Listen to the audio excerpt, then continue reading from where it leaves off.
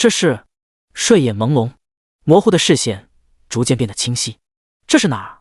望着这明显陌生的卧室，萧俊一阵错愕。陌生的环境，陌生的卧室，确定这不是在自家？我被绑架了？还是谁在跟我开玩笑？他十分确定这不是自己的小窝，说句不好听的，就凭他那每月3000多的工资，这是他租不起的房子。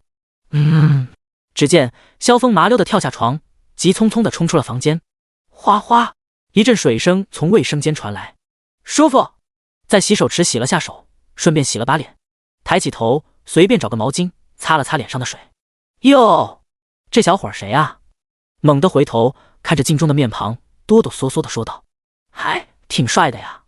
只因眼前的镜中浮现着一张十分陌生的脸庞，这不是他，也可以说不是之前的他。之前的他长相平平无奇，属于那种个人堆里面转身就毫无印象的那一大撮普通人。不得不说，确实挺帅的。望着镜中的自己，不由发自心底感叹道。十几分钟后，萧俊瘫在客厅的沙发上，双眼望着天花板，怔怔出神。不得不接受现实，他貌似穿越了。脑海中不时浮现出一些零散的记忆，不属于他的记忆，而是一个叫林峰的记忆。对此，萧俊哭笑不得。头天晚上他还和朋友在网上冲浪来着，一觉醒来就穿越了。望着摆在茶几上的身份证，姓名林峰。这是他按照脑中的记忆从卧室翻出来的。算了，既来之则安之，从现在起我就是林峰。萧俊，现在叫林峰，十分欣喜地接受了穿越的事实。不接受也不行啊，他也不知道咋回去。再说前世的他本就一无所有，大学毕业打工几年，别说存款，能把自己养活走就不错了，更别说女朋友啥的，那更是奢望。虽然穿越过来的这个林峰也是啥都没有，但至少长得帅啊。男人嘛，懂得都懂。最主要的是没有什么乱七八糟的亲戚啥的，是个孤儿。可能是因为孤儿的原因吧，前身性格比较孤僻，平日里除了要兼职赚取生活费和学费，基本没有什么交际，连一个死党都没有。妥妥的悲剧啊。唯一不错的是他长得挺帅，穿越到他身上也不算吃亏。根据脑中的记忆判断，这个世界叫蓝星，应该是地球的平行世界。龙国文化方面和前世差不多，只是科技要领先地球不少，尤其是在娱乐方面。回想着前身的记忆，居然对一款名叫起源的游戏印象十分深刻。这款虚拟网游起源对外宣传称其为划时代网游，号称100%真实。它不仅是一款游戏，更可能是人们的第二世界。虽然前身平时对游戏不怎么感冒，但是这游戏的宣传攻势十分迅猛，大街小巷广告随处可见，耳濡目染，还是留下了比较深刻的印象。至于倒霉蛋林峰，蓝星龙国人，今年24岁，和一大批芸芸众生一样，毕业即失业，才从大学毕业不久，现在正处于找工作的阶段。白高兴一场，还以为这房子是前身自己的，原来是租的呀。房租还不便宜，2室1厅，月租3000。好在之前直接交了半年的房租，现在还有4、5个月到期，至少短时间内不愁住。打开手机，2166年6月30日。咦，起源明天早上8点开服，要不要试试？虚拟网游啊，貌似那游戏头盔不便宜啊。熟练的打开手机银行，看着卡上的余额，林峰不禁陷入了沉思。8308.5元，说少吧也不是很少，有8000多的资产，说多吧也不多啊。那为啥还租一个这么贵的房子？而且前身才一个人住，还租个2室1厅。你说你一个刚毕业的大学生，又没找到工作，租这么贵的房子干啥？吐槽归吐槽，生活还是得往前看。前世林峰就一个普通人，也没啥特长，不然也不至于工资才3000多1个月。难道穿越过来了继续给人打工？要不看看那游戏，既然宣传这么猛，到时候玩的人一定不少，里面肯定能赚钱。我就看看，买不买设备先不说，先了解了解。像是说服了自己，林峰愉悦地点开浏览器，准备看看那游戏到底咋样。他对那明天即将开服的起源还是比较好奇的。在前世虽说不是什么游戏大佬，但各种各样的游戏还是玩过不少的。平日也经常利用闲暇时间搬搬砖，赚点烟钱。虚拟游戏这还真没见过。在手机上一搜索，关于起源游戏的报道铺天盖地，着实不少。打开一个好像是官网的链接，官网倒是十分简洁，不过内容却是相当的不简单。看着官网上的宣传动画确实不错，就是不知道到时候游戏画面如何？对此林峰兴趣大增，顺手买了一个游戏头盔，花了整整5000块，本就不多的资产瞬间缩水一大截。真的就是顺手，主要是手指不听使唤，自己就去下了个单。至于档次更高的游戏舱，标价也是十分感人。普通档次的能够保持在线48小时，标价5万；高档的能保持在线1周，标价高达10万。至于最顶尖的，要价100万。理论上能够一直在线，当然官方也表示，最好还是适当的放松一下比较好。简直是离了大谱。主要看官网上的数据，游戏舱的销量还十分的可观。有钱人的快乐，林峰表示他不想了解。感慨完，继续在网上继续查找游戏的相关简介。不知不觉，一个上午的时间过去了。第2章起源开服。碰碰，此时门外响起了敲门声。谁啊？林峰心不在焉地问道。快递。哦，来了。打开门，一个快递小哥双手递过来一个四四方方的纸箱。您好，是林峰先生吧？这是您的快递，麻烦签收一下。对，我是林峰，谢谢。从小哥手上接过纸箱，关上门，林峰迫不及待地拆开纸箱，里面装着一个看起来十分有科技感的头盔，大小和摩托车头盔差不多。只是想想这玩意儿是花5000大洋买的，又有些心痛。林峰的想法很简单，既然这游戏宣传那么狠，而且光游戏设备都那么畅销，那么要在这游戏里面挣点钱应该不难。要在游戏里面混得风生水起，林峰不敢说打打金币赚点生活费，那还不是敢简单单，不是好奇，绝对不是好奇，是为了讨生活，挣钱嘛，不寒碜。眼看着时间到了中午，林峰把头盔先放着，准备先去搞定自己的五脏庙，在楼下随便找个饭馆解决了午饭。林峰便一头扎进了一个超市。既然打算在游戏里面搞点生活费，必要的准备还是需要的，比如备点干粮。看着货架上与前世大同小异的食物，只是没有一个是前世熟悉的牌子。泡面都2166年了，还有这玩意儿？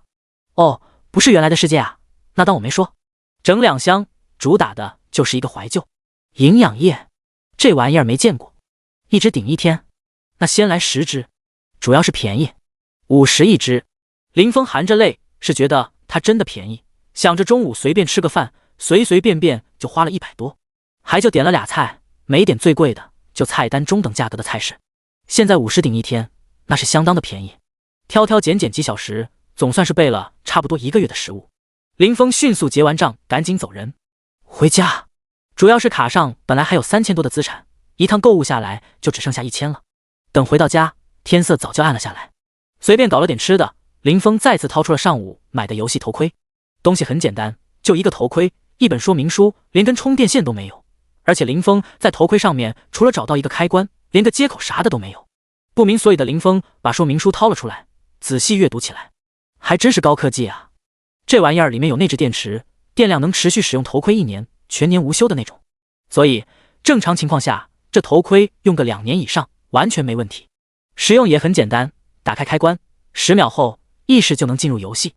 二话不说，林峰直接把头盔套在头上，躺在沙发上静等了10秒。果然有动静传来，叮，距离起源开服还有9小时35分钟，请玩家耐心等待。这游戏有意思啊！游戏是与玩家脑电波直接绑定，从源头上杜绝卖号。关键一个人还只能创建一个角色，倒是能删号，不过代价有点大，2次创建人物要等1个星期之后。人物建模干脆直接扫描的身体数据，只能调整容貌发型。对此，林峰直接好评，直接把女装大佬的机会给焊死了，必须好评。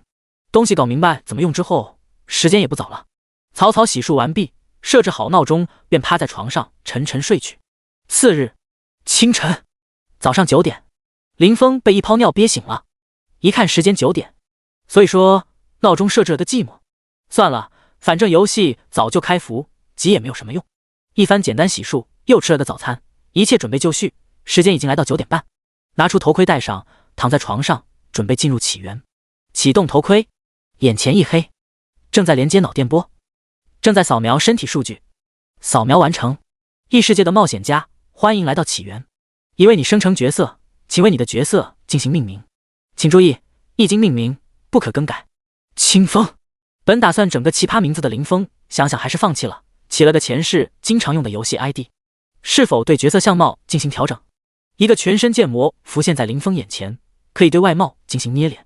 鼓捣半天，再次打量眼前的人物，帅气不减，只是相貌大相径庭，就算是熟悉他的人，也绝对认不出来。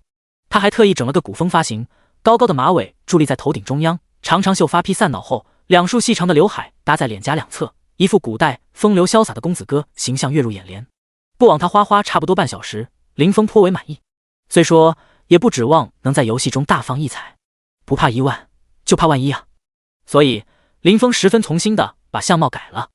注册完成，亲爱的冒险家，祝你在起源中绽放属于您的精彩。登录游戏，林峰出现在新手村中，身边不时闪现出一道道白色光芒。你已进入8888号新手村，尽管已经开服2小时，依旧有大量的人群进入游戏，密密麻麻的人群挤在出生点，放眼望去，人山人海。乖乖，8000多号新手村，每个村子 1W5000人，这就1亿多人在玩啊！这真的是游戏？这也太真实了吧！我吹爆 WC， 牛逼！这游戏居然还能脱裤子啊！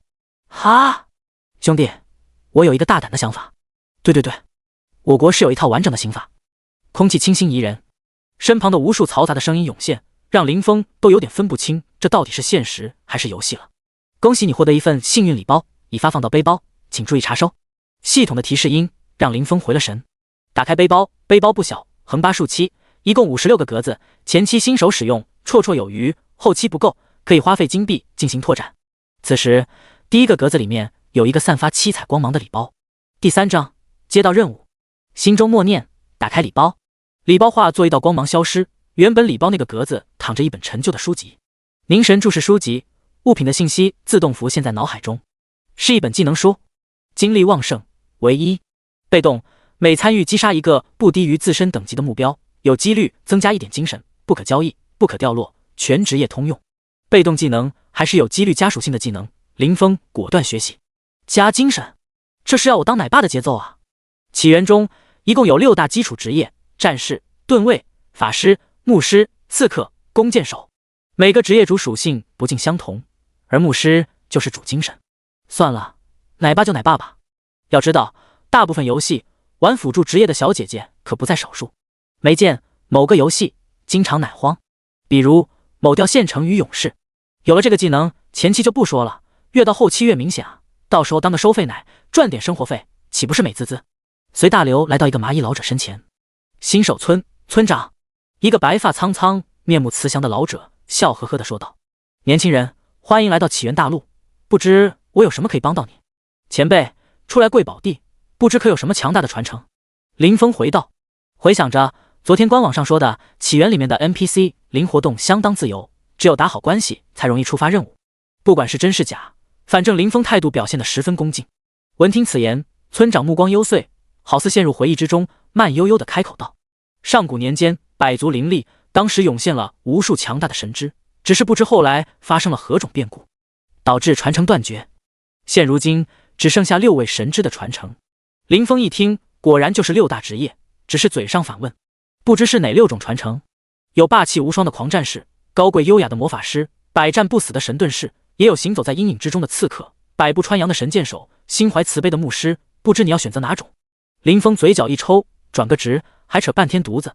之前看见别人很快就搞定的呀。不过脸上依然笑着回道：“我对打打杀杀不是很感兴趣，就选择牧师吧。那我就助你一臂之力吧。”说完，村长递过来一根木头法杖和一件新手衣服。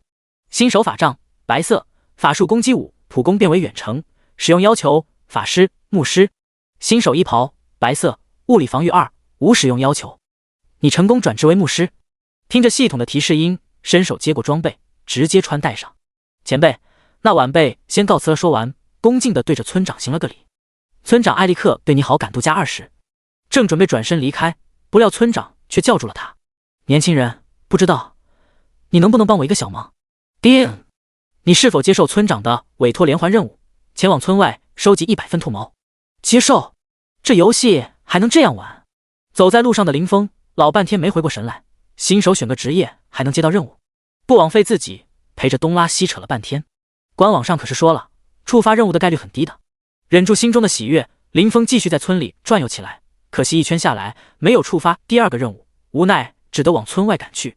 刚才耽搁了半天，好多人都在外面打怪去了。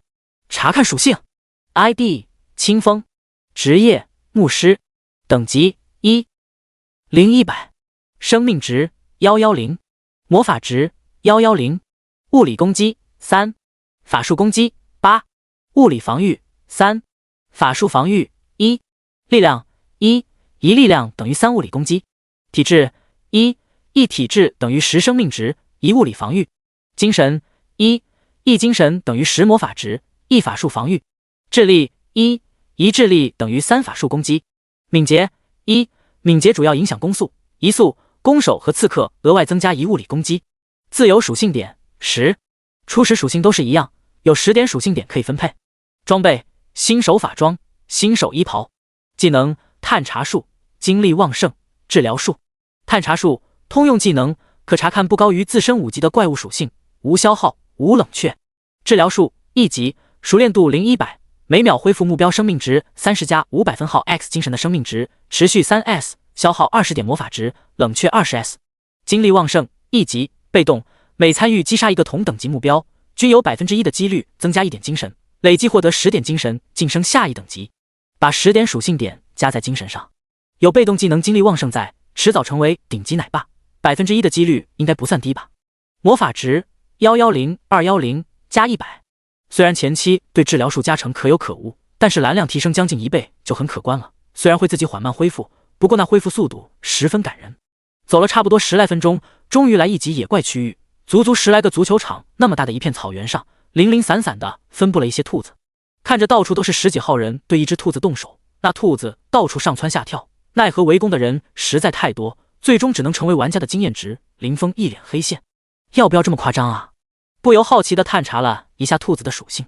红眼兔，等级1，生命值300，攻击20，防御5。好吧，不得不承认，这玩意儿他还真的打不过。这是一级怪，我丢！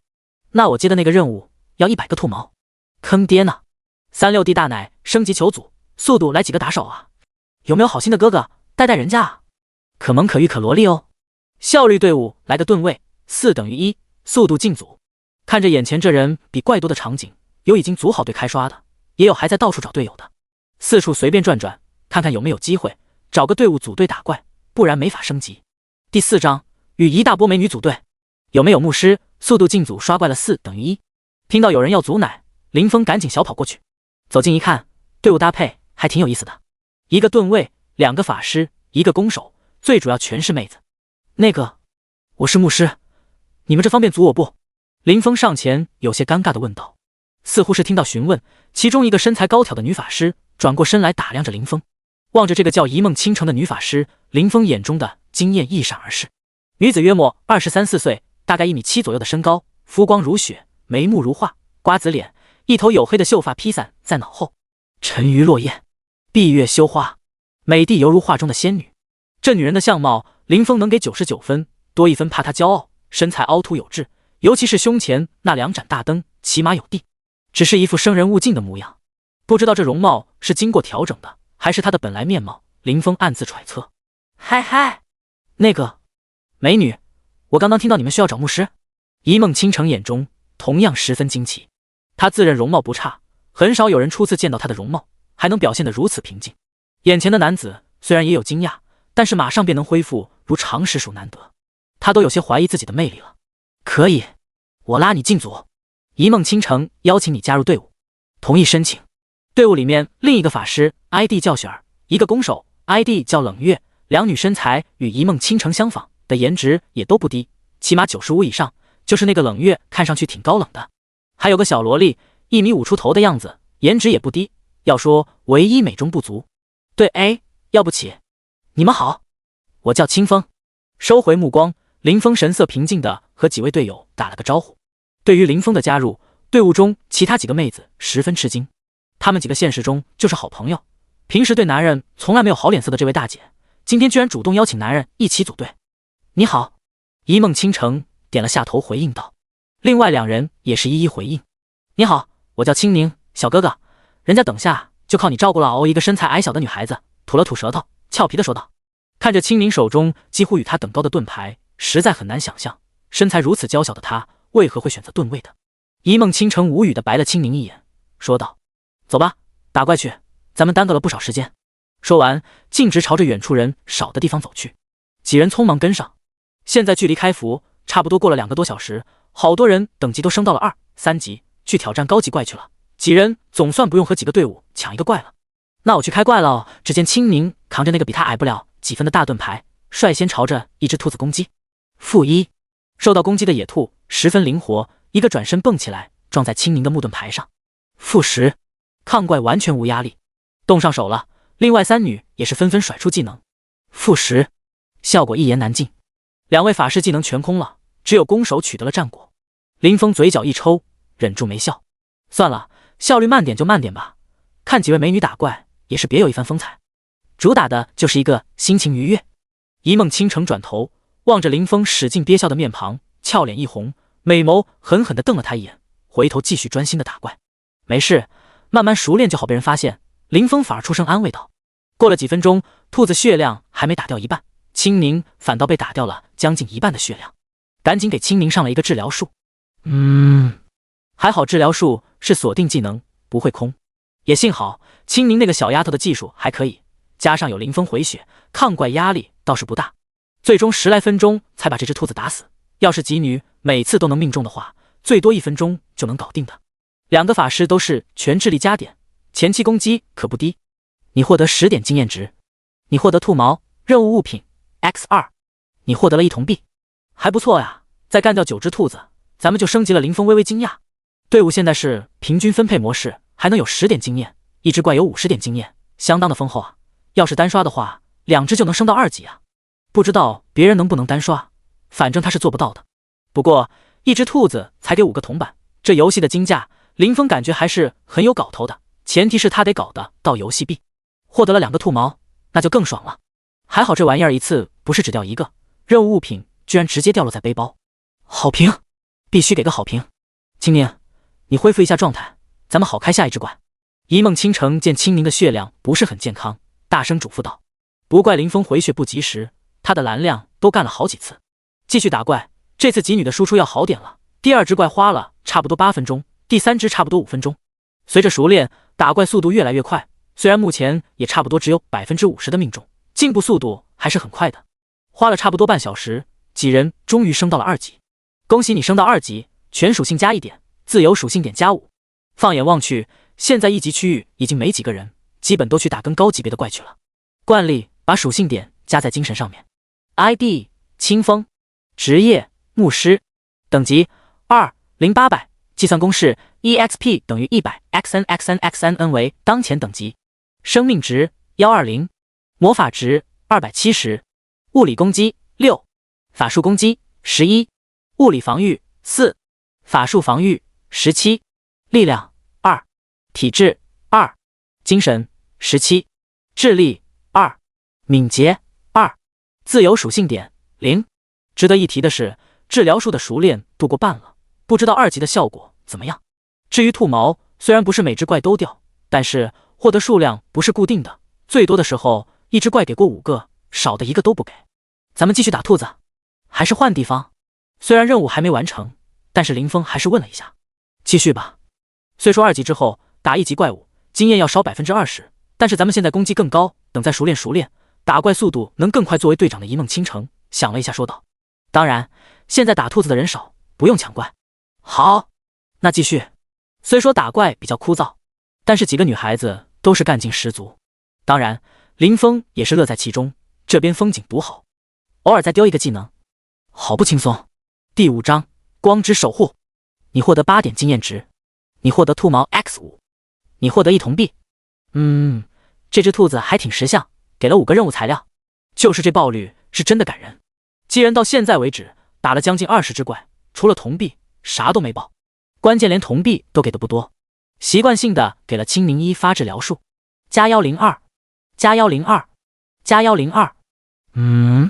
技能升级了，治疗术2级，熟练度1200，每秒恢复目标生命值100加10%X 精神的生命值，持续3S，消耗20点魔法值，冷却20S。2级治疗术，真香！全体质的青宁目前才440的血量，只要没死，都能奶回来。几位队友见此，都十分惊讶地望着林峰。刚刚治疗术等级到了2级，别都看着我，继续打怪。林峰颇为无语地说道：“本来技术就菜，还不专心练技术，想啥呢？太棒了，清风哥哥，我终于不用四处躲着拉怪了。”青宁兴高采烈地说道。闻听此言，几女稍显尴尬。接下来几人刷怪的效率再次提高，差不多1个小时，几人纷纷升到了3级，再次获得全属性+1 5点自由属性点，惯例加精神。林峰的任务也早就完成了，只是一直没有回去交任务而已。不过几人的运气也是够可以的，兔子都快刷土了，一件装备都没打到，就每人收获了不到200个铜币。到了3级，再继续刷1级怪就划不来了，经验再次减少20%不说，主要是3级升4级需要2700的经验。我要回趟新手村，你们呢？林峰问道。一起吧。接下来继续打兔子划不来，咱们直接去打3级或者4级怪物，反正现在青宁能抗住。一梦倾城一脸平静地回道。再次回到新手村，10分钟后我们在此地汇合。莫等林峰开口，一梦倾城直接说道：“前辈，您要的兔毛我收集齐了。”我果然没有看错你，村长依然笑呵呵地说道：“年轻人，谢谢你，我也没什么好东西给你，正好有本技能书，便送你吧。”你获得技能书？村长艾利克好感度+10。见搞了半天才完成的任务，连点经验都不给，林峰大失所望。瞟了一眼奖励的技能书，光之守护牧师技能，虽然不知道具体效果，本着技多不压身的原则，直接学掉。属性面板里面再次查看技能详情。光之守护消耗100魔法值，为单个目标提供50%的生命值和防御值增益 buff， 持续60分钟，冷却 60S。 此技能不可升级。牛逼！又是一个神技啊，能用到游戏官服，真香！刚刚还有所失望的林峰一脸兴奋。经验？那是啥？不知道前辈还差什么东西不？我可以继续帮您收集得了好处的。林峰急忙追问道。确实还差不少东西。村长思索了一会儿说道。有戏！那不知前辈还差时吗？我一次性给你全收集齐全。那就麻烦你了，年轻人。丁，你是否接受任务？村长的委托，后续收集疾风魔狼的狼皮100份，狼牙100份。接受，赶紧接受，不管要啥，接了再说。100份兔毛就给了本技能书，这次200份怎么也不会差吧？回到几人约定的地方，他们4人已经等在那里，简直就是一道亮丽的风景线。附近路过的玩家不时回头瞟上一眼。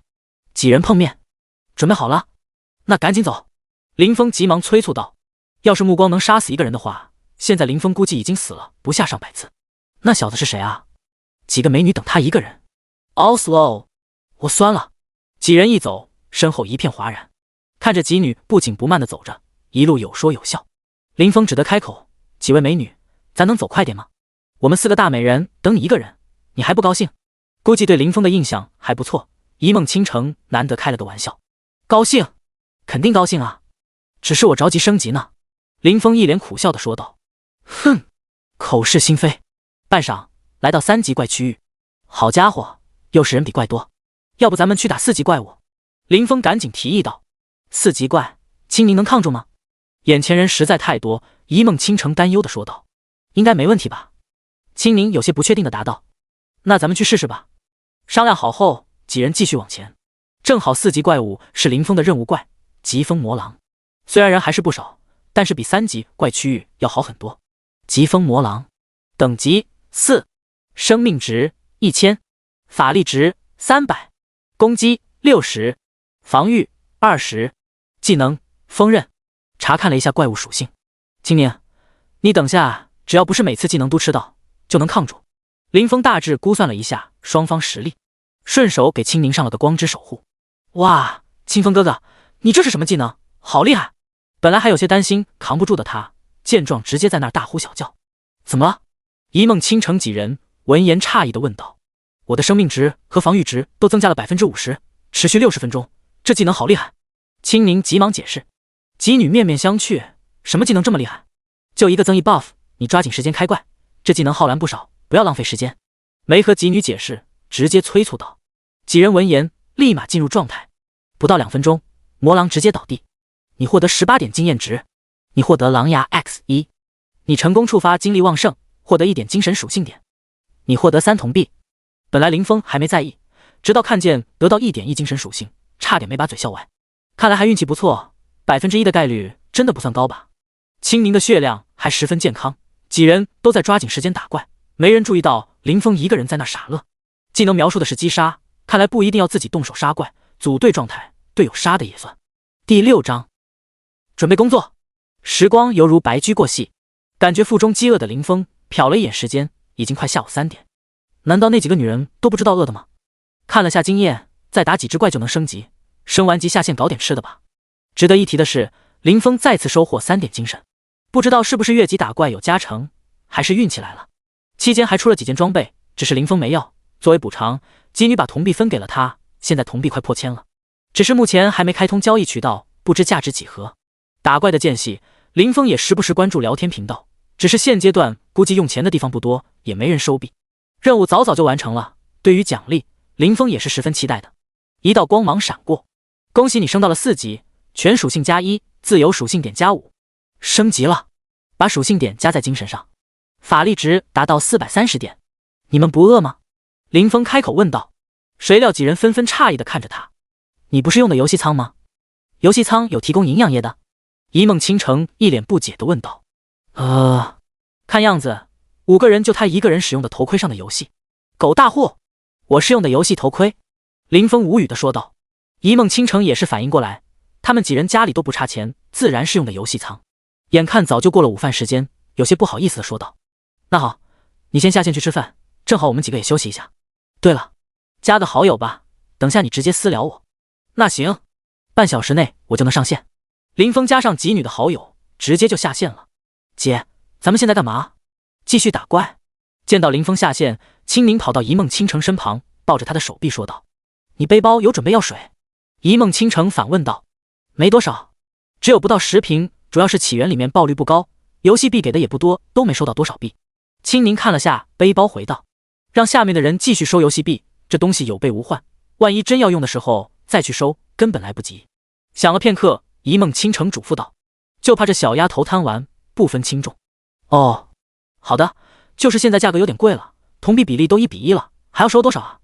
青宁重重点了点头，他也知道起源虽然今天才开服，但是玩家基数实在太大，大大小小的财团多多少少都有派人或者扶持友人进驻游戏，不可能放弃这么一个尚未开垦的触点女帝。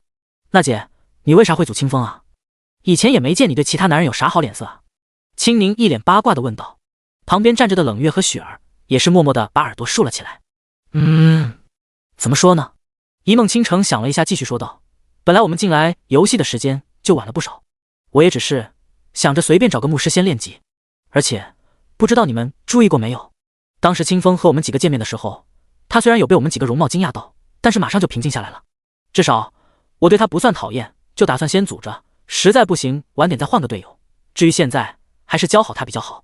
几女一听也是明白过来，毕竟那个光之守护 buff 太牛，反正没见过其他人有同类的技能。就在此时，一个声音突然响起。全服通告，恭喜玩家君临，无伤开启新手村隐藏副本，是第一个开启副本的玩家，特奖励自由属性点10、金币10，请大家踊跃参与。通告一连响了3遍，不管是在打怪还是干啥的玩家都是一劲。副本？这游戏新手还有副本？难道你们没看到那个君临无伤获得10金币吗？那是多少钱？小钱而已，难得不是属性点更重要。各个新手村的聊天频道直接炸锅，甚至有不少玩家光顾着水聊天频道，直接被怪打死。先回新手村，我让下面的人给我们几个都收一身装备，价格无所谓，最重要的是快。一梦倾城说完，迅速准备返回新手村。青宁、冷月还有雪儿几人都是一愣，不过马上反应过来，连忙跟上。林峰随便吃了点东西，麻溜上线。现在刚开服，时间宝贵，上线没看到几女，在好友看到几女都还在线，直接给一梦倾城发了一条私聊。我上来了，你们在哪儿？对面应该没打怪，直接秒回。我们在新手村，你先回村，你直接到药剂店来吧。林峰一听，正好回去把任务交了。10多分钟后，林峰找到村长提交任务，又奖励了一本技能书。光之祝福，消耗100魔法值，为单个目标提供50%的攻击力，持续60分钟，冷却 60S， 此技能不可升级。又是一本神技。有了光之祝福和光之守护，还有那个奶爸能和他比，果断学掉。还接到了后续的任务，村长的委托最终还唯一收集树妖之心 X100，千年树妖王结晶 X1。此任务唯一不限接取人数，但只要有人完成任务，其余接取任务的人，此任务失败自动放弃。查看属性面板 ，ID 清风，职业牧师，等级406400，生命值140，魔法值430，物理攻击12，法术攻击17，物理防御4，法术防御33，力量4，体质4，精神33，智力4，敏捷4，自由属性点0。装备新手法杖，新手衣袍。技能探查术、治疗术、精力旺盛、光之守护、光之祝福。加点比较极端，不过他又不需要打怪。来到药剂店和吉女会合，你赶紧买点药水。莫等林峰开口，一梦倾城直截了当的说道。怎么了？林峰反问。现在买药水还是有点奢侈的，要50铜币一瓶呢。最主要一瓶药水才会200点血蓝，还不如他一发治疗术价的多。初级生命魔力药剂，瞬间回复200点生命，冷却10S。你下线的时候，有人不知道完成了什么任务，开启了一个副本，我们等下直接去打副本。一梦倾城解释道。难怪刚刚回村的时候，发现村外广场上人不少，我们也趁你下线的时候收了一身装备。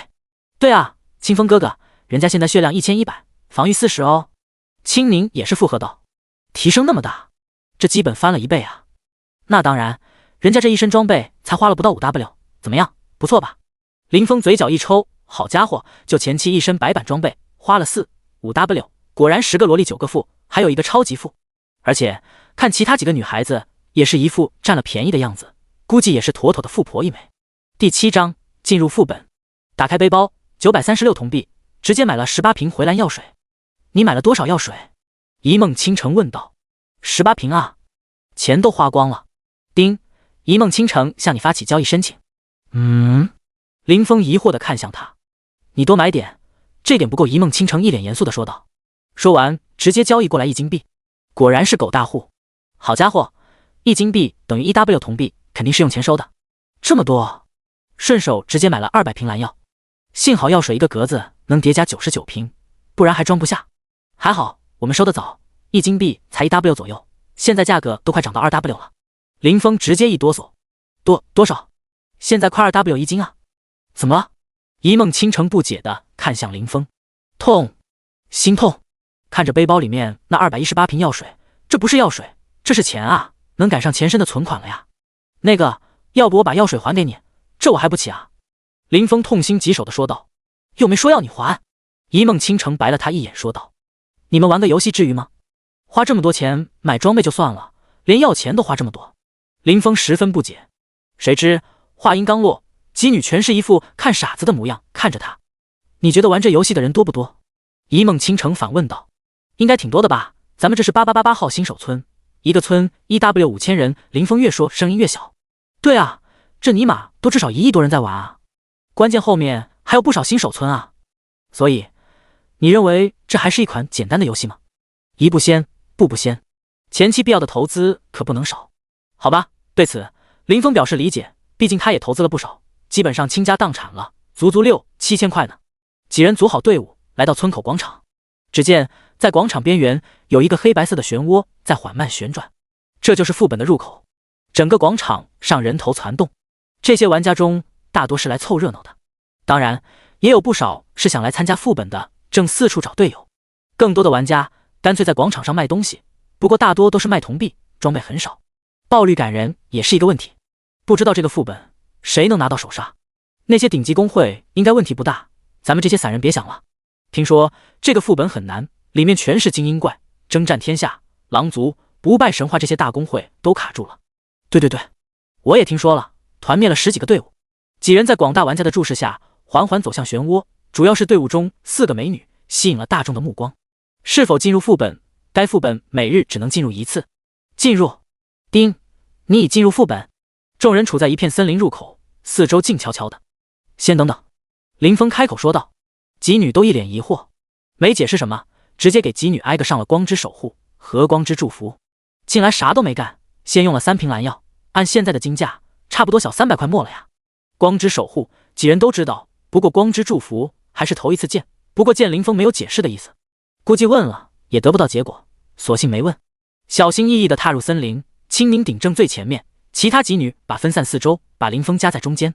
阴暗的丛林不时有冷风呼啸而过，寂静无声，几人都是小心翼翼地往前推进。走了几分钟，无事发生。忽然前方一道锋刃袭来，撞在青柠的盾上。负315，硬吃这下伤害的青柠血量直接下去1/5。林峰赶紧补上一个治疗术。小心，这怪伤害很高，青柠，你顶住。查看了一下怪物的属性，疾风魔狼，等级4，精英，生命值5000，攻击250，防御50，技能撕咬、锋刃。原来是精英怪，体型比外面的野怪大了不少，攻击防御也高不少，就是这血量有点吓人。看见青柠顶上前去，近距离纠缠住着，几女也是动作熟练的各自放着技能。负170，负182，负75，负75。后2个伤害是攻守的技能，连珠剑，3女伤害差距不大。法师的火球术 1.5S 一个，就相当于其他职业的普攻。冷却虽短，可惜不能升级。不过和冷月比起来，2个法师的输出还是有些差距的，主要攻速跟不上。3人初始攻击都破100了呀！狗大货！林峰忍不住又在心里吐槽，顺便给自己也上了个守护，这要是被秒了就惨了。还好青柠的技术还行，只是看他回血要喝个不停，林峰就是一阵心疼。不过也没办法，虽然林峰一个治疗术能恢复300多的血量，但是冷却 20S 青柠至少要挨2下，有的时候甚至3下，一下掉190的血，只要不吃怪的技能，恢复勉强能跟上。不到1分钟，魔狼倒在地上，有一道光芒闪烁。叮，你获得160点经验值。出装备了，经验值也不低，4级普通怪才16点经验。出什么了？一件蓝装。青柠直接把属性分享在队伍频道。狼牙盾，蓝，部位主手武器，属性1，生命值加200，属性2，体质加10，属性3，双防加20，佩戴需求，盾位，属性相当炸裂。耶！青柠高兴的直接跳了起来，直接换上，血量顿时突破2000大关。往往高风险也意味着高收获，几女也都兴奋异常。要知道他们刷了一上午的怪，别说蓝装，连个白板都没有。而且有了这个盾，青柠抗怪容错高了不少，另一方面也是期待能出自己用的装备。继续前进，走了几分钟，砰！哎呦，怎么了？众人都是关心的问道。青柠一边揉着膝盖一边说道，没事，刚刚没注意，被藤蔓绊倒了。说完还用力踢了藤蔓几脚，岂料那根藤蔓突然四处挥舞，旁边矗立的一棵大树也突然活了过来，树干上长着眼睛、鼻子，还有一张夸张的大嘴，一时藤蔓漫天。几人之前都没注意。百年树妖，等级4，精英，生命6000，攻击150，防御80。不愧是树，等级和之前的魔狼一样，生命和防御多了不少，不过攻击低了不少。反应过来的青柠手持大盾，直接一个撞击撞在树干上，砰！哎呦，树妖没啥事，自己反倒是一个凛冽，差点摔倒。几女反应过来，直接火力全开，砰砰砰的打在树妖的身上。没一会儿，树妖便化为一地碎片，爆了件垃圾白装。搁之前，几女肯定能看上，不过现在他们人手一套白装，看都没看一眼，直接丢给林峰。叮，你获得160点经验值。叮，你获得树妖之心 X1。他们几个是富婆，看不上，但是林峰看得上啊。不过一看是战士用的，连属性都没看，直接丢背包了，等出副本了可以卖钱。第8章，空气墙，获得一个任务物品。林峰若有所思，看来还有其他人领取了那个唯一任务啊。这个副本估计就是第一个接取最终还任务的人开启的吧。得之我幸，失之我命，能不能抢在前面完成任务，林峰也没把握，关键还是得看几位队友给不给力了。众人跟在青柠身后继续前进，路上时不时有树妖活动，不过几人现在赶路的时候都不会再忽略身边的树木，倒也没有被偷袭。副本爆率确实高了不少，但也不是太离谱。目前打了20来只怪，出了2件白装，全都进了林峰的包里。虽然白得几件装备，林峰也十分高兴，不过3件装没一件他能用的，全是其他职业武器，也是离谱。不过几人除了刚开始碰到过魔狼，暂时还没有碰到过第2只。给青柠补了个 buff， 林峰无聊的四处打望。四周全是树，连根草都没有。咦，好像有什么东西混进来了，不好，是魔狼，估计是他们和树妖战斗吸引过来的。此刻他在一梦倾城侧后方正在凝聚锋刃，法师本来就是脆皮，要是他挨了这一下，直接就得记了。来不及多想，小心！林峰直接一把搂住他的腰身，扑倒在地上，险之又险地躲过了锋刃。死！砰！林峰龇牙咧嘴，这下摔得有些狠。这游戏搞什么真实可以，但是你这疼痛感搞这么真实干啥？两人直接在地上滚了几圈，一缕幽香传来，十分好闻。左手搂在一梦倾城的腰上，还是真实点好。手感不错，不过现在不是感慨的时候。刚刚那一个锋刃差点把他秒了。呼！深深地吐出一口气，刚刚还真是刺激。起身发现魔狼已经来到近前，朝着他俩扑过来。说时迟那时快，林峰一把将怀中的一梦倾城推开，借着反作用力避开了魔狼的攻击，顺手一棍打在魔狼腰上。砰！负零，不破防，林峰哭笑不得。不过还好魔狼现在的仇恨在他身上，破不破防倒是都无所谓。看着魔狼准备再次攻击，林峰急忙向树林里面跑去，只有一道声音传来：你们赶快把树妖解决了，来帮我，我扛不住他。这一切都发生在电光火石之间，几女还没回过神来，林峰已经跑远了。直到林峰的声音传来，几人才发现他后面还跟着一头狼。一梦倾城也是一脸错愕，林峰的突然袭击，他是一点防备都没有，还以为林峰要受性大发呢。此时也是回过神来，发现林峰是为了救他，不然刚刚他铁定被秒。看来他的人品还不错，不过一想到刚刚林峰把他搂在怀中，俏脸顿时一红，心不在焉的对着树妖就是一阵输出。倾城姐，你没事吧？另外几女也是关心的问道。没事，咱们快点打完好去帮林峰。他一个牧师说到这里也是一阵担心，要是林峰挂了，少了他的强力辅助，光靠药水，这副本估计悬了。林峰这边借着树木掩饰，倒是没有被魔狼攻击到，运气也十分不错，没有碰到第二只树妖。估摸着几女应该已经把树妖杀了，林峰带着魔狼又兜了回来。青宁，快帮忙！几女闻言齐刷刷的把目光看过去，就见到林峰蛇形跑在前面，魔狼在后面紧追不舍，狼狈不堪。青宁连树妖抱的东西都没来得及捡，手持盾牌冲着魔狼就撞了过去，直接把魔狼撞得一个凛冽。林峰顿时松了一口气，此时回过神来，心中仍旧一阵后怕，大口喘着粗气。幸好是在森林里面，不然就真的记了。该说不说，要是真挨着一下，就他现在这个脆皮直接就凉了。谢谢。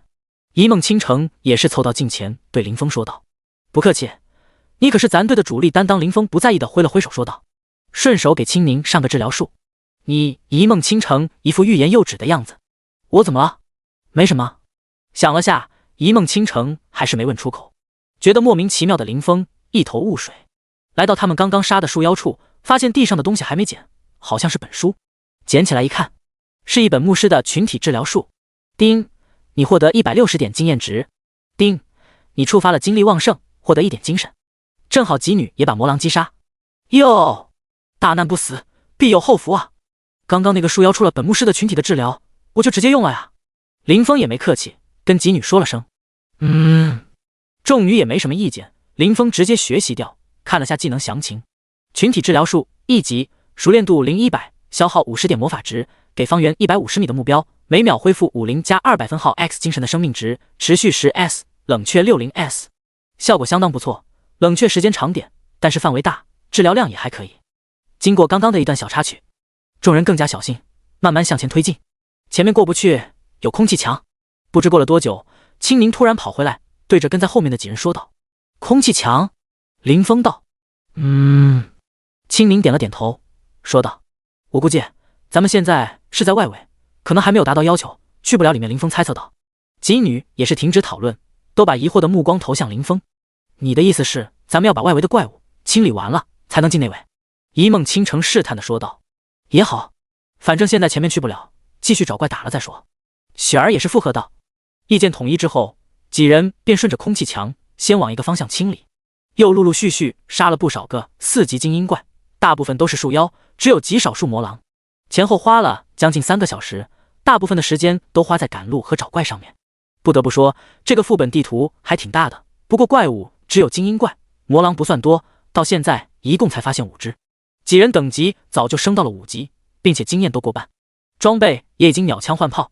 妓女至少得到1件蓝装，还有几件其他职业的用不了，妓女也没要，全部便宜了林峰。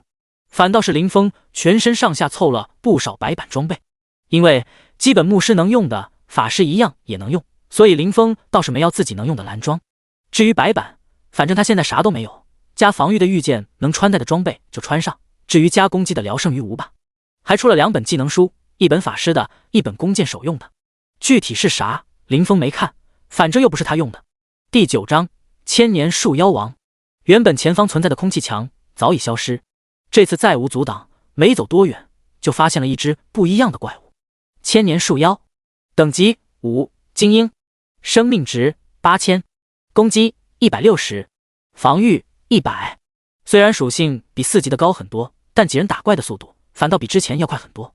不久，前方再次遇到空气墙，不过这次几人二话不说往周边寻找怪刷，又刷了1个多小时，空气墙才消失。不过等级升到了6级，这次收获就没多少了。树妖爆率真心不咋的，还是魔狼给力。除了再收获几件用不上的装备外，林峰还获得了2点精神。查看了一下自己的属性 ，ID 清风，职业牧师，等级6，4180-21600，生命值280，魔法值580，物理攻击18，法术攻击23，物理防御30，法术防御61，力量6，体质10，精神48，智力6，敏捷6，自由属性点0。装备新手法杖，技能探查术，治疗术3级，精力旺盛1级，光之守护，光之祝福，群体治疗术2级，治疗术3级，熟练度30-500，消耗20点魔法值，每秒恢复目标生命值250加15%X 精神的生命值，持续3S，冷却20S。群体治疗术2级，熟练度11-200，消耗50点魔法值，给方圆150米的目标，每秒恢复100加200% X 精神的生命值，持续10S，冷却60S。精力旺盛只差3点就能升级，这属性现在乃良惊人。妓女的收获也不低，除了2个法师，一人只得到1件蓝装，青柠和冷月都给了2件蓝装。蓝装基本都是魔狼爆的，不过树妖倒是贡献了几本技能书，2本盾位的技能，1本法师的控制技能。玄冰刺消耗50点魔法值，对单个目标造成150%的法术攻击，使目标减速30%，并有50%的几率造成冰冻，冰冻持续10S，冷却60S。一梦倾城学的这个技能。至于青柠加上林峰的 buff 的话，现在血量差点突破4000大关，防御150多。只要他能带上的蓝装全部给他穿上了，全身11件装备，他现在有6件蓝装在手。休整一番过后，几人朝着继续向前走去。前方明显有一棵树，与众不同，老远就能看到它比普通树妖高大了不止1倍，想来就是副本 boss 啊。来到不远处，看着这起码20多米高，直径估计有3-4米的树妖，都是一片震撼。默默查看怪物属性，果然是 boss。千年树妖王，等级6 boss， 生命值5万，攻击500，防御200，技能枯木逢春，木刺。众人都被 boss 的属性震惊到了，除了青柠，其他3女的血量才400多，不到 boss 的1%。至于林峰，血量最低，不过打怪轮不到他，反倒是无所谓。几女攻击倒是能破防，不过一下也就能打掉几10点血，就这还是因为有林峰的 buff 在，不然都没办法破防。打吗？林峰一脸凝重地问道。除了青柠，其他3女连 boss 一下都扛不住，算上林峰的 buff 也就只能扛一下。打吧，慢慢磨，大不了死出去，副本挂掉也就掉1级经验而已，不掉装备。一梦倾城思考了一会儿说道。就算掉级，几人的收获也是不少，不算亏。青柠加上我的辅助，应该能抗住，反正只要不脱离战斗， boss 回血的速度不快，等下青柠你去试探一下，看看 boss 的技能如何，想来应该是能躲掉的。林峰叮嘱道，心中也是有些欣喜，100份树妖之心早就收集齐了，现在就差属妖王结晶，任务应该有希望完成。放心吧，包在我身上。青柠一听，拍着胸脯说道，本来就是青苹果，也不怕拍小了。林峰心里暗自嘀咕。青柠大大咧咧的拖着盾牌就冲 boss 跑去，一顿拍在树干上，这次没有差点把自己撞倒，迅速后撤几米，双手持盾，小心翼翼的戒备着。boss 被他一拍，瞬间惊醒，2条像是手臂的树干从天而降，对着青柠砸去。青柠靠着走位，闪过2次攻击，继续小心翼翼地防守着。BOSS 见攻击没打中，直接一声大吼，清明前方大概1米的地面瞬间裂开，一根硕大的木刺斜着攻向他所在的位置。幸好他保持着足够的警惕，一个侧翻躲了过去。几人又等了几分钟，没见到 BOSS 的第2个技能，想来是有一定条件才触发，索性不等了。林峰直接说道：“开打，保持最远输出距离，注意躲避技能。”而他自己则是躲得远远的，保持在树妖 BOSS 的攻击范围之外。一梦倾城上手就是一个玄冰刺，火球术紧随其后打在树干上，负190，负60，伤害十分可观。雪儿和冷月也是技能直接跟上，负42，负55。两人都是用的基础技能，攻击加成只有100%，这技能不能升级。好在冷却快 1.5S 一个，基本相当于普攻了。林峰趁着加血的空档，默默估算着伤害。理论上极女1分钟差不多能打掉3000多的血，然而理论终归只是理论，毕竟 BOSS 会缓慢回血，而且极女还要躲避 BOSS 的攻击，基本只能保证1分钟打掉1000血左右。看来是场持久战。雪儿、冷月、倾城，你们3个不要站得太近，向四周散开。林峰突然向着极女喊道：“打 BOSS 碎皮站一堆，想啥呢？不能生气，不能生气，任务还得靠人家呢。”极女默默拉开距离，继续向着 BOSS 丢着技能。3女火力全开，除了躲避 BOSS 攻击以外，基本上是哪个技能 CD 一好就用哪个技能，忙得不亦乐乎。观察了几分钟，目前来看战况还行，树枝的攻击倒是基本都能躲掉，木刺暂时还没触发第2次。再次跑上前去给青柠补了状态，林峰果断开溜。就在这时 BOSS 突然放出技能，青柠还好有经验，直接躲掉。不过负责输出的3女除了冷月好点，毕竟敏捷高，躲开木刺，一梦倾城和雪儿都被 BOSS 技能命中。血条消失术，看到俩女血条就剩个血皮，吓得林峰赶紧跑过去给他俩一个群体治疗，又匆匆跑开。一梦倾城和雪儿还没反应过来发生了什么，就感觉一痛，差点凉了。随着时间1分1秒的过去， BOSS 血量缓缓下降，那叫一个惊险刺激。主要负责输出的3个女孩子技术真的一言难尽，前面打小怪还好，就算挨1-2下攻击也不至于被秒，真鸡巴菜。只有冷月稍微好一点点，仗着敏捷高，大部分攻击都能躲掉。结果显而易见，把林峰给忙坏了。除了给众人回血上 buff， 偶尔还要帮助极女躲 BOSS 的攻击，可谓是耳听六路，眼观八方，手览四方。第10章副本首通。40几分钟后，几人惊险万分的把 BOSS 的血量磨到了10%。就在此时， BOSS 突然全身冒起绿光，一个绿色的数字浮现在 BOSS 上空，加40738， BOSS 的血量直接回满。几人都是满屏的问号，差点自闭。哪有这么离谱的啊？一个新手村副本 BOSS 血量 5W 就不说了，尼玛这技能掉的一匹啊，他凭什么？心中直接对着策划的亲戚问候了不知道多少遍。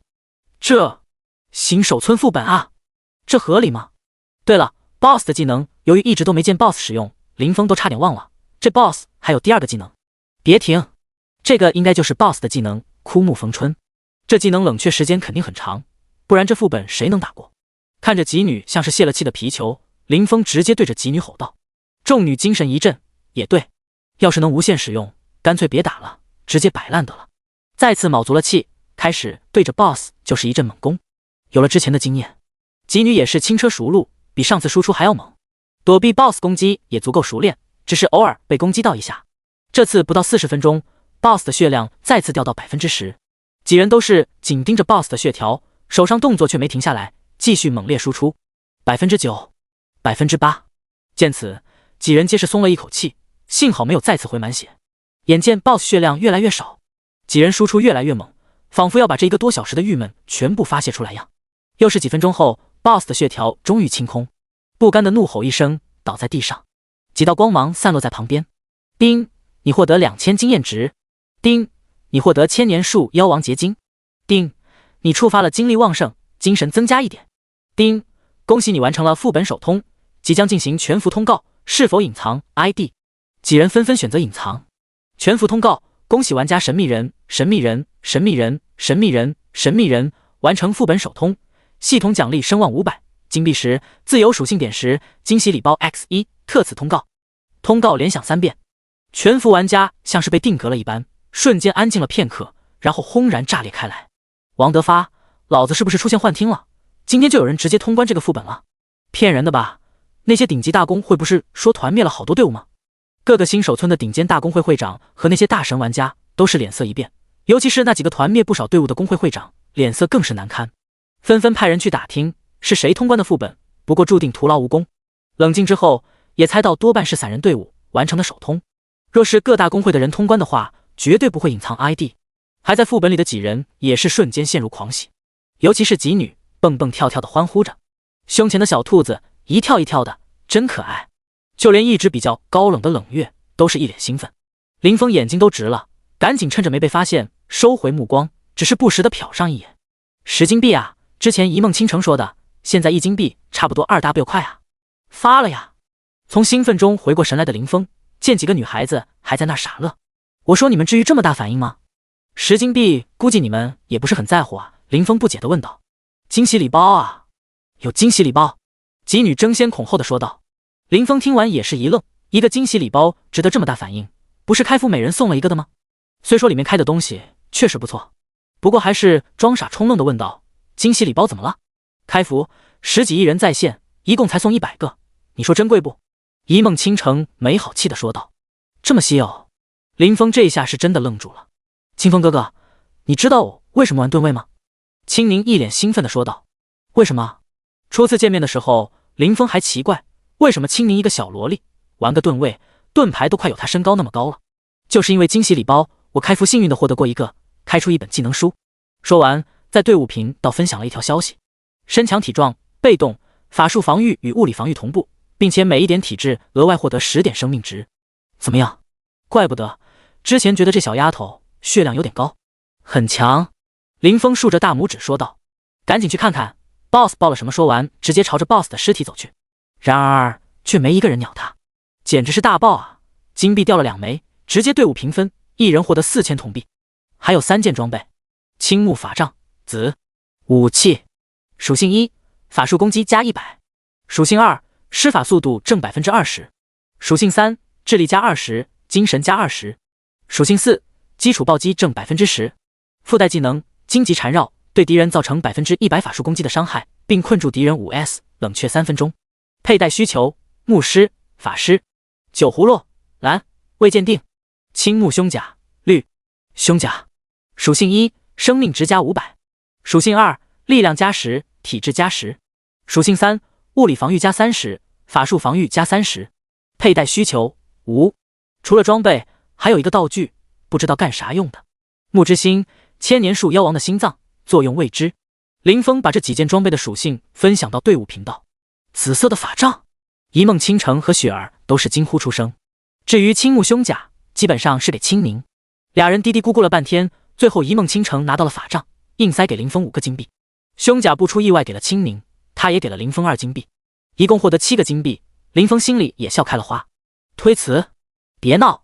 先不说几女都是富婆，不在乎这点小钱，2件好装备拿了，不给林峰一点补偿，几女不要面子啊。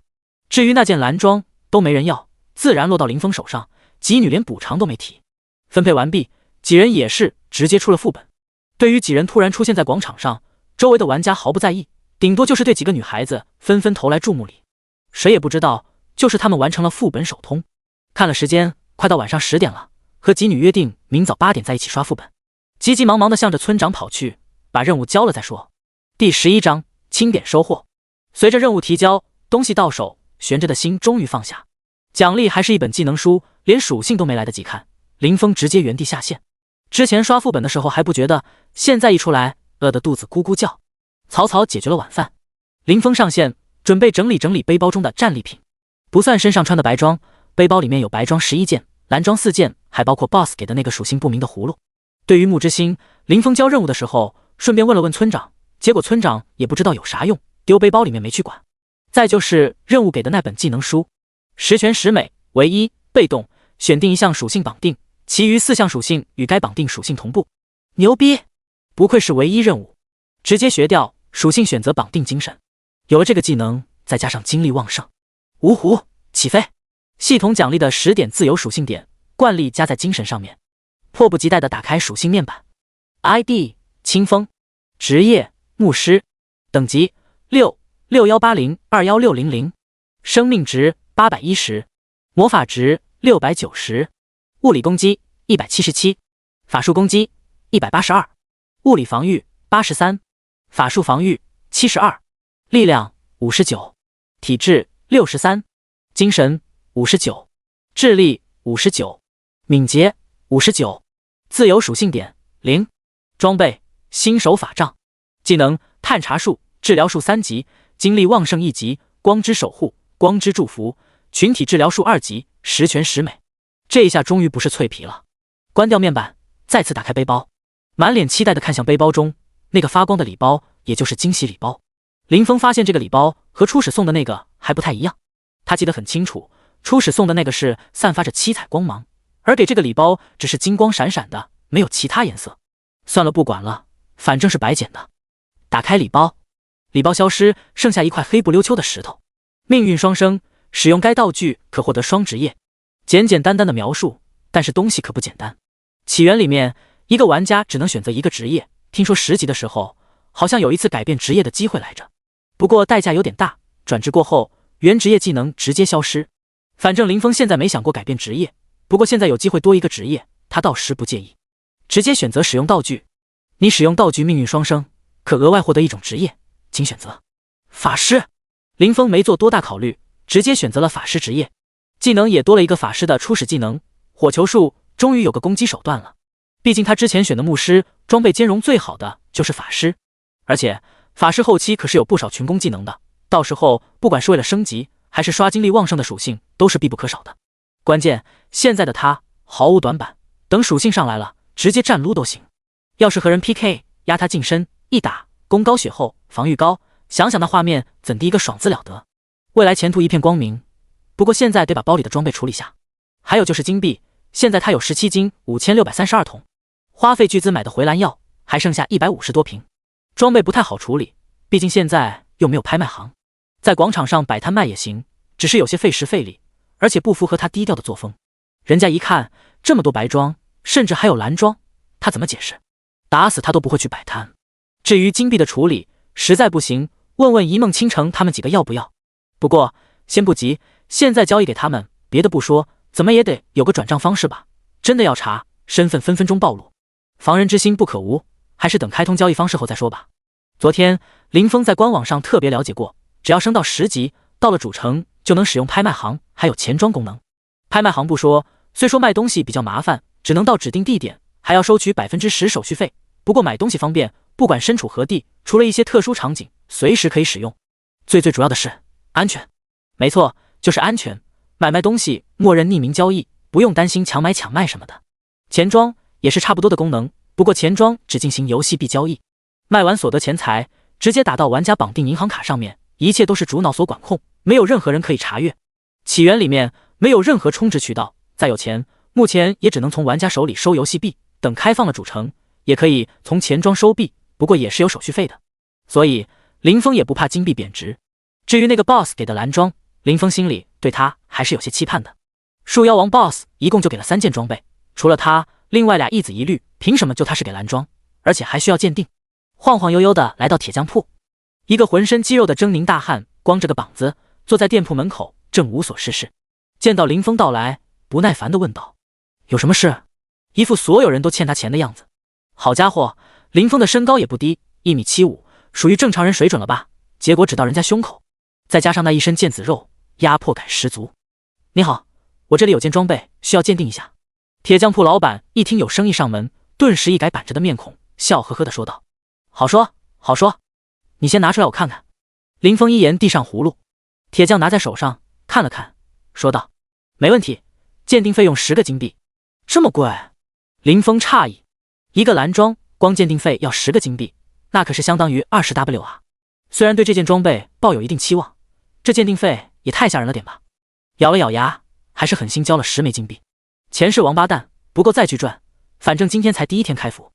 等了差不多10分钟，终于鉴定好了。林峰第一时间查看它的属性：无尽酒壶，蓝；类型饰品，不占用装备位置，不可掉落，可交易。属性1，基础暴击正20%；属性2，0酒，饮用可恢复生命值和魔法值，直接使用瞬间恢复200生命值和魔法值，冷却时 S。口服，恢复量固定200，每隔10S 生效一次。特性：可进阶，当前进度01000，可通过吞噬装备进行成长。描述：09虽好，可不要贪杯哦。看完属性，林峰眼睛都直了，竟然是饰品。起源里面基础装备可以穿戴11件武器、上衣、下装、腰带、鞋子、头盔、项链、戒指可以戴2个，护腕可以戴2个。效果也没得说，20的暴击先不说，能回血回蓝的效果就不差。今天打副本的时候，他估计青凝光回血药就花了1个金币以上。第12章，成长装备。关键这件装备还能成长，只是不知道上限是多少。直接从背包里面拿出1件白装，放到葫芦上面，装备消失，成长度加了1点，换了件蓝装，加了10点。死，吞金兽啊！光蓝装都要吃100件才能进阶，林峰表示自闭了。仔细想想，其实也不多，只是现阶段装备值钱，真要是到了后期，估计打怪出了白蓝装，捡都懒得捡。把葫芦往腰间一挂，选择隐藏外形，眼不见为净。装备是可以自由选择是否显现的，有好多玩家连新手装备都直接隐藏掉，就穿个裤衩打怪的都有。眼见时间不早，林峰直接下线，洗漱完毕，躺在床上，心中久久不能平静。回想起短短2天时间经历人生的大起大落，唏嘘不已。想着想着，不由想起起源这游戏确实真实，其他都好，就是疼痛也搞那么真实，真的有必要吗？还有一梦倾城说的这个游戏前景也是在理。之前只是想着随便玩玩，顺便赚点生活费，现在倒是得重视这游戏了。就这游戏的火爆程度，指不定有多少资本大鳄进入，暂时第一步棋算是走对了。以后明面上咱就只是一个奶爸，双职业暂时不宜暴露。以他现在的角色属性来看，自己单独刷怪反倒是不如组队，毕竟每杀一只同级怪都有1%的几率加1点精神，关键现在1点精神就是1点全属性啊，升1级也才相当于获得6点全属性，还是刷怪更香。5人组队杀5只怪才相当于自己单独杀1只怪，差了整整5倍，明显组队收益更好，单刷经验高了，升级速度也快，升1级才6点全属性，升级过程中指不定刷怪获得的属性比升级给的更高。而且依照前世游戏的尿性，后面肯定会出排行榜之类的。要是一个牧师大大咧咧的处在榜单前面，别人一打听人家是散人的，那明显不对劲。要是有几个队友哪怕是把前5都占了，别人也只能说这几个人很猛，不如把他们几个当成工具人，闷声发大财才是王道。工具人 X4 待定。而且一般人也不太会找奶爸的麻烦，就算到时候奶粮上去了，应该只是会来挖他吧，应该不至于因为拒绝就生气吧。算了，不敢继续往下想了，估计真的到了别人抢着挖他的时候，他应该已经不需对方了。老话说得好，人红是非多，所以还是低调才是王道。不知不觉林峰就进入了梦乡。话分两头，一梦倾城吉女和林峰分开之后，姐姐，之前公告的时候咱们为啥要隐藏 ID 啊？等林峰走远，青宁便迫不及待地问道。对啊，倾城姐，要是不隐藏 ID， 不是有利于咱们收人吗？雪儿也是跟着说道。现在还不是时候，不知道你们有没有注意到触发副本的那个玩家，那是国内网游界10大公会的人，咱们比较才开始接触游戏这一块，根基浅薄，名气对咱们来说弊大于利。一梦倾城开口道，咱们这次能首通副本也是运气好，有个强力的牧师，不然别说首通，能不能有所收获都不一定。严格来说，要不是有林峰的 buff 加持，别说通关，连 boss 房都破不了，更别说林峰的恢复能力。除了青宁，冷月和雪儿也是比较认同，只是不知想到什么，三女的脸色都有点红红的，看得青宁感觉莫名其妙，毕竟她一个人顶在前面，对于后面发生的事一无所知。眼见青宁一副打破砂锅问到底的表情，一梦倾城急忙转移话题。好了好了，还是看看惊喜礼包能给咱什么东西吧。果然青宁的注意力瞬间被礼包吸引，毕竟他可是礼包的既得利者。次日清晨，林峰早早醒来，给自己弄了个早饭，赶在约定时间之前上线。来到村口副本前面的广场，本来以为大清早的上游戏的人不多，谁知比昨天副本刚开的时候还要多。殊不知任何游戏都有干地，更何况还有好多是用高级设备上的游戏，根本不像他一样用的最廉价的头盔，上不了多久就得下线解决吃喝拉撒等等。再说了，今天已经给是开服第2天了，好多人经过通宵爆肝，等级比昨天更高，装备也更好了，打副本的热情自然就上来了。没等太久，姬女也陆陆续续的上线，依旧是在新手村药剂店碰头。今天咱们先不去打副本，先去野外刷怪。一梦倾城直接开口说道。怎么了？林峰疑惑地问道。面对林峰的疑问，一梦倾城直接在队伍频道分享了一件装备：幻星蓝封印，类型法杖，属性1，法术攻击加50，属性2，施法速度正 20%。说明被封印的神器每击杀一个同级敌人，有 5% 的几率获得一点进度，当前0100。使用需求：法师、牧师。描述：该死的，我一定会回来的。成长武器哪儿来的？感觉不明觉厉的林峰问道。问完，他也是反应过来，惊喜礼包。对，一梦倾城点了下头回应道。其余几人对此毫无惊讶，看样子他们早就知道了。嘻嘻，清风哥哥羡慕不？青宁笑嘻嘻地说道，而且也分享了一条消息在队伍频道：绝对防御，被动，所受到伤害减少 50%， 造成所受攻击 50% 的反伤。此技能不可升级。我也开到好东西了哦。面对青宁的炫耀，林峰要说不羡慕，鬼都不信。当然也仅仅只是羡慕，这两样东西对他来说也只是锦上添花而已，不是刚需。不过昨天还在考虑怎么把他们几个当成工具人，现在就自动送上门来了。感觉这2天运气有点爆棚啊。林峰注意到雪儿和冷月两女，虽然极力保持平静，目光多多少少还是有些羡慕。哎呀，好了，别炫耀了，雪儿酸溜溜地说道。你们没开到好东西。面对林峰的疑问，雪儿开口解释道：我和冷月运气比较差，都是粉色的礼盒，清明的是金色，至于倾城姐姐的是彩色的。结果你也看到了，他俩一个开了个武器，一个开了本强力技能书，至于我就开了区100个金币。冷月姐姐比我运气好点，开了50点自由属性点。哎呀，别酸了，以后还有机会的嘛。一梦倾城眼中也是掩饰不住的透露着兴奋，一把抱住雪儿安慰着，目光扫向林峰问道：你呢？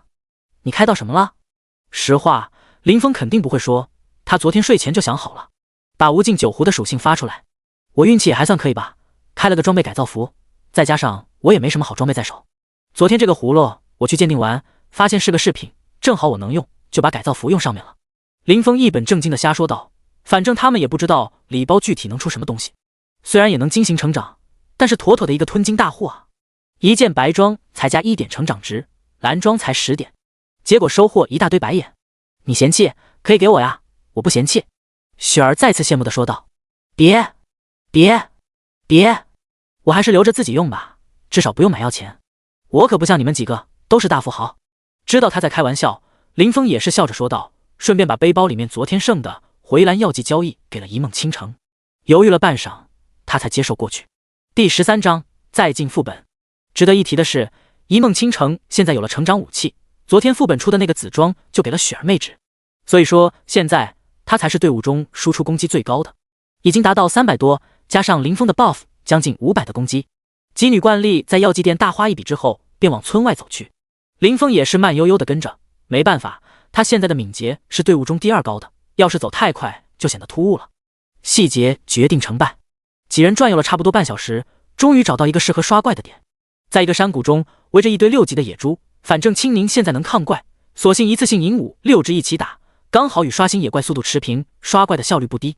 现在好多人都在副本广场那里，野外的人不多，加上地处偏僻，倒也没人来抢怪，几人安安静静的刷了一上午。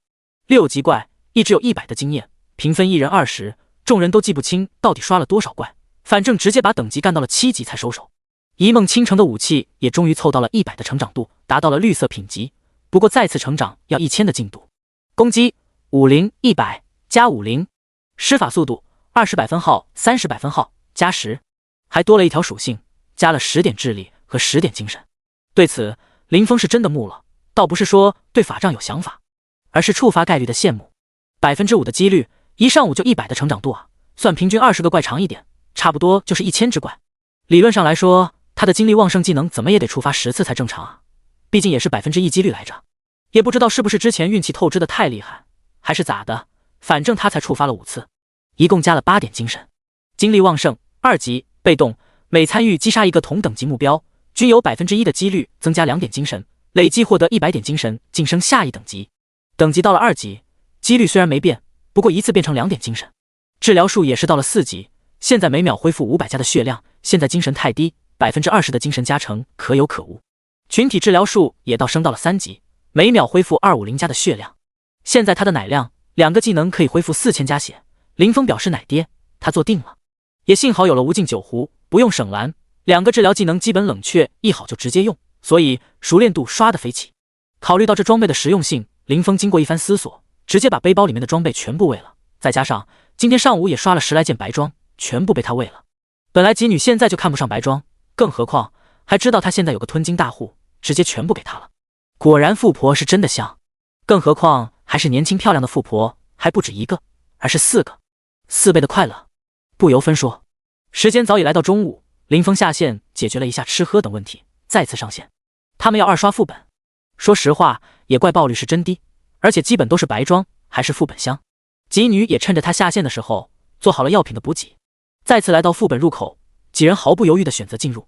一阵恍惚过后，呈现在几人面前的景象大变。昨天进来副本的时候，映入眼帘的是参天的树林，而今天几人却在一处山谷之中，两侧是连绵不断的大山，光秃秃的，只有直接中间有一条几米宽的小道蜿蜒向前，目光看不到尽头。几人面面相觑，这是什么情况？一梦倾城率先开口，这副本还会变化？一向比较高冷的冷月身手敏捷地向着边上的山坡上爬去，见状几人没有四处乱跑，待在原地等候。没过多久，冷月返回，这山上不到顶应该是副本限制，至于前面看不到是什么情况。既然如此，咱们缓慢向前推进，碰到怪物再看看情况。林峰建议道，既然进来了，副本肯定是要打的，只能走一步看一步。先给几人上了 buff 状态，惯例清明打头阵。走在人群中的林峰有些心不在焉，对于副本的变化他心中有些猜测。几人现在是7级，比昨天等级高了3级，这有可能引发副本变化。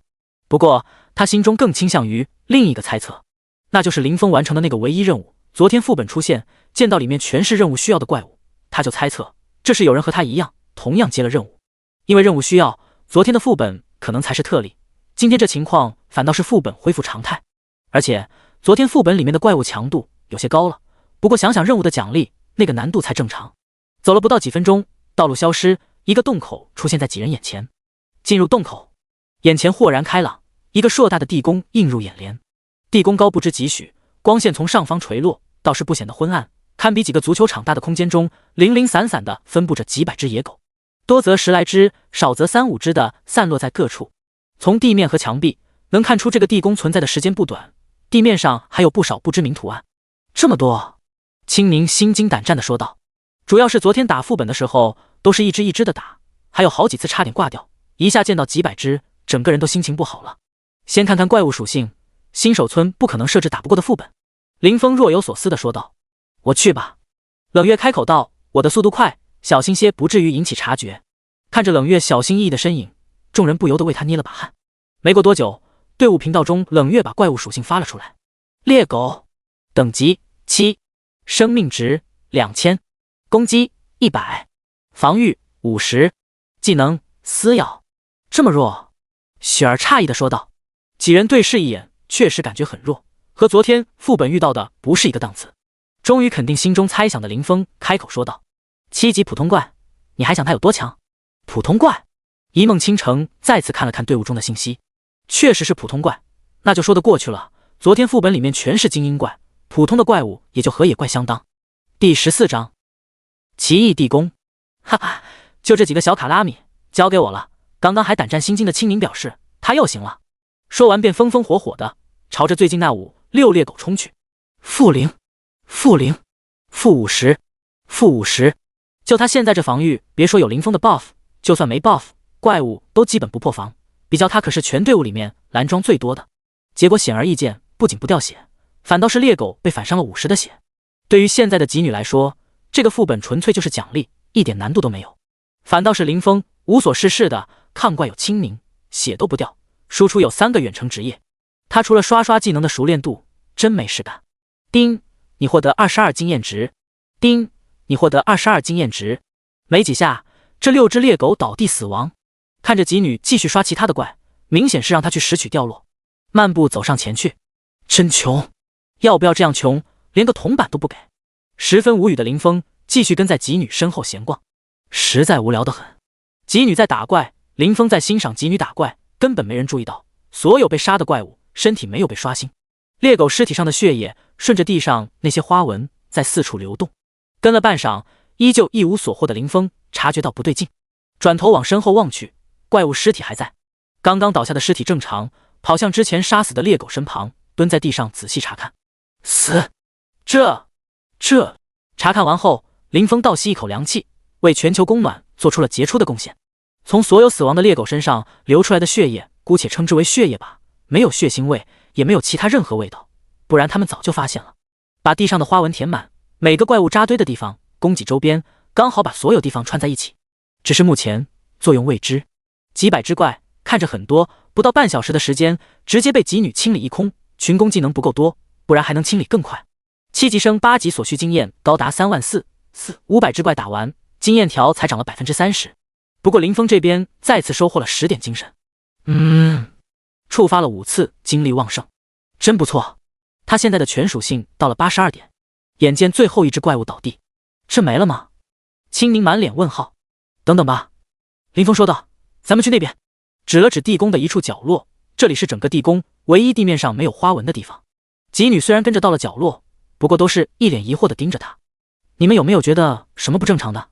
林峰开口问道。不正常？有吗？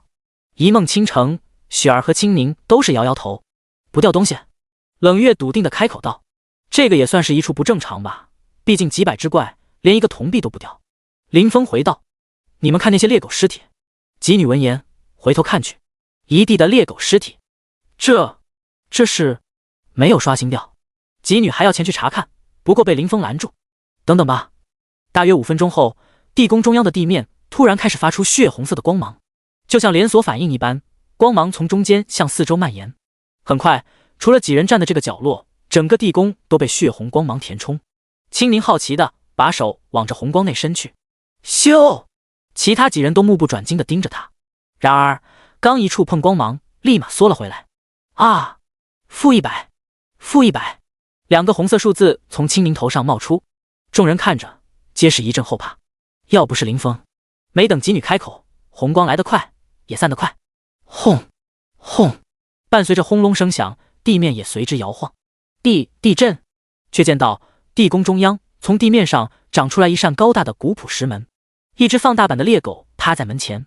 几人小心靠近，弹出这狗的属性：猎狗王 BOSS， 等级8，生命15000，攻击300，防御100，技能撕咬嗜血。描述：猎狗之中的王者，骚年。不知你可曾看到过3米高的大狗？那你现在见到了。呼！众人都是松了一口气。本来以为闹出这么大的阵仗 ，BOSS 能有多厉害呢？结果就这，和昨天打的千年树妖王根本不是一个档次。青宁二话没说，直接就莽了上去。其他3人见状，技能直接开丢。这 BOSS 也就看着哄人，虽说嗜血能够回一定血量，奈何回的血还不如青宁反伤的多。没过几分钟 ，BOSS 便英勇的倒下了。丁，你获得2400经验值。丁，你获得6000铜币。好家伙，小怪一个铜币都不给，这 BOSS 倒是很给面子，直接出了3个金币。来到近前，东西出的也不少，4件蓝装，还有一个令牌模样的东西。皮质护腕，蓝。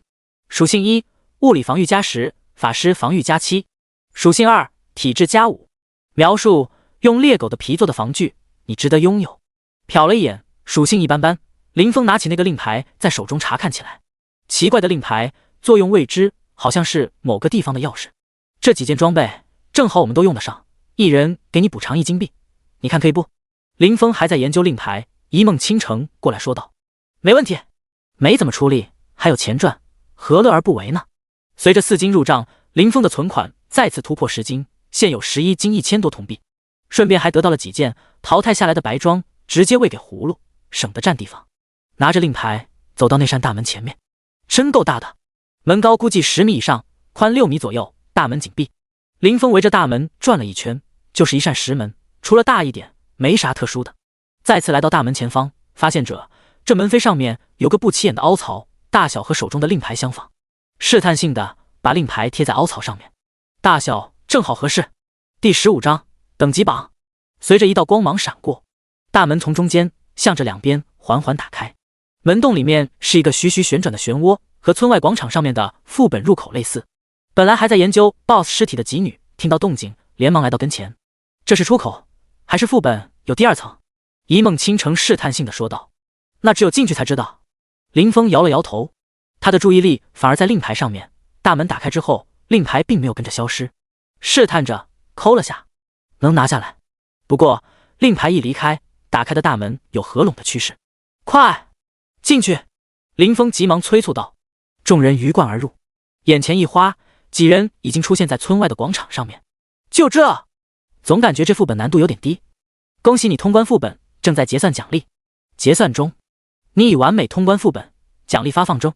丁，你获得 5W 经验值。丁，你获得2134铜币。丁，你的等级升到8级，全属性+1，自由属性点+5。随着一道道提示音响起，一道金黄色的龙形光芒从5人身上升起。本以为会引人注意的林峰急忙向四周望去，结果根本无人在意。看来从副本中出来升级的不止他们几个，广场上的人都习惯了。看着等级到了8级，并且经验条都到了 50%， 林峰哭笑不得。这经验爽是爽，要是通过打怪获得 5W 经验，不知道能获得多少全属性呢？感觉亏了1个亿。不行，必须得去野外打怪，把亏的属性补上来。走，继续打怪去，看看今天能不能升到9级。看着陷入欣喜的吉女，林峰果断说道。好。吉女对此都没意见，虽然心中对于昨天通关副本为啥没有结算奖励这一步骤感到疑惑，不过升级更重要，还差1级半就到10级，就能去往主城。几人穿过一个个练级区域，周边练级的人越来越少，最后几人干脆来到9级怪物区域。雪狼，等级9，生命3000，攻击150，防御50，技能锋刃。描述：攻击还可以，可惜是个脆皮，所以喜欢群居。3000血的脆皮，好吧，就怪物防御来看，9级怪物50的防御确实有点脆。正是因为雪狼喜欢群居，所以吉女才决定来打狼，绝对不是嫌弃8级怪，是丑陋的蜘蛛。对打几级怪，林峰表示无所谓，反正现在它的作用加血是其次，主要的功能就是给队伍提供增益 buff。除此之外，就是捡东西。先定一个小目标，争取今天之内全属性破100，还差12点破100。要是能升到9级的话，还有6点，也就是最少只需要触发3次精力旺盛就行。突然觉得没啥难度啊。几人找了2个石来支雪狼聚集的刷新点，守着刷怪。这边打完打那边，那边打完正好这边怪物又刷新。欣赏美女不是，打怪的时间过得格外的快。吉女打怪的速度真不慢，2个小时不到就刷了20%多的经验，主要是野怪刷新速度跟不上。触发2次精力旺盛，全属性+4。美滋滋。全服通告：恭喜玩家宙斯，第一个到的10级是全服第一个到达10级的玩家，特奖励自由属性点10、金币10，等级排行榜开启，请继续努力。全服通告：恭喜玩家宙斯，第一个到的10级是全服第一个到达10级的玩家，特奖励自由属性点10、金币10，等级排行榜开启，请继续努力。通告依旧响了3次，果然到了10级，直接出来一个等级排行榜。打开榜单，等级榜第一，10级 ID 宙斯，职业法师。整个榜上就1个人，看来不到10级连上榜的资格都没有。对林峰他们小队倒是没啥影响，9级都不到，更不用说10级。只是吉女对于刷怪的热情貌似更高了。4396号新手村，同样在打雪狼的一个队伍， ID 前面统一前缀君临2字。老大，这诸神的人升级这么快？说话的人叫君临，无伤，就是之前开启副本的那个。而他称呼为老大的，则是国内10大公会之一君临天下的会长， ID 便叫君临天下。只见那男子撇了撇嘴，说道：诸神，跳梁小丑而已，估计为了第一个冲到10级，砸了不少钱吧？老大的意思是？君临无伤不解，超能力呗，让别人把怪打残，自己一个人独享经验。别看他第一个到10级，会理兄弟平均等级铁定没咱们高。君临无伤愧疚地说道：都怪我，要不是我接的那个任务，害老大你死了一次，你肯定是第一个到10级的。没事，今天时间还早，先把等级升到9级。下面的兄弟说，今天副本变得更容易，关键经验还高，到时候把副本一打，离10级就不远了。实在不行，等凌晨副本次数刷新，10级肯定没问题。对于昨天的副本经历，君临天下也感到十分牙疼。虽说收获不少装备，刷的经验也升了1级，关键最后是死出来的，等级掉1级，半天时间白费。也不知道是谁手通的副本，除了君临天下之外，各大工会会长的脸色也不是很好看，看着手下传来的情报，纷纷咬牙切齿，都痛骂诸神的人不讲武德。尤其是宙斯，作为议会之长，居然使用超能力，就为了早那么一天半天到达10级。昨天的副本，各大工会损失惨重，也是一个原因。唯独宙斯胆小鬼一个，没敢进副本。一下午时间，基本都沉浸在刷怪中。林峰和吉女也早就升到9级，不过时间还早，继续刷雪狼，一直刷到晚上8点多才收手，经验条涨到 25% 左右。一梦倾城的法杖也终于升级到了绿色，焕星绿封印。类型法杖，属性1法术攻击加150，属性2施法速度正 40%， 属性3智力加20，精神加20，属性4基础暴击正 10%， 说明被封印的神器每击杀一个同级敌人有 5% 的几率获得一点进度，当前0.10000。使用需求法师牧师。描述该死的，我一定会回来的。比雪儿的紫色法杖青木法杖还要厉害。林峰的收获也不小，精力旺盛一共触发了8次，加了16点全属性，再加上升级的6点，一共22的全属性。全属性111，单血量就有1000多，属性直接爆炸。第16章天空之城，不愧是成长武器，属性比雪儿的紫色法杖还好。10级今天是没戏了，只得约定明早一起，明天冲10级是肯定的。下线之前再次看了下等级排行榜，还是只有宙斯在上面，看来到10级还是挺难的。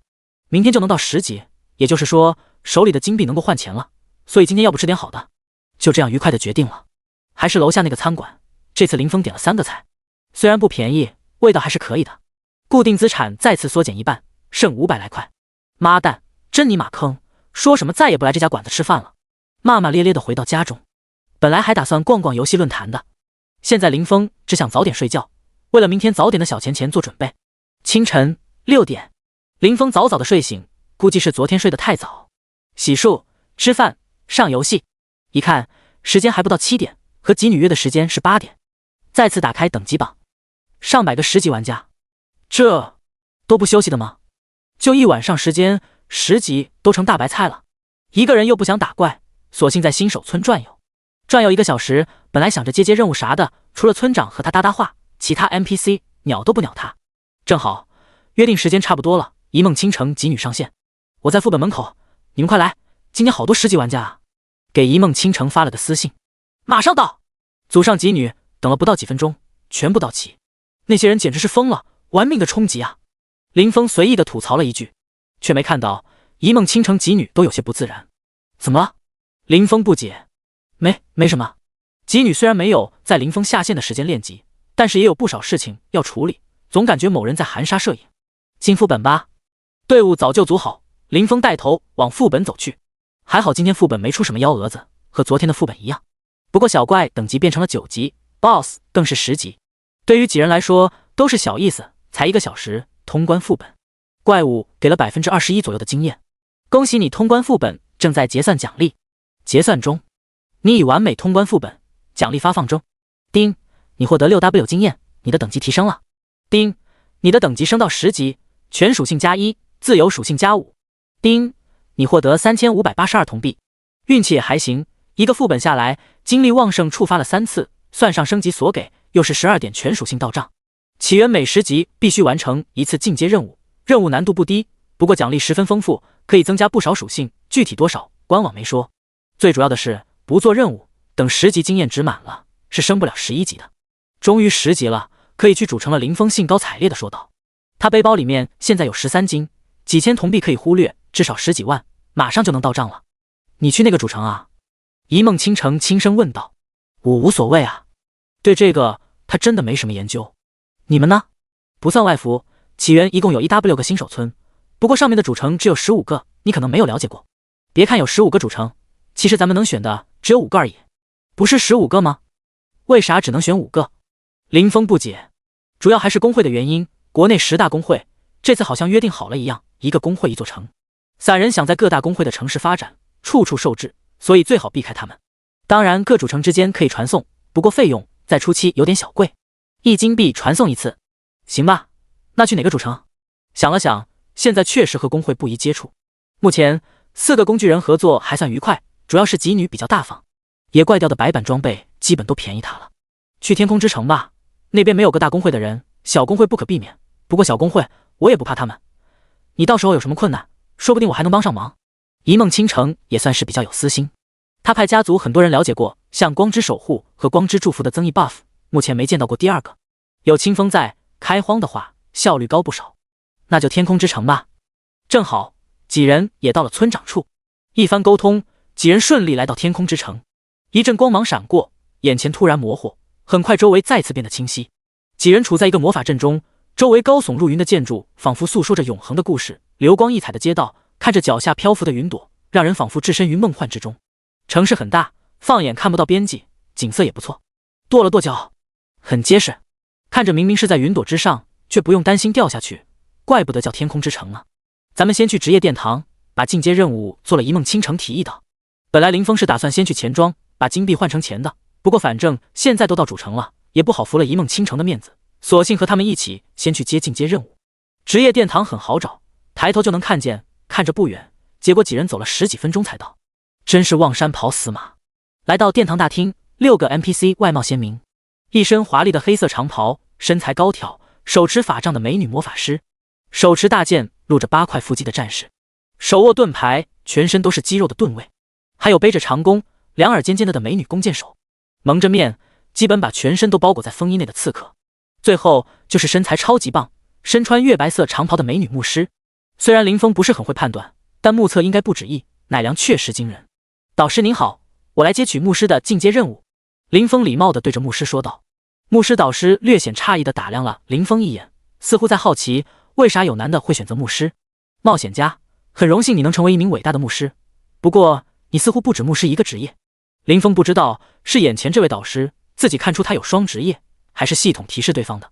是的，我曾经使用过一个道具叫命运双生，有双职业。牧师和法师对于 NPC 没有选择隐瞒，直接回道。第17章隐藏职业，命运双生。牧师导师明显有些惊讶。对，呵呵，冒险家，你很不错。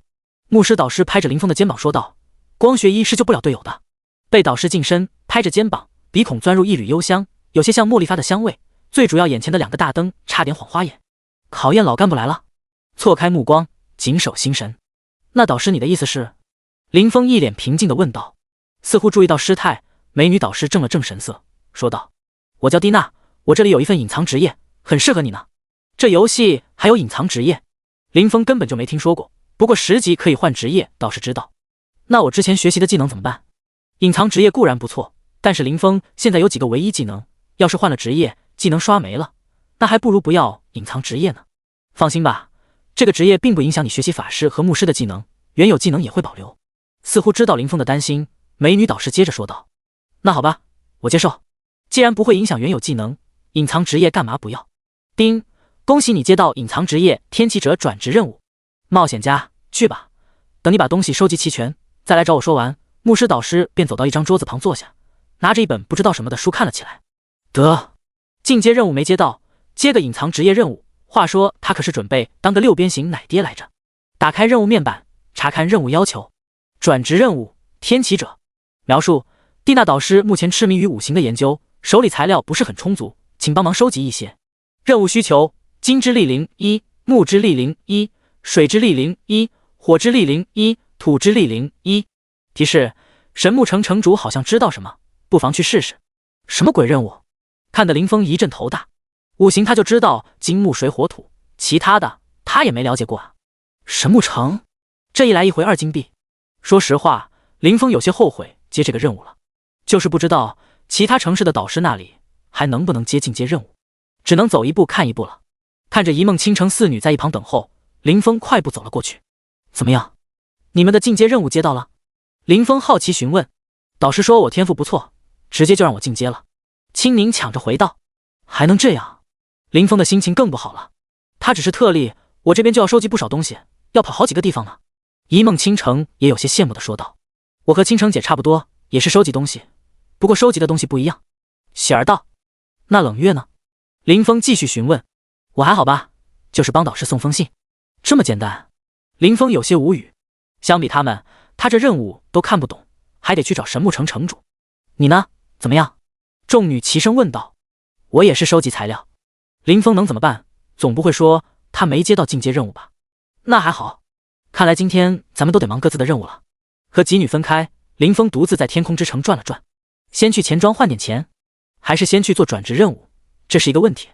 算了，反正背的干粮还有，先去做任务吧。然而让林峰哭笑不得的是，他好像迷路了。转了半天，终于找到一家药剂店，正好去补充一点药剂，顺便问问路。无尽酒壶虽然可以回血回蓝，但是对现在的他来说，恢复量有点不够，还是买点高级药剂以备不时之需。冒险家，不知道你要点什么？我们这儿的药剂种类十分丰富。看着林峰走进店铺，店铺老板热情开口：老板，我来买点恢复魔法的药剂。林峰回答：好的，这是货物清单，请客人自行选购。说完一挥手，一道光幕呈现在林峰眼前。变身药剂可以临时转化性别，持续3小时，售价5000铜币。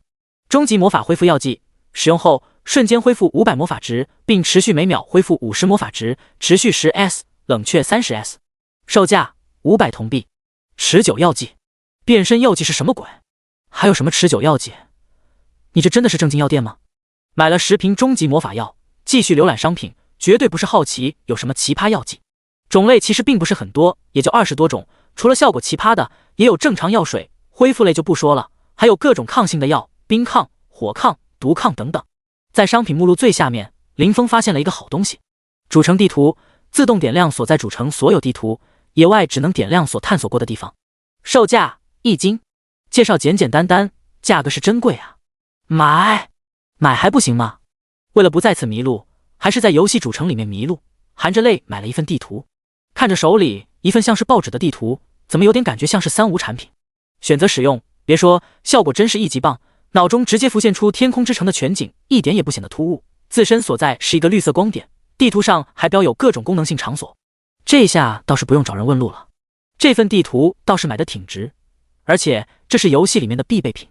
对了，老板，不知道我想成为药剂师，需要什么条件？本来只打算弄个采集师的，不过这会儿正好在药店，顺嘴问了一句。成为药剂师不难，对于你们这些异世界来的冒险家并没有限制。你们好像叫做生活职业吧？一人可以同时拥有多个生活职业，可惜人的精力是有限的，贵在精而不在多。你确定要成为药剂师？老板上下打量着林峰，现阶段能到主城的冒险家，估计应该不太会专心的发展生活职业。本着艺多不压身的原则，林峰回道：我确定要成为药剂师。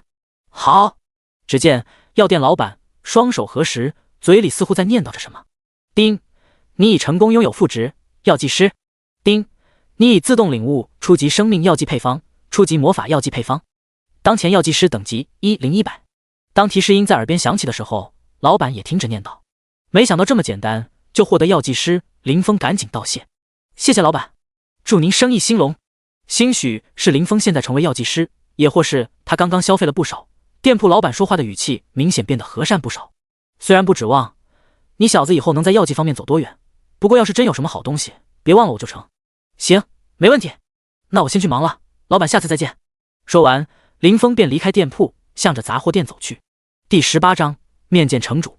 起源里面，副职也就是生活职业是必不可少的，其他职业不说，采集师基本人手必备。不是采集师，在野外碰到什么药材之类的材料，根本没法处理。而且采集师不光能采药材、采矿、采集尸体，好多方面都可以用到。就算对采药和采矿没兴趣，平时打完怪物也可以对怪物尸体进行采集，除了能获得各种野兽肉之外，还可获得某些材料。本来林峰只打算弄个采集师就行了，现在白嫖一个药剂师，还得到2张药剂配方，想想也不错。看着配方倒是不复杂，只要一种叫做回春草的药草就能制作。不过对他来说，除了拿来刷熟练度，根本没什么用。无尽酒壶可是用之不尽的，先放一边。炼制药剂不是必须，目前阶段药店能买到的药品足够用，等游戏后期估计才是药剂师发光发热的时候。刚刚他在药店的时候就注意到，药店里面恢复药水只到高级、中级的总量能恢复1000，高级的总量有5000。除了盾卫，目前需要用到中级药水的人都很少。转瞬间，杂货店已在眼前，店面比方才的药剂店大了不少，琳琅满目的摆了不少商品，让本来蛮大的店铺显得十分拥挤。一个身材十分魁梧的大汉无聊地坐在柜台后面，看着林峰进店，看都没看他一眼。面对眼前琳琅满目的材料之类商品，林峰根本不知道这些东西干啥的，扫了一眼便没再关注。来到一个放着不少卷轴的货架，打量着上面的商品。回城卷轴使用后可以回到最近的城池，需要10S 的读秒时间，中途可被打断。摆着最多的就是回城卷，还有什么恢复卷轴、攻击卷轴，随意瞟了一眼，和自己的治疗能力差远了。老板，回城卷轴怎么卖？林峰拿着一个来到柜台询问道。这个便宜，1000铜币一张，要几张？大汉回答。林峰有些无语，1000铜币还便宜？可是一次性消耗品，不过还是咬了咬牙，买了5张，就当战略物资了。钱是真的有些不够花，来到主城没多久，2金就没了，这可是几万块啊。对了，老板，我想转职采集师，不知道可不可以？虽然这老板态度不咋的，不过有求于人，林峰还是保持着礼貌。简单，看你小子还挺会做人的份上，你给一个金币，我就帮你转职。说完还一副你赚大了的模样，看着林峰。简单，确实简单，死要钱呗。尽力保持平静的林峰还是乖乖的给了1金。他能怎样？这是卖方市场，人家价格开了，你要不要就是你自己的事，嫌贵可以不买。丁，你已成功拥有副职采集师。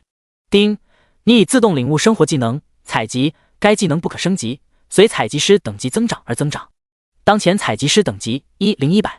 呼，终于达成目的，林峰快步向着传送阵走去。这次啥都不想，一切以完成转职任务为优先级。再次忍痛交了1金，又是一阵光芒闪过，眨眼间便到了神木城。方便是方便，就是有点贵。打开地图，不错，神木城全程地图自动点亮，地图这1金花得很值，还可以一直用，不像传送，就一个眨眼的功夫的体验。可惜现在只能看到神木城的地图，看不到天空之城。找到城主府的方位，迈步走去。神木城大小和天空之城差不多，就是环境差别有点大。不过相比神木城，林峰更喜欢天空之城，不愧是女孩子选的主城，比神木城漂亮多了。来到城主府门口，正打算往里走。站住，这是城主府，闲杂人口不得入内。门口的守卫拦住他，开口说道。不过这难不倒林峰，是天空之城的蒂娜导师让我过来的，麻烦大哥通报一声。反正是帮他收集材料，也没说错。你等着，我去通报一声。说完转身匆匆往里走去。不多时，前去通报的守卫回来，开口道：跟我来吧。跟着守卫转了好几分钟，被带到一个大厅。到了地方，守卫便退去了。看着大厅中一个明明身着长衫的中年人，却有一股不怒自威的气势迎面而来。林峰小心翼翼地开口道：拜见城主大人。是蒂娜让你来的？城主问道。是的，蒂娜导师让我收集5行之力，也没说具体去哪儿弄，只是让我来问问城主大人。林峰回道。5行之力？他前不久不是才找我弄过去不少，还要？似在自言自语，又好像在回答林峰。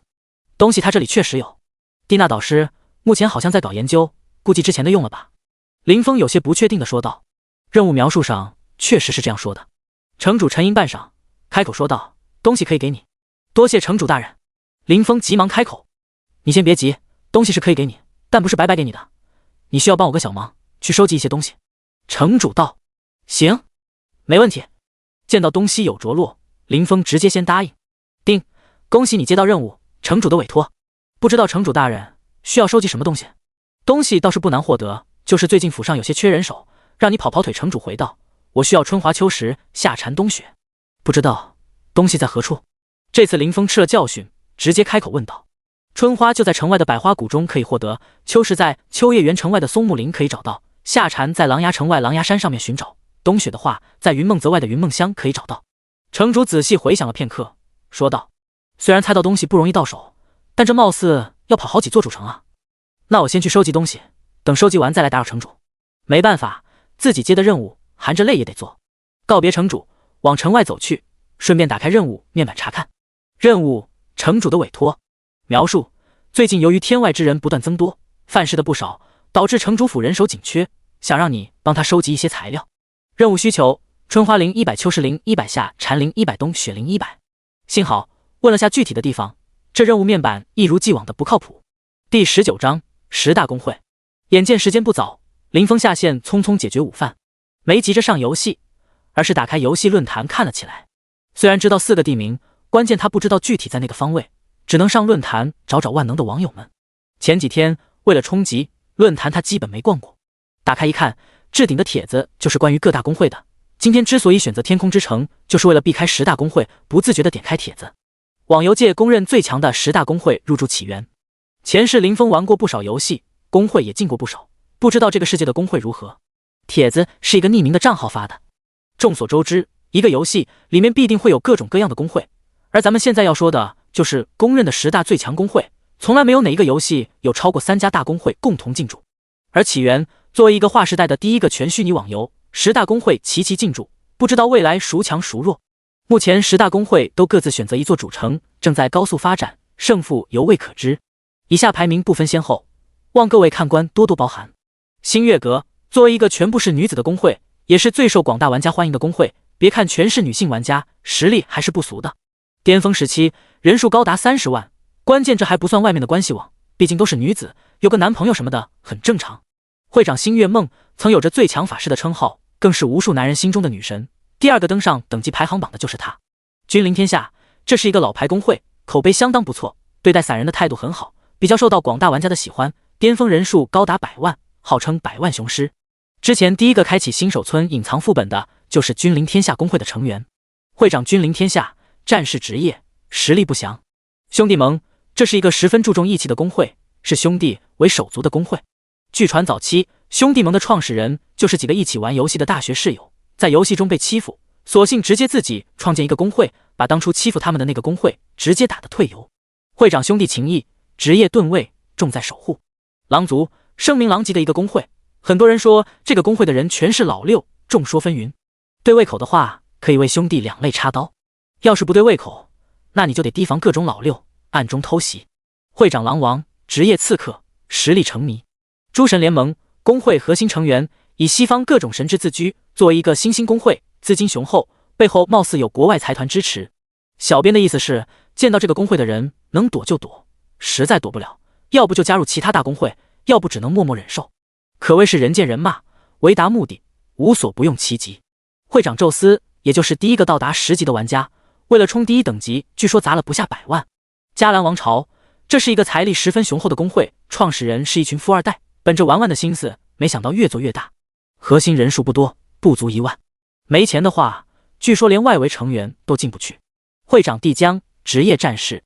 傲视九州，最出名的战役就是在曾经一款国战类的游戏中一统9国。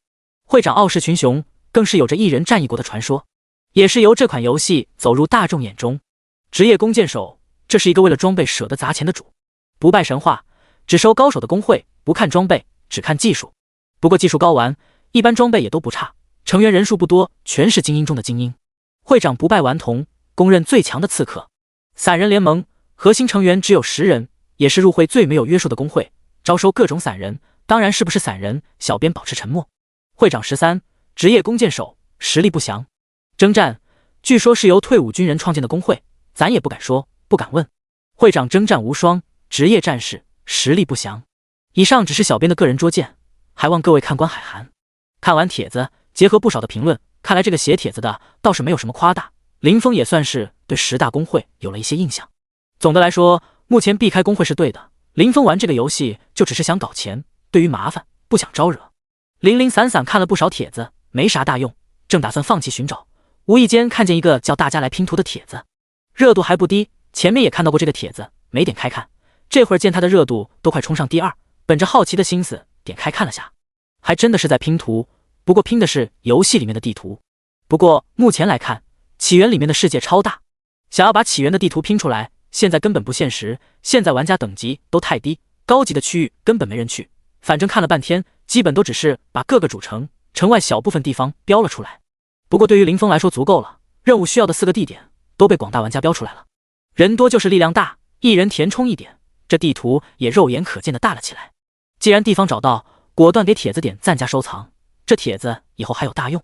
登上游戏，看了眼等级榜，还是只有100位上榜。不过前几位的都11级了，这玩意儿只有前100的能上榜。特别留意了下10大公会的会长，9个都在榜上，至少都是前20，还有3个在前10，唯独君临天下的会长没看见。林峰直接把上榜的100位玩家一一对比，确实没看见。不过也无所谓，又不关他的事。打开论坛上面的地图，朝着百花谷的方向外走去。转眼便是半个小时的时间过去，林峰有些傻眼，论坛上面的地图看着不远，谁知道赶了半小时的路还没到。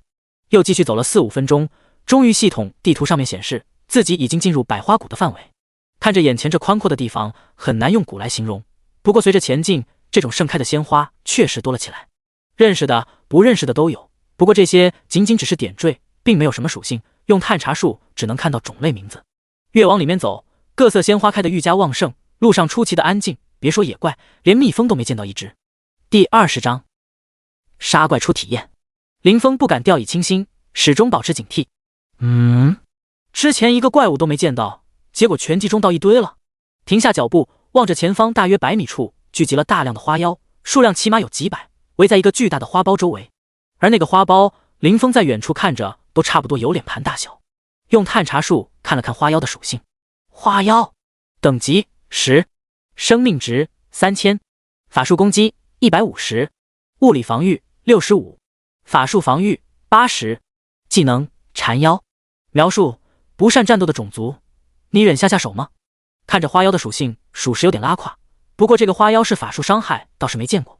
再次查看了几个花妖的属性，都是10级的。林峰终于放下心来，先给自己上个 buff， 很好，血量2100加，法术攻击601，双防180以上，花妖都破不了他的防，只管安心输出就是。这还是玩起源以来第一次正儿八经的打怪，可不能含糊。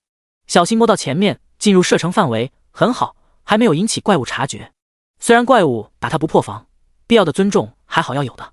仔细瞄准最前方的那个花妖，握着法杖的手不由紧了紧。呼，凭我的技术，问题不大。林峰心里喃喃自语道。火球术，轰，负521，奈斯，中了。什么？你说打中的不是瞄准的那只？能中不就行了？随着林峰的攻击，那群花妖顿时反应过来，处在最外围的几十只花妖立马同时转过头来，非要说的话，大概勉强算是头吧。林峰不得不承认，他的技术貌似出了偏差，果然技术什么的都是偷奸耍滑，属性碾压才是王道。面对围上来的群花，林峰表示一点都不美好，反而有点瘆人。谁家的花有着一张面孔，还会对你龇牙咧嘴呢？吓我！不惯着，反手再次一发火球术砸去，又砸偏了，没事，1.5秒一个，对着前面甩就是。转过身来的花妖，一个接一个的攻击也是接踵而至。负0，负0，负0，场面宏大，就是效果差强人意，基本输出了个寂寞。呼，还好不破防，居然不会疼。面对几十道攻击，林峰可不指望他能全部躲开，本来打算反正不破防，咬咬牙忍着疼痛杀怪。哈哈，现在到我了吧？大笑的林峰正准备继续攻击，唉，却发现不知何时脚下被不少根须缠住，动弹不得。不过影响不大，只是缠住脚，手可是能动的。一个个火球术可劲往着花妖群中砸去。负521，负521，负1122，暴击，暴击！差点忘了，无尽酒壶增加暴击率来着。平时不打怪，基本只把它当成恢复用品。定，你杀死了花妖，你获得经验值140。火球术甩个不停，差不多半分钟就能杀死一个花妖，主要还是不能控制每次都打在同一个怪身上。难得有机会，现在林峰也不追求杀怪效率，而是拿来练习准头。之前总算嘲笑一梦倾城极女的技术菜，没想到这么快就到自己身上了。周围倒是没有其他人啊，那没事了，菜就菜吧，反正又没人看见。前世多年的游戏经验，意识还是有的。第一次玩这种全息模拟的游戏，经过了刚开始的不适应阶段，准头也开始慢慢提高。别说，这种体验还蛮不错的。慢慢的，林峰开始享受起刷怪的乐趣，看着一只只怪死在自己手上，准头越来越好，偶尔还能通过简单的预判，提前朝着那边攻击。果然，刷怪是会上瘾的，难怪前面在新手村练级的时候，几个女孩子一打几个小时的怪，也不会觉得无聊。随着怪物慢慢死去，林峰缓慢向前推进。差不多半小时过去，花妖杀了不少，任务物品却一个都没见到。难道不是杀花妖吗？随手把花妖抱的铜币拾取，一个铜币1-2块呢，不能浪费。蹲在地上研究花妖的尸体，没见到其他的东西了。试着用了下采集技能，一用技能，手就不由自己控制的对着花妖的尸体掏着什么。定，通过采集你获得了花露。定，通过采集你获得了春花。定，采集师熟练度+1。随着技能结束，本来完好的花妖尸体化作一道白光消失，2样物品出现在包裹中。果然，这游戏到处都是坑，明明是任务物品，还得通过采集才能获得。新手村的时候，任务物品都是直接掉落包裹中的。打开包裹，看着刚刚通过采集获得的东西，花露就好似一滴水滴一样，单独在包裹里边，取出来之后和珍珠差不多大小，透明的，外面包裹着一层类似薄膜的东西。用手一捏，直接爆开，一股淡淡的花香扑鼻而来。至于春花，则像是一团光芒一样，拿在手里轻若无物。找到获取任务物品的途径，怪也不急着打了，先把地上还没刷掉的尸体全部采集一遍再说。林峰就像辛勤的小蜜蜂一般，忙忙碌碌的继续采花大业。不一会儿，地上没刷新的花妖尸体全部采集完，春花基本每个都有，可惜发现的太晚，只剩20多只花妖的尸体，还有一些其他的材料，花露较多，花瓣、花枝、花蕊不少，也不知道有啥用。不过不急，眼前的几百只花妖，这才杀了不到1/3，还多得很。继续刷，顺便练习技术。时间不知不觉的过去，随着眼前的花妖越来越少，所需要的春花早就够了。不过采集不能停，不管那些材料有啥用，刷采集的熟练度也不错。之前怪多的时候，林峰还没注意，现在怪越来越少，发现一个很严重的问题，那就是怪物刷新太慢。之前在新手村的时候，还可以守着2个刷怪点来回刷怪，现在林峰刷了1个多小时的花妖，压根没看到怪物刷新过。为了印证猜测，林峰不再继续练习技术，加快了杀怪的速度。其实也没啥好练的，他现在就一个火球术，没有其他攻击手段。虽然物理攻击也不低，不过拿着法杖敲，他可没多大兴趣。随着最后一只怪倒地，林峰待在原地等了差不多10分钟，果然没有再次看到刷新怪物。第21章，奇怪的蛋。这对他不是一个好消息。精力旺盛的被动技能，就是要杀的怪多，才有可能多加属性。现在怪物刷新速度慢，想刷属性也刷不了多少。就像刚刚这400-500只花妖，一共才触发了4次被动，加了8点精神，就是8点全属性，耗费时间也不多，不到1个半小时的时间。关键现在没怪可杀了呀，经验直接把10级干满了，刚刚最后几只怪都不给经验了。也就是说，我刷了1级的差不多70%的经验，才触发4次被动，瞬间感觉血亏1个亿。不过任务还是要做的，不可能一直卡住10级不升级，不跟上大部队的等级，不说打不到好装备、好技能，就算人家要打个副本啥的要用奶，到时候连等级都不够，那还当个屁的收费奶啊！不过起源的爆率确实低，几百只10级怪，除了收获1000多铜币，啥都没掉，连白装都没一件。整理好思绪的林峰，迈步走到了中间那个大花苞处，确实不小，直径差不多2米，将近3米高。这还是没盛开的时候，要是开花之后，占地面积更大。用手拍了拍花苞，噗噗，没有任何反应。再用探查术看了看，种名花，等级15，生命值121510000，法术攻击300，物理防御123，法术防御155，技能孕育。描述：这是一朵濒死的娇花，好像有什么东西一直在吸取它的生命。这是什么情况？刚刚明明还有1215的血，转眼又掉下去5点。探查术反馈的是有什么东西在吸取它的生命，难道是在花苞里面？果然，差不多3秒掉1次血，一次5点，1分钟就是100点。那这掉了8000多的血，不是我刚到那会儿吗？还是说这些花妖之所以围在这，就是为了救他？算了，不管了，反正马上就要死了，我倒是要看看这里面有什么东西。既然要靠吸取生命，状态肯定不好，也不用担心翻车。打定主意，又等了10分钟，花苞血量掉到200多之后，林峰一发火球术，直接把他送走。砰的一声，本来立着的花苞直接倒地。叮，你获得经验值285。由于当前经验值已达上限，获得经验值0。一道光芒随着花苞倒地掉落在地上。哟，出货了！把东西抄在手里，是一本技能书。先把东西放背包里面，顺便把铜币都捡完。技能先不急着看，他对花苞里面的东西比较好奇。现在花苞死掉了，里面的东西没办法吸取生命，怕晚了里面的东西挂掉。刚刚花苞没死的时候，林峰试着掰过花瓣，掰不动，这次再用手掰了下，很轻松就可以掰动。二话不说，把法杖往腰间一插，双手齐上，顿时花瓣满天飞。花苞很大，不过全是花瓣，随着一层层花瓣剥开，终于在花蕊处发现了一个流光溢彩的蛋，只有拳头大小。未知的蛋，生命值6666100000。描述：好像不是纯天然的蛋，更像是某种生命重伤之后为了疗伤而结成的某种蛋。看见这蛋有血条，林峰猛了一下，而且这血条还在以1秒1点的往下降，还以为里面有什么重伤的大 boss 呢，结果就这还是一个半死不活的蛋。这游戏里面好像可以吃东西来着，要不拿来煎蛋？林峰喃喃自语。可是这好像不是正常的蛋啊！他完全没注意到，刚刚说要把蛋吃掉的时候，这蛋似乎动了一下，只是可能状态实在太差，动得微乎其微，以至于根本没感觉到。算了，反正也不大，就算吃也吃不上几口。林峰打消了把蛋吃掉的念头。可是看着这蛋不停的掉血，林峰倒是犯难了。现在顶多算是个伤蛋，不过再过不久，可就要变成死蛋了。试着放进背包，放倒是能放，可是依然止不住掉血。又对着蛋试着放治疗术，也不行，放不了。一顿折腾，眼看着本来还有6000多生命的蛋，现在已经没了1000多。毫无办法的林峰从背包里面拿出了一瓶回血药剂，试着倒在蛋壳上。54445464加20，还算是有效，不过能够回200血的初级生命药剂，才只回复了20点。能回复，那就有办法。先是把腰间挂的无尽酒壶显现出来，一手捧着蛋，一手拿着葫芦，往着蛋上面淋了不少灵酒。说实话，这葫芦平时挂腰间，隐藏外形之后，就像是真的消失一样，根本没感觉。林峰平时都是直接念头一动，用来恢复法力值的，这还是第一把里面的灵酒倒出来，酒味并不浓厚，反倒是有一股花香，闻着不错。试着喝了一口，口感出奇的不错。林峰前世并不是好酒之人，也还是喝过不少种类的酒，这灵酒的口感倒是跟果酒差不多，不过比果酒味道还要好。隔10秒给蛋回一次血，能回20点，10秒蛋要掉10点，相当于10秒能回复10点，能够稳住。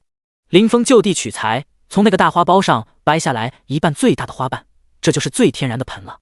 不，应该不能用盆来形容，用缸比较合适。浴缸，把蛋放在里面，葫芦翻转，葫芦口朝下，灵酒不断的从葫芦里流出，源源不断。没多大会儿，就把整个花瓣里的空间灌满。那颗蛋则是在灵酒里面上下起伏着。再试着把整个花瓣直接收进背包，成了！我果然是天才。隔段时间再往里面添点灵酒就行。现在没时妖办法，只能先这么养着。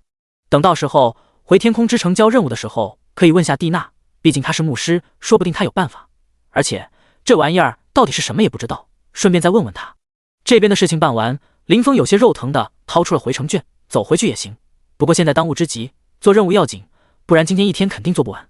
随着读秒结束，一阵光芒包裹着林峰从原地消失，眼前一花，再次清晰过来，已经出现在了神木城玩家复活点的安全区中。方便是真的方便，贵也是真的贵。辨认好方向，林峰向着传送阵的位置的走去，再次花费1金币传送到秋叶原主城。前世小日子过得不错的国家，那个秋叶原没去过，没想到这都平行世界了，还能去秋叶原。可惜这边没有那些穿着奇装异服的小姐姐。第22章群攻技能。神木城以绿色为主的话，到处生机勃勃，秋叶原就是黄色为主，不是鲜艳的黄色，而是与落叶的颜色差不多。松木林在秋叶原的西边，算是秋叶原的特色之一，毕竟其他个地方基本看不到一点绿色，而松木林中以松柏为主，常年都是一片绿色。这次要好点，林峰赶路只花了20来分钟的时间。在赶路的途中，把之前那个大花苞掉的技能拿出来看了看。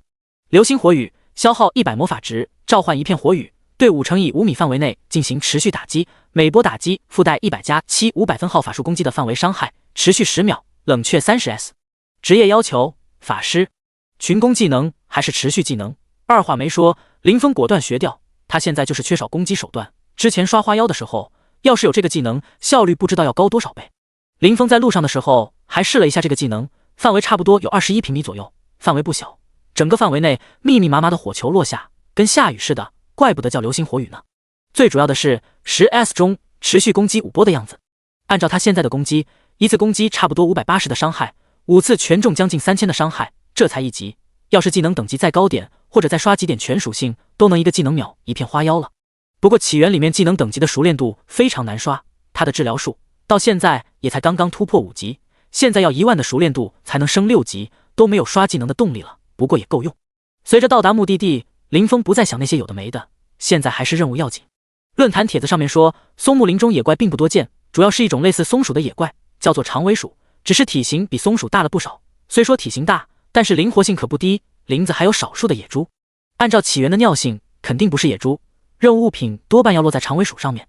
虽然现在到10级的玩家不少，但是基本都在为了进阶任务奔波，所以倒是不用担心有人抢怪。而且长尾鼠不是群居动物，更没人和林峰抢了。当然要是正好碰上有谁的任务是打长尾鼠，林峰也不怕了谁。转悠了没多大会儿，林峰就发现一个目标，长尾鼠，等级10，生命值4500，攻击120，物理防御65，法术防御63，技能投掷。描述：你最好不要小瞧它，它可是在树林中来去如风，有着鼠界泰山的美名。趁着那只长尾鼠还没看到林峰，先发制人。林峰起手就是一个流星火雨放出，直接连那棵树都包含在火雨之中。这下看你怎么跑！起源里面的树木对玩家来说，只有砍伐才会倒下，完全不用担心放火会引燃树林。要是真的能够用技能引燃，那倒方便了，直接一把火全烧了。人在林外，经验还不是蹭蹭上涨。看似是对游戏环境的保护，其实也变相的阻拦玩家通过钻空子的途径来获取经验。负517，负517，负1097，暴击，负1097，暴击。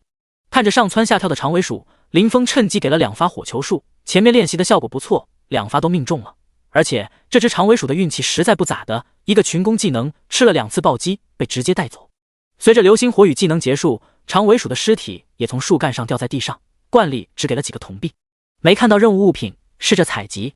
定，你通过采集获得了长尾鼠皮。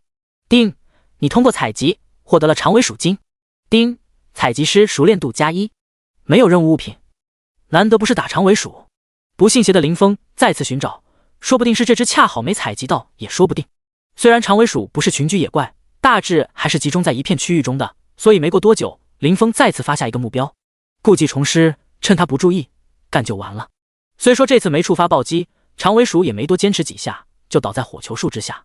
再次采集还是没有，1次没有还说到过去，2次都没有，估计是目标选错了，去找野猪。林峰心道，亦或者是我的采集师等级太高，采集不出来。没错，相对于辅助药剂师还纹丝不动，采集师等级经过前面打花妖，早就达到了3级。算了，还是去看看野猪吧，说不定真的是野猪才给任务物品呢。打定主意，林峰往前走去，准备去找野猪试试水。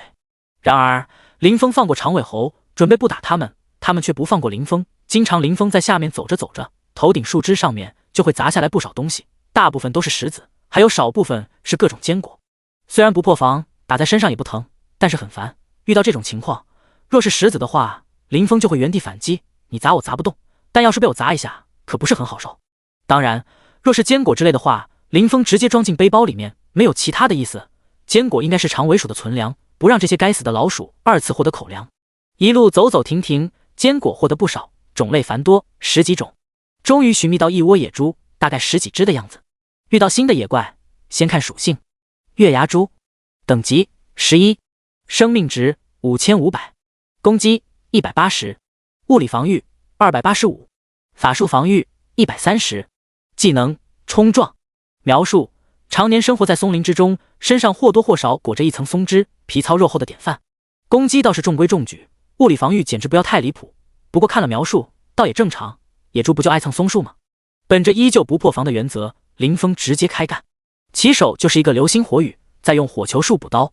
想法是好的，可是野猪的体积并不小，力量十足。在发现林峰后，一个个都在原地刨着蹄子，对着林峰撞来。反正不破防，所以林峰连躲都懒得躲。可是虽然不掉血，但是撞击的力道直接把林峰给撞得向后飞了出去，落地还打了几个滚，身上还有头发上面沾了不少松针，狼狈不堪。我 TM 终日打雁，叫雁啄了眼。操！一种植物。第23章云梦泽。反应过来的林峰气急败坏，看着依然在跃跃欲试的众野猪，林峰表示认怂。好汉不吃眼前亏，虽说不疼，还是蛮狼狈的。放完技能，林峰溜着一群野猪在火雨里面来回穿插，再时不时的放火球术。经过长达5分钟的战斗，10多头野猪悉数完蛋。把爆的铜币捡完，挨个采集。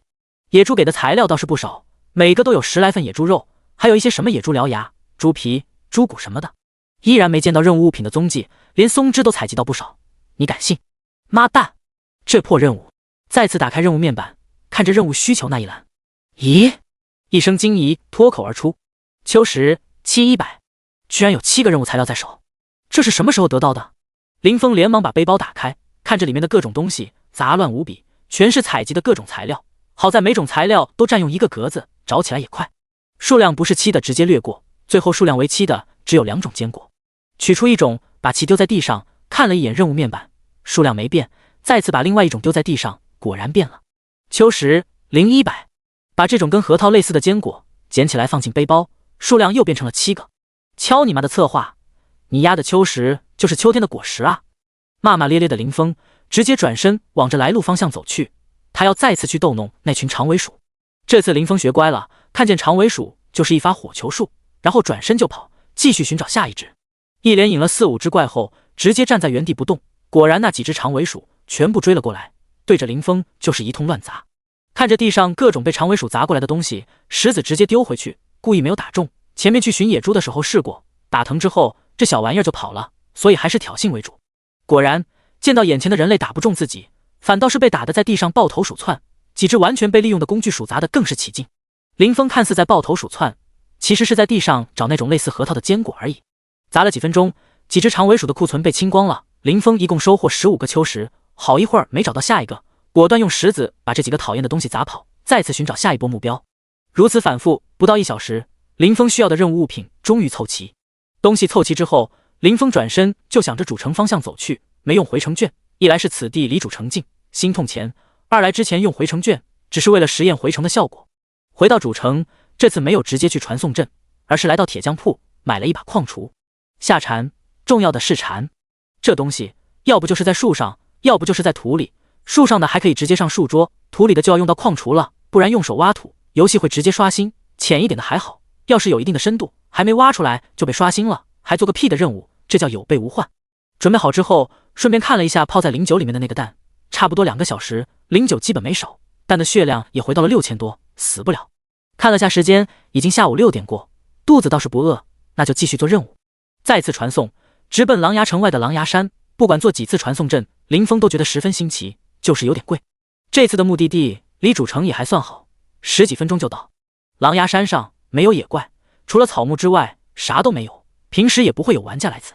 虫鸣声倒是有，不过没有蝉的叫声。回想着蝉的习性，找到一棵树，掏出矿锄，在树下就是一阵挖掘。挖了不到20公分，就挖出不少蝉蛹来，捡起一个放进背包，打开任务面板确认，下蝉1%。哈哈，这坑爹的任务，还好我有先见之明。林峰哈哈大笑，想难倒小爷我，做梦。笑完接着围着大树挖了一圈，收获不错，有7、8个，这次算是十分的顺，不到半小时100个收集齐全。我匆匆的来，挥一挥衣袖，不带走一片云彩，只带走100蝉蛹，老铁，没毛病。我得意的笑，扛着锄头，一边往主城走着，一边哼着歌，好不自主。这可是个宝贝，得放好。眼见城门在望，林峰把矿锄放进背包，说不定什么时候还有用，这可是1000铜币买的。出发，最后一个目的地云梦泽。刚一到云梦泽，林峰就被震惊了。虽然之前到天空之城的时候有被震撼到，不过那毕竟显得不是很真实。而云梦泽不一样，这完全是一个水上城市，放眼望去波光粼粼。去雁远冲云梦雪，离人独上洞庭船。踩在不知名的木板上，木板天生的纹理别有一番韵味。主干道之外直接就是水，随处可见有不少的 NPC 直接坐在一些干道两旁，手拿鱼竿钓着鱼。这对于钓鱼佬来说简直是梦中情城啊。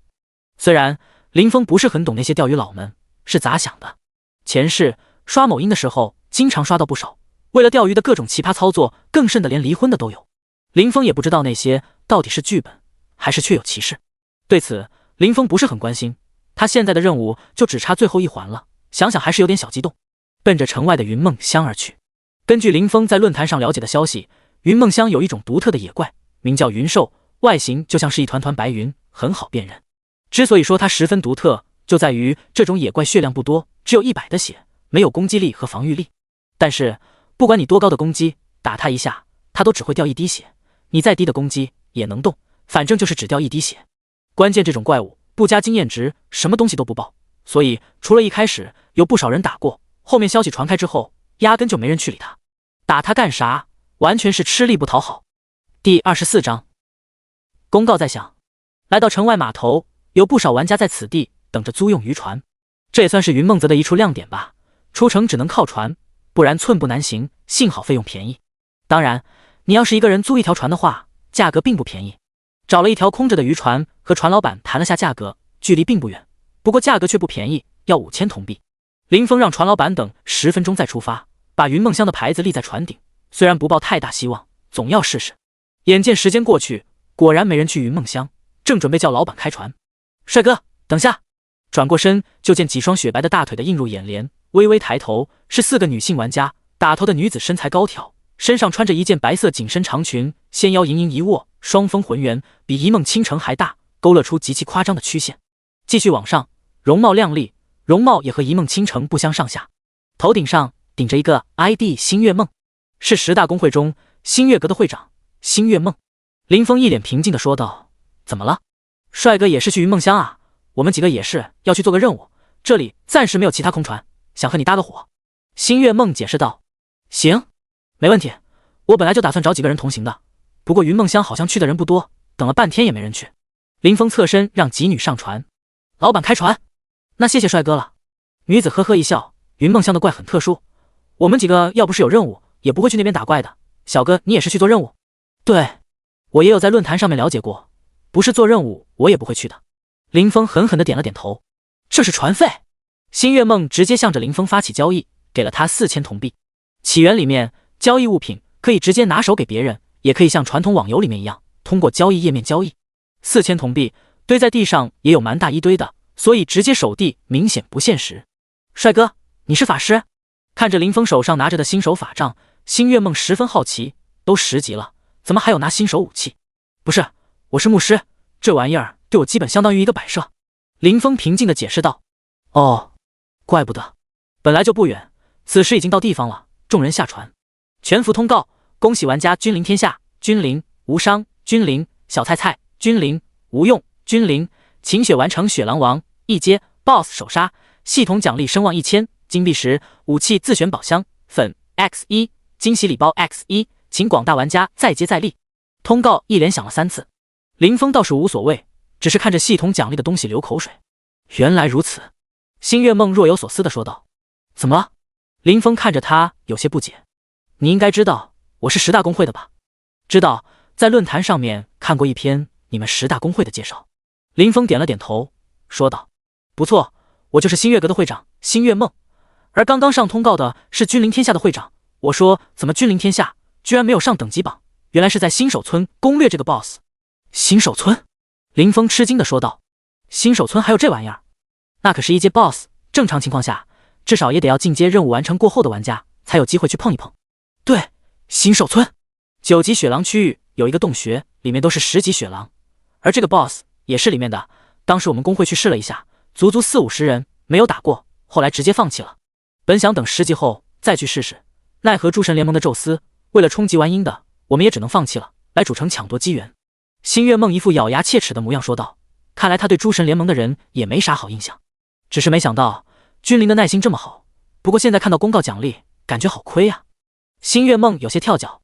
来到主城，等级倒是没落下，虽然现在手上这个任务也不错，但和公告的奖励还是差了一截。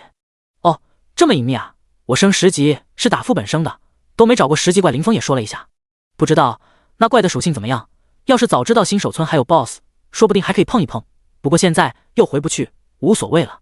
对了，你来这里做什么任务？打云兽？星月梦问了一句。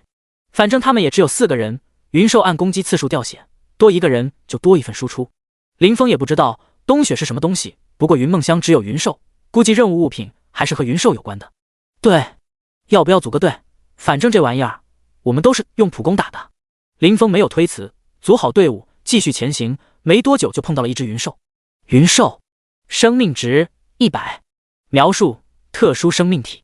果然和论坛上面说的一样，这东西没有攻击和防御，就100血，要不是有血条，看上去就和普通的血差不多。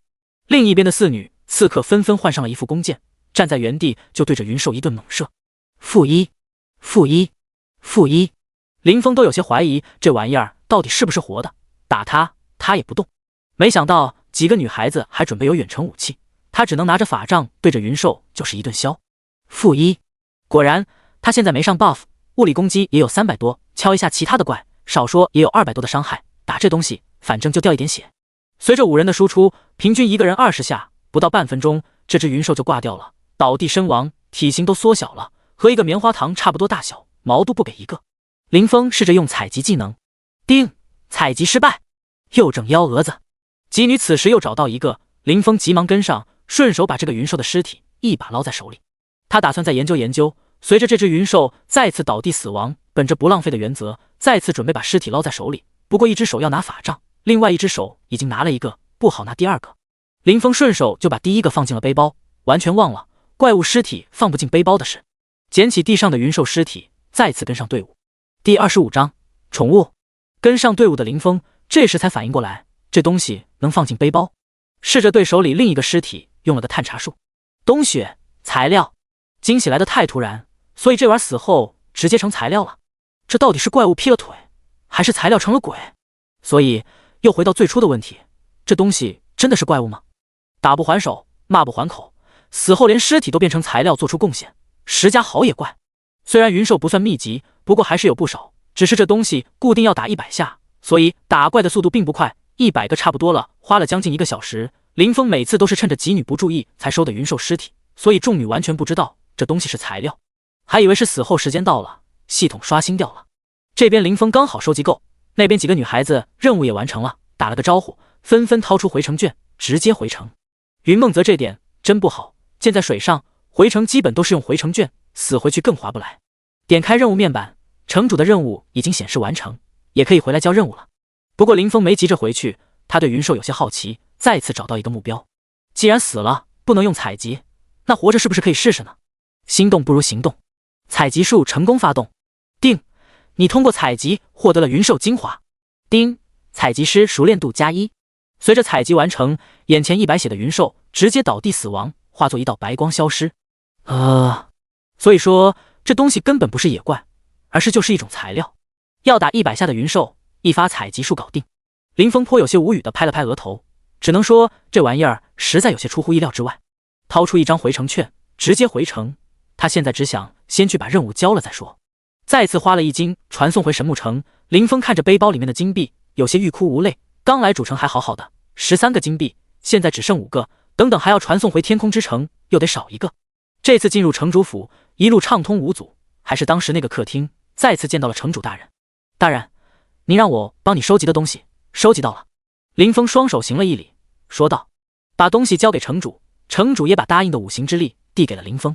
看着手中一个小小的瓶子，里面泾渭分明的涌动着5色光彩，林峰这下真的有些激动，因为东西一到手，系统提示他获得5行之力，隐藏职业的任务总算完成。那城主大人，我先告退了，得把东西给蒂娜导师送去。林峰请辞，多谢你了，冒险家，你去吧，别让蒂娜久等。城主挥了挥手，随着再次传送到天空之城，林峰熟练的一路直奔职业殿堂。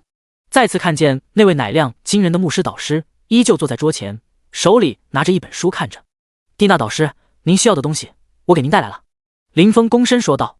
听到声音，蒂娜看着林峰，眼中有些惊讶。冒险家，这么快你就把东西拿到了？我记得穆恩没那么大方啊。穆恩应该就是神木城的城主了。林峰点了点头，恰好城主有点事需要我帮忙，这5行之力算是我的报酬。哦，原来如此。好了，我这就帮你转职。说完，蒂娜手上一挥，一阵光芒洒落在林峰身上。丁，恭喜你成功转职天启者，是否需要重新分配属性点？是否保留所学技能？丁，恭喜你获得职业专属技能，学医救不了队友，前程无忧，真理之眼。不用分配，技能保留。丁，恭喜你进阶成功，获得全属性+10，基础属性增幅10%。啊，不用再次做进阶任务，这是林峰没想到的。对了，导师，我今天去收集材料的时候碰到个东西，不知道是什么，能麻烦导师帮忙看看吗？说着，林峰从背包里面把装着那个怪蛋的花瓣拿出来。你这是怎么来的？蒂娜有些好奇地问道。林峰把得到蛋的经过说了下，又说道，这蛋有生命，不过在持续掉血，不得已才泡在里面的。你的运气不错，这是一个木系的自然精灵，那个仲明花估计是想用它进阶，小瞧了它，拼了个2败俱伤，也幸好你处理的不错，不然这个小家伙怕是凶多吉少了。那现在怎么办？这个小家伙一直在持续掉血。林峰双手一摊，有些无奈的道，这个好办，只要你和他签订生命共享契约，就能救下他，相信以后这个小家伙能够帮你不少的忙。生命共享契约？林峰不懂。对，简单来说呢，就是这个小家伙以后会和你绑在一起，只要你没事，就算他不小心死掉，也能够重新复活，但对你不会有任何影响。面对蒂娜给出的解释，林峰表示无语。这不就是把他变成我的宠物吗？说的那么高大上。行，没问题，那就麻烦导师了。你等等。说完，就见蒂娜又是手一挥，一个复杂的小型魔法阵出现在地上。你把小东西放在法阵中央，然后把你的血滴在上面就行。林峰一言把蛋放好，把手指放在嘴里咬了一个小口子，鲜血一滴一滴的滴在蛋上。死！以前看电视的时候觉得这招还挺帅的，没想到这么疼。随着血液滴在蛋上，地上的法阵开始发光，林峰急忙走出法阵，光芒比较柔和，并不刺眼。片刻之后，光芒消散，蛋壳处传来动静，缓慢裂开，一个小小的身影蜷缩其中。此刻随着蛋壳裂开，缓慢苏醒，张开翅膀向着林峰飞来，有点手忙脚乱的把它接在手上。小精灵只有10多公分高，相貌基本和人相似，除了一双小小的耳朵上面尖尖的，背后有2对泛着绿色的透明小翅膀，身上穿着一件绿色的有些像树叶做的迷你小裙子，非常可爱。主人，主人，谢谢你救了我。站在林峰手掌中的小精灵兴高采烈地说道。你会说话？小脑袋瓜使劲点头。随后看到林峰手指上有个伤口，小精灵伸出小小的双手抱着手指，对着伤口舔了舔，伤口居然肉眼可见的消失。哟，你还有这本事？林峰诧异。哼，人家本事大着呢，当时那个大坏蛋都没打过我，只是多少有些不自信。好，你的本事大。对了，你叫什么名字？林峰问道。我还没有名字，主人，你给我一个吧。那就叫婉婉吧。林峰想了想说道。好的主人，谢谢主人。婉婉开心的四处乱飞。好了，你刚恢复，先回宠物空间休养吧。说完，林峰直接把婉婉收进空间，转身向着蒂娜道谢。之前契约签订完的时候，系统就提示过开启了宠物空间。谢谢导师，不知还有什么需要帮忙的吗？没有的话我就先告退了，他迫不及待的要研究一下这个新职业。去吧。第26章强悍的天启者。林峰告退，往着殿堂外面走去。就在此时，系统提示音再次响起。叮，恭喜你获得宠物，即将对全服通告，请问是否隐藏 ID？ 隐藏，果断选择隐藏。虽然这东西瞒不住，不过以后只要不在公共场合召唤出来，短时间不会暴露，等时间长了有不少宠物之后也就无所谓了。全服通告，恭喜玩家神秘人获得宠物，作为第一个获得宠物的玩家，系统特奖励宠物资质单 X1， 开启宠物模板，开放宠物排行榜。依旧响了3声。林峰没想到之前获得职业的时候没有通告，获得宠物居然会有通告。不过奖励嘛，一般般，就一个。点开宠物面板，里面就像一个小房间一样，还有一张迷你小床。此刻小婉婉躺在床上正在呼呼大睡。这会儿周围正好没有其他玩家，索性把小婉婉召唤出来。刚刚系统奖励的资质单给他吃了，又让他继续回宠物空间待着，顺便看了看婉婉的属性。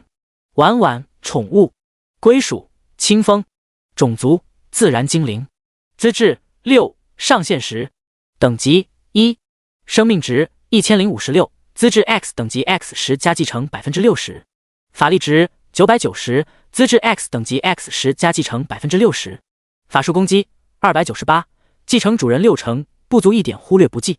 物理防御114，法术防御111，技能精灵传承拾取，魔力涌动，2次施法，冷却缩减。精灵传承每次升级均有几率领悟精灵魔法。拾取以自身为中心，10乘以10米范围内怪物所有掉落自动拾取到背包，无消耗，无冷却。魔力涌动被动，主人法力值恢复速度正 200%。 二重奏被动，主人每次释放技能都有 6% 的几率触发，额外释放一次技能。冷却缩减被动，主人的技能冷却时间减少 20%。 属性还凑合，有自己的6成，看来宠物的资质很重要，怪不得系统才奖励1颗资质单呢。不过看着小家伙的几个技能，反倒是辅助方面更为合适。又打开宠物排行榜，看了看，上面只有一个。第一，自然精灵，资质6，归属神秘人。再次打开自身的属性面板，进阶果然是一次质的飞跃。好久都没面板了，这次全面一点，主要是我怕记不住。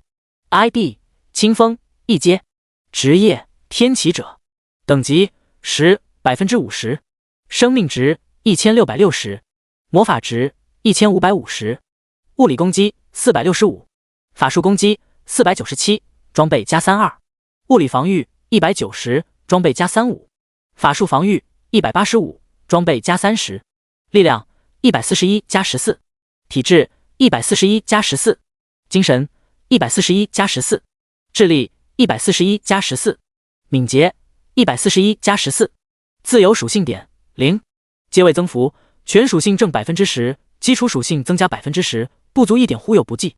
副职业采集师3级， 135-500，药剂师1级。装备：无尽酒壶、新手法杖，穿的都是一梦倾城及女不要的白装。职业特性：所有法师、牧师技能皆可学习，天阶之下，等级达到进阶要求，自动进阶，升级经验变更为原有等级所需 X， 阶位+1。专属技能：真理之眼，学医救不了队友，前程无忧。技能：探查术，治疗术5级，精力旺盛2级，光之守护，光之祝福，群体治疗术4级，十全十美，火球术，流星火雨。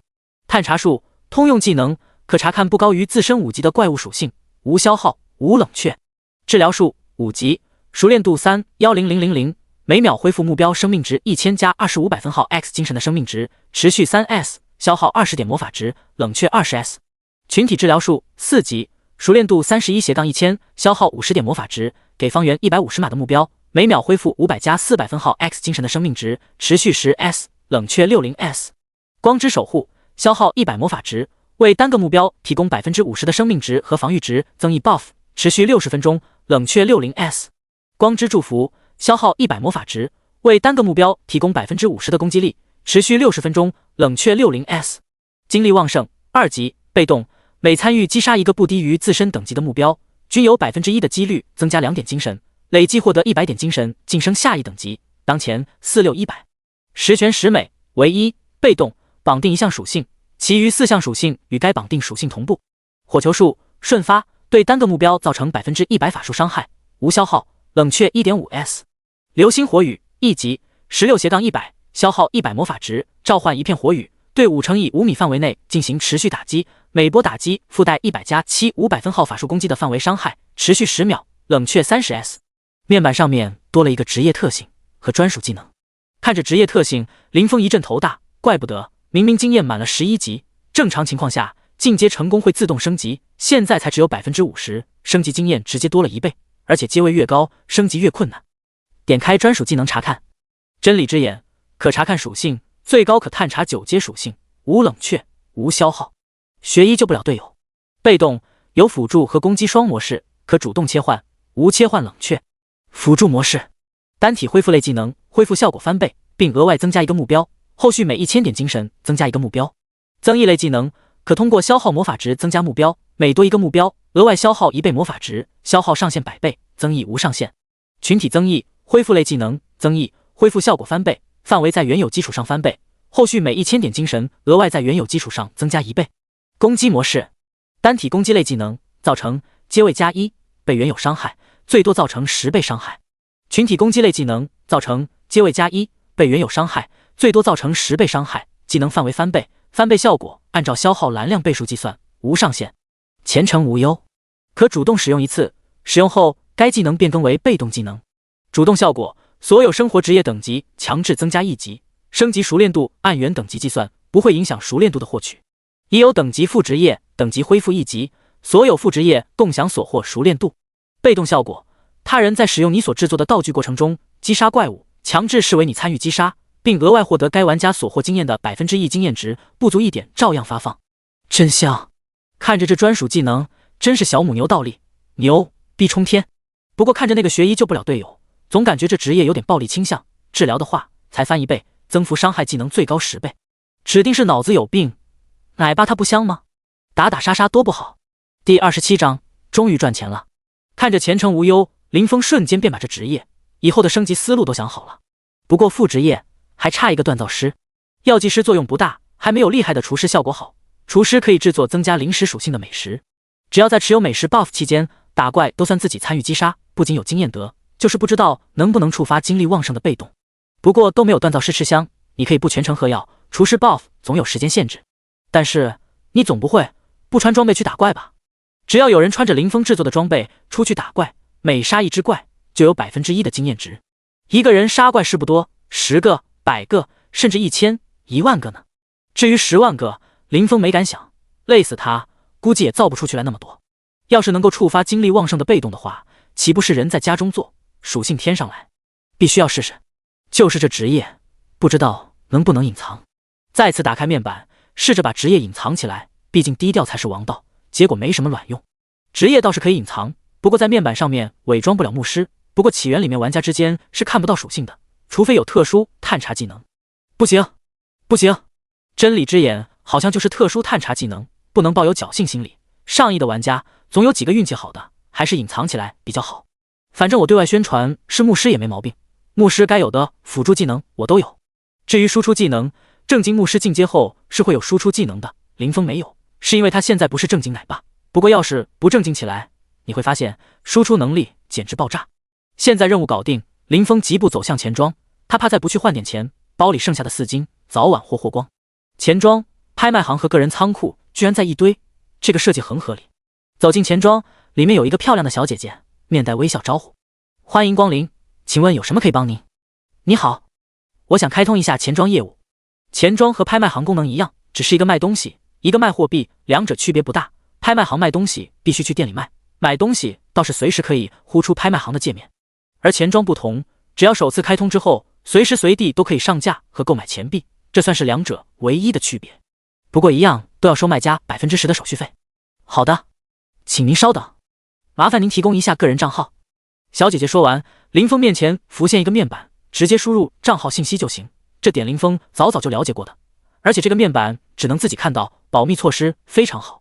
信息填好，直接提交到主脑那里，任何人不能查看，并且填写的银行卡流水方面也全部由主脑接管，连银行都不能查看。当然，要是你突然在现实里面各种大手大脚的花钱，被有心人注意到的话，那就不关游戏啥事了。这就是钱庄存在的意义，保护个人隐私方面简直无懈可击。大约等了几分钟，那个 NPC 开口说道：“好的，已经帮您开通好钱庄功能，请问还有什么可以帮到您？”“没了，谢谢。”林峰迫不及待地打开钱庄交易行，然而里面根本没有任何商品在售卖，反正他现在不急，打算看看情况再说。等了不到1分钟，便有一条上架消息，还没等他看清楚单价多少，直接就被秒了。怪不得没有任何东西出售，原来是有大手在收币。既然如此，林峰也准备出售一些，钱没到手的时候不能算作钱。今天为了任务可是花了9金，还有几千的铜币没细算呢。打算先上架1金试水。找到上架的地方，输入1金，不过他找了半天都没找到输入单价的地方。关掉面板，再次招呼钱庄的小姐姐进行询问：“你好，我想问下，这个钱庄交易行上面怎么不能设置单价？”“不好意思，先生，刚刚忘了给您说，钱庄交易货币的价格是恒定的，以铜币为例，比例是1比1。怪不得上架货币没地方输入单价，原来是定死了，担心游戏币的比例崩盘，还是别人恶意囤货。”林峰心想。不过开服第1天的时候，一梦倾城可是说过，当时金币价格差不多2W1金啊，现在直接减半。为了长远来看，钱庄还是有用的，只要自己在现实中不要一下突然拿出大量钱财，根本不会暴露。再次打开钱庄，直接上架3金，留1金备用。果然有大手在收币，刚一上架直接被秒。玩了3天游戏，到手27000，还行吧。走出钱庄，林峰便走到旁边的个人仓库中。仓库房间不大，不过里面有个箱子，箱子的空间挺大的，和背包一样的格子，不过有100个，不够的话依旧可以选择花钱扩充。其实他也没什么东西要存的，背包里面就唯一一个，完全不知道有何用的物品，准备放仓库先吃灰。至于另外那个令牌，介绍是钥匙，先带着，说不定就有用到的时候。拿出第1天副本 BOSS 报的那个木之心，准备放仓库里面。对了，我现在有真理之眼啊，看看这玩意儿再说。木之心高级材料，貌似有些重要的作用。好吧，区别不大，之前用探查术只能看到是树妖王的心脏，其他一概未知，现在好歹知道它是一种高级的材料，聊胜于无吧，顺手丢在箱子里面。看了下时间，已经很晚，正好肚子也有点饿。好友里面一梦倾城几女，从下午就没看到他们几个在线，估计现实有事耽搁。林峰下线的第一时间就是掏出手机查看，手机屏幕一点亮，就看到有一条短信：你尾号9527的储蓄卡账户7月3日8点20入账27000，余额27555.5元。nice， 虽然今天花了不少金币，至少现在看来，在起源里面赚取生活费完全的战略是对的。不过现在身上只剩1金多，后面几天估计都不会有什么收入。林峰决定今天要下次去狠狠消费一把。来到楼下，看着前2次被宰的店铺，今天可不打算再去这家店，换了一间看起来档次更高的饭店。不过价格嘛，更贵，妈蛋！游戏里面传送阵说做就做，那可是1次9000的价格，不就吃个饭吗？花，今天必须花。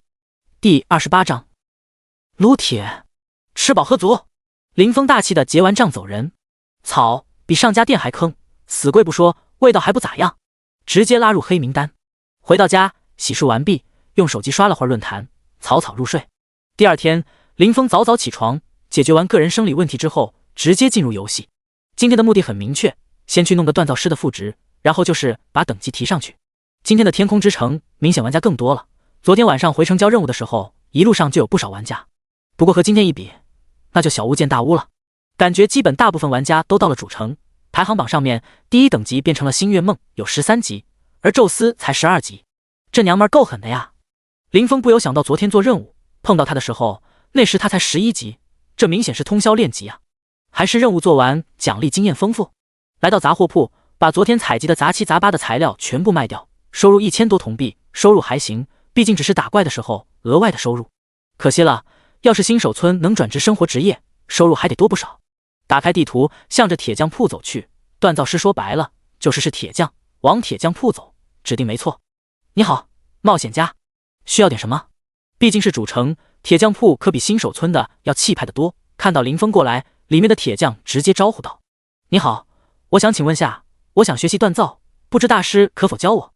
林峰回答：“学习锻造，可以是可以，不过锻造师一学难精，而且还需要相当的努力才能有所成就。你确定你可以吗？”铁匠看着林峰手拿法杖，不像是能吃苦的主。我可以试试。看来有戏。林峰急忙道：“这样吧，你先看我是如何锻造的，只要你今天上午能够锻造出一块百锻铁，我就教你。”叮，恭喜你触发任务铁匠的现实考验。林峰打开任务面板，查看任务详情。铁匠的现实考验描述：锻造虽然是一项考验体力与毅力的职业，勤劳总会有所收获，然而天赋才是成为大师的不二之选。任务要求：中午12点之前锻造出一块符合铁匠要求的百锻铁，剩余时间4小时35分钟。可以，不过大师，我想问问，这百锻铁要是需要锻打上百次，一上午岂不是加热的时间都不够？林峰不知什么是百锻铁，不过听名字大致能猜到。这个你大可放心，你等下只要专心锻打就行，我这里有专业的魔法熔炉，加热很快。还有百锻铁不一定非要锻造100次，而是有一个杂质含量的标准在那儿，至于是100次以内达到保准，还是100次以外才能达到标准，这就看你的体力和耐力了。铁匠笑着给林峰解释道：“你先看我是怎么锻造的，之后你照着我的样子锻打就行。”铁匠说完，从旁边物料架上面拿了一块提前熔炼好的铁锭，丢在一个造型奇特的炉子里。林峰目测铁锭差不多是20×15×10的规格，不知道有多重，不过看铁匠拿着倒是挺轻松的。差不多1分钟，铁锭就加热好了，确实很快。不过毕竟不是现实，而是在游戏里面，并且起源里面可是有魔法的存在，这应该也不算困难吧。之后，铁匠抡着一柄锤子就使劲的锻打。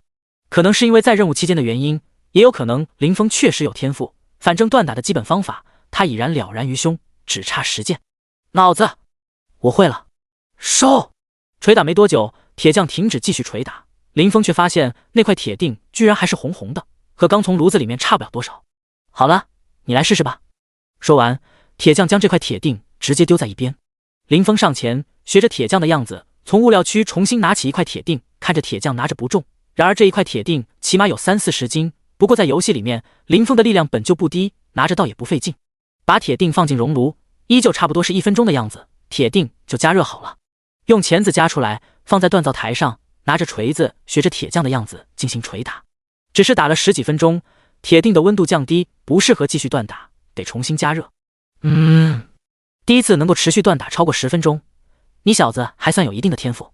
铁匠不知是安慰还是认同的说道。林峰有些不解，明明两人锻打的时间差不多，为何铁匠打完铁块并没有怎么冷却？明明自己也是照着他的样子打的呀。收！看来你不会。向铁匠请教清楚之后，才发现是力道的问题。之后林峰继续锻打，需要重新加热的时间肉眼可见的变长。铁匠看到林峰逐渐掌握锻造要领，也不再继续看着他锻打，而是继续看着店铺。转眼1个小时过去，那块铁锭经过锻打已经缩水1/3的样子，不过越到后边缩水幅度越小，这说明里面的杂质也越来越少。这时私信突然传来一条消息：你在哪儿？我们去练级啊，你的进阶任务应该做完了吧？是一梦倾城发来的。林峰快速回复道：任务昨天就做完了，不过今天上午估计是练不了，我在铁匠铺学锻造呢。你一个牧师学锻造干啥？副职不是弄的采集师就行吗？一梦倾城不解地回道：你也知道我的那个无尽酒壶可是一个吃装备的大户，我就想着自己学会锻造，以后给他成长应该要好点。林峰直接编造了一个像样的说法，回复道：那行吧，我们几个先去练级，你弄完了私聊我。好的。看来我这个奶爸还有点吃香，感觉吉女都快有点离不开我了。林峰不由歪歪道。不过林峰也有自知之明，说白了就是他的 buff 够给力，光之守护练级的时候倒是无所谓，主要还是光之祝福50%的攻击力，打怪速度能快不少。为了美好的未来，林峰继续锻打铁锭，除了刚开始有些不适应，习惯了也就还好。毕竟他的力量和体质属性真的不低。认真做事的时间过得很快，直到林峰感觉铁锭基本不缩水之后，看了眼时间都快上午11点了，估测应该达标，这才选择罢手。第29章马克的赌约。把铁匠喊来验收。不错，你这块铁的标准都已经远超百段铁了，看来你还挺下功夫。铁匠看着林峰的成果，有些惊讶地说道。而此时林峰耳中也传来任务完成的提示音。叮，你已成功拥有副职锻造师。叮，你已掌握基本锻造要领，当前锻造师等级10100。小子，我叫马克，你很不错，不过你要是能在3天之内把锻造师的等级冲到4级，我这里有一份惊喜给你，速度越早奖励越丰富，怎么样？要不要试试？马克一脸认真地说道。叮，恭喜你触发任务马克的终极考验。描述：按照约定，3天之内把锻造师的等级提升到4级，他会给你一份神秘大奖，貌似是一份大师级的传承。任务要求：锻造师1/4级，限时3天。这是遇到瞌睡就来枕头啊？4级这么容易？林峰诧异。简单？你小子可不要说大话，我的天资也算不错，当年跟师傅学习锻造的时候，也花了差不多5天的时间才冲到4级。马克满脸骄傲，你小子虽然比我好点，但是要想3天之内到4级也是不容易的。那我昨天才花了不到1下午的时间，就把采集师的等级冲到了3级，也挺容易的啊。林峰反驳道。所有副职业4级之前就属采集师最简单，你当然等级提升的很快，但到了4级之后，采集师反而是最难的，你小子根本不懂。马克恍然大悟，还有这样一说？林峰还是头一次听说，追问道：为什么？我先给你说说副职业的等级吧。一般1到2级被称为学徒，只有到了3到4级的时候才会称为师，而5到6级被称为大师。6级以上分别为宗师、大宗师和圣师，分别对应7到9级。至于9级以上，我也不知道。介绍完等级，马克喝了口水，接着说道：而我之所以说采集师4级以前最容易，就是因为4级之前只要采集东西就会获得熟练度，随便找点野怪打打，采集尸体就能到4级。4级是一个分水岭，4级之后再次采集怪物尸体就不会增加熟练度，而是要采集更高的材料或者矿物才行，不过成功率不高，只有1成的样子，采集失败，材料直接作废。光是寻找高级材料就不容易，成功率也才1成，说他4级之后最难也无可厚非。不像我们锻造师，只要制作装备就能增加熟练度，虽然4级之后一样也需要通过制作高级的装备进行成长，但是我们需要的材料基本都能买到，不用自己去寻找采集。原来如此，原来副职业里面还有这些门道。那锻造高级装备的几率是多少？4级之前凭借制作的装备好坏增加的熟练度不同，要是运气好能制作出一件月品级装备，直接就能获得大量熟练度。不要觉得制作装备很容易，比如你到了3级锻造师，制作2级的装备，也就是蓝装，成功率是10成没错，但是你制作3级装备的成功率只有5成，当然还有1成的概率直接超品到达4级。而制作低于你品级的装备不给熟练度，你还觉得容易吗？确实不容易。林峰看着自己天启者的专属技能前程无忧，心中不由感慨，不过那是对于别人来说，对我完全就是白捡的奖励啊。副职业强制增加1级不说，熟练度要求还是原等级的要求，岂不是说我现在1级，原本制作1级装备，也就是白装，只有5成的成功率，强制加1，我的实际等级是2级，制作1级的装备就是10成的成功率，关键不会影响熟练度的获取。最主要的是，所有副职业共享熟练度才是最逆天的，我完全可以5级以前通过采集师来拔高其他副职业的等级，等到了5级再去通过锻造师来提高其他副职业，毕竟我到5级的时候打造4级装备也照样能获得熟练度，还是100%成功。想好之后，林峰直接开口：好的，我觉得我可以试试，说不定我天赋异禀，今天1个下午就能把锻造师的等级冲到4级呢。不错，有志气。你要是真的今天晚上之前冲到4级，我不光给你一份锻造师的传承，还给你一间旺铺，就在拍卖行对面，那个地段可是相当不错的。行，没问题，不过我现在什么都不会，就是想练等级也没办法。林峰顿时双眼冒光，我会给你一把1到4级的武器图纸，不指望你今天能完成任务3天内完成任务，原来的奖励不会变。马克神色平静地说道：“一个下午到4级，明显不现实。”然而他根本不知道何为挂壁。此时，林峰耳边传来系统任务变更的提示：“丁，马克的终极考验任务变更。马克的终极考验描述：今天晚上8点之前，锻造师到达4级，奖励1份宗师级传承，一座铁匠铺的地契；3天之内达到4级，依旧奖励1份大师级传承。任务要求：锻造师1/4， 8点前，或者锻造师1/4， 3天内。丁，你获得一套锻造器具的临时使用权。丁，你获得铁刀白图纸1份。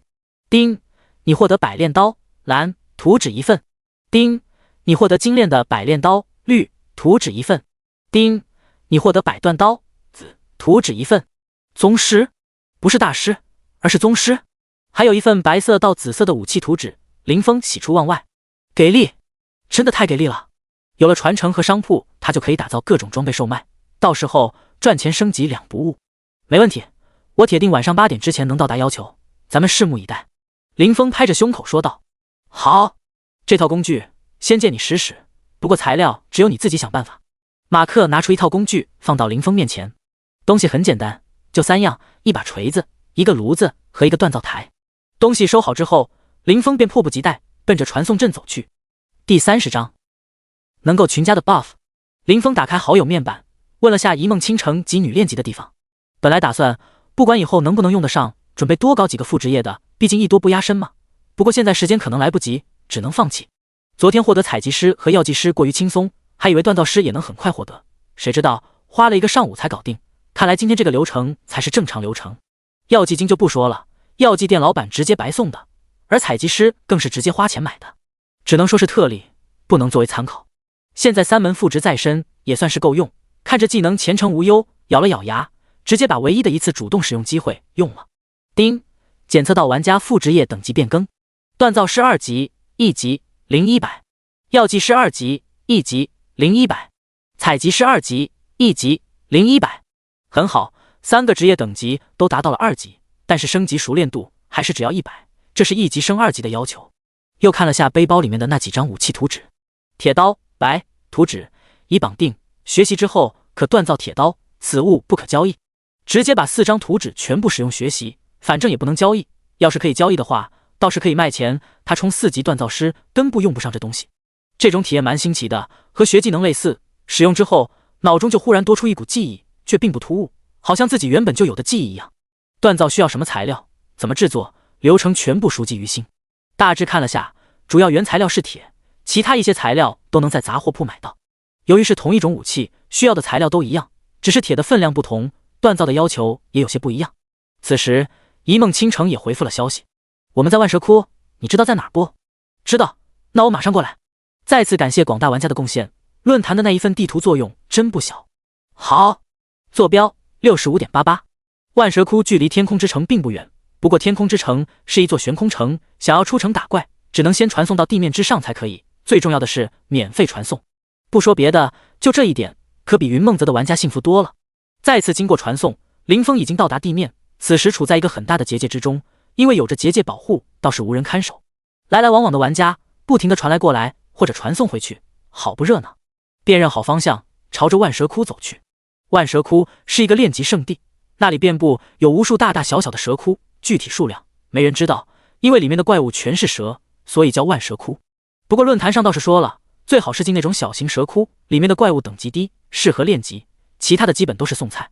沿途也有不少玩家都是向着万蛇窟去的，不少人还向林峰搭讪，不过都被他婉拒。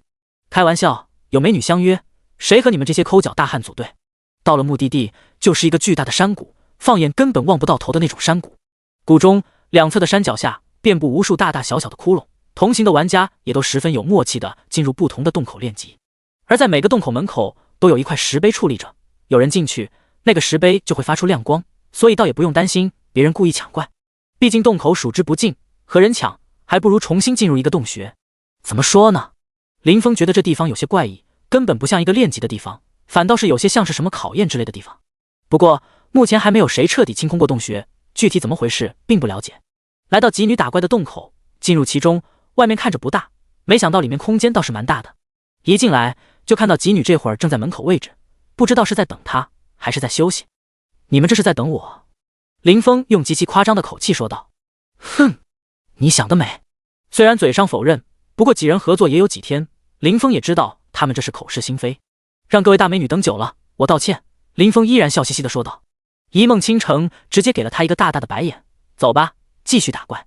虽然不想承认，不过几个女孩子还真的是在等他，毕竟有林峰的 buff， 刷怪是真的快不少，也不用亲自捡东西。有句话怎么说来着？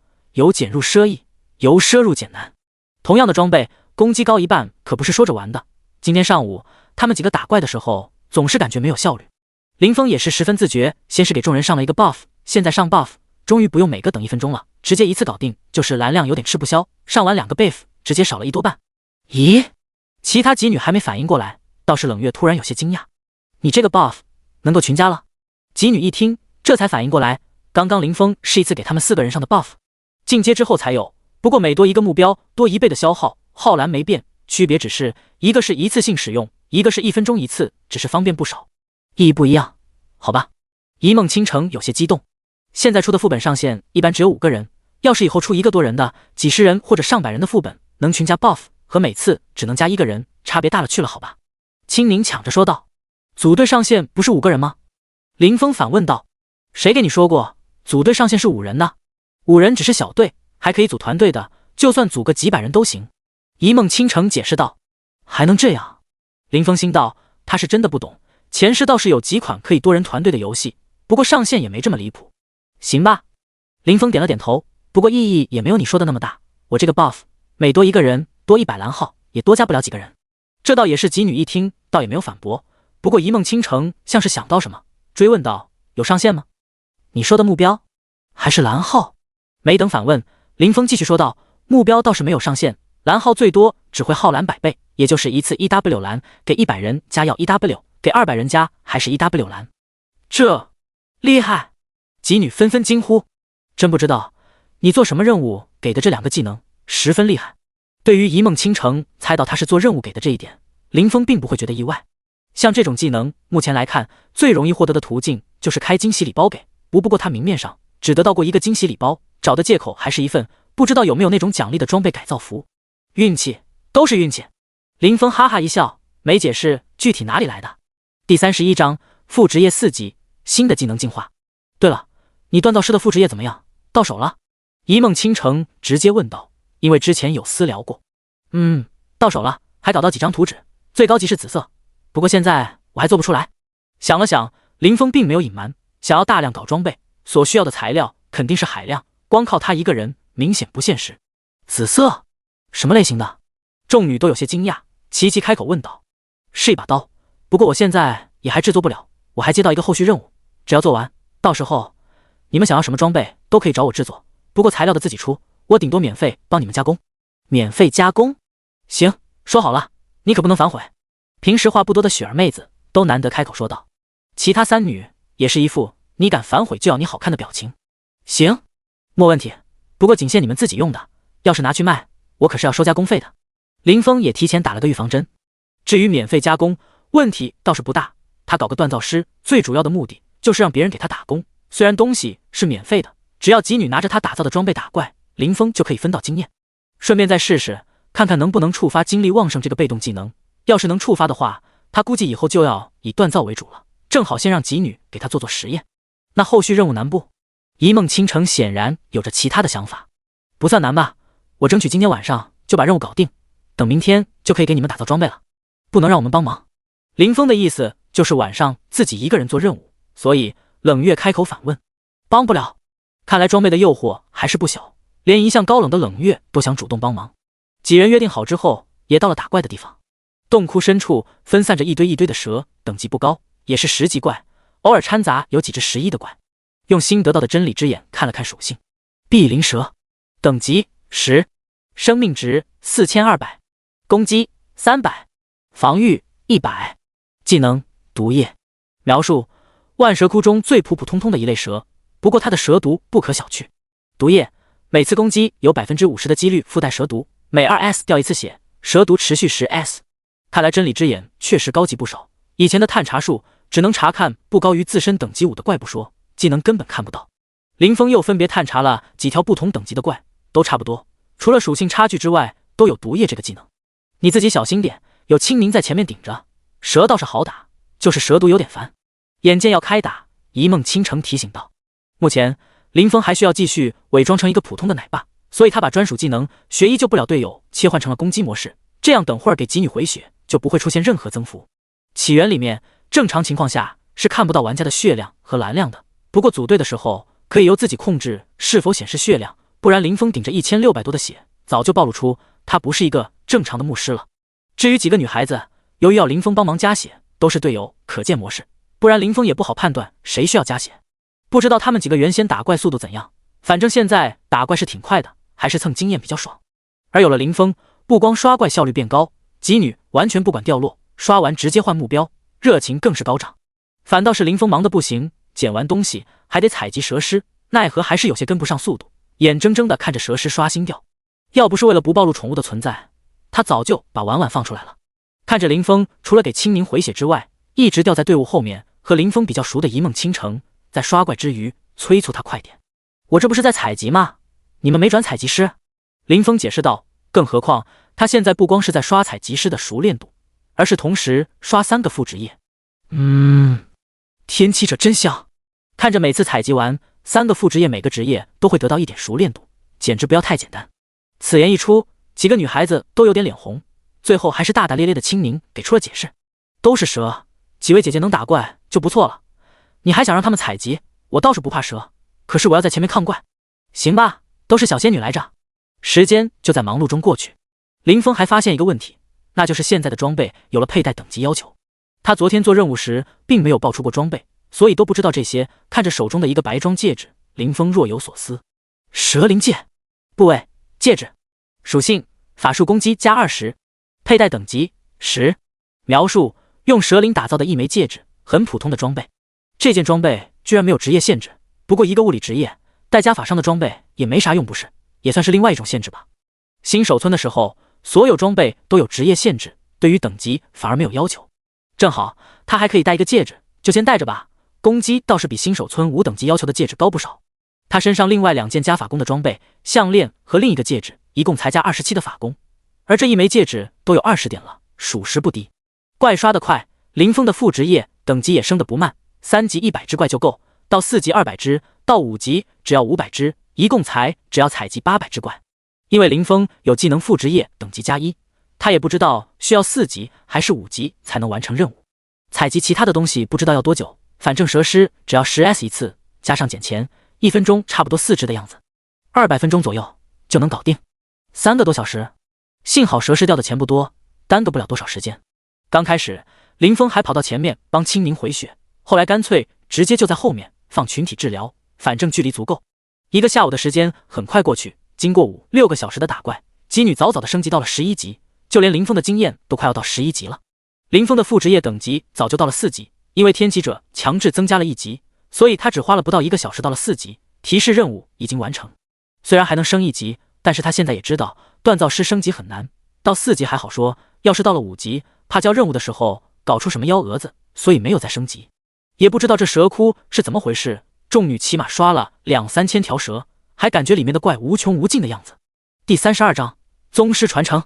林峰除了刚开始的时候比较忙，后面几女刷怪，他又开始清闲起来，无所事事的样子，捡东西还是比较轻松的。倒是出了不少白装，有比身上属性高的，几女就换下，没有就直接丢给林峰。他才不会跟几女客气，全部拿来喂了葫芦。从第1天打到这个葫芦开始，后面几天陆陆续续的喂装备，到现在才100多点成长值，关键还吃了4件蓝装，你敢信？只能说起源野怪爆率真的不高，也不知道是林峰运气好，还是几女的运气好，居然出了一本牧师的技能，也是唯一一本技能。进化瞬发，消耗100魔法值，进化100米内，所有你认定目标身上异常状态，冷却10S， 此技能不可升级，很实用的技能，主要还是个范围技能。3000来只怪触发了10次精力旺盛，又是20全属性到手。依照触发技能的情况来看，他的运气好像不怎么样。随着林峰的等级到达11级，时间也到下午6点多。今天刷怪就告一段落吧，我等下去做锻造师的任务，明天好给你们打造装备。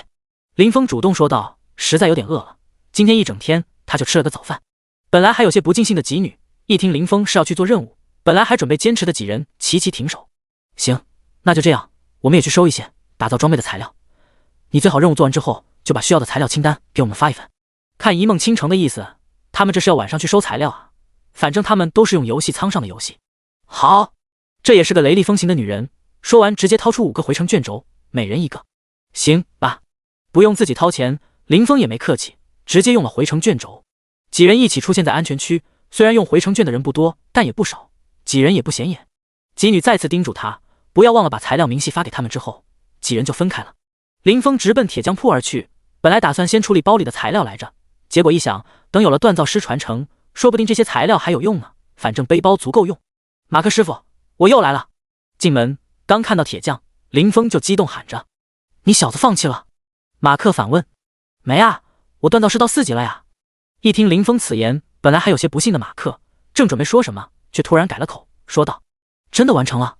没想到你小子还挺有天赋的。”“当然，我可是天才。”林峰斩钉截铁地说道。“马克师傅不会反悔吧？”“行，你等等，我去拿东西。”马克对于林峰说怕他反悔，略微有些生气。片刻之后，马克从里间屋子出来，手上拿着2样东西，递给林峰之后，林峰也顺便把借用的工具归还，迫不及待地打量着2件物品。商铺地契，使用过后可以获得1间商铺，地点位于城东大道888号。注：此物品通过任务所得，不可掉落，不可交易。锻造师传承，一位锻造宗师毕生的心血。多年前受城主相邀前来天空之城，临走之时所留下的传承，静待有缘人。商铺地契不能交易，林峰直接选择使用。至于锻造师传承，虽然没说不可交易，但是傻子才想着会卖掉，赶紧使用，晚1秒都是对他的不尊重。顿时无数关于锻造方面的知识，像是被强行塞进林峰的脑子里面，缓了好一会儿才回过神来。这滋味还真的有些不好受。不过不愧是宗师传承，不光各个职业的装备都有锻造方法，还有不同等级的装备也有。可能是他现在才4级锻造师，只解锁了4级以下的装备，也就是只解锁到紫色装备。不过等级倒是没有限制，从10级到90级的装备都有。关键还有一种饰品的配方是紫色的饰品，没有佩戴等级要求，作用也比较单一，就是减少20%技能的冷却速度。如果说其他装备淘汰快的话，林峰相信这件饰品估计有很多玩家不会短时间淘汰的。谢谢马克大师了，小子得去店铺看看，需要做些什么准备，争取早些开业。林峰诚心的道谢，这东西确实不俗。去吧，去吧，只是希望你不要辱没这份传承。马克挥了挥手，有些嫌弃的说道。林峰二话没说，直接使用了刚刚获得店铺的新功能定点传送，只要在天空之城内，可以直接传送到店铺里面。随着传送结束，林峰出现在一个比较大的库房里面，库房不小，倒是可以放不少东西。不过这个对林峰来说现在用不着，除了锻造有关的材料，其他的东西放这里还不如放仓库。仓库在各个主城都可以使用，放店里的话就只能在天空之城可以用。顺手把之前通过采集得到的材料全部放在仓库里面，确实可以用到。走出库房，林峰把整个店铺转了转，还不错。店铺分前院和后院，前院是一个门面，马克果然没有骗他，真的就在拍卖行对面。店内还有不少货架，不过上面都是空的。后院还有一个小院子，几个房间，并且院子里面锻造的工具都是齐的。再就是几个房间，除了有一个卧室之外，其他几个房间全被改成了库房。不过这个可以自己找系统改造，前提是花钱。看样子这里曾经也是一个生意不错的铁匠铺，只是不知道为啥后面会空着。总体面积也不小，差不多200多平，不过光是院子就有差不多100来平。没想到人生第一次拥有自己的房子，居然是在一个游戏里面。看完店铺，林峰匆匆下线，肚子饿了。然而下线的第一时间，林峰不是冲向厨房，反而冲向了卫生间。这几天玩游戏，没有哪天有今天那么长时间在线，憋着了。解决完生理问题，就是五脏庙的问题还需要解决。不过这个好说，备的干粮还很足，直接搞了不少，直到肚子吃撑，慵懒地躺在沙发上，准备休息一会再上游戏。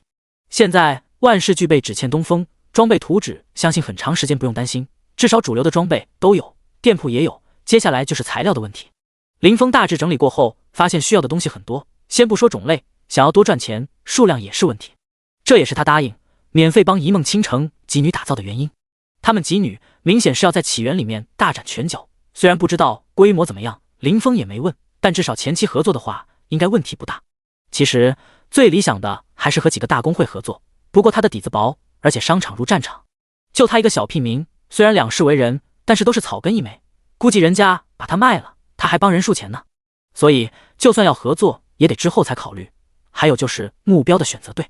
不过和吉女合作，至少短期不用担心这点。吉女除了青柠，有着不少游戏经验，其他三女估计平时连游戏都接触的少，她们的根基一样浅薄，这是最主要。第33章发财大计还没开始，夭折了。重新登上游戏，林峰一个人又跑去万蛇窟刷了1个多小时的怪，总算把副职业升到5了级，顺便把小婉婉放出来，也给他升级。本来还以为起源的宠物要分享林峰的经验来着，结果这点设计的还是比较人性化，宠物经验是额外计算的，而且升级的经验也没有玩家需要的多，反正1个多小时直接把婉婉的等级升到了5级。副职业等级搞定，1个回城卷直接回城，为了不引人瞩目，没有直接传送回店铺，而是走到一个无人的角落才传送回店铺。再次点开一梦倾城的私聊，我任务做完了，这是给你打造一套紫装所需要的材料，顺带把饰品材料也带上了。林峰直接给他列了一个清单，又分别给青柠、雪儿和冷月也发了一份，他们3个的都是全套10级的紫装。你发的这个材料是多少级的装备？10级。一梦倾城回复消息的速度很快，现在合适的只有10级，再往上就是20级的装备。林峰也没办法，不知道起源里面是10级换一次装备还是咋的，反正传承里面每个职业每10级一套。好的，时间有些紧，不过应该问题不大。一梦倾城接到消息也是立马忙活了起来，待在店里有些无聊，才刚上线不久，又不想这么早下线，索性打开拍卖行看看装备行情，基本都是卖的白装，价格也便宜，基本都在1000铜币以下，而且没人买，看来是价格标的虚高，冤大头还是很少的。毕竟现在基本都到了主城，玩家基数太大，白装价格基本稳定在200-500铜币左右。蓝装的价格要好很多，目前拍卖行上面的蓝装也不多，10级的只有10几件，全是生活玩家打造的，价格不是竞拍模式，价格最低的都在5000铜币以上。至于10级以下的数量不少，不过价格大多在2000铜币以下。看着行情还不错，林峰坐不住了，直接起身就奔着杂货铺去。他准备打造几件蓝装试水，预留的1金再加上差不多5000铜币，买了些燃料之类的必需品，其他全部买了打造蓝装武器的材料。在杂货店买材料，价格虽然有点贵，不过因为不存在失败一说，绝对稳赚不赔。买完东西传送回店铺，又忙活了差不多半个小时，总算把准备工作搞定。人生第一次制作装备就要开始了，想想还有点小激动呢。花了差不多半小时，第一蓝装武器顺利出炉。百断刀蓝，部位武器，属性1物理攻击加65，属性2力量加10，佩戴等级10。描述由锻造师清风制作，打怪经验额外增加10%的经验值，可叠加。作为蓝装，属性还行，至于那片枫叶，就是它以后的标志。不过貌似有点不对，为啥他锻造的装备会额外增加经验？他没有搞懂。再次打造了一把匕首，属性差别不大，同样会额外增加经验，这倒是有点出人意料。不过能额外获得经验，这同行里面谁能争得过他？这是要发财了，还是发大财？住大别墅，开价值几千万的豪车的好日子，嘿嘿，想着想着，林峰一个人在那傻笑。卧槽，草率了！因为林峰突然发现一个问题，而且是一个很致命的问题。就他刚刚锻造这2把蓝色武器，就花了1个小时左右。先不说帮助吉女打造一身装备要花多久时间，关键的问题是他的发财大计好像还没开始就半路夭折了呀。本来还打算和吉女合作的，现在看来的从长计议了。虽然买的材料还够锻造几把武器，不过这会儿林峰根本没有任何心情，把刚刚锻造的2把蓝装丢在拍卖行上面，定了个3000铜币的底价，直接原地下线。心情不好，风直接倒在床上蒙头就睡。天空之城，一处可供玩家休息的客栈之中。姐姐，刚刚清风哥哥把我全套装备的材料清单发过来了，你帮我一起收一下。青柠抱着一梦倾城的胳膊撒娇的叫着，抬手对着他的额头就是一个暴力。别闹，我这正在安排人呢，你把清单发我吧。一梦倾城没好气的说道。呵呵，谢谢姐姐。青柠笑着说道，至于吃了个糖炒栗子，别闹，他可是吨位来着，别说用手，就算是拿着锤子敲都不一定能破防。不过你说清风哥哥免费帮我们打造装备，要不要送他点礼物啊？青柠一脸正经的说道。这倒是可以有，可是送什么呢？毕竟咱们又不认识，除了在游戏里面有点交集之外，连他姓甚名谁都不知道。对于这点他也有想过。也对哦，要不送钱给金币。说完，小脑袋瓜却是直摇头，不行，不行，这样也太没诚意了，要不把你送给他吧。青宁在一梦倾城耳边说道。你个小丫头，看我不打死你，竟然开我的玩笑！一梦倾城俏脸一红，直接怒道，直接把青宁按在床上，对着小丫头的嘎吱窝使劲挠。游戏里面打了又不痛，只能使用杀手锏。别，我错了，姐姐大人饶命！哈，实在有些受不了的青宁连忙求饶，反正不是第一次这样。哼，别以为我治不了你。一梦倾城故意恶狠狠地说道，不过手上动作没停。下次不会了。青宁连忙保证。等等，我想到送什么东西了，你先停下。一梦倾城闻言一愣，手中挠痒的动作虽停，倒是没有收回。那你说说送什么东西？满意的话，我今天就饶过你。你觉得我们送他一个游戏仓怎么样？直接在官网上下单，让他自己去填写收货地址就行。你这是送他游戏仓，还是想着让人家日夜不停帮你做装备啊？一梦倾城直接对了他一句，哪有，人家真的只是想着让清风哥哥能多点游戏时间吗？你想啊，他要帮我们做装备肯定是要时间的，那等级不是就落下了，送他一个游戏仓就有时间练级了，大不了我们几个到时候多带带他。显然这次他还真的经过深思熟虑的。也是，那就这样吧，你去联系一下雪儿和月月，让他们过来，我们几个统计一下材料，分组，这样收材料也好收一点。看着林峰没在线，又转头对着青宁吩咐道，我先去订一个游戏仓，等明天让清风他填一下收货地址。第34章尝试打造装备。狼哥，我在拍卖行看到一把匕首，属性还不错。正在野外练级的狼王突然收到一个兄弟的消息，蓝色的匕首，属性再好又能怎样，过渡装备罢了。随意的回复道，不过好歹是兄弟的一份心意，还是点开兄弟分享过来的属性看了起来。獠牙匕首，蓝，部位武器，属性1物理攻击加60，属性2力量加5，属性3敏捷加10，佩戴等级10。描述由锻造师清风所制，打怪经验额外增加 10% 的经验值，可叠加。属性只能说中规中矩吧，没啥特别的啊。正在打怪的狼王突然分了心，本可以轻松躲过怪物的一次攻击，然而狼王像是魔怔了一般，一动不动，直到被野怪打中才从疼痛中回过神来。作为一个刺客睾丸，这本不应该发生的事情。回神的狼王直接就是一个被刺，把野怪晕住，一套连招直接带走，撤离野怪区域，在一边坐了下来，心中十分的不平静。起因还是兄弟分享过来的那把匕首，属性确实不算特别突出，这并不是狼王所在意的。他自己的公会现在也有生活职业玩家，虽说锻造蓝装的成功率不算高，但也算是够用。真正让他在意的是，锻造这把匕首的玩家，他打造的装备居然能额外增加经验值的获取，还能叠加。这要是穿一身，至少比别人多 10% 以上的经验啊！派人盯着拍卖行，争取把这个叫做清风做的装备都拿下，最好是搞清楚这个清风在哪个主城，看看能不能找到他，拉入我们的公会。狼王在好友里面不断吩咐下面的小弟，现在还没有打到公会令牌，只能挨个让公会的主力玩家吩咐下去。无独有偶，不光狼王这边，其他各大公会的会长也是如出一辙的吩咐手下。本来还算平静的游戏环境，因为某人丢入拍卖行的2件装备而显得有些诡谲。今天林峰上线的时间比较晚，虽然打造装备的效率目前无法提高，但是日子还是要过的。看着昨天的2件蓝装直接卖出1斤出头的单价，略显烦躁的心情总算是平复了些许。至少目前来看还是能赚钱的，毕竟2件装备的成本不算人工，成本才不到2000铜币。看了下经验获取记录，居然只有寥寥无几的几条经验获取记录。装备买过去不打怪的吗？林峰并不知道这2件装备都是被大公会的人买走的。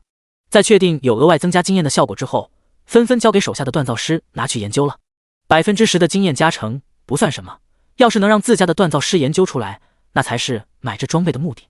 一梦倾城，你上线了，在哪儿？林峰，你们来拍卖行吧，我在拍卖行对面的风铃碗店内。一梦倾城，风铃碗，那里有这家店吗？林峰，就拍卖行正对面，你们过来就能看到了。既然有打算长期作为生活玩家的意图，林峰也把店铺规划了一番，现在除了没有商品，不然都已经开始营业了。承诺帮吉女打造装备，林峰也不打算食言，大不了多花几天时间罢了。没等几分钟，吉女便联袂而来。店铺现在还没有开始营业，也没有可以坐的地方，林峰直接把几人带入里面的院子。院子很空旷，除了放在角落的锻造工具，就只有几把椅子和一张桌子，就这还是昨天林峰去置办的，有些简陋，你们随便坐。林峰自己也随便拿了把椅子坐下。几女久久有些无言。你这一梦倾城率先打破宁静，你从哪儿搞来的店铺？也是任务？就是锻造师的任务。林峰淡定的点了点头。哇，好棒！其余几女半晌才缓过来。你知不知道这一间店铺有多值钱？而且你这个地段根本就不是想买就能买到的。一梦倾城也是有些语无伦次。再值钱又能怎样？我这间店铺的地契根本交易不了，只能自用。林峰无所谓的说道。现在可以锻造装备卖钱，虽然速度慢，但是也算是有了一个稳定的收入来源，不是？给你们的材料清单，你们收集的怎么样？没收集多少，时间毕竟太赶。对于林峰故意转移话题，一梦倾城也只好老实回道：你们几个都把材料拿出来，我看看。好。几女纷纷应道，接着就把收集的材料直接堆在院子里。都是锻造装备的材料，要是搁以前，林峰就算能通过探查技能叫出名字，也不知道这些材料有啥用。不过现在有了锻造宗师传承，不光对材料的用途有了全面的了解，甚至连一些材料在什么环境中才能出产都有十足的了解。锻造紫装还差不少，锻造绿装勉强够用，蓝装绰绰有余，倒是打造饰品的材料够了，还有剩余。你们怎么选择？检查完材料，林峰转身对着几女说道。之前还没注意，这时才发现今天的几女打扮和昨天不一样，身上穿的好像不是装备，而是裁缝店里面的普通衣物，没什么作用，就突出一个好看。听到打造紫装材料不够用，几女也有些遗憾。你有什么好的建议吗？清风哥哥。青宁蹦蹦跳跳的来到林峰面前，扯着林峰的袖子撒娇的说道。其他三女一个个的都偷偷的把耳朵竖起来，显然也想听听当事人的看法。我建议的话，不如你们就打造一身蓝装得了，性价比高，现在等级低，装备淘汰的速度很快，打造的再好也用不了多久。至于饰品，我现在就会这一个，不过饰品可以用蛮久的，也不算浪费。青宁点了下小脑袋，那就依清风哥哥的吧。确实，现在等级低，升级快，打造太好，实用性不高。这样的话，剩下的材料倒是可以把武器打造成紫装。随着几女商量完毕，林峰也是松了一口气。紫装打造实在有些繁琐，速度肯定比蓝装慢多了。算下来，花个2天时间，应该也就差不多能打造好。第35章，众女的回礼。林峰把打造饰品的材料找出来，打算优先打造。虽然紫色装备打造工序复杂，不过是一次性打造4件，时间上算下来，平均1件的时间并不多，甚至比1件蓝装花的时间还短。万幸，这间店铺里面自带了锻造工具，虽然不是太高级，也能满足要求。随着林峰一顿叮叮当当的操作，时间转瞬即逝，花了不到2个小时，饰品已经打造好了，一共4对耳坠。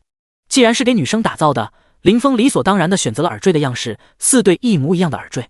耳坠不大，直径大约只有1厘米，是一个月牙，在中间有一个小小的五角星，银白色的，而在五角星中间有一颗小小的透明的类似钻石的宝石，外观不俗。星光耳饰，紫。部位，饰品。属性，减少技能 20% 冷却。特效，定点传送。描述，由锻造师清风所精心制作，附带特效定点传送，可以选定一个坐标，直接瞬间传送到该坐标。要换造型也可以，不过太麻烦，加上吉女也没问，直接弄成一样的，免得和吉女讲道理。居然还有特效！昨天打造的蓝装额外加经验，大抵也应该算是特性吧。不过这次居然不是获得额外经验，而是带了一个技能，还是传送技能，保命神器啊！随着装备出炉，几女全都向着林峰围过来，看着那几双激动的眼睛，好似要把他吃掉一样。林峰急忙把几对耳坠拿给他们。好厉害！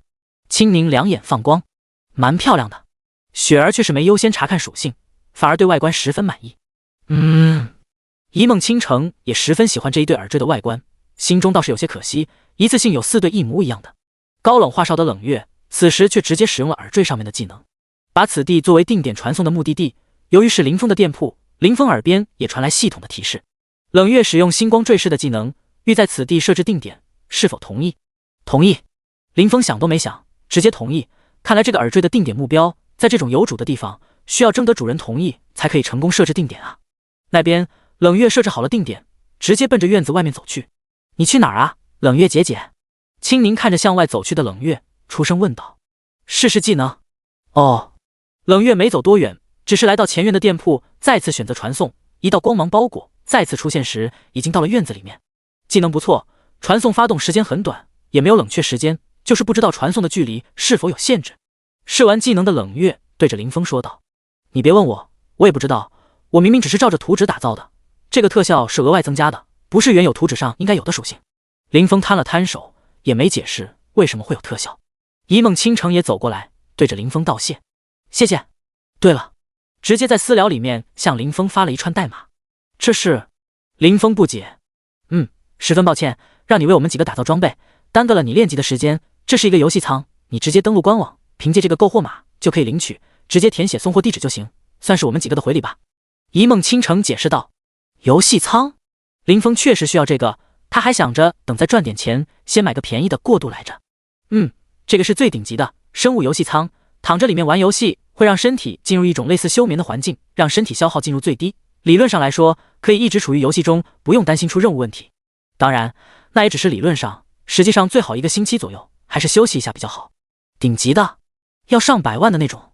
林峰有些愣神，他还以为这是一个高级的游戏仓，没想过是顶级的。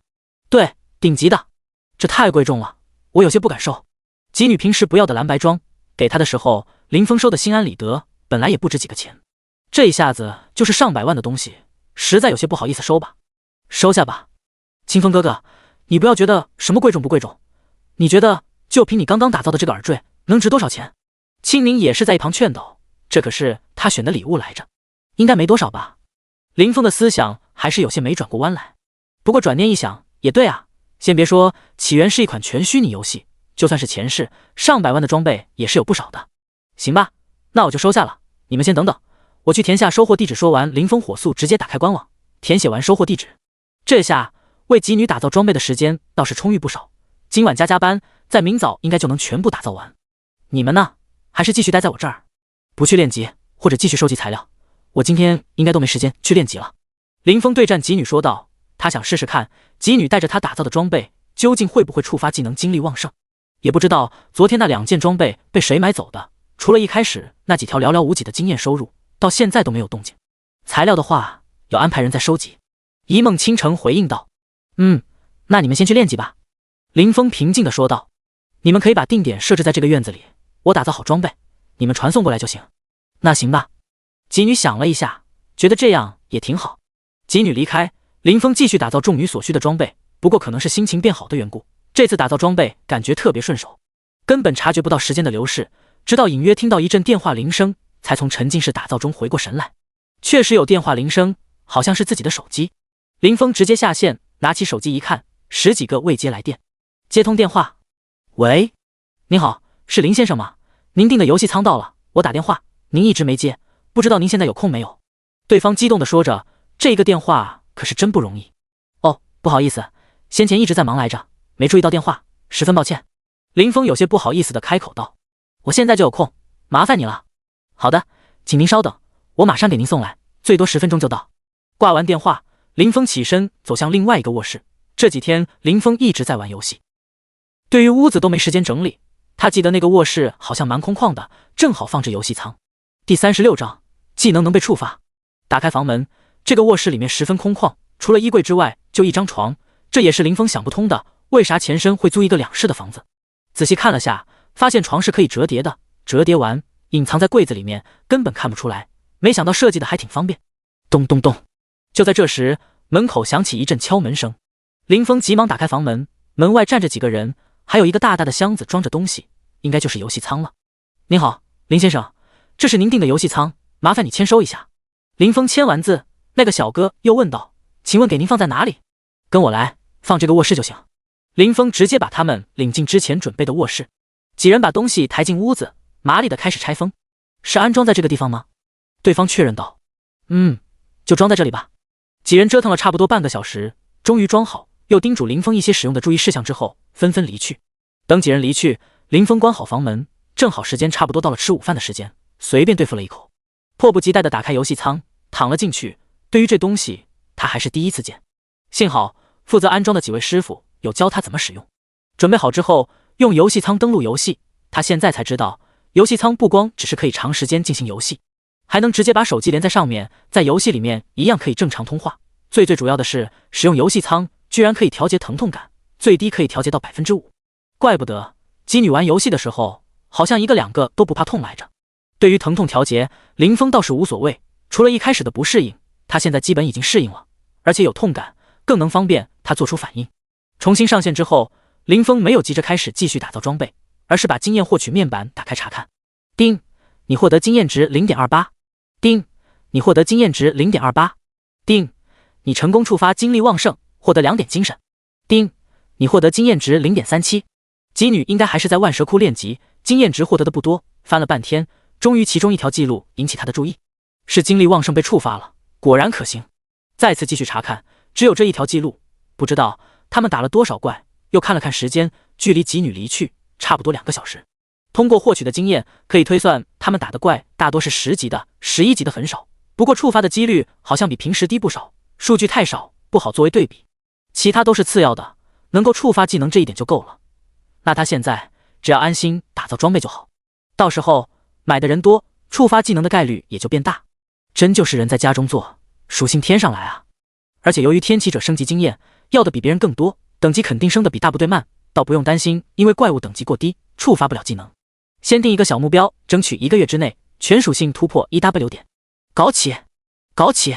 继续打造装备，之前只是想赚钱，现在赚钱、升级、刷属性3不误。林峰在小院里面像一个辛勤的小蜜蜂一般忙碌着，实在是打造装备的效率堪忧。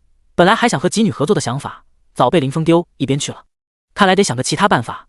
林峰一边打造装备，一边思考未来店铺要如何运营。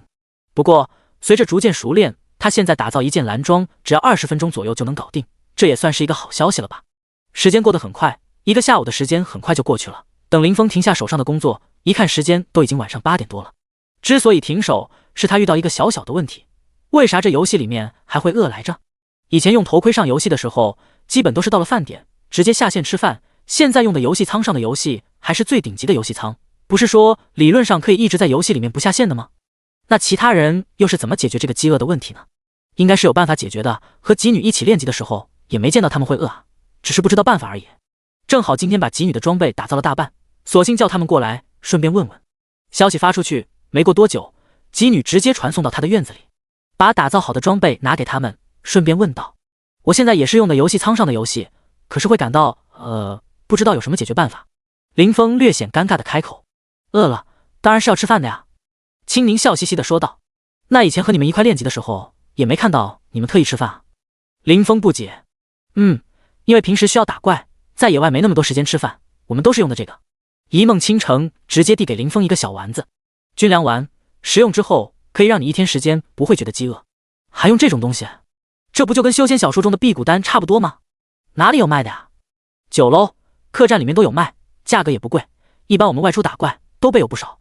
本来打算和姬女交代一下，在下线吃点东西的林峰，直接把军粮丸丢进嘴里，也不打算下线了。鸡肉味还行，看来有时候要多去论坛逛逛，不然连这种小事还得麻烦人家。解决了肚子饥饿的问题，林峰想起正事，指着不远处角落的一些装备道：这是给你们几个打造的装备，暂时就打造了这几件，先用着吧。姬女一听，急忙到了那堆装备面前查看，都没来得及抱怨，这像是垃圾一样随意乱丢的装备，居然是给他们打造的。装备不多，4女加起来一共40来件，这里差不多才一半，尽管如此，还是引得众女大呼小叫。她们几个身上都还有不少白色装备呢，找到自己用的，果断咋咋呼呼的穿戴上。倒是冷月看着手中的蓝装有些惊奇，急忙把手里的装备又换成另一件，都是一样有额外属性。冷月的异常引起了一梦倾城的注意，轻声问道：月月怎么了？清风锻造的装备居然有额外经验的效果，虽然不多，但是可以叠加，每件加 1%， 一套穿下来加成可不少。面对询问，冷月开口解释道：这……一梦倾城也有些震撼，震撼过后反问道：说不定别人打造的也有经验加成呢？拍卖行上面的装备你又不是没看到过，除了他打造的，你还见到其他有经验加成的装备了？那就可能和他的任务有关吧，毕竟现阶段也没谁能打造此装啊。好吧，对于这个说法也勉强解释得通。第37章和姬女分道扬镳。没管姬女打造了一下午的装备，林峰也有些乏了，躺着椅子上打开游戏论坛逛了起来。还好他有先见之明，弄了把躺椅。对啊，我可以在论坛发帖帮别人打造装备吗？到时候我收他给1成材料作为手续费，不过分吧？之前林峰还在想着要如何经营店铺，这会让浏览论坛，这不就是一个很好的宣传渠道吗？心动不如行动，林峰立马编辑好一个帖子。震惊！玩家居然能在起源之中开店！位于天空之城拍卖行对面的风铃碗店铺即将正式开业，承接各职业装备定制打造，保证100%成功率。如若失败，材料损益赔10。为了增加帖子的可信度，林峰索性把10级的装备、分职业所有装备的属性都贴了出来。当然，紫装没有贴出来，现阶段紫装的材料消耗太大，在各种装备后面均罗列有打造该装备的所需材料。又在帖子中明确表示，新店试营业，打造装备十分便宜，只需要小小的5成材料作为加工费而已。洋洋洒洒一大篇帖子，费了不少时间，总算编辑完成。直接点击发送，帖子搞定，接下来就看收获如何了。不需要所有人都信，只要有小部分人能信就行。到时候随着口碑发酵，就不信没有生意。这时林峰才注意到吉女早已离开，起身离开院子，来到后院的卧房看了看，手里还有点闲钱，以后估计好长时间才会下一次线，得把这个卧房布置一番，累了时候可以休息休息。卧房里面比较简陋，就一套桌椅板凳，一张床，连被子都没有。想好需要的东西，林峰直奔杂货铺走去。因为是游戏，倒是不需要准备洗漱用品，买好被子之类的东西。林峰又搞了一张展示牌，到时候店铺开业可以放在门口打广告。顺便又进酒楼买了一些军粮丸，这还是他第一次在游戏里面来酒楼呢。远远就闻到一股香味，有食物的香味，也有酒香。买好东西，找了一个无人的角落，林峰直接传送进店内。东西布置好后，继续打造装备。今晚他准备加个班，把吉女的装备打造完。此时游戏论坛，不少平时没事就喜欢逛论坛的玩家纷纷注意到一条帖子的热度持续上升，纷纷本着好奇的目光点开帖子，结果一打开发现是一个广告贴。大部分的玩家都会直接关闭帖子，毕竟这偌大的论坛打广告的人实在太多了，什么工会招人、游戏找 CP， 还有不少女性玩家揽生意之类的广告，反正只有你想不到，各种奇葩的广告层出不穷。当然还有一小部分玩家稍微留意了一下帖子的内容，就是这稍微的注意，整个有些措手不及。定制打造装备，关键还有给职业准备的属性、材料需求都贴出来。不管是不是真的，就算是作假，说明发帖的人也是有做了不少准备工作的。是真的？假的？才开服不到1周，现在拍卖行蓝装都少得可怜，居然连绿装都能定制。有没有在天空之城的兄弟有知道这封灵碗的情况的吗？我是锻造师，这帖子的内容绿装不好说，但是蓝装应该差不多。虽然我成功率不高，倒是有幸锻造出来过，和这个帖子上面的属性差不多。我叫 Triple X， 随时欢迎大家找我做装备。底下评论不少，有怀疑真假的，也有不少反而借着帖子给自己打广告的。不管真假，至少已经让不少人有了一个初步的印象。随着评论逐渐增多，帖子的热度也越来越高，很快就上升到了第2的位置。至于第1，则是那个大家来拼图的帖子。没办法，这个人人都用得上，第1的位置无可撼动。不过随着帖子的热度攀升，倒是有不少复制锻造师的玩家确认了帖子内容的真实性，至少蓝装能信。有不少天空之城的玩家直接就奔着林峰的店铺而去。由于目前还没营业，店门虽然关得严严实实，但是店铺确确实实存在，也被不少玩家发到了帖子下面，这也是热度持续上涨的原因所在。此时店内的林峰完全不知道他的店铺还没开业，就已经吸引了不少的目光，还在院子里面挥汗如雨的打造装备呢。等林峰打完吉女的装备，时间已经来到第2天早上清晨，多少还是有些疲惫，简单的用水冲了个澡，便躺在床上沉沉的睡去。原来的卧房是不带洗澡间的，这是林峰花钱让系统改造的，倒是不贵。再次醒来已经到了上午10点左右，虽然没睡几个小时，但是精力却已经恢复过来了。这就是用游戏仓上游戏的好处了，持续在线不是假的，就算林峰还没有习惯，没休息多久也精力十足。既然醒了也没什么不适，便联系吉女过来取装备。消息发过去不久，就有几道传送光芒出现在院子里。装备都做好了，你们自己去拿吧。林峰慵懒地躺在椅子上，指着地上的装备说道。你接下来有什么打算？一梦倾城没去拿装备，反而坐在林峰旁边问道。林峰，我呀，开店呗，还能有什么打算？那你的等级怎么办？主要是林峰的 buff 技能真的好用，要是不升级有些太浪费了。一梦倾城追问道。林峰，我跟你们不一样，我最初玩这个游戏就是为了挣点生活费，我这也算是孤注一掷了吧。为了这个游戏把仅剩不多的家产买了游戏头盔，现在有了这个赚钱的机会，总算是有一些回报了。对了，还得谢谢你的游戏仓，这能让我在线的时间多不少。林峰这也不算是假话，他最初的打算也确实如此，现在也没变，只是由于天启者职业的原因，赚钱的时候还有能额外收入，何乐而不为呢？至于当收费奶爸的想法，他已经放弃了，都是赚钱，没那个必要。你好吧，本来还打算劝劝的一梦倾城，想了想，还是放弃了。人各有志，不能说林峰的想法现实，而是个人所需不一样。他也不是高高在上，就对底层一无所知的富家女，他尊重林峰的想法。第38章，店铺开业。随着吉女的离开，倒是谈不上什么伤心之类的。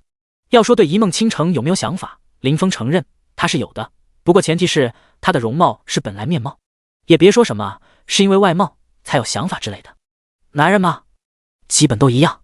你随便找个身边的男人问问，问他喜不喜欢18岁年轻漂亮身材火爆的妹子，不管哪个年龄段的男人，基本没有不喜欢的，除非那个男人不正常。这点林峰还是有些自知之明，他们俩的差距太大，不能因为在游戏中有几天愉快的相处就爱得死去活来的。别人美女说啥就是啥，那不是舔狗吗？舔狗舔到最后一无所有。当然这又不是生离死别啥的，只是以后在游戏中一起刷怪的日子基本不会再有了。吉女对他的帮助林峰还是记在心里，能帮的时候他也不会推辞。林峰也没忘记继续让吉女收集20级装备所需要的材料，当然这次全是紫装需要的材料。收拾好心情，拿出昨天在杂货铺买的那个告示牌，设置好承接项目，林峰准备开业了。打开店门，街上不少来来往往的玩家，毕竟店铺对面就是拍卖行，可以说是整个游戏除了钱庄之外最受玩家喜爱的地方之一了。为什么说之一？那是因为这游戏里面可还有不少的娱乐场所，比如酒楼、客栈、青楼之类的，不少玩家的钱在这些场所花费的可不少。尤其是青楼，现实中去不了，游戏中总没人管吧，做那事的体验据说和真的没什么两样。至于客栈，有去正常休息的，也有不少和妹子休息的，至于那些妹子正经不正经就不得而知了。林峰倒是没去试过，这些都是无事的时候在论坛上面看到的。当时林峰也是惊为天人，没想到某些方面的生意都能做到游戏中来。挂上告示牌，林峰便在柜台后面的椅子上躺着。路过的玩家不少人停下脚步查看，这是能打造装备？真的假的？昨天论坛帖子上发的消息是真的？停下评头论足的不少，进店的人基本没有。起源的爆率不高，可不光是装备不高，钱币掉的也不多，基本上一天下来收获个100-200铜币就差不多了。别看收获低200铜币，可是能换现实里面180块呢。而且好多玩家都不走钱庄出币，而是攒到一定额度，直接从其他渠道交易，直接省了手续费。要是运气再好点，出了装备随便卖，那也是不少收入。当然这些都是大众玩家，其他的不会，打怪还不会吗？至于泄露自己的消息，他们根本不在乎，有没有什么值得别人觊觎的，泄不泄露的没啥影响。开门半晌，门口看热闹的人不少，然而真正进入店内的人却一个都没有。为了开店，林峰还特意研究不少时间，毕竟林峰要先收材料再打造。当然林峰他自己打造好的装备放在店铺出售的话就没那么麻烦，东西放在货架上出售，玩家可以直接查看属性，也可以通过店铺目录查看具体属性，并不能直接拿走货架上的东西。选好之后交完钱，买的东西直接到背包，十分的方便，也能省不少麻烦。城里面可是不能发生械斗的，违法的玩家轻则关入大牢，重则直接驱逐出城，惩罚十分严重。研究到最后，林峰想出一个法子，那就是交易契约。平时一般用不上，但不代表起源里面没有这个功能，把契约内容改，正好能用上。大致就是一方交给林峰材料，并支付约定好的加工费之后，林峰必须在多久之内把打造好的装备交给客户。客户交付完材料就会得到一份契约，等林峰交付完装备，契约结束，自动消失。要是在规定时间内不能完成契约，林峰需要支付高额的赔偿。之所以要这么麻烦，主要还是因为林峰没名气。现在游戏初期还好一点，就算是打造装备的材料也不贵，就是收集起来麻烦一点。要是到了游戏后期，一些材料不是有钱就能买到的，所以林峰比较谨慎，从一开始就规划好这些。当然后期都是扯淡，那时候他还打不打造装备都说不好，现在主要是消除顾客的后顾之忧。半晌，终于有个战士模样的人进入店铺，打量完四周，有些好奇地问道：你这里打造装备真的保证100%能成？林峰闻言点了点头回道：当然，我开门做生意最重要的就是诚信，我这可是有游戏契约保证的，要是真的损失材料，直接赔你10倍。那你先帮我打造一把武器试试。听到林峰如此肯定的话语，那人也不再犹豫，直接说道：行，你先把材料拿出来，我看看。林峰对他说道。又发现店外的玩家不少也是跃跃欲试，此时见到有人吃螃蟹，都有些好奇。感兴趣的也可以进店等等。见状，林峰索性开口道：“这也是一个宣传的机会，看来今天的开业应该是稳了。”那个战士此时把准备的材料交给林峰，估计是看了他帖子的玩家，东西齐全，连5成材料的加工费也准备好了。林峰也不知道这些材料的价格，反正到时候攒的多了，大不了直接打造成成品挂拍卖，先试试价格，或者先攒着凑更高级的装备材料。我要一把10级的绿色武器。那人把材料给了林峰，手里果然收到一份系统的交易契约，本来还有些悬着的心也放了下来。你可以把契约给大家看看，我这儿可不是说说而已，正好打个广告。林峰直接对他建议。对于林峰的这点小要求，那个战士也同意了，直接把契约的内容投影在空中，基本每个人都能看得到。卧槽，这真的有契约，不是开玩笑。你们仔细看这契约内容，若是不能交货，直接10倍赔偿也是真的。呵呵，聪明的人此刻已经去准备材料了。对此，林峰无所谓，他又没有虚假宣传。第39章，生意火爆。你是在这儿等着，还是过会儿再来？差不多要1个小时。林峰问道。那人都不带犹豫的，直接说道：“我在店内等着吧，也没多久。”林峰想了一下，不如让他们进入院子里面，看着自己打造，宣传效果应该还要好一点。大家静静，由于小店今天第1天开业，现在呢，这个战士大哥下了第1个订单。本着公平公开的原则，当然也算是做个宣传。我等下开放后院的禁止，可以让你们看着我打造，也顺便让大家做个见证，我有没有在材料方面作假之类的。众人一听，还有这好事，纷纷跟着林峰进入院子。不过院子只有那么大，眼见进去的人差不多，林峰及时打开禁止，不再让人进入，同时也对外面没有进去的玩家解释：实在抱歉，大家的热情我理解，不过地方有限，待不了多少人，我等会儿把锻造过程直接录像发到论坛上面。经过林峰的解释，大家也算是比较理解，毕竟刚刚涌进去的玩家不在少数。安抚好外面的玩家，林峰进入小院。除了林峰的放锻造工具的地方没人，密密麻麻起码有几百号玩家。准备就绪，林峰开始准备打造装备，把客户的准备的材料全部取出来，把多出来的那5成收起。对于这点，现场不少看过论坛帖子的玩家就和身边不是很了解的玩家解释：这应该就是那加工费。对，我还是第一次觉得打个帖居然会有这么多人感兴趣呢。难道就我一个人觉得那些材料其实获得不难啊？大部分都能从野怪身上采集到，要不就是挖矿能挖到。等等看老板打造的装备属性是不是有帖子上面那么好吧？这该死的起源装爆率是真的低。准备工作做好，打开游戏自带的录像功能，开始先对材料进行第1步的处理。专心的林峰没管周边的喧哗，逐渐沉浸在打造装备的过程中。说是1个小时，实际上只花了40多分钟，装备就打造成型，直接出炉，把装备属性投射在半空之中。这下整个院子里的玩家都看到了这件装备的属性：锋利的大剑，品质绿色，部位武器，属性1物理攻击加100，属性2力量加15，属性3攻击速度正 10%， 佩戴等级10。描述：由锻造师清风所精心打造，打怪经验额外增加 10%， 可叠加。装备属性一出，现场一片沸腾。这天啊，卧槽，这一把武器顶得上劳资1半的攻击了。你们都没注意到打怪经验居然额外加 10% 吗？把剑交给定制的客户，他此时也有些激动，不说属性怎么样，就单凭打怪额外加 10% 的经验就已经让他欣喜若狂了，更别说属性确实不赖。谢谢。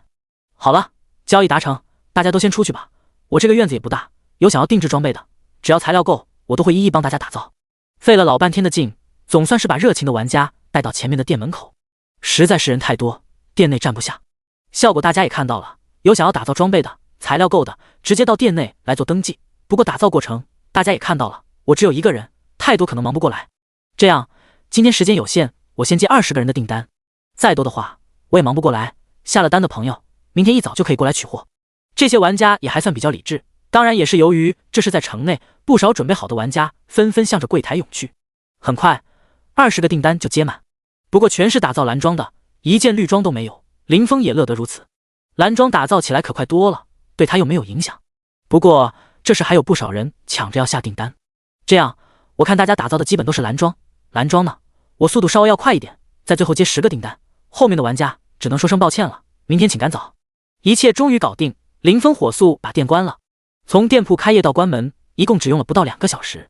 没办法，打造装备的效率在那儿，开着也没啥用，索性直接关了，老老实实完成手里的订单。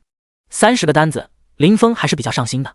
倒不是说能赚多少钱，这30件蓝装打造完，林峰也就能到手打造15件蓝装的材料，算下来也才4万多块钱。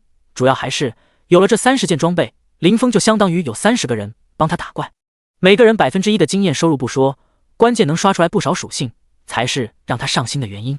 30个人，准确的说是35个，还要加上吉女和之前那个战士。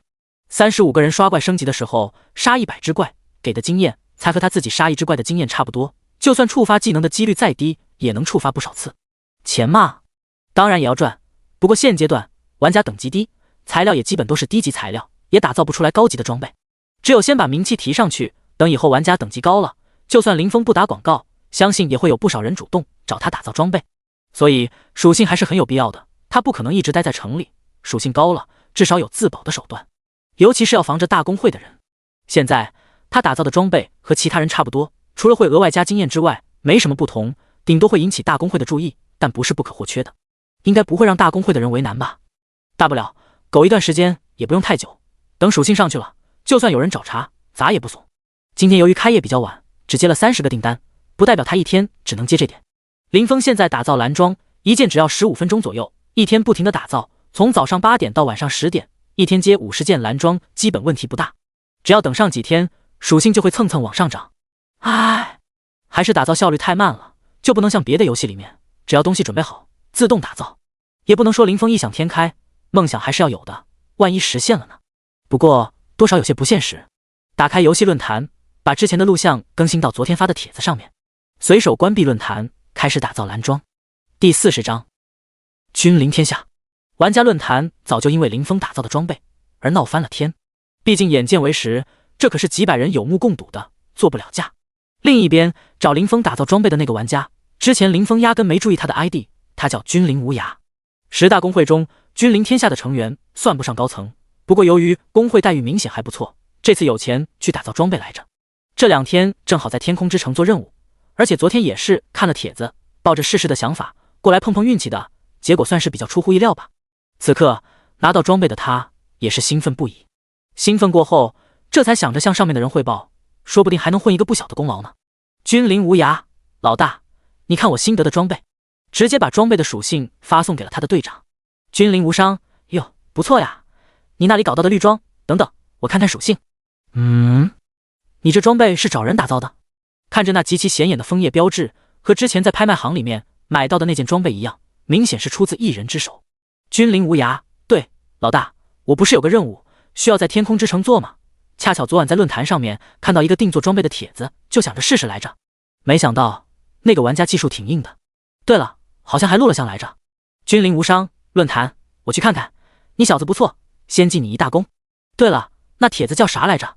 没等对方回复，君临无伤匆匆忙忙地打开游戏论坛，置顶的是拼图的帖子，直接无视，目光放在第2个帖子上面，震惊，玩家居然能在起源之中开店。点进去一看，果然是承接关于各种职业装备的打造，种类不少，而且帖子里面还附带了一个视频。点开视频，就是今天林峰打造装备的视频。视频不短，足足有将近1个小时。仔细看完之后，君临无伤反倒是不急了，找到会长君临天下，直接说明来意。君临，之前你让我留意的那个锻造师有消息了，不过作用可能没有想象中那么大。找到了，在哪儿？带来我见见。君临天下有些好奇，这游戏的玩家可不少，目前国服玩家就上亿，之前也只是随便说说，能找到最好，找不到也就算了，不是没有试过直接添加林峰的好友，毕竟装备上就有他的署名来着。只是早在新手村，林峰就把添加好友屏蔽了，所以加不上。没在咱们这儿，是下面的一个兄弟，机缘巧合碰上了，也不算吧，是他自己漏底了。说着，把君临无涯出去做任务，加上论坛帖子的事情，大致说了一遍。君临天下看了看视频，眉头紧锁，若有所思，半晌才出声说道：从视频上面来看，没什么值得注意的，至于为何会额外附加属性，肯定是其他原因。不过确实作用不是很大，毕竟打造装备是要消耗时间的。咱们自己会里的兄弟打造装备你也看到了，没多大区别，只是时间没这么快，打造蓝装的速度还不如这位打造绿装的速度快呢。他毕竟只有一个人，撑死一天打造不了多少装备，不过武装几个兄弟应该问题不大。说着又继续看着帖子。怎么了？君临无伤问道。君临天下，这个帖子你看完没有？君临无伤，没，我把视频看了，就来找你了。说完，他也打开帖子继续观看。这个叫清风的，他居然会打造这么齐全的装备，估计是得到过锻造师之类的传承。君临天下不再是漫不经心，而是有些感慨。确实，他自己的工会可是培养了不少生活玩家的，各个副职业的都有，锻造师自然也有的，不过基本都只掌握了几种装备的图纸，不像林峰的帖子上面发的，所有职业的装备都有。说到底，起源毕竟是游戏，做装备没有图纸，就算知道需要哪些材料，给你也做不出来。至于以后等锻造师等级高了，还需不需要图纸就不好说了。君临天下身为一会之长，也算小有资产，最主要身后还有财团在支持。钱是不缺，人也不缺，缺的就是人才。不谈林峰打造装备的速度，就凭他有这般齐全的锻造师传承，还是值得拉拢一下。能拉拢最好，不能拉拢也无所谓，毕竟只是前期的低级装备。明天我去见见吧。说完，君临天下挥了挥手，示意君临无伤退下，他继续一个人开始练级。在新手村待得太久，他现在是10大公会里面等级最低的会长，目前才12级。不过有系统奖励的粉色武器，再加上一阶 BOSS 爆的装备，现在越级打怪都很轻松，追上前面的等级只是时间早晚的问题。打开排行榜看了下，等级榜第一名星月梦16级法师，第二名宙斯15级法师，第三名星月晴晴15级法师，第四名不败顽童15级刺客，第五名雅典娜15级弓箭手，第六名狼王14级刺客，第七名帝江14级战士，第八名征战无双14级战士，第九名姚13 14级弓箭手，第10名傲视群雄14级弓箭手。等级榜前3全是法师，没办法，只要能弄到一本群攻技能，法师有天然的优势。当然现阶段装备不算好，法师也做不到秒怪，虽然能快一点，但是也快不了多少。又看了下宠物榜，依旧是老样子，只有一个，实在不知道从哪里弄的，不然多了宠物至少也是一个助力。君临天下虽是战士职业，但就装备方面，他敢说没人装备有他好。除了武器是系统奖励的粉装外，还有好几件紫装，都是一阶 BOSS 爆的。他相信要是现在再遇上一阶 BOSS， 绝对不会那么狼狈。当时在新手村可是足足上千号人顶着 BOSS 慢慢磨死的，能破防的兄弟就进行输出，不能破防的兄弟站在前面顶。有不少兄弟现在都还没到10级，还没出新手村，都是当时为了打掉 BOSS 等级直接掉到了1级。之所以有这个自信，就是到了主城之后，工会也打了不少 BOSS，10级的15级的各种 BOSS 打了10多个，甚至还包括一个20级的 BOSS， 都没出什么好装备，出的最好的装备也就只有一件紫装。也是现在君临天下才知道，一阶 BOSS 应该不算是正常 BOSS， 多少也有些庆幸，不过也有些可惜，目前还没有发现第2只入阶的 BOSS。据他的了解，其他各大公会也和他这边情况差不多。第41章，君临天下会长找上门。对于引起君临天下公会注意的事情，林峰是一概不知。此时他还在老老实实的打造装备来着。不知不觉，等打造完装备，时间已经到了晚上。想着也没事可做，便直接下线了。虽然现在有游戏仓，但是对于他来说，好像意义又没有那么大。不行，晚上的时间还是要利用起来，不然不是浪费吗？林峰已经打算明天多接一些单子，只要有点休息时间就行，倒是不至于一天24小时爆肝。毕竟早点多打造一些装备，早点看见成效。从游戏仓中出来，没什么感觉，林峰不禁感慨，不愧是高档货。以前用头盔上游戏，不光中途要解决生理问题，下线之后其实是会有一些疲惫的，身体虽然是躺在床上，但是精神可是一直没停过的。现在有了游戏仓，身体处于近乎休眠的状态，就连肚子都不饿，这还是之前用游戏仓上游戏之前才吃过饭的。现在基本走上正轨，只是需要时间了。其实林峰一直很好奇，是什么游戏公司这样牛逼？这个世界按照前身的记忆，应该是不存在这种技术的。虽然前身不怎么接触游戏，主要还是基本都在为了生计而奔波，哪有什么时间玩游戏啊？但是也从来没有听说过全息虚拟游戏什么的，起源就好像是凭空冒出来的，而且是一出现直接就全球发行。偶尔没事看论坛的时候，林峰也了解到这个游戏玩家是真的多，现在光是国服就有1亿5左右，外服人数比国服玩家只多不少。虽然单个服务器没有哪一个比龙国人多，关键人家国家多呀。蓝星目前全球人口差不多有100亿，比前世还要多不少。而玩起源的人，全球加起来不说30亿，20多亿还是有的。就是这么一个突然出现的游戏，居然还会获得国家的大力支持。在网上找了一会儿，没找到什么有用的，林峰也就不找了。这些问题也不是他一个小市民应该关心的，只要能赚钱，管他呢。天塌下来有上面顶着。说起赚钱，今天店铺开业第一天，别看收获好像不多，但是也获得了不少材料，打造出来卖掉，至少也是4个多金币呢。4万块啊，之前他想都不敢想，没想到在游戏里面轻轻松松的就实现了。话说，我是不是太宅了一点？林峰不禁有些想到，他好像自从穿越过来，接受了穿越的事实，除了当天出去买了一些东西，好像一直都宅在家里来着。不管了，宅就宅吧，等赚了足够的钱，再来好好享受生活也是一样。林峰是下线休息睡觉了，然而起源里面还是有不少人在继续奔波着。职业玩家不说，这就是人家的职业。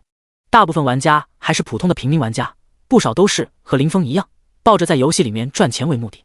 没有什么手艺，没关系，打怪总可以吧？单人打不过，那就找几个亲朋好友一起组队打呗，报的东西平分就是。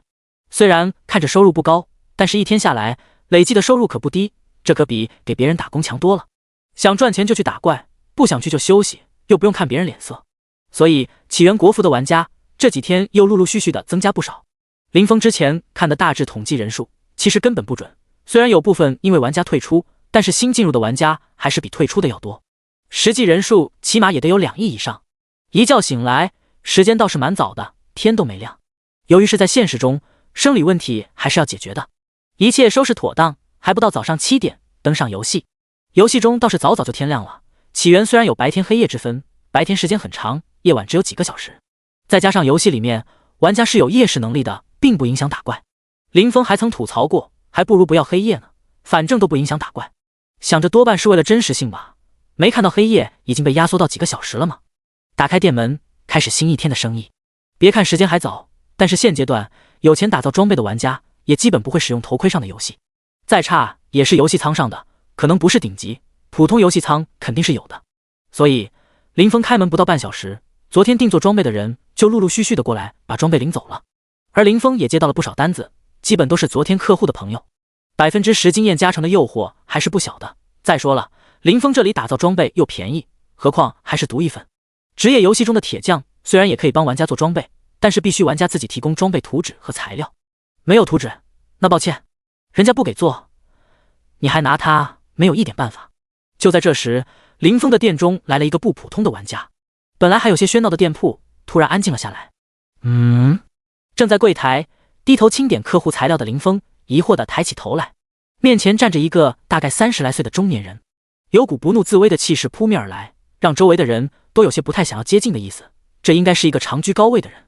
这种气势，林峰还是之前在神木城城主穆恩的身上见过，不过眼前之人和穆恩一比，明显要弱了不止一筹。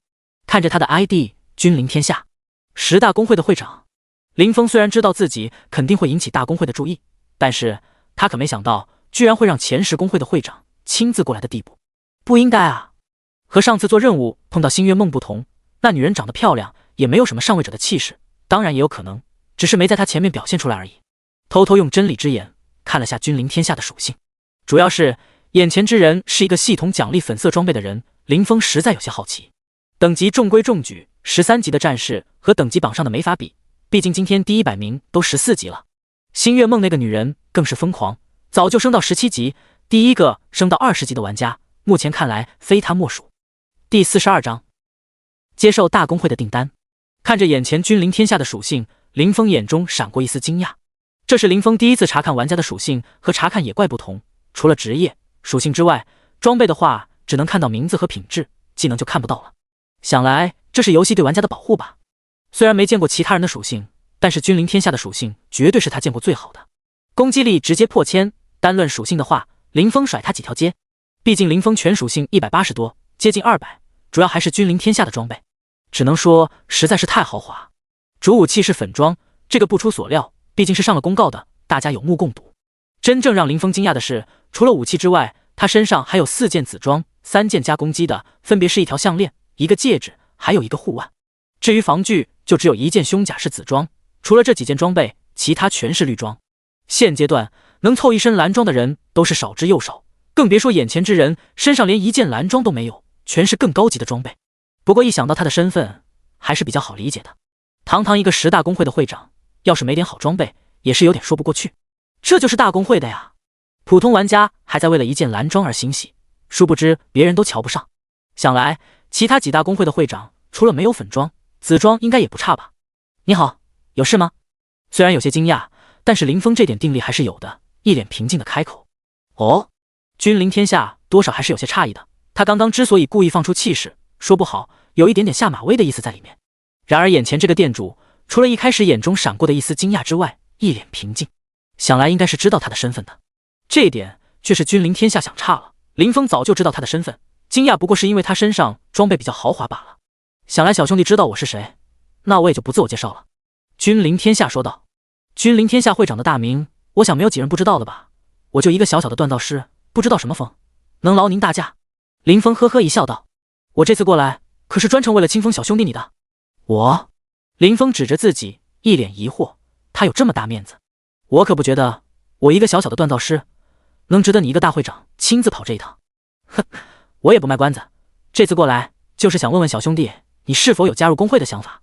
至于是否值得我跑这一趟，其实这也是林峰不了解他的为人。君临天下声名在外的，除了对待散人玩家态度不错之外，礼贤下士也是出了名的。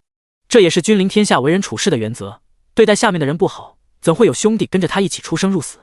你太低估你的价值了。没得林峰问出口，君临天下主动开口解释。虽然我自己的工会也培养了不少锻造师，但是他们可没有你这么全面，全职业的装备都会打造。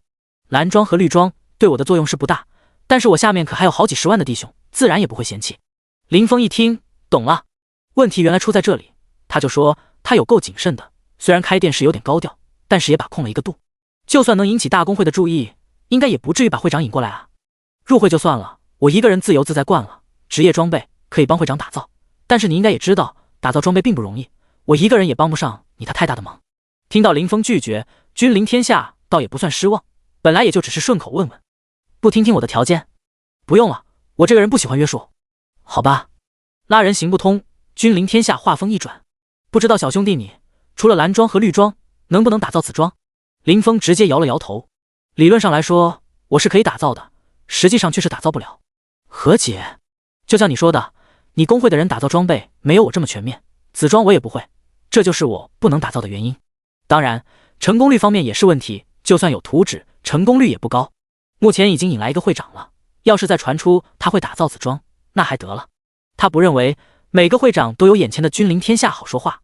君临天下听后有些失望，不会打造更高级的装备，那林峰的价值就没有那么大了。这样吧，我这里需要一批装备，数量不少，不知小兄弟有没有兴趣？这也算是他今天过来的主要目的之一。不知道君临会长需要打造什么装备，需要多少？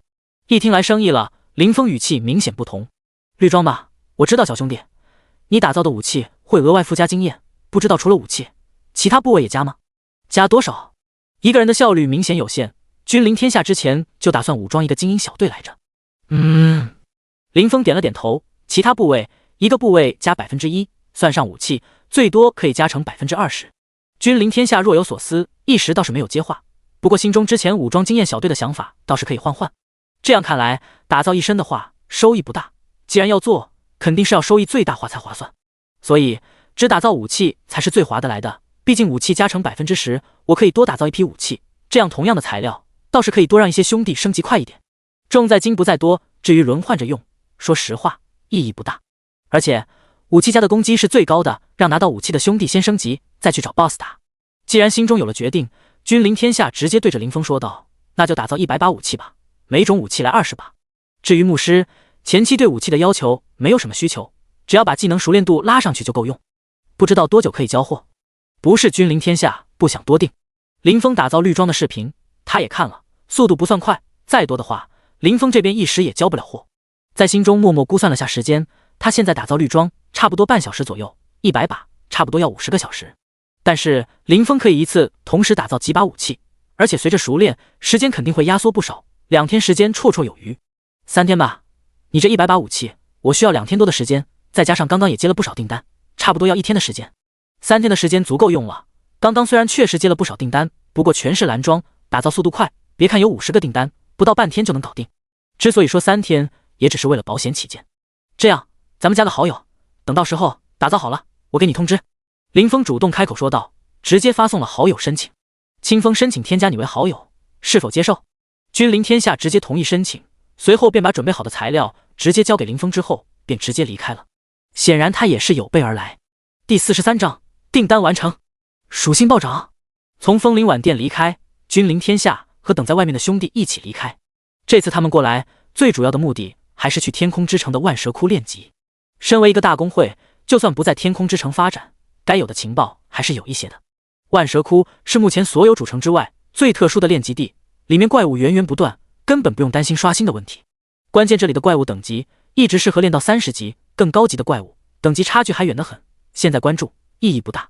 由于刚刚君临天下过来，本来还准备下单的几个玩家都直接跑了，这会儿一个人都没有。正好接个大单，林峰便再次把告示牌拿出来，注明接到大单子，店铺歇业3天。把牌子挂在门口，关了店铺，跑到后院开始新一轮的撸铁。这次需要打造的装备不少，不过林峰依旧选择先打造蓝装，这些都是约定好了的，明天早上交货。这可耽搁不得，虽说契约上面约定的时间还是比较充裕的，但是早一步交货就早一步让人帮他打工来着。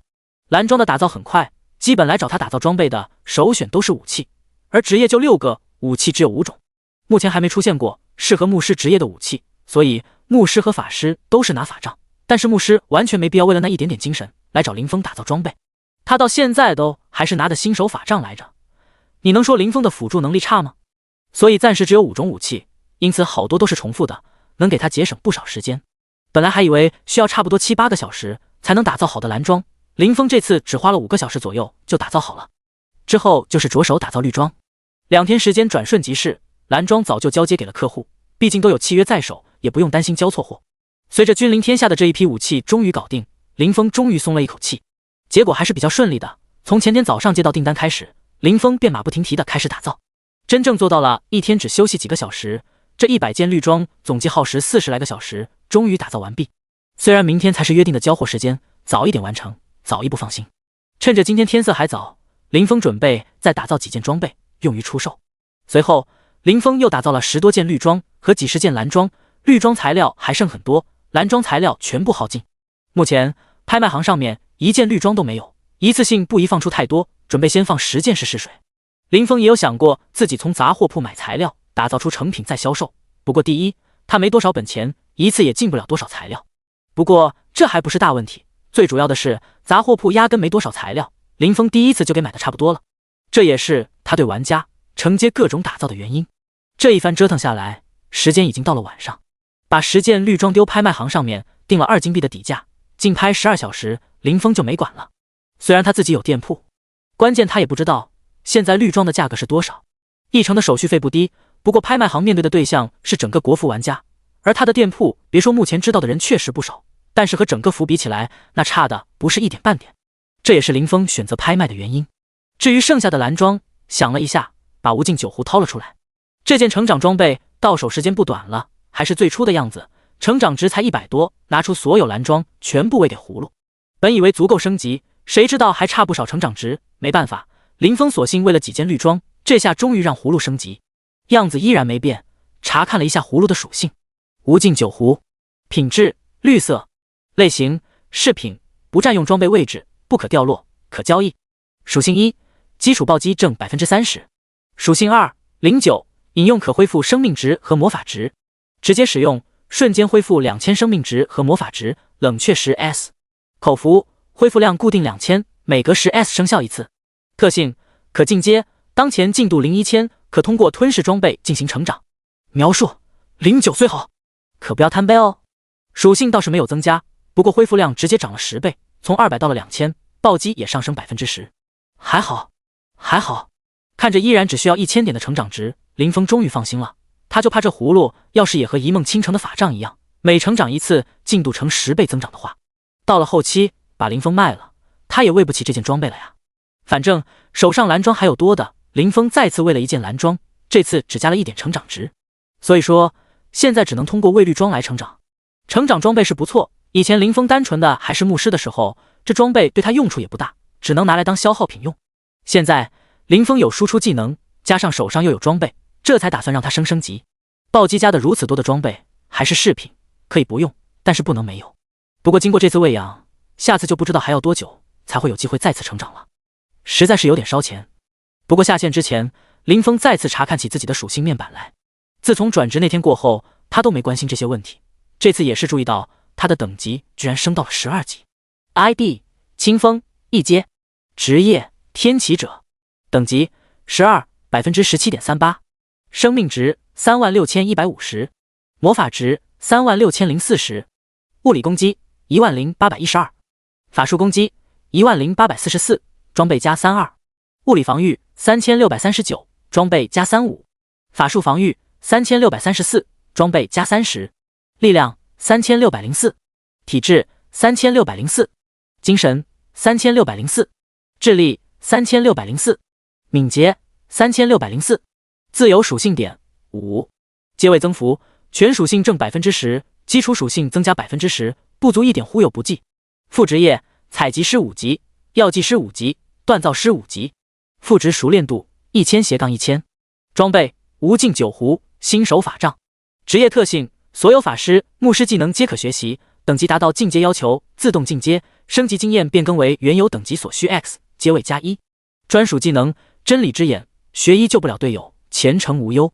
技能探查术，治疗术5级，精力旺盛4级，光之守护，光之祝福，群体治疗术4级，净化十全十美，火球术，流星火雨。说实话，林峰有被自己的属性震撼到。第44章，发财大计再次夭折。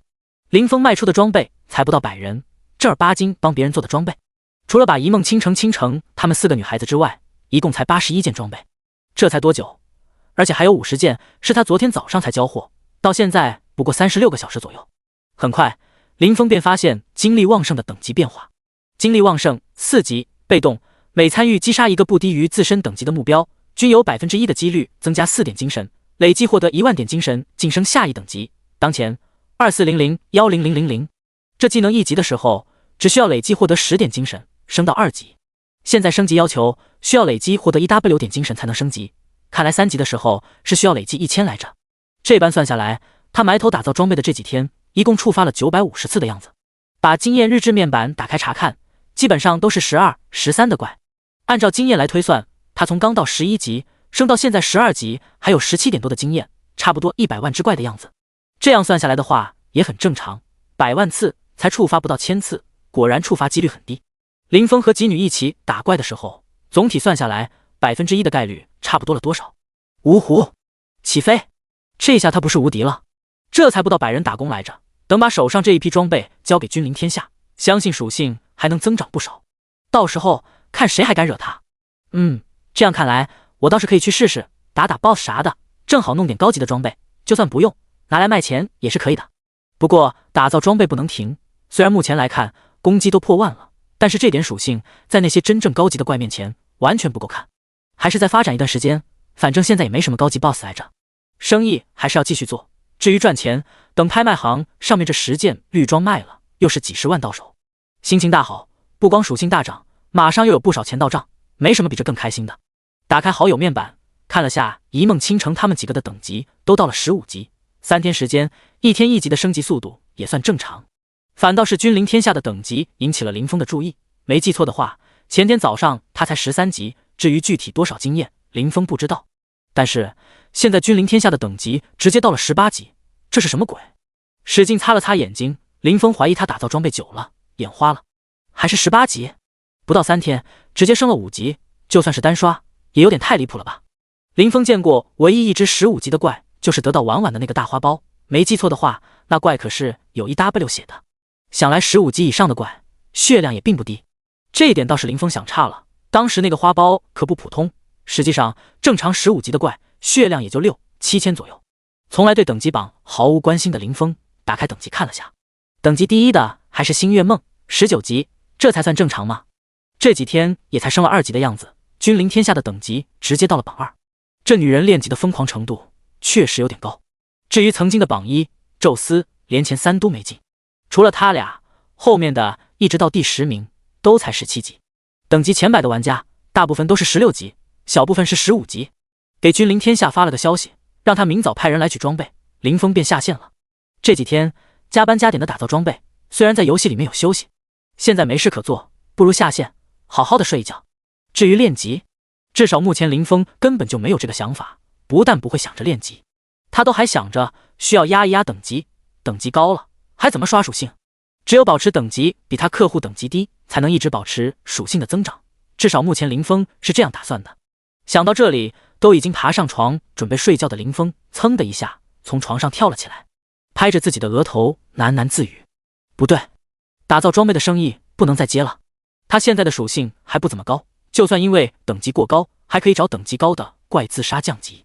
要是等到他的属性高到连高级别的怪都打不死的话，那他还怎么降级？所以最好的方法是永远比客户的等级升得慢一点就行。这样，这些相当于给林峰当打工仔的客户就可以一直源源不断的为他刷属性，而不是只享受一波福利。这样看来的话，他现在是一阶，升级经验是其他玩家的2倍，打工的人数最好不要超过200个。超过200个，林峰的等级成长的速度就会快于客户一部分，到时候他就只能获得经验，不会获得属性了。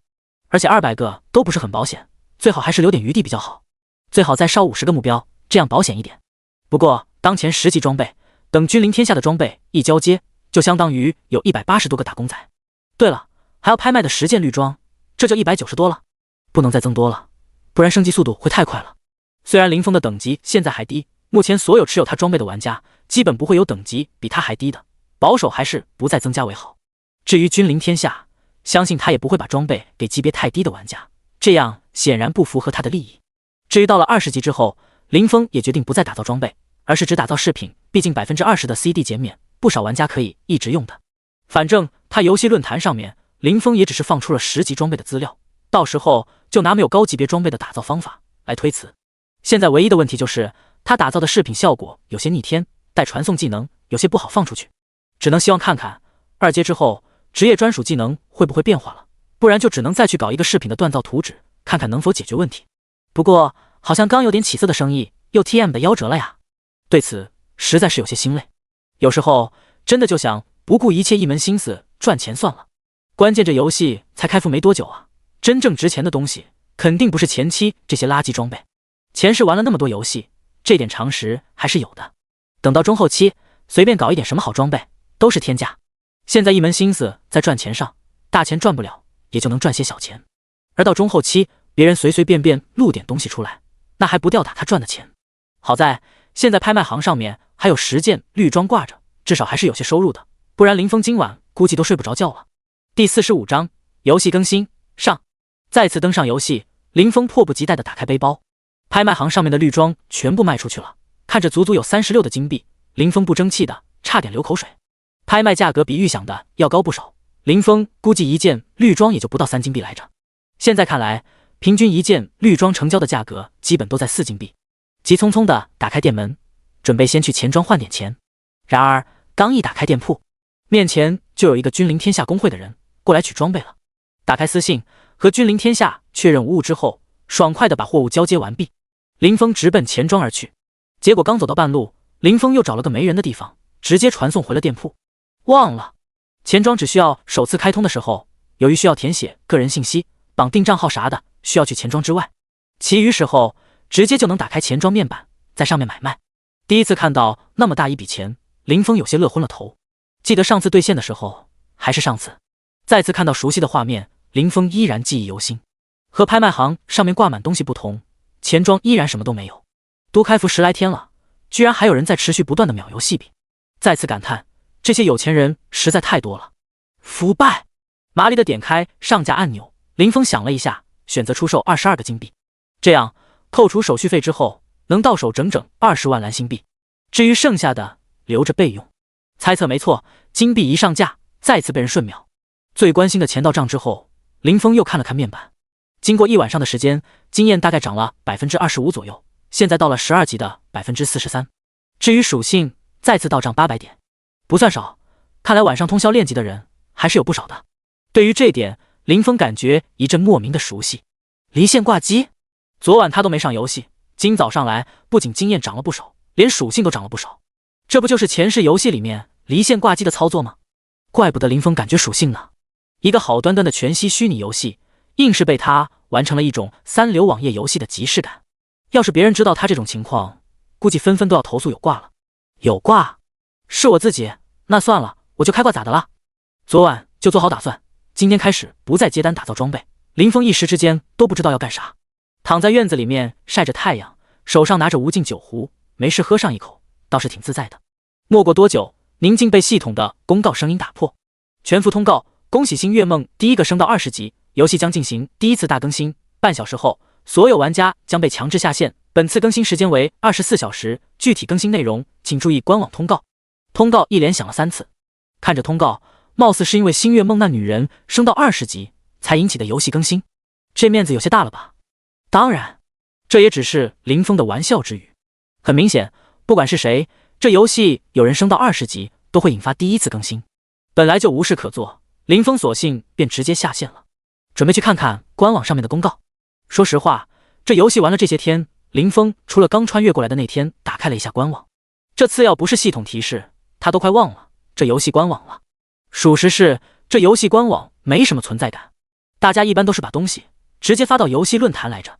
平时林峰顶多就是逛逛游戏论坛，拿出手机登上游戏官网的链接，公告内容简单直接，起源的公告相当的霸气，和前世的游戏一般都是尊敬的某某某，感谢支持和参与之类的话语打头。这公告没有那些东西，就和游戏头盔一样，都调整不了疼痛值一样。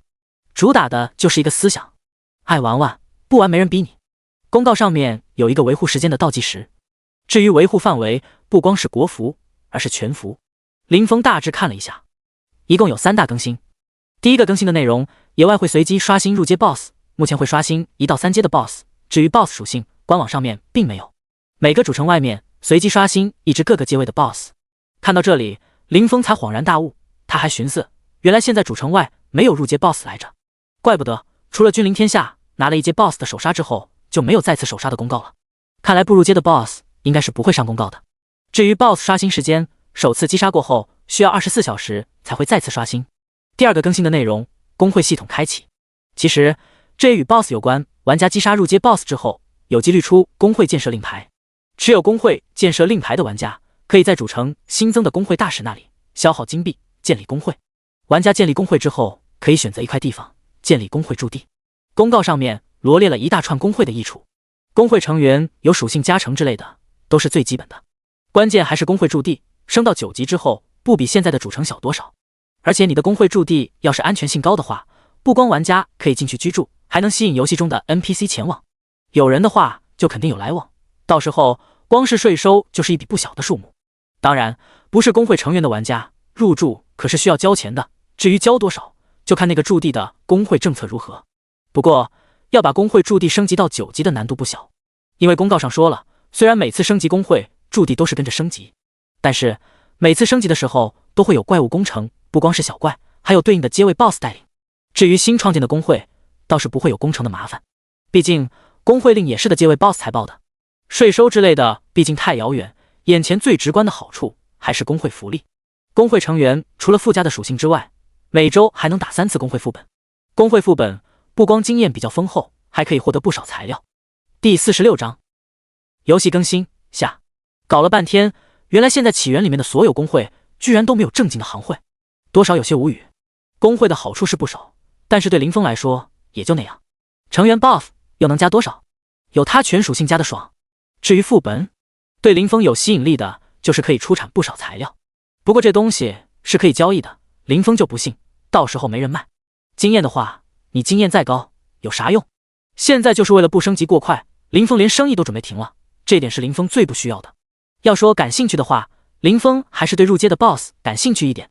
出的装备什么不说，要是真的打到一块工会令，到时候随便一买，这不比做生意来钱快多了？而且出的装备也可以拿去卖钱啊，不是他自己打造的装备，又不用担心装备上面有署名，往拍卖行一挂，谁知道是他打的，安全又省心。前面2个更新内容其实对于广大普通玩家的意义不是很大。入阶 BOSS 的属性到底怎样，除了君临天下无人知道。相信一般的玩家要是真遇上了，最多也就获得一次免费回城的机会。公会的话，不是所有玩家都会加入的，任何游戏里面都是有大部分的散人玩家。而第3个更新的内容才是与所有玩家息息相关的。游戏新增了2个副本，为啥说跟所有玩家都有关呢？那就是这2个副本所有人都会打，而且是必打。这2个副本不加经验，对，就是不加经验。但是为啥说所有人都会打呢？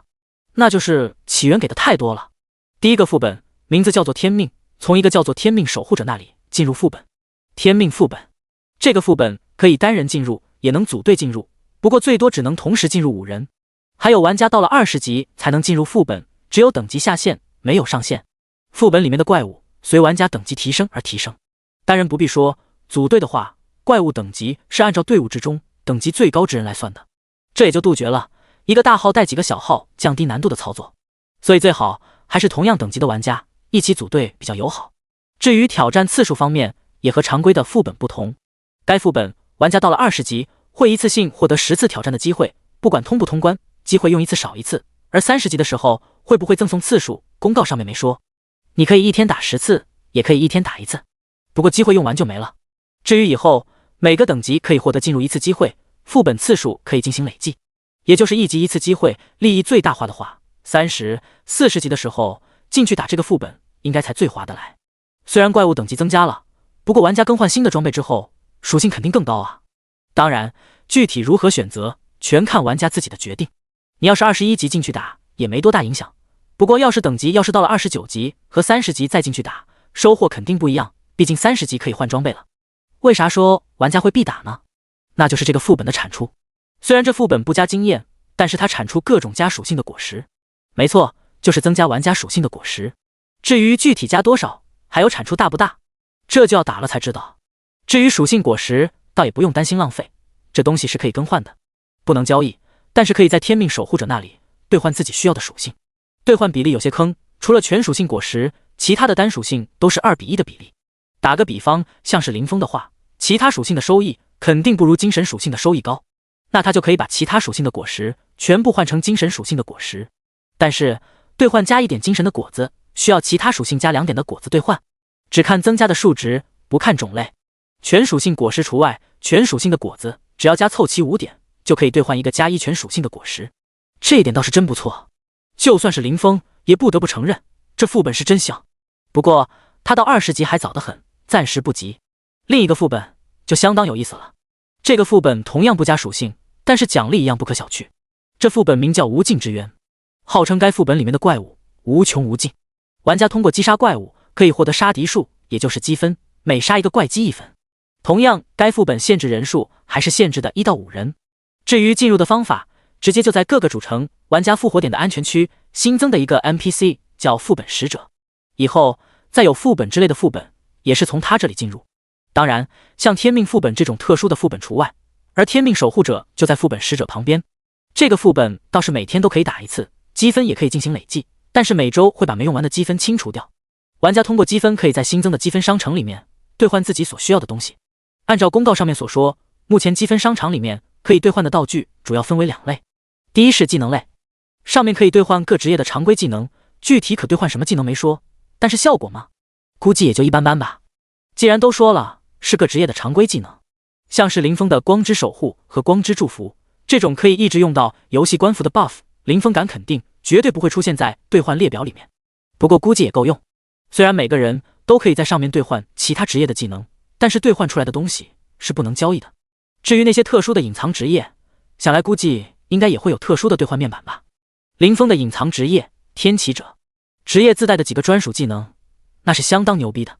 就是不知道这积分商城里面还有没有专属技能可以兑换，对此林峰也没抱太大的希望。实在不行，他还可以换些牧师和法师的技能。现在林峰的手段说实话还是比较单一的，辅助能力是不错，但是也还缺少一个关键手段，那就是复活方面的技能。而输出方面的话，那差的就不是一点半点了。目前林峰就一个群攻技能，到时候至少也得兑换2个和流星火雨差不多的技能，再就是没有控制类技能，高伤害的单体技能也没有。最关键的法师的保命手段位移技能，这是必学的，奈何一直没打到过这类的技能书。第47章执念，念头通达。至于第二类嘛，是几乎所有玩家都想要却没机会得到的，那就是宠物。没错，这次直接开放了宠物兑换通道。公告上面明确表示，积分商城里面不仅开放宠物蛋的兑换，还有宠物资质单的兑换。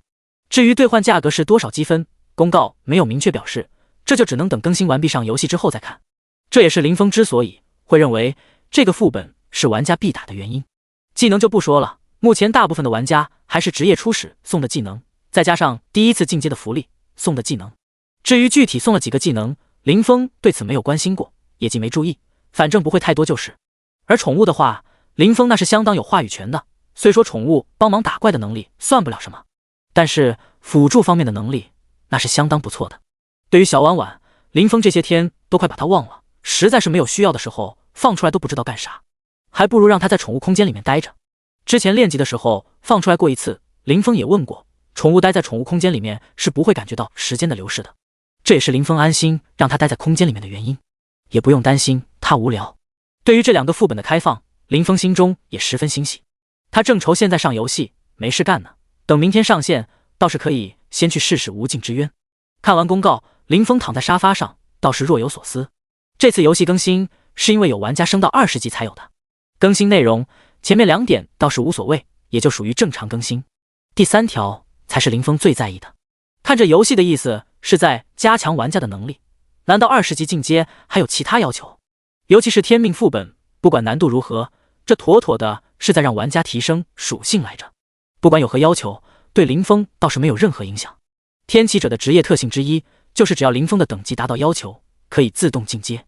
不过有个前提，那就是仅限于天阶之下。天阶除了在职业特性之中见过之外，林峰听都没听过。当然，这是游戏中没听过，前世的一些小说中倒是有过这个词，不过那毕竟是小说。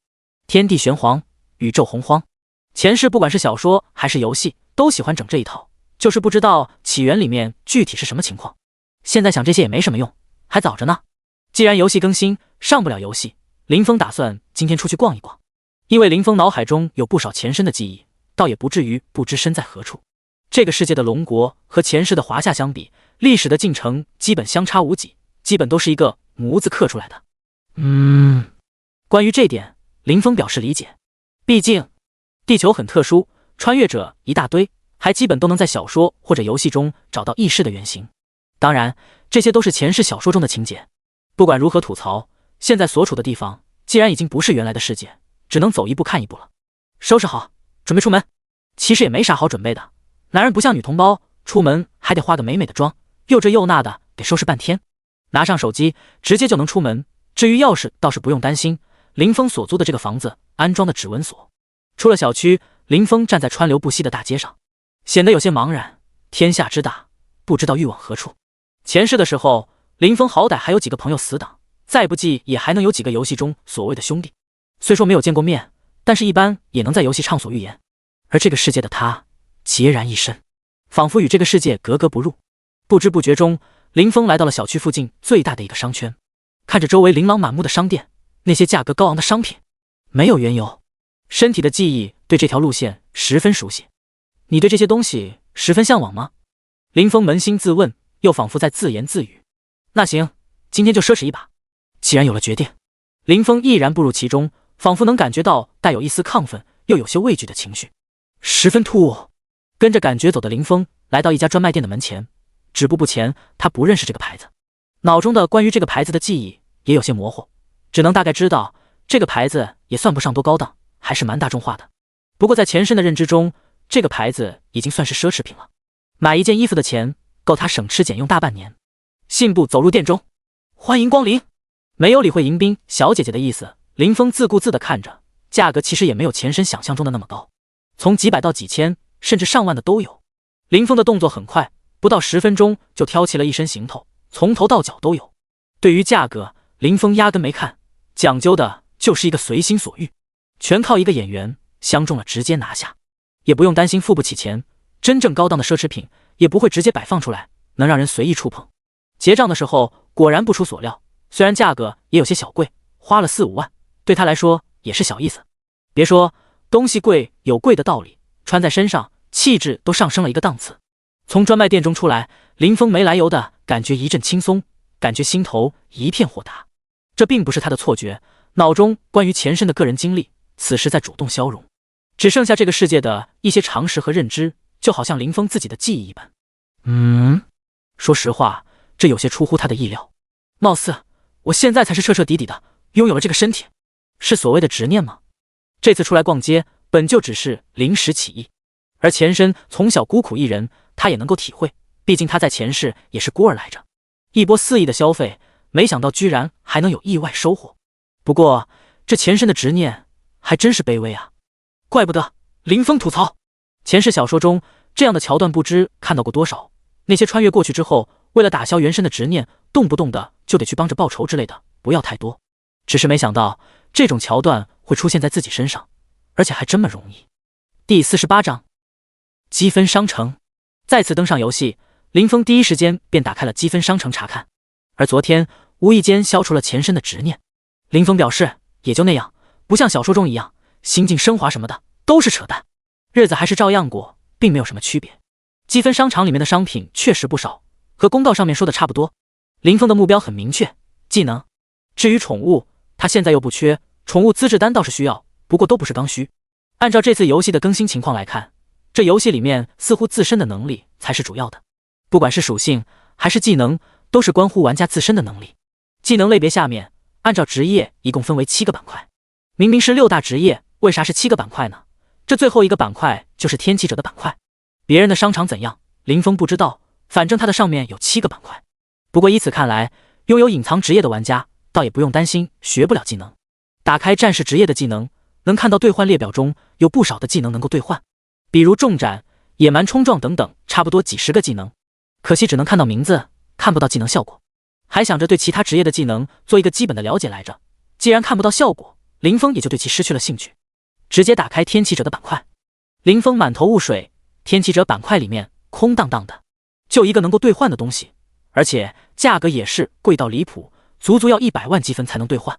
无尽之渊里面杀一个怪才给1积分，那不是要杀100万只怪，简直有够离谱的。兑换列表上孤零零的躺着一个卷轴，居然还会动，有一半若隐若现。这次能够看到详情了，林峰迅速查看任务卷轴。此卷轴有2种选择，其一为经验类，选择之后触发任务完成之后可获得大量的经验值；其二为物品道具，选择之后触发任务完成之后可获得大量道具奖励。只能2选1，选择之后自动触发任务，该卷轴消失。这简直是离谱他妈给离谱开门，离谱到家了。这玩意儿居然还是一个任务卷轴，不是兑换了就能立即使用的东西。任务卷轴顾名思义，既然是任务，还得自己做任务才能获得奖励。最关键的是，这玩意儿居然还这么贵。至于2选1，对于林峰来说就是没得选择。经验这东西他会缺吗？为了不升级太快，他都不接打造装备的生意了。所以看似有2个选择，其实就一个，只是希望任务奖励的道具能对得起兑换的价格。我是不是太过于乐观了？这可是要杀100万的怪来着。此时林峰心头仿佛有10万只草泥马跑过，居然还想着任务奖励，这可是100万的积分，在副本里面砍到手软，能不能砍到那么多怪还是个未知数。至少目前这东西没用，还是看看自己能用的吧。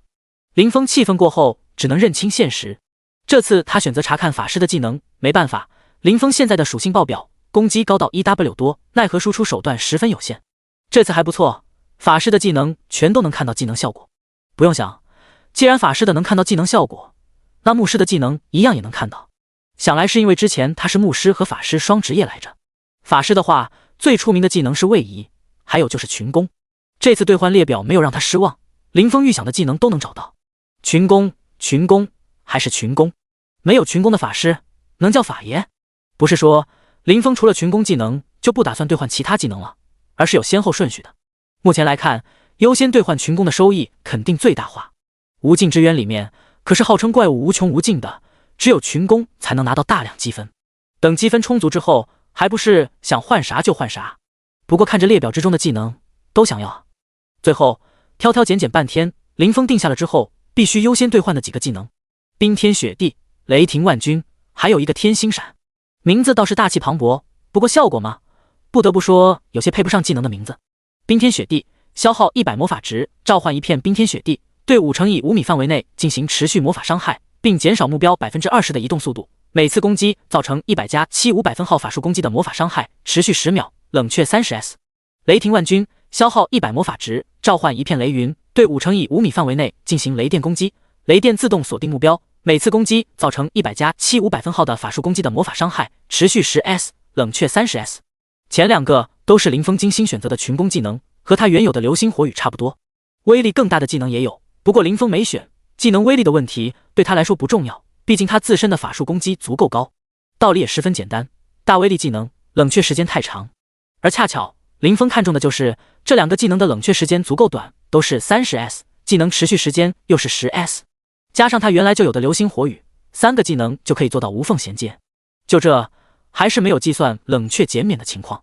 要说林峰最看好的还是冰天雪地这个技能，不仅有输出，还能给怪物减速，勉强能算是一个控制技能。至于天星闪的话，可以说是法师必不可少的技能。没错，它就是位移技能。天星闪消耗100魔法值，可以往指定地方瞬移，最大距离为5米，每100智力增加瞬移上限1米，冷却 10s。 一级的效果就能瞬移5米不说，还能随着智力的增加能够加大瞬移的距离。当然不是说瞬间距离刚好5米，而是在5米范围内，不管你瞬移几米都行。除了这几个技能之外，还需要不少技能，尤其是控制类技能也是必不可少的。想要当一个成熟的法爷，必须要足够多的技能支撑。这上面有不少技能，林峰一个都不想放过。至于说技能多了，技能等级上不去，这点林峰的想法就是可以不用，但是必须要有。艺多不压身，技能也是一样的道理。第49章进入无尽之渊。目前法师可以兑换的技能一共有20几个，类别还是比较齐全的，单体技能、群攻、控制类都有。至于价格方面，和天启者一比，简直不要太便宜。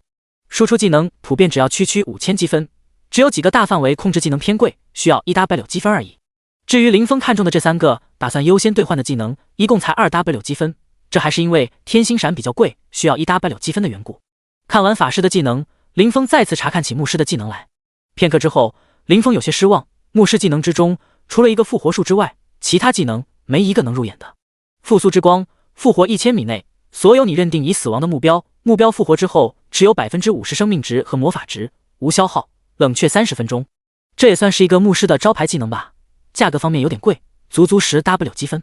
不过林峰相信不少牧师玩家的第一选择绝对是他，哪怕自身输出能力不够，小队的其他人也绝对不会放弃帮助牧师玩家获得此技能。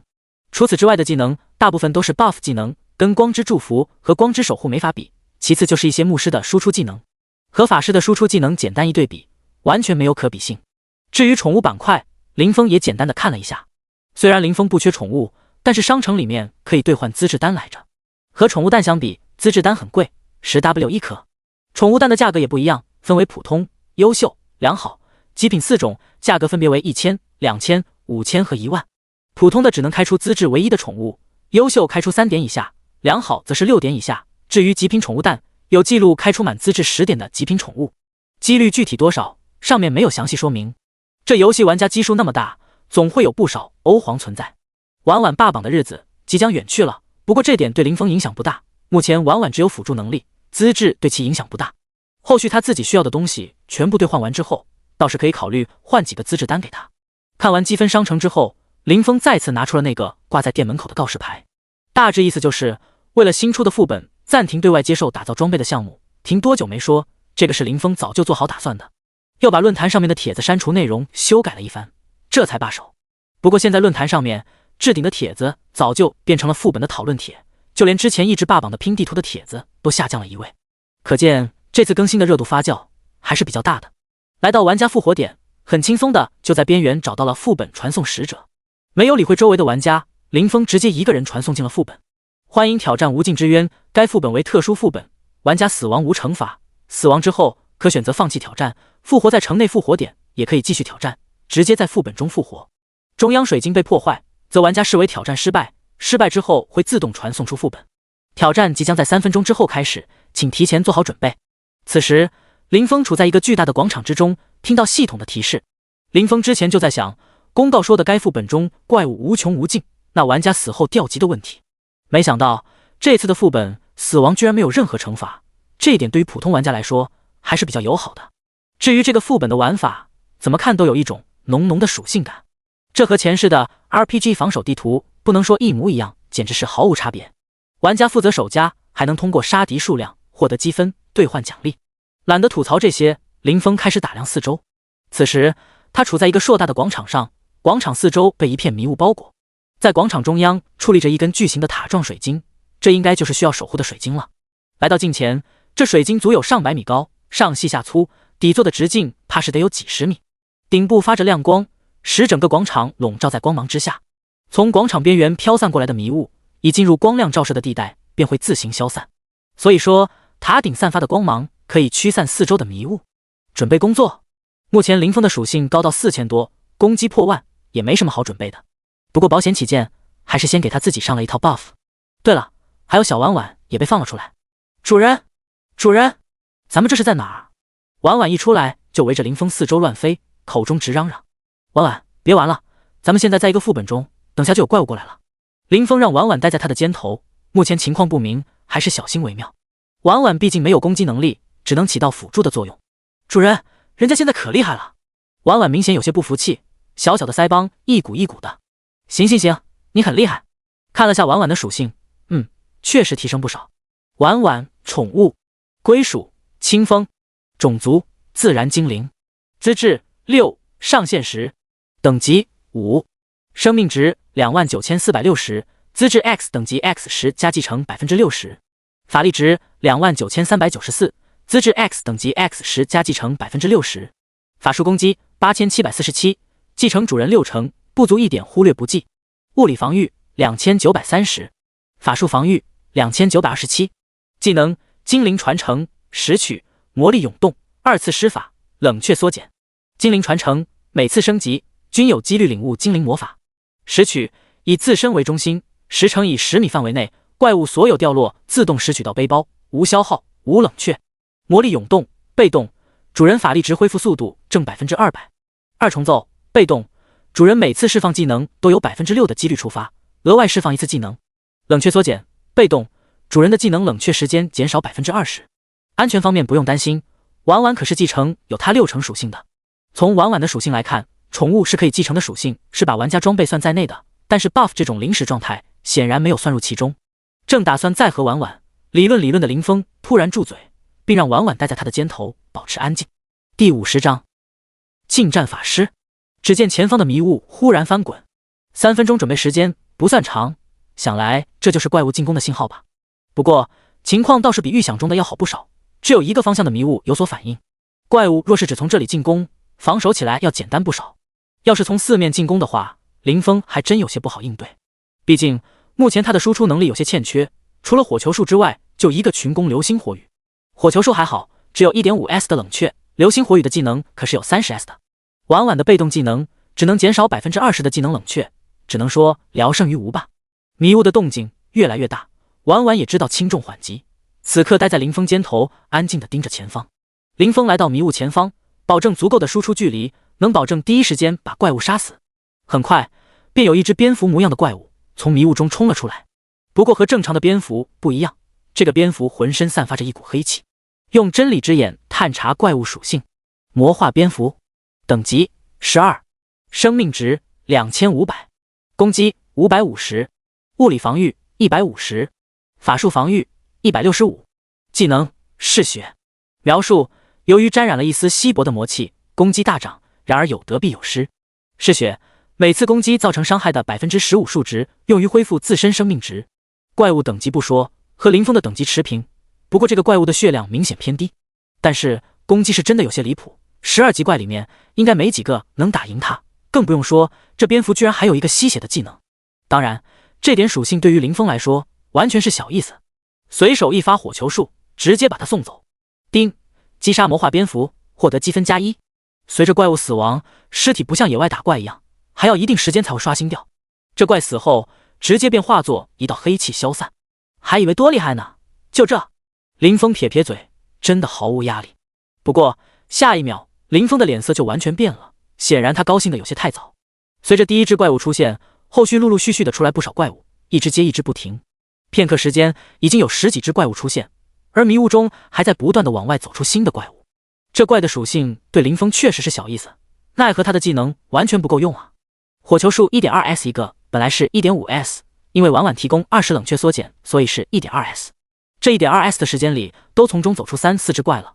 无奈之下，林峰只能放了唯一的一个群攻流星火雨，效果也十分显著。他的伤害高，怪物擦着就死。可惜技能只能持续10秒钟，期间林峰也在不停的放火球术。不得不说，这次的流星火雨场面相当壮观。这技能本来的范围只有5乘以5米，而在天启者的技能学医救不了队友的技能增幅下，范围大增，直接变成5乘以50米的范围，直接提升整整10倍的范围，好似一道火墙一般，直接把怪物和林峰从中分开。当然消耗也大，本来只要100魔法值的，刚刚一下直接消耗了1000魔法值。关键这还不是极限，就他现在这 4W8 的蓝火力全开，能提升480倍，不过没有必要，10倍范围绰绰有余，够用了。效果确实不错，奈何技能只能持续10秒，虽然这10秒起码也杀死了5、60只怪，可是怪物还在源源不断的从迷雾中往外涌现。就在林峰愣神的几秒钟里，眼前的怪物又有10来只，光靠火球术明显不够。婉婉，你先在一旁待着，我去就来。知道了，主人。没办法了，林峰只得抄起法杖，化身为近战法师，上前就是一顿挥舞，手中的法杖直接当成棒子使用，棒棒棒，一棒一个，杀怪的速度反而比放火球术还要快一点。好厉害，主人太棒了！婉婉在一旁双眼放光的大呼小叫。本来就还无所谓的林峰出奇的感到一阵尴尬，优雅高贵的法师居然沦落到需要用手中的法杖直接近战。林峰也不由吐槽，这实在有违他玩法师的初衷。他可不是前世某电影中的那一位，远程不用就爱用棒子敲。说实话，用法杖敲的效果还不如拿把剑砍的效果好。完全忽略他不是近战职业的话，看起来毫无违和感。要说用剑砍的话也不是不行，虽然不能享受武器的属性加成，不过林峰本身属性够高，也不在乎那一点毛毛雨。林峰的背包里面就有现成的近战武器，主要还是林峰嫌麻烦。流星火雨冷却24秒，冷却是从放技能开始计算，等技能结束，实际只要隔14秒就能再次释放。拿把剑在手里，放不了技能，还得再次切换武器。婉婉还小，又是自己的宠物，林峰深吸一口气，不停地安慰自己，还能怎么办？当然是原谅他了，毕竟是他自己孵出来的。再说了，脸皮是什么？有啥用？有句老话说得好，树不要皮，必死无疑；人不要脸，天下无敌。不过林峰明显修炼的还不到家，没工夫去管小婉婉，现在还是以打怪为主。随着时间慢慢过去，流星火雨终于冷却好了，林峰直接选择释放技能。短短10几秒的时间，一颗不停地挥舞手中的法杖杀怪，还别说，感觉怪爽的。不，使劲摇了摇头，他可是远程职业来着，不是一个莽夫。这次是不得已为之，绝对不会再有下次了。技能即将结束，林峰提着法杖，准备再次上前用法杖敲怪。见到林峰停下杀怪的婉婉，也是连忙飞过来。主人，好厉害！没有一个怪物是对手，技能也好厉害。听到婉婉这么夸他，林峰多少表面不动声色，只是脸上的笑容多少有些掩藏不住。第51章，玩家2次进阶的难度。不过，主人你的技能这么厉害，为什么不趁着技能冷却的时候把怪物引在一堆，等技能冷却好了，直接放技能打怪呢？绕着林峰飞舞的婉婉歪着小脑袋，有些不解地问道。林峰脸上的笑容一僵，有些嘴硬地解释道：“我这是为了测试自身的属性来着。”解释多少有些牵强。卧槽！对啊，我可以先引怪，等技能好了再放技能，直接一波带走就行啊。林峰心中直呼，大意了，嘴上肯定不会承认，他没有想到这一茬。正好技能结束了，林峰果断采取新的战术，这次就不是用棍子敲了，而是直接带着一群蝙蝠在原地兜圈子。10几秒钟，一共从迷雾中出来30来只蝙蝠，别说30来只，就是数量再翻100倍都破不了林峰的防御。唯一要考虑的问题就是不要让怪物丢了仇恨，跑到后面去打水晶。等技能冷却一好，林峰迅速拉开距离，直接就是一发技能带走。其实这也才是正常打怪的流程。前世对于放风筝的战术可是出了名的，只能说属性的高涨让林峰多少有些膨胀。不得不说，这次小婉婉立了大功。云梦泽、星月梦也没有闲着，作为第一个在起源中升到20级的玩家，他走在所有人的前面，按理说此刻应该高兴才对。不过此时的他却是愁眉苦脸。作为目前国内公认的10大公会之一，星月阁的会长能让他脸色难看的，无非就是这次更新之后野外刷新的入阶 BOSS 了。目前只有君临天下杀过一只1阶的 BOSS， 具体情报根本无从所知。像这种独家的消息，对方根本不可能免费提供。想要建立工会，就必须要有剑帮令，而剑帮令又必须打阶位 BOSS。姐妹们还没有找到入阶 BOSS 吗？星月梦有些烦躁的开口。还没有，要不梦姐姐你先去进阶，这样就算找到了 BOSS， 我们的牺牲也能少点。进阶？你们以为这次更新出的天命副本是为了什么？游戏更新之前，他一升到20级，没多久就被强制下线，所以之前的他也不知道进阶任务是什么。今天游戏更新完之后，他第一时间就去找了职业导师，打算进阶来着。结果导师告诉他，他目前没有进阶的资格。对，就是没有进阶的资格。要求说简单也很简单，说难也特别难。只要任意属性基础数值达到1000之后，就可以直接找导师进阶，不再需要其他的要求。1000的基础属性，20级的他作为法师是全智力加点的，智力也才125，距离1000还早得很。也就是在这时，星月梦才明白为啥会出天命副本。天之道，损有余而补不足吗？所以才会叫天命，就是为了玩家进阶补足属性的副本。为什么？下属不解。作为同工会的姐妹，此时能站在他面前的也都是工会的核心成员。本来还打算开个会通知一下的，既然此时问出来了，星月梦也没有卖关子。进阶的要求很简单，也可以说很难，只要单属性的基础达到1000就行。记住是基础属性，不能算一阶加成的10%和装备加成。说到这里，停顿了一下，给了大家一个缓冲时间。1000还是基础属性，这怎么可能？对啊，怎么可能要求这么高？所以才会出天命副本的吗？示意大家安静，星月梦继续开口说道：我让你们找 BOSS 也是为了做好打天命的准备，目前属性差距太大，而天命副本具体是个什么情况，谁也不知道。目前一共只有10次机会，任何一次都不能浪费，所以我也没有轻易去尝试。而有了剑帮令，建立了工会，至少也会多出一个工会加成属性，把握也能更大一点。众人一听，这才知道为啥会长不急着去打副本，而是要大家一起去找 BOSS。 能在这里开会的人脑子也不会太差，都意识到了建立行会的重要性。如果说之前找 BOSS 是顺带的话，此时直接提升到第一目标。至于打不过的问题，众人都没考虑过，毕竟君临天下工会可是在新手村就拿过一阶 BOSS 的首杀的。此时他们不说等级比那时候的君临天下成员高，属性装备各方面都碾压那是君临天下了。遣散众人，星月梦继续坐在原地沉思良久。作为一个女人，能够带领一帮女人在游戏圈里面闯出一片天地，其难度可想而知。不少人更是嘲讽，说她创建的星月阁能成为国内10大工会之一，多少有些裙带关系。对于这点，星月梦不否认，不是每一个女性玩家都能像她一样洁身自好的。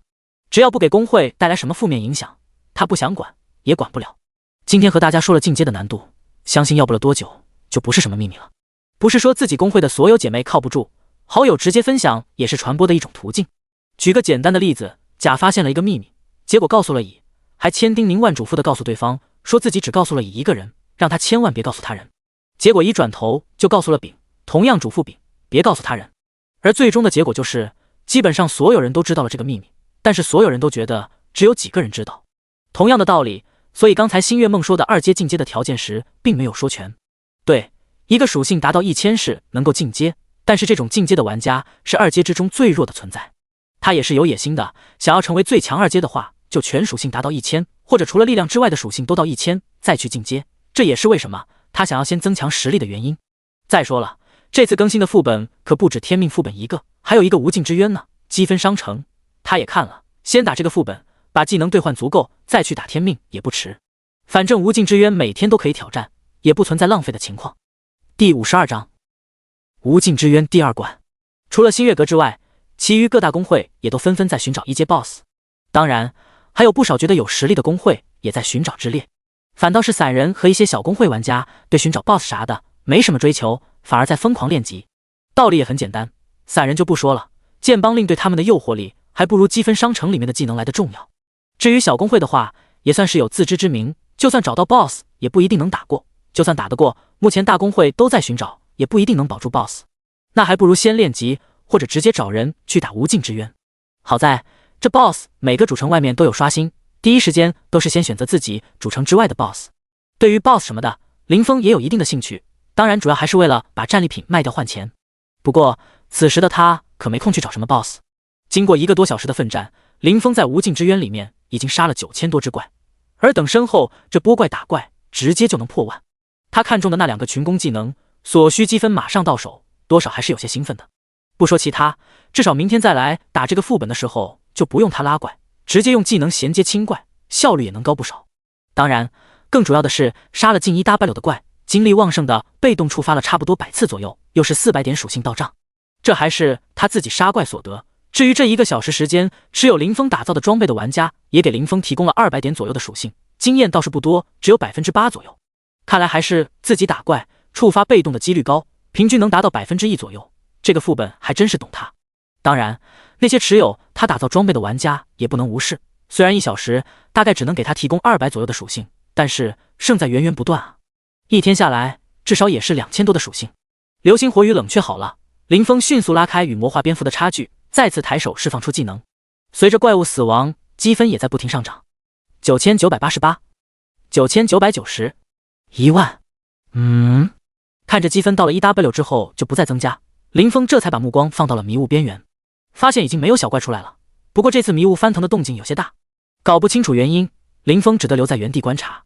巨大的动静大约持续了1分钟的样子，终于一个大家伙从迷雾中钻了出来。好家伙，虽然还是一只蝙蝠，但是这体型多少有点夸张，一展足有5-6米的样子。蝙蝠身体倒是不大，还没有一个成年人高，不看翅膀的话，这蝙蝠也就1.5米左右吧。看着这只巨大的蝙蝠，林峰直接用真理之眼查看怪物属性。魔化蝙蝠王，等级12，生命值25万，攻击5000，物理防御200，法术防御200，技能嗜血。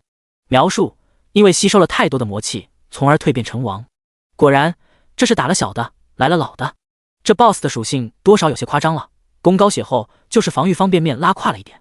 仔细想想也是正常的，要是再把防御提高了，那其余玩家还打个屁啊！这么高的攻击，估计除了林峰这个变态之外，哪怕是专门抗怪的盾位来了，也招架不住第2下。不过对林峰来说，这就是一个脆皮鸡，小菜一碟罢了。况且目标的体型如此之大，简直就是活靶子。结果显而易见，不到1分钟的时间，林峰就结束了战斗。丁，你击杀了魔化蝙蝠王，获得积分1W。可以，相当可以。前面打了半天才搞了1W 积分，这次一只怪直接给了1W，100万积分，貌似也不算太难。恭喜你成功防守第1关，请问是否继续？继续？这有什么不好继续的？就算不为了积分换奖励，有源源不断的怪刷属性，林峰也有些舍不得就此离开。关键，这怪杀了不加经验，不加经验，不加经验。重要的事情说3遍，别人都是嫌升级太慢，也只有林峰嫌弃升级太快了吧？搞得现在他都不敢继续接单打造装备了，要不然等级升太快，其他持有他打造装备的玩家就只能给他提供经验，触发不了精力旺盛的技能。难得这副本可以使劲杀怪，还不用担心等级超过那些客户，林峰怎么舍得放弃呢？选择继续之后，这次前方的迷雾变化比较大，不再是一个地方出现怪物，而且数量也变得更多。之前蝙蝠大致是1秒钟2只怪，这次直接是1秒钟5只怪的样子。关键还不是只有1个出口，而是2个出口同时出怪，也就是基本1秒就能出现10只怪，难度直线上升啊！怪物种类也变了，这次不是蝙蝠，而是野猪。魔化野猪，等级12，生命值3000，攻击600，物理防御180，法术防御160，技能野蛮冲撞、狂暴。描述：本是一群无忧无虑的小野猪，胆小怕事，无意间沾染了魔气，性情大变，争勇好斗。野蛮冲撞，高举獠牙向目标发起冲锋，可以击退目标并造成150%攻击的伤害。狂暴，由于魔气的原因，生命值低于10%的时候会进入暴走的状态，全属性提示50%，持续20S。属性方面和魔化蝙蝠的差距倒是不大，但是这野猪的2个技能有些麻烦。狂暴的话对林峰的影响不大，但是野蛮冲撞就不一样了，虽然破不了他的防御，但是技能带有击退效果。这一招林峰是吃过亏的，还记得那是做转职任务的时候，一个大意直接被撞得翻了几个圈。不过更让林峰在意的是，这东西又是因为魔气造就的产物，不仅攻击大涨，还多一个狂暴的技能。前面的蝙蝠也是因为魔气而产生了魔化，这魔气到底是什么东西？是他理解中的那个东西吗？魔戒，关键起源里面好像也没有这个说法呀。第53章防守失误，对于这里的魔气是否来自魔界一事，林峰也不得而知。望着眼前越来越多的怪物，林峰也得打起精神引怪，不然说不好第二关直接就得防守失败。看来无尽之渊的第一关完全就是给玩家的一项福利啊！只要守着一个出口杀怪就行，就算打不过 BOSS， 有了前面的1万只怪，也能获得1万的积分。只要多攒几天，玩家的技能就会发生翻天覆地的变化。砰！随着一发火球术的释放，一只魔化野猪直接化作一道魔气消散。牵一发而动全身，其余野猪全都把目光纷纷转向林峰，一只前蹄不断在原地刨着，这是准备发起冲锋。哼唧，哼唧，伴着此起彼伏的野猪叫，几十只野猪径直向林峰冲过来。而后面才从迷雾中走出来的野猪，也不知是因为同伴的叫声，还是什么原因，先后加入冲锋的队伍。面对冲过来的野猪，林峰早有准备，眼看跑在最前面的野猪离他的距离越来越近，林峰转身就跑，不过没有用出全部的速度，而是吊着野猪，回头看了一下身后的野猪群，时候差不多了。林峰喃喃自语了一声，顿时一个加速，直接呈90度急转弯，并迅速拉开距离。转身看去，就见领头的野猪因为林峰的转向，习惯性的跟着转弯，奈何奔跑的速度不慢，上来不及做出任何反应，便直接一个侧翻，滑出去数米的距离。这要是只有他一只野猪跟着还好，马上起来就行。但是后面可还跟着一大群的野猪来着，看到领头的野猪滑倒，此时队伍前面的几只野猪急忙一个急刹车，终于在即将撞上的时候勉强刹住。砰砰，前面的是刹住车了，关键跑在他们后面的野猪还在向前冲来，直接就与前面几只刹车的野猪撞个正着，顿时产生连锁反应，一只野猪全都撞翻在地，堪称大型车祸现场。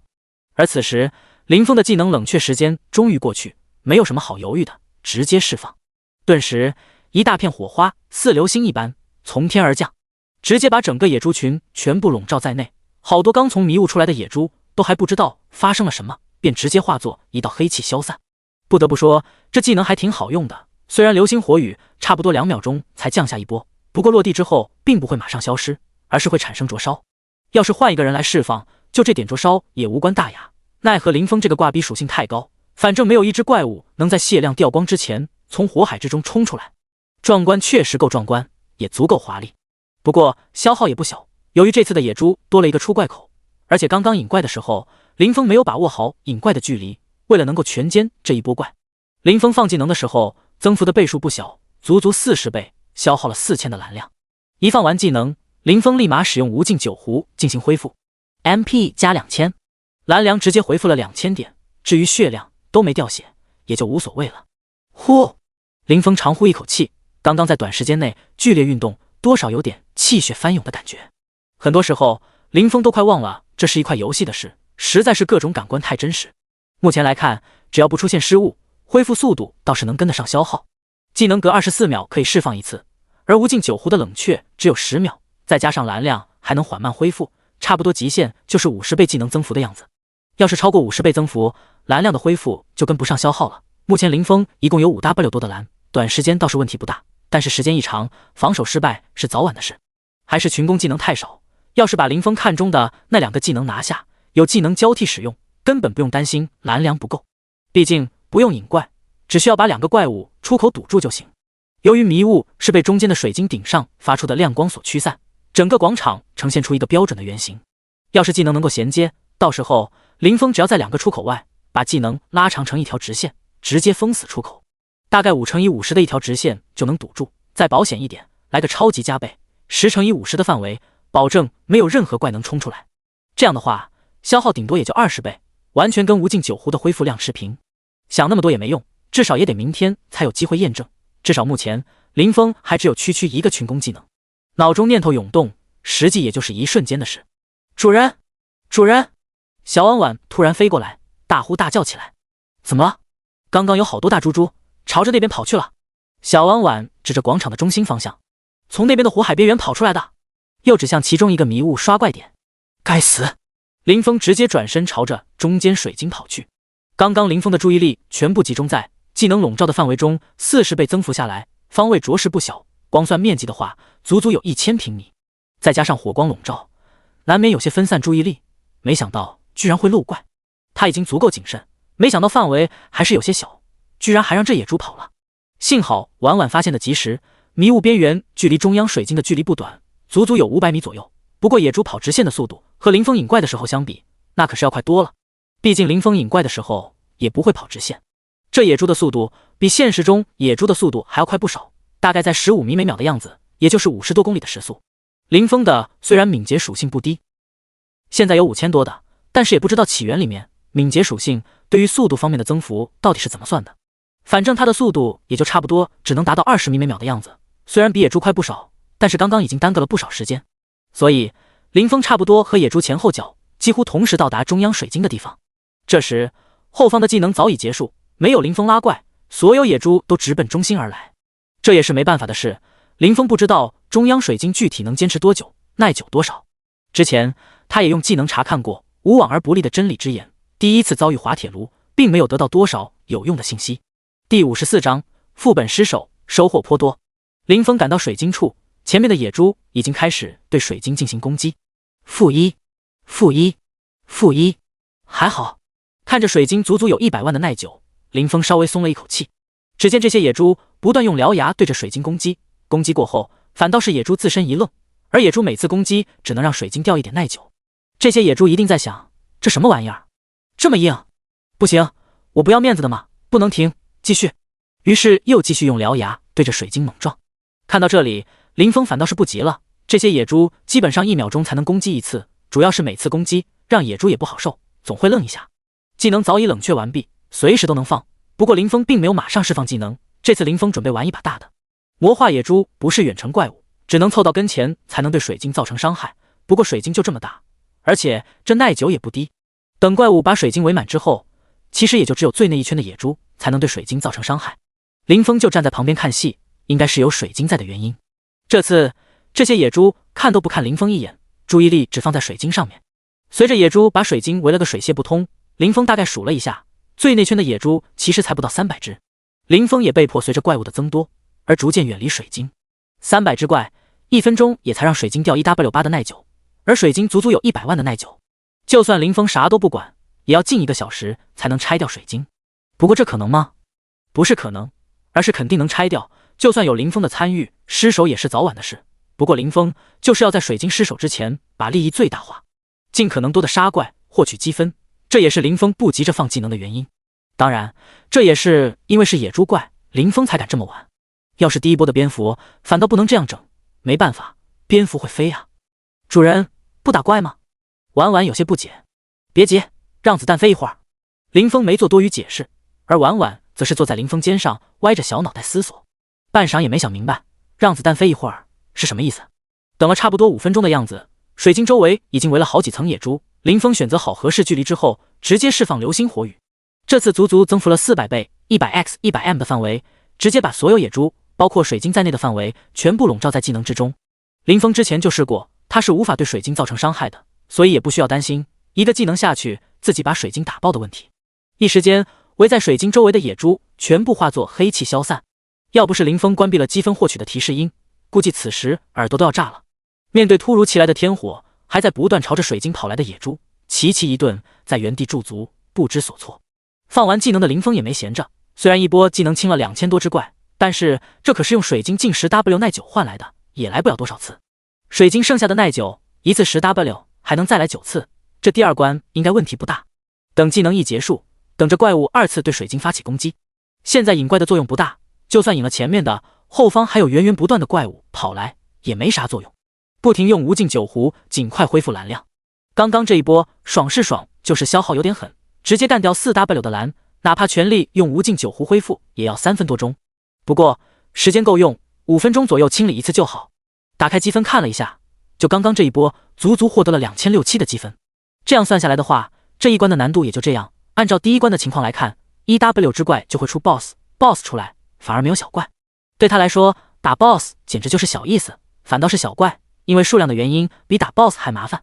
就这样，林峰再次像刚刚那样清理了3波怪，一共获得了7000多的积分。这次林峰不着急，水晶虽然还有60W 左右的耐久，他估摸着 BOSS 应该快要出来了。然而随着时间1分1秒的过去，林峰扬长着脖子一直盯着野猪涌来的方向，可使怪物压根没有一丝要停下来的意思。回头再看看水晶的耐久，这次等了7-8分钟，面前的野猪差不多就有5000只左右，再加上前面杀的早就超过 1W 只，不能再等了。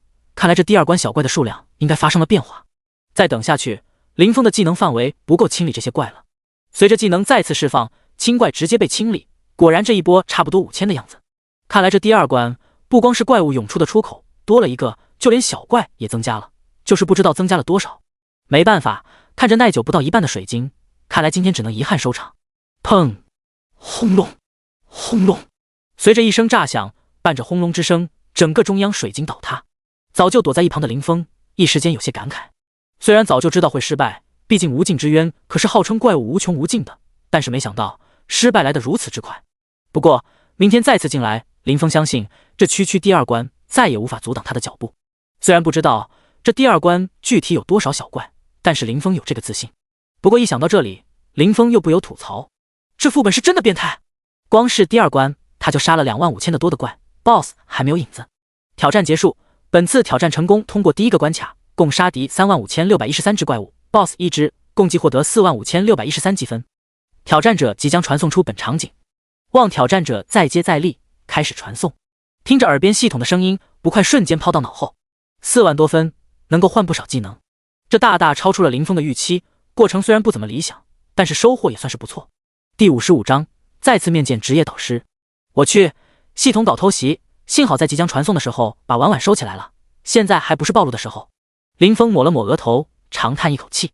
回到玩家复活点的林峰没有急着回店铺兑换东西，摇身一晃来到了职业殿堂。对于天启者的了解实在太少，准备找导师了解一下情况。再次看见导师蒂娜的时候，他依然坐在那张书桌前，手里拿着一本书看着。每次见到他，林峰都不得不感叹，真是有容乃大啊！漂亮的容颜再加上傲人的双峰，把这个词展现得淋漓尽致。蒂娜导师，林峰上前恭敬地施了一礼，小声呼唤：“是你啊，小家伙，不知你找我何事？”蒂娜抬头见是林峰，随意地问道：“导师，我是有些对天启者这个职业有些不解，想来找导师咨询一下，说说看。不过我不能保证了解，毕竟我也不是天启者来着。”本来林峰还以为导师能帮他转职成为天启者，大概率也是天启者来着，居然不是吗？这倒是引起了林峰的兴趣。蒂娜明明是牧师导师，而天启者怎么看，输出的倾向更加明显。索性用真理之眼进行查看，这技能可是连9阶都能查看的。蒂娜，克里斯，职业炽天使，等级生命值死。林峰倒吸一口凉气，什么情况？除了一个职业，其他什么都看不到，全是问号。还有炽天使，这是什么职业？小家伙，随便对别人使用探查技能，可是相当不礼貌的行为哦，尤其是像我这么漂亮的女性。蒂娜白了一眼林峰，淡淡的开口：“糟糕，本发现了。导师，我这不是好奇吗？刚刚导师你说你不是天启者，那我想作为一个导师，你想来也不是一般的牧师职业吧？”对于这点猜测，林峰还是有些把握的，所以实在忍不住，多有冒犯，还望导师见谅。呵呵，小家伙，你可真逗。蒂娜捂嘴一笑，你以为我不让你查看，你真的能看到什么？这……林峰十分惊讶，真理之眼最高可以查看9阶，那岂不是说，怪不得刚好能看到职业来着。你别瞎猜，我不是单纯的9阶，具体因为什么，说了你也不明白，你的路还远。记住，以后不要随便探查别人，尤其是不熟悉的人，不然可没有我这么好说话。蒂娜像是猜到林峰心中所想，又认真的叮嘱道：“那导师，你是什么阶位？不要好高骛远，现在告诉你还不是时候，等你晋升5阶的时候，可以再来找我。记住，不要直接晋升5阶。”蒂娜没有正面回答林峰的问题，反而细心叮嘱道：“可是天启者只要等级达到，就会自动进阶呀，这里面难道还有什么说头？这点你不用担心，5阶是一个分水岭，虽然我不是天启者，但是5阶绝对可以让你自由选择是否直接进阶的。你还没说这次来找我是有什么事？”蒂娜信誓旦旦地说道。看着蒂娜一副胸有成竹的样子，林峰心中若有所思，看来这导师应该对天启者应该还是有不少了解的。不知道导师对天启者的专属技能了解多少？蒂娜点了点头，示意林峰继续。目前我所有打造出来的装备都附带特殊词条，但是类别不是我能控制的，不知道有没有解决办法。打造装备？你专职生活职业了吗？你把前程无忧的介绍让我看看。听到导师直接能叫出天启者的专属技能名字，林峰有些诧异。既然都能叫出名字，怎么会不知道效果？不过林峰还是照做。原来如此。看完技能效果后，蒂娜喃喃自语：“我说那家伙怎么提升这么快来着？”声音太小，林峰也没有听清。只见导师先是点了点头，又一副努力思索的样子。见状，林峰没有打扰。关于这个问题，等你到2阶的时候就能解决了。思索了半晌，蒂娜用十分肯定的语气说道：“2阶吗？”对此，林峰还是十分欣喜的。从蒂娜导师的样子来看，他肯定认识或者得到天启者职业传承的时候有些了解。林峰更倾城于蒂娜有认识的人是天启者。小家伙，装备什么的都是外物，还是提升自身才是王道。说完，蒂娜仔细地打量了一番林峰。咦，挺有意思。林峰被盯得有些莫名其妙。看来我的吩咐有些多余，你这小家伙的全属性不低，这点倒是做得相当不错。本来还准备说教一番的，结果看了下林峰的属性，着实有些惊讶。虽然这点属性对他来说完全不够看，但是胜在林峰的属性全面，这才是他惊讶的原因。又继续看了下林峰身上的装备，颇为无语。就是这装备也有些太拉胯了。我虽然说不要太依赖外物，但你这不是不依赖，而是基本相当于没穿装备啊。至少前期还是需要装备的，也就那个葫芦还看得过去。面对导师的吐槽，林峰也没啥不好意思，这是事实，没什么不好承认的。没错，能把新手法杖穿到现在的玩家，林峰估计是起源里面独一份。虽然现在他自己就会打造装备，但是根本没必要。前期有需求的时候，直接当奶爸都是一路躺着过来的。现在他的属性高，一般的装备根本入不了林峰的眼。打造好的装备，还不如卖钱来的实在呢。现在一般的装备对我作用也不大吧？面对吐槽，不介意归不介意，林峰还是顶了一嘴。你说的也对，作为一个职业导师，蒂娜成天都待在职业殿堂里面，不知道见过多少各种形形色色的玩家。林峰不是他见过单属性最高的玩家，但是绝对是最全面的，毫无短板。到了这种地步，一般的装备也确实起不到多大的作用。第56章，意外收获。不知道导师你有没有什么淘汰下来的不要的装备，赏我1-2件就行。林峰顺杆往上爬，有些不要脸的开口说道：“你小子，不是我舍不得，而是我淘汰的装备，就算是给你，你也用不了。”蒂娜没好气的说道，像是忽然想到什么，话锋一转。不过，本来林峰就不指望能在导师这里获得什么东西，刚刚多少也有些开玩笑的意思在里面。可是看这情况，好像有戏啊！林峰急忙追问：“不过什么？”不过你可以去万蛇窟试试，正好那里可以获得1件职业专属装备，而且对你的帮助也不小。万蛇窟这地方，林峰是知道的，不光知道，林峰还去过。之前和一梦倾城他们去练级的时候，就是在万蛇窟。当时林峰就觉得那里的洞窟设置的有些不合理，看来果然有其他作用。可是这地方我去过去，里面除了怪多一些之外，也没什么啊。我还在那里练过级的。见林峰知道地方，蒂娜开口解释：“那是你打开的方式不对，万蛇窟可不光是练级宝地，那地方其实是一个试炼地。”听到导师如此说，林峰恍然大悟，怪不得上次去的时候觉得不对劲来着。万蛇窟每个洞窟门口都有一个石碑，你见过吧？见过。林峰点了点头。你下次再去的时候，不要直接进入洞窟，先在石碑上面滴上1滴血，再次进入洞窟就可以开始试炼了。只要你通过试炼，不仅能获得1件专属装备，还能得到不小的锻炼。蒂娜直接把参加试炼的方法告诉林峰，能不能得到就看林峰自己的造化了。那试炼有次数限制吗？还有专属装备？导师不是说不要依靠外物吗？没有触发任务，看来这地方应该是所有人都能参加的，只是玩家不知道而已。次数倒是没有任何限制，但是难度嘛，可是不小的。蒂娜笑嘻嘻地说道：“能不能得到就看你自己了，我可是对你抱有不小的期望哦。”期望？我看是看我的笑话吧。林峰心中暗自腹诽。专属装备与一般装备不同，这个试炼每个人只能获得1件，这件装备是可以和你一起成长的。我说的不要依靠外物，是指普通的装备，显然这件装备不在此列。蒂娜耐心的解释。成长装备？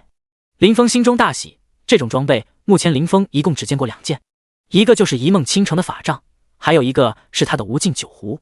这次意外得到一个可以获得成长装备的途径，简直是意外惊喜。他有些小看成长装备了，之前蒂娜导师也说过自己的无尽酒壶还不错来着。那不知道这个试炼具体是什么？林峰接着追问。你去试试呗，失败也没什么惩罚的。似乎想到了什么，蒂娜脸上不自觉地带上了一丝笑意。见导师不想回答，林峰只得作罢。既然失败没有任何惩罚的话，去试试也无妨。又和导师聊了会儿，林峰直接被赶出了职业殿堂。没错，就是被赶出来了。我不就话多了点吗？至于把我赶出来，至于吗？还让我不通过试炼，就别再过来。林峰有些不忿，这些都是小插曲。总的来说，林峰的心情还是不错的。这次过来的目的完美得到解决，还另有所获，也让林峰知道和 NPC 交好的益处。职业殿堂中可不止蒂娜导师一个人在，还有其他几位导师来着。怎么样？我选的这个传承者还不错吧？和林峰在的时候不一样，此时的蒂娜有些傲娇的向着其他几位导师炫耀。说完，直接把林峰的属性分享给其他几位导师。从之前林峰进来的时候，就引起了其他几位导师的注意。毕竟就他们6个人在这儿待着，谁放出了隐藏职业什么的，他们几个之间都是知晓的。不只是蒂娜，其他5位导师也放出过隐藏职业。他们待在这里无聊的时候，偶尔也会找些乐子，比如打赌谁找的传承者更优秀，或者谁发现的好苗子更多什么的。面对蒂娜的炫耀，其他几位导师多少有些不服，不过看着林峰的属性，脸色都是一变。这死多少有些离谱。和其他几位导师不同，魔法师的导师两眼放光，双手用力地抱着蒂娜的手臂，力度不小，都挤变形了。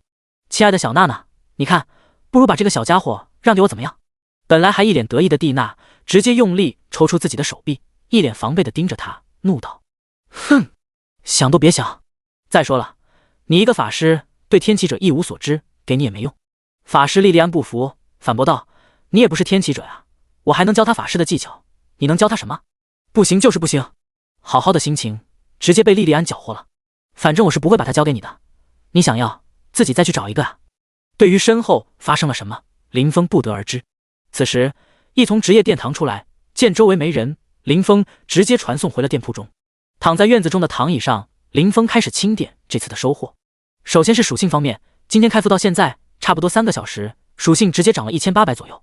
大头还是林峰自己的刷出来的，其中他打副本杀了3W 多只怪，触发了近300次技能，一次4点就是1200，还有600点是通过持有林峰打造装备的玩家给林峰提供的。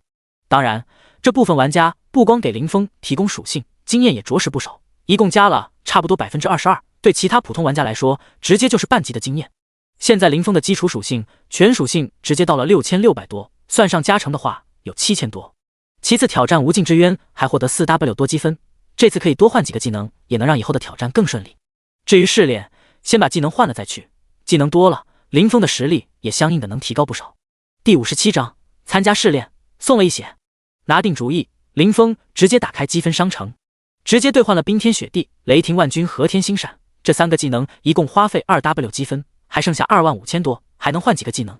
挑选了半晌，最后林峰决定换一个群体控制，一个单体控制，各花费 1W， 剩下的5000换了一个单体输出的技能。疾冰盛宴，消耗500魔法值，制造一片雪地，对5乘以5米范围内的目标减速 50%， 并有 10% 的几率使目标进入冰冻状态，每次冰冻持续 5S， 技能持续 30S， 冷却1分钟。绝对零度，消耗200魔法值，使目标 100% 进入冰冻，持续 3S， 并对目标造成 100% 法术攻击的伤害，冷却 30S。天雷影，消耗100魔法值，对目标进行雷电打击，造成 150% 法术伤害，冷却 10S。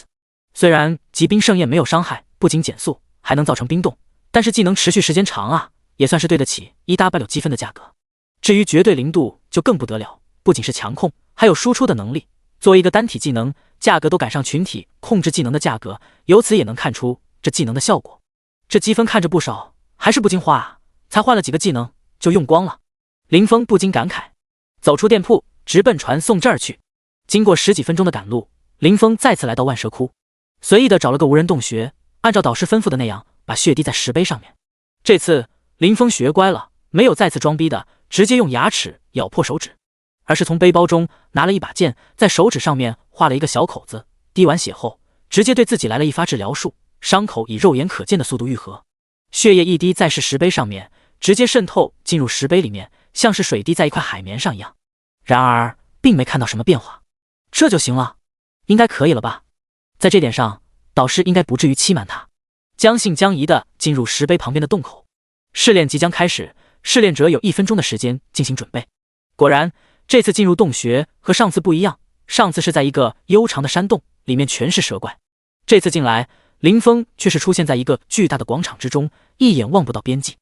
耳边传来系统属性的声音：击败眼前的敌人，试炼者就算通关。本次试炼没有任何时间限制，失败也无任何惩罚，试炼者随时可以退出试炼。试炼正式开始。随着系统声音落下，林峰前方不远处出现一道身影。就一个敌人，小看谁呢？林峰有些不服，搞得那么高大上，结果才一个对手，就他现在的属性，岂不是碾压？不过该有的戒备还是要有的。随着试炼正式开始，前方的身影直接消失，林峰大惊，接着眼前一黑。试炼失败，是否继续？战斗结束了。碾压确实是碾压，不过林峰是被碾压的一方，没有急着开始。林峰开始回忆，刚刚他就感觉身上一凉，眼前一黑，战斗居然就结束了。过程太快，以至于都没什么感觉，直接出局。林峰可没有调整疼痛感来着。林峰承认是他小瞧这个对手了，玩这游戏那么久，他还没死过呢，没想到以血直接交代在这里。继续。这次林峰打定主意，直接使用天星闪，先看清对手是谁再说。随着战斗再次开始，眼前男人再次消失，林峰果断使用天星闪，向着旁边移动了几米，躲开了对方，定睛望向之前所在的地方。不是没想过用真理之眼探查，之前林峰就试过，在这里面用不了任何探查技能，不然也不至于都死了一次，连对手是谁都不知道。这怎么会？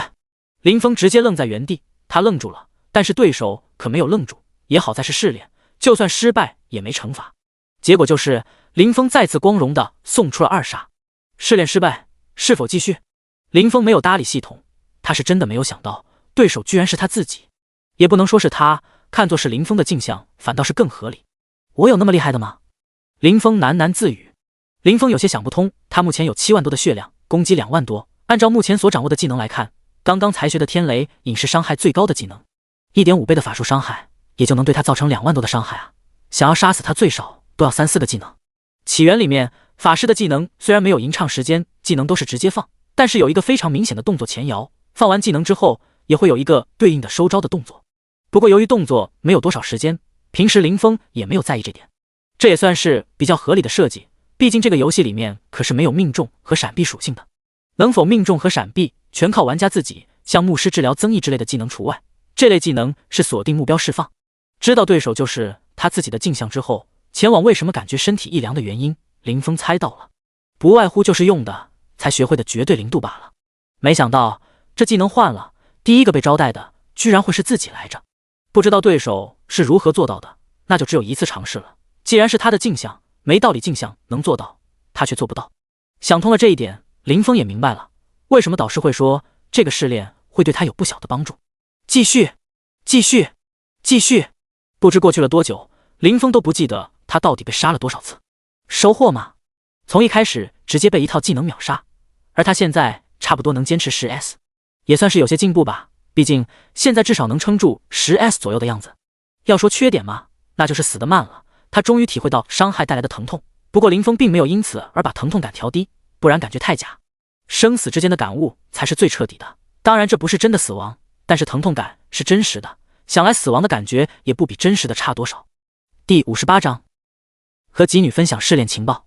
在死亡和重生之间反复横跳，林峰也终于搞明白了镜像是如何规避释放技能的前摇和收招。道理其实也挺简单的，但是要做出来的难度可不小。说白了，就是利用其他技能来替代释放技能的动作。为了发现这一点，林峰可是被虐杀了不少次。镜像林峰用的便是法师的火球术，这个技能因为冷却时间短，平时林峰也没注意到，其实这个技能的动作前摇和收招的时间极短。火球术一样有动作前摇和收招，不过因为冷却短的原因，前摇和收招比其他技能快不少。而镜像就是利用这点，用释放火球术的起手式代替释放其他技能的前摇，技能释放出来之后马上取消释放火球术来规避收招。而由于火球术并没有释放出来，所以这个能并不会进行冷却，可以再次使用。用另一个词来诠释的话，可以叫做柔化。搞明白了这一点，林峰没有再次急着开始试炼，而是开始试验。这试炼确实挺有意思的，在林峰看来，通过试炼奖励的装备反倒是次要的，能够通过和自己的镜像不断厮杀，从而获得的进步才是最重要的。类似柔化的技巧也还有不少，贪多嚼不烂的道理，林峰还是知道的，一样样的来呗，反正他又不缺时间。柔化看着简单，听着也不难，可是真正上手之后，才发现难度不是一般的大。主要是释放技能的时机相当不好把控。练了一会儿，林峰最成功的一次把想要释放的技能和火球术同时放了出去，只能算是个半成品吧，毕竟火球术用了，进入了冷却，效果就没那么大了。看来还是得多观察一下，继续挑战吧。不过再次开始挑战之前，林峰久违的打开了好友面板。之前一梦倾城吉女对林峰不错，虽然不知道这个试炼给的装备如何，他也不确定吉女能否通过试炼锻炼一下 PK 的技术也是好的。他们现在的等级也不是很高，依旧只有15级。昨天游戏更新，上不了游戏也很正常。林峰，你们几个现在在哪儿？有空吗？一梦倾城，怎么了？有事？还是需要我们带你升级？由于林峰的等级隐藏了，一梦倾城还不知道林峰已经升到12级，不过和他们几个也还有不小的差距。林峰，不用了，有空的话，你们几个可以到万蛇窟去参加一个试炼，对你们的好处不小。如果通过试炼，还能获得一件成长装备，不过闲暇时间去就行了，不要耽搁升级。接着，林峰把如何参加试炼的事详细的给一梦倾城说了一遍，之后两人又简单聊了几句，林峰便开始新一轮的挑战，再次开始不断在死亡和重生之间循环。怎么了？倾城？正在打怪的雪儿见到一梦倾城突然待在原地，不解地问道：“是清风找我？他有什么事？”虽然对于林峰想要专心做生意，雪儿多少有些遗憾，但是对于林峰的感官还是不错的。他们几个长得漂亮，要是换一个人，不说围着他们几个打转，怎么会像林峰这样直接和他们划清界限来着？就凭这一点，至少他们几个对林峰的印象就差不到哪里去。更别说林峰还帮他们打造了一身装备，有着装备的加持，几人也没有重新组人，依旧是4个人组队练级。好像忘了，明明可以再组一个人来着。一梦倾城，你等等，我整理一下。整理片刻之后，一梦倾城清风把林峰的原话告诉了其他3人。这万蛇窟居然是个试炼场所，通过试炼还给成长装备啊，好棒！不管是正在抗怪的青宁，还是一向比较高冷的冷月，先后在开口。那我们先去试试。青宁提议道。他们几个正好就在万蛇窟里面练级，发泄心中的郁闷来着。今天一早，他们几个一上线就去试了下无尽之渊副本，谁也不会嫌弃自己的技能多，更何况还能换宠物。结果嘛，第一关都没过去，4人没有组人，而是靠着药剂熬到了 BOSS， 最后因为药剂用完之后惨遭失败，心情多少有些郁闷。你说打不过也还好，关键是能打过的，结果因为消耗太大，药剂用完了而没打过 BOSS， 所以才让人郁闷。组队参加的积分是平分的，一人才得到2500分，换技能又不够，换宠物的话品质又太低。青宁也提议过找林峰一起打，虽然林峰的等级比他们低，但是 buff 给力，结果被一梦倾城一口否定。几人商议完，就近找了几个洞口，开始了试炼。和林峰不一样，当时林峰对试炼内容一无所知，他们几个被林峰告知过具体内容，也知道难度。没过半小时，几女都相继放弃挑战，直接出来了。虽然早就知道情况，但是没想到这么难。雪儿郁闷地说道：“本来就心情不佳，这下更不好了。”难度确实大，不过就像清风说的，就算不同通过试炼，对咱们几个实力也能有不小的成长。冷月开口说道：“道理我都懂，可是我就是心情很不爽。”青宁直接抢着开口，他平时也就只是抗下怪，虽然没和人 PK 过，但自认游戏玩得不赖，没想到那个镜像那么厉害，他直接被玩虐。好了，这试炼确实能锻炼我们的能力，这样以后我们白天练级，晚上再来参加试炼。一梦倾城直接一锤定音，他虽然也被虐了，但他可不是一个会服输的人，心中暗暗决定一定要打败镜像。老大，下面兄弟来报，找到一只1阶 BOSS。君临无伤语气有些激动地向君临天下汇报。不过什么？君临天下反问。这是那 BOSS 的属性，和我们当时打的雪狼王完全不是一个档次。君临无伤直接把 BOSS 属性发给了君临天下。第59章，强悍的1阶 BOSS。君临天下看着分享过来的 BOSS 属性，沉默不语。这是下面一个有高级探查技能的兄弟查看到的消息。君临无伤接着说道：丛林虎王1阶 BOSS， 等级15，生命值100W， 攻击11000，物理防御1000，法术防御950，技能威压、战意涌动、咆哮。威压对1阶以下的生灵存在压制效果，实力只能发挥50%。战意涌动随着生命值减少，逐渐增加攻击力，降到 20% 以下，攻击力翻倍。咆哮仰天咆哮对四周产生冲击波，造成 150% 攻击的伤害。这属性委实有些变态，跟咱们之前在新手村打的雪狼王相比，翻了1倍不止。君临天下沉默良久，终于开始说道：“属性高也正常，同为一阶10级的玩家和15级的能比吗？那这差距也太大了啊！尤其是攻击力都上万了，再难啃的骨头，咱们也得把它啃掉。这样，你去召集一批有控制技能的兄弟，控死他。”君临天下语气严肃地说道：“入阶 BOSS 不说爆的装备不是一般 BOSS 能比的，单只凭他出剑帮令这一点就必须解决掉。咱们现在不是在新手村，人手充足，别被这属性吓到了。去吧。”“那我先去统计一下。”君临无伤道。“等等，还有什么吩咐？咱们公会里面有没有获得复活术的玩家？”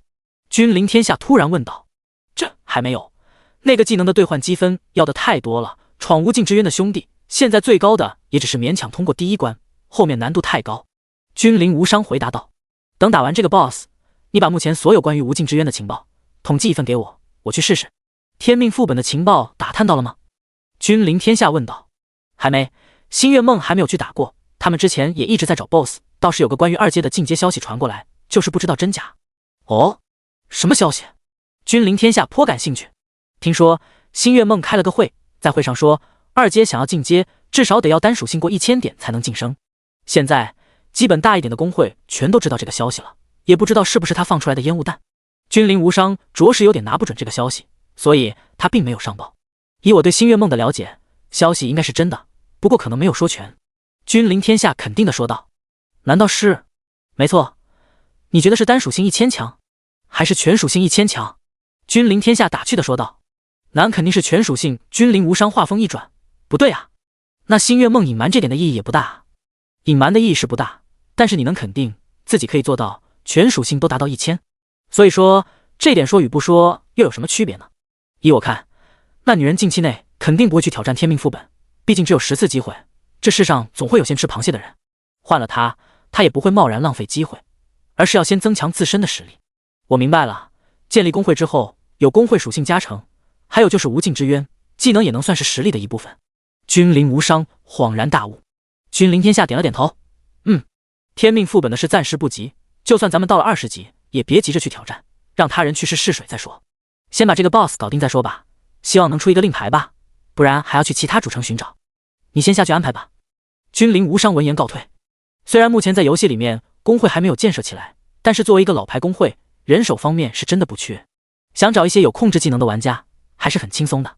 不到10分钟，君临无伤就找了1万人，全都是有控制技能的法师和弓箭手。近战职业的没要，这 BOSS 攻击太高了，碰着就死，近战根本没有出手的机会。这边君临天下也在做着准备，直接召集了2万人，都是攻击在500以上的玩家，再多的话用处不大，就算是这2万人都不一定能全部用上。因为有过一次打1阶 BOSS 的经验，君临天下知道想要啃掉这个 BOSS 最大的难点还是看最后的20%血量。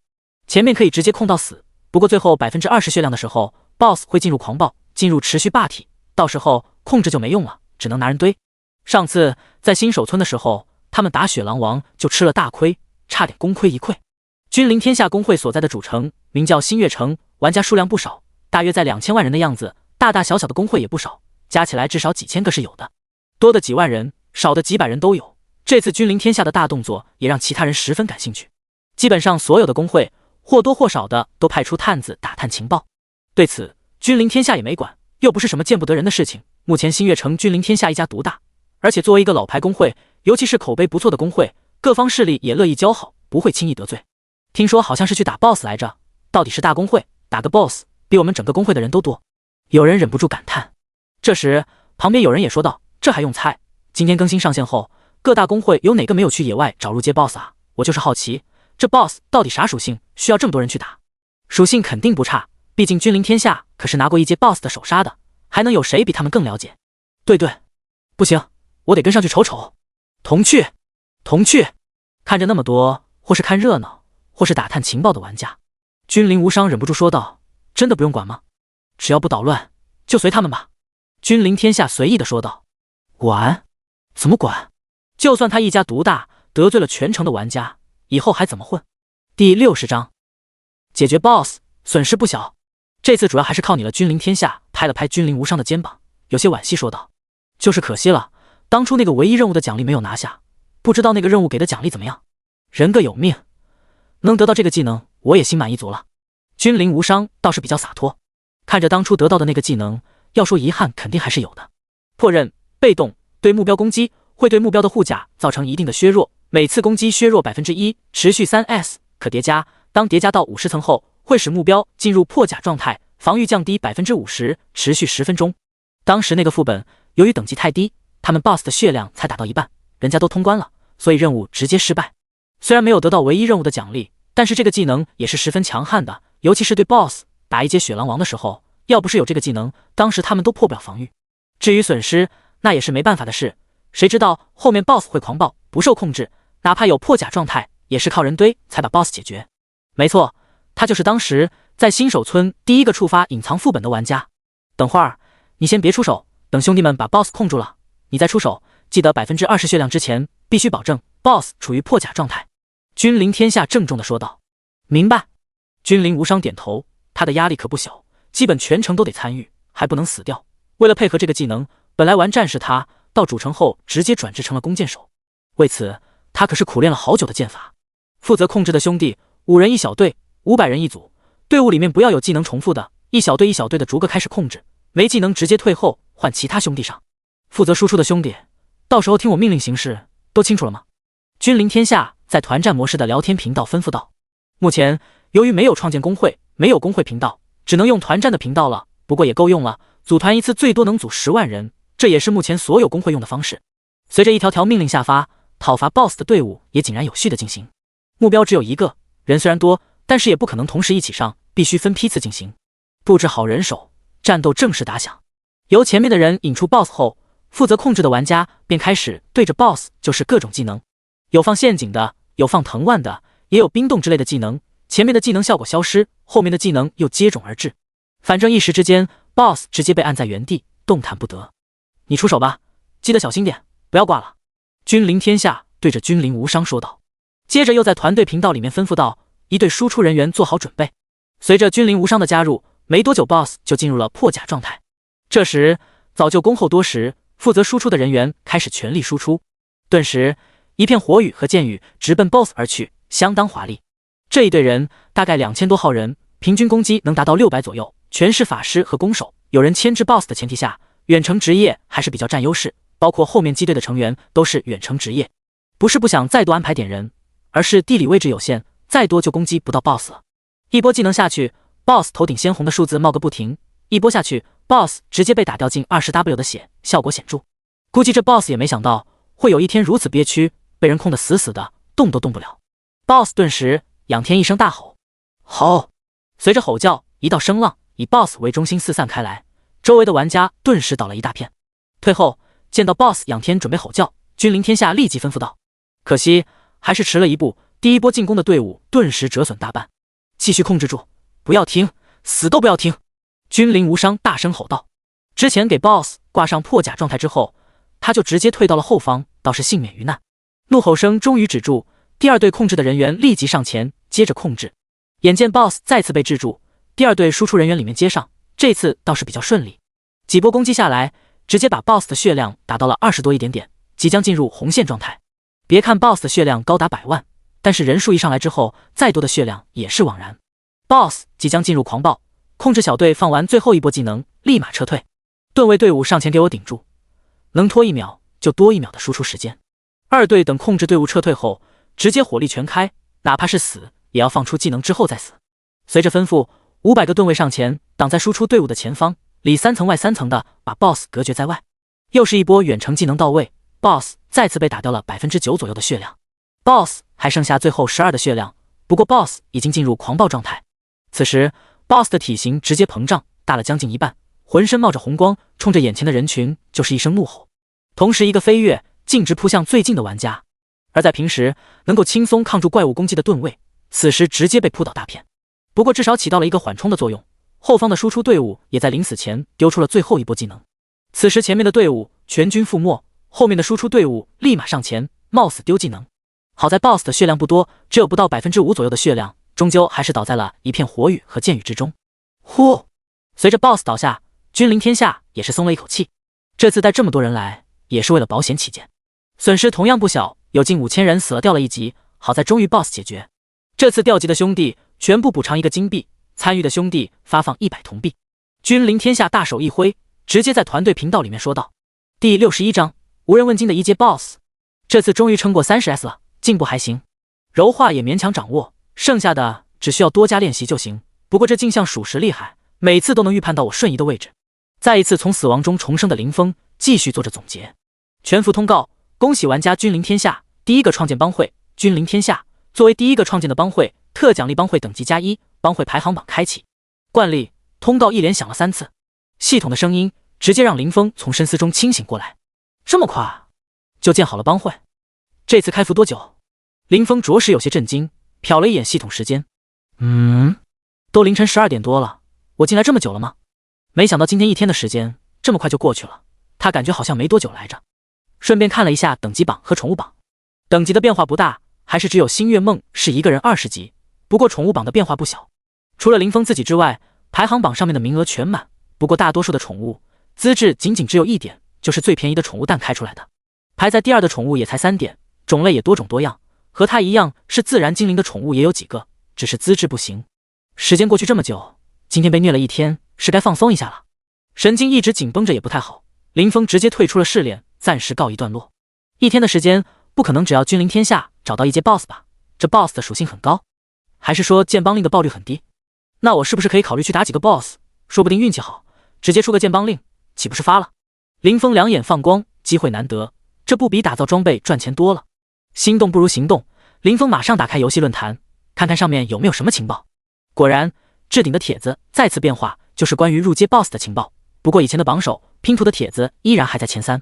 点开帖子，第一只 BOSS 就是君临天下他们打的那只虎王。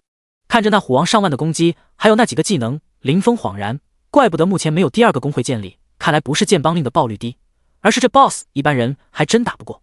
君临天下人多势众就不说了，帖子中着重介绍了一个玩家 ，ID 叫君临无伤，还被众多玩家扒出来，他就是在新手村开启副本的那个人，50%的破甲，而且能长时间存在，怪不得。哦，是他，看来那个任务给的技能是看职业吗？林峰继续浏览帖子，15座主城里面的一阶 BOSS 上面都有介绍，属性方面也都是大差不差，最少也有一项属性过万，或是攻击，或是防御。不过其他属性同样不低，最少也有近1000。同样等级的一阶 BOSS 种类不一样，属性也差距极大。就比如天空之城这边的 BOSS 是一只乌龟模样的 BOSS， 也是帖子上唯一有具体位置的 BOSS。看完 BOSS 属性，林峰明白为啥会有人把位置放出来。铁甲鳄龟一阶 BOSS， 等级15，生命值300W， 攻击1550，物理防御15000，法术防御12000，技能威压不动如山。不动如山，4只锁紧龟壳保持防御，豁免80%的伤害。看着那只鳄龟的属性，林峰嘴角直抽，不愧是龟类怪物，这防御简直离谱，关键技能还能豁免伤害，更是离了大谱。经过一个白天的时间，林峰现在的等级升到了13级，属性方面又加了2400点，算上加成差点破万。就算他来，还是用攻击最高的天雷影，一发技能下去也就能打掉这龟6000多血，而他有300W 的血，怎么打？打是能打过，磨上10几个小时照样得死。所以目前其他 BOSS 都被各个工会把控着，其他4座没有大工会的主城，但是人家有不少中型工会啊，一样有想法。唯有这个鳄龟没人管，舅舅不疼，姥姥不爱。至于位置，就算知道又如何？你能啃得动他？算了，让你再逍遥几天，过几天指定拿下你。别人没有想法，林峰多少还是有些想法的，不过不是现在，等过几天属性再高点，哪怕减伤打起来也毫无压力。关键还不用担心别人惦记，这感觉真不错。随手关闭论坛，取出一张回城券，直接传送回主城。虽说回城卷不便宜，这不是包里还有几张来着？再说现在他也不差这点。现在时间已经过了凌晨，无尽之渊的次数刷新了，林峰索性准备打了副本之后再好好休息一下。欢迎挑战无尽之渊，该副本为特殊副本，玩家死亡无惩罚，死亡之后可选择放弃挑战，复活在城内复活点，也可以继续挑战，直接在副本中复活。中央水晶被破坏，则玩家视为挑战失败，失败之后会自动传送出副本。检测到玩家已通过第1关，本次挑战将从第2关开始。第1关奖励在结束本次挑战之后再行发放，挑战在3分钟之后开始，请提前做好准备。通过1次之后不用再从头开始，关键奖励还照发。林峰有些意外，不过想想也就明白为何如此了。第一关，依林峰的打怪速度都花了1个多小时，怪物刷新的速度只有那么快。不过这次林峰再刷的话，至少能快1半的时间，毕竟不用拉怪等技能冷却。第二关也好，昨天第二关没打过，不过今天绝对没问题。这次林峰直接堵在2个出怪口的地方，把婉婉召唤出来，20%的冷却 CD 还是有些用的。随着挑战开始，雾气开始翻滚，林峰二话不说，直接就是一个技能放出，技能成一条直线，两端顶在雾气边缘。虽然怪物不会自己进入技能范围送死，但是从雾中可是在不断出怪来着，就这点空间，等没地方可站之后，也就只能乖乖进来送死。至于其他不是出口的雾气，林峰昨天有进行尝试，被空气墙挡住，是不可通行的。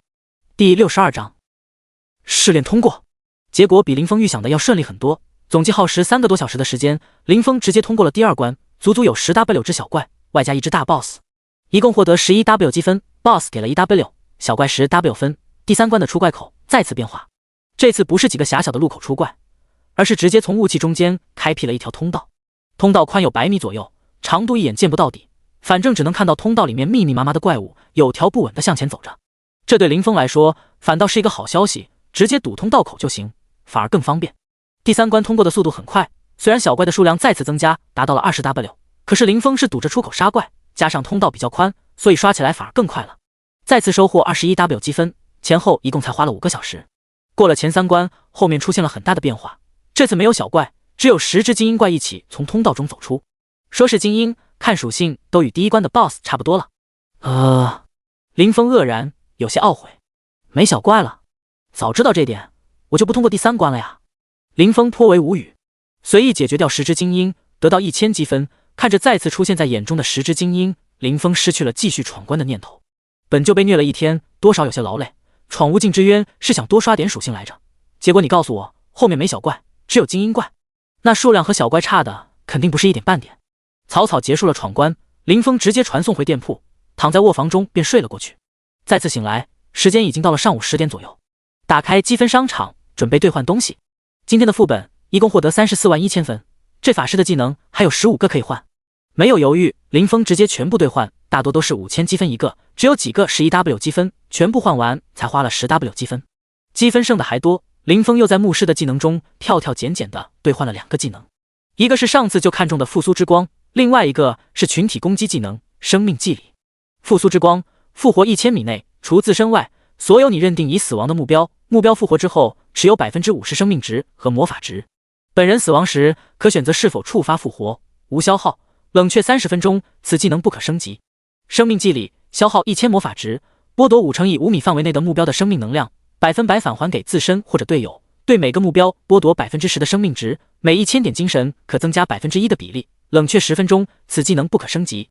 这2个技能都不便宜，复苏之光价值 10W 积分，生命祭礼要价 5W， 这个技能说是伤害技能，反倒不如说是一个群体恢复技能。在林峰看来， 5W 积分也不算贵，其他的大多是一些 buff 技能，换了意义不大。凌晨时分打副本杀了30来 W 之怪，属性方面倒是提升比较大。精力旺盛，一共触发了2500次左右，这次触发概率有点低了，都不到 1%。前面800多次一次加4点精神，后面1600多次，由于技能升级一次加5点，所以收获不低，一共增加了11600多点属性。再加上其他玩家也给林峰提供了1400左右的属性，刚好 1W3 左右。现在他的属性不算加成的情况下，全属性到了 2W2 左右，晚上比白天少了很多啊。想着这里，林峰又是一阵懊恼。别看现在属性加得很快，但是其中大部分都是林峰自己刷无尽之渊刷出来的。由于今天凌晨林峰直接把前3关通关了，谁知后面不出小怪，想要再次让属性暴涨基本不可能。就是不知道他要是和别人组队再次去打无尽之渊，闯关进度会如何计算。距离积分清空还有5天，现在看来别说天启者那个价值100万的任务卷轴了，还能多出来不少，可以给婉婉换几个宠物资质单。换了新技能，林峰再次出现在万蛇窟中，开始挑战镜像。不仅是练技术，刚好把新学的技能熟练一下。一晃就是5天过去，距离上次游戏更新，今天正好是第7天。这几天林峰每次都是先进无尽之渊，直接把前3关的奖励拿了出来，便去参加试炼，可谓是两耳不闻窗外事，全副身心都投入到了试炼之中。恭喜你成功通过试炼，现在开始发放奖励。终于通过了，真是不容易啊。看着到手的奖励，林峰感叹不已。伪装之剑，品质白色，专属清风。特效1：幻化，通过吞噬装备可幻化为吞噬装备的外形，并具有该装备的所有属性。吞噬的装备不可高于本身的品质。特效2：伪装，开启伪装之后，他人绝对无法探查属性。特性3：双身，获得第二个身份，可重新起名和调整相貌一次，一经决定无法更改，可随时切换2个身份。特效4：可成长，随着玩家的阶位可自动成长。注：该装备专属清风，不可交易，不可掉落，不可摧毁。对，没看错，这就是一件白色装备。林峰刚开始拿到手的时候也有些失望来着，不过查看属性之后，香，真香。虽然不加任何属性，但是这几条特效简直不要太牛逼。幻化的作用对林峰来说意义不大，但是伪装和双身就不一样了。这2个特效单独拿出一个也就一般般，但是当两者结合在一起，效果就不是1+1等于2那么简单。只要林峰不主动暴露，就是一个无法被识破的双重身份。平时他是牧师清风，搞事情的时候他就是另一个陌生的法师，简直就是老六必备啊！不枉费，林峰为了这次试炼，足足被虐了7天时间。此地不方便，还是回到店里再说。第63章，第2身份开启。回到店内，慵懒地躺在椅子上，拿出伪装之戒戴上，看着戒指的特效，想了下，林峰把身上唯一新手法杖拿出来吞噬掉。这是林峰身上除无尽酒壶之外唯一的装备了，其他的垃圾白装对现在的他来说，穿了与没穿没什么区别。要不是没有武器，放不出来技能，这把新手法杖林峰早就扔了。意念一动，戴在右手上的戒指瞬间消失，一把新手法杖出现在手中。这幻化也不是没有作用吗？还挺方便的，关键也不影响放技能。意念再次移动，法杖又变回戒指，依然戴在手指上。平时大家在城里的时候，大多数人装备都是隐藏掉的，至于武器一般都是放在背包里面，拿手上不是很方便。当然也有不少人拿着武器到处晃，尤其是战士，基本都把武器背在身后。试完幻化的效果，林峰突然有一个想法，看上去他手上没有武器，等到接近目标的时候，戒指突然化作武器，直接偷袭，岂不是一偷一个准？这特性好像也不错，倒是可以试试。试完幻化，再次使用了双身的特效，检测到玩家开启第2重身份，请为你的身份命名。野敖奈我何。第2个身份可以嚣张一点，这是林峰从得到戒指后想了半天才想出来的名字。该昵称已被占用，请重新命名。好吧，不知道是那个老六这么嚣张，居然敢占用他想了半天的昵称。君子世无双。该昵称已被占用，请重新命名。不孬表行坤。该昵称已被占用，请重新命名。连这么不正经的昵称都被占用了。期间林峰抓耳挠腮，想了不少名字都被占用，气得林峰直跳脚。上次起名也没这么费劲啊，直接一次成功，这都多少次了？难道说越简单的名字反而没多少人取？红尘，取自一壶浊酒笑红尘，半盏清茶淡平生。这是前世林峰无意间在网上看到的，虽然忘了是哪首诗里的句子，不过他挺喜欢的。命名成功，是否需要调整相貌？调整。看来这届网友多少有点皮，越是正经的名字越不容易被人使用，为了起个名字都不知死了多少个脑细胞。随着话音落下，林峰眼前景色大变，一个全身建模的人体出现在眼前。看着眼前的人物形象，林峰发现这就是他本来的样貌。那怎么行？赶紧调整。通过一番挑战，再次打量片刻，林峰终于满意了。这次的外貌不仅不帅，甚至可以说平平无奇，就是一张大众脸。第2个身份主要是为了搞事情，太过有特色，反而容易被人记住，大众脸就好。当然，这次的相貌和林峰本身的相貌，还有他现在的相貌，没有一点相似之处，这才是最主要的。体型虽然调整不了，不过问题不大，这游戏里面随便都能找到一大把体型和他差不多的玩家。调整完毕，林峰果断切换第2个身份。还不错，这第2身份居然还有一个单独的好友面板，必须好评。又打开自身的属性面板看了看，游戏 ID 也发生了变化，现在 ID 变成了红尘，至于原来的清风则变得暗淡无光，随后隐去。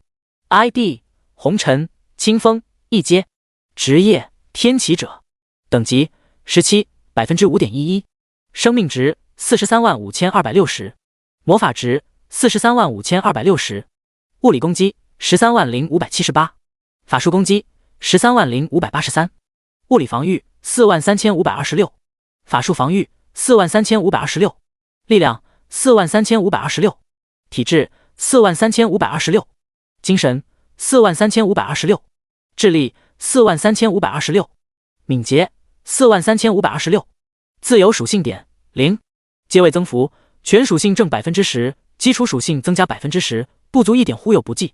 副职业采集师5级，药剂师5级，锻造师5级。副职熟练度1000/1000。装备无尽酒壶，伪装之戒。职业特性，所有法师、牧师技能皆可学习，等级达到进阶要求自动进阶，升级经验变更为原有等级所需 X， 阶位+1。专属技能真理之言，学医救不了队友，前程无忧。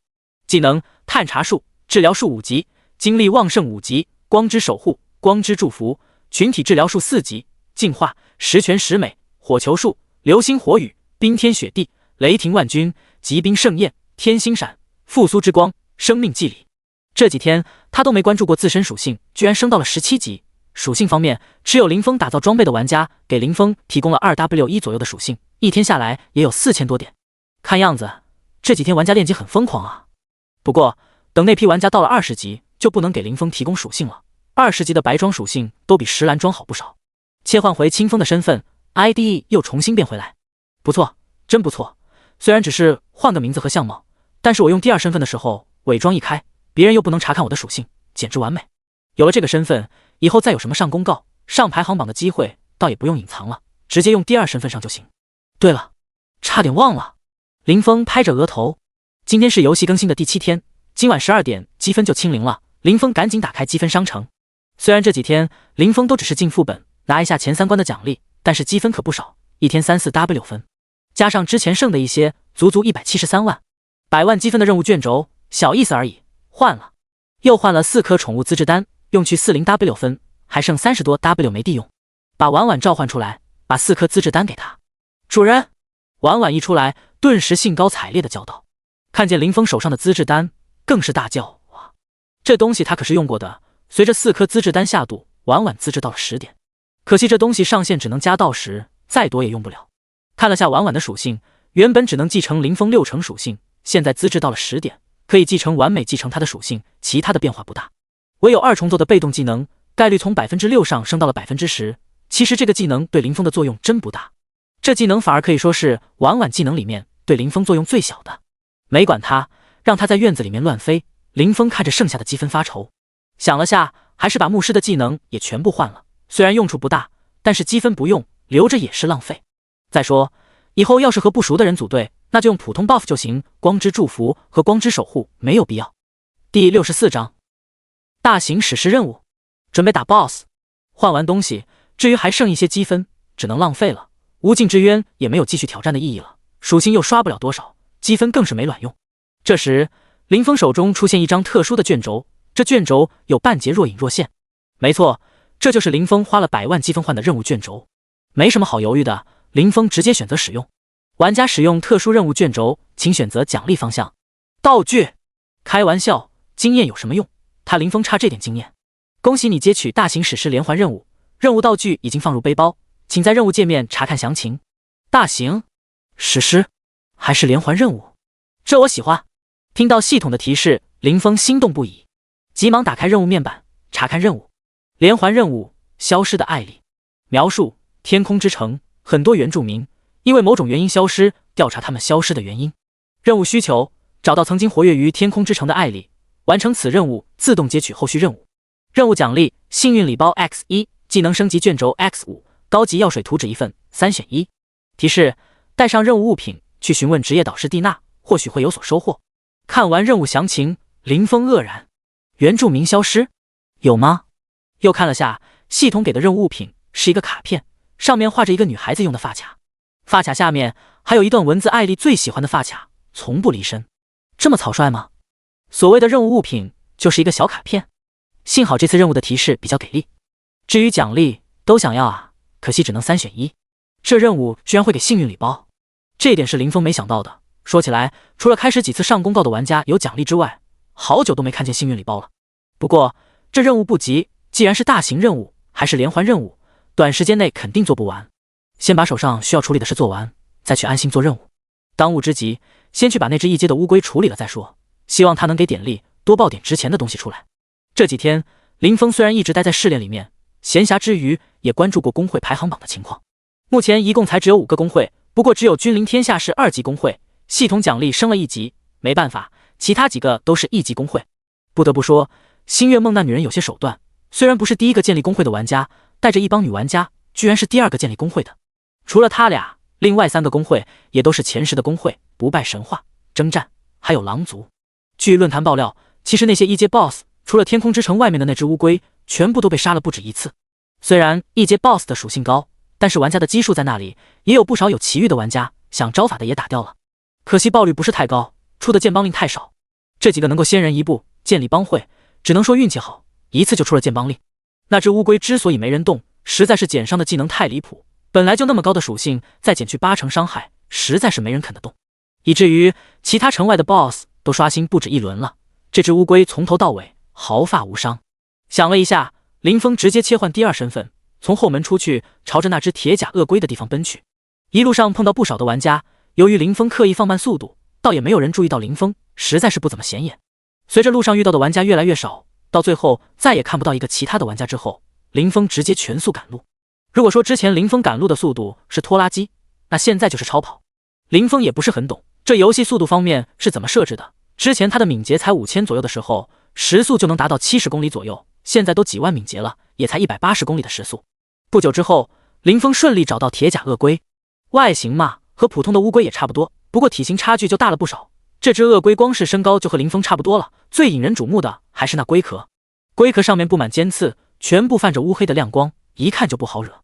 鳄龟此时正在进食，对于林峰的到来毫无反应，依旧自顾自地吃着一种矿石星辰铁。林峰大喜，虽然不算是什么高级的材料，但是看这样子，这里的储备可不少。这也是打造装备的材料，尤其是林峰唯一会打造的饰品，就要用到不少这种材料。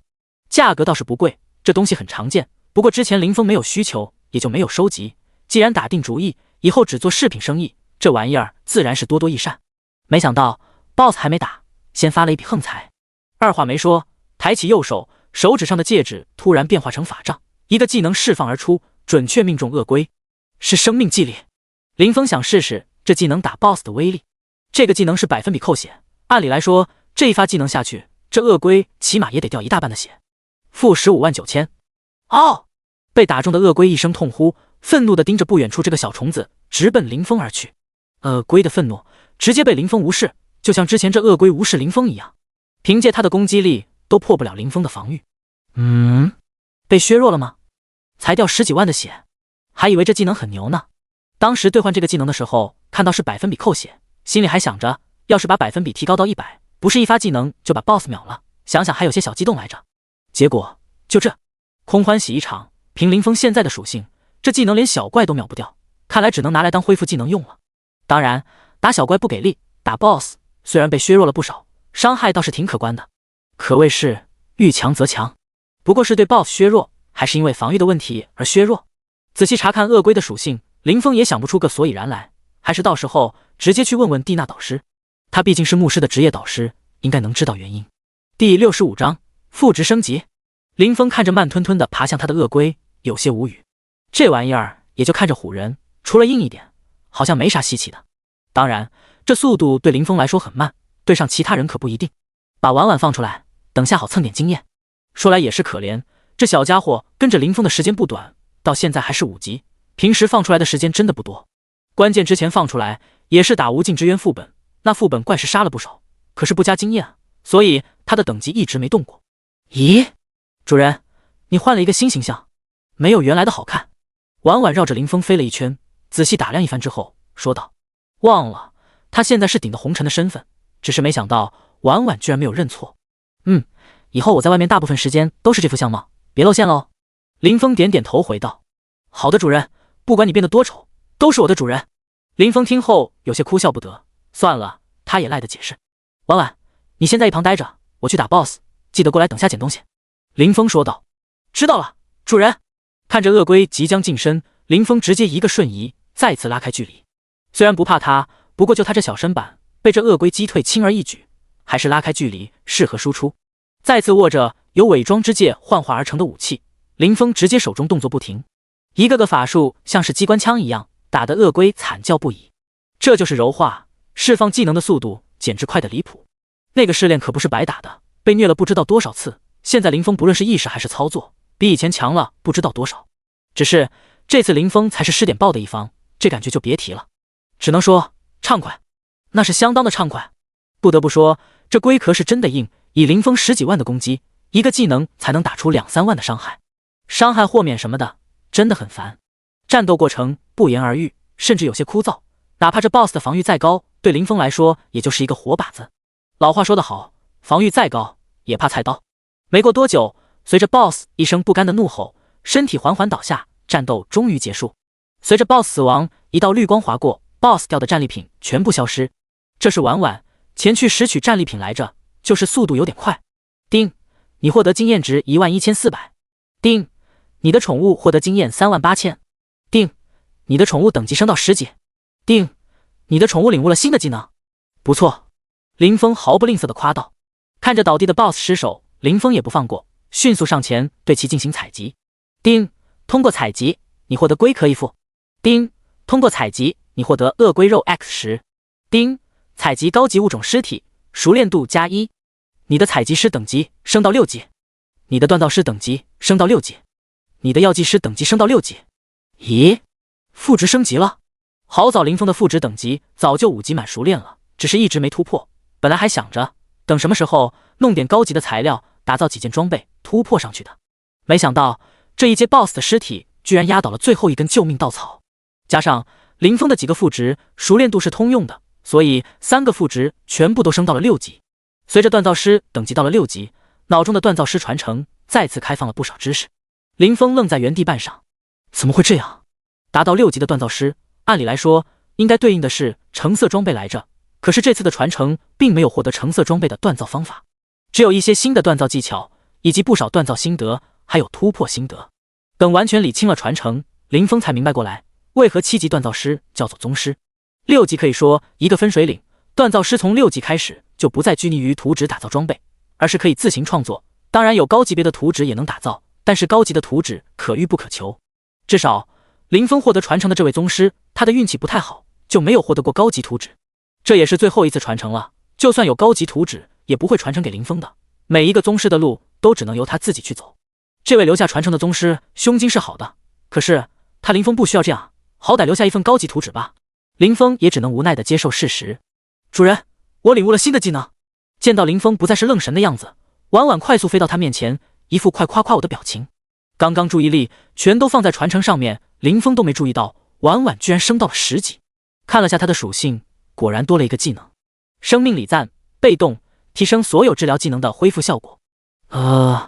婉婉这是在辅助路线上越走越远了呀。不错，我的小婉婉最棒了。林峰给自己放了一个治疗术，效果是真的不错。本来林峰的天启者职业就让他治疗效果翻倍，这次婉婉的技能居然还能在这个基础上再次翻倍。治疗术5级，熟练度3，10000，每秒恢复目标生命值1000加2500分号 X 精神的生命值，持续3S， 消耗20点魔法值，冷却20S。治疗术的等级已经好久没有动过了，现在依然是5级，但是恢复能力还是蛮强的。从原本每秒只能恢复1W2左右的生命值，到现在每秒能恢复近5W 生命值，在原有的基础上翻了4倍。从效果上来看，婉婉的这个技能作用还是蛮大的。可惜如今的婉婉属性可不低，为啥就是没有什么输出的能力呢？简直有些暴殄天物。 BOSS 打完，战利品先不急，林峰掏出一把矿锄开始挖矿。这里一般没人来，不怕1万就怕万一。虽然林峰现在不怕麻烦，秉承着多一事不如少一事的原则，把矿挖了先。第66章清点收获。说起来，这把矿锄还是先前做转职任务的时候买的，林峰一直放在背包里面，就怕遇到现在这种情况。果然财富都是留给有准备的人。这个星辰铁矿不是很大，加上又被鳄龟吃了不少，不到1个时辰就被林峰挖了个干净，主要还是采集师的等级高，速度比较快。最后共获得星辰铁矿石800份左右，普通铁矿石1000来份，虽然不是很多，也能用蛮久了。随后林峰直接掏出背包中最后一个回城卷轴，直接回城。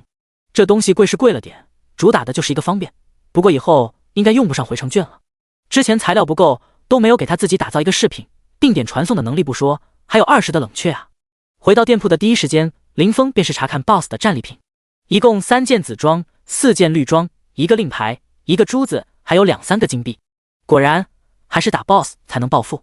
林峰激动，把那个令牌取出来查看，居然是剑帮令，真的爆出来了。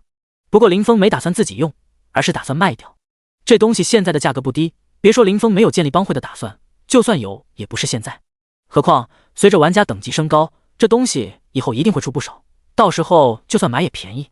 把剑帮令收起，林峰再次看见那几件装备：磐石护甲，部位上衣，品质紫色，属性1，物理防御加15，无法术防御加98，属性2，体质加55，力量加20，附带技能磐石守护，发动技能形成一个可以吸收 1W 伤害的护盾，护盾持续时间不限，打破之后技能进入冷却，冷却5分钟。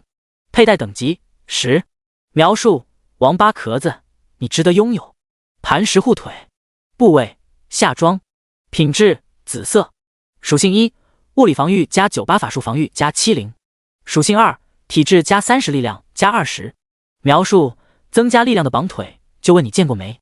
佩戴等级10，磐石腰带，部位腰带，品质紫色，属性1，物理防御加65，法术防御加40，属性2，体质加25，力量加10，佩戴等级10，描述连人家的裤腰带都要，真是没有见过世面。也不知道是不是这装备是头乌龟爆的，全是防御装备，不过属性很强大。起源里面的装备构成很简单，防御主要靠上衣、下装、头盔、腰带和鞋子，其中上衣加的防御是最多的，下装次之，其他3件都差不多，比下装差一点。攻击主要靠武器、项链和2个戒指，武器加的属性最多，项链次之。至于护腕，算是比较特殊的，地位也比较尴尬。护腕可以纯加攻击，也可以纯加防御，攻击方面比戒指还低，而防御又比腰带或者鞋子低，这就看个人需求。紫色装备林峰自己也能打造，但是和这几件装备一比，最明显的就是林峰打造的防御装不会增加力量，而且防御加的也没这么高，尤其是上衣，除了属性高之外，居然还带有一个护盾的技能。可惜这几件装备都是10级的，价值方面要打不少折扣。不过属性不低，基本和20级的绿装属性持平，穿到20级也没啥大问题。尤其是那件上衣，相信很多人就算有属性更高的上衣都不一定舍得换掉。至于剩下的几件绿装，属性方面也就一般般，现阶段也能卖点钱。看完装备，林峰拿出了那颗珠子，拳头打下。土之灵，高级材料，由鳄龟、锁石各类矿石精华凝结而成。这东西怎么名字看着怎么有点眼熟？林峰回忆良久，终于想起他仓库里面好像放着一个木之星来着，要不是看到这类似的名字，都快把他忘了。有着宗师传承，现在的林峰也不是对各类材料也算了解不少，尤其是能打造装备的材料。可是这2种东西在传承里面连提都没有提到过，不知有何用处。得，仓库吃灰的东西又多一个。全部东西都收起来之后，林峰来到后院的库房，把挖的矿石全部放在库房，想了一下，又取出一份打造首饰的材料，等会儿给自己打造一件用。从后门出去，绕了一圈，直奔拍卖行。这几件东西肯定是要上拍卖的，把装备全部上架拍卖。绿装的价格林峰大致知道，距离上次拍卖虽然过了不少时间，降价估计也不会太离谱。至于紫装和剑帮令，这东西也没看到别人卖过，有些不好定价。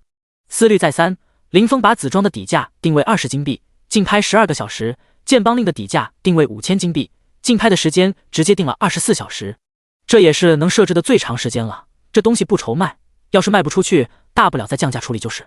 上架完东西，林峰买了一次拍卖的通告，这个功能之前就发现了，之前没用，是因为这个功能要花钱，一次5个金币，前面卖的东西本来就不值多少钱，花5个金币买通告实在没有必要。本幅通告，拍卖行上架剑帮令，紫装磐石护甲，紫装磐石护腿，紫装磐石腰带，欢迎大家选购。由于林峰只买了一次的原因，这次的通告和之前的全幅通告不同，只响了一次，而且是本幅通告。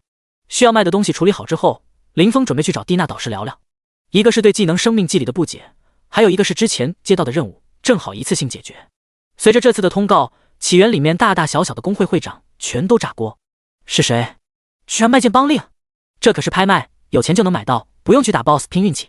一时间，整个服务器里面成千上万的工会会长全部把目光放在拍卖行上面。不过一看底价，很多小工会会长直接退缩，打起退堂鼓，转而看向通告公告的那几件紫装。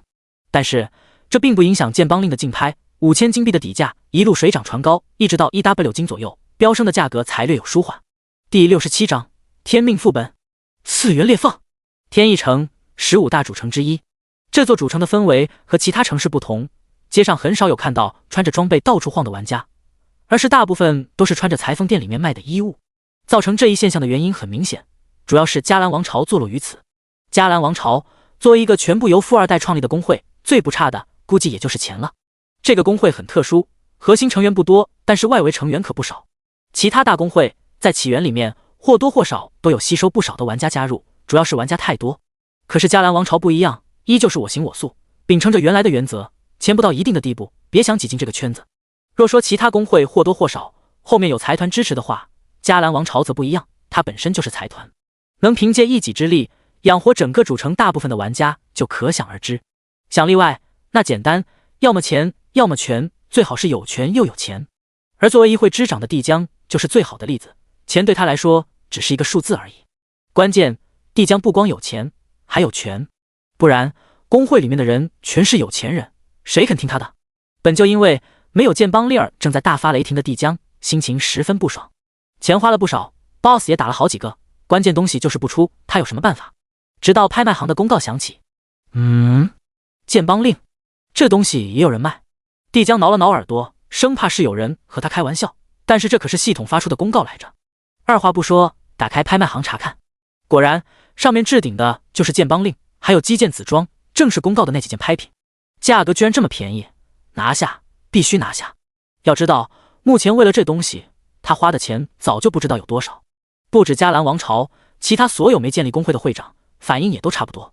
林峰上架完了东西，在拍卖行旁边的仓库换回了清风的身份，站在职业殿堂的门口，有些唏嘘，感觉每次来找导师都是有事请教，弄得他都有些尴尬，真可谓是无事不登三宝殿来着。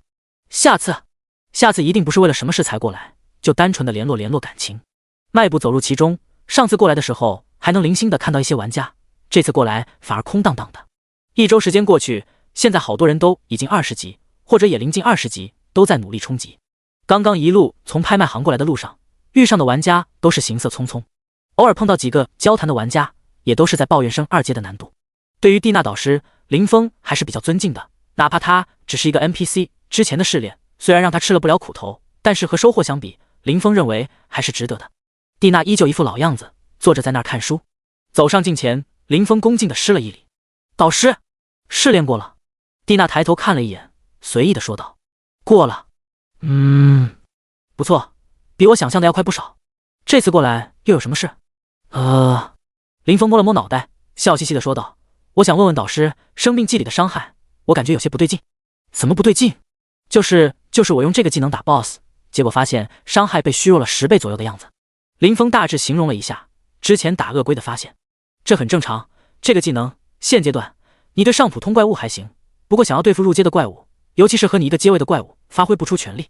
这个技能要等你成神以后，领悟了生命法，则才能发挥出全力。每次过来都能有不少的收获，这更加让林峰坚定，以后一定多过来联络感情。”“神是什么阶位？”不知道是林峰距离成神还早，还是其他的原因，这个问题蒂娜导师没有回答。看着导师不愿回答，林峰只能作罢，换了一个话题。不知导师知不知道天命副本？无尽之渊现在对林峰没用了，下一个要面对的就是天命副本。这次有机会，打算问问看能否获得一些情报。天命，蒂娜再次打量了林峰一眼。由于林峰没有开启伪装，属性等级在蒂娜面前一览无余。这个地方怎么说呢？你们称之为副本，不过我更喜欢称其为次元裂缝。这地方是10年前发现的，里面拥有大量的魔物，没有理智，只知杀戮。不过这里面产出一种特殊的果实，能够增加属性，经过多年的开发，现在能探索的地方依旧没有多大一块地方。里面的怪物繁多，探索的代价太大，每年都要投入不计其数的人力物力，这给我们的探索带来了很大的困难。对你们冒险家来说，只要跟着大部队一起行动，每次也能收获100点属性，不过对你的作用应该不大吧？蒂娜盯着林峰，意有所指。呵呵，侥幸，侥幸！我对你的秘密不感兴趣，只是希望你不要辱没的天启者这个职业。蒂娜随意地说道。见到导师没有追问，林峰也是松了一口气。那导师你们为什么会选择开放给我们这些冒险家啊？虽然是游戏更新之后才出现的副本，林峰不解地问道。那是因为你们的特殊性。特殊？我们有什么特殊的？林峰不解。你是说我们冒险者会复活？林峰思考片刻，好像玩家除了复活之外，没什么特殊的地方吧？对，蒂娜点了点头。刚刚我也说了，那里我们开发起来十分困难。不过，你们很特殊，不用担心死亡，重赏之下必有勇夫。想要多多获取属性果实，只能去我们还没有探索过的地方，才能有所收获。你要不要去试试？蒂娜打趣地说道。我现在还早，等我20级之后，肯定会去试试的。好吧，都忘了，你都没到20级。实在是这次林峰过来，属性变化太明显，以至于他都忽略了林峰的等级。第68章起源往事。解了心中的疑惑，林峰也是想起正事来。这次过来的主要目的是那个大型史诗连环任务来着。导师，最近天空之城有不少人失踪了吗？林峰疑惑地问道，顺便把那张小卡片递给导师。蒂娜一脸疑惑地看着他，接过林峰手中的卡片。林峰就看到蒂娜导师的脸色先是疑惑不解，接着迅速转变为后怕，好半天才变得正常。你是从哪里得到这个卡片的？蒂娜的语气有些严肃。我接到一个委托，说是天空之城不少居民消失了，需要找到艾莉，这个是委托人给的。关键他就给了我这一张卡片，也没个人物肖像啥的，搞得我一头雾水。林峰不知道游戏中的 NPC 会不会知晓游戏中的主脑存在，随意找了个理由搪塞过去。你真的想去调查？这可不是开玩笑的。林峰点了点，任务都接了，岂有放弃的道理？你知道这片大陆叫什么吗？得到林峰肯定的答复，蒂娜反问道。不是叫起源大陆吗？不说这个游戏叫起源，在新手村的时候，村长可是说过这个的。岂料蒂娜先是点了点头，又摇了摇头。那是现在的名字，之前的这片大陆不叫起源，而是叫阿尔法大陆。想来不少人都快忘记了。林峰没有打扰，一副倾听状，示意导师继续说下去。说起这个，就不得不说我们的来历了。看着林峰疑惑地盯着他，蒂娜继续说道，我们不是这片大陆的原住民，那是很久很久以前的事了，时光冲淡了一切。现在回想起来，过了多久？1000年？还是5000年？我都快忘了。我们原来生活在一片名叫起源的大陆，当时人民安居乐业，国泰民安。由于没有外敌存在，发展极其多样化，从事武道、修炼剑道，亦或是研究机械，各种职业从事者以及职业繁多，可谓是百花齐放，百家争鸣。没有外物的威胁，你也知道，一个文明的兴衰往往是从内部开始崩塌。就这样发展了大概1000年时间，我们的文明也不例外，内部发出了不一样的声音。当时主要分为3个流派，以武道强健自身的流派，我们称其为武道流；以研习剑道为首，研习技巧，制造更为强大的武器的流派，我们称其为气道流；最后就是人数最多，也是支持者最多的机械流，崇尚血肉苦弱，机械飞升。真要算起来的话，其实武道流和气道流也能算是一个流派中的2种生命，只是一个崇尚身体就是最强大的武器，外物只是提升自己的工具，另一个主要还是依靠外物。蒂娜说到这里，情绪多少有些伤感。过了一会儿，见到蒂娜的情绪恢复之后，林峰追问道，后来呢？后来怎样？后来虽然几大流派之间逐渐发生一些小摩擦，但是也都还在可控范围之内。直到一天，机械流发明了一种基因药剂，不仅能够大大提高人们的身体素质，还能延迟人们的寿命。在这一刻，矛盾彻底爆发，本来就是人数最多的流派，这下彻底一家独大。武道流和气道流也不得不联合起来，抗衡机械流，两者之间爆发了战争。然而机械流小看了其他人，经过这么多年的发展，武道方面极其昌盛，本来以为是一面倒的战争，打了个2败俱伤。整个大陆经过这次战争也变得满目疮痍，再也经不起任何的战事。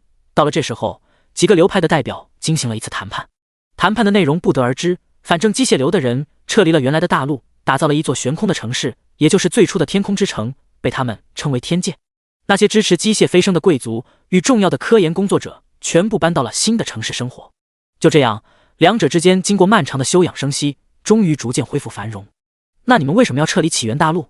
听到这里，林峰不知后面又发生了何种变故。别打岔，蒂娜有些嗔怒地说道。林峰抬起右手，像拉拉链一般，从嘴角的左边拉到右边，示意自己闭嘴。战争是结束了，但是他们不知道，那次大战造成了严重的后果。由于战争太过激烈，连空间都变得不是很稳定。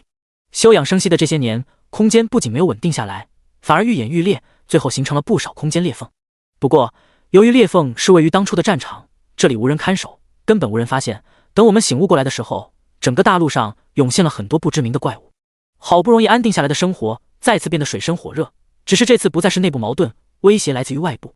虽然机械流派的人一直待在天空之城发展，但是也离不开原来大陆上的资源，曾经大打出手的两者难得一起合作。虽然这次危机带来了不少灾难，但是也涌现出了不少的能力者。人们发现，通过击杀这些怪物，不仅能够获得某种能量，使人的身体素质大幅度增长，吸收多了这种能量，还能觉醒各种能力。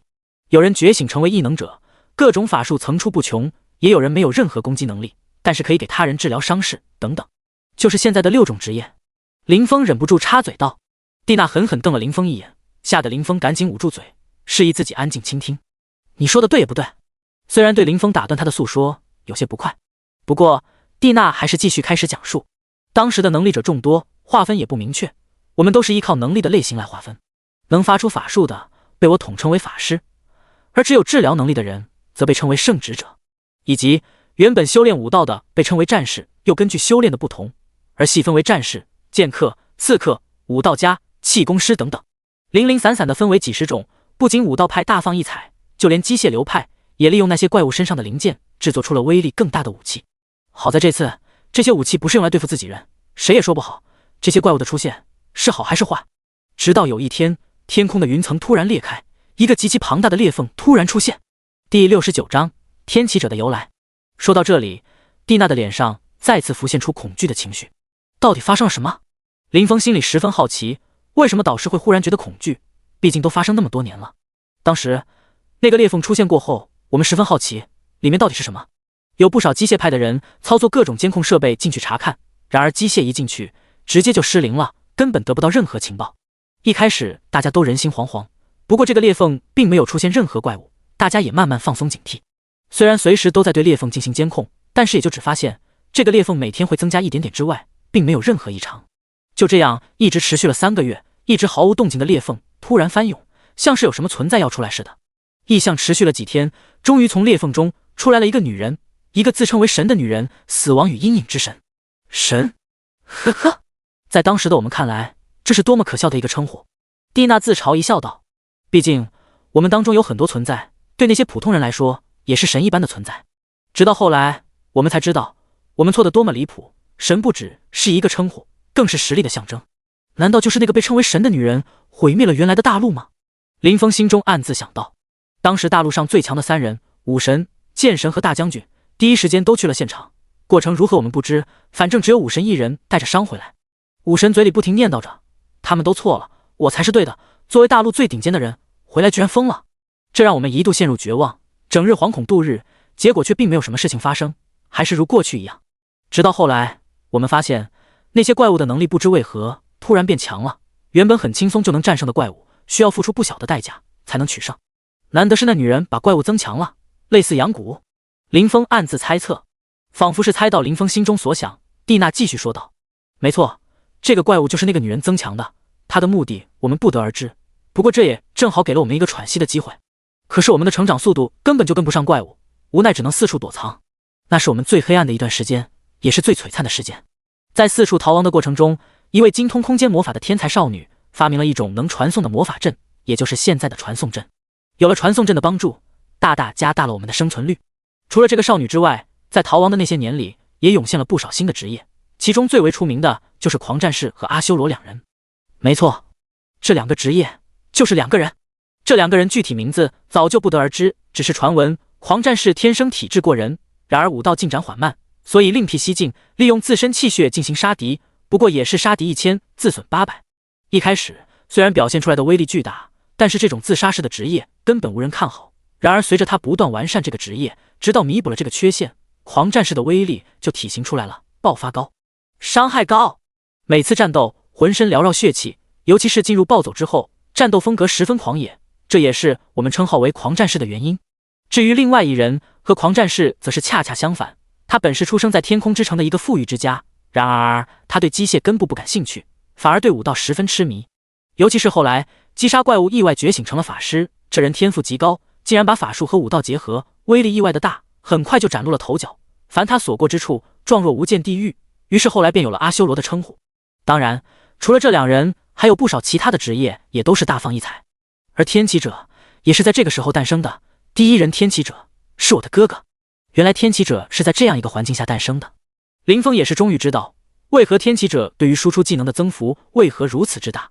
说到这里，蒂娜导师的情绪再次陷入低迷，沉静了好一会儿才缓过来。我和我的哥哥两人都是觉醒的治疗能力，然而看着身边无数一起战斗的队友最终惨死在怪物手中，哥哥十分不甘心。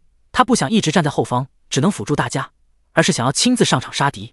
那个时候我们的这些能力全靠自然觉醒，根本不存在技能树一说，也不是没人想过通过传授进行学习，然而很遗憾，最终没有一个人能够成功。哥哥当然也学不会任何攻击的法术，直到后来在逃亡的过程中，我和哥哥分散了，期间具体发生了什么不得而知。只是再次与哥哥会合，哥哥不仅掌握了法师的技能，而且技能的威力比原来的还要更大。我问他，他只是说他终于成功了，也试着让我掌握。可惜的是，不论我怎么努力，始终掌握不了。随着逃亡，我们的人数越来越少，到最后整片大陆只剩下了不到100万人，并且还聚集到了一起。当时还觉得是巧合，后来想想，其实有人引导的。那么广阔的天地，这些人怎么可能如此巧合的全部聚集在一起？经过这些年的逃亡，我们也终于明白过来，武神疯了之后不断重复的话语为何意。其实从幸存者中的比例就能看出来，当时100万人里面有70%都是走的武道或者能力者，机械流的只有30%的样子，而且这30%人中纯机械流一个都没有，或多或少也都与能力有关。外物始终是外物，只有自身强大才是根本。当然也不是不需要外物，而是以本身为主，外物为辅的道路才是最为明确的。我们聚集不久，那个女人再次出现在我们的面前，看着我们点了点头，说了一大通，意思不外乎是我们的表现不错，有追随她的资格。第70章，主神还是主脑？虽然之前就有些怀疑，但直到这时，我们终于确定，这一切都是他一手造成的，目的就是为了养蛊，选出我们中的最强者。这种情况下，应该没有人会追随他吧？林峰语气肯定说道。当然。蒂娜点点头。那他做这一切的意义何在？林峰不解。意义？因为他的本意根本就不是招揽我们，而是为了借刀杀人。蒂娜冷笑一声说道。借刀杀人？他那么厉害，还需要借刀杀人？这一点也是我一直想不通的原因。哎，我说到哪儿了？被你这一打岔都忘了。蒂娜有些郁闷的开口。你说到他让你们追随，那后来呢？林峰提了个醒。对，当时我们怎么可能去追随他，就是因为他的原因，害得我们家破人亡。对于我们的拒绝，他也没多说什么，只是随手划开一条空间裂缝，便消失不见。本来以为就这样结束了，谁知道从他离开的那个裂缝中出来了一只大章鱼，很大很大，遮天蔽日的那种。章鱼有上百个触手，每一个触手都有几人粗细。章鱼一出现，二话不说直接动手。那个女人具体有多强，我们不知道，但是这个章鱼反正蛮强的，不仅攻击力强大，还有不菲的再生能力。这一战打得昏天暗地，足足打了7天，我们仅存的100万人只剩下不到一半，这还是因为狂战士和阿修罗顶在前面的缘故。我们损失惨重，那个章鱼也不知为何，随着时间的流逝逐渐变弱。虽然章鱼战力变弱，但是我们的人员也少了很多，双方一直僵持不下。最后是哥哥他透支使用了一种能力，这个能力他还没有掌握，想要使用必须付出惨重的代价。刚刚直接点燃自身，以身化作一个太阳出现在空中，沐浴圣光的我们战力瞬间提升了10倍不止。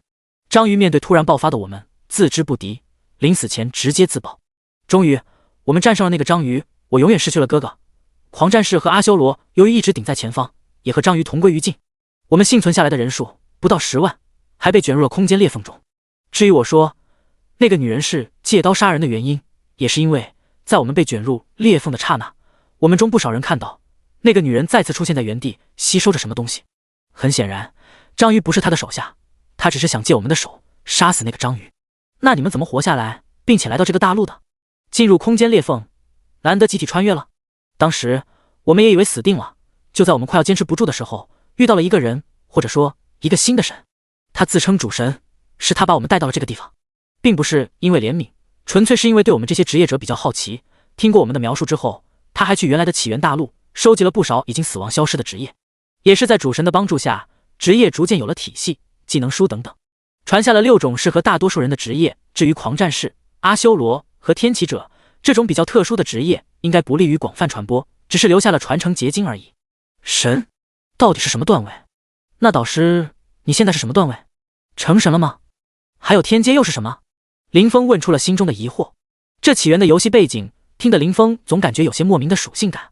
蒂娜闻言摇了摇头说道，成神哪有那么容易？这么多年过去，我勉强达到了9阶。至于成神，最基本的要求就是至少一种属性达到 12W9600 点，这是最基础也是最容易达到的，最难的还是对于法则的领悟。只要不到 13W 的属性就能成神。林峰感觉好像挺容易的呀，他现在就 4W 多了，还是全属性，这是最低标准，但是达到这个标志的人何其多，甚至都有人属性破100万了，依然是在9阶，没有成神。现在说这些还太早，等你什么时候到了9阶，再去想如何成神吧。至于天阶，说实话，我也不知道，这不是你哥哥创造的职业吗？林峰不解，说起来，这个职业我哥哥只完成了一半，剩下的是主神完善的，所以我不知道，不是很正常。蒂娜一副理所当然的说道。好吧，林峰只得作罢。不过这主神是谁？是游戏的主脑还是什么？那这又与我这个委托有何关系？听着导师讲了半天，林峰终于想起这次来的主要目的。当时我们来着这片大陆的人虽然不到10万，但是也不算少。为了找个安身之所，所以合力修建了这一座天空之城，算是一个念想吧。随着我们逐渐稳定下来，职业体系也弄好之后，主神便消失了，只留下一个时空之门。有人进去查探过，发现那道时空之门居然通向我们原本的大陆。不过可惜的是，那片大陆现在不适合居住，依然还是有很多人前往。艾丽不听劝阻，也去往了原来的大陆。主神消失了，那导师，你回去看过没？林峰问道。蒂娜点了点头，对，消失了，没人知道他去了那里。不过前不久突然有神谕传下，说是有一批冒险者会降临这边大陆。至于回去的话，回去过一次，不知道我们离去之后发生了什么。原来遍布大陆的怪物居然全都消失了，但是整个大陆也被破坏殆尽，寸草不生，化作了一片死地。在那边容易想起一些伤心事，没待多久我就回来了，此后再也没有去过。你真的决定去吗？蒂娜再次问道。去吧，这个你拿着，这是传送到时空之门的传送卷轴，你现在等级低，通过时空之门后会有一段时间的不适，那都是正常反应。既然林峰坚持，蒂娜也不再劝阻，何况林峰是冒险者，不用担心生命安全。第71章诡异的城市。林峰又找导师聊了一些细节之后，才离开职业殿堂。时空之门那头居然就在原天空之城，这倒是方便不少。据导师所说，艾丽原本就是出生在天空之城，回去过后大概率也是待在天空之城。林峰心中想着事情，所以并没有直接传送回店铺，而是一路向着店铺走去。现在任务线索是有了，只是估计得花不少时间。打开好友面板，看了下一梦倾城级女的等级19级，离20级不远，之前还答应帮他们打造装备来着。正好这次他自己也要打造个饰品，索性联系他问了下他们收集的材料如何。原本林峰只打算给自己打造一个饰品来着，不过一个饰品每次只能定点一个位置，一个貌似不够用啊，要不先搞10个。接下来林峰一边打造装备，一边为这次任务做准备。林峰这10件自用的饰品外形就不再是耳坠了，除了一块是玉佩模样之外，其他几件千奇百怪，有发簪，有胸章，甚至还有几个就是外形就和纽扣一模一样。期间一梦倾城也把他们收集的材料全部送了过来，20级紫装，1人1套，花了10几个小时的时间，终于把所有装备打造完毕。该准备的也装备的差不多之后，林峰久违的下了一次线。这次应该是林峰玩这游戏在线时间最长的一次，从游戏舱中出来并没有感觉到任何不适，不愧是高级货。次日林峰上线的第一时间便是通知一梦倾城过来取装备。昨天拍卖的紫装金币已经到账，扣除手续费之后还有90个金币，比林峰预期的高不少，主要是那个上衣整整卖出50金币的高价。剑帮令时间还没到，目前竞拍的价格已经接近 2W 金币的天价，估计最后成交的价格绝对超过 2W 金币，和剑帮令一比，刚到手的90金币也只能算是小钱。不久之后姬女到来，装备给他们之后，林峰郑重地叮嘱他们试炼一定要记得打，并让他们不要暴露林峰会打造高级装备的事情。一梦倾城还反问他，出名了不是能更赚钱吗？为啥不能暴露？林峰只得随便找了个理由，说准备闭关研究更高级的装备来搪塞他们。对此虽然姬女不解，但也保证不会泄露。等他们走后，林峰便掏出导师给的那个传送卷轴直接使用，效果和传送阵差不多，传送卷轴还要方便不少。传送结束，林峰出现在一个大殿之中，整个大殿空荡荡的，只有中间有一个门户。出来的第一时间，林峰拿出一个饰品，尝试做一个定点，不管能不能行，总要试试。结果还不错，居然可以设置定点。不知道对面是何情况，保险起见，林峰切换至第2身份，迈步走入门中。进入其中，顿时一阵天旋地转，要不是肚子里面没有存货，林峰估计都吐出来了。这就是导师说的不是反应。没坚持多久，林峰很光荣的晕了过去。不知过了多久，林峰悠悠醒来。我是谁？我这是在哪儿？他出现在一个广场之上，身旁有一扇门户。不知为何，习惯性的远离门户，脑中一片混沌，想不起任何事情。死！稍微努力回想，便感觉头痛欲裂。半晌，依旧没有想起任何东西，但是头痛减轻不少。这时，林峰才有空打量四周。这应该是一个城池，建筑完好，城池很大，可惜一个人影都没有。从广场离开，随意选择了一个方向向前走去。一路上依然只能看到完好的建筑。哎呦！正在一个十字路口观望的林峰，突然被什么撞倒在地。兄弟，你没事吧？一个年纪和林峰差不多的男子有些歉意地说道。没事。那就好，那就好，我还有事，先走了。听到林峰回答，那男子急匆匆地离开。哎，你等林峰还打算问他这里什么情况来着，没想到他走得这么急。来不及询问，林峰从地上爬起，朝着男子离开的方向跟去。虽然林峰的动作很快，但是那个男子显然是有急事，跑得更快。林峰无奈地发现他好像跟丢了。年轻人出门在外，连个防身的家伙的都不带。林峰站在原地歇息，谁料身后突然传来一个声音，吓了林峰一跳。谁？林峰立马转身，在他身后不远处坐着一个银发苍苍的老人。老人家，请问这里是哪里啊？林峰走上前去，轻声问道。啊，我有没有武器？算你小子运气好，这把剑你拿去吧。老人慢吞吞地说道，还递过来一根黑不溜秋的棍子。老人家，我是问你这是什么地方？不是想要武器。看来这个老人听力不太好，林峰再次出声道。不要剑？那我也没有其他武器了啊。老人依旧执着地递着那根棍子。期间，林峰拿出了九牛二虎之力，各种办法都用尽了，最后无奈发现还是没有办法沟通。接过那根棍子拿在手中，林峰本以为就是一根普普通通的木棍，没想到这棍子的材料根本不是木头，而是一种未知的材料构成。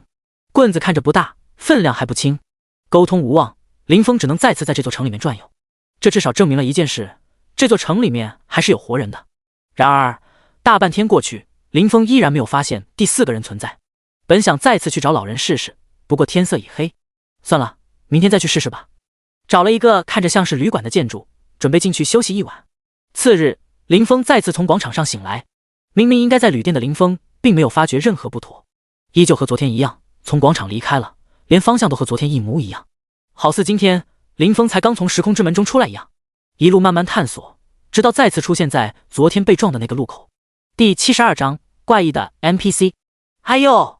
正在一个十字路口观望的林峰突然被什么撞倒在地。兄弟，你没事吧？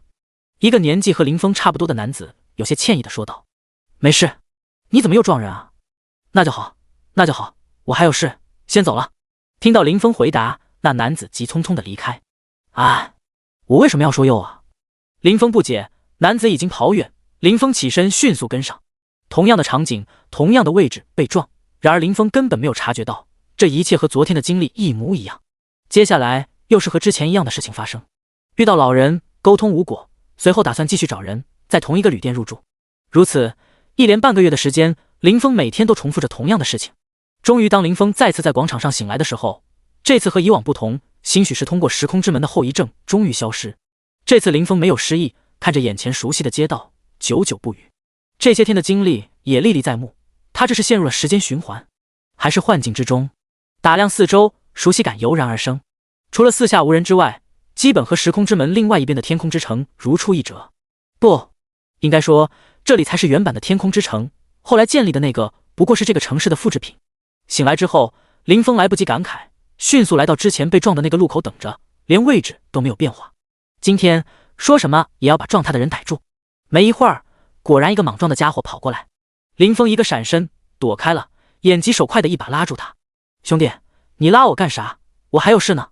那男子不解，没有急着回答他。林峰查看他的属性 ：ID 啸天，职业战士，等级11，生命值890，力量65，智力233，等级不高，只有11级。从属性来看，应该是全力加点的战士。不过有意思的是，属性最高的不是力量，反而是智力。啸天，林峰开口：你怎么知道我的 ID？那男子如临大敌，一脸警惕地看着他。我刚刚查看了你的属性，所以知道你的 ID。你好，我叫红尘。在这个地方居然能碰到其他玩家，这是林峰没有预料到的。真的？真的？好吧，那你拉着我干嘛？啸天不解。我是看你行色匆忙，不知道啸天兄弟急着干啥？做任务啊？还能干啥？对了，你先把我放开，我的任务时间要到了。一说起这个，啸天立马着急地说道。你先别急，你确定你是在做任务？林峰没有松开他，继续说道。你什么意思啊？啸天道。什么意思啊？这样给你说吧，兄弟，我呢是半个月前来到这里的，这些天每天你都在同一个时间在这个地方把我撞倒在地，然后就跑了。你懂我的意思吗？不可能，这个任务我是今天才接到手里的。啸天不信。我有必要骗你吗？这对我又没有什么好处。林峰翻着白眼说道。你说的是真的？你的意思是我每天在都做同样的事？啸天一脸震惊，喃喃自语地说道。可是这不可能啊，我是今天上午莫名其妙出现在这里的，到处瞎晃，然后接到了任务。这样吧，你不是要去交任务吗？我和你一起去。林峰提议道。行吧。啸天稍作迟疑之后应了下来。这次两人一路同行，不过林峰看着周边的街道，这不就是去往那个无法沟通的老汉那里的路吗？忍住心中疑惑，林峰一声不吭的继续跟在后面。果然，最终啸天来到那个老人的身前，和老汉交谈。林峰直接用真理之眼对着老者探查，这次他可没失忆，知道使用技能。这是怎么回事？这是真理之眼第二次失效，第一次是对导师探查的时候，导师有办法屏蔽也还说得过去，毕竟这职业是他哥哥创造的。可是为什么这个老人也探查不了？林峰不解，侧耳倾听老者和啸天的对话。年轻人，你确定接下这份职业吗？这是我第100次和你确认了。老头一本正经地说道。林峰疑惑，这老头能够沟通？不过林峰忍着没有打扰，他想看看后续。100次？我确定。啸天十分肯定，不管是不是100次，任务交了再说，何况这是一个隐藏职业的任务。那好吧，我把这把剑交给你了。说完，那老头慢吞吞地掏着什么。听到这里，林峰再次翻了个白眼，不就是一把烧火棍吗？虽然材质不错，然而事情再次出乎了林峰的意料，那老头真的递给啸天一把剑，泛着亮光的剑。林峰辨认不出是什么材质，但绝对不是之前的那个烧火棍。啸天接过剑，还准备和老头道谢来着，谁知老头像是完成了什么使命一般，直接化作光芒消散在了原地，而那把剑也化作一道光芒融入了啸天体内。四周原本完好的建筑也像是经过漫长岁月一般，开始变得老化破败。这是什么情况？兄弟，你说的没错，我们确实陷入了时间循环，不过不是你，而是我，你算是被我牵连了。啸天一脸悲伤，略带歉意地说道。这是怎么回事？林峰问道。你也看到了，我真的接到了一个任务。算了，反正你能查看我的属性，也没什么好隐瞒的，这是一个隐藏职业的任务。而刚刚是我第100次提交任务，也就是说，我这样的事我已经重复了上百次，现在任务总算完成，我们也不会再次进入时间循环。啸天向林峰解释道。刚刚从他完成任务的那一刻，关于来到这里之后发生的一切全都想起来了。那刚刚那个老人，林峰有些迟疑。那个老者其实已经死了不知道多久，这只是他的执念所化，为的便是把职业传承下来。说起这个，啸天有些敬佩，这次终于找到我这个传承者，执念已经消散掉。恭喜兄弟获得隐藏职业，不知啸天兄弟获得的职业叫什么名字？林峰先是道了个喜，又接着问道。第73章任务线索。阿修罗！啸天说道。是他？林峰惊呼一声。红尘兄弟知道这职业，认识那个老人？这下反倒是啸天有些懵逼。算是知道吧。林峰点了点头，接着给啸天讲了一下这老人的生平。既然是他的话，出现在这里也就说到过去了，毕竟他本来就是出生在这个地方。林峰心中猜测道。原来如此。听过这里曾经发生的事情，啸天心中震撼。不知道红尘兄弟来这里干什么？还有你知道怎么离开这里吗？我是因为任务来的这个地方，离开的方法也简单，就在广场上，从那个门户就能离开了。林峰解释道。原来是那儿啊，我还以为就是个普通的传送门来着。之前他一心想着任务，虽然发现过，但并没有进入尝试过。糟了，像是想到了什么，啸天突然哭丧着脸。怎么了？林峰问道。我被困在这里这么久，现在哪怕是获得了隐藏职业，等级岂不是落后玩家好多？100天啊！ 3个多月。听到啸天的话，林峰也是反应过来，他不也被困了半个月吗？第一时间查看等级榜，然而系统提示这里查看不了。林峰再次查看系统时间，还好，发现时间居然才过去半天左右。你看看系统时间。林峰出声提醒道。啸天不解，但还是一眼查看了系统时间。怎么会这样？时间才过去3天。你有没有这样一种可能，我们之前不是陷入了时间循环，而是在一个高级的幻境之中？林峰猜测道。具体怎样，两人也说不出个所以然来，就当它是幻境吧。红尘兄弟，你不是说你是来做任务的吗？这城市我熟，我可以帮你。不担心与玩家群体掉队，啸天也不急着离开。那行，我是来找人的，不知道啸天兄弟看到过没？说着，林峰把艾丽的样貌截图展现在面前，说道：“这是蒂娜导师提供的。”林峰第一时间截了图保存着。红尘兄弟，你直接叫我啸天就行，我叫你红尘，这一口一个兄弟，叫着别扭。至于找人，这就是一座死城啊！你确定是找人？啸天说道。死城？不应该啊！别说艾丽，导师说还有不少其他人也回来了呀。对，死城！啸天特别肯定。眼见林峰不信邪，花了1天时间，啸天陪着林峰再把整个城都逛遍了。城确实是死城，不过有不少的地方能够看到2次休憩的地方，这说明导师也没有骗他。这里曾经确实有人回来过，应该还住了一段时间的，只是后来不知发生了何种变故。任务是找到消失的艾丽，林峰心中有种莫名的预感，之前回来的人大概率出事了。探索城市的时间里，林峰也问出了心中的疑惑，那就是啸天之前明明是战士，为啥智力那么高？说到这里，啸天简直是欲哭无泪。听他说他的运气不错，开局就幸运地得到了一个幸运礼包。不过和林峰不同，他开服上线时间早，因为抢时间，一上线急匆匆地选了战士职业，才有空查看礼包。结果他开出一本杀怪有几率增加智力的被动技能，还是唯一的，也不能交易。要是早知道能开出这种技能，他怎么会玩战士？法师他不香吗？反正不能交易，也不能丢弃，眼不见心不烦，索性直接学掉。只是没想到居然因祸得福，这次获得了隐藏职业阿修罗，关键这职业还是主智力的职业。直到这时，林峰也才明白，精力旺盛的唯一应该是指加精神这一属性唯一。这种技能至少也应该有5种，毕竟有5个属性来着，就是不知道还会不会有直接加伤害或者加生命之类的技能。两人也互相加了一个好友，林峰的第2身份红尘有着单独的好友面板，也不至于露馅。要不我们下去找找？城里没有任务线索，林峰只能提议道。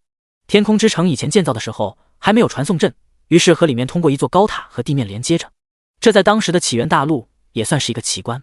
一来也是方便天空之城的居民从天空之城下到地面，当然人多的时候，那时候都是直接用飞艇来往，人少的时候大多数都是从高塔下去。二来这高塔也是给地面上民众的一个考验，只要能从高塔登上天空之城，就能获得永久居住天空之城的权利。两人一番商量过后，决定下到地面看看。做了决定，两人也不再迟疑，很顺利便来到了地面。地面上到处都是残垣断壁，这是一个比天空之城更大的城市，不过破坏的更为严重。两人整整花了3天时间，才把整座城市搜了个遍。就连野外，他们都去探索了大半天，除了荒芜还是荒芜，连根草都没有，倒也不算毫无收获。两人找到了不少残留的遗骸，男性女性的都有，这应该是那些后来回来之人的遗骸，果然是出事了。可惜的是没有找到艾丽的遗骸，时间也耽搁不少，两人无奈只能返回。林峰打算回去再仔细搜索一番，若是还没有收获，就放弃这个任务。从天空之城下来容易，想要上去就没那么简单了，因为他们不是天空之城的原住民，上去的路走不通，需要身份验证。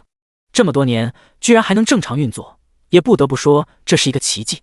这倒是难不倒两人，此路不通，不是还有一条路吗？只是相对麻烦一点。没错，就是之前留个给地面居民考验的路径。时间过得太久，很多陷阱都已经失效了，尤其是不少以前应该是怪物的房间。此时空无一物，就连尸骸都化作了灰尘。两人也算是畅通无阻地爬到一半，途中还碰到不少断裂的楼层，这一点倒是难不住两人。这断裂处倒不像是后来被破坏的，反倒像是从一开始就是如此。这是林峰突然在一处墙角发现一个东西，拿在手中查看，那是半截发卡。之所以引起林峰的注意，这东西好像是艾丽的东西。林峰从背包中取出系统给的那张小卡片进行对比，虽然手中的发卡只剩下半截，但是可以确定这就是艾丽的发卡。怎么了？啸天问道。有线索了，艾丽应该来过这里。林峰把发卡递给啸天，说道：“之前林峰也给他看过那张卡片来着，终于有线索了。早知道，我们何必在下面浪费那么多时间？”啸天不禁感慨。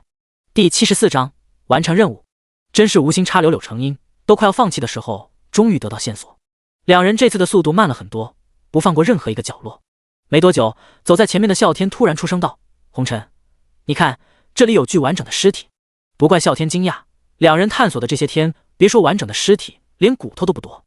林峰听到啸天出声，也是把目光转移过去，在啸天身后确实有具尸体。小心！林峰大声提醒，并迅速靠过去。不明所以的啸天下意识地往前一扑，就地一个翻滚，立即看向身后。这时才发现，这乃是尸体，明明就是一个和尸体差不多的怪物来着。这是什么怪物？我看不到它的属性，你看看。这时，林峰来到啸天身边，啸天开口提醒道：“我看看。”守护人偶，等级25，生命值3万，攻击4500，物理防御890，法术防御910，技能寒冰刺。描述：傀儡师埃尔维斯的随手之作，毫无特点可言。寒冰刺，从脚下钻出一道锥形尖刺，对目标造成120%的攻击伤害，有10%几率使目标进入冰冻状态，持续5S。是25级的人形傀儡，你退后，我来对付他。看完属性，林峰开口道，随手一个技能直接把怪秒掉。林峰提醒道：“你跟着后面小心点，既然出现了怪物，前方估计还有。”啸天一听是25级的怪物，也只好一言照做，只是心中多少有些好奇。25级的怪，属性应该不低才是，红尘居然能直接一个技能就秒掉。既然红尘没说，啸天也不好询问。看着红尘手中的法杖，想来应该是个不错的装备。啸天心中怎么想，林峰不知道，这些怪对林峰来说是小意思，关键的问题是，这些东西是人为制造的，这背后之人才是林峰所在意的。至于他手中的法杖，其实就是一个外形不错的白装，是他来之前给自己打造的。属性不怎么样，就是看着唬人，这也算是林峰开发伪装之界的另一个用途吧，幻化一个好看的武器，至少看着帅。随着前行，果然沿途的怪物开始增多，等级和属性也变化比较大。不过林峰没说，依旧是一个技能秒掉，这让走在后面的啸天误以为这些全是25级怪。终于，两人在临近塔顶的地方再次有了收获。这个房间的中央有一个水晶棺，十分显眼，而水晶棺周围围满了守护人偶，足足几十个。林峰用技能查看后发现，这些人偶的等级居然已经突破到了50级。你先去一旁待着，这里怪物众多，我怕顾不上你。虽然语气有些伤人，但是啸天也十分理解。啸天躲好之后，林峰径直向着水晶棺材靠近。这一举动像是起了连锁反应，所有人偶全都转身看向林峰。林峰做了一个挑衅的姿势，转身向着旁边空地跑去。并非林峰多此一举，而是他在发现水晶棺的第一时间就用技能看了。早就猜测艾丽多半遭遇了不测，只是没想到是以这种方式出现在他面前。艾丽，傀儡，等级56，生命值35W，攻击5W，物理防御15000，法师防御23000。技能描述：由艾丽尸体制作而成的傀儡，灵魂被囚禁于尸体之中，傀儡师埃尔维斯的得意之作，打开水晶棺可对其进行唤醒。没错，这就是艾丽，也是林峰的任务目标。可惜现在他不是 NPC， 而是变成了一个人造的怪物。随着周围的人偶被引走，不用担心技能破坏水晶之后，见到目的达到，林峰不再引怪，而是转身释放技能。一个疾冰盛宴起手，顿时所有怪物的速度被限制，还有不少倒霉蛋直接被冻在原地。紧随其后的冰天雪地再次降低怪物的速度，并造成大量的伤害。这些怪物虽然高达50级，不过都是小怪，随着2个技能放完，直接被清场。处理完小怪，林峰这才看向水晶棺，却发现啸天正准备开馆。林峰急忙阻止：“别动！”“怎么了？”啸天一脸疑惑地看着他。“这就是我的任务，不过他现在被制作成了傀儡，你一开关，他就会苏醒，到时候怕引起新的麻烦。”林峰急忙解释道，顺便把艾丽现在的属性让啸天看看。我去，这什么傀儡师，简直就是个老六，真是该死！幸好你这探查技能给力，差点着了他的道。啸天看着属性，吓得急忙后退，一脸后怕的说道：“这要是真的放出来了，林峰死不死他不知道，但是他这条小命铁定交代在这里。”消失的艾丽任务已完成，请及时领取奖励。呼！一直保持警惕的林峰，直到耳边传来任务完成的提示，才放松下来。看来那个傀儡师并不在这里。任务完成，林峰本来应该高兴来着，可是此刻林峰怎么也高兴不起来。哪怕是见到一具尸体，林峰都不会如此。都怪这该死的傀儡师，简直就是影响他的心情。这是游戏，这是游戏。林峰在心中不停宽慰自己。过了半晌，林峰终于收拾好心情，看着奖励陷入了纠结之中。3种奖励都想要啊，可惜只能选一种。高级药水的配方，算了，不知道具体是哪种，不确定因素太大，首先被排除。看着技能升级卷轴，还有幸运礼包，这2种奖励都不错。思虑再三，林峰还是选择了幸运礼包。任务奖励已发放到背包。当前任务完成，自动接取后续任务，请在任务面板查看任务详情。获得临时储物空间，可存放活物。这个水晶棺刚刚林峰试过，里面虽然是傀儡，但是也算是活物，不能收进背包。现在倒好，正愁没办法解决此事，没想到系统居然还有能存放活物的空间，虽然是临时的。第75章回归。林峰连礼包都没开，急忙打开任务面板，查看后续任务。连环任务：邪恶的傀儡师。描述：向圣堂揭露傀儡师的恶行，并协助圣堂解决傀儡师。任务需求：阿尔维斯林1。任务奖励：全属性加100，装备成长卷轴 X1，自动锻造炉 X1。3选1。任务提示：记得带上傀儡艾丽，这就是最有力的证据。奖励依然是3选1，属性点对其他人来说很不错，不过对林峰来说聊胜于无吧。又看了下装备成长卷轴，可以让成长装备直接进阶，可惜的是专属装备用不了。自动锻造炉就厉害了，只需要放入材料，设置好锻造的装备，就能自行锻造装备。虽然速度不快，1个小时出产1件，但是胜在源源不断啊！只要材料跟得上，可以一刻不停的锻造。至于成功率是多少，现在不得而知，介绍没说。刚刚还抱怨来着，没想到这后续任务就是解决傀儡师。不过这任务的难度估计不小。任务完成了吗？啸天问道。林峰点了点头。行，那我们赶紧回去。这一次他在这里耽搁的时间太久，有点迫不及待的想要回去练级。林峰上前把装着傀儡的水晶棺收起，两人准备打道回府。这次的任务难度倒是不高，可是耗费的时间却不少。再次出现在广场，看着时空之门，林峰嘴角直抽搐。上次过来的体验感极差，后遗症居然还会失忆，可惜没有投诉的途径。说实话，林峰是真的不想再次体验那种感觉，可是没办法，想回去就必须再次进入这玩意儿，多少有点想不通。他的属性也不算低啊，怎么就会扛不住？走入门户，哪怕经历了一次，林峰依然觉得像是被塞在滚筒洗衣机里面一样难受。不知道净化有没有用，强忍着头晕目眩，林峰赶紧给自己释放了一个净化。至于啸天，此时林峰都自顾不暇，哪有时间管他？别说，还真有效，只是刚被净化的影响，马上又接踵而至。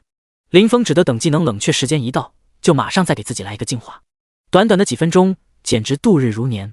终于从出口中出来，林峰再次给自己上了个净化。与此同时，3道升级的光芒从林峰身上冒出，伴随着一连串的提示音响起。呼！林峰长长的松了一口气，这感觉还不如晕过去呢。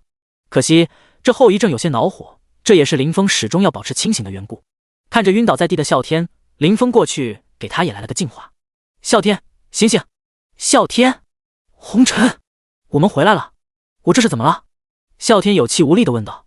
回来了，你缓缓就好，这是长距离传送的后遗症。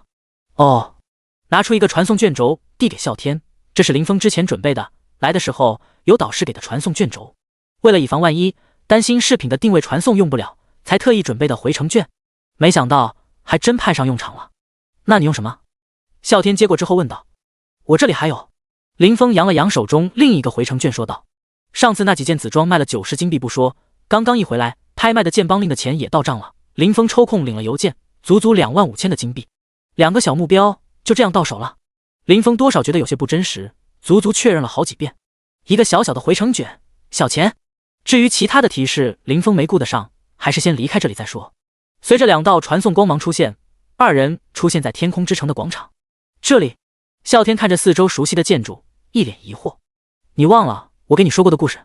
这就是那些幸存者重新建立的天空之城。啸天终于回过神来。这里不是说话的地方，跟我来。林峰说道。说完，林峰把啸天带到了一处酒楼之中，要了个雅间，又十分大气的点了不少招牌菜。红尘，不要太破费了，不用这样。看着林峰尽挑贵的点，啸天急忙劝道。没事，小钱，今儿高兴。林峰毫不在意的摆摆手。没多久，酒菜上齐，价格确实不便宜，这一周花了将近2个金币，要搁以前，林峰指定舍不得。如今身怀巨款，难得奢侈一回。一来是感谢啸天的帮助，虽然没有什么实质性的帮助，前前后后耽搁人家几天，多少有些过意不去。二来，林峰想问问啸天，他是从何处去的原先的起源大陆，说不定能得到傀儡师的消息。从后续任务来看，那个傀儡师应该也到了这片大陆。要是他有正常的身份，那就还好查一点，就怕傀儡师不是走的时空之门，而是偷渡过来的。要是如此的话，后面可能就不只是傀儡师一个人的问题了。能够偷渡的话，没有一定的实力，根本办不到这一点。来，吃，多谢啸天兄弟这次的帮助，以后有事直接好友里面找我就行。林峰热情地招呼着。红尘，你太客气了，说实话，我也没帮上什么忙，还让你如此破费。啸天多多少少有些不好意思。啸天，你的眼光要放得长远一点，你想想，就凭你阿修罗的隐藏职业，再加上还有杀怪加属性的技能，还怕赚不到这点钱？啸天一想，也是这个理。啸天，我一直没有问你，你是怎么过去那边的？当然，不方便的话，就当我没问。见到吃的差不多了，林峰随意地问道：“这有什么不方便的？我不是从天空之城这边过去的，说起来也是运气差。”啸天大大咧咧地说道：“你也知道，我之前不是战士吗？虽然是第一批进入游戏的玩家，但是由于现实中有事耽搁，所以我升级的速度反倒是慢了不少。”啸天拿着酒杯喝了一口，接着说道：“上次游戏更新的时候，我都还没到10级，好不容易升到10级，所以随便选了个主城。由于那个技能，准备去赚个法师。我记得好像叫神威城还是啥来着。由于现实耽搁太久，我一心只顾着追等级，也没留意过其他。谁知这次运气不好，选的主城里面是诸神联盟所在的主城。这个工会你也知道，口碑差到了极点。第76章，再开幸运礼包，技能的变化。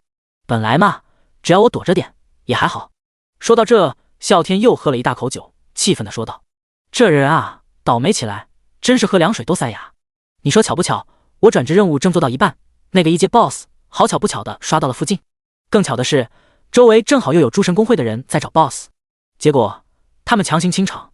我的那个转职任务难度倒是不大，就是有点费时间，我当然不想放弃。结果他们的人就开始动手，我本来就是一散人，更何况他们人多势众，不想放弃也没办法，我只能跑路。谁知道他们不讲理，我都撤离那地方了，依旧不依不饶的追杀我。我好不容易才升到10级，不想掉级，只能玩命逃窜。”啸天咬牙切齿地说着，后来躲到了一个废弃的山洞之中，才逃过一劫，不敢马上出去，索性就继续向里探查。在山洞深处，我见到一个传送阵，心想这倒霉之后总算是转运了，于是就瞎鼓捣，谁知居然真让我启动成功了。之后你也知道了，等我醒来就出现在那个城里。转运确实是转运了，就是这等级差距还是有点大了。他刚刚已经看过排行榜了，上面全是20级的玩家，估计现在大部队都20级了。听完讲述，林峰表示颇为无语。你说啸天运气差吧，这是这次的原因才获得了隐藏职业阿修罗，这职业比普通职业厉害的可不止一点半点。你说他运气好吧，转个职都能被清场，随便选个主城都能选到最臭名昭著的公会的地盘。红尘，你之前给我说的故事真的是这个游戏的背景？说完自己的经历，啸天好奇地问道。之前还不觉得，这次见到天空之城，啸天也有些好奇。应该是真的吧，这是职业导师亲自告诉我的，也是由于那个任务才告诉我的。这游戏可以啊，从背景来看，那个什么神来着，说不定后面还要搞事，未来可能就是我们的对手啊。啸天一脸憧憬地说道。至少不用担心，这游戏短时间内黄掉。你现在什么打算？就在这边发展，还是去其他城？林峰询问。我无所谓啊，之前都是随便选的，这里没有什么大公会吧？没有。林峰摇了摇头。行，那我就在这地方吧。附近有什么地方适合练级吗？我得把等级追上来。啸天无所谓的说道。他是散人，去哪都一样。那去万蛇窟吧，那里怪物集中，足够练到30级了。没办法，林峰除了知道一个万蛇窟，其他有什么好的练级地，他一概不知。酒足饭饱，两人就此分别。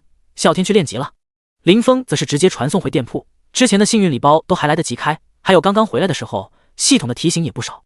到了店铺内，林峰换回身份，再次躺在躺椅上，拿出幸运礼包。前2次开礼包可都是出了好东西来着。看着手中粉色的礼包，林峰有些失望，这是档次最低的幸运礼包。早知道是最低档的礼包，他还不如选技能升级卷轴了。他记得雪儿曾开过100金币来着。随手打开礼包，10个小石头出现在手中，石头上面铭刻着一种不认识的符文。咦，这东西好像还不错啊。技能突破时，消耗品使用之后可以指定一项技能进行突破，1成几率突破成功，失败无影响，每次只能消耗1颗，1成也就是1/10的概率。试试。心动不如行动，林峰当即使用了1颗，选择对精力旺盛进行突破。目前林峰掌握的技能不少，40-50个，最重要的就是精力旺盛和十全十美这2个技能。失败，再来，失败，一连9颗下去，全都失败，这1/10的概率怕不是假的吧？还剩最后1颗，林峰已经不抱任何希望了，随手使用，技能突破成功，成功了！林峰大喜，马上查看精力旺盛的属性。精力旺盛，被动，每参与击杀一个目标，均有1%的几率增加1点精神，此技能不可升级。怎么每次加的属性还变少了？林峰再次仔细查看，这个技能现在好像没有击杀目标的等级限制了，那岂不是说他不用继续卡着等级了？如此一来的话，打造装备的生意也可以再次进行。一想到这里，林峰立马查看天启者的技能，现在他的等级到了20级，天启者也自动进阶到了2阶。记得之前导师说过2阶会有变化来着。ID 清风红尘2阶，职业天启者，等级20 3.11%， 生命值613260，魔法值613260，物理攻击183978，法术攻击183978，物理防御61326，法术防御61326，力量61326，体质61326，精神61326，智力61326，敏捷61326，自由属性点0，阶位增幅，全属性正20%，副职业采集师6级，药剂师6级，锻造师6级，副职熟练度1/1000，装备无尽九壶伪装之戒，职业特性所有法师、牧师技能皆可学习，等级达到进阶要求自动进阶，升级经验变更为原有等级所需 X， 阶位+1，专属技能真理之言，学医救不了队友，前程无忧，技能探查术，治疗术5级，精力旺盛5级，光之守护，光之祝福，群体治疗术4级，净化，十全十美，火球术，流星火雨，冰天雪地，雷霆万钧，疾冰盛宴，天星闪，复苏之光，生命祭礼。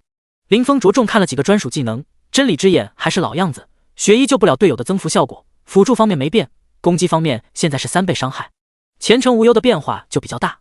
前程无忧，副职等级+1，熟练度5级1/1000，被动效果，自动收录你所生产物品所附带的特殊词条，可用已收录中的词条替换现有词条。目前已收录 10% 经验加成， 1% 经验加成，定点传送。他人在使用你所制作的道具过程中击杀怪物，强制视为你参与击杀，并额外获得该玩家所获经验的 1% 经验值，不足1点照样发放。目前持有装备者105人。第77章，目标明确，剑指入阶 BOSS。 看完技能，效果相当不错，不仅可以替换词条属性，还多了一个统计数据。那105个人，其中4人应该是一梦倾城他们，至于剩下的101人也很好猜。君临天下上次做的100件装备肯定还在用，偌大的一个工会总会有等级的成员。至于剩下的那个，估计就是第一个找林峰打造装备的那个战士，毕竟是绿装，就算要换也得换成20级的蓝装，属性才能超过他。至于替换词条，则是完美解决了林峰的难题。打造普通的装备给其他玩家，由于更新换代的太快，根本不利于他刷属性，所以林峰早就决定以后就打造饰品售卖。20% 的 CD 缩减够用很长一段时间，不过饰品自带传送，林峰肯定是不会放出去的。现在好了，直接用 10% 经验加成的词条替换掉定点传送的词条，完美解决了这一问题。虽然问题解决了，不过林峰并没有准备马上打造装备，现在他的背包中可是有着 2W 多金币来着，暂时不缺钱。闲暇时间倒是可以打造一些装备，让其他玩家帮他刷属性。现如今得趁剑邦令还值钱，林峰准备去找找 BOSS。 20级天命副本也要去打，那可是实打实的加属性来着，野外的入阶 BOSS 也想起去打。除了这些，还有任务要做。想到任务，又想起傀儡师来，没办法，那任务完成之后，可选奖励中可是有一个自动锻造炉来着。不管成功几率如何，关键是可以自动锻造。不行，得去找导师问问，争取早点把这任务搞定。这任务估计一时半会完成不了，等把情报交上去之后，马上去找 BOSS 打，天命倒是最不急的。理清思绪，林峰再次来到职业殿堂，找到了导师蒂娜。怎么样，艾丽过得好吗？这次没等林峰开口，蒂娜率先问道。他面对询问，林峰一时不知如何开口。怎么了？哎，导师你自己看吧。叹了口气，林峰直接把水晶棺放了出来。蒂娜诧异地看了一眼林峰，这才打量水晶棺。怎么会？而且他居然还活着！蒂娜发出一声惊呼，这下连其他几位导师都被惊动了，纷纷围了过来。这是艾丽，是埃尔维斯干的。傀儡师不是禁止用活人制作傀儡吗？他居然敢对同伴下手！周围几位导师纷纷气愤不已，反倒是林峰被排除在了外边。经过一会儿的商议之后，几位导师各归其位。此时蒂娜才发现被排挤在一边的林峰，一副弱小可怜又无助的样子。你带来的情报很重要，这里没你什么事了，你先退下去吧。看着林峰的模样，蒂娜翻了翻白眼说道。导师，不知道到时候有了傀儡师的线索，能不能通知我一声？林峰急了，任务可是要求协助来着。你去干什么？送菜吗？我可以辅助啊。林峰直接把光之祝福和光之守护的技能亮了出来。没看出来，你这小家伙的运气还不错嘛，还有这种好东西。行吧，到时候我通知你。蒂娜，克里斯请求添加你为好友。咦，这游戏里面 NPC 还能和玩家添加好友？林峰诧异，急忙通过好友请求。想了下，蒂娜再次开口说道，把手伸过来。林峰不明所以，不过还是把手伸了过去。只见导师伸手在空中刻画着什么，随着动作停止，林峰的身上出现了一个印记。这是？林峰询问。定向传送的印记而已，接到我通知后，你可以通过这个印记直接传送到我身边。蒂娜解释，随后挥了挥手说道，行了，这里暂时没你事了，你干嘛干嘛去吧。无奈林峰只能告退，不过临走的时候也把遇到啸天的事情说了下，尤其是从啸天那里知道的那个山洞。任务的事情急不得，暂时告一段落。林峰回到店铺，把背包中不用的东西先放在了库房，他准备去野外找 BOSS 打开论坛，准备找点情报。随着玩家们的等级提高，现在基本上大部队都到了20级左右，关于天命副本的情报早就传开来，也有不少玩家早就去打过天命副本，属性和之前也是天差地别。一阶 BOSS 虽然依旧有难度，但是和之前比无疑轻松不少。打开工会榜看了下，目前工会数量依旧不过，连10个都不到，看来这爆率不是很高。做好准备之后，林峰切换成红尘的身份，直奔传送阵而去。诺斯山脉位于天空之城东面，大约100里之外。先前在论坛看到说这里疑似有2阶 BOSS 出没，林峰也是花了不短的时间才来到这里。这游戏哪儿都好，就是地图太大了，还无法传送，赶路都要花不少时间。到了地方，林峰开始放慢脚步寻找。这里普遍都是20到30级的怪物，一般情况下是没人过来的，真不知道发帖的那个玩家为啥会来这里。找了差不多1个小时，林峰发现了疑似目标，一只巨型蜘蛛，体型很大。看了下怪物的属性，果然是2阶 BOSS， 就是这属性多少有些离谱。剧毒蛛王2阶 BOSS， 等级20，生命值500W， 攻击5万，物理防御2500，法术防御2750，技能威压、撕咬、剧毒、屠网、召唤。威压对于低于自身阶位的生灵存在压制效果，实力只能发挥5成。剧毒每次攻击都附带剧毒，中毒状态无视防御，每秒掉血1000，该状态最多叠加5次。屠网吐出一片蛛丝，对目标进行束缚，限制目标的行动能力。召唤一群体型娇小的小蜘蛛，被小蜘蛛咬中会进入僵直状态，僵直状态下无法移动。这 BOSS 虽然防御不算高，基本只要是2阶的玩家都能对其破防。可是这技能真的变态，3个技能有2个都是控制技能，剧毒还无视防御，别说5次，只是1次，一般的玩家都撑不住多久。第78章2阶 BOSS 剧毒蛛王。既然发现了目标，林峰准备直接动手。虽然林峰的属性很高，但是这蜘蛛的剧毒无视防御，还是小心为上。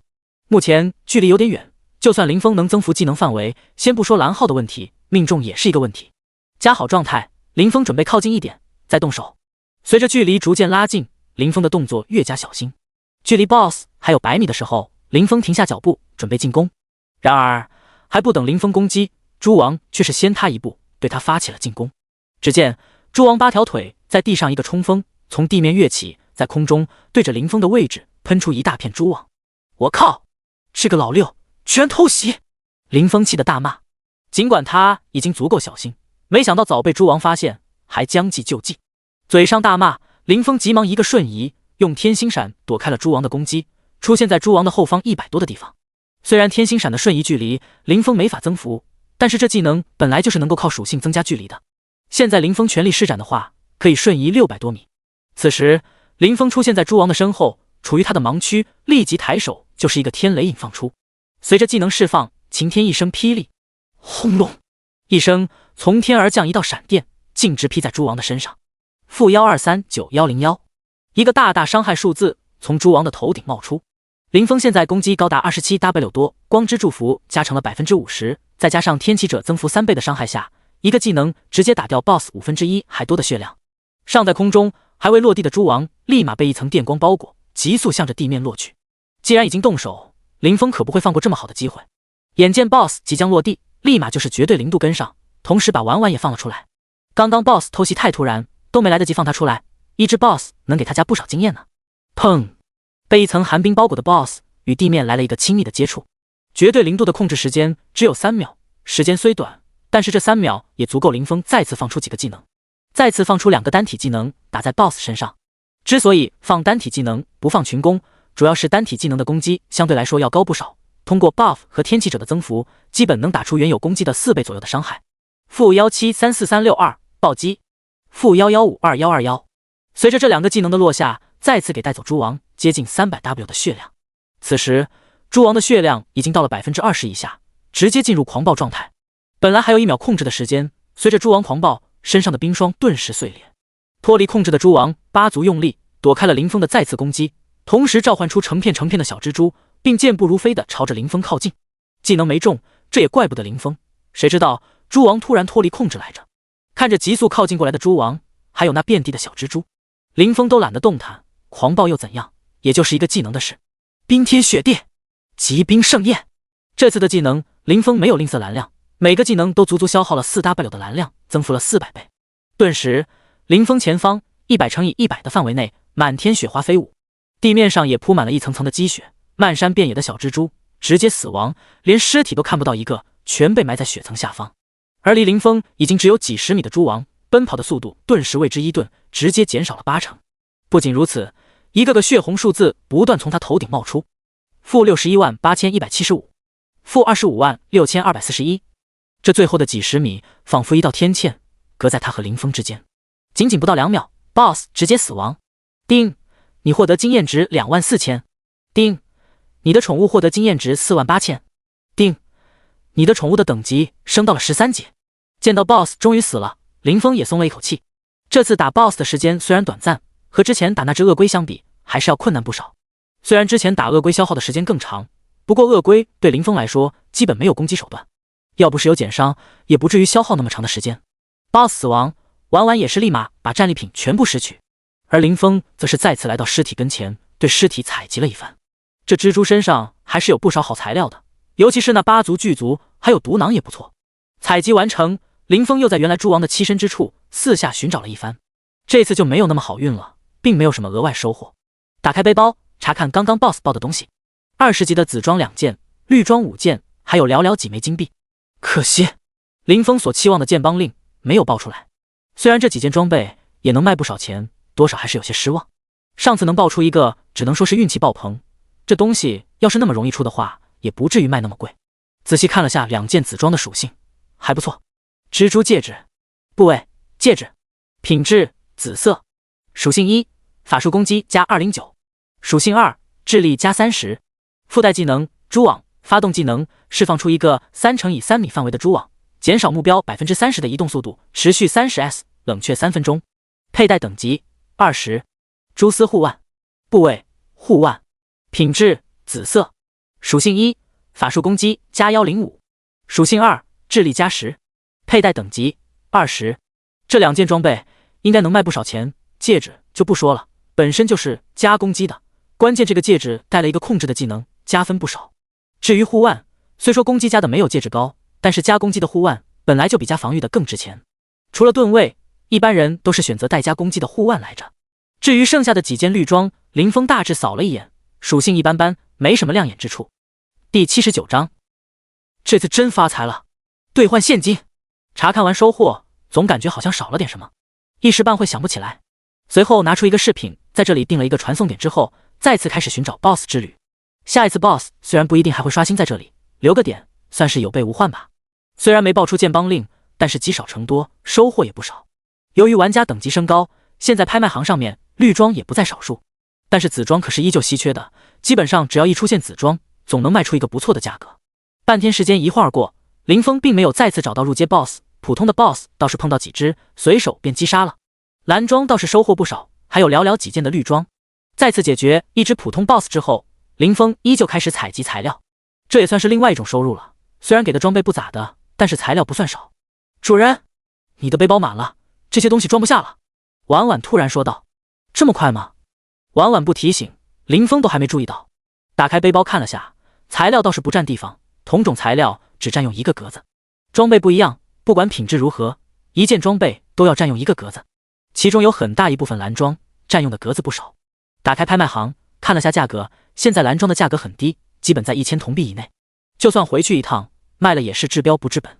想到这里，林峰不再犹豫，打算多开启一点背包格子。看了下价格也不贵，才10铜币一个格子。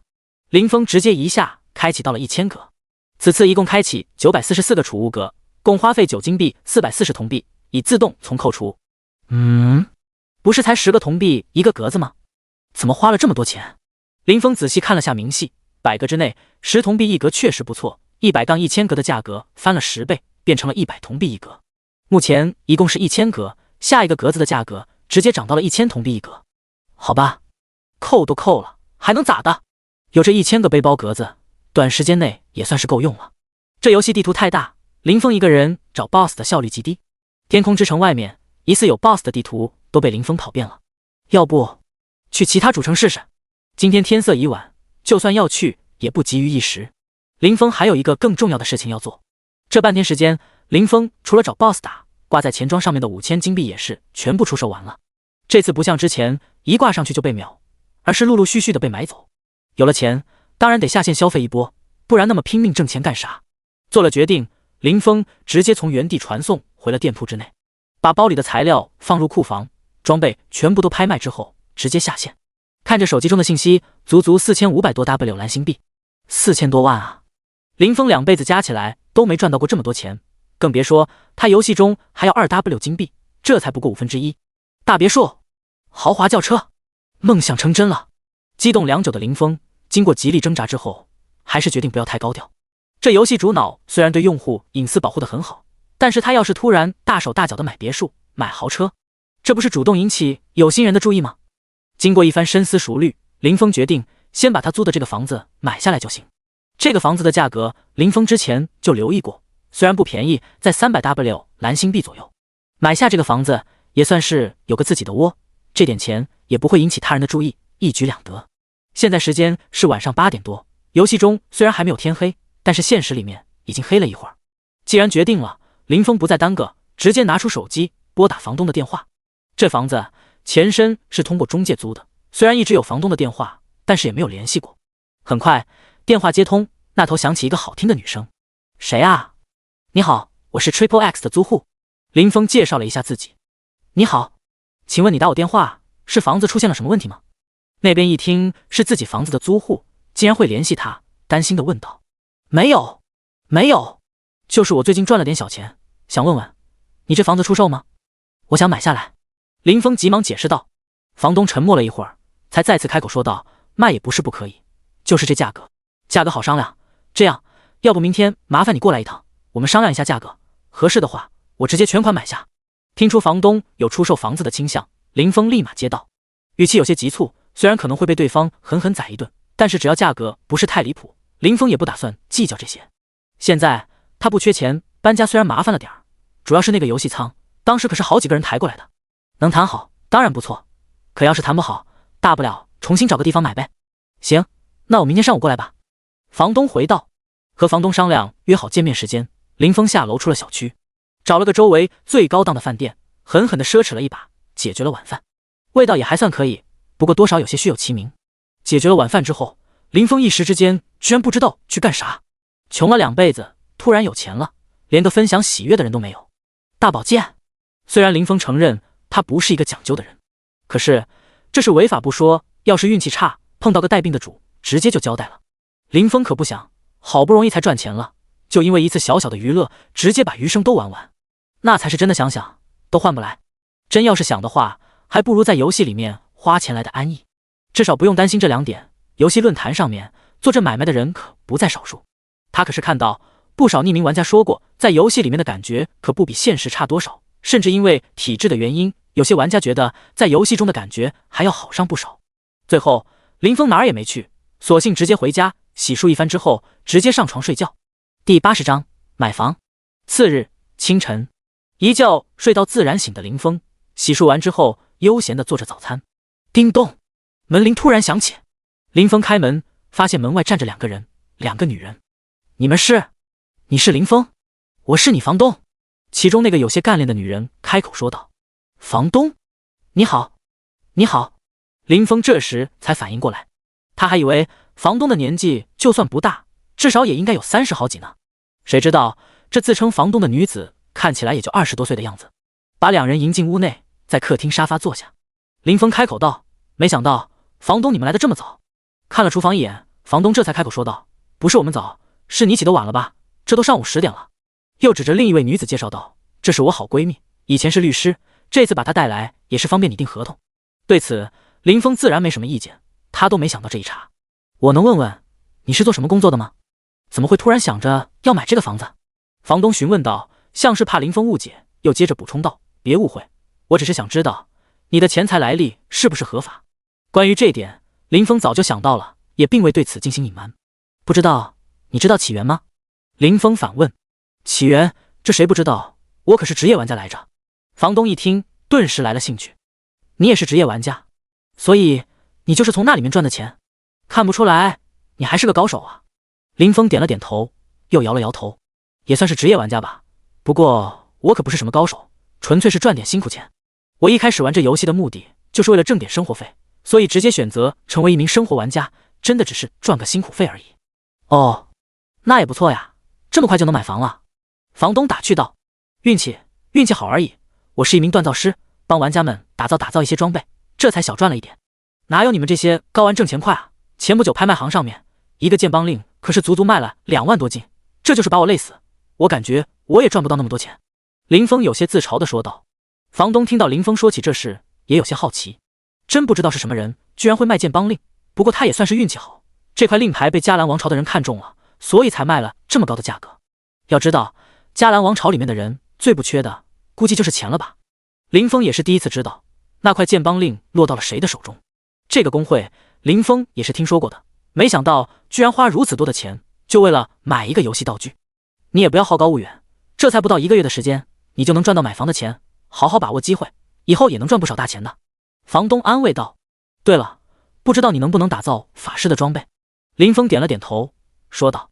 法师的装备我倒是会，不过我只能打造10级的蓝装和绿装，高级的装备没有图纸做不了，只能打造10级。20级的不行吗？这是现实，林峰肯定不能承认的，游戏中没人知道他的身份还无所谓。不能，你要是有图纸的话，我倒是可以试试。房东有些失望，至于图纸，他要是有这东西，不会找自己工会的人打造吗？干嘛要找别人？再不济，找系统的 NPC 打造也行，有图纸的话 NPC 能保证100%成功的。好了，咱们言归正传，这地段的房子价格，我想你也知道，我也不多要，一口价288W，不知你觉得怎样？这价格可是相当公道的哦。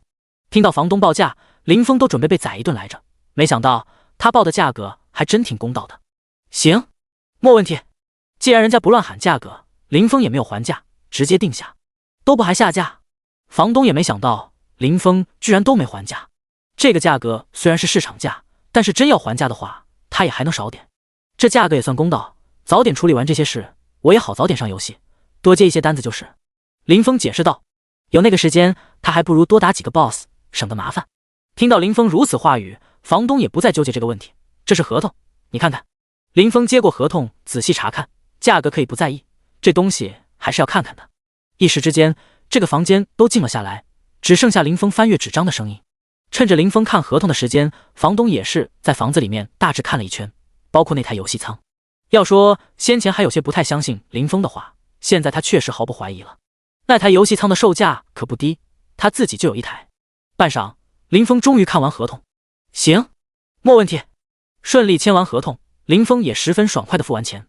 交易完毕，房东两人不再久留，直接离开。从现在开始，这套房子就属于林峰个人的了。至于房产证，则是要过几天才能下来，不过这些都不用林峰担心，对方直接一手操办。等到证下来，会直接邮寄过来。两人离开，林峰继续准备弄早饭，不，应该说午饭更合适一点。吃过午饭之后，林峰再次上来游戏，看了下邮件，昨天的收入还行，那2件紫装的价格都不错，加上剩下的蓝装、绿装，一共收获了100多金币，才花了将近300W买了房子，转头就回来一半，这感觉怎么说呢？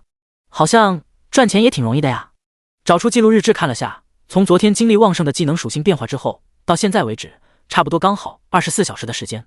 只有一梦倾城4女的装备是20级的，其他人的全是10级装备，估计是打的怪物等级太低。经验方面，林峰这次基本没有变化。属性方面加了1000左右，算上加成就是1200。看来这技能确实没有了杀怪等级的限制。第81章随机传送精灵之森 BOSS 还是要打的，不过打造装备也不能停。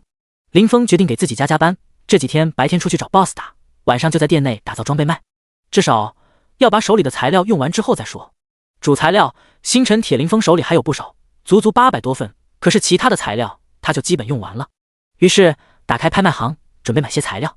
咦，林峰看着被系统置顶的一件物品，居然是件邦令，还剩下10几个小时的竞拍时间，应该是昨晚林峰没在线的时候有人挂上去的。有同行，这是林峰的第一感觉。之前打完2阶 BOSS， 林峰就感觉好像少了点什么。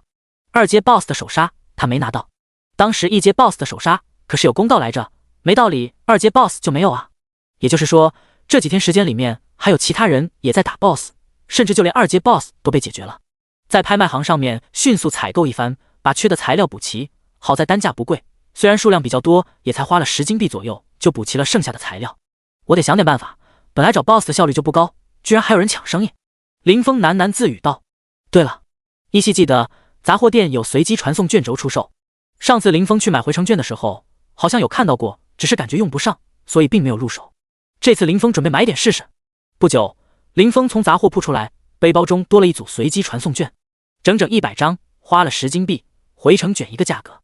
随处传送卷轴，消耗品，使用之后进行一次随机传送，需要10S 读条时间，请谨慎使用。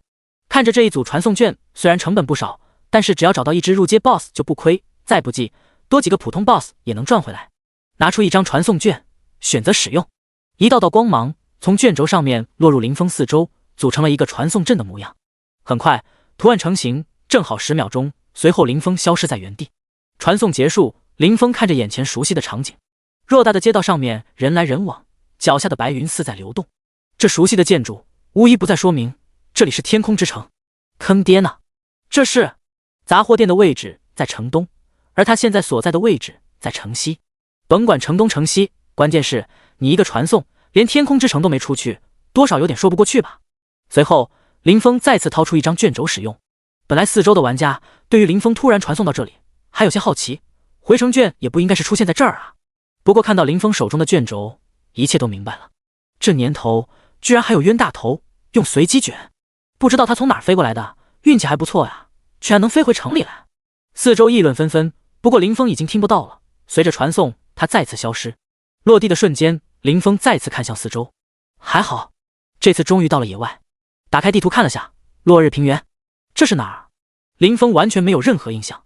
起源开服快1个月了，论坛上面的玩家对这个游戏的地图一直在拼图，可是这地图实在有些大，甚至有些人都探索到了50级的高级地图，依然没有出现2座主城相连的情况。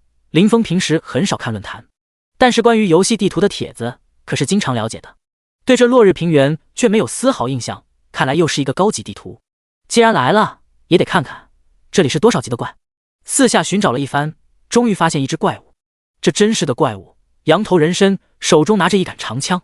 羊头人战士，等级75，生命值200W， 攻击 15W， 防御 8W。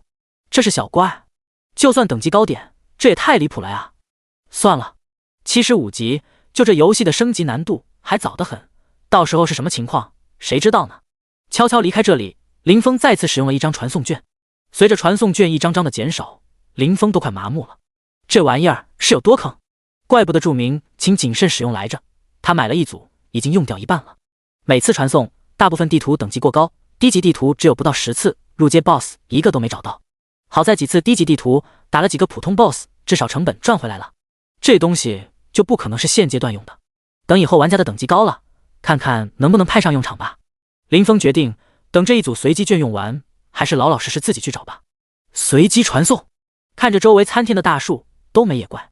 通过这几10次的传送，林峰都懒得再去四周找了，随后掏出一张卷轴，准备再次传送。刚开始的时候，林峰还会留意一下地图的名字，次数多了，都懒得注意这些。叮，传送失败。什么情况？这玩意儿虽说是坑了点，但是传送失败的情况，林峰还是第一次碰到。不甘心的他再次使用，还是提示传送失败。这时，林峰看了下地图，精灵之森，精灵。林峰还算是有些熟悉的，职业殿堂里面那个弓箭手导师就是精灵来着。还有婉婉，虽然是自然精灵，应该也能算精灵吧。刚刚从地图上看到他目前所在的位置处于边缘，既然传送不了，林峰打算先走出去再试试。很快，林峰便来到了森林边缘，即将走出森林。砰！死！我的鼻子！揉着鼻子，林峰再次看向前方，这是什么情况？眼前明明空无一物，一步就能走出森林，却是走不出去。空气墙？不应该啊！如果是空气墙的话，不应该是阻拦玩家从外界踏入里面的吗？为啥不让出去啊？用手能摸到一个类似空气墙的隔膜，走不出去，林峰也没办法，只能掉头往内部走去。不知道具体情况，看看能不能找到一个精灵问问。第82章，精灵长老。阵法都打开了吗？一位年长的精灵对着身旁的精灵询问道。打开了，现在这精良之森，就算是一只蚊子都跑不出去。那精灵回道。好，在家派点人手，仔细寻找。年长的精灵一脸担忧。是，这是发生在精灵之森内部的一个简单谈话。林峰来的时间多少有些凑巧。精灵一族虽然有些排外，平时也很少和外人接触，但并不是完全与外界隔绝。这次好像是发生了什么事情，所以才把笼罩整个精灵之森的阵法打开。林峰一路前行，别说精灵，就连野怪都没见到。周围的树木倒是一棵比一棵粗壮，安静的有些过分了。有声音。林峰停下脚步，站在原地等着。前方有很明显的脚步声由远及近的传来。片刻之后，一行4人，不应该说4只精灵映入眼帘。在林峰发现他们的时候，那几个精灵也是发现了林峰。你是什么人？为什么会在这里？几个精灵如临大敌的看着林峰质问，齐齐举着手中的弓箭，弯弓对着林峰。我是冒险者，我叫红尘，不小心误入精灵之森，结果出不去，所以想来找人问问这是什么情况。林峰一边回答，一边打量着几个精灵。露西，等级31，职业弓箭手，生命值20500，魔法值20100，力量2123，体质2050，智力2002，精神2010，敏捷2152。咦，这几个精灵的属性居然和玩家的差不多，要不是没有 ID， 林峰都认为他们几个是玩家了。带头的那个精灵叫做露西，也是等级最高的，属性最好的。其他3个等级都在30级，不过属性离2000还差不少。虽然这点属性在林峰面前根本不够看，可是不过和玩家比起来，强的不是一点半点。精灵果然不愧是大自然的宠儿，这几个小精灵的容貌真不是盖的。要不是知道这是游戏，林峰都有些心动了。爱美之心，人皆有之。你撒谎！现在精灵之森开启了所有阵法，整个森林都被结界笼罩，你根本不可能进来。露西大喝道。咱就说有没有可能，正好在我进来后，你们才开启那什么阵法呢？林峰解释道，同时也知道先前拦住他去路的东西叫什么，原来是结界啊。他就说不太可能是空气墙来着。那你跟我们回去见长老，如果你真的是冒险者，到时候自会放你离去。露西虽然觉得林峰说的有些巧，于是说道，行，没问题，你们在前面带路。林峰只是实话实说，自然没什么好怕的。就这样，4只精灵把林峰围在中间，向着他们的聚集地走去。路上，林峰随意的和他们几个闲聊，也知道了几个精灵的名字。你们精灵之森是发生什么事了吗？为何会如此如临大敌？见识后差不多了，林峰貌似随意的问道。还不是公主殿下露娜心直口快，脱口而出。露娜，住嘴！露西急忙喝止，一双眼睛谨慎地盯着林峰。露娜顿时用一双小手把嘴捂住。好奇，我就是好奇，而且说不定我还能帮上忙来着。林峰打了个哈哈，笑着说道。而且我可是冒险者中少数达到2阶的存在。哼哼，等你摆脱嫌疑再说吧。再说了，我还是3阶呢。露西小脸一歪，气呼呼地说道。你一个小小的2阶能起到什么作用？意图被发现，林峰只能作罢。原来这露西已经是3阶了呀。这么看来，3阶的基本要求应该就是单属性突破2000点了。这个叫露西的经验居然全属性都突破了2000，在正常3阶中应该也算比较强的存在了。封锁精良之森应该跟他们的公主有关，就是不知道具体发生了什么。由于林峰突破2阶，伪装之戒也跟着提升了，现在是品质达到了蓝色。其他特效倒是老样子，不过伪装却是有所变化。以前开启伪装之后是他人不能查看自己的属性，现在则是多了一个方式，可以选择屏蔽或者伪造属性。屏蔽就不说了，主要是伪造属性，居然可以伪造一个玩家的面板属性。如果有人查看林峰现在的面板，就你能发现职业变成了法师，至于属性也就智力是1200出头，其他几项属性十分平常。这就是林峰伪造的属性面板，直接屏蔽探查，远没有弄个假的属性面板效果好。随着继续深入，路上碰到的精灵也变得多了起来，都有些好奇地打量着林峰。他好丑啊，一位精灵说道。外面的人都差不多吧，你以为都有我们长得好看？此时另一个精灵开口。呀，他在看我们。听着周围小精灵的议论声，林峰满头黑线。虽然红尘的外貌被林峰设置得很普通，但也不至于丑吧。不过看着周围全是漂亮的小精灵，好吧，这东西就怕对比，容貌也是一样。所谓人比人的死，货比货的扔。在一群平均颜值都在90分以上的人群中，他确实拉低了颜值。很快，露西领着林峰走到一位中年精灵的身前。长老，这是我们在森林中发现的可疑人物。露西走到那精灵身前，躬声说道。如果说之前露西他们还显得比较青涩稚嫩的话，那眼前这个精灵则显得十分成熟性感。林峰依旧是习惯性的看了下长老的属性，看完之后立即收回目光，因为他突然想起蒂娜导师给他说过的话，探查别人是很不礼貌的行为，甚至有可能会因此而大打出手。不过这长老好像没有察觉到林峰的探查，这也让林峰松了一口气。这时那个女精灵听完露西的汇报，打量了林峰一眼，随意的摆了摆手，看着林峰像是被周围漂亮的精灵晃花了眼一般，一脸猪哥相。第83章，异常的长老，奇怪的玩家。冒险者，你怎么会来我们这里？很显然这是对林峰说的。面对这群精灵，林峰并没有隐藏，老老实实的说道。我是用随机传送卷轴无意间传送到精灵之森的，结果再次传送的时候才发现传送不了，也试过走出森林，被挡住了。林峰再次解释道。你先在这里休息一下，等我们的事情处理完了，自然会放你离去。不知道精灵之森发生了何事，说不定我也能帮上不少忙呢。没什么大事，很快就会放你离开。长老没说具体什么事。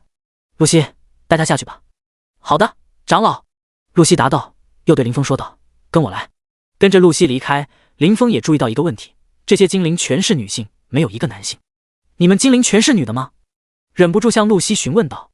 兴许是见过长老的原因，这次露西对林峰没有之前那么戒备。他点了点头道，现在只有女性精灵，传说之前好像有男性来着。传说？对。露西再次点头。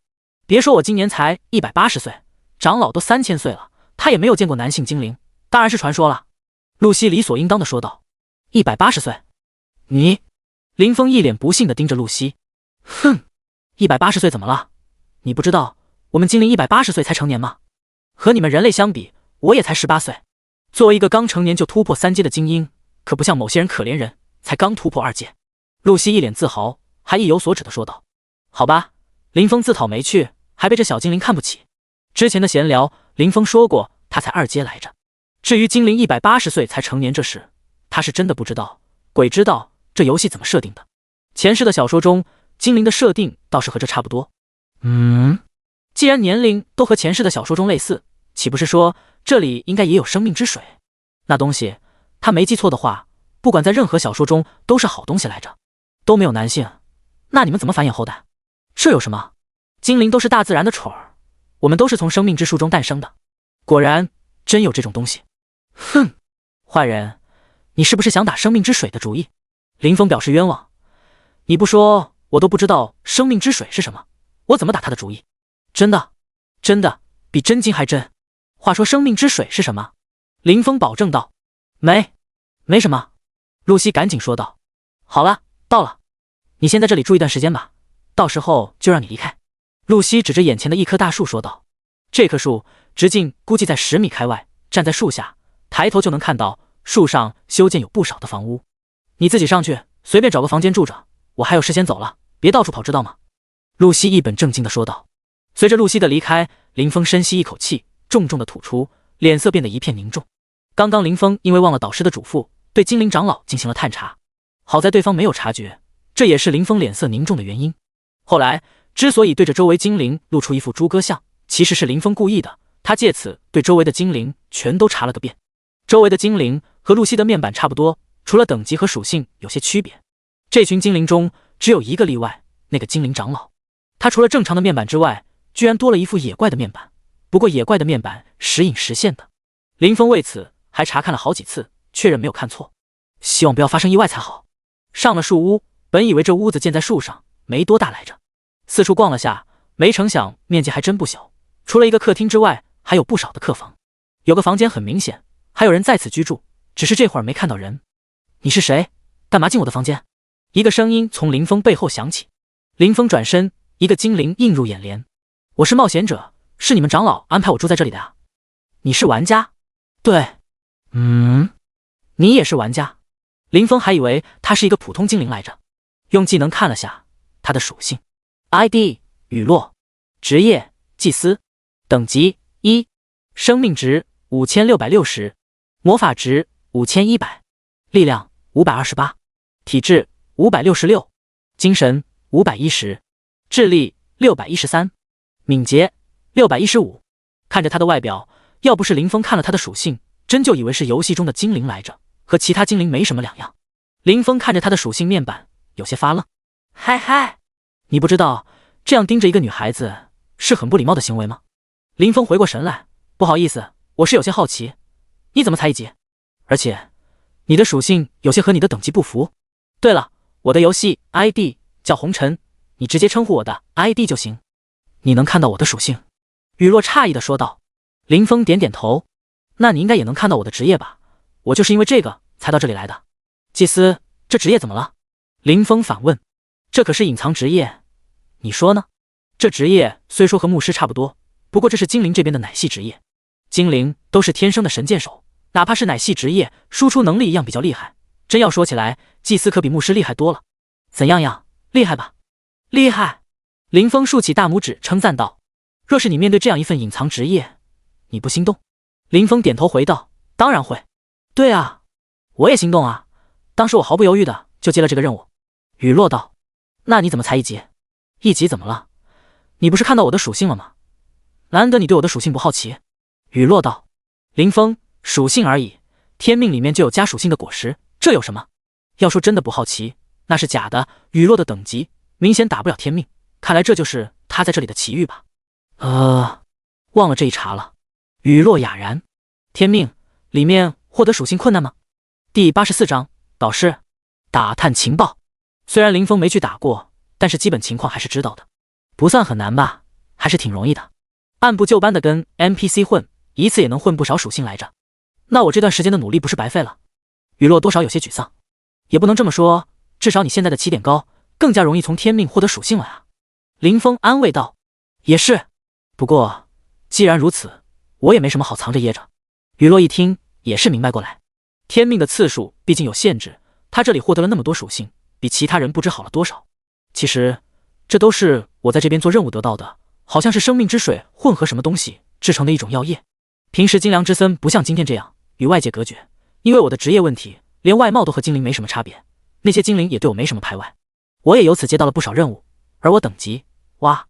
一说起等级，雨落顿时嚎啕大哭。你哭什么？林峰说了句，你是不知道，这周围就没有什么低级的怪，一开始我只能做些跑腿之类的任务，得到的奖励自然没多少。我一直坚持到能打动外面那些怪的时候，就像多弄点属性，结果你也看到了。虽然有些收获，这可都是拿命换的，一直掉到1级，掉不下去为止。通过雨落的诉说，林峰没注意到其他的。生命之水果然是好东西，居然还能制作家属性的药液。等等，这里有复活点。林峰突然问道。地图显示这里是精灵之森，可是周边却没有任何一个林峰知道的地方，显然这里距离各大主城的距离不近。复活点，玩家挂掉之后不是可以原地复活吗？雨落反问道。想什么呢？玩家挂掉之后一般都只能在复活点复活，除非是什么特殊场景。听雨落的意思，玩家在这里死亡之后是可以原地复活的。这样看来，这次精灵之森的问题未尝不可尝试一番。你知道今天精灵之森发生了什么吗？接着林峰把他意外来到这里的事情说了一遍。好像是精灵公主被人抓走了，具体什么情况我也不太清楚，没了解那么多。雨落道。那高层呢？怎么就一个长老在？林峰继续询问。林峰见到的那个长老等级也不算很高，只有49级，连50级都不到。他可不信这偌大的一个精灵之森仅仅只有一个等级不算高的长老主事。这个我倒是知道一点，其实精灵女皇一直有伤，这些年都在养伤，这次和贼人干了一架，引发了救急，其他长老都在帮忙疗伤。怎么了？林峰则是陷入了沉思，堂堂精灵女皇居然一直有救急在身，这多少有些说不过去。思虑再三，还是把之前探查长老的诡异情况说了一遍。正常玩家遇到这种事情大部分还是有些好奇的，林峰也一样。先前不想管，是担心自己打不过，现在得知这里可以原地复活之后，林峰觉得可以试试。正好这雨落现在也是精灵，让他打探情况明显比林峰要方便很多。不过雨落的反应着实吓了他一跳。完了完了，这一下死定了，那个长老居然有问题。雨落急得直跳脚。不行，我们得赶紧跑路。你急什么？大不了就调级，再说了，你现在的等级还能调吗？而且你怎么跑路？这里都被封锁了。林峰翻了个白眼，无语地说道。可是长老若真的有问题，我们能打过？那不是找孽吗？所以我才问你其他高层去哪儿了呀？然后两人又商量好一些细节，林峰让雨落出去打探情报。你确定只有那个长老很可疑？临行之前雨落确认道。这个不好说，反正当时我见长老的时候，周围的精灵都很正常。接着林峰把周围的那些精灵名字告诉了雨落，这些都是他用技能查看的，应该不假。听完之后雨落明显松了一口气，至少他要找的人应该是没问题的。这精灵之森虽然很大，真要想获得什么情报其实也很简单，大部分精灵都比较单纯，随便就能套出一些情报，估计这也是他们很少与外界交往的原因吧。雨落与林峰分开之后，找到了一位平时与他关系不错的巡逻队长。雨落，你找我是有什么事吗？我还要去巡逻呢，今天发生了大事，可不是咱俩叙旧的时候。一见面妮娜直截了当的说道。今天过来找你不是叙旧，是有正事。雨落道。哦，你有什么正事？妮娜诧异。妮娜，这里不是说话的地方，这个事情很重要。雨落道。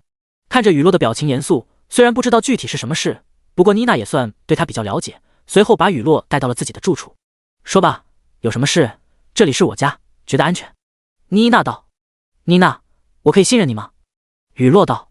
当然，我们可是好朋友，不过你要是想要我帮你做什么损害精灵之森利益的事情，那咱们连朋友都做不了。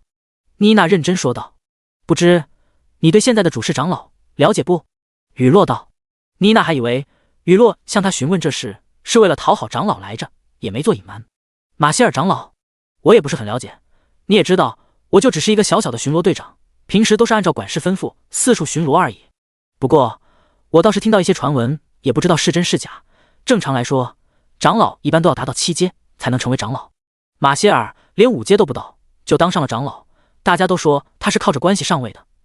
你也知道我对着这些结党营私的事情不怎么感兴趣，我劝你也别抱什么太大的希望，讨好他没什么用，等其他长老出关也就没他什么事了。第85章多出的结界。死妮娜，你想到哪里去了？我是那种人吗？怎么会去讨好他？雨落反驳道。谁知妮娜居然点了点头。犹记得当时雨落第一次来精灵之森的时候，为了一个简单的任务，可是厚着脸皮说了不少好话才接到的。你，雨落气结，顿时和妮娜打闹了起来。两人打闹了一会儿，妮娜终于败下阵来。她还有事呢。好了好了，你到底有什么事？我还有事要忙呢。妮娜说道。你还记得今天外来的那个冒险者吗？雨落道。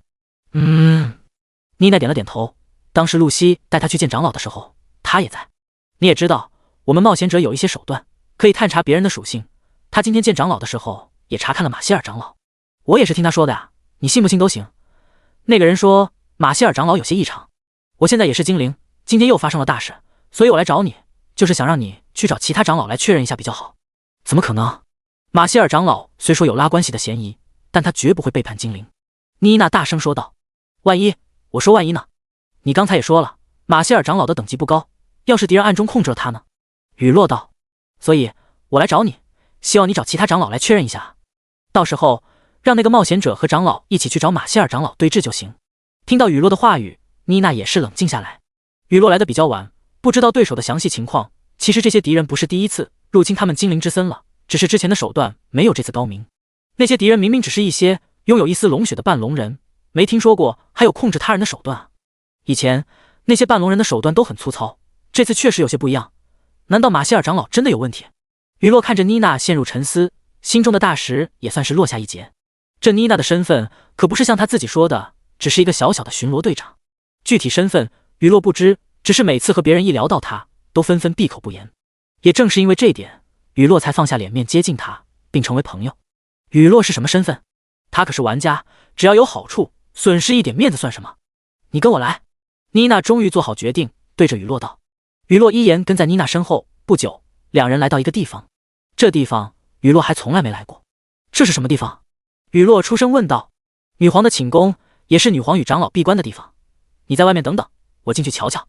妮娜道。说完，就见她准备进入其中，不过却被一层结界挡在外面。糟了！妮娜惊呼。怎么了？妮娜没有理会雨落，而是不断尝试，结果无一例外，就是进不去。到底怎么了？雨落再次发问。这寝宫被结界罩住了，我进不去。妮娜说道。你不是说女皇他们在闭关吗？有结界不是很正常？雨落理所当然地说道。你不知道，平时就算女皇闭关，也有一些人有权利进去的，我也有这个特权。可是现在这层结界根本不是原来就有的，都不像是我们精灵的产物。好吧，之前还说他是一个小小的巡逻队长，女皇闭关之处都有特权，真是信了他的邪，才会信他的身份。不行，我得去找人来帮忙。说着，妮娜就准备离去。等等，雨落劝住了妮娜。妮娜虽然心急火燎，但还是停下脚步。你先别冲动，你想想，要是这里真的出了问题，那其他人能全部信任吗？那怎么办？虽然雨落对结界什么的不了解，但是这里的结界很明显是为了对付里面的人，不让里面的人出来。这样一想的话，弱点很可能在外面。雨落把猜测一说，妮娜也认为有一定的道理。可是我又看不到能量流动的路线，咱们也拿这结界没办法。是不是只要能看到能量流动的路线，就能破阵？听到妮娜的话语，雨落追问道。妮娜点了点头，又摇了摇头，忧心忡忡地说道。知道路线才能找到节点，需要打破节点才行。这结界的强度不低，估计咱们也打不破节点。你等等，我找人来，找到节点再说，能不能打破到时候再看。雨落安慰道。找人？谁？妮娜问道。刚刚他就提议去找人，却被雨落劝住，现在还能找谁？你忘了今天那个外来的冒险者了？他既然能探查出马歇尔长老有问题，说不定也能对这阵法结界探查一番呢。雨落说道。难，一般的探查技能可探查不了。没理会妮娜，雨落直接打开好友面板，把坐标发了过去。雨落，速来！红尘，雨落，快来！女皇和长老都被困住了，马上到！正在屋里等消息的林峰，本意只是让雨落出来打探消息，没想到却传来女皇和众长老都被困住了。不敢耽搁，林峰一接到消息，立马朝着雨落发来的坐标靠近。很快，林峰到了这边。现在是具体是什么情况？雨落简单的解释了一下目前的情况，也说了下妮娜说的方法。你能探查这结界吗？雨落问道。我试试吧。林峰回道。他还从来没有用真理之眼观察过这种结界之类的存在来着。说完，用真理之眼对着前方查看。一个透明的罩子笼罩住了眼前的寝宫，罩子上面有着五颜六色的光束在流动，很神奇。肉眼明明什么都看不到，在真理之眼下无所遁形。我看到一个罩子笼罩着这里，还有一些光束在游走，不知道那是不是你们说的能量？林峰对着身边两人说道。你能看到？那你看看有没有什么能量交汇的一个节点？本来不抱什么希望的妮娜听到林峰的话，浑身一震，急忙说道。交汇的点吗？我看看，是这里。林峰指着一处说道。你们让开，我来。妮娜说道。雨落和林峰都远远退开。第86章破除结界，面见精灵女皇。随着两人退到一旁，妮娜取下背上一直背着的长弓，一手持弓，一手拉弦，随着弓弦被拉开，一根闪耀着绿色光芒的能量箭矢缓缓凝聚成型。看得出来，这应该是他的什么大招之类的技能，光是箭矢凝聚就花了不短的时间。咻！随着一声破空声，能量箭矢精准地撞在林峰所指的地方。随着撞击，箭矢直接炸开，透明的空间出现了一层薄膜。爆炸结束之后，那层薄膜又再次消失，仿佛没有出现过一样。而在林峰眼中，整个罩子随着箭矢撞击泛起了一层涟漪，看似只是命中了一个点，实则却是整个罩子承受了爆炸的力道。不行，根本打不破，这是我最强一击了。妮娜有些沮丧，看着攻击的结果，林峰倒是松了一口气，方法显然没问题，只是攻击力差点，而这对他来说问题不大。我来试试。林峰自告奋勇地说道。你，雨落说道。在雨落的认知中，妮娜可是非常强大的，她都打不破，其他人更加不可能。没理会他俩，林峰手中突然多出一把外形十分好看的法杖。刚刚妮娜的攻击虽然没有打破结界，但是爆炸的动静也不算小。林峰必须抓紧时间，而且也不用担心动静大小的问题。幸好来之前，林峰就给自己上好了 buff， 就是担心等下动手的时候不好解释。他现在可是法师的身份，而积分商城里面并没有法师的 buff 技能，想要掩饰都不方便。天雷影，随着技能释放，从天而降的一道雷霆准确地打在节点上。轰！哗啦！这次和之前的攻击不同，这个结界全部显现出来了，而且结界上面遍布裂纹，随后便像是玻璃一般破碎掉。雨落和妮娜久久无言，尤其是妮娜，她可是明白这结界的强度，这个冒险者的强大出乎了她的意料。林峰眼中，这层结界破碎之后，里面居然还有一个绿色的罩子，笼罩着整个庭院，这应该才是原本存在的结界。还愣着干什么？还不快进去！刚刚的动静，说不定马上就有人过来了。林峰急忙催促道。妮娜如梦初醒，妮娜急忙进入庭院，不知道具体做了什么，那个绿色的罩子直接消失。林峰拉着还沉浸在震撼中的雨落，立马进入庭院。快打开结界！林峰对妮娜说道。时间紧迫，能拖一会儿是一会儿。好，我马上打开。妮娜手忙脚乱地重新开启了结界。结界重启之后，三人马上找个地方躲了起来。而这时，远处已经有不少精灵听到动静赶了过来，只是看着没什么变化的庭院，又再次离开了。三人这才松了一口气。你们是什么人？这时，几人身后传来一个训斥声。显然，刚刚的动静不仅惊动了外面的人，妮娜开启和关闭结界也惊动了里面的人。几人转过头，那人看着妮娜道：“小妮娜，你怎么带着外人随意进入女皇的寝宫？”语气多少有些不悦。贝斯长老，我也是不得已为之。妮娜急忙回答。妮娜快速给贝斯长老解释了一下事情的经过。趁着妮娜解释的时间，林峰悄悄对着这位新出现的长老使用了真理之眼，他真的担心这个长老也有问题。结果还好，这位长老没问题，不过等级比之前那个长老高了不少，足有70多级。贝斯听完妮娜的解释之后，也是一脸凝重，这才转头看向林峰：“是你第一个发现的问题？”“对。”林峰回道。“那刚刚你探查我，也是在确认我有没有问题？”贝斯长老问道。“被发现了吗？看来等级差距过大，虽然能查看属性，但是很容易被察觉啊。既然发现了，也没什么不好承认的。”林峰点头回应，同时嘴上说道：“情况特殊，若是有什么失礼之处，还请长老不要见怪。”还准备教训一番的贝斯见林峰态度诚恳，也只能作罢。既然事出有因，我也不怪你，不过以后谨记不要随意探查他人，谨遵长老教诲。林峰急忙回应。马歇尔有什么异常的地方？你详细说说。贝斯对着林峰问道。接着林峰把无意间看到的属性异常告诉了贝斯长老。按照你说的，我大致知道了，若是没猜错的话，那应该是控偶师所为。控偶师？林峰问道。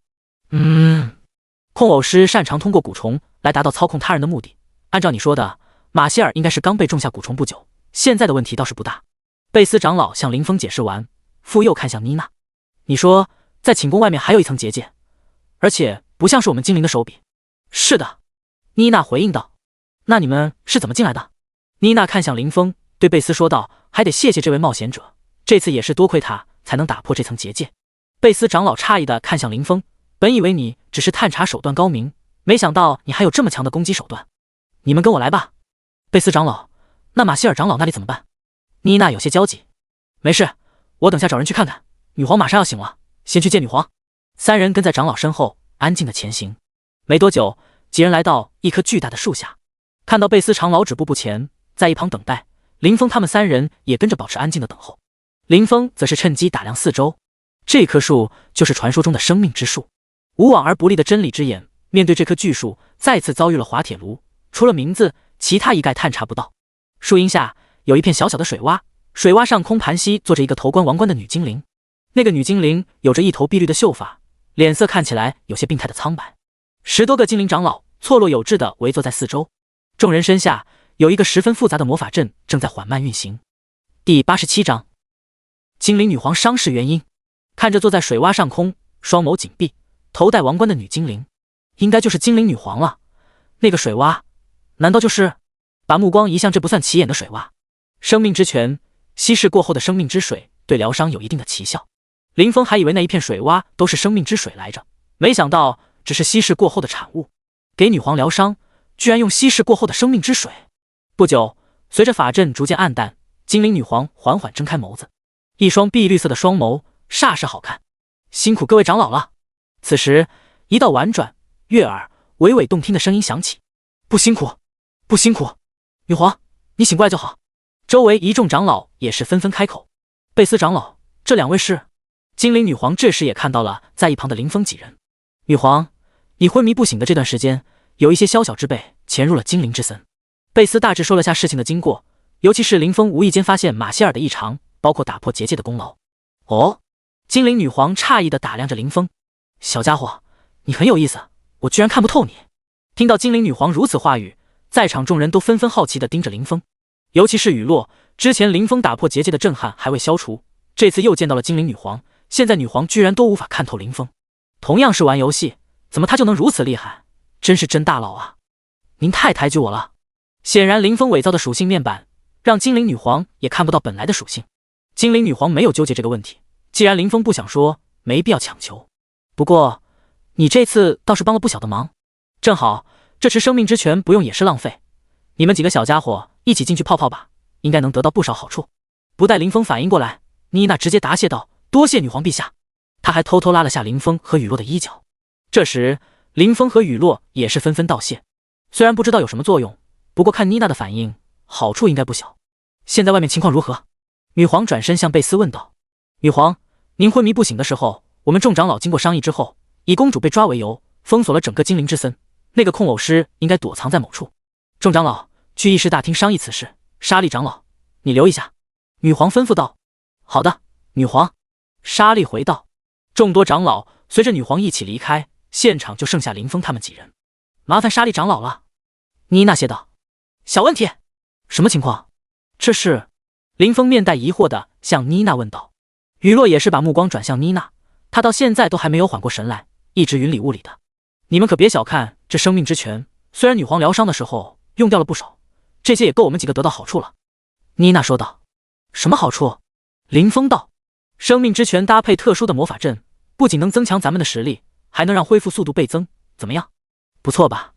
妮娜得意地说道。“好了，法阵已经布好，你们几个进去吧。”莎莉说道。“快，快，快！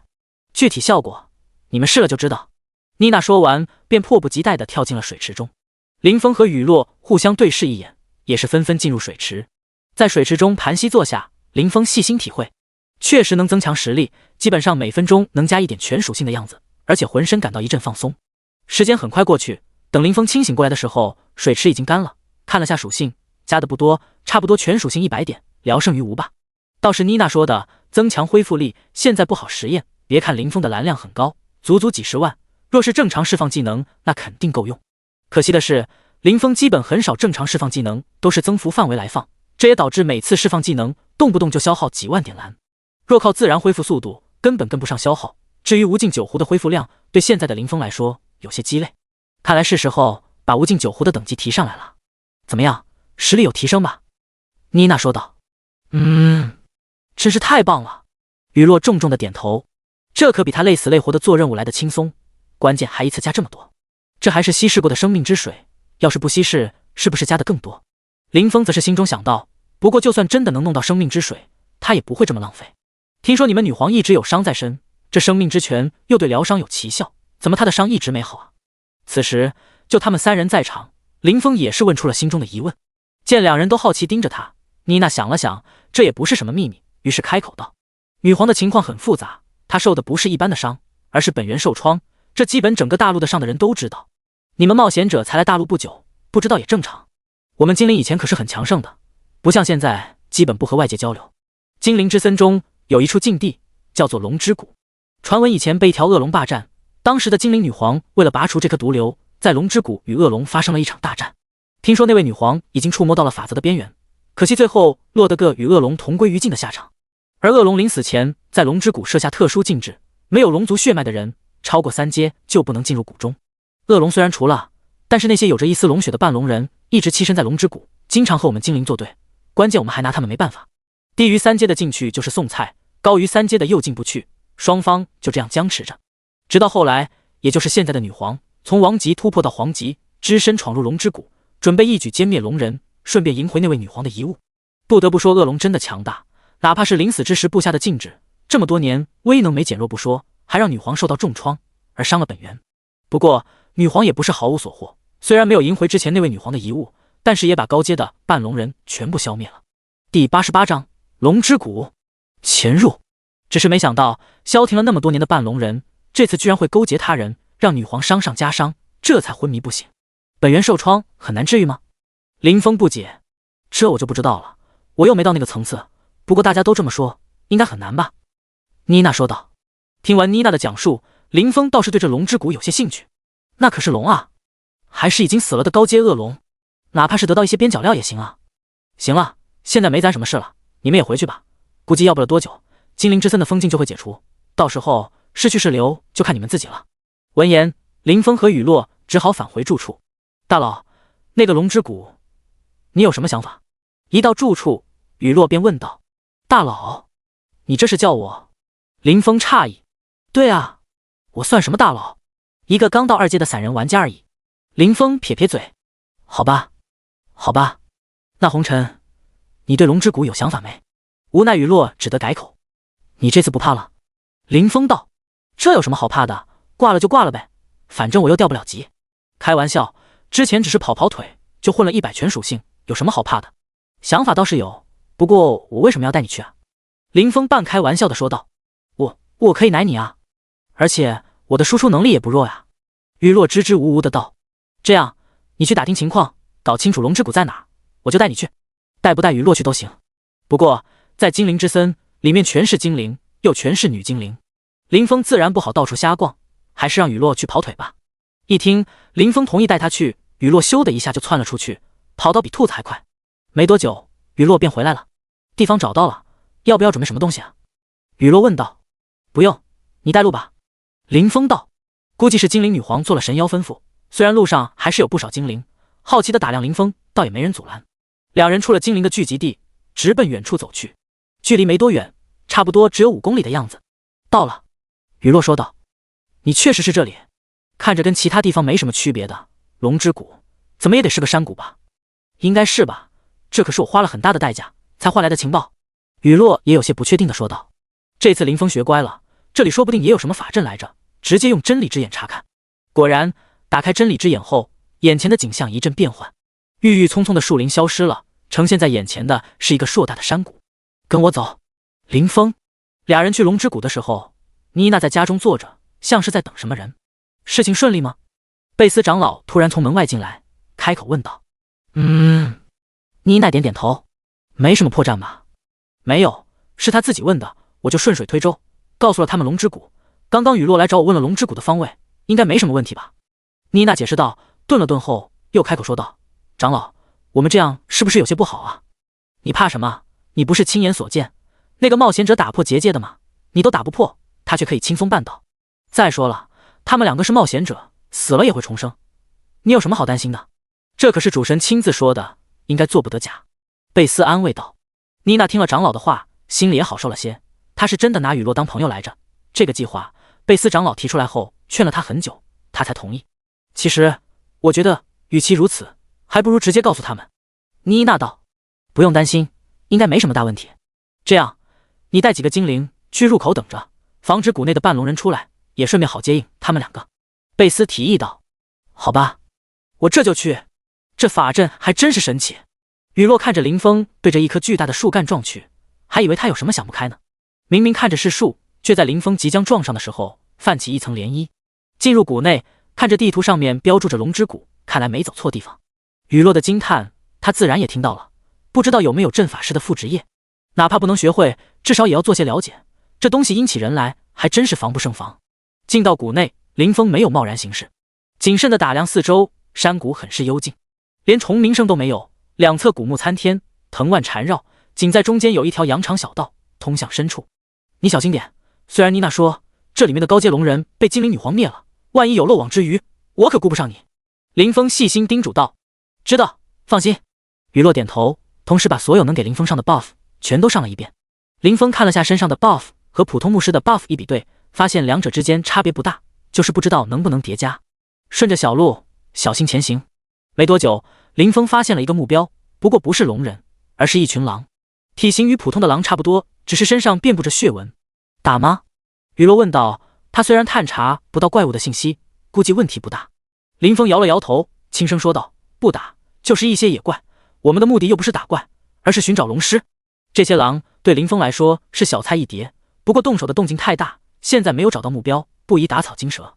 两人继续潜伏，等狼群远离，这才继续前进。这山谷着实不小，里面的怪物种类也不少。一路上除了刚开始遇到的狼群之外，还有不少的野怪。估计是因为有龙族血脉的原因，和外面的野怪对比，不光血量高上不少，攻击和防御也要高很多。随着前进，小路逐渐变得宽阔，目光远眺，可以看到道路的尽头是一个山寨，有不少生物在四处走动。那生物有着四肢，顶着一个龙脑袋，身后还拖着一条长长的尾巴。说那东西是龙人，简直是抬举他了，和人没有一点相似之处。第89章探查情况，验证恢复能力。整个山谷中只有山寨的地方呈现出一个山包，很是突兀。这一路走来，遇到的野怪不少，还基本都是林峰见过的种类，有些不对劲。林峰对着雨落说道：没什么不对的啊。雨落，妮娜说这里之前可是发生过大战的，虽然时间跨度有些大，但也应该有不少蛛丝马迹才对。林峰沉思片刻说道：在来的路上，你可曾留意四周，哪里有像是发生过大战的地方？而且龙尸的踪迹也没有，好歹留块骨头吧。兴许龙尸被人藏起来了呢。雨落侥幸地说道。但愿吧。林峰开口。从目前的情况来看，也只有前方可能存在疑点了。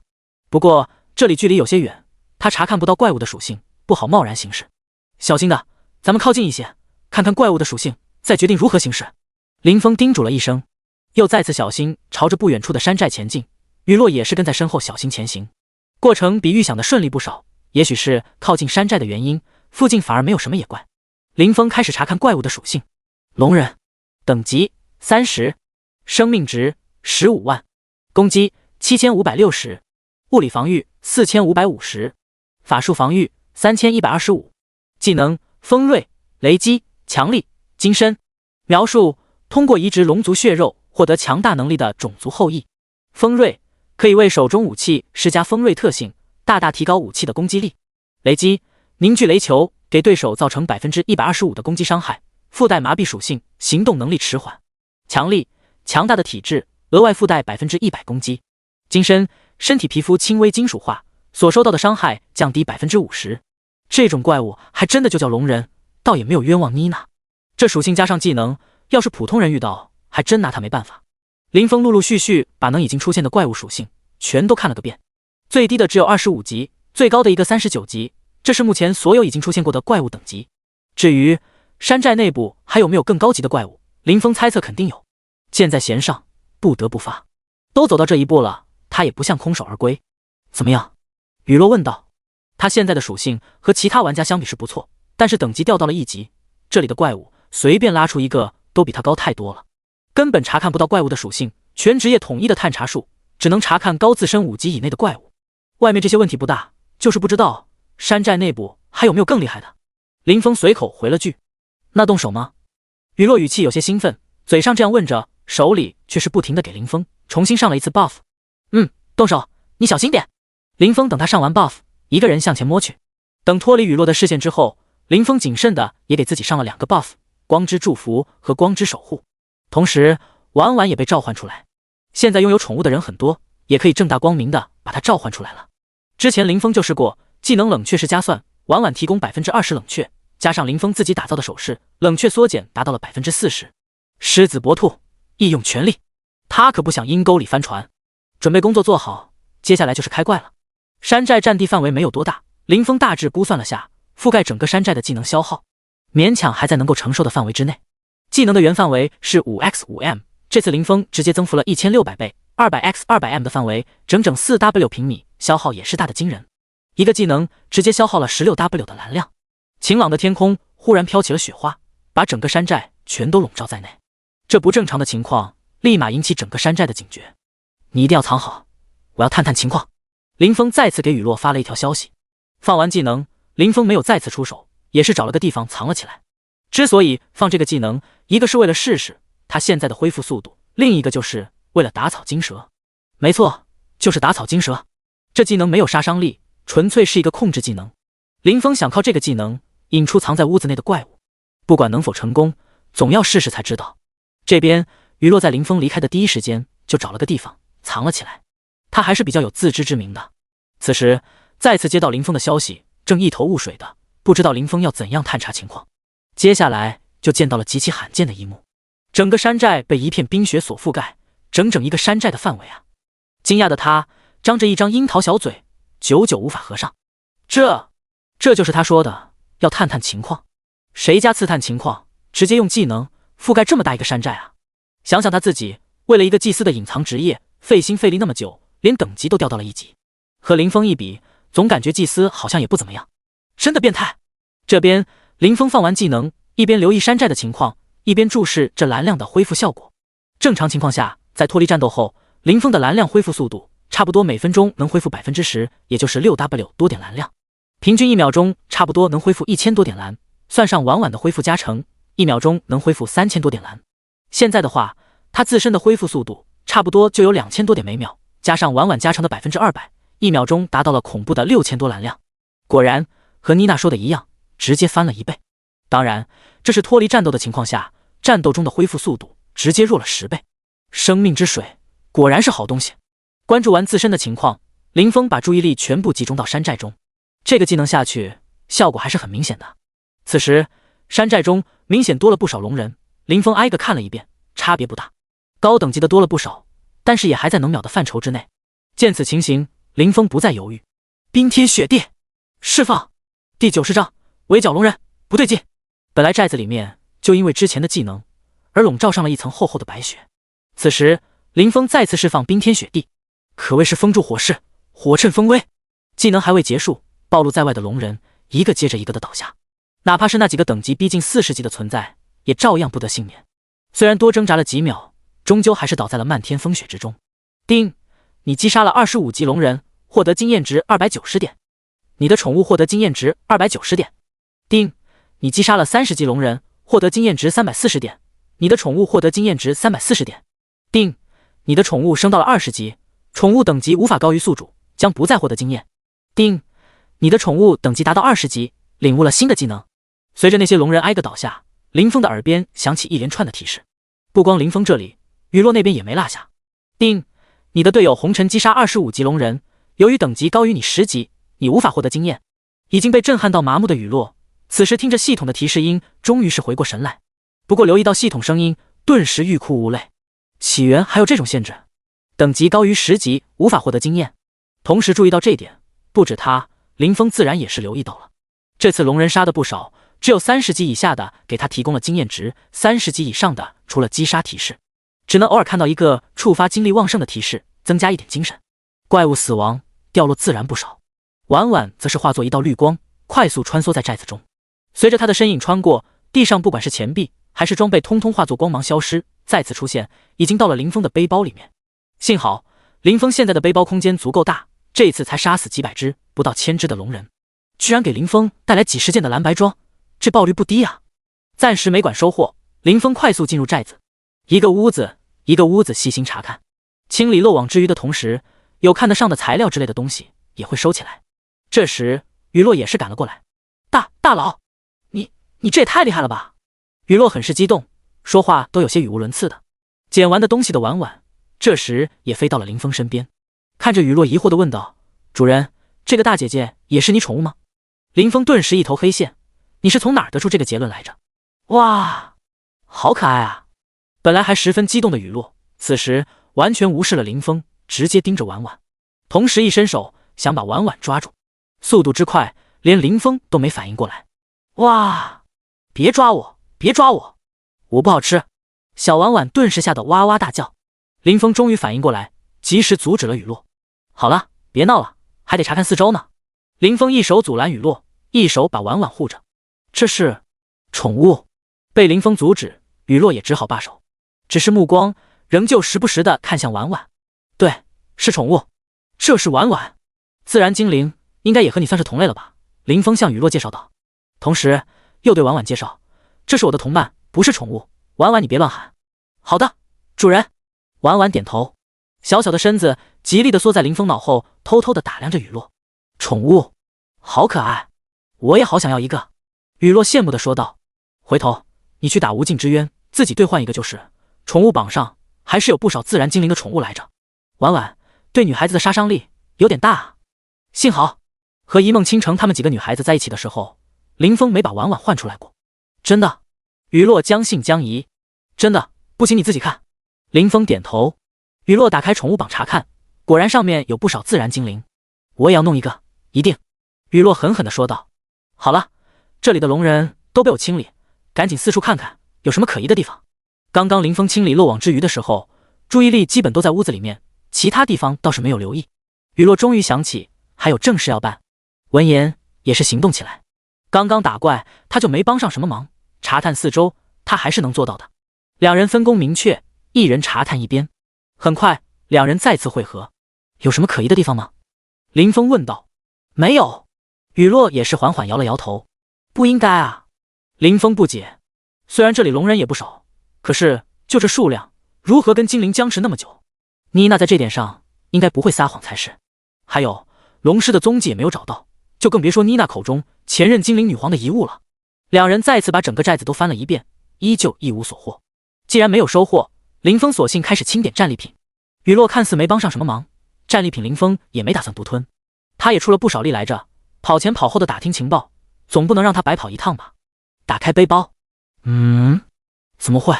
这些龙人的等级可不低，怎么报的装备全是10级、20级的，还都是林峰所接触过的装备。林峰每个都检查了一遍，他非常确定这些装备基本都是他见过的。来到精灵之森之前，林峰打的普通 BOSS 不少，蓝白装备也出过不少，而这些装备基本和那些 BOSS 出的装备如出一辙。看完装备，林峰又开始查看婉婉新领悟的技能。这次不错，婉婉终于领悟到了一个攻击技能，算是有些自保的能力。雷云风暴召唤乌云和闪电，对10乘以10米范围目标造成120%的攻击伤害，闪电会随机跳跃，并使目标产生麻痹，麻痹状态下目标的速度迟缓。看着这个技能真的很不错，可惜这要是真的就好了。林峰一直觉得婉婉在辅助这条道上走到底，所以潜意识里总想着婉婉要是能领悟攻击技能就好了。你看这技能不就来了吗？先前林峰就一直觉得不对劲，可是又不知道哪里不对。这次怪物出的装备还有婉婉的技能，总算让林峰抓住一些头绪。第91章梦幻境。醒来，林峰仔细回想进入山谷后发生的一切，到底是什么时候中招的呢？进来的时候肯定是没问题的，第一次发现野怪的时候就已经出现问题了，因为一路上的野怪都是林峰见过的种类，只是有些似是而非。第一次发现野怪的地方离出口并不远，这样看来就在这几百米之内就中招了。雨落，你还记得我们进谷后到第一次发现野怪这一路上有什么异样吗？林峰问道。异样？我们怎么了吗？雨落不解，你不觉得这一路上很不对劲？我之前和你说过的呀。林峰开口。异样吗？我想想。雨落闭目沉思。对了，好像我们刚进山谷的时候有一阵风吹过，当时我闻到一阵若有若无的花香，我还奇怪呢，附近都没有看到花，怎么会有花香？不过当时没有注意，所以就给忘了。花香？我怎么没闻到？若是真的有花香，他应该也会留意到啊。那香味很淡，你估计没留意吧？有什么问题吗？雨落道。林峰接下来把他猜测的情况给雨落分析了一下。你是说我们陷入了某种幻境，还是什么？雨落大惊。林峰点点头，具体说不好，不过这些龙人爆的战利品都是我曾经打 BOSS 出过的一些装备，爆率也不正常，平时上千个怪能出1件装备，就算运气爆棚，这不到1000只怪居然出了几10件蓝白装，估计是我潜意识一直觉得起源爆率太低了吧。那我们现在怎么办？雨落问道。他还是第一次遇到这种问题，玩个游戏居然还有幻境。林峰没说话，从背包里面拿出了一把匕首，匕首翻转，对着自己的大腿用力刺下。你干什么？雨落惊呼，就算陷入幻境也没必要自残吧。林峰皱着眉头，看着大腿上流出的血液根本不疼。你快把匕首拔出来，我给你治疗。雨落在一旁说道。果然是假的。林峰喃喃自语。见雨落还在一旁催促，林峰开口道，不用，这是假的，看着血流不止，其实一点都不疼。真的？真的？要不你试试？林峰建议道。你确定？真的是假的？反正你自己会治疗，怕什么？那我试试。雨落将信将疑，接过匕首，没有刺入大腿。毕竟她一个女生，着实有些不太方便在一个男子面前露出大腿。挽起袖口，露出一只洁白的手臂，用匕首对着手臂划过，鲜血顿时流出，确实不疼。虽然他最近由于做任务死了不少次，把疼痛感调到了最低，但是也不会像现在这样完全没感觉。林峰也在做着各种尝试，也试过下线，然而根本行不通。雨落呢？刚刚没有注意，此时他的身边哪里还有什么雨落，突然就不见了。原来刚刚在林峰尝试其他办法的时候，雨落心想反正又不疼，索性自己摸了脖子，失败也没什么，他现在的等级掉无可掉。没想到就是这一举措直接让他清醒了过来。这时他和林峰还依旧和刚进入山谷的时候差不多，都没移动过。这么神奇的吗？雨落呢喃道。对了，大佬还没醒呢。看着身边依旧紧闭双眼的红尘。红尘大佬，醒醒！任凭他怎么喊都没有作用。婉婉，你刚刚看到那个大姐姐是怎么消失的吗？林峰向婉婉问道。婉婉点了点头。那个姐姐好奇怪，用匕首抹自己的脖子。抹脖子？自杀吗？要不试试？林峰没想到雨落会那么果断。反正现如今他能尝试的办法都尝试过了，不妨试试。重新拿出一把剑，林峰也对着脖子抹了过去。眼前的镜像突然像镜子一样缓缓破碎，不光是景色，连婉婉都不例外。一个恍惚，林峰睁开双眼，一张漂亮的脸蛋呈现在眼前。呀！雨落没想到林峰会突然醒来，吓了一跳，急忙退开。你醒了？雨落惊魂未定地拍着高耸的胸脯说道。林峰此时回过神来，刚刚雨落应该是在尝试叫醒他，点了点头，这才打量起四周。这是，我们根本就没有离开过谷口。婉婉呢？林峰问道。婉婉？那不是假的吗？雨落反问道。林峰打开宠物面板，看到婉婉还是老样子，等级只有19级，根本就没到20级。把婉婉召唤出来。呀，你真的有个宠物啊？雨落惊呼道。主人！婉婉先是习惯性的叫着林峰，此时也发现了雨落，看着这个跟他同属精灵的姐姐，问道：你是谁啊？你见过我？既然婉婉都是真的，那红尘的技能肯定也是真的，不过怎么会那么大？雨落看着小婉婉，也是想起之前发生的一切。这次他没有直接伸手，想把婉婉抓在手中把玩。看着雨落和婉婉在一旁聊得热火朝天，林峰打开背包查看，果然刚刚那些龙人爆的装备全都不见了，还有系统之前的一连串提示音也全都消失。平时林峰都是把系统提示关闭了的，因为他的系统面板上无时不刻的一直有着加经验的提示，要是开着提示烦都烦死了。原来他们两个从一进入山谷就中招了呀！没管婉婉和雨落，林峰开着真理之眼四处打量，周围必定存在某种东西，才会使得他们显然之前禁地。这次林峰观察得很仔细，尤其是周围那些植物。雨落说过他好像闻到过一阵花香，然而周围除了树木就是藤蔓，根本没有任何花朵存在，这香味是从何而来？很快林峰便有了发现，空气中似乎确实残留着一种奇特的香味，香味很淡，若有若无。是它吗？大惊之下，林峰马上紧闭呼吸，等了一会儿，见到没有任何异常出现，这才松了一口气，好像这次免疫了，并没有什么异常。第92章罪魁祸首。雨落，你仔细闻闻，看看是不是这种香味。林峰喊道。雨落，啊，怎么了？刚刚他和婉婉相处的不错，此时婉婉直接就坐在他的肩上。我让你闻闻，是不是这种气味？林峰翻了个白眼，有些好气的说道。刚刚就不该让婉婉出来。雨落耸了耸鼻子，点头说道，是这个味道。啊，我们不会再次陷入幻境吧？雨落急忙捂住口鼻，说道，没事，应该是有过一次经历，暂时免疫了。你能找到气味的来源吗？那我试试吧。见到林峰依然没事，雨落这才放下手，仔细分辨气味传来的方向。是这边。不得不说，他这鼻子挺灵的，很快就找了方向。走，去看看是什么东西捣鬼。两人循着气味一路前行。不久，雨落停下脚步。到了，气味就是前方传来的。雨落说道。很快，源头找到，不是什么花朵，甚至都不是植物，散发气味的源头，怎么说呢？应该是一只虫吧，只不过体型大了一点点。怎么会是它？哦，好丑，恶心！这鬼东西怎么会散发出香味来？看着散发香味的源头，雨落一阵干呕，实在是太恶心了。谁能想到这源头居然是一只丑陋的蠕虫？它有着水桶粗细，长度起码有4-5米，就跟蚯蚓放大之后的模样差不多。关键体表还有一层粘液。林峰也比较诧异，真没想到就是这东西阴了他俩。地穴蠕虫，等级25，生命值10W，攻击250，物理防御3500，法术防御3650，技能诱捕分化。描述：本是普通的蠕虫，因生活的环境被龙血沾染，反生了变异。诱捕散发出一种淡淡的气味，使目标陷入梦境，从而捕杀猎物。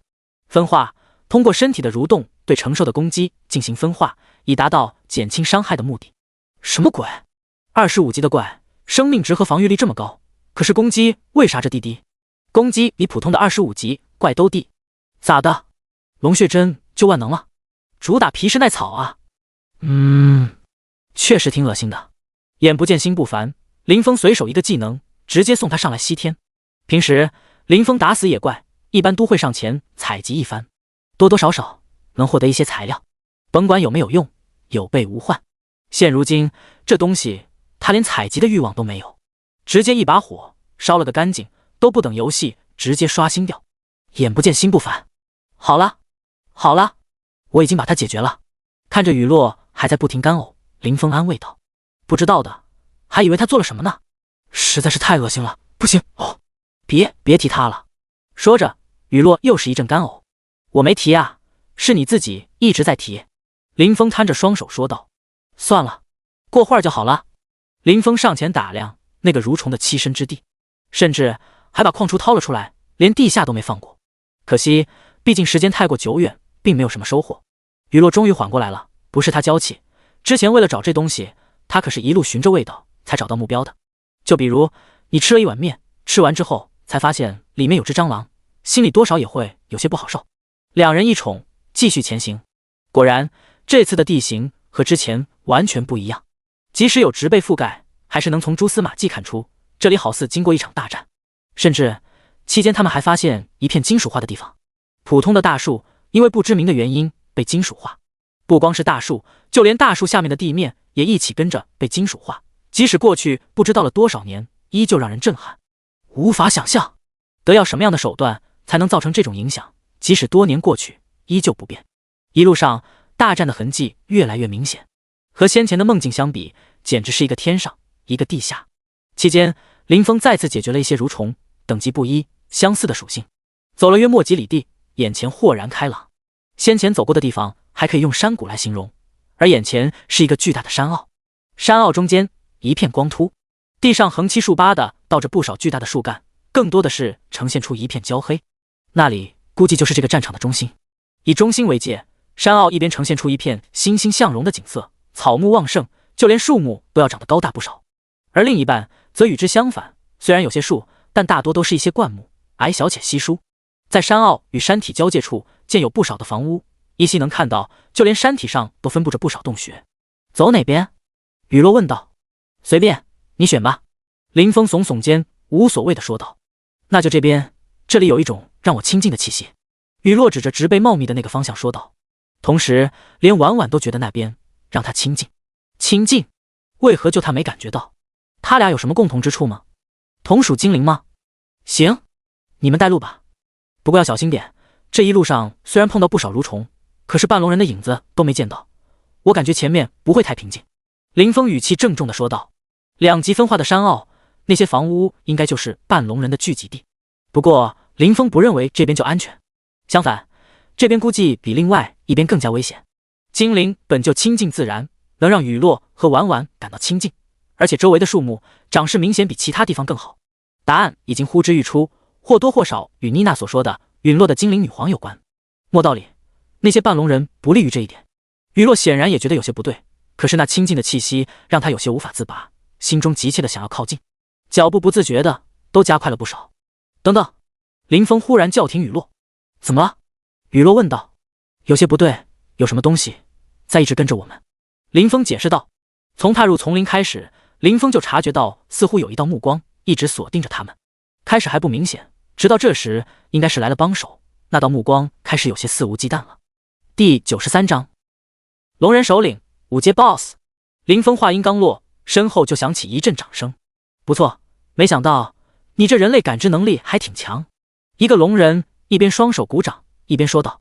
林峰和雨落背靠着背，看向四周围上来的龙人，模样与之前梦境中见到的龙人差不多。随着话音落下，从他俩侧方走出一个与众不同的龙人。林峰仔细打量对方，和其他龙人不同，这个龙人的头很明显更偏向于人类，只是额头上有2个小小的凸起，而身上覆盖着一层厚厚的鳞甲。真没想到这么多年过去，你们精灵还不死心，还敢进来。那个龙人一阵感慨，可惜了，只来了一只精灵，还一个人类都不够塞牙缝的。很明显，这个与众不同的龙人至少是个头目。这些龙人现身的第一时间，林峰就查看过，等级不算高，都是35级左右。而这个龙人不同，他的等级很高。看过他的属性，林峰脸色相当凝重。龙人首领5阶 BOSS， 等级50，生命值8000W， 攻击15万，物理防御11万，法术防御10万，技能龙威、龙之利爪、化龙。描述虽然也是杂交的产物，不过血脉继承的还行，算是小有看头。龙威散发威压，压制对手，同阶压制1成，低阶自动压制8成。龙之利爪对目标造成200%的攻击伤害。化龙化身为龙，防御加倍，并且能够使用龙息。林峰一直都不觉得这些半龙人和人有半毛钱关系，连系统给出的属性面板都是和野怪一样。可是没想到这首领居然是入阶 BOSS， 更是高达5阶。从之前的蠕虫就能看出，这龙血貌似主打的就是皮实耐草，但是你这8000W 的血量实在有些过分了呀。还有防御也不低，关键还能化龙，防御加倍，当然攻击能力也不容小觑。虽然林峰不知道龙羽魔法威力怎么样，不过就那15W 的攻击，哪怕是普攻也能对林峰造成不小的伤害。雨落，你小心些，等下我是真的顾不上你了，这次说不定咱俩都得交代在这里。林峰语气前所未有的凝重。他很厉害。雨落看不到这些怪的属性，厉害，不是一般的厉害。索性林峰直接把 BOSS 的属性发给了雨落。看着属性，雨落一脸震惊，既震惊 BOSS 的属性，同时也对林峰震惊。听他刚才的语气，貌似可以打，只是不一定打得过。就 BOSS 这属性，还有的一打，不被秒杀。你们想好怎么死了吗？龙人首领说道。多说无益，做过一场再说吧。林峰也是相当直接。蝼蚁撼树，不知道天高地厚。雨落反应十分迅速，手忙脚乱的开始给林峰上 buff。龙人首领看着这一幕，根本不为所动。蝼蚁终究是蝼蚁，哪怕是强大一点，终归是蝼蚁罢了。林峰看到龙人首领不为所动，也给自己加上了光之祝福和光之守护。别看雨落给他上的 buff 多，但是效果确实差远了。林峰属性太高，和他差距太大， buff 上了基本和没上一样。他自己的2个 buff 就不一样了，直接加成 50%。 此时林峰的血量逼近100万，攻击 27W 多，防御同样接近 10W。 单从属性来看，林峰除了血量比 BOSS 低之外，和没化龙的龙人首领差不多，尤其是攻击甚至更高。不过阶位的差距在那里，直接削减了8成。龙人首领像是看小丑一样的看着2人准备好了，同时示意四周的龙人稍微退开一点。让雨落退开之后，林峰先是给自己套了个魔法盾。这技能自从学会之后，林峰基本没用过。魔法盾可手动开启或者关闭，持续开启，每秒消耗100蓝量，在自身周围形成一个法力护盾，减少30%所受伤害。此技能不可升级。魔法盾算是法师的一个招聘技能，也是重要的保命技能。但是兑换这个技能花费的积分可不少。林峰之所以从来没用过，那是因为一般时候真的用不上。至于消耗问题，这点蓝量对他来说直接可以忽略。上好盾之后，林峰也没不打招呼，直接一个天雷引起手。看着林峰放技能落下，龙人首领人依旧抱着双臂，躲都懒得躲。一发天雷影精准地打在他的身上。负149750。天雷影是林峰单体攻击最高的一个技能，高达150%的法术伤害加成，其他的单体技能大部分都是125%的加成。群攻的话基本都是75%加成，不过群攻是多段攻击，总的算下来实际伤害要高不少。可惜 BOSS 的防御很高，不变身的情况下，群攻技能一次也只能打掉 2W 多的血，要是变身的话都破不了防。可惜天雷影的攻击虽然高，在 BOSS 毫无防备的情况下，仅凭肉体的防御也才打掉 BOSS 10几万血，这龙威的压制效果着实有些强大。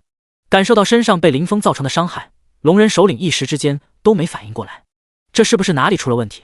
既然他能进入龙之谷，肯定不会超过3阶，一个技能打掉他10几万血，就这还是削弱80%之后的，久不出事，难道外界的人都变得这么厉害了？同时躲开老远距离的雨落也是一阵出神。红尘他不是才2阶吗？那他属性有多高？怎么感觉他俩玩的不是一个游戏啊？该死的，你居然真的能够伤到我！首领顿时气急，反应过来的龙人首领顿时大叫。他愣神，林峰可没有。看着龙人首领眼中的不可置信，既然已经动手，怎么可能停手？冰天雪地，雷霆万钧，一个接一个的群攻，除了生命祭礼全部用上了。没办法，要是 BOSS 变身之后群攻加技能就废了。第94章化龙超级加倍。随着林峰的群攻技能放出， BOSS 身上也不断冒出一个个伤害的数字。负24975，负24975，负87312，暴击。一次冒出的伤害不多，几个技能下去，伤害也算尚可，俗称刮痧。好消息，刮得很快。可惜 BOSS 就愣了几秒钟。吼！龙人首领仰天一声大吼，准备变身。这个人类虽然能够伤到他，不过伤害不高，等变化出龙身，防御加倍，根本破不了他的防。眼看 BOSS 准备变身，林峰马上又是一个绝对0度。群攻已经放了，要是变身之后直接废了，得趁现在把利益最大化。龙人首领保持着一个仰天怒吼的姿势，直接被绝对0度冻成一个冰雕。 BOSS 被控虽然只有3秒，加上之前龙人首领愣神的时间，这几个群攻技能也差不多快要结束，顶多也就浪费1-2秒的时间。林峰手上不停，继续释放单体技能。其实这个 BOSS 的血量太高，林峰伤害最高的技能应该是那个平时连小怪都打不死，打 BOSS 又被削得很惨的技能生命祭礼。算上林峰现在的属性加成，这个技能打小怪能汲取 75% 的生命值，不过打 BOSS 的话只能汲取 7.5%。 别看才 7.5%， 这个技能可是无视防御的。龙人首领高达 8000W 的血量，要是用这个技能起手的话，直接就能带走 600W 血。话说回来，这技能冷却时间太长，这次注定又是一场持久战。林峰也不敢保证他就能每次躲过攻击，所以暂时没放这个技能，打算留着保命用。只要有这个技能在，哪怕林峰只剩下1丝血，也能立马回满。负108125，负162187，暴击。负108125，几个单体攻击下去，再次带走 BOSS 几十万血。说来很久，其实前后这一系列操作加起来也才10来秒。龙人首领也被打掉了接近 150W 的血量，不过从血条来看，基本看不出来。这时龙人首领终于脱离了控制，化身成一条龙，准确的说应该是西方龙。和东方的神龙相比，外形总感觉和蜥蜴差不多。虽然林峰很想一直控制 BOSS 打，可惜的是像绝对0度这样强制控制的技能他也只有一个，其他的几个控制技能大多只有一定几率控制，要不就是减速、迟缓之类的。龙人首领变身成龙，含怒出手，直接一抓就把林峰拍飞了。龙人首领变身之前和林峰差不多高，而变身后光是高度就有将近3米，长度更是足有6-7米，再加上两人之间的距离本就不远，这是林峰没想到的，导致他被打了一个措手不及。负141701，一个大大的伤害从林峰头上冒出。啊！远处观战的雨落看到林峰被打飞，吓得直接惊叫一声，同时也注意到林峰被一击打掉 15W 血量。这不是重点，重点是林峰的血条才下降不到1/5的样子，再次自我怀疑起来。这时候知道林峰的血量还不如不知道呢。他现在的奶量应该算可以吧，一次能奶差不多5000左右的血啊，常人基本都能从死亡边缘拉回来了。可是眼前这2个算什么？变态吗？看到林峰被拍飞，龙人首领甚是满意。不过注意到林峰没有被拍死，又出奇的愤怒。这个该死的小虫子不仅能伤到他，居然还能承受他一击不死。于是龙嘴大张，一口龙息对着林峰吐去。Hit you e！ 就这样，尚未落地还在半空的林峰再次被一口盐汽水命中，还是带高温的。-246701，一个更高的伤害从林峰身上冒出。操！大意了，没有闪。林峰落地顿时龇牙咧嘴，直接冒出一句国粹，就一个不注意就掉了将近 40% 的血量。幸好魔法盾一直开着，降低了不少伤害。死！好久没有被打得这么疼了。因为是游戏的原因，林峰的毛发倒是完整。不过本来红尘的相貌就极其普通，这下被龙息命中，像是被从煤炭堆里掏出来一样，一张脸上就2个眼睛能看到一些白色。此时他又龇牙咧嘴，满口大白牙，极其显眼，看上去多少有些滑稽。看到那个小虫子还没死，龙人首领再次张开血盆大口，准备来个乘胜追击。我靠，还来！天星闪！我闪！林峰瞬间从原地消失，再次出现的时候已经站到了 BOSS 的背上。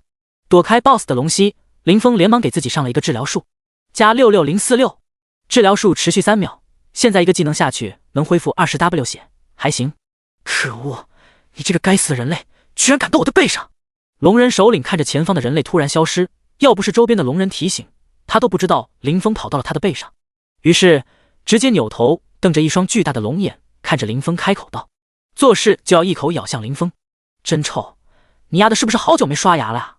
林峰扇了扇鼻子，一脸嫌弃的说道。龙人首领被林峰说的一顿，更加气愤。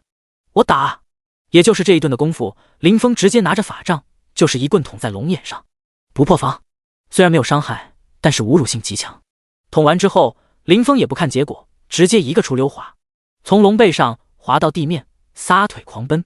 这时一开始放的几个技能冷却早就好了。天雷影-49750，疾兵盛宴。变身之后防御倍增，天雷影的效果再次减弱。林峰急忙补了一个疾兵盛宴，刚刚把 BOSS 惹毛了，减速也好。等龙人首领回神，林峰已经跑远了，正站在远处不停地释放着技能，想要追上去直接一口解决林峰，结果就像陷入泥沼一般，移动起来极其困难。无奈只能再次吐出龙息。Hit you e！ 第95章竞技大招，斩杀龙人首领。拉开了距离，看着急速拉近的龙息，林峰一个闪身，快速离开原地，直接就躲了过去。看着林峰轻松躲开龙息，气的首领直接就是一连串龙息突过去。Hit you e！ 2 e！ 2 e！ 我闪。然而效果并不理想，林峰再次依靠天星闪躲了过去。这次林峰出现在龙人首领后方，吃我一发大宝剑，生命祭礼-5867385，手上却是放出了一直珍藏的生命祭礼。刚刚受了 BOSS 2下，从伤害来看问题不大，只要别被连续击中多下，轻易死不了。因此林峰也不再吝啬技能，刚刚这一会儿功夫才抹掉 BOSS 30万来的血量，加上之前消耗的也才不到 180W 血，一个生命祭礼直接打出了好几倍的伤害。随着 BOSS 头顶血量减少，林峰的头上也是冒出一个绿色的数字，加190158，血量直接回满。虽然造成500多万的伤害，不过林峰血量经过治疗术恢复之后，自然不需要那么多。龙人首领也被这一下攻击打得有点猛，实在是这次攻击太高了。不过想来这应该是什么大招，冷却时间肯定不短。呵呵，人类，不得不说你这下的攻击还真有点看头，不过你还能再次放出这样的攻击吗？龙人首领不怒反笑。呸，你管我，老子爱放就放。林峰呸了一口，嘴硬的说道。这技能今天应该是注定再也打不出这么高的伤害了。不说冷却时间，这个技能是按照目标剩余血量的1%计算的，血量越高的时候收益越高，这也是林峰一经确定应该能撑过冷却时间，选择直接释放的原因。龙人首领被气得哇哇大叫，就是拿林峰没办法。相对于他庞大的体型，林峰的个头太小，像个泥鳅一样滑溜。可若是不变身的话，林峰的伤害太高，他也有些吃不消。周围的龙人见到自家老大吃了亏，有心上前帮忙，可是见到靠近的那个兄弟被林峰随手一个技能就秒了，顿时一怂。还是按照老大的吩咐，盯好那个女精灵就行。就这样，不知道过了多久，龙人首领的血量不停降低，生命值逐渐降低到了接近 20% 的程度。嚣张的气焰已经不在，现如今开始委曲求全。奈何林峰对他的求饶直接置之不理。BOSS 即将进入狂暴，一直小心游走的林峰精神更加专注集中，坚持就是胜利。他可不想这最后一哆嗦的问题上翻车。幸好这首领虽然化身成了巨龙，居然也不会飞，不然今天就真的没法打了。小子，你真的不放过我？我都说过不会再阻拦你了。龙人首领依旧做着最后的挣扎。那个女精灵她是自杀的，这可不怪我。她中途也试过逃跑来着，虽然面子上不好看，但是生命是无价的，谁会嫌命长？可惜几次尝试都不成功，林峰总是先他一步挡在他的前面，跟个牛皮糖一样，甩都甩不掉。对于 BOSS 的求饶，林峰理都懒得理，打之前怎么不说这话？当时这龙人首领一副高高在上的样子。作为一个游戏老手，林峰今天也算是长了见识。这有智商的 BOSS 不仅会耍阴谋诡计，还会逃跑、求饶，甚至威胁的手段。一开始林峰也吃过一些小亏，最严重的一次甚至差点就被秒了。要不是治疗术和群体治疗术还算给力，他根本就坚持不到生命技里的冷却完成。虽然还有复苏之光可以复活，但是这技能的冷却时间太长，还是留着防止变故比较好。雨落很早之前因为 BOSS 的威胁，很干脆的直接自杀了。不过他是玩家，林峰不担心他的安危，只是现在不知道复活在那个地方，这也是林峰不敢轻易死亡的原因。要是原地复活的话，他又何必如此谨慎？啊，这是你逼我的！龙人首领怒吼道：“今天是不能善了，马上进入狂暴，到时候他会直接失去理智。他还有最后一种禁忌手段，不到万不得已，是真的不想用。这手段使用过后，他会进入极度虚弱的状态，需要很久才能恢复。”龙人首领话音刚落，随即吐出一口龙息，中间夹杂着一颗珠子。林峰见到龙息，根本没有察觉到什么不对劲，还是如往常一般，一个闪身就躲过了。你这爆！林峰的话语直接被打断。轰！随后一个小型的蘑菇云呈现在原地，随着爆炸，龙人首领直接瘫在地上，随后再也无法维持变身状态，直接退化成了原形。勉强抬头看了一眼林峰之前所在的方向，一个大坑出现在那里。至于那个该死的人类，应该化成灰了吧？你已死亡，是否复活？检测到复苏之光，是否使用？你有10分钟的选择时间，10分钟内未选择，默认在复活点复活。林峰都不知道发生了什么，只听见轰的一声，眼前的画面呈现出一种灰色的景象。龙人首领已经变成刚开始见面的样子，瘫在原地。这就是你最后的手段了吗？有10分钟的时间，林峰没有急着复活，他担心这龙人首领是装的。反正之前那些普通龙人早就被林峰随手解决掉，应该没人会突然出现的。时间1分1秒的过去，可是眼前的画面依然没有任何变化。不能再等了，再等下去系统自动复活，还不知道复活在哪儿呢。先前一直打 BOSS， 根本就没来得及问雨落。使用复苏之光，随着技能使用，林峰再次出现在原地，不过血量、蓝量只剩下一半。复活之后，林峰小心戒备地盯着龙人首领。很快他就发现，龙人首领现在的血量只剩下一丝血皮，更是极其虚弱，昏了过去。怪不得之前没见他使用这招，原来副作用这么大。林峰喃喃自语道：“他要是土著，刚刚可就真的被拼掉了。幸好玩家可以复活。”随手一发天雷影，这位首领直接在昏迷中被林峰送走。第96章公告：久违了。随着 BOSS 死亡，系统的声音在林峰耳边响起：“即将进行全服通告，请问是否隐藏 ID？ 不隐藏。检测到玩家有2个 ID， 请选择一个。”咦，这个还可以选择的吗？林峰现在用的是红尘的身份，他还以为系统会自动默认这个呢。这样的话，以后哪怕是用清风的身份触发了公告，也可以让红尘顶着。不错，真不错。红尘全服通告，恭喜玩家红尘神秘人完成龙人首领5阶 BOSS 首杀，系统奖励声望5000，金币1000，自由属性点1000，请广大玩家再接再厉。公告一连响了3次。雨落虽然不在附近，不过他俩还是组队状态，也是获得了系统奖励。把婉婉召唤出来，林峰便一屁股瘫在原地。刚刚挂掉的时候，婉婉也被自动召回了宠物空间。婉婉，你去捡下战利品。好的，主人。现在林峰实在不想动弹，这个 BOSS 打了好几个小时，全程一直集中注意力，现在一放松，精神感到一阵疲惫。大神真是太牛了！雨落听着耳边的系统公告，激动的高兴惊呼。原来他这次就复活在谷口的地方。不过复活之后，雨落并没有赶过去，反正他又帮不上什么忙。先前还想着能给林峰加 buff 什么的，不过见识到林峰的变态之后，雨落彻底绝了这个心思。没想到幸福来得如此突然，林峰真的把那个大 boss 打掉了，他也跟着沾了光，混了一个奖励。高兴过后，雨落也是急忙向着刚刚的战场跑过去。这次的公告震撼的可不光是雨落，整个国服只要是在线的玩家，足足愣了好几秒才反应过来。而后世界频道直接炸开了锅，我是不是出现幻听了？刚刚我好像听到有人击杀了5阶 boss， 还是2个人。楼上的，如果你出现了幻听，那我岂不是也出现了幻听？我也听到公告了，所以这是真的。那可是5阶啊！我们公会还在为个1阶 boss 发愁，现在就有人能击杀5阶了。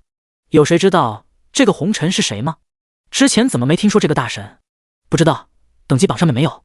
依我看呐，隐藏 ID 那个才是真大神，这红尘说不定就是一个打酱油的。不管人家是不是打酱油的，能2个人击杀5阶 boss， 那也是人家的本事。我现在就想知道这5阶 boss 是何属性。就我一个人看着系统奖励流口水吗？加1加1086，君临天下无伤。有多少兄弟进阶到2阶了？2阶 boss 有把握吗？你让下面的兄弟留意一下，这个叫红尘的。君临天下有些感慨地问道，他们最近正准备推掉2阶 boss， 只是把握不大，没想到还有人能打掉5阶 boss。 君临无伤，刚刚我已经吩咐下去了。至于2阶 boss 的话，打是能打，可能要付出一些代价。突破2阶的人不算多，只有不到100人。怎么这么少？君临天下问道。突破后，天命副本中面临的怪物等级都要高不少，反而导致收益要少很多，不少兄弟都攒着劲，想多弄点属性再行突破。听到无伤的回答，君临天下顿时无话可说。天命到现在开放的时间不短，玩家也是把情况弄清楚了。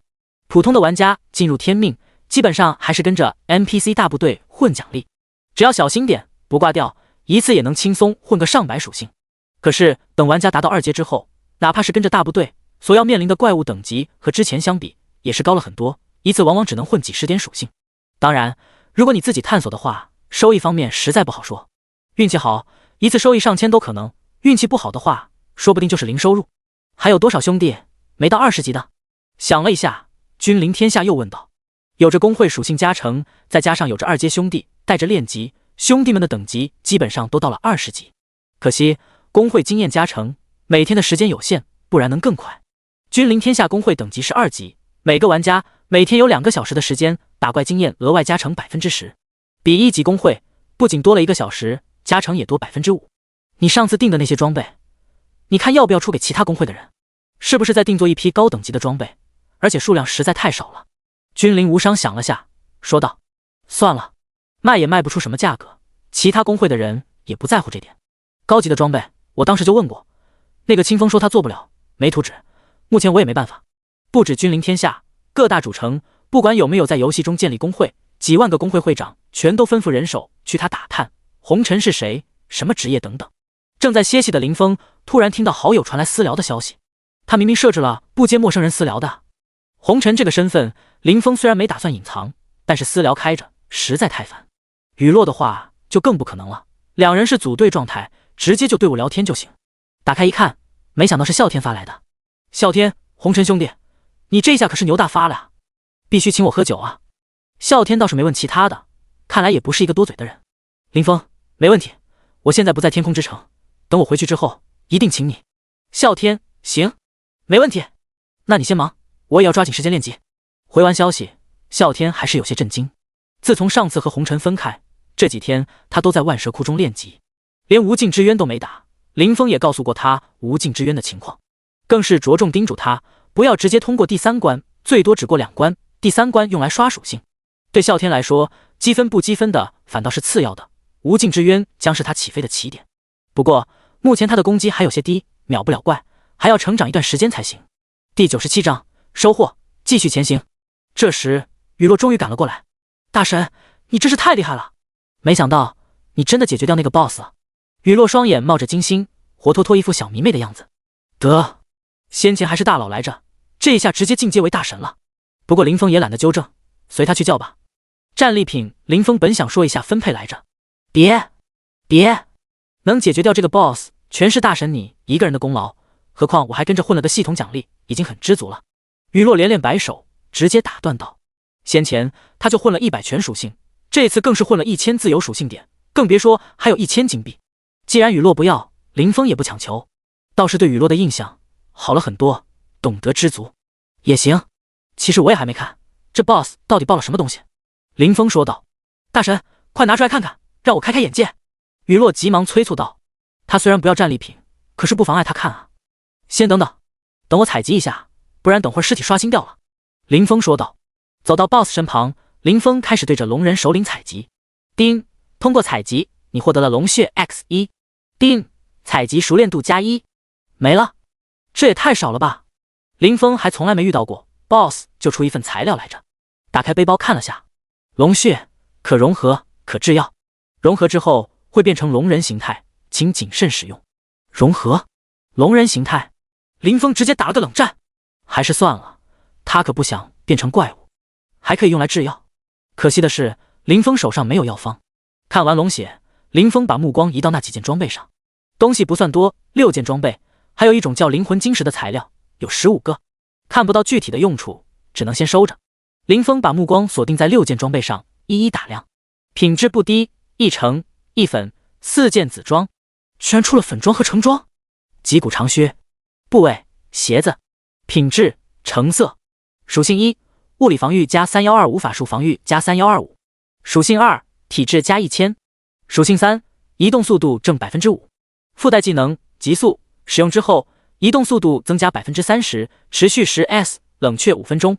佩戴等级50，秋叶刀，部位武器，品质粉色，属性1物理攻击加4586，属性2力量加500，敏捷加300，属性3物理暴击正 20%， 属性4攻击速度正 20%， 特效攻击时有 2% 的几率使敌人进入眩晕状态5秒，若敌人高于50级则减少进入异常状态的几率和效果，反之则增加几率和效果。佩戴等级50，不愧是粉色和橙色品质的装备，属性简直炸裂。尤其是那个鞋子，不仅增加高额的双防，更是增加了1000点体质，只是需要50级才能戴上，仔细想想，等玩家到了50级，估计自身的属性也不低。其他4件紫色的装备，林峰看了一眼，也是50级的紫装，顿时就失去了兴趣。属性再好又有什么用呢？还不知道要什么时候才能用上这几件装备。大神，刚刚 BOSS 出了些什么？雨落见林峰采集完了，顿在原地，估计在看收获。这会儿应该是查看完了。喏，你看吧，没什么用。林峰把这几件装备的属性全都分享给雨落，让他看看。哇，这属性好高，尤其是那个鞋子。雨落惊叹道：你看看佩戴等级。林峰直接一盆凉水泼下。50级。雨落一脸错愕，所以我说没什么用。林峰耸了耸肩，说道。林峰也有些郁闷，费心费力的打了半天，收获很不理想。要不是有系统的奖励，估计更郁闷了。行了，暂时应该不会再有龙人过来了，你们2个带路，去看看这里究竟有什么在吸引你们。林峰刚刚看过自己的等级，原来用技能复活之后是不会受到惩罚的。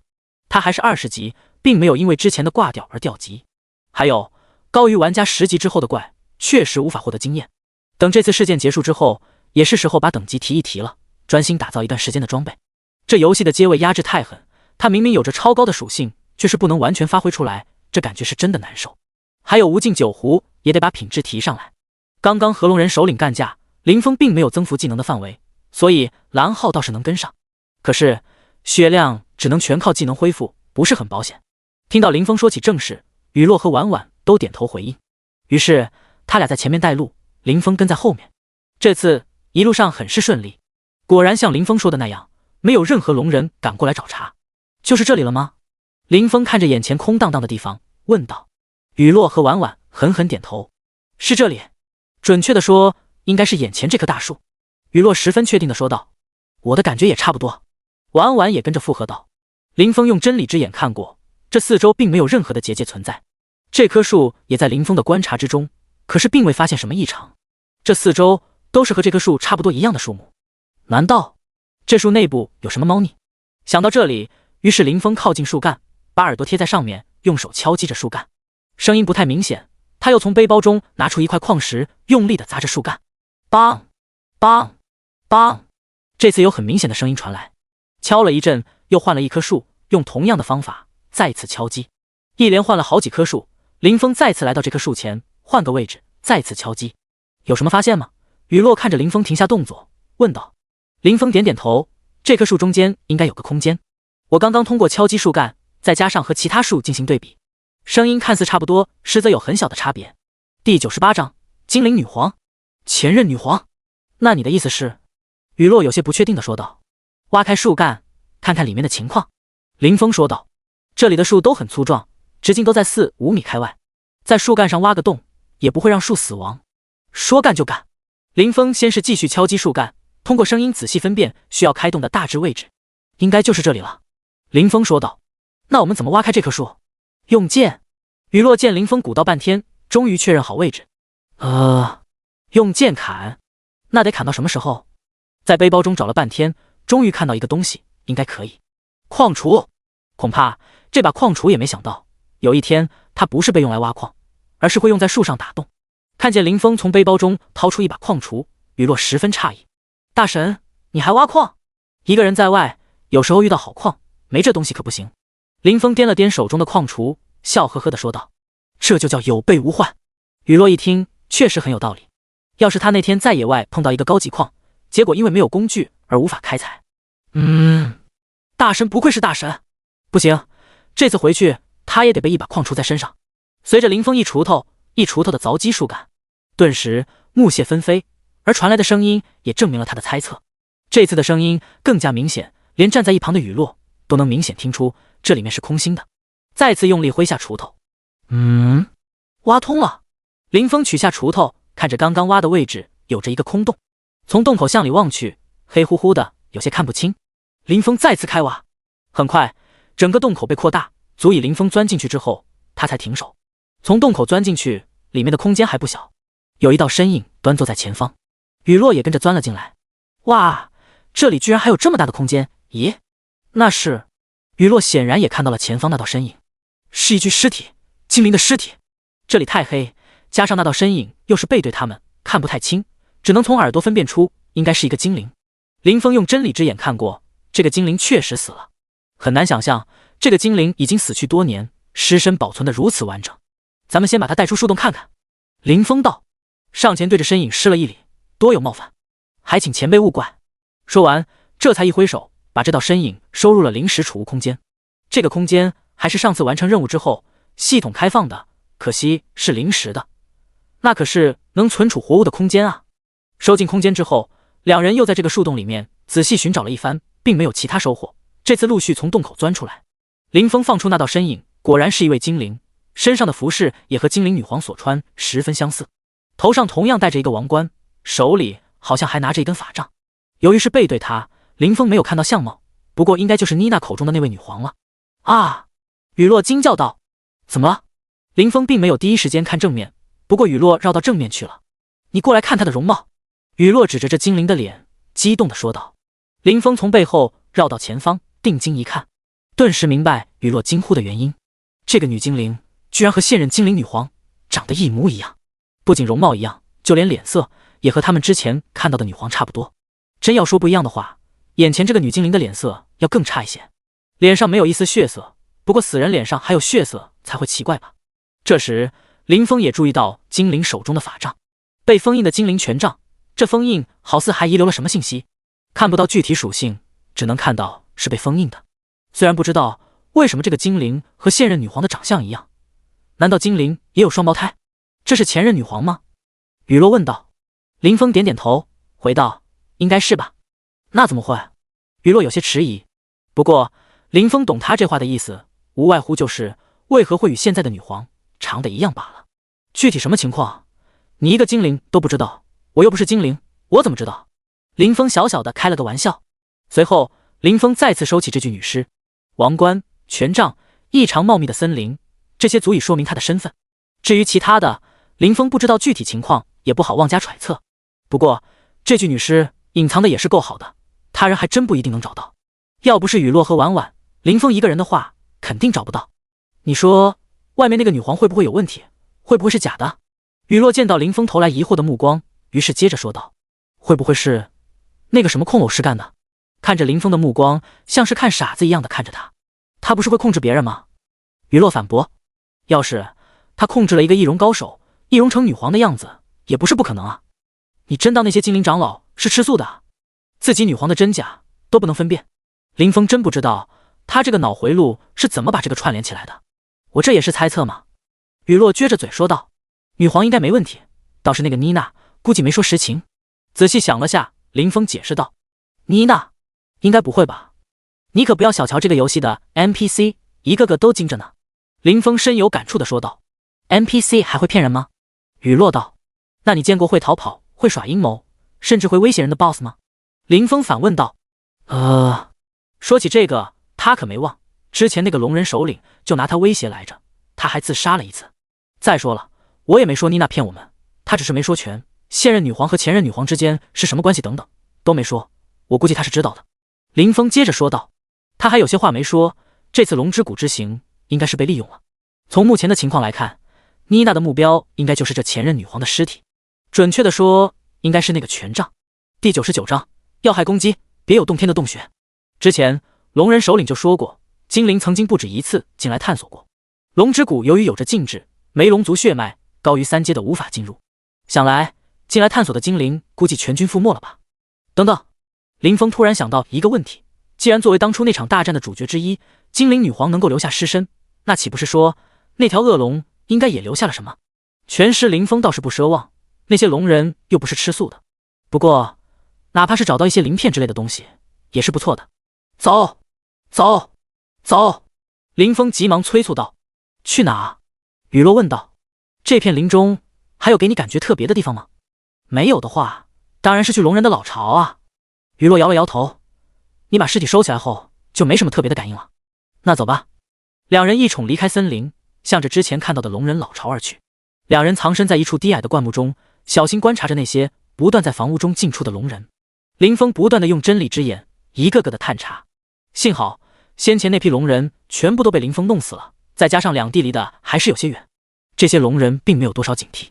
从林峰探查的情况来看，应该没有像龙人首领那种存在了。索性林峰也懒得继续查看，直接一个天星闪瞬移到一个龙人背后，在龙人还未反应过来之前，一把抱住龙人的脖子，用力一扭，咔嚓，脖子直接被拧断，龙人连声音都没有发出，直接嗝屁了。林峰把这个龙人拖进屋子里面，准备解决的时候，才发现龙人早就死了。还能这样？说实话，林峰真没想到这龙人会直接死，这可是游戏。游戏里面被拧断脖子也会死到吗？林峰连忙把游戏日志调出来查看，暴击，这次运气这么好。别看无尽酒壶加了 30% 的暴击率，平时林峰其实很少注意这些，因为他的属性高，打小怪都是直接秒，哪怕是 BOSS 大部分也坚持不了多久。这次打龙人首领的时候打了好几个小时，还真是头一次。也正是这次，林峰才注意到，虽说他有 30% 的基础暴击，可是实际上暴击的频率并不高。难道说对要害部位进行攻击更加容易产生暴击？林峰心中猜测。有了猜测，那就要进行验证。而这里有不少的龙人，正是实验的好材料。这次林峰在空手，而是从背包中找了一把匕首，不知道是那个 BOSS 爆的一把垃圾匕首。属性直接被林峰无视，他现在全属性 6W5 左右，本身就有近 20W 的蜈蚣。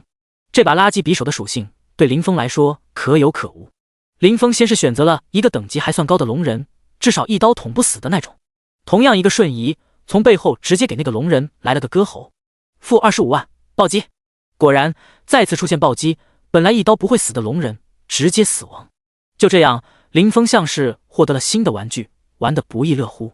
期间他也尝试过其他地方，算是验证了猜测。只要是对要害部位攻击，虽然不是每次都会暴击，但是暴击的频率相当高。随手捅死手中这个龙人，林峰再次寻找下一个目标。像这种血量都不能承受他一刀的低级龙人，连成为实验对象的资格都没有。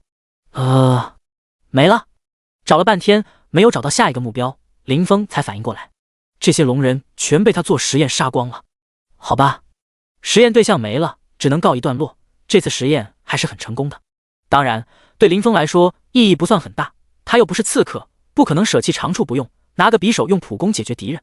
不过以后倒是要留个心眼，碰到刺客玩家要小心一点。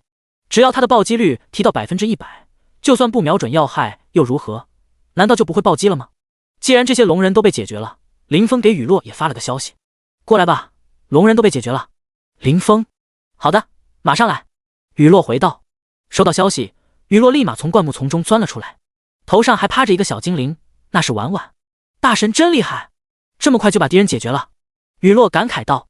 那当然，主人最厉害了。婉婉听到后十分赞同地说道。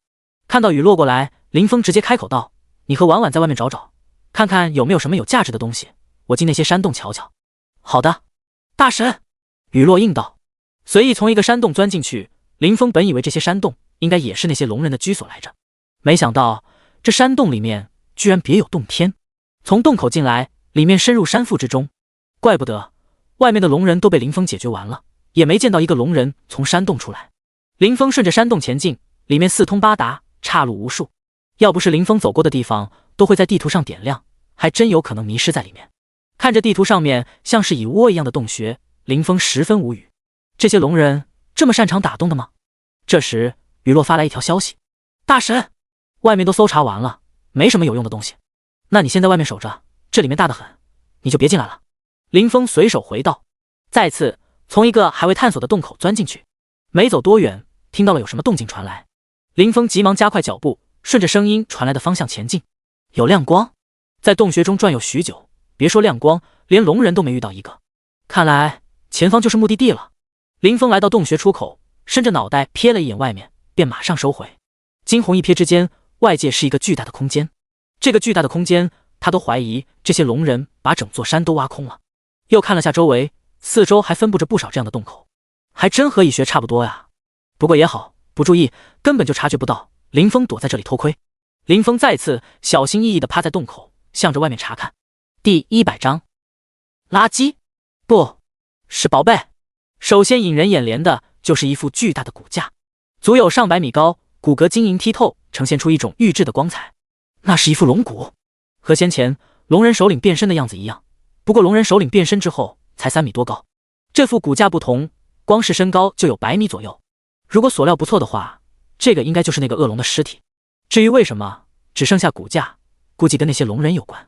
忍住心中的激动，林峰艰难地把目光从骨架上挪开，看向龙骨四周。不少龙人在鼓捣着一些瓶瓶罐罐，像是在做什么研究。距离太远，有些看不真切。除了这些龙人，林峰还注意到一个特别的地方，在这个空间的一角，有个洞口外面有龙人站岗。之所以引起林峰的注意，就是因为这洞口居然有人站岗，其他的地方根本没有龙人看守。高层还是什么地方？林峰猜测。有了，看着这山壁上的山洞，林峰计上心来。这个位置不好，而且探查不到那些龙人的属性，他可以换一个地方啊。这些山洞就派上大用场了。找准一个洞口，林峰估算好距离。天星闪，林峰从原来的洞口消失，再次出现时已经换了一个洞口。稳住身形，林峰立马隐蔽，看看是否引起龙人的察觉。等了片刻，没有什么动静，林峰再次伸着脑袋打量，还好没有被察觉，计划可行。就这样，林峰每次天行闪的冷却一吼，就瞬移一下，不断的拉近那些龙人的距离。由于担心被察觉，每次他都不敢瞬移太远。还好这技能的冷却不长，当然这期间这些龙人的属性林峰也依次查看过，等级比外面那些龙人稍高一点，但也不是太离谱，基本都是40级左右。好消息是这些龙人都是属于小怪，没有压制的效果。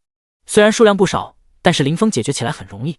林峰现在就怕这里要是再冒出一个龙人首领之类的，若是和之前那个属性差不多，倒也能打，就是累点。万一再冒出一个等级更高的，说不定只能空手而归了。不断瞬移加上探查，林峰足足花了半小时左右，才瞬移到那个有人看守的洞口附近。没有急着行动，林峰细心观察，兴许是在龙人内部的原因，这2个守卫虽然守着洞口，但是并不算警惕。这也就给了林峰机会，他想溜进去看看里面有什么。为何在内部还需要派人看守？要是真的有高层，那就看是否打得过，能打就动手，要是不能打，大不了挂出去，回头属性再高点，再来把它啃掉。机会！终于，林峰抓住一个稍纵即逝的机会，一个瞬移，直接出现在2个龙人身后的洞中。一进去，林峰立马贴着洞壁藏好，着实有些刺激。林峰不由心跳加快，大气都不敢喘。过了一会儿，没见传来动静，林峰这才打量这个洞穴，看着洞中的情况，林峰傻眼。他还以为这是高层待的地方呢，然而并不是。准确的说，这里应该算是一个库房。洞中贴着墙壁，有不少架子，上面摆放着不少的装备，怪不得会有安排人员守卫，原来是库房。这么多装备，发财了！这里少说也有几千件装备啊，这要是全卖了，又是一笔收入。林峰急忙拿起一把剑，查看属性：金铁大剑，部位武器，品质白色，佩戴等级20，是20级的武器，不过只是白色品质，估计是淘汰下来的，所以才放在这里。林峰有些失望，白色的武器哪怕是20级的也值不了多少钱。放下大剑，林峰再次对其他的装备挨个查看：金铁铠甲、玄铁剑、斩马刀。随着查看，林峰的表情从一开始的兴奋被一次又一次的失望所替代。这些装备是不少，等级也从20级到50不等，不过全是白色品质，根本没用。可谓希望有多大，失望就有多大。看完装备，林峰把目光移到墙角，那里像是一堆杂物一般，堆着不少东西。本着不走空的原则，林峰也没放过这些东西。林峰使劲掐了一下自己的胳膊，他有些不敢置信，这些被像垃圾一般堆在这里的东西，居然全部是各种矿石，还是高级矿石，有着宗师传承，这些东西他都认识：金刚石、血滴石、黑曜石、海蓝石，这些都是高级矿石，简直是暴殄天物。这可是打造装备的好东西啊！从得到传承之后，林峰自己打造的最好的装备就是紫装。粉色品质的装备他也能打，可是找不到材料，辅料倒是好找，拍卖行上就有。巧妇难为无米之炊，光有辅料自然不行，还得有主料啊。玩家现在的等级还低，这些高级矿石的产出地明显不是低级地图上有的。没想到这里不仅有，数量还不少。二话没说，林峰把这些矿石全部收进背包，满怀希望以为是宝贝的装备，结果全是垃圾。只是随意看看的垃圾，却全是宝贝。把所有材料收完，林峰仔细清点一番，只要他再弄些辅料，这些材料估计能够打造出上千件粉装。至于成装，林峰就不想了，他现在没那个技术，要是有现成的图纸还可以尝试一下，不过成功率就难说了。林峰猜测这些材料估计是那些龙人挖这些洞的时候从山中挖出来的，他们应该也知道这些东西的用途，不然也不会收集。至于为何会像垃圾一般丢在这里，估计是技术不够，使用不了，这才丢在这里。从这些装备就能看出来，全是白色品质的装备，而这些材料中也全都是高级材料，低级材料一个都没有。很显然，低级材料全被用了，也幸好技术限制，不然哪有他林峰的份儿。不说别的，只凭这些材料就不虚此行。第101章密室无双。收完矿石，林峰再次回头看向这些装备，考虑一番，打算全部喂给无尽酒壶。拿起一件装备放在酒壶上，随着装备消失，林峰查看无尽酒壶的成长值。怎么回事？明明为了一件装备，怎么不加成长值？不信邪的林峰再次拿起一件装备尝试，发现依旧没有增加成长。他又从背包中拿出一件蓝装尝试，这次成功的增加了一点成长。所以说，现在喂白色装备不加成长了吗？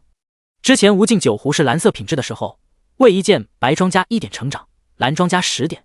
现在到了绿色品质，喂白色装备不加，蓝色才加1点成长，以此类推的话，绿色装备才能加10点。那要是喂紫色装备、粉色装备，甚至是橙色装备呢？又能加多少成长值？要不试试？先前龙人首领爆出的几件装备等级太高，暂时根本用不上，连卖估计都很难卖出去。拿出一件50级的紫装，放在无尽酒壶上，选择喂养。丁，本次喂养需要耗时10分钟，中断喂养无法获得成长值，是否继续？喂一件装备要10分钟，而且这才是高一个品阶的装备，要是再高几阶，恐怕花的时间更长。仔细想了一下，还是算了，等回头有空的时候再研究。这些装备既然不能用来喂养无尽酒壶，那就彻底失去价值了。林峰纠结的是，这些装备到底要不要带走一部分？装备不像矿石和其他材料一样，每件装备都要占据一个背包的格子。那些矿石别看数量不少，但是种类并不多，也才用了几十个格子。加上背包原来的杂物，现在的背包才用不到100个。这些装备肯定不能全带走，背包装不下，为了这些装备而重新开格子，显然划不来，装备的价值还没有开一个格子的价格高呢。想了想，还是带走一部分吧，蚊子腿再小也是肉啊。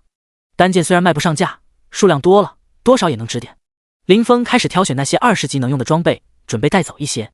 咦，这个不是装备？看着眼前这个外形和头盔一样的摆件，真理之眼查看不到属性，那就只能说这个不是装备。林峰上前准备拿起来研究一番，结果却发现拿不动。这个货架上面都是摆放的头盔，只有它是例外。难不成是机关？林峰试着把这个头盔左右旋转，刚向左旋转半圈，便听身后墙壁的地方传来轰隆的声响。林峰转身，只见那个墙壁上有一道门缓缓升起。有密室！不好，这个机关门开启的动静不小，很明显要惊动外面的守卫。算了，这是逼他开无双啊！林峰不由想到前世的某款游戏，既然潜入失败，那就把所有敌人干掉，看见过他的人全都死了，你能说他不是完美潜入吗？光之守护，光之祝福，习惯性的先给自己套了 buff。 趁着外面的守卫还没到，林峰迈步走进密室。这里面也摆放了不少东西，有很多药草，还有一些瓶瓶罐罐。林峰扫了一眼那些罐子，把目光放在了那些药草上。罐子里面泡着一些组织，有些像是人体的各个部位。对此林峰没有多大兴趣，反倒是那些药草比这些罐子更加有吸引力。虽然他不知道这些药草的具体用途，不过管他呢，拿了再说。至于用途，回头有的是时间研究，实在不行直接卖给药剂店老板也成。药草我收，箱子我收，罐子滚一边去。这时洞外的守卫终于出现在密室门口。叽里咕噜，听到动静，林峰转过头来。不会说人话，不过估计也不是什么好话，林峰懒得理。寻冰刺，冰锥，2发技能丢出，林峰还打算继续补个技能来着，没想到这2个守卫的运气这么好，连出2次暴击，直接被秒了。得，继续收东西吧。很快，整个密室里面除了那些罐子之外，连根草都没剩下。这时外面的龙人总算反应过来，林峰从密室出来，就看到许多龙人正从洞口往里进。见此情形，林峰反倒不急，直接堵在洞口过道口，来一个杀一个。很快整个过道都被龙人的尸体占据，林峰不得不向前推进。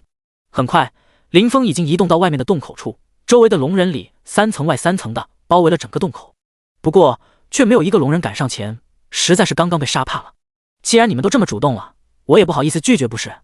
看着龙人都在这里，林峰直接喃喃自语道：极冰盛宴，冰天雪地，百试不爽的一套组合技能，直接把所有龙人笼罩在内，前者减速，后者不仅减速更有伤害。2个技能一出，龙人一个接一个倒下。早知道这里没有高级的龙人存在，我还那么小心干啥？林峰发现这些都是小怪，有些自嘲的说道。有些事情林峰不清楚，其实这些龙人以前还是有很多高阶存在来着。不过精灵女皇闯进来的那次，顺手就收拾掉一大批之后，就只剩下大猫小猫2、3只。这次他们勾结了控偶师，打算找回场子，没想到再次被干掉，唯一的收获也只是让女皇的旧伤复发。林峰干掉的那个龙人首领已经是留守的仅存1个高阶了，只能说他这次进来的时机很对。干掉这些龙人虽然没有获得经验，不过铜币还是爆了一些的。玩完也不在，只能自己捡了。打怪不到1分钟，结果捡东西花了10几分钟的时间。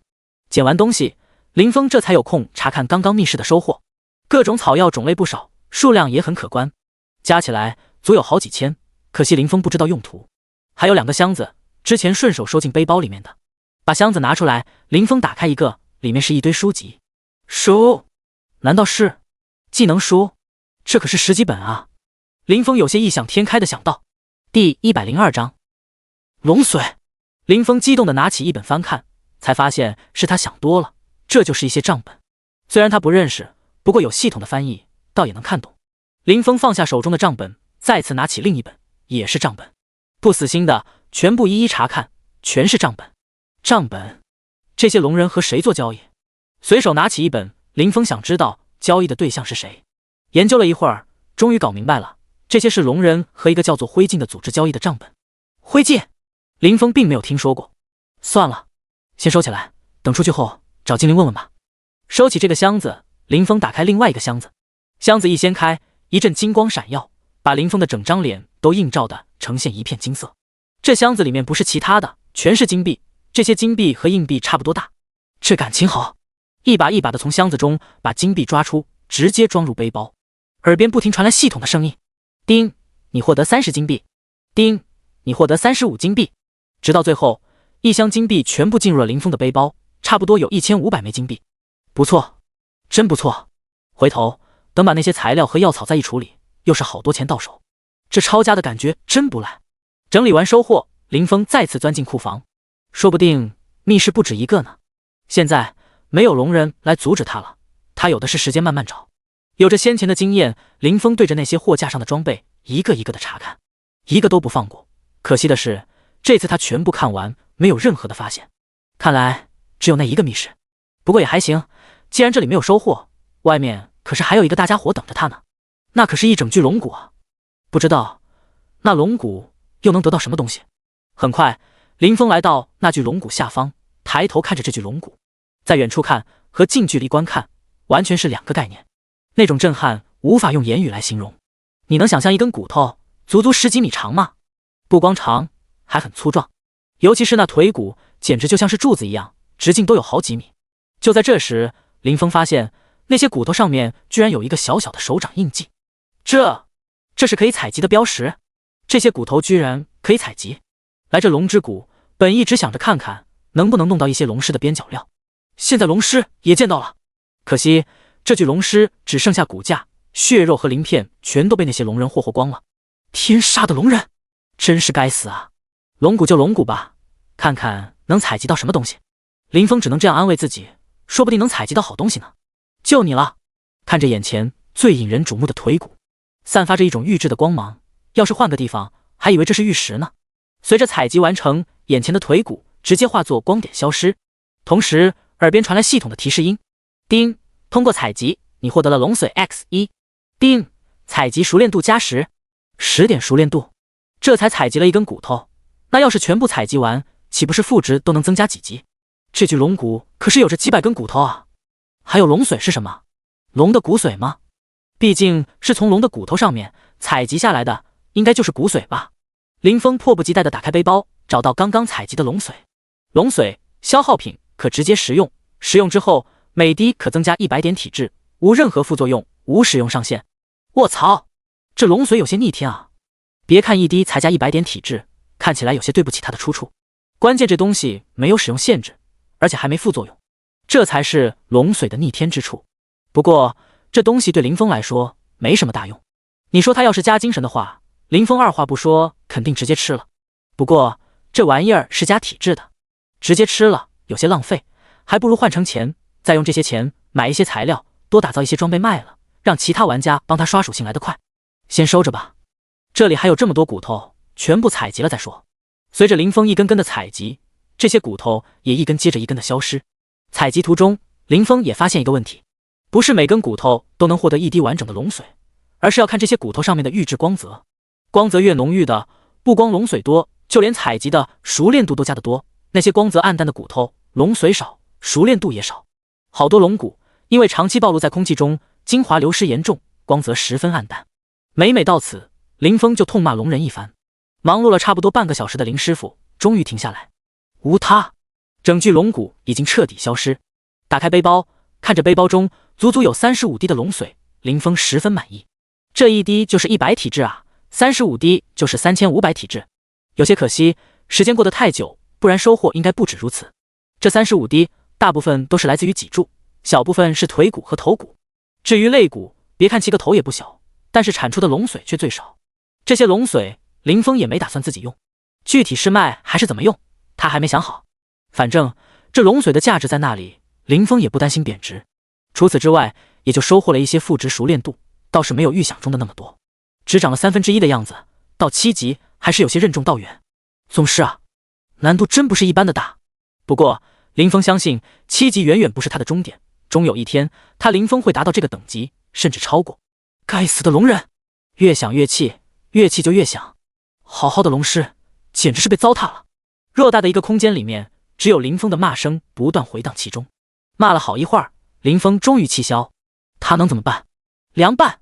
现在整个龙巢只剩下最后一个地方还没查看，那就是这些龙人的居所。不过林峰也不抱多大希望，估计也没什么好东西。地方他之前观察的时候早就有注意到，不出所料，这些龙人的居所中啥都没有。虽然早有预料，林峰还是大失所望，无奈转身离开。第103章补偿。生命层次。兜兜转转许久之后，林峰从一个山洞中出来，找到外界的雨落和婉婉会合，准备出谷。龙之谷算是告一段落了。对于林峰在山洞里面有何遭遇，雨落没问。既然大神没主动提及，他也不好询问，主要是他这次的收获也不低，已经很知足了。俩人原路返回，至于婉婉，林峰则是把她收回了宠物空间。很快，俩人再次来到了谷口。走吧，出去了。想来外面应该有人等了很久了吧？林峰说道。你是妮娜？雨落猜测。林峰点点头，没说什么，率先朝着外面走去。踏出谷口，俩人出现在一棵大树前方。确实如林峰所料，妮娜带着一些人在外面等候多时。你们回来了。妮娜看到林峰和雨落，主动开口道：你们跟我来，女皇要见你们。没等林峰开口，妮娜再次说道：这下林峰是真的有些诧异。妮娜出现在这里，林峰是能猜到的，不过他没想到女皇居然会要求主动见他们。这次不是在之前的地方。妮娜把两人带到了一个会客大厅。看到妮娜带着两人到来，精灵女皇停止了和几位长老的谈话。很抱歉，妮娜这孩子不懂事，诱导你们去了龙之谷。为表歉意，这些东西算是给你们的补偿吧。说完，一挥手，两个精致的小瓶子漂浮在林峰和雨落的面前。见到女皇拿出的东西，周围的几位长老都有些欲言又止，不过被精灵女皇用眼神制止了。这是……看着这个小瓶子，林峰还有些懵。这是生命之水。妮娜回答道，语气有些羞愧。女皇陛下，这是不是有些太贵重了？林峰问道。这东西的含金量，他多少还是有些猜测的。你们安心收着吧，这东西我们精灵之森还是有些存货的。多谢女皇陛下。既然如此，不要白不要。林峰收起瓶子，对着精灵女皇谢道。同时，雨落也是赶紧道谢。不知道女皇陛下的意思是？这东西怎么用？林峰问道。我的伤，你应该听妮娜这孩子说了吧？女皇问道。林峰点头，听说是伤了本源。我知道，你们冒险者可以死而复生，其实这也不是没有代价的。不过你们现在等级低，代价倒不是很大，而且很容易就能弥补回来。女皇开口说道。啊，这说法林峰还是第一次知道。这是游戏啊，死亡复活不是正常的吗？还有什么代价？你们这些冒险者因为主神的原因拥有了死而复生的能力。其实每次死亡复活都会消耗一些本源，虽然不多，几乎可以忽略，但是累积的次数多了，消耗也不小。尤其是这个小姑娘消耗的本源可不少啊！我也没感觉到什么不对啊。雨落急忙说道。女皇抬手示意她稍安勿躁。我刚才就说了，你们的等级低，所以影响不大，不过等以后你们的等级高了，影响才会慢慢显现出来。这些生命之水可以给你们弥补回来，省着点用，应该够用很久了。以后能别死的话，还是尽量少死几次。听到这里，林峰和雨落都是松了一口气。其实林峰除了之前参加试炼的时候死的次数比较多之外，平时很少会挂掉。不过这生命之水果然是好东西，居然还能弥补本源。不对啊，既然如此，那为何精灵女皇自己伤了本源，不用生命之水弥补呢？而且要是每次死亡都会损失本源的话，是否会对玩家的身体产生什么影响呢？林峰也不知道这本源是什么，要是真的会对身体有影响的话，那这游戏还能玩？还是说这只是游戏中的说法，对以后升级有要求？于是林峰主动开口询问。女皇陛下，不知具体会有什么影响？既然生命之水能够弥补本源，那您的伤……你这个小家伙确实有些意思，我观你身上有高阶龙人的气息，怎么样？不好对付吧？精灵女皇答非所问。确实不好对付，可能是等级差距太大，我的实力被压制得很厉害。林峰如实回道。同时林峰也把龙人首领的等级和属性大致说了一下。听完林峰的话，女皇说道：你还真是有些出乎我的预料呢。我先回答你的第一个疑问吧。那个龙人对你的压制，其实不只是等级差距过大才压制的厉害，而是那个龙人已经突破到了玄阶的生命层次。你要是生命层次和他一样的话，哪怕他的等级比你高很多，就算他有龙威，对你也最多压制1成的实力。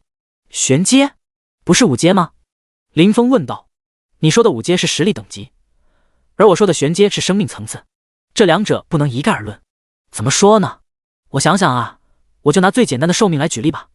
你现在的生命层次是黄阶，不管实力如何，哪怕你的实力到了9阶，寿命依旧只有1000年。而你的生命层次若是达到玄阶，哪怕一直都只有1阶的实力，寿命也有万年。本源对生命层次的突破可谓是重中之重。这下林峰算是明白了，不过他什么时候成黄阶了？而且寿命有1000年，1000年能持续10年还不黄的游戏，就算比较坚挺了。更何况1000年，看来这点对玩家的影响应该不足为虑。我现在是黄阶吗？那有什么方法能够突破到高阶啊？林峰询问道。寿命不寿命的，林峰不是很关心，就是一个游戏而已，又不是真的。不过生命层次提高对实力有影响，这才是最重要的。能够无视高级 BOSS 的压制啊！这次打龙人首领就是压制的太狠，才打得那么艰难。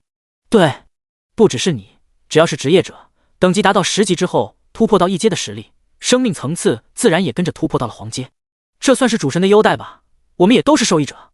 第104章解惑。想要提升生命层次，现在大陆上只有一种方法，那就是等级达到50级的时候，先不进行实力的突破，而是进行一些仪式，让生命层次和实力同时突破。除此之外，别无他法。50级，听到这个等级，林峰一愣。蒂娜导师曾经告诫过林峰，让他50级的时候先不要突破，而是先去找他。难得就是因为这点。对，50级。精灵女皇肯定道。那还有没有更高级？林峰问道。自然是有的，可惜我也不知道要如何突破。我现在也才玄阶生命层次，玄阶上面称之为地阶，据说还有一个更高的层次，称为天阶。天阶之后甚至可以永生。地阶也是成神的门槛，地阶不一定能成神，成神的一定是地阶。天阶，林峰居然再次听到这个词。看着林峰陷入沉思，女皇也是适时停止诉说。常人听到这些有些震撼，再说难免，没看到那个小姑娘全程处于懵逼的状态吗？林峰的心中久久无法平静，只因天阶这个词他不是第一次听到。天启者的职业特性中就有天阶之下，只要他的等级达到要求，就能自动进阶。这是职业特性里的。一开始林峰以为就是实力的等级自动突破而已，现在看来不止如此，有可能生命层次也能突破。不过蒂娜老师又告诫他，让他50级的时候先不突破实力，而去找他。以此推测的话，可能生命层次并不会突破，这又与描述中有些自相矛盾。算了，想不通，暂时就不想了，反正还早得很。抱歉，女皇陛下，我有些走神了，实在是有些被震撼到了。林峰略带歉意地说道。没事，第一次知道这些，失神是难免的。现在你们知道本源的重要性了吧？所以就安心地收着这些生命之水吧。林峰赶紧点头。好了，我现在回答你的第二个疑问，那就是为何有生命之水，我还一直有伤在身。这也是你们以后要注意的地方。突破玄阶过后，每次损失本源，只要不伤及根本，其实是可以自己恢复的，只是需要时间。而我那次就是伤到了根本，想要恢复极难，至少生命之水无法让我恢复。你们冒险者与众不同，因为有主神的干预，我也不好说之后会怎样，不过还是尽量小心一些的好。原来如此，林峰总算解了心中疑惑。这精灵女皇能处，虽然生命之水对女皇的伤无法根治，可是先前疗伤的时候明显也有用到生命之水，显然也不是全无用处。就因为妮娜的一些引导性话语，居然拿出如此珍贵之物。林峰也不再藏着掖着，既然女皇主动示好，他也打算把找到的那个精灵尸体拿出来。再次感谢女皇陛下，这是我在龙之谷找到的。林峰一挥手，把那个尸体从临时空间放了出来。姐姐，精灵女皇顿时脸色大变，不复刚才的从容。林峰只感到一阵风刮过，精灵女皇已经抱着那具尸体失声痛哭了起来。原来真的是姐妹吗？精灵还要双胞胎？林峰心中暗自揣测。周围的那几位长老看到这个尸体，脸上先是一喜，接着一阵悲伤涌上心头。为了赢回前任女皇的遗体，他们做过太多努力，也损失了不少人手，为此连女皇都身受重伤。没想到真的会有这一天到来。好一阵之后，女皇的情绪才稳定下来。谢谢，真的十分感谢，你能从龙之谷带出我姐姐的遗体。女皇语气还是有些激动地说道，不光嘴上感谢，做事就要向着林峰鞠躬。林峰急忙躲开，连连摆手，女皇陛下，你这真是折杀我了，使不得，实在是使不得啊！让你见笑了，实在是能够再次见到姐姐，哪怕是遗体也让我有些激动了。我这也没什么好东西感谢你的，这些生命之水你收着，以后你们两个就是我们精灵之森的贵客。说完，精灵女皇再次拿出一个比之前更大的瓶子，硬塞在林峰的手中。虽然林峰不知道里面有多少，不过从瓶子来看，至少比先前的多很多。之前那小瓶送人的时候，那些长老还欲言又止，而这次却没有一个长老对此有什么意见。好东西，林峰自然不嫌多，何况这也是他该得的。精灵女皇见林峰收下之后，接着说道：“其实你应该也好奇，为何我姐姐和我长得一模一样吧？对于这点，要说的不好奇，那是假的。只是这个时候显然不适合询问。”没想到女皇竟主动解释了起来：“我们精灵很久很久以前就不再有男性精灵，自然也没有什么亲人之类的存在。不过我和我姐姐算是一个例外，我们是同时被生命之树孕育而出的，估计也是因此，我们的相貌也是一样。虽然姐姐的天赋比我强很多，不过我们的关系一直很好。直到那次她非要前往龙之谷驱赶恶龙，我虽然坚决反对，可是这次她没有听我的。谁知道这一别就是永别。等我得到消息的时候，龙之谷已经被恶龙临死之前设下的禁制所笼罩。我们派了很多人前去寻找，结果不仅没带回姐姐的遗体，反而损失惨重。等到我突破之后，第一时间前往龙之谷，想要带回姐姐的遗体。着实小看了那条恶龙，哪怕是他留下的禁制，居然仍旧让我伤到了本源。没想到这么多年过去，姐姐的遗体居然还能保存得如此完整，我还能再次见到她。说到这里，精灵女皇再次声泪俱下。林峰张了张嘴，实在不知该说什么。女皇陛下，还请节哀，毕竟都过去了，我们先告退，等您处理好之后，我再来汇报其他的情况。林峰说道。精灵女皇点头，也好。妮娜，带2位贵客先去休息。第105章生命之水。妮娜领着林峰和雨落来到一处新的宅院，比之前那个地方要幽静很多。一路上，妮娜几次想要说点什么，可惜雨落不在状态，她跟林峰又不熟，最后只能放弃，默默离开。回神了。林峰伸手在雨落面前晃了晃，没反应，于是抬手一个暴力。哎呦，大神，你干嘛打我啊？雨落痛呼一声，有些委屈的说道。回神了，我们都到住的地方了。林峰无语的说道。你想什么呢？这么入神啊？回来了吗？雨落小声说道。大神，你说我们真的能活1000年吗？想什么呢？这是游戏，能当真吗？林峰白了他一眼，说道。哦。见到雨落回神，林峰没管他，找个地方坐下，准备研究一下生命之水。先是拿出那瓶小的，扒开瓶塞，顿时一股浓郁的生命气息扑鼻而来，空气好像突然变得更加清晰，没什么特别的味道，只是感觉身体突然一阵放松，像是卸下了重担一样。是错觉吗？从瓶口向里望去，瓶底淌着一点绿色的液体，晶莹剔透，泛着绿光。这就是生命之水吗？生命之水，精灵族特产，对各种伤势有奇效。系统的介绍比较笼统，不过女皇说过，这点就够用很久的。显然，最好是稀释过后再使用。查看完，林峰急忙用瓶塞把瓶口塞住。他不确定这东西会不会挥发，要是暴露在空气中太久，导致效果大减，那就得不偿失了。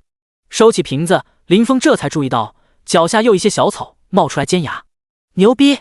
这还是在瓶子里面，也就被林峰打开了一小会儿，果然是好东西。看完小瓶，林峰又拿出后来女皇强塞给他的那个大瓶子，不知道里面有多少。打开瓶口看了一眼，急忙盖住瓶口，整整10滴，刚才那种液体泾渭分明地躺在瓶底。这么多！大神，这生命之水好神奇啊！刚刚那一幕他也注意到了，仅仅是打开瓶口的时间，周边的小草便疯长。我刚刚看了下，除开那个小瓶，后来女皇又给我了10滴，是我们带回前任女皇的奖励，这里面也有你的功劳，理应有你一份。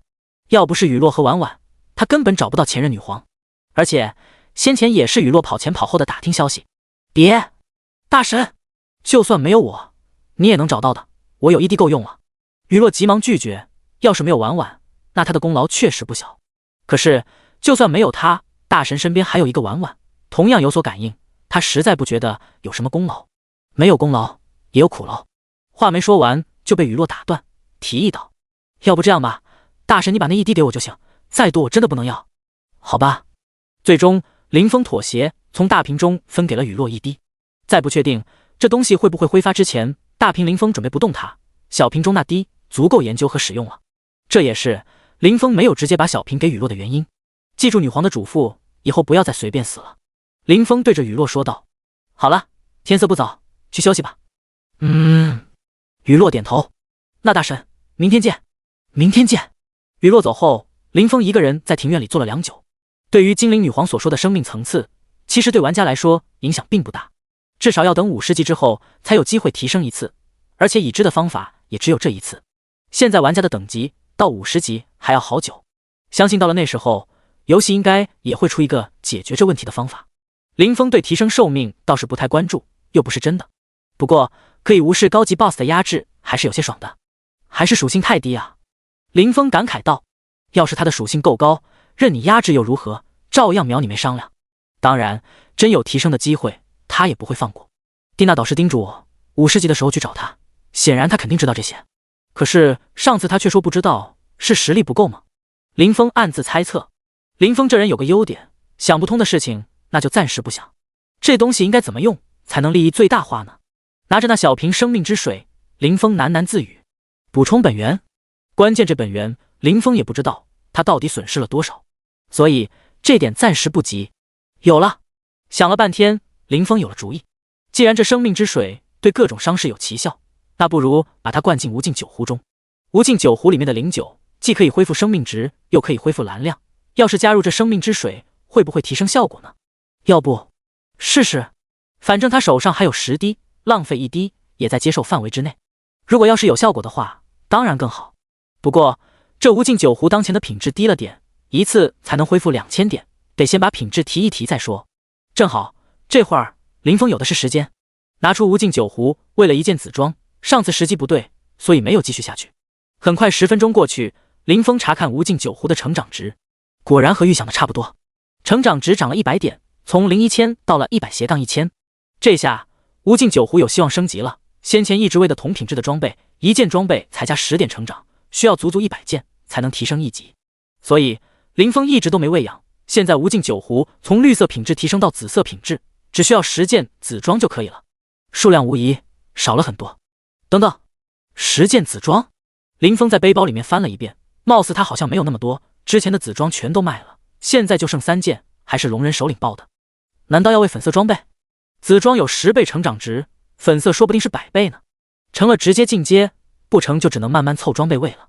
至于成装，那倒是没有必要。先前无尽酒壶进阶的时候，林峰就注意到进阶之后，若是有多的成长值会直接归零，不累计的，所以粉色品质的装备就行了。舍不得孩子，套不着狼，干了。反正这件粉色装备需要50级才能佩戴，一时半会儿也用不上。何况在龙之谷中，他搞到不少高级矿石，等回去之后，自己就能打造现在能戴的粉装。第106章，无尽酒壶进阶。前任女皇预言。既然下定决心，林峰不再迟疑，拿出那件粉装放在无尽酒壶上面，选择喂养。丁，本次喂养需要耗时60分钟，中断喂养无法获得成长值，是否继续？继续。拿粉色装备来喂养绿装也算罕见，一般人肯定干不出这事儿。时间慢慢流逝，1个小时很快过去。林峰紧紧盯着无尽酒壶，希望你不要不识抬举。当那件粉色装备彻底消失之后，林峰终于松了一口气。无尽酒壶成功进阶到紫色品质，详情请自行查看。果然，成长值再次翻了10倍。无尽酒壶直接从绿色品质晋升为紫色品质，基础暴击再次加了 10%， 恢复效果也从每次2000变成10000，只在原来的基础上翻了5倍。对常人来说绰绰有余，可是对林峰来说还是有些不够。不过成长值再次变成01000，先前那件紫装算是浪费了，本来应该多100成长值的，晋升之后直接被清零了。喂一个是喂，2个也是喂，不留了。50级的装备用不上，真的用不上。林峰不断安慰自己，这可是目前他见过的品质最高的装备了。掏出那件压箱底的成装，再次喂养。丁，本次喂养需要耗时60分钟，中断喂养无法获得成长值，是否继续？继续。林峰咬牙切齿地说道，这可是成装啊。先前喂粉装的时候他不心疼，是因为自己可以打造，可是成装林峰打造不了，下一次获得这个品质的装备还不知道要什么时候呢。时间再次过去1小时，无尽酒壶成功进阶到粉色品质，详情请自行查看。林峰迫不及待地查看无尽酒壶的属性。无尽酒壶品质粉色，部位饰品，属性1，基础暴击正 50%， 属性2，09，直接使用，瞬间恢复5万生命值和魔法值，冷却10S。口服，恢复量固定5万，每隔10S 生效一次。特效，如意，可随意变换大小。特性，可进阶，当前进度01000，可通过吞噬装备进行成长。描述：09虽好，可不要贪杯哦。看到效果，这次林峰还算是比较满意的。恢复量再次翻了5倍，一次可以恢复5W 生命值和魔法值。短时间内只能这样了，下一次提升还不知道要多久。按照之前的尿性来看，现在喂养一件紫装才加1点成长，粉装10点。多的那个特效，林峰也试了一下，最小可以缩小到米粒大小。至于放大，林峰只尝试放大到10米上下，没有再次尝试，这里有些不方便。极限能放大多少？等合适的时候再尝试吧。不过这功能好像没什么用。接下来就是重头戏了，拿出那个小瓶的生命之水，从葫芦口倒入葫芦里面，把小瓶子收好，以后可以接着用。无尽酒壶里面的09无穷无尽，林峰自然不指望一滴生命之水就能提升09的恢复效果，这就跟一滴水落入大海没什么区别。不过他俩都能治疗伤势，林峰只是试试看能否借助生命之水把它当做一个引子催化一下。林峰拿着葫芦摇晃了一会儿，再次查看，发现09后面多了一行字，检测到生命之水正在解析中。说实话，这有些出乎意料了，看这情况貌似有戏，而且比林峰预想的可能还要好，居然还能解析。要不是这次尝试，林峰还真不知道无尽酒壶还有这功能。不过这也没个进度条，不知道要多久才能解析完成，只能等结果出来再说吧。时候本就不早，加上这一耽搁，此时已是夜深人静的时候。林峰随便找了个房间准备休息一下。次日清晨，林峰自然苏醒，看了下无尽酒壶没什么变化，于是找了张椅子躺在院子里，无聊的水起了论坛。大神，你起来这么早？雨落不知何时来到林峰身边问道。年龄大了，瞌睡少。林峰随便找了个理由。其实自从他的属性高了之后，哪怕长时间不休息也不会有疲惫感，更何况还休息了几个小时。切，你才多大？雨落道。看着大神在水论坛，过了一会儿，颇有些无聊的雨落问道：今天有什么安排吗？没什么事，女皇那边估计得忙一阵子，要不我带你去逛逛？想了想，雨落提议道：行吧。确实没事可做，来到精灵之森，林峰也没去逛过，逛逛好像也不错。于是俩人在精灵之森逛了半天。怎么说呢，林峰其实还挺喜欢这里的，尤其是那些小精灵，个个天真活泼乐观，最主要的是十分的养眼，适合养老。欢乐的时光很快便随着妮娜的到来而结束。女皇召见。妮娜话语十分简洁，依旧是昨天那个大厅，这次不光女皇在，连长老都比昨天多了很多。见过女皇陛下，陛下今天的面色好像好了很多啊。林峰先是行了一礼，这才开口道：贵客不用客气，这次找你来是有很重要的事。女皇说道。不知是何事？林峰询问。女皇拿出一根权杖，是前任女皇手中那根。不知你还记得她吗？林峰点头回道：记得，也多亏了你带回姐姐的遗体，还有这根权杖。精灵女皇感慨地说道。这权杖之前设立了封印，里面留下了姐姐的遗言以及部分本源，也是这部分本源让我的伤势得以恢复。恭喜女皇陛下，伤势康复。林峰及时恭贺。这虽然是个好消息，可是最重要的却是姐姐的遗言。女皇的脸色很是凝重。邪恶已经暴动，黑暗即将来临，这是她的原话。我不知道她为何会留下这句话，找你来是想了解一下龙之谷里面的详情。女皇说道。不要落过任何一点细节，由不得她慎重，她和姐姐太熟悉了，既然留下这话肯定是有原因的。第107章灰烬组织。听到女皇的话，林峰也明白事情的严重性。随后林峰就把进入上古后发生的事情一五一十的讲了出来。雨落在一旁补充。等等，精灵女皇突然打断道：你说那个恶龙只剩下一具骨架？对，血肉和鳞片之类的都没找到吗？女皇急忙追问。没有。林峰摇了摇头说道。继续。精灵女皇挥了挥手示意林峰继续。随后林峰继续讲述，除了龙髓的事，其他没有任何隐瞒。倒不是林峰故意隐瞒，而是这东西虽然罕见，对精灵女皇来说也不算什么重要的东西，林峰也就没说。那些账本你带回来了吗？听到林峰讲完，女皇急忙问道。带了。林峰点了点头，随手取出那个装着账本的箱子。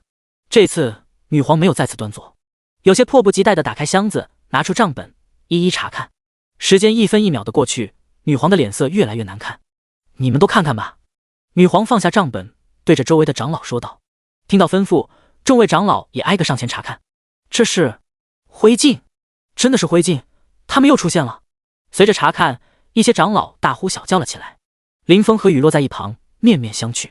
灰烬，这片大陆上最强大的邪恶组织。精灵女皇开口道，也算是给林峰和雨落解答疑惑。职业者的由来，你们知道吗？女皇问道。知道。林峰点点头回道。至于雨落，则是一脸懵逼。林峰则是长话短说，给雨落解释了一下。原来还有这种事。雨落长叹一口气，终于不是听天书了。看来有人给你说过，比我知道的还要详细不少。等林峰讲完，精灵女皇这样说道。既然你们知道职业的由来，那也应该知道，这片大陆最开始是没有这些职业的。当时主神把他们带回来，也是觉得这些职业有意思，所以就在大陆上传开来。这些人也乐得如此，于是自发组建了一个组织，就叫灰烬，寓意着过去的终结，也代表着新生的开始。一切都在往着好的方向发展。那为何您说它是最大的邪恶组织？林峰问道。这样看来，这灰烬明显应该是好的呀。一开始的时候，自不必说，灰烬为了大陆的繁荣做出了不小的贡献。可是你要知道，人心都是善变的。当时由于主神长时间消失，再加上随着大陆逐渐稳定，不少人逐渐退居幕后，于是一些人有了别样的心思。其中有着特殊职业的人不再满足于用怪物做实验，逐渐把目光转移到了平民。在事情败露之后，灰烬就此产生了分裂，圣堂应运而生。原来的灰烬彻底沦为了邪恶的代名词，两者之间大战不断。不过那些堕落的职业者毕竟是少数，最后终于被消灭。就这样又过了不少年，灰烬突然死灰复燃，再次掀起大战。这次灰烬里面冒出一个天才人物埃尔维斯，一手傀儡术出神入化，打得圣堂措手不及，更是牺牲了不少人，最后付出了极大的代价才把他解决掉。等等，埃尔维斯？林峰有些不礼貌的急忙开口打断。这个名字还有傀儡术，不会是他想的那个吧？对，埃尔维斯。怎么了？女皇不解。那个埃尔维斯会傀儡术？他是傀儡师吗？林峰问道。对，他是傀儡师。不得不说，这职业在他手中真的大放异彩。可惜终究随着他的落幕消失在了时间长河中。精灵女皇颇为感叹，这职业很强，可惜拥有这职业的人心术不正。女皇的回道确定了林峰的猜想，那个傀儡师还没死。林峰斩钉截铁地说道。你确定？精灵女皇语气高昂地问道。确定。于是林峰接着把艾丽的事还有协助圣堂调查埃尔维斯的事给女皇讲了讲。听完之后，女皇感叹道，看来我们都被他给骗了呀。不过那次他能活下来，应该也付出了不小的代价，不然不会蛰伏这么多年都没出现过。女皇接着说道。灰烬也算是对得起这个名字了，后面又出来搅风搅雨了几次，每次以为已经把他们全灭，结果过些年又跑出来了。我记得上一次还是1000年前，没想到这个时候又冒了出来。那主神不管吗？雨落问道。既然这些职业是主神引进来的，这没道理啊。你看到两群蚂蚁打架，你会去管吗？女皇没有回答雨落的问题，而是反问道。应该不会吧？雨落说道。那你觉得在主神看来，我们和蚂蚁又有什么区别呢？不过是大一点蚂蚁罢了，可是蚂蚁终归只是蚂蚁而已。这话说的雨落都不知道该如何反驳。您是觉得那个遗言跟灰烬有关？林峰问道。精灵女皇点了点头，又接着摇了摇头，这才开口。目前看来有些关系，不过应该不止灰烬，可能还有其他什么变故。哦，为什么？精灵女皇笑而不语，指了指林峰和雨落。我们？林峰有些不确定地说道。对，准确地说，应该是你们这群冒险者。精灵女皇接道。冒险者？对，我刚刚也说了，主神一般不会插手的。可是这次消失多年未曾出现的主神突然出现，还把你们这群特殊的冒险者带来，我想这些一定是有原因的。听到女皇的话，林峰张了张嘴，一时之间不知如何作答。原因还能是什么原因？总不能告诉他这是一款游戏，你们都是游戏中的 NPC 吧？林峰心中十分无语，绕过来绕过去，结果把他们自己绕了进去。不过林峰没想到那个傀儡师这妖牛逼，他的那个任务可是要协助圣堂铲除傀儡师啊，这任务难度不是一般的大啊。第108章，意料之外的人。送上门。这时，林峰突然想到之前女皇遇袭，还有马歇尔长老的事，于是开口问道：“那之前那个控偶师也是灰烬的人？”应该是。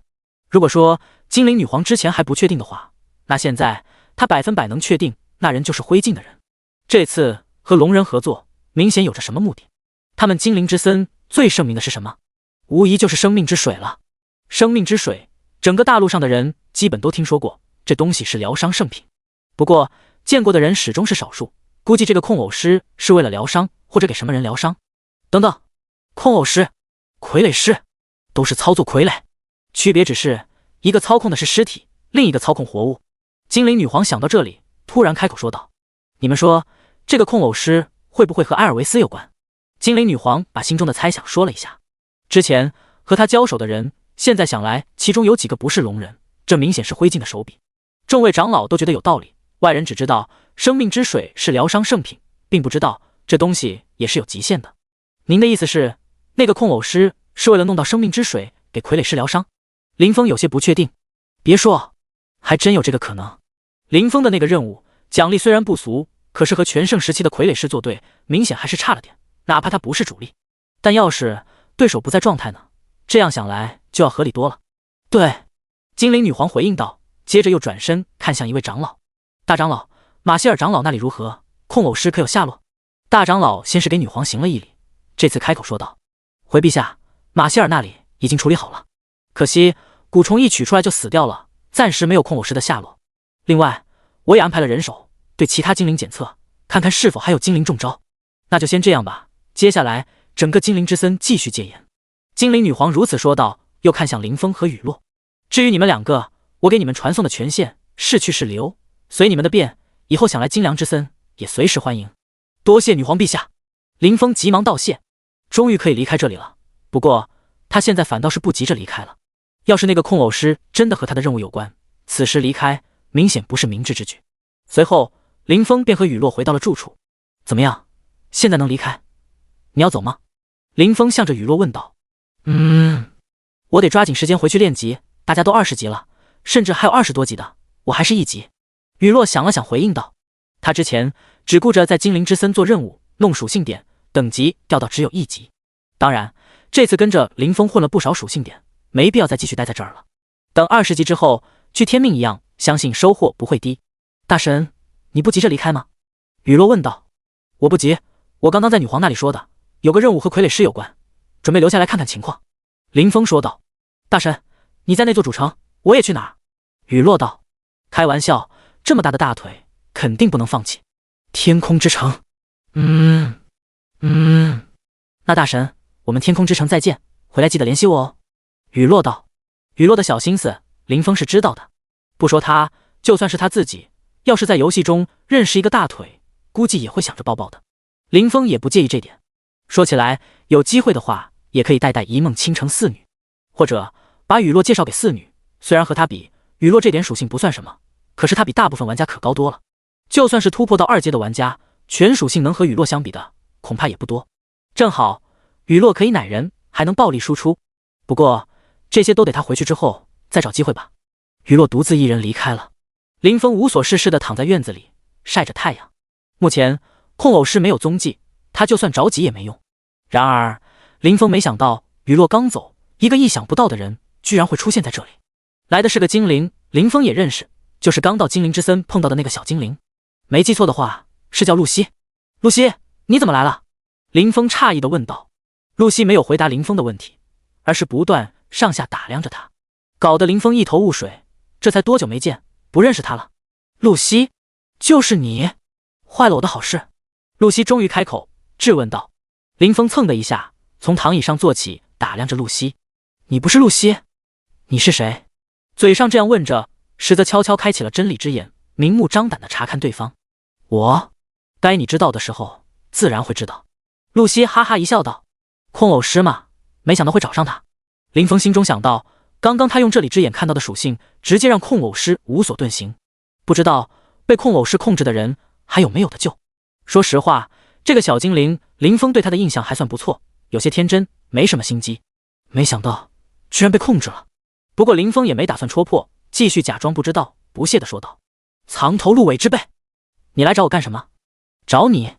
哼！露西有些气愤，要不是你坏了我好事，我早就得手离开了，都怪你。哦，我都不认识你，怎么坏你好事？你不说，我怎么知道？林峰脸上露出一副不解的表情，说道：我不管，反正是你坏了我的好事。你也不想这个小精灵因为你而丧命吧？露西指了指他自己，说道：他还活着？林峰诧异，这次是真的诧异，他还以为露西多半凶多吉少了呢。听这语气，好像还有的救，能不能活就得看你了。我？什么意思？还是你要我做什么？林峰问道。我要你去偷生命之水，明天这个时候到龙之谷入口处等我。露西说道。第109章将计就计。先前女皇就猜测这个控偶师是灰烬的人，而龙之谷中的龙人又与灰烬有合作，这是打算拿了东西，利用龙之谷3阶不能进的规则好脱身。不过这个控偶师应该不止3阶才对啊，要不然也不会连马希尔长老都差点栽在他的手上。难道是因为那些龙人有其他的手段，能让外人不受限制进入龙之谷？我连你是谁都不知道，我怎么知道你是不是骗我的？林峰道。呵呵，小子，你别无选择，你只能相信我。当然，你要是不在乎这个小精灵的性命，就当我没说，咱们来日方长，我有的时间慢慢玩。露西一副吃定林峰的语气说道。说完正打算离开，又突然转过头再次说道：你也可以通知精灵女皇，正好可以试试看她现在还有几分战力。等等，林峰急忙叫住了他。我要是真的得手了，明天怎么联系你？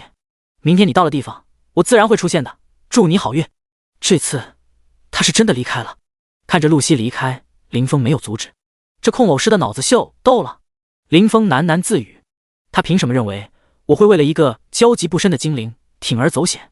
不过既然主动出现，不如将计就计。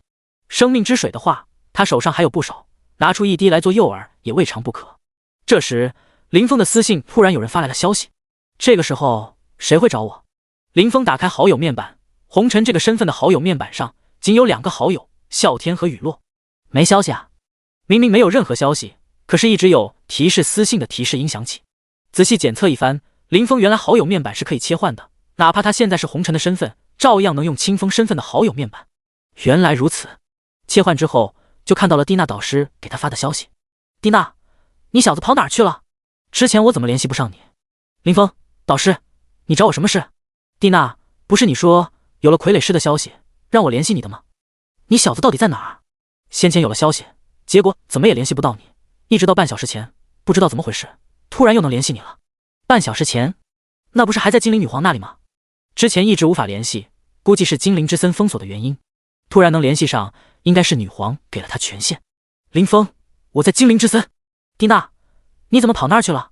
不过精灵之森应该不至于断了联系啊。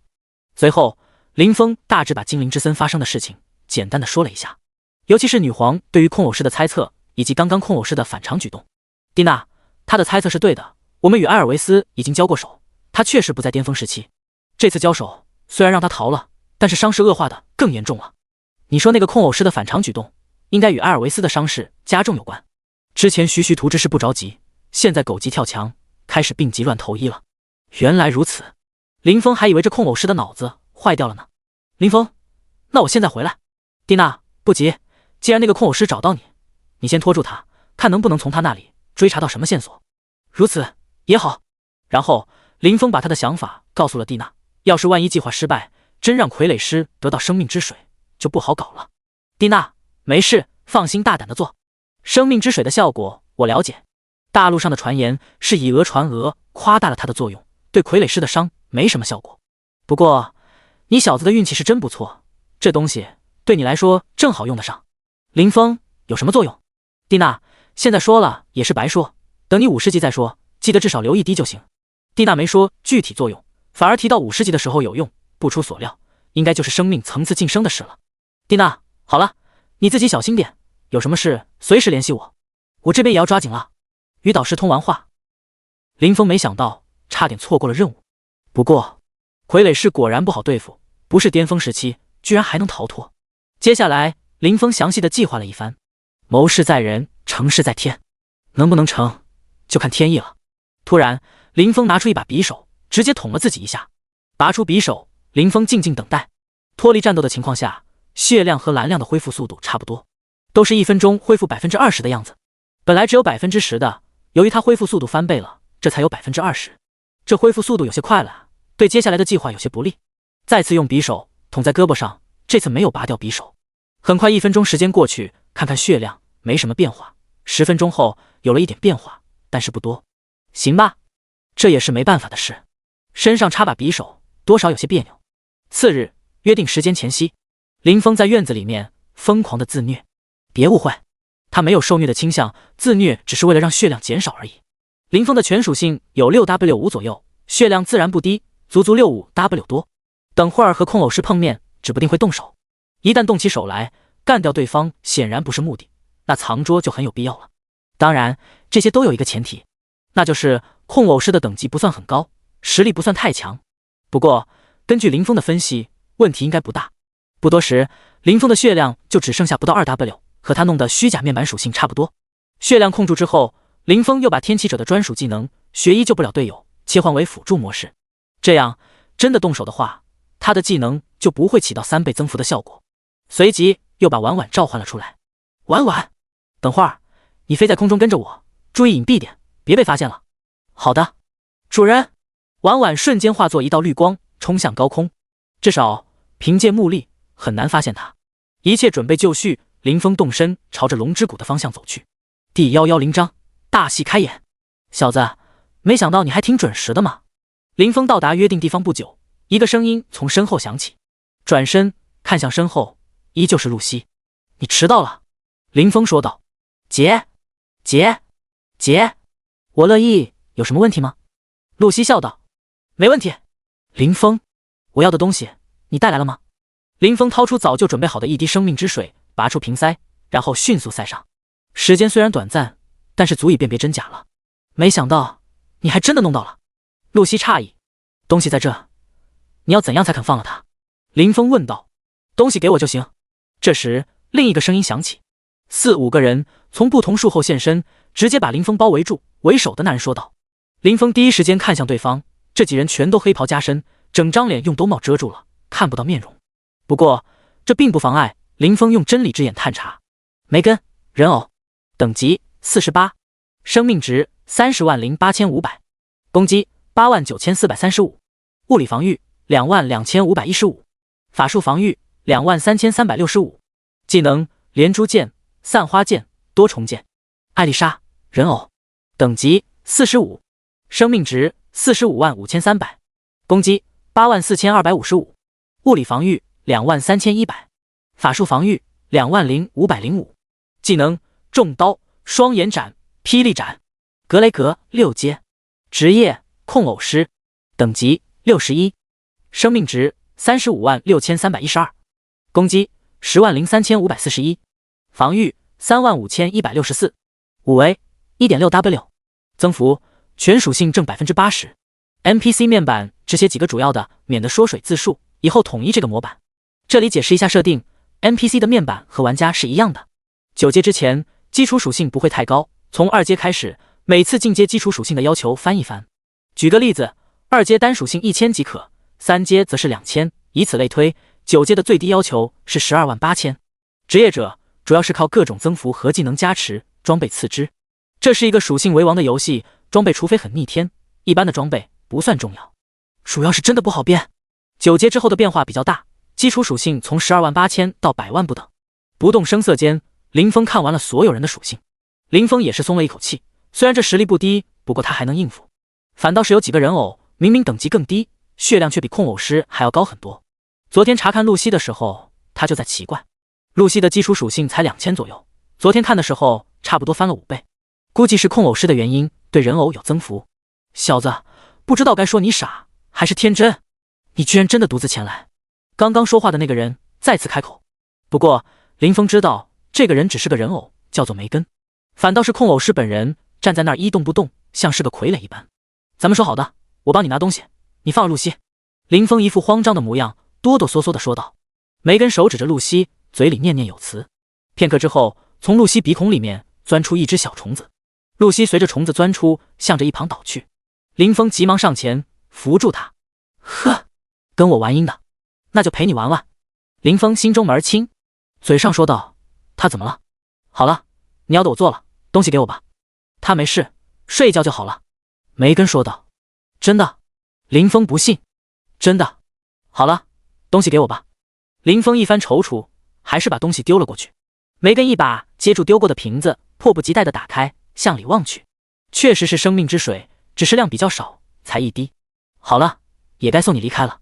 梅根道：“不用，我自己知道路。”林峰摆了摆手，谢绝道：“呵呵，我的意思是该送你上路了。”就在这时，本来紧闭双眸的露西直接一掌将林峰打飞。“你骗我！”林峰悲愤地吼道，同时咬破舌尖，一口鲜血从嘴里喷出。“小子，江湖险恶，下辈子记得学聪明点，动手！”这时林峰已经落地，一个鹞子翻身站了起来，一手捂着胸口，嘴角还有鲜血流出，模样稍显狼狈。哈哈哈哈！一开始声音还偏小，随后逐渐变大，最后更是仰天长啸。梅根抬手，不知道林峰在笑什么。既然不给我活路，我就跟你们拼了！这是你们逼我的！林峰咬牙切齿。禁术，天魔解体大法。哦，你这天魔解体大法没什么用啊，和刚才也没什么区别啊。梅根还以为有什么呢，不过是摆了个造型而已，就这，还禁术？井底之蛙？难道要我告诉你，我现在的攻击防御比刚刚足足提升了几十倍？林峰面露不屑，鄙夷地说道。抬手一发，火球术直接放出，其他技能林峰没敢放，他有些担心一个技能下去，来个暴击，直接把对手送走了。看着林峰放的技能，梅根面露不屑，都懒得躲。砰！火球炸开，负86317，一个大大的伤害数字从梅根头上飘出，将近1/3左右的血条直接消失。动手！梅根大吼，这小子有些邪门，他的伤害很高。其他几个人偶顿时反应过来，纷纷放出技能。林峰顿时左躲右闪，连技能都放不出来。一轮技能过后，终于抽空再次放了一发火球术，不过好像因为放的匆忙，没有瞄准，被梅根躲了过去。趁着林峰放技能的功夫，那个近战终于近身，手中长剑对着林峰砍去。再想放技能已经来不及，只能闪身躲开。就这样，林峰在几人的围攻下艰难地战斗了好几分钟，最终林峰不敌，终于倒下。确认林峰死了之后，现在伪装成人偶的格雷格终于松了一口气。呸！真是个愣头青，去看看他身上有没有什么秘籍。是。梅根低头回答，走到林峰身边，在林峰身上仔细搜寻一番，没有什么发现。第111章传送阵，跟丢了。大人，没有发现。梅根说道。算了，此地不宜久留，离开再说。格雷格说道。大人，那小子的尸体不用管，那天魔解体大法，刚刚的变化他可是清清楚楚的，应该是假的，别说禁术，就是神术也没有这么离谱。格雷格这时也反应过来了。林峰没有急着复活，足足有10分钟的时间呢，很充裕。静静地观察着，直到确认几人离开之后，这才原地复活过来，同时把婉婉也重新召唤了出来。刚刚那几个人你看到了吧？林峰道。看到了，主人。婉婉回道。跟上去，别被发现了，我随后就来。听到林峰的吩咐，婉婉从空中顺着几人离开的方向追了上去。林峰没急着跟上去，而是在原地复盘刚刚的一切。呼！复盘完，林峰松了一口气，应该没什么问题。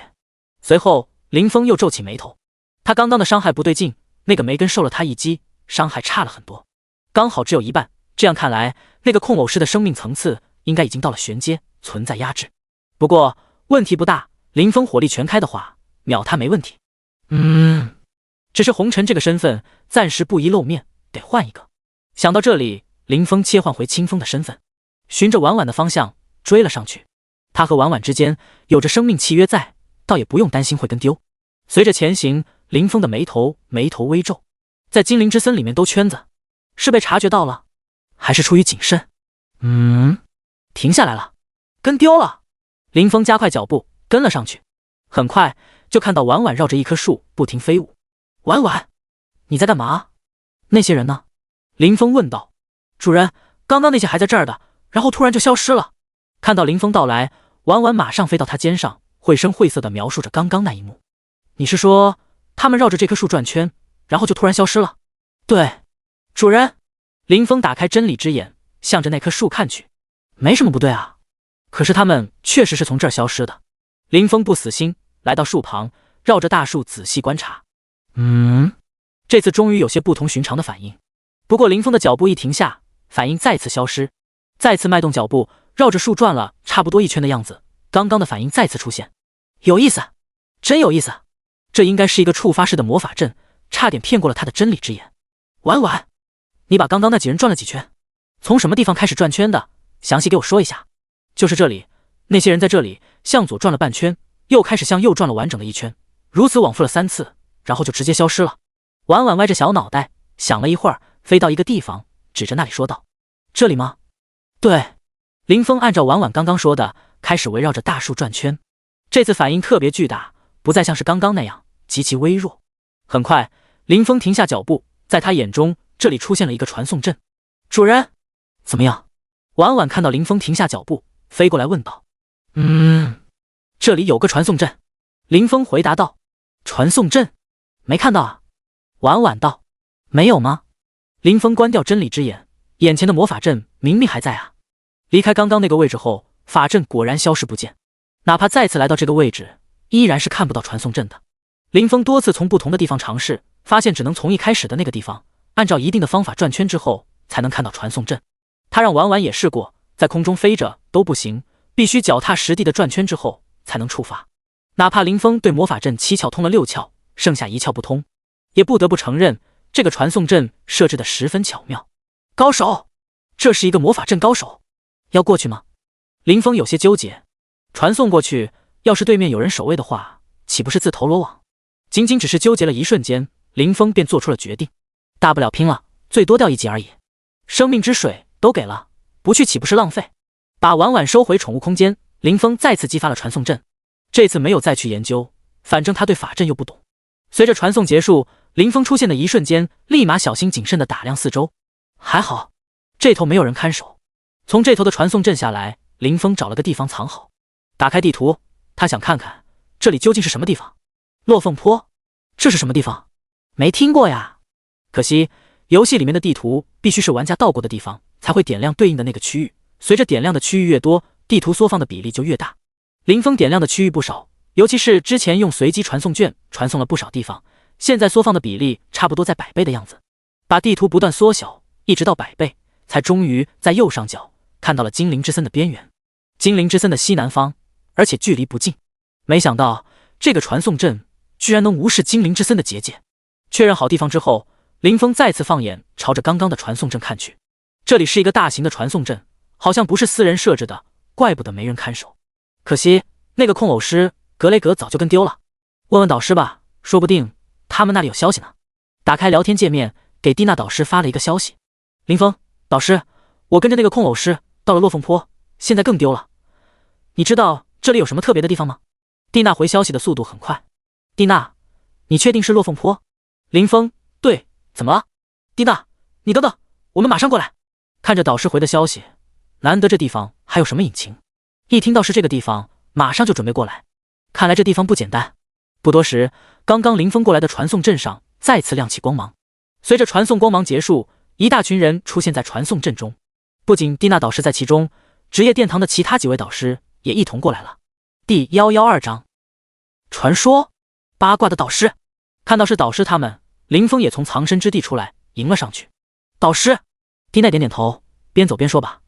林峰给几位导师挨个打了招呼，这才说道：导师，你们这阵仗是不是有点大了呀？你不懂，如果是这里的话，埃尔维斯真有极大概率在这儿。蒂娜表情相当严肃，开口道：难得那个传说是真的。一旁的魔法导师莉莉安似乎想到了什么，有些不确定地说道：对，是真的。蒂娜点头应道：传说？什么传说？林峰一头雾水。你知道这里为什么叫落凤坡吗？蒂娜问道。林峰摇了摇头，只能猜测道：难道和凤凰有关？对，传说曾经这里陨落过一只凤凰，这里也因此而得名。蒂娜回应道：这传说虽然不准确，不过也差不多。当初陨落在这里的不是纯血凤凰，而是一个有着凤凰血脉的异兽。也不知道怎么传着传着就传出是有凤凰陨落在这里了。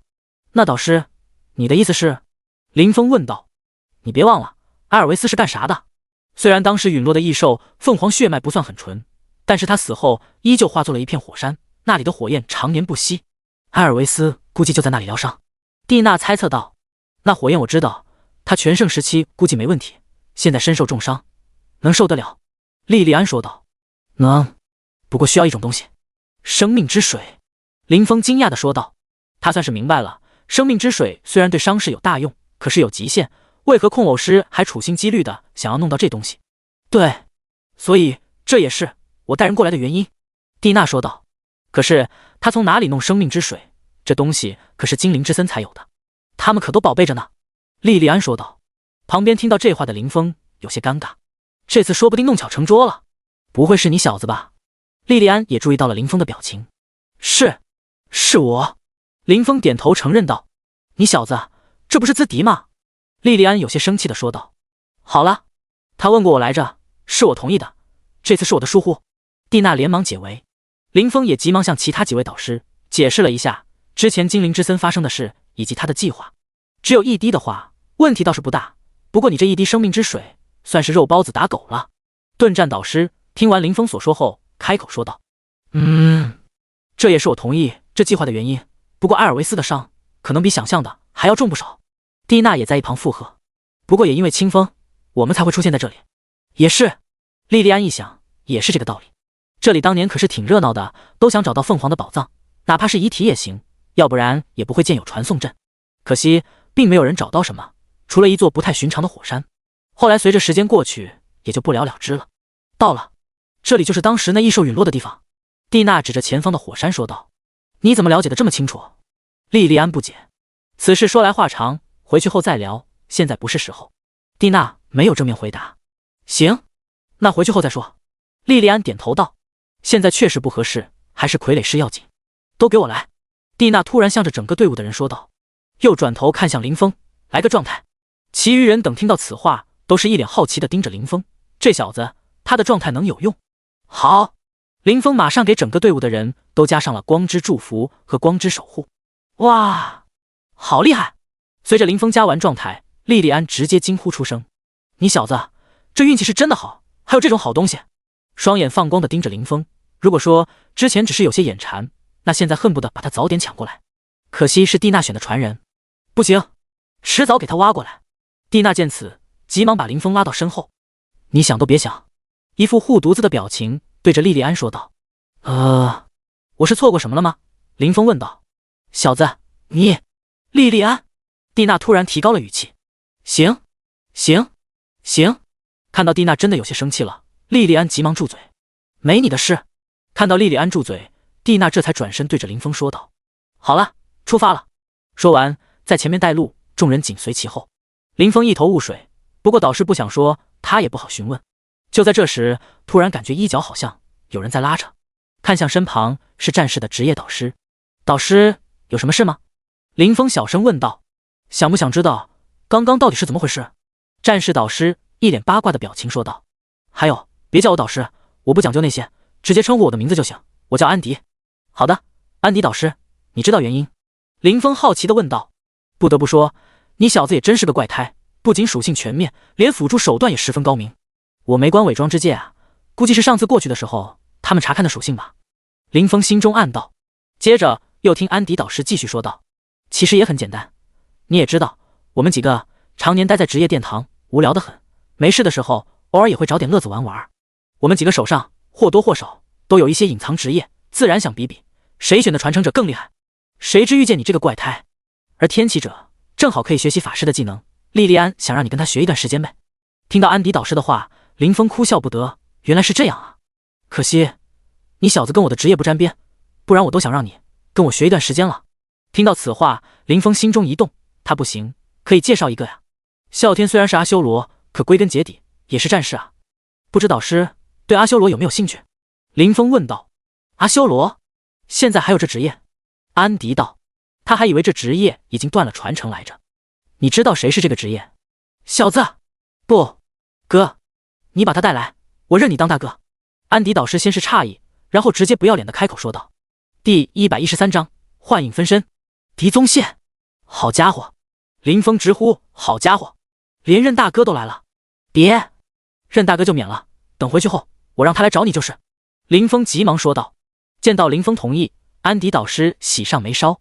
这样，我送你一本技能书，虽然不加什么战力，有时候要方便许多。就比如我们这次出来。安迪想了下说道。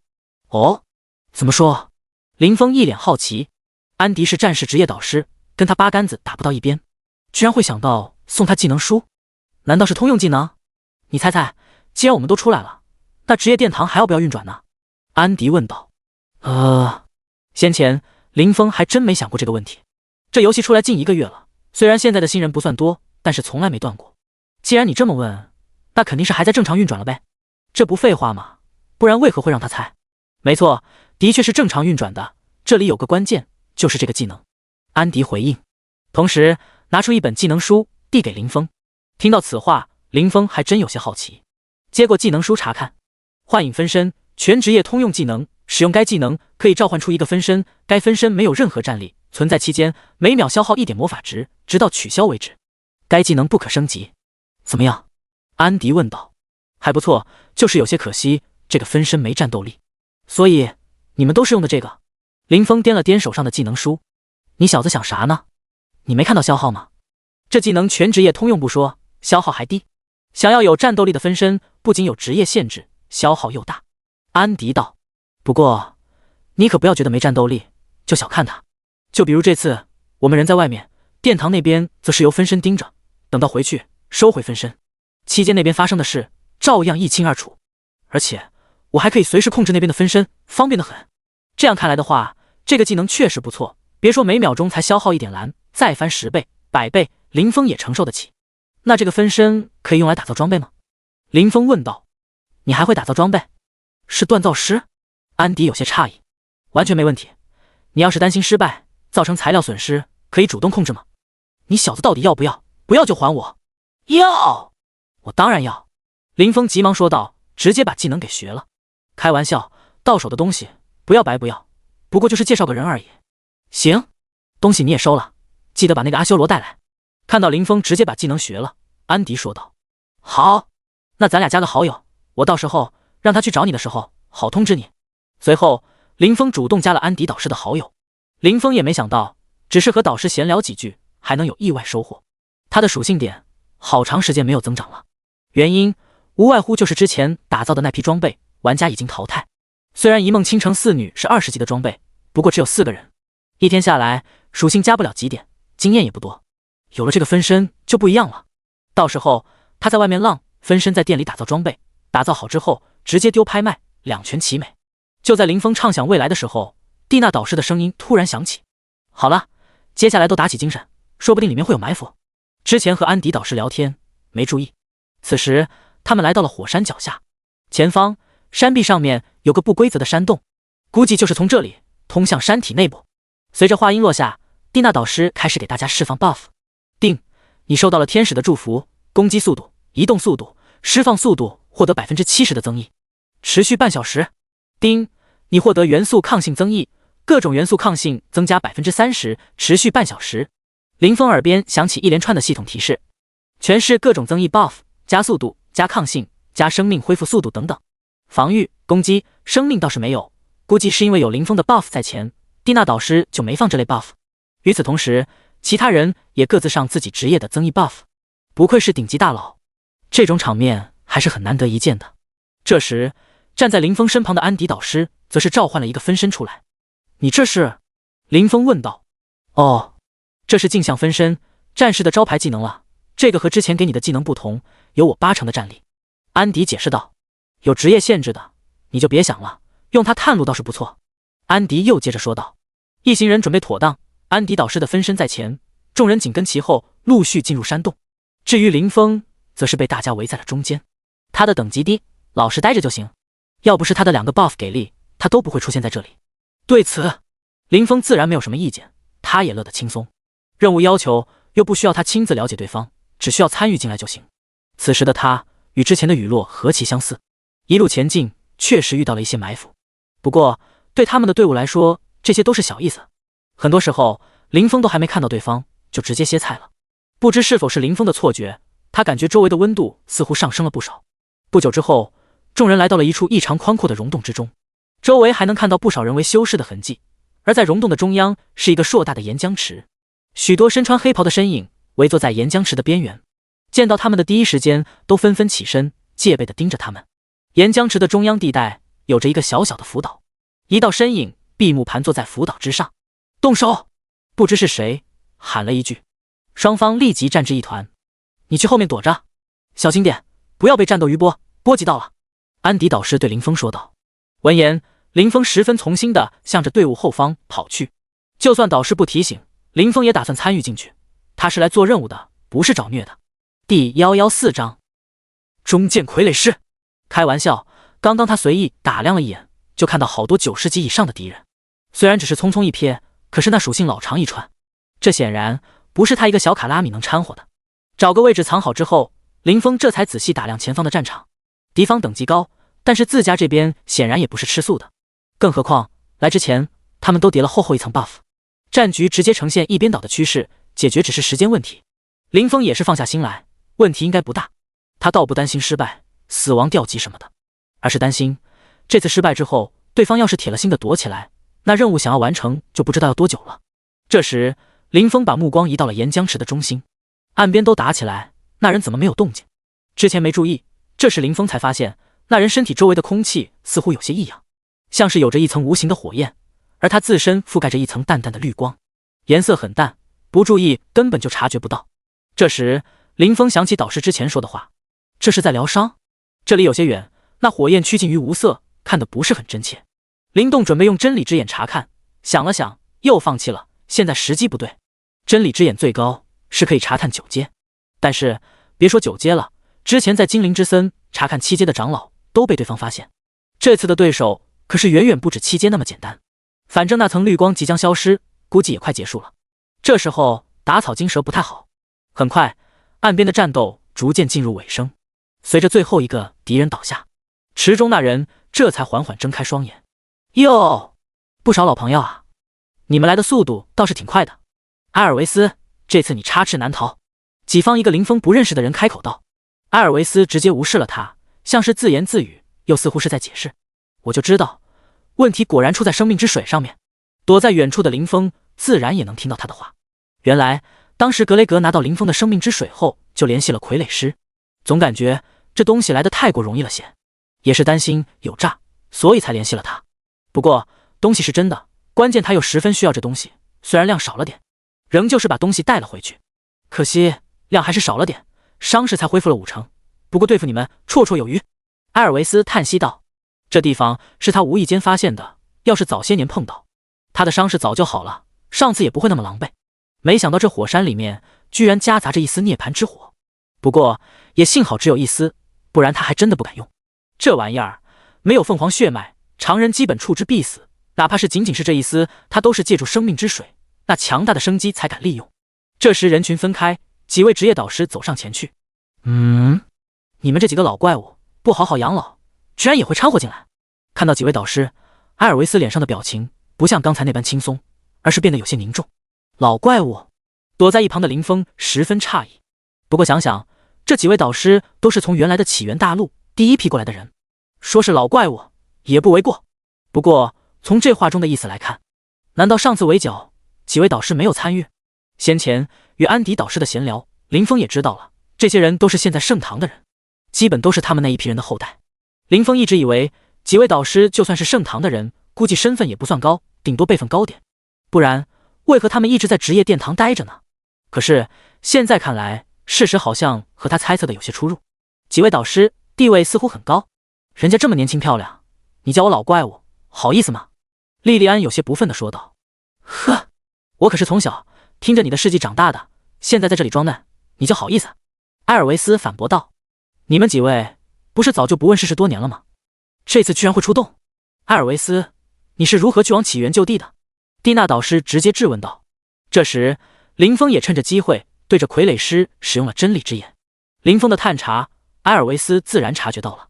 不过由于林峰在队伍后方，加上眼前又有几个棘手的对象，他还以为是圣堂的人在查看他呢，也就没多在意。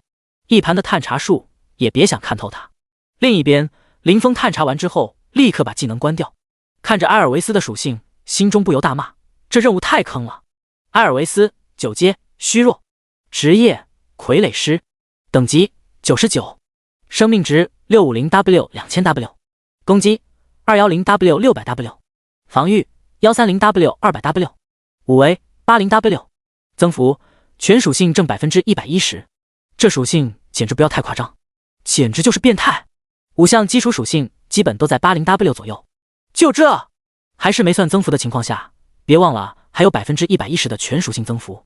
不过傀儡师的话的确不假，他确实有伤在身，现在的生命值连一半都没到，就连攻击都和防御都不能完全发挥出来。问题原来出在这里，怪不得这次他们几个会全军出动。起源就地？那是哪里？我没去过呀。埃尔维斯装傻充愣地说道。呵呵，你看看这是什么？蒂娜一挥手，把装着艾丽的水晶棺放了出来。只不过那棺材上面比之前多了很多符文。看到这个棺材，埃尔维斯无话可说。过了一会儿，这才继续说道：我是去过，那又怎样？您几位就因为这事值得如此兴师动众？当时我碰到他的时候，他已经快死了，本着不浪费的原则，我才把他制成傀儡的。呵呵，蒂娜导师直接被气笑了。还狡辩？要不要我把那个传送阵的地方说出来？你在傀儡师上的天分我承认，可是魔法阵方面你好像没什么天赋吧，更何况是跨界传送。既然你都知道了，我也无话可说。不过你们休想从我这里得到什么有用的情报。埃尔维斯没有再次狡辩。动手吧，咱们手底下见真章。第115章乱战，浑水摸鱼。随着话音落下，埃尔维斯脚下的浮岛突然浮现出传送的光芒。见此情形，几位导师相互对视一眼。不好，中计了！他刚刚是在拖延时间。不过这会儿已经来不及阻止。很快，大量的身影出现在浮岛上。大人，这些新出现的人和之前那些人的打扮差不多。这些人一出现，径直向傀儡师行礼。与此同时，从溶洞的另一个方向也涌出更多的身影。林峰趁机查看浮岛之上的那些，等级普遍不低，全都是活人。至于从另一个方向来的那些，鱼龙混杂不说，傀儡和人偶占大多数。行了，杀了他们！埃尔维斯一挥手，指着盛唐的人说道。随着令下，双方再次战至一团。你们自己小心些。蒂娜开口道。说完，退向队伍后方。他是辅助，战斗还是交给专业的人来。随着战斗打响，林峰先是把目光放在导师那边。很明显，这次任务能否成功，还得看这几位。敌众我寡，他多少还是有些担心的。只见安迪导师此时模样大变，浑身血气缭绕，就连头发都变成了血红色，手中拿着一把细长的长刀，有点类似唐刀，但是比唐刀要长不少。林峰离得有些看不见正面，不然就会发现安迪变化的不仅是头发，他的双眼也变成了血色，一个比傀儡师还要夸张血多的血条引入林峰眼中，足足5000W 左右的血量。林峰注意到一个细节，明明安迪导师还没有被攻击，可是他的血量却在缓缓下降，虽然速度不快，但是的确是在减少。很明显，这不是正常的战士职业。林峰心中一动，回想起之前蒂娜告诉他的狂战士，和此时的安迪导师一对比，很明显他应该就是狂战士了。这个职业还没失传吗？不是说当时只有一个人是这职业吗？还是说是主神的原因？亦或者说他就是当年的那个狂战士？不容林峰多想，就看到安迪导师用力跳起，朝着浮岛落去，双手持着刀柄高高举过头顶，然后急速从空中落下。空了。林峰疑惑，安迪导师手中长刀并没有砍中敌人，而是直接砍在浮岛之上。然后导师趁着敌方刚刚躲避的时机，又从浮岛上直接跳回岸边。敌人有些不明所以，你这是来卖萌的吗？又没打中人，跑的速度比过来的速度更快，事情显然没有那么简单。安迪导师刚刚劈下的那个位置，地面直接裂开，并迅度波及了整个浮岛，大量岩浆从裂缝里面喷出，岛上所有人全都被岩浆冲击到了空中。随后整个浮岛直接崩裂，缓缓沉入岩浆之中，大量的血气从敌人身上向着一个身影汇去。不是安迪，是谁？随着血气的融入，他缓缓下降的血条直接恢复到满状态。你是狂战士？你不是死了吗？埃尔维斯大声惊呼。红眼、血发、血气，全都符合狂战士的特征。虽然他没有见过狂战士，但是此人的传说可是听过不少。安迪没有理会傀儡师的嘶吼，站在岸边，左手抬起，与肩膀平行，五指弯曲，顿时一股巨大的吸力从掌心传出，仍在空中尚未落地的敌人顿时被吸力直接拉扯了过来。不仅如此，他们身上还浮现出不少血色的光点，向着安迪导师身上融入。其他几位导师自然不会放过这么好的机会，一时间技能纷纷向着敌人丢去。这时，安迪导师收起左手，同时右手用力向着敌人斩去。同时，魔法导师莉莉安又是一个集体控制技能接上，敌人好不容易摆脱了吸力的控制，没想到却又被控制住了，多少有点憋屈。这是大崩、大吸、大吸接血剑啊！可惜事与愿违，安迪导师并没有放血剑。林峰脸上的表情那是相当精彩，他本以为只是职业名字相似而已，没想到技能也有些相似。不知道安迪导师会不会二狗？不过起源始终是另外一款游戏，也不知道会不会有觉醒技能。同时他又想到了啸天，狂战士如此，那阿修罗呢？林峰思绪纷飞，想了不少，估计还是有差别的，毕竟啸天也不是瞎子啊。看到几位导师互相配合，十分默契，这下应该稳了，拿下那些敌人只是时间问题。这时林峰又把目光落向另一处战场，这边的敌人更多，不过质量方面就要差了不少。咦，那是那个空偶师？这下林峰双眼放光，立马从藏身之处小心翼翼地朝着对方靠近。很好，君子报仇，10年不晚。虽说之前是为了演戏才死在对方手上，总之是死在对方手上的，这下可得好好招呼招呼。一边靠近，林峰一边观察。不得不说，这空偶师还是有些本事的。他的对手是一名战士，明明等级比他高很多，愣是被拖住了。那人自然也看到了林峰，先前还给他加过 buff 来着，不知道林峰想要干嘛。林峰急忙把食指竖起，做了个晋升的手势。随后林峰拿着伪装之戒幻化的法杖，直接从后方偷袭。绝对零度，天雷影，玄冰刺，抬手就是一个强控技能，直接把控偶师冻住。紧随其后，一连串的单体攻击直接砸到了控偶师的身上。那个战士这才明白林峰的意图，不过林峰的等级低，他也担心敌人好不容易被控住，准备上前帮忙，机会不容错过。先前他多少有些憋屈，他的等级比对手高不少，可是对方太滑溜了，一看他想近身，立刻就有大量人偶围上来，实在是烦不胜烦。然而还没等他行动，那个控偶师便在林峰一连串的技能下稀里糊涂的被干掉了，到死都不知道是谁杀了他。林峰向着那个自己人点头示意，算是打个招呼，转身再次混入人群。第116章召唤，不是陷阱。再次混入人群，林峰没有急着动手，而是先用真理之眼小心查看敌人的属性，遇见属性高、等级高的直接转身就走，反之则是施展雷霆手段，直接偷袭，先打一套技能，一套打完绝不恋战，直接遁走，不管对手有没有被解决。不过一般情况下，敌人都能被他一套技能给直接带走，毕竟是经过筛选的对手，就算对方运气好没被林峰解决掉，还有盛唐的人在呢。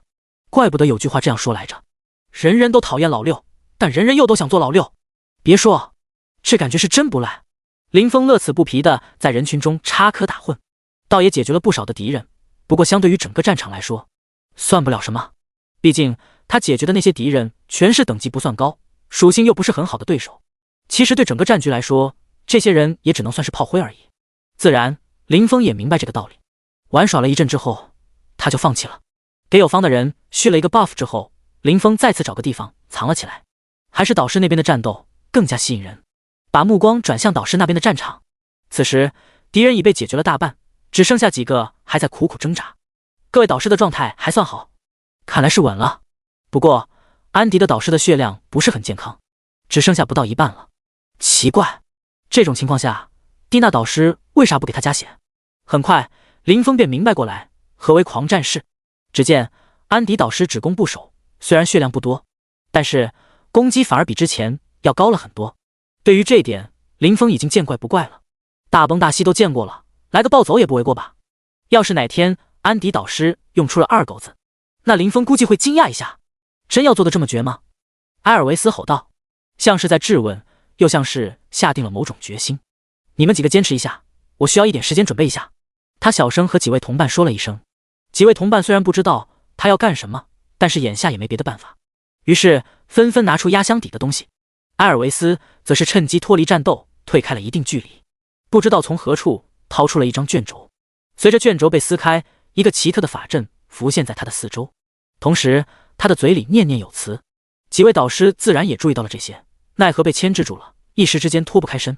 很快，埃尔维斯停下念叨，他双膝下跪，用力地磕在地上，同时嘴里高声说道：“尊敬而伟大的瘟疫之神，您虔诚的信徒诚心的祈求，降下荣光，助我渡过难关。”顿时，法阵中，埃尔维斯的上空浮现出一道身影，看不真切，反正不是人形。随着身影出现，一道威压扩散向四面八方，除了9阶以上的强者之外，其他人不论敌我，全都被这股威压压得站不起身来。整个战场也随着这股威压的弥漫，直接陷入了停战的状态。几位导师的脸色出奇的凝重。瘟疫之神，只是称呼，还是真的是神？林峰自然也中招了，他本来就趴在地上打量战场来着，随着威压出现，顿时感觉好像一座大山压在了他的背上，越是抵抗，感觉那山越是沉重，只能勉强抬起头看向前方。如你所愿。明明没看到那个模糊不清的身影开口，但是所有人的耳中都传来了这4个字。这就是什么？之前林峰听到过不止一位神，然而他对神明什么的并没有多感冒，他们可是玩家，俗称第4天灾，只要你敢亮血条，神又如何，不服就是干。不过此时真切地感受到神的威压，他好像有些肤浅了。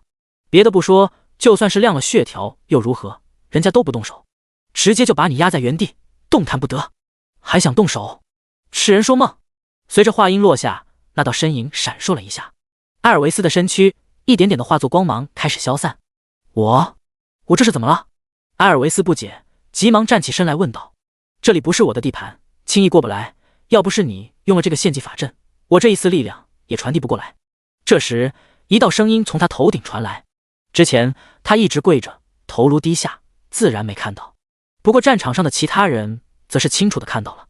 那个身影闪烁间从模糊变得清晰了起来，关键是威压消散了。这话自然引起了埃尔维斯的注意，他抬头看向头顶上的身影，他浑身上下笼罩着一层淡淡的黑雾，有着锋利的4只爪子和一条长长的马尾，一张嘴巴尖锐狭长，有着很锋利的獠牙，体型不小，虽然身高不到2米，但是长度差不多有5、6米的样子。献祭法阵，不是召唤法阵吗？埃尔维斯嘶吼道：“这就是献祭法阵，也是通过你的献祭，我才能传递过来一丝力量。”“不，你骗我，我不想死啊！”埃尔维斯不甘的大吼。可惜任凭他如何不甘，身体依旧在消散。很快他的身影彻底消失，那个法阵也随之暗淡消失不见。很显然这是一个一次性法阵。呵，我还以为多厉害呢，原来不过是一道幻影。安迪导师开口，语气有些不屑，几位导师也算是放下心来。那又如何？虽然我传递过来的力量不算很多，奈何不了你们几人，但是你们也休想杀死我，是吗？那我倒是想要试试。安迪不信，随之与其战斗到了一起。战斗很快就结束了，那个幻影直接被打了的爆碎，消失了。不过没过多久，那道身影再次出现在原地，看起来和之前没什么区别。安迪导师不信邪，再次上前。这次那道身影甚至连反抗都懒得反抗了，直接任由安迪导师施为。结局显而易见，不管是打碎几次，那个身影总是毫发无损的再次出现。第117章解决幻影。见到确实无法给对方造成伤害，安迪导师也十分无奈，打算放弃。仔细想一想，这也十分正常，对方本就是一丝力量所幻化，除非把这力量消耗掉，才能彻底消灭对方。这时他突然感到有人给他发消息，说实话，这玩意儿还是主神上次出现的时候弄出来的，用着确实挺方便的。清风，安迪导师，你继续打碎他，不要停，我有办法对付他。直觉上觉得不是很靠谱，不过想到这些冒险者能接到主神的任务，安迪觉得尝试一下，反正对他来说也没什么损失。林峰此时从藏身之地跑了出来，直奔几位导师而去。你来干什么？看到林峰过来，蒂娜导师担忧地说道。嘿嘿，看看热闹。林峰嘿嘿一笑，嬉皮笑脸的回答。去，一边待着去。林峰跑到几位导师跟前，这时正好那个不知名身影再次出现。安迪也看了过来，林峰隐晦地向他点了点头。于是安迪再次把那道身影打碎。这时，林峰手里突然出现一个卷轴，迅速打开，并用力抛了出去。边上其他几位导师都是一愣，不明白这小子发什么疯，正准备发问，突然被眼前的变故吸引了目光。只见那个卷轴并没有落到地上，反而在悬浮在空中，化作成了一个漩涡，不断的吸纳着什么。这时，那个身影正在重新凝聚，突然感到什么？不，只来得发出一声不甘的嘶吼，便被漩涡吸了进去，像是完成了使命。漩涡重新化作一道卷轴，自动飞回了林峰的手上。解决了，主神动手了。感受到卷轴上面的力量，安迪啧舌：“小子，什么情况？主神怎么会插手此事？”莉莉安也是急忙追问。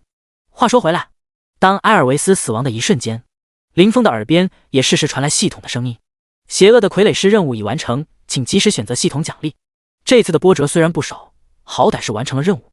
看着奖励，100全属性装备成长券，还有一个是自动锻造炉。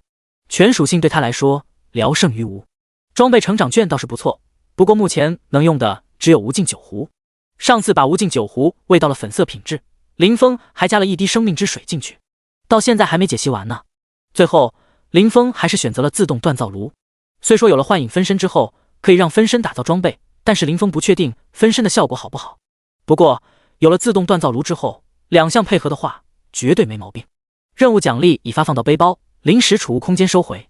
当前任务完成，自动接取后续任务，请在任务面板查看任务详情。林峰听到临时储物空间收回，多少有些可惜，这可是能储存活物的空间啊！还没来得及打开任务面板查看，突然系统的声音再次传来：检测到突发状况，任务自动变更，获得任务道具，详情请查看任务面板。任务道具已自动发放到背包，打开任务面板查看。连环任务：邪神幻影。描述：因傀儡师的献祭召唤了异界邪神的幻影，该幻影携带有瘟疫，请及时封印并上交给副本使者。任务需求：封印邪神幻影灵一上交给副本使者灵1。任务奖励：技能升级卷轴 X 10灵魂绑定符 X1。这次估计是因为突发原因，任务奖励的东西直接变成了2样，还不用选择。又打开背包，看着多出来的一个卷轴，封印卷轴，任务物品特制卷轴，上面有主神施加的封印。看完任务详情，林峰连前面任务的奖励都没来得看，便马上联系了安迪导师。这东西居然携带瘟疫，让他多停留1分钟就多一份危险，刻不容缓。面对询问，林峰一时之间不知该如何回答。这时，蒂娜老师也走了过来：“你这是接到了什么任务？”他有些不确定地问道。导师，你知道任务？”林峰诧异，一个游戏里面的 NPC 能加玩家的好友就不说了，还知道任务系统。他刚刚就是因为这是个任务，才不知该如何回答。没想到导师居然猜到了，还主动问了起来。看到林峰的反应，其他几位导师也是明白过来，这有什么的？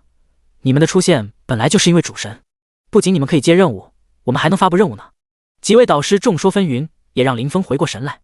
早知道是这样，那他之前去询问蒂娜导师的时候，还费那些劲，说什么委托之类的，直接说任务不就得了？那为何感觉任务很少？你们都不怎么发布任务啊？林峰问道。这又不是强制的，看心情咯，看是否顺眼啊。莉莉安导师理所当然地说道。汉一个，好吧。林峰简直无力吐槽。那导师，你是不是给我发个任务啥的？林峰舔着脸道。你小子的实力还需要哪些普通东西？莉莉安道。也是，一般的东西对他来说真没什么用，除非有什么隐藏任务也行啊。别想了，哪些任务我们可不是随便能发的，都有前置条件的。蒂娜导师没好气地说道。那为什么当时第一次见面，林峰是想问为何第一次见到蒂娜导师就接到隐藏职业的任务？怎么说呢，男性成为牧师的本来就少，所以当时我就好奇地查看了一下你的属性，没想到你的属性居然很平均，而且比其他冒险者要高不少，正好你也符合天启者这个职业。天启者必须是牧师和法师双职业，所以才给你任务的，这是主神设置的，我也没办法更改。不过你小子也争气，成长的速度倒是不慢。说到这，蒂娜导师有些傲娇地看了一眼莉莉安。原来如此。第118章，遗忘已久的令牌。那蒂娜导师，你看看还有没有什么任务是我符合条件的？林峰问道。跟蒂娜导师比较熟，林峰也没藏着掖着。别想了，一般的任务奖励对你来说没什么用，有好东西的任务条件相当苛刻，你就别想了，那些终究是外物，努力提升自己才是王道。回头你倒是可以去天命看看。以你的属性，只要不是运气太差，收获应该不少。行吧，既然导师都这样说了，林峰也打算回头去试试。正好，新任务也得回去提交。接下来，几位导师也加入了战场。刚刚他们谈话的时候，其他人可没闲着，见到幻影被解决之后，打得如火如荼。战局没什么悬念，毕竟敌方的高层全被端了。很快，战斗结束。爽！好久没打得这么爽了，舒坦。安迪导师一脸满足地说道：“导师，你们说这火焰能不能收集一些带回去？”林峰想到之前傀儡师利用这火焰疗伤，于是提议道：“没用的，这涅槃之火用一般的东西根本无法承受。”蒂娜导师摇了摇头，回答道：“所以说，只要能找到容器，是可以收集的。听这意思，好像可以带走啊。关键就是没有容器啊。”莉莉安也附和道：“那这里还有没有什么特别的地方吗？”林峰有些不甘心，再次问道：“这可是好东西啊，能弄出去的话，无论是疗伤还是对敌都行。特别的地方吗？”真要说起来，还真有个地方，相当特别。蒂娜导师思考良久之后，语气笃定地说道：“你是说那里？”莉莉安导师也似乎知道那个地方。对，什么地方？两位导师不要打哑谜啊！林峰急忙说道：“这里当年探索的人可不少，就前面不远的地方有一扇大门，都说是那只异兽的宝库，可惜无人能打开，后来也就不了了之。这么多年过去，到现在估计还在吧，没听说有谁打开过。大门破坏不了吗？实在不行，从旁边挖洞也不行。”林峰反问。没用的，当年好多人尝试过，那个大门看上去像是青铜材质，实际上是什么，没人知道。莉莉安导师说道：“不论是用法术还是用剑砍，连痕迹都留不下一丝，连山壁都无法破坏，不然也不至于至今还在。这反倒是引起了林峰的兴趣，这必须得去瞧瞧，去看看。”林峰提议：“你自己去吧，就在前面不远，我们还要在这边查看一下有没有什么漏网之鱼。”搜索完了也就回去了。蒂娜导师摇了摇头：“对了，这个给你。”“这是什么？”林峰不解。“这是启动传送阵的口诀，估计你一时半会也不会回去。有了这个，落凤坡的传送阵你也能够使用，野外的传送阵基本上都能用。”蒂娜导师解释道。“谢谢导师，那我去看看。”林峰接过东西，急忙道谢。看了下，就是几句口诀，十分好记。按照导师说的方向向前没走多远，果然看到洞口山壁上有着一扇大门，果然看上去像是青铜材质。试着用真理之眼看了一下，也没得到什么反馈。从背包中掏出一把剑，向着旁边的山壁砍去。枪！枪！枪！像是砍在金属上面一样，火花四溅。上前一看，好家伙，连个印记都没有，再看剑刃都卷了。得，直接报废。随手扔掉手中长剑。林峰在门前仔细观察。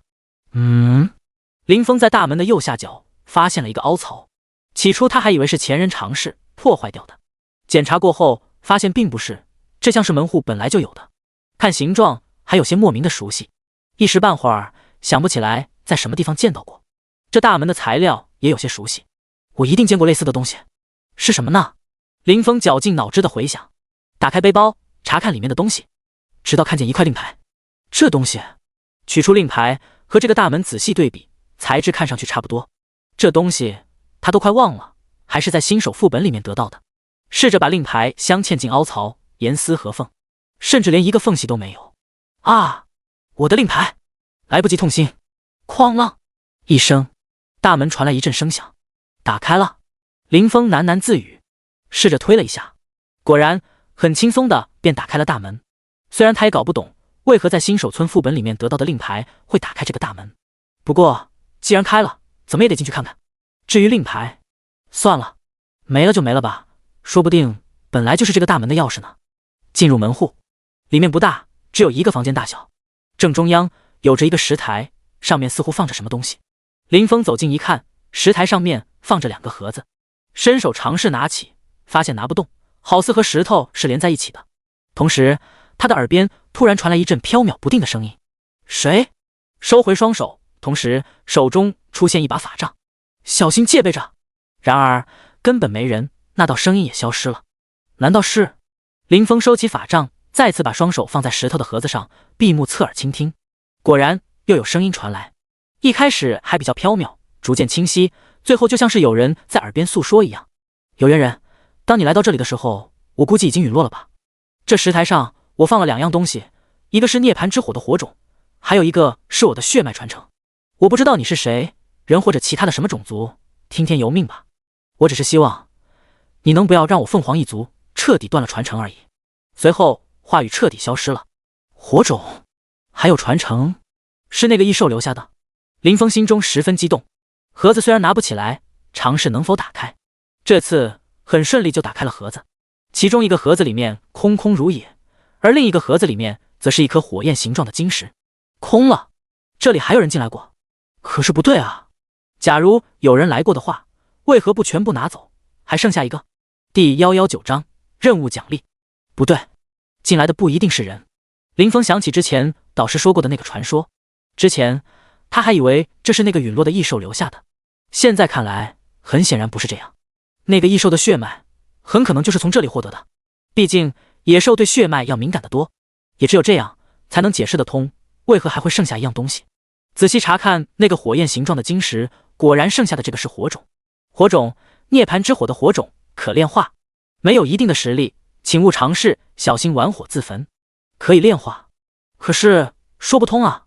按照导师所说的，这里应该是那个异兽陨落之后才化作的火山，而且没有钥匙，那个异兽如何进来的？想了一下，林峰把火种收起，现在明显不是尝试炼化的时候。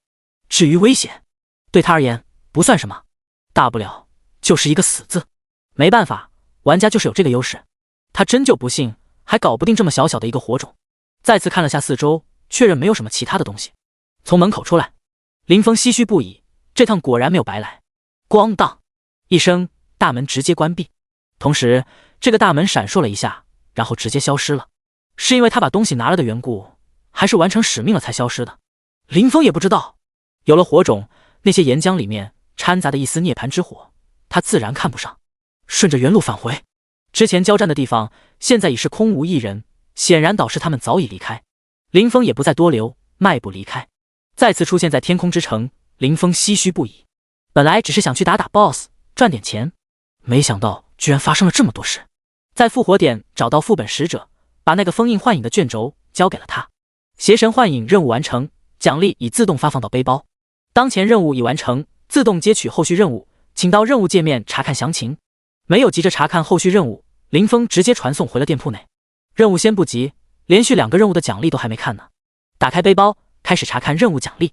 技能升级卷轴，这个林峰知道，主要是其他2样东西。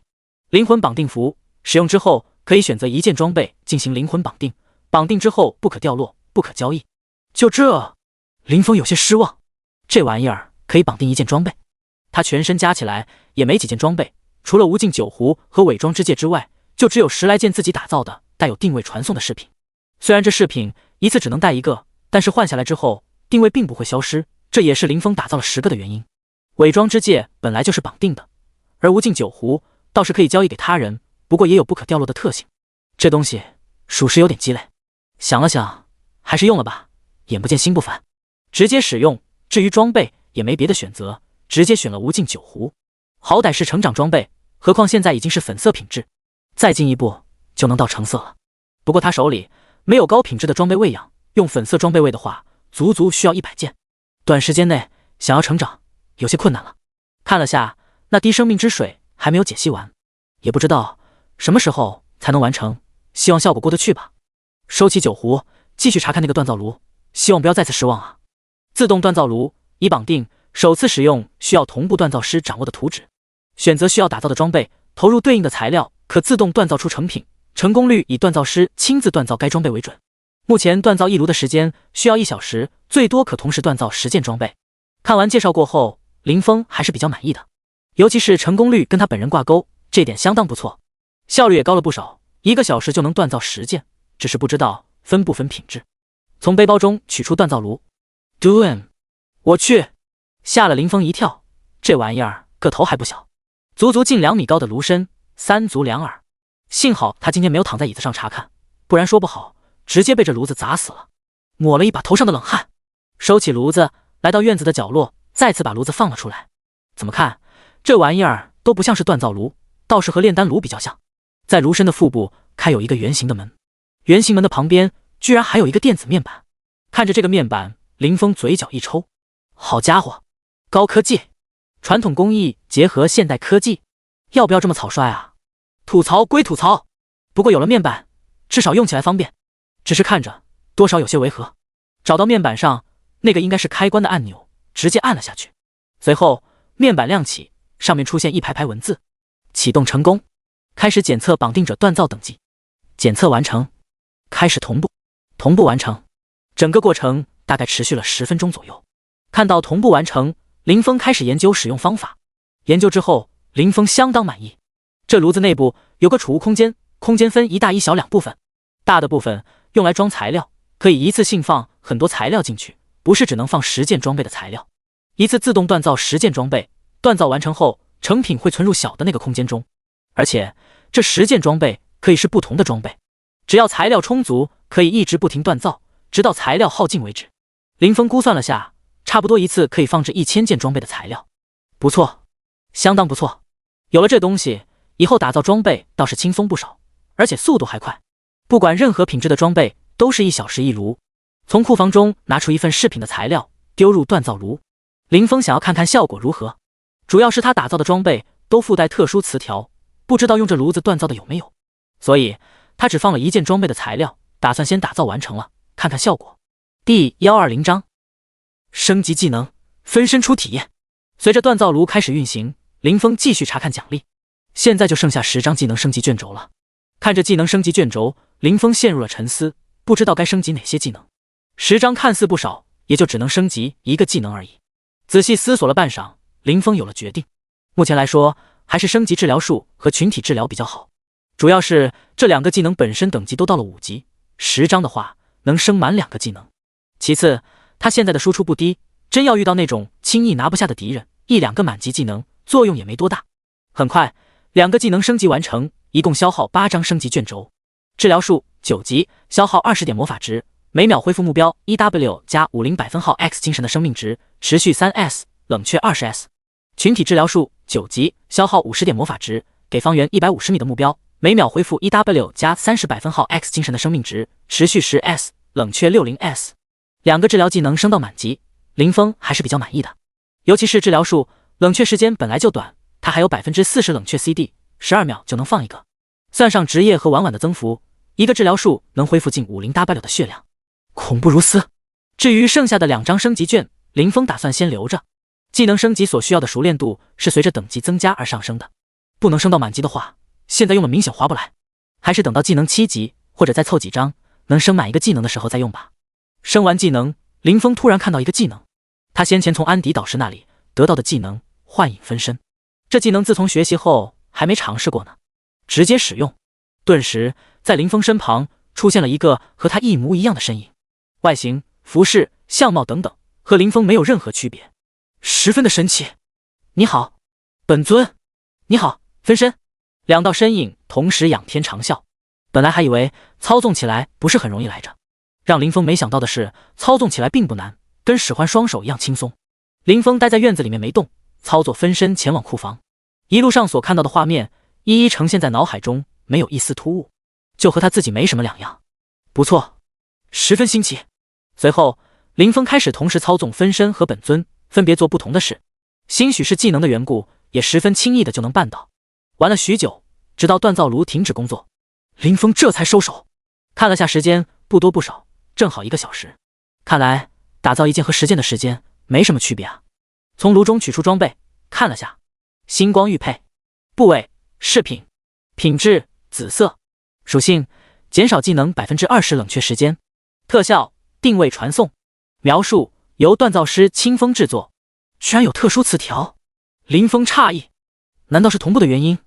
不过也算是好事，本来减少 CD 的饰品应该就不容易淘汰，还有特殊词条的话就更不容易淘汰了。不过定位传送的词条林峰是肯定不会放出去的，必须换一个。正准备动手，林峰突然想到了什么，顺手把这件装备丢给了分身。他想试试分身是否能更换词条，毕竟以后这方面林峰打算交个分身来做。至于本尊嘛，自然是出去浪啊。分身接过玉佩，心念一动，就看到装备上的特性开始波动，随后直接替换成正 10% 额外加经验。可行，那就没什么好犹豫的，分身开始从库房里面不断的往外面拿材料，加到炉子里面去。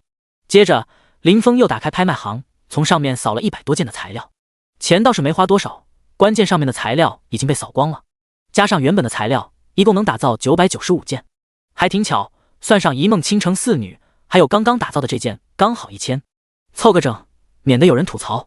全部放入炉子里面之后，林峰就没管了，自然是让分身去弄这些。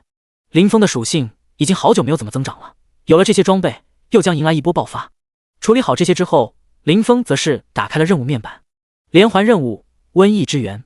描述：副本使者拿到封印邪神幻影的卷轴后，准备用其打造一个副本，奈何空间晶石不够用，请帮助收集一些空间晶石。任务需求：空间晶石0石。任务奖励是上交的晶石品质而定。副本吗？这点他之前就有所猜测，不过东西交过去没有任何反应，林峰还以为是他猜错了，没想到是因为差东西啊。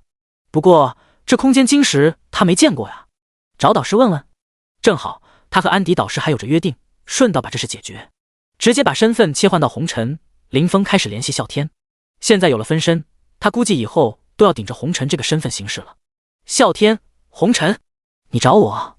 红尘，我回来了，来酒馆，请你喝酒。啸天，行，我马上过来。很快，啸天如约而来，俩人开了个包间。红尘，厉害啊！5阶 BOSS 都被你拿下了。一坐下，啸天便开口道：“运气而已，恰好碰到2个 BOSS 拼了个2败俱伤，我也是捡漏。”怕打击到啸天，林峰没有说实话。随后，林峰把经过改编过后的版本大致的给他讲了一下。你这个运气也推好了吧？啸天有些羡慕，虽然出的装备用不上，但是首杀奖励可是相当丰富的。好了，不说这些了，你安心把属性弄上去，到时候单挑高阶 BOSS 这都不是事儿。林峰笑着说道。这话倒是不假，不过那是以后，现在嘛，显然还差了不少。这次叫你过来也不是纯粹叫你喝酒，我有个事找你，愿不愿意去就看你自己了。林峰话锋一转说道。什么事？你说，只要我能办到，都是小意思。啸天笑着回道。真要说起来的话，这个也算是你的机缘。林峰如此说道，随后开始娓娓道来。第121章封魔谷，准备炼化火种。事情就是这样，林峰大致把事情的经过讲了一遍，只不过没说是他自己和导师的约定，而是换成了一个朋友。行，这都是小事儿，我等会儿就过去。啸天听后直接笑道。见见职业导师而已，又不是什么大事，何况那导师居然还是狂战士。那行，我就直接回复了啊。突然林峰想到了什么，这次怎么说啸天也算是帮了他的忙，拿出来之前打造的那个玉佩递给啸天。这东西你拿着，正好你现在等级还没追上来。啸天接过一看，居然是一个紫色的饰品，不仅减少技能冷却，还额外加经验。这不行，这东西太贵重了，我不能收。啸天连忙推辞。拿着吧，这东西就是我那朋友打造的，只要有材料，打造起来并不难。林峰解释道。真的？啸天有些不信。你仔细看看，上面有署名的。还真是，刚刚我都没注意。既然这样，那我就不客气了。收起玉佩，啸天直呼厉害，现在就能打造紫装等等。一顿给吹的，林峰都有些不好意思了。吃饱喝足之后，啸天向着职业殿堂那边走去。林峰则是打开好友面板，给安迪导师发了一个消息。清风，安迪导师，先前说的那个阿修罗，我已经给他说了，这会儿他依旧在过来的路上了。安迪，真的？清风，真的。安迪，行，你小子速度还挺快。清风，对了，导师，你知道哪里有空间晶石吗？趁此机会，林峰问起了这东西。安迪，哦，你要那玩意儿干啥？又是什么任务？清风，对，有任务需要，还需要品质高的。导师已经知道玩家可以做各种任务，林峰也没藏着掖着，直接确认道。安迪，若只是一般品质的话，我这就有不少，不过你要品质高的，那就只能去封魔谷里面弄了。清风，封魔谷，那是什么地方？怎么弄？封魔谷这地方林峰都没听过，估计不是低级地图。由于论坛上面拼凑游戏地图的那个帖子，林峰一直有关注，所以大部分常见的地图，哪怕他没去过，但也听过不少。很快，安迪导师再次发来消息。安迪，封魔谷，暂时你就别想了，那地方现在还没对你们开放，至少要等你们到了5阶之后才会开放。要不，我给你一些普通的空间晶石得了。果然。不过林峰谢绝了导师的好意，反正这个任务又不着急，而且林峰估计，由那个幻影制作成的副本，现阶段也没人能通关，包括他自己在内。结束了和导师的交谈，林峰顺便去了一趟仓库。他的背包中还有不少东西需要处理，有些不常用的东西还是存到仓库比较保险，比如龙髓、灵魂晶石，还有哪些高级药草等等。龙髓他暂时是不打算卖的，生命之水随身带一滴就行，多的也放进了仓库。至于那些高级矿石，都被他之前放在店铺的库房里面了，那些东西没必要存仓库，说不定什么时候就能用到。清空了背包，林峰迈步朝着店铺走去，边走边想，下一步干啥？是融合涅槃之火的火种，还是先去天命？算了，还是先融合火种吧，搞不好融合这东西会掉级。林峰现在是2阶，由于天启者的特性，每次升级的经验是常人的3倍，要是融合火种会掉级的话，那就宜早不宜迟。正好这次准备打造一批装备，到时候买到掉装备，就算掉级，林峰也不用担心等级的问题。只要全部卖完，那可是相当于足足1000个人帮助他练级来着。虽然一个人不多，每次只有1%，但是架不住人多啊。可惜万蛇窟的试炼现在进不去了，不然那地方倒是融合火种的最佳之地，至少死亡没有任何惩罚。先前他为了通过试炼，在里面可是死了不知道多少次。回到店铺，林峰直接在小院里面席地而坐，从背包里面拿出那个火种。这东西需要怎么炼化？林峰喃喃自语道。吃了，还是有其他的办法，反正是游戏，直接吃了吧。咕咚，东西下肚，林峰咂了咂嘴，没味儿。然后呢？没变化。又等了不少时间，终于迎来系统的提示。丁，炼化火种，本次炼化需要10000小时。然而林峰根本没工夫去关注系统的提示，他只感觉腹部里面有一团火在烧，这是真的有火在烧，从远处旁观的话都能透过皮肤看到里面的火光。随后林峰便直接化作一道火光，消失在原地。你已死亡，是否复活？检测到复苏之光，是否使用？你有10分钟的选择时间，10分钟内未选择，默认在复活点复活。直接记了。刚刚发生了什么，他都不知道。使用复苏之光，随着使用复活技能，林峰再次出现在原地。不过刚刚出现便再次化作一道火光消失。你已死亡，是否复活？又死了。这次林峰没有马上复活，而是打开游戏日志看了起来。随着查看，林峰的脸色变得十分难看。炼化这玩意儿居然需要10000个小时，400多天，真是离谱他妈给离谱开门，离谱到家了。关键这东西被他吞了，哪怕重新复活都没用。刚刚就是最好的例子，这次真的被坑了啊。不过还是有个好消息的，刚刚那次死亡提示的时间只有9999小时55分钟，明显少了5分钟。每次死亡会减少时间，还是会产生抗性，亦或者火种被消耗了。林峰觉得再试试。幸好这里是他自己的店铺，玩家拥有房产之后是可以把复活点改为房产里的。要是在复活点复活的话，说不定他都能成为一道亮丽的风景线了。复活，火光一闪，挂了，再复活，指不定其余玩家都会觉得这是游戏出什么 bug 了。第122章，成功炼化神通，再次复活还是如刚刚那样，依旧是随着火光一闪，林峰直接死亡，而且这次没有技能复活，等级也掉了1级。不过林峰没时间关心这些，他再次打开游戏日志，果然这次复活提示炼化的时间再次缩短了不少，足足10分钟。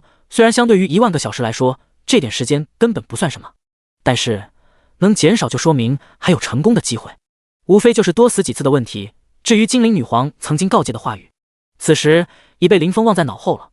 未来的事未来再说，反正他现在离50级还远得很，更何况这次掉回1级基本上是板上钉钉了。复活，挂掉，再复活，再挂掉，极短时间内林峰都不知道他死了多少次，等级早就掉回了1级。丁，炼化火种，本次炼化需要9530小时24分钟。丁，炼化火种，本次炼化需要9529小时53分钟。收获也不是没有，随着他的死亡，炼化的时间也在不停的缩短。林峰也大致猜测到原因，一方面确实是抗性的原因，另一方面火种的确存在消耗的问题，只要时间能减少，林峰就不用担心。能加抗性，而且火种存在消耗，现在扛不住不代表一直扛不住，总有能扛住的时候，要不然他就可以宣布从此退出这个游戏了。金乌西坠，玉兔东升，时间转瞬即逝，林峰现在复活一次已经可以撑个几分钟，炼化火种的时间也从1万个小时不断减少，现在只剩下几个小时就能炼化。注意到炼化时间，林峰也是松了一口气。今天一天他已经记不清死了多少次，还好死得比较快，倒也没有感觉任何痛苦。再来几次应该差不多了吧？林峰十分疲惫地说道。最近每次复活减少的炼化时间很多，他估计是火种消耗太大的原因，至于抗性没有明显的数值，他也不知道到底有没有增长。如此又死了几次之后，丁，炼化火种，本次炼化需要3分钟。3分钟，妥了。很快3分钟过去，丁，火种炼化成功。听到成功的提示，林峰顿时放松下来，整个人直接沉沉睡去。先前他一直精神紧绷，全靠一口气撑着，身上倒是不感觉到疲惫，毕竟每次复活身体状态都十分良好。可是精神上的疲惫完全不是复活能解决的，次数少还不觉得，关键今天他死掉的次数属实有些多了。此时泄了这口气，再也无法坚持。再次醒来已经是第2天上午，经过一整夜的休息，林峰的精神已经恢复的差不多。这时他才注意到好友里面有私聊找他，打开一看是雨落和啸天。最早的一条消息还是昨天他炼化火种开始不久就发过来的，应该是他的等级掉了，引起了这2个好友的注意。雨落，大神，你怎么了？发生了什么？你怎么也掉了1级了？雨落，大神，你怎么不回答我呀？雨落，大神，希望你不要有事啊。雨落发了不少，从一开始的疑问直到最后明显十分担心。啸天这边也差不多，有人关心的感觉还不错，虽然只是游戏里的朋友。先是给俩人报了平安，接着分别给他俩说了下情况。这东西除非他以后不用，不然也瞒不住，所以这次难得林峰直接说了实话。雨落，哇，涅槃之火，感觉好厉害啊。两人听完之后，雨落只感叹这东西厉害，啸天的反应则是不一样。啸天，卧槽，牛逼啊！红尘，你是真的狠人，不，应该是狼面，比狠人狠了不止一点。俩人都吵吵着，想要看看到底获得了什么好处。不过林峰自己都还没看，也没法告诉。随后林峰才开始查看这次的收获。昨晚炼化之后，林峰就昏睡了过去，系统的提示他根本没注意到。好在游戏日志里面会有记录，打开日志开始查看。丁，你成功炼化涅槃之火的火种。丁，你获得神通涅槃之火。丁，你获得神通火焰免疫。丁，你获得神通涅槃。神通？这是什么？林峰没听说过，这个游戏里面还有神通的啊。费了那么多功夫，就3个神通。林峰打开职业面板，查看具体情况。ID 红尘，清风，2阶，职业天启者，等级10150，生命值1306500，魔法值653250，物理攻击195975，法术攻击195975，物理防御65325，法术防御65325，力量65325，体质65325，精神65325，智力65325，敏捷65325，自由属性点0，阶位增幅，全属性正20%。神通涅槃之火，火焰免疫，涅槃。副职业采集师7级，药剂师7级，锻造师7级。副职熟练度3521000。装备无尽酒壶，伪装之戒，星光玉佩。职业特性，所有法师、牧师技能皆可学习，等级达到进阶要求自动进阶，升级经验变更为原有等级所需 X， 阶位+1。专属技能真理之言，学医救不了队友，前程无忧。技能治疗术9级，精力旺盛，光之守护，光之祝福。群体治疗术9级，净化，十全十美，火球术，流星火雨。涅槃之火可增幅火系法术，在原有基础上额外增加100%的法术伤害，亦可直接用于对敌，该火威力随等级成长自动提升。火焰免疫，被动免疫一切威力低于涅槃之火的火焰，若无法免疫，则减少50%所受到的火焰伤害。涅槃，被动，生命上限正100%，并有极强的自我恢复力。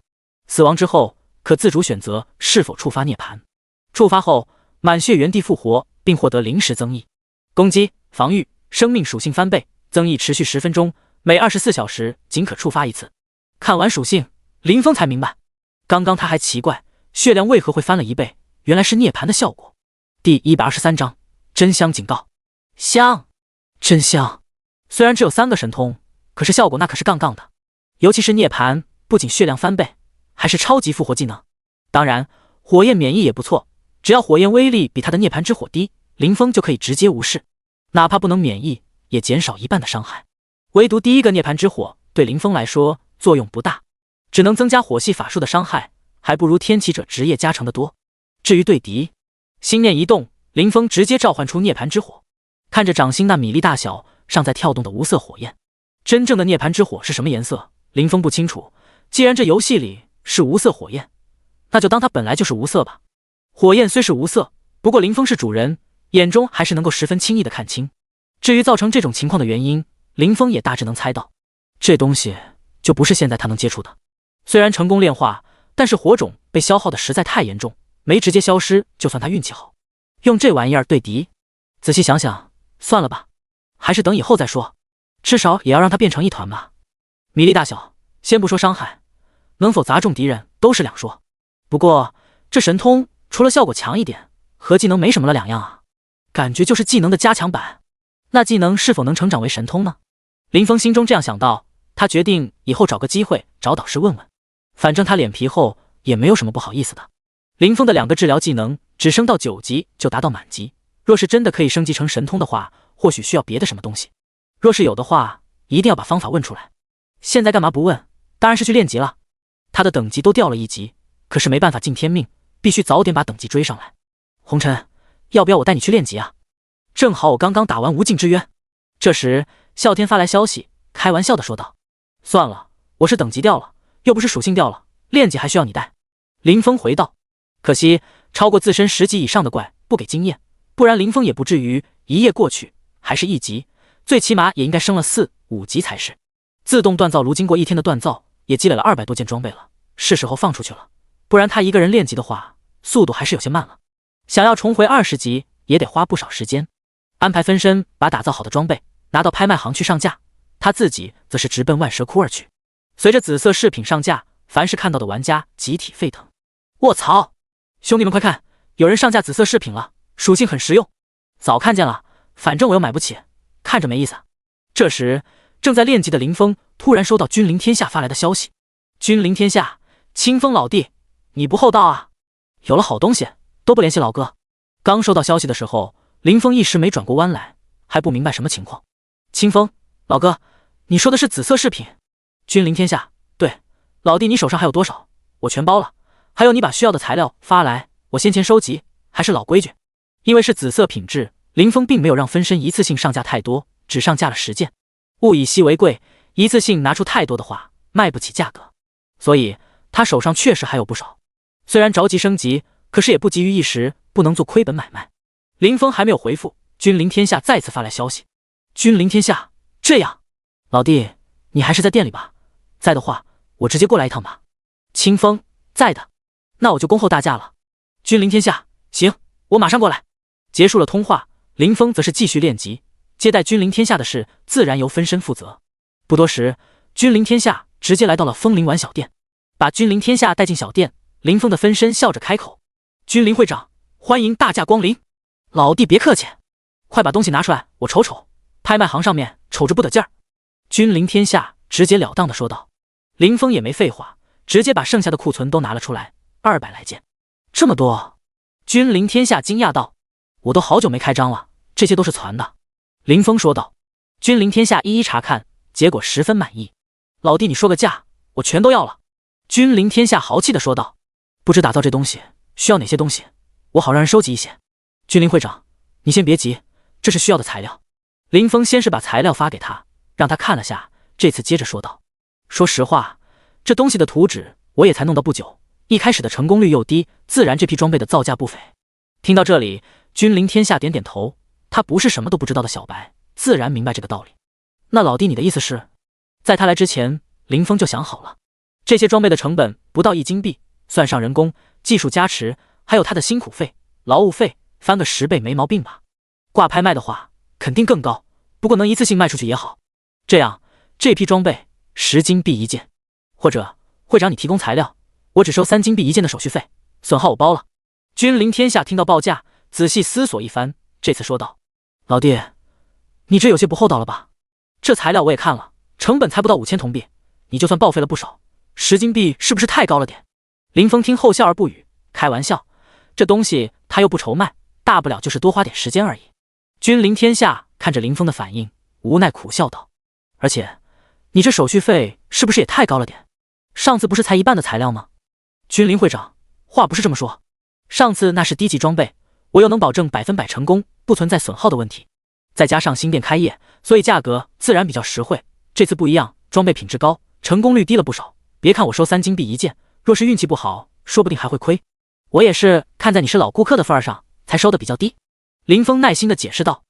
第124章大订单重回20级。君临天下听完之后，还准备再讨价还价一番。10金币一件，你不要我要了。这时，一个声音突然从店门口传来：狼王，我先来的。君临天下转身看着来人，高声质问道。狼王没理他，而是看着林峰说道：自我介绍一下，我叫狼王，是狼族公会的会长。向着林峰介绍完之后，这次转身对着君临天下说道：做生意嘛，讲究的是个你情我愿，又不是先来后到。你觉得价格不合适，可是我觉得这价格很合理，有什么问题吗？你……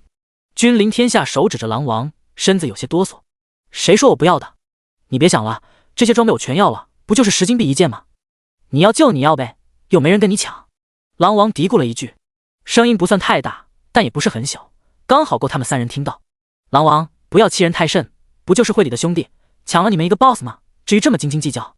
狼王双手一摊，我没有计较啊，那些小狼崽子被人抢了 boss， 是他们自己没本事而已。听到这里，林峰算是知道为何狼王如此针对君临天下了。不过这是人家的事，犯不着他去掺和。好，这事咱们私下再解决，别让人看了笑话。君临天下妥协道，又不是什么见不得人的事，何必背着人？狼王不依，行，你上次说的我同意了，这总行了吧？眼看着狼王咬着不放，君临天下只能再次妥协。这事说起来确实是他们理亏，狼族的人辛苦打了半天的 boss， 结果被他自家的兄弟抢了，关键还没爆出什么好东西，真是打不着狐狸惹身骚。若说2家公会的关系差也就罢了，抢了就抢了，打不了抢回来。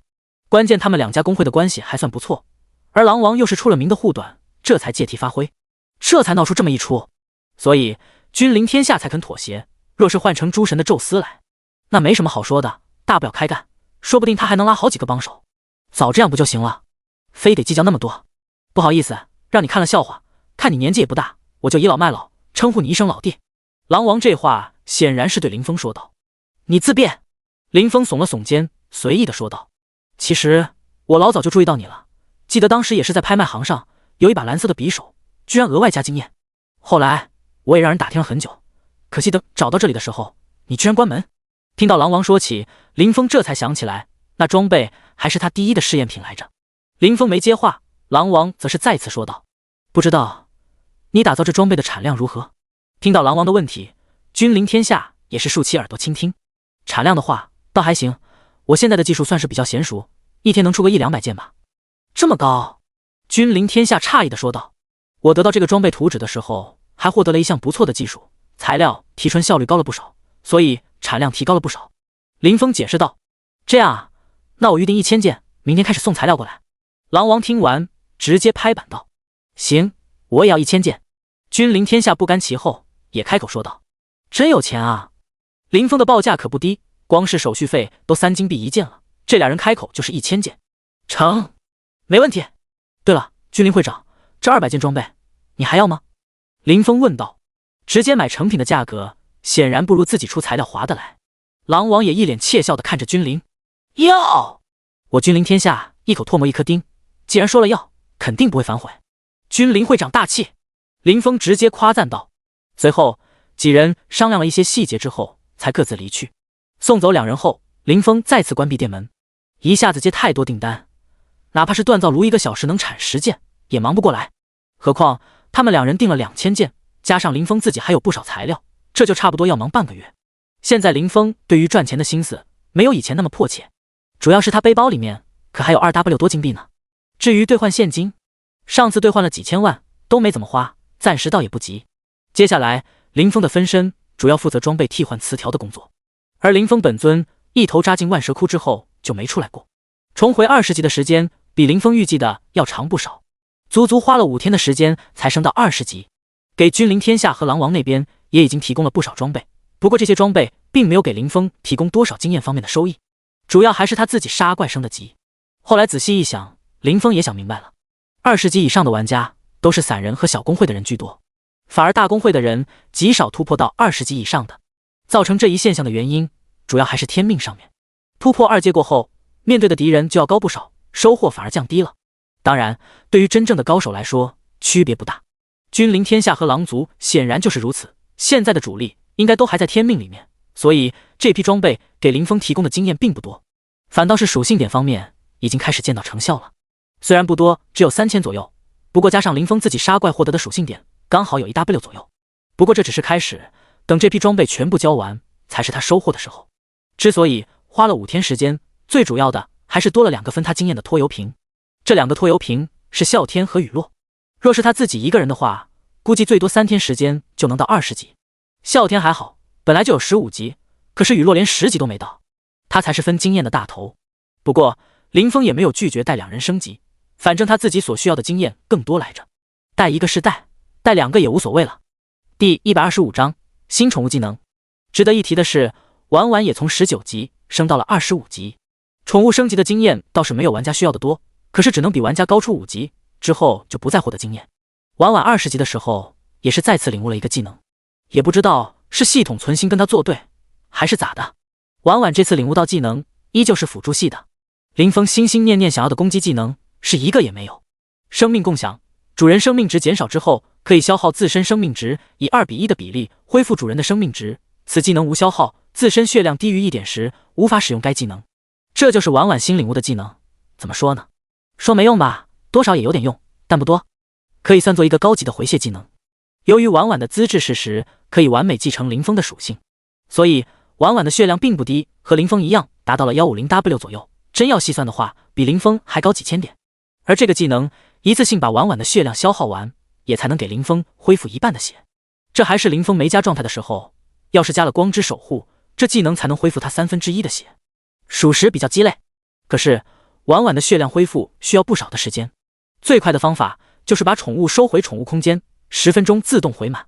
用死亡重置的方法也是行不通的，虽然林峰没让婉婉死过，可是论坛上面看到过相关的帖子，宠物死亡之后并不会马上复活，需要等半小时才能复活。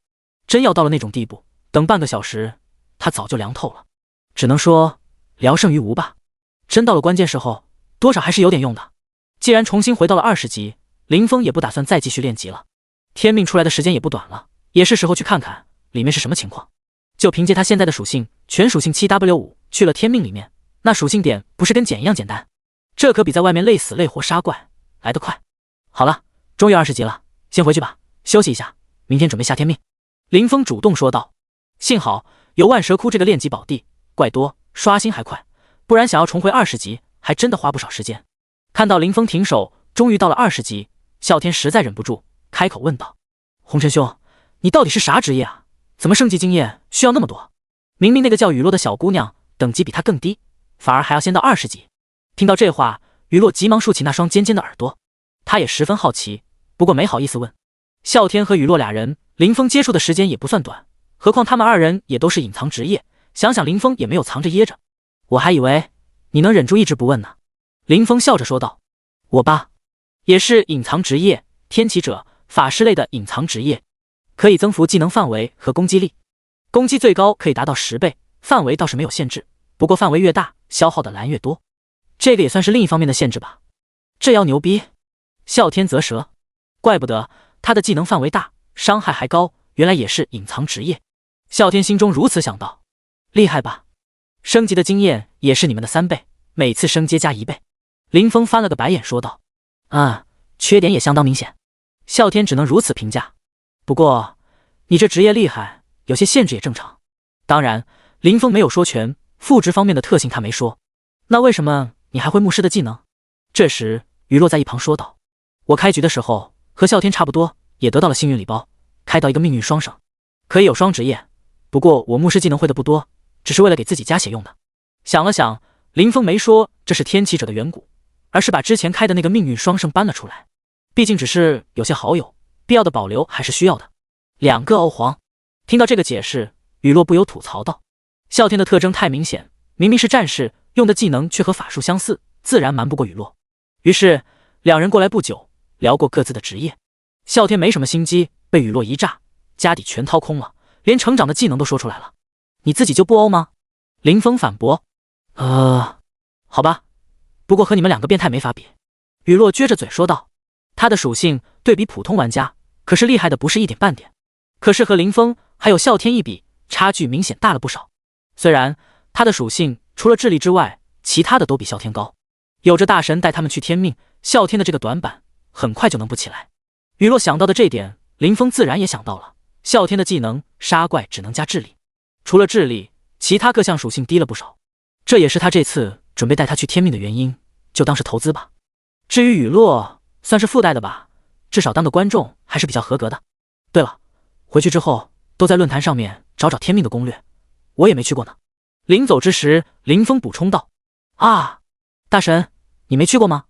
那你的属性怎么那么高？雨落问道。虽然不知道林峰的具体属性，不过技能的伤害他是知道的，哪怕是10倍增幅，也打不出那样的伤害啊。从伤害来看，他的属性应该也不低才是。那你呢？你去过吗？你的属性又是正常的。林峰没有作答，反而问道。这事雨落无话可说。显然这游戏不止一个途径可以增加属性，想那么多干啥？游戏嘛，玩得开心就行。这时啸天开口说道。他就从来不关心红尘的属性问题，是朋友又不是敌人。几人就此离开酒馆包间。林峰和啸天在里面喝酒，这次不是林峰约的啸天，而是啸天主动约的林峰。喝着喝着，林峰见到啸天一副欲言又止的样子，于是主动问道：你这是咋了？便秘了？去，我只是有些不知该如何开口罢了。啸天回道。到底怎么了？这可有些不像你的为人。林峰道。虽然认识不久，但是林峰自认对啸天还是看得比较透彻。第126章天命。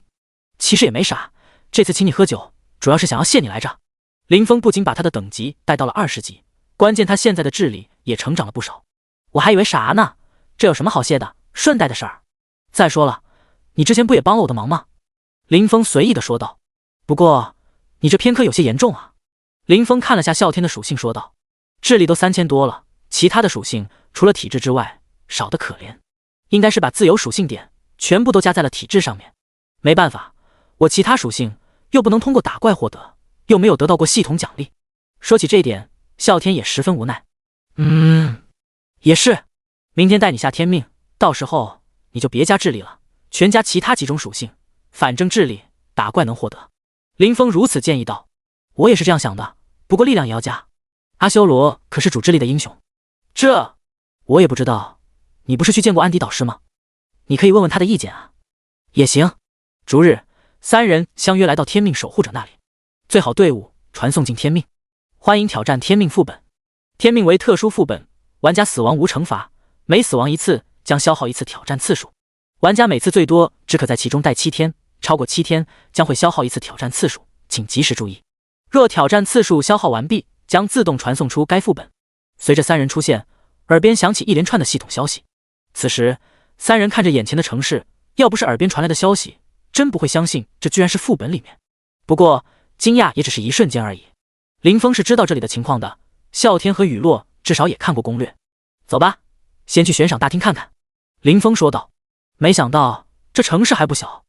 啸天有些感慨。当然和主城相比的话还是差了不少。那当然，主城可是有15座呢，天命里面才3座城市，别看这里不大，其实城池占地面积可不小，只是好多地方都没有建筑而已。听到啸天的话，雨落接着说道。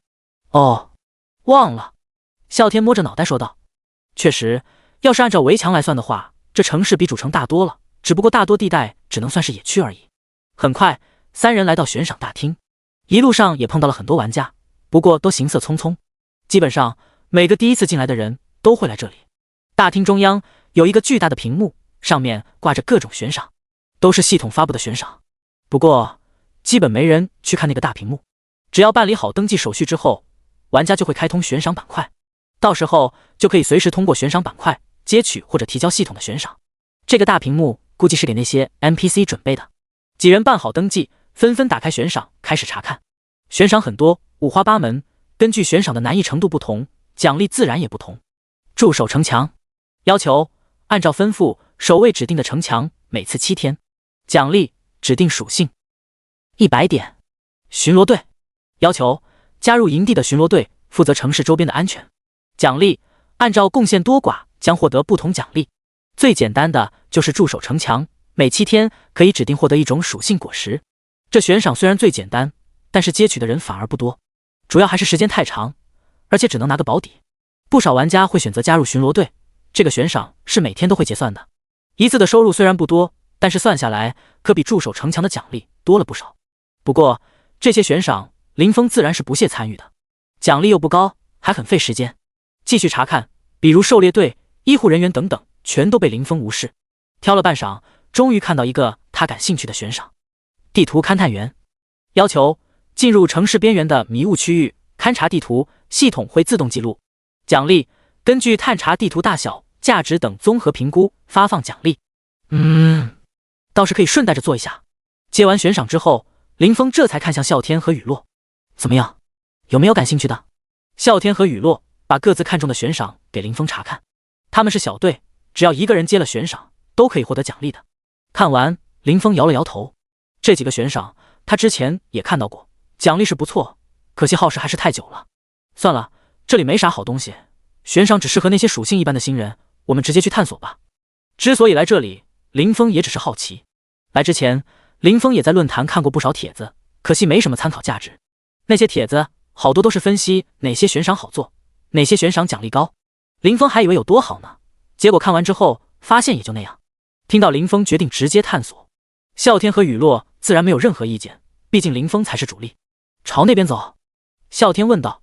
其实对于几人来说，方向无所谓，看天意吧。林峰回道。雨落和啸天还没明白这话什么意思，就看到林峰从背包里面拿出了一根法杖，打着线儿的朝着空中扔去。等到法杖落到地上，林峰指着法杖头部的方向说道：走这边吧。这就是天意。啸天吐槽道。当然，要不你来试试。林峰说道，还把法杖递给啸天。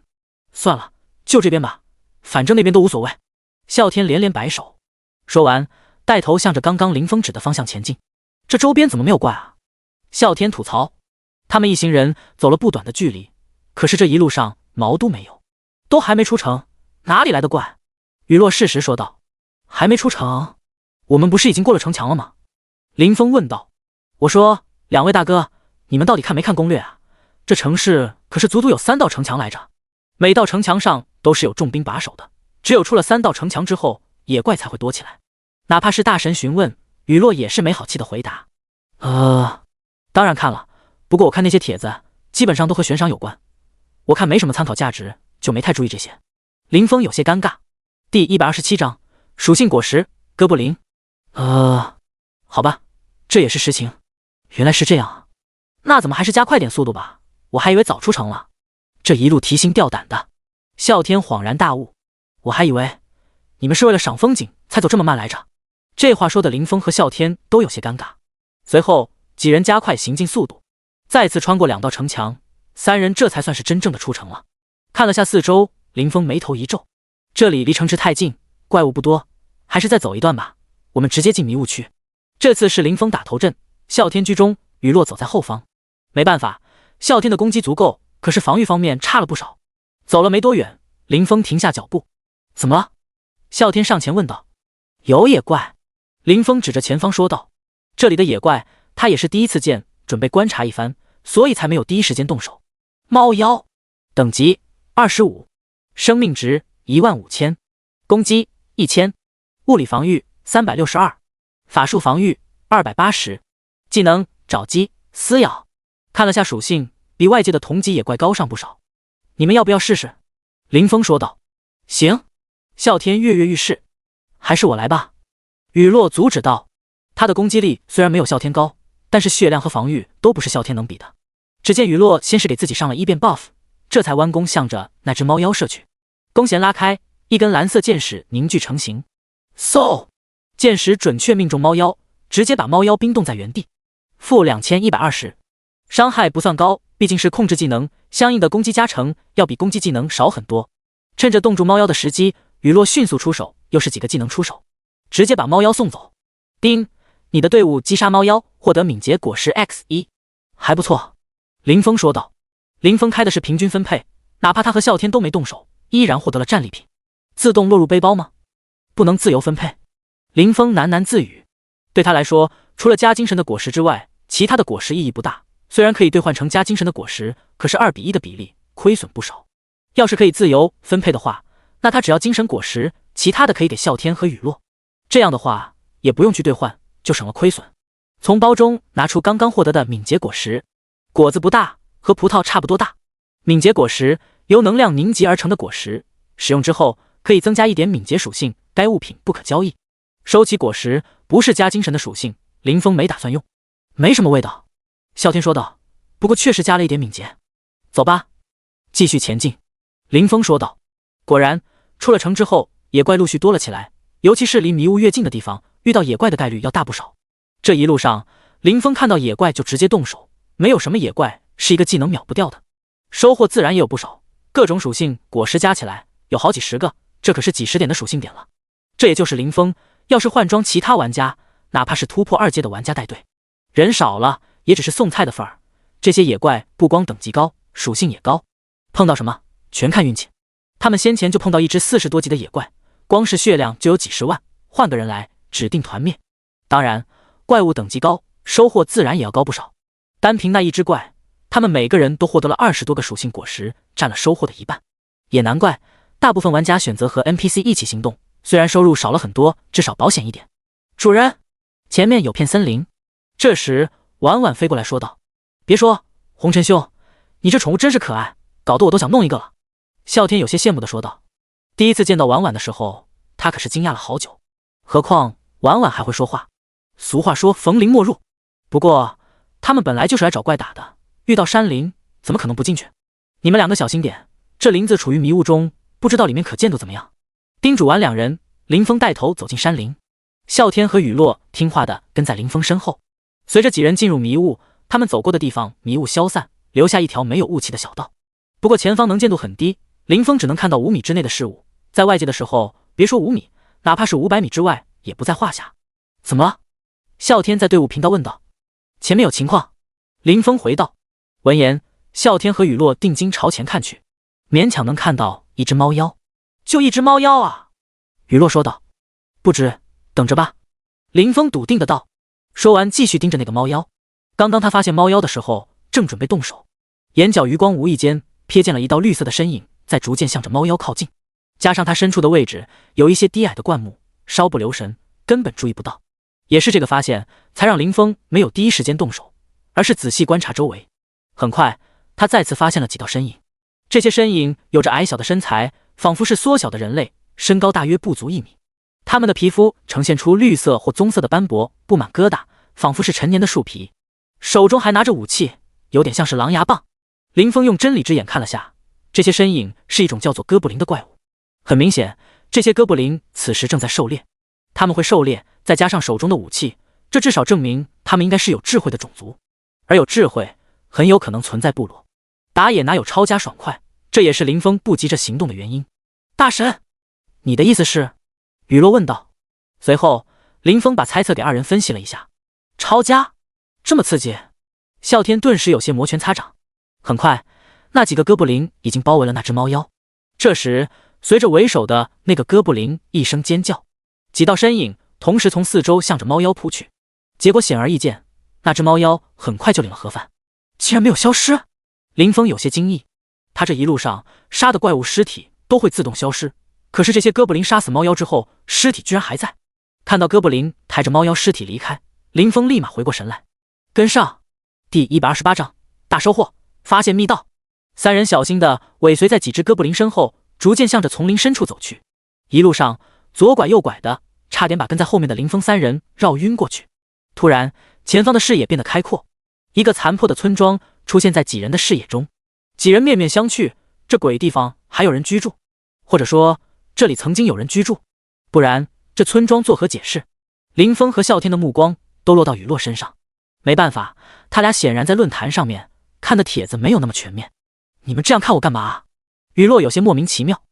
你在论坛上看到过这种情况吗？林峰问道。没有，我把论坛上面所有关于天命里面的帖子几乎都看了个遍，从来没有人看到过这种情况，至少论坛上面没有提到过。雨落说道。奇怪，这里的迷雾还会认人吗？怎么这破村子里面一丝迷雾都没有？啸天有些纳闷地说道。是结界，林峰解释道。刚刚发现村子的第一时间，林峰就用真理之眼看过，这村子被一层结界所笼罩，所以才没有被迷雾笼罩。不过看到那几个哥布林可以自由出入，估计这结界也已经残破，现在只剩下阻隔迷雾的作用了。走吧，潜入进去。话音刚落，啸天踮着脚尖，弓着腰，蹑手蹑脚的准备进入村庄。雨落本来还觉得没什么，不过一看啸天这副模样，也是有样学样。你俩这是？林峰好奇的问道。不是你说的潜入进去吗？啸天反问道。潜入进去需要这样吗？林峰，不需要吗？啸天，两人像是复读机一般，一连说了好几次。雨落则是在一旁默默收起刚刚那副样子，像是什么都没有发生过。那你说如何潜入？最终还是啸天败下阵来，妥协的问道。直接进去啊，把看到的敌人全部解决掉。你能说我不是完美潜入吗？林峰理所当然的说道。你这是潜入吗？这不是开无双吗？啸天十分无语的说道。你就说我有被发现吗？林峰道。啸天一时间哑口无言。你说不算吧，发现的敌人都死了，说算吧，可是被人发现了呀，关键发现的人又死了呀。走吧。说完，林峰带头向着村庄里面走去。果然，林峰言出必行，所有见到他们的哥布林一个照面直接领了盒饭。雨落和啸天跟在后面，一脸无语。学不来，真的学不来。关键这方法一般人也学不了，所有怪物全是一个技能秒杀，你说怪的血量低也就算了，可是俩人亲眼看到其中有一个哥布林足足被林峰一个技能打掉100万的血，就这血量是一般人能做到的吗？丁，你的队伍击杀哥布林获得力量果实 X5。 丁，你的队伍击杀哥布林获得敏捷果实 X2。 丁，你的队伍击杀哥布林精英获得精神果实 X11。 听着耳边不断传来系统的提示音，两人从一开始的激动逐渐变得麻木。不一会儿的时间，两人背包里面的属性果实加起来足足好几百个，直接给他俩一种错觉，好像也不是很难的样子。不过一声声哥布林死前的哀嚎无时不刻在提醒二人，这只是对林峰来说不难而已。随着最后一只哥布林死亡化作光点消失，林峰这才收手看了下背包，果然抄家的感觉就是爽，单单就这一波直接收入500多的属性，尤其是精神果实差不多有一半，这可比之前在外面爽多了。可惜还是少了点，才不到200只，要是再多点就好了。你俩别愣着呀，看看还有没有漏网之鱼，再搜寻一番，看看能找到什么有用的线索什么的。看到呆滞的二人，林峰开口说道。说完，他自己也钻入一间还算完好的房屋里面展开搜索。雨落和啸天如梦初醒，这时才反应过来哥布林已经被杀光了。好，有些慌不择乱的应了声，钻入一旁的房子里面，推开房门，一间还算干净的房间映入林峰眼帘。这是真干净，连张床都没有。房间里的陈设极其简陋，墙角堆放着一些短小的武器，在房间中间铺着一张不知名野兽的皮毛，除此之外什么都没有。这个房子先前应该住着哥布林。转身从房间出来，林峰开始挨个查看。你们快过来，我这里有发现。突然啸天的声音从远处传来，闻言林峰和雨落急忙向着声音传来的方向赶去。怎么了？林峰问道。这里有个密道。从屋外进来，林峰就见到啸天正蹲在墙角，手持长剑，似乎在开拓一个洞口。林峰走上前查看，确实像是一条密道。这时雨落也闻声赶了过来。我看看。说完，手中亮起一个光球，朝着洞口扔了进去。你这技能照明效果不错呀，林峰夸道。雨落张了张嘴，有心想解释一下，这不是照明用的，而是圣光系的治疗技能。不过联想到大神的变态之处，想想还是算了吧。这技能对大神来说，估计也就剩下照明的作用了。不得不承认，这技能的照明效果真的不错。通过亮光可以看到下面确实有个通道，应该是年久失修，不知道发生了什么，这里坍塌了一个洞口。确认了情况，林峰也上前帮忙。没多一会儿功夫，洞口被扩大了不少，足够几人下去之后，这才停手。林峰四下瞅了一圈，就地取材，用几根木棍和皮毛做了几个火把，点燃火把，递给啸天和雨落：“我先下去，你们后面跟着。”说完，林峰一个纵身跳入洞口，密道很长，一眼望不到头。三人打着火把，谨慎前行，双眼不停地扫视着四周。这时，走在前面的林峰发现右侧墙上似乎有个像是灯的东西，走上前去，看上去确实是灯。林峰仔细摸索一番，也不知道是触动了哪里，那个灯突然亮起，同时随着这盏灯被点亮，像是起了连锁反应，以这盏灯为中心，不断地向着两边延伸，就连墙壁左侧的墙上也亮起了灯光，整个通道顿时被光芒充斥，恍若白昼。第129章流萤水晶，厉害啊！看到通道的变化，啸天惊呼一声，立马靠近一盏灯，仔细观望。这玩意儿都不知道多少年了，居然还能亮起来，竟然还是全自动的。别看了，这应该是魔法灯。刚刚这灯亮起来的时候，我有感觉到轻微的魔力涌动，不过这工艺确实不错。林峰对着啸天说道，顺带也夸赞了一句。这时，雨落指向前方，语气中带着疑惑，那里似乎有一个房间。三人急忙上前查看，发现这确实是一个房间。然而，由于时间太久，木门早已腐朽不堪。砰！啸天抬起脚，用力一踹，那扇腐朽的木门应声倒地。看着房中的布局，三人一愣。首先进入眼帘的是几个超大的玻璃容器，这些容器上还连接着各种管道，似乎与其他地方相通。环顾整个房间，可以看到墙上排列着一排排的货架，货架上摆放着一些透明的玻璃罐，大部分已经破碎了，只有极少数保持完好，让人不禁好奇罐中是什么东西。啸天一时语塞，半天说不出话来。雨落也十分惊讶，提出了实验室的疑问。在雨落的提醒下，啸天急忙补充道：“对，这就是实验室。”林峰则显得比较冷静，他建议大家找找看有没有实验记录。林峰表面上保持着平静，但内心却是波澜壮阔。实际上，天命并不只是一个副本，而是一个次元裂缝，这是蒂娜导师亲口告诉他的。林峰不知道 NPC 到底有没有发现类似的场所，或许有，也或许没有，毕竟发现这里的时间不长。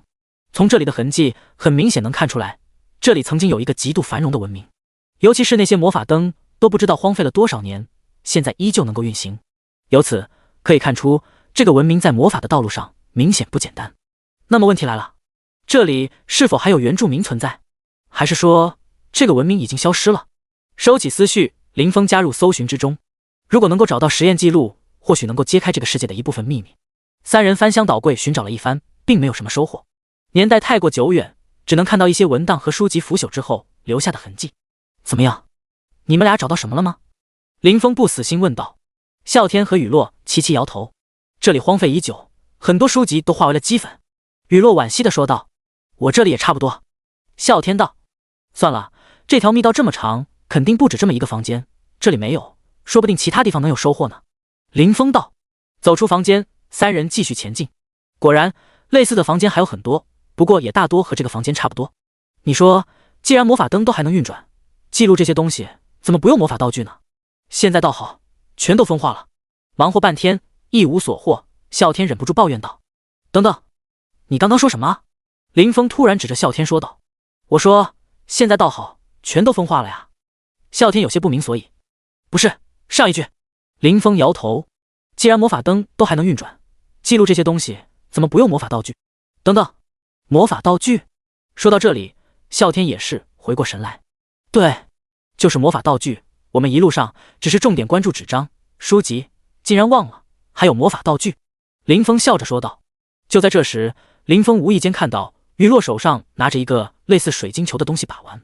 他不记得雨落之前有这东西啊，好奇之下用真理之眼看了一眼。流萤水晶能够记录某些东西和画面，里面似乎记录了一些东西。流萤水晶？林峰查看完后惊呼道。怎么了？什么流萤水晶？雨落问道。哪儿？啸天也是一头雾水。林峰指着雨落手上的水晶球说道。我说的是这个。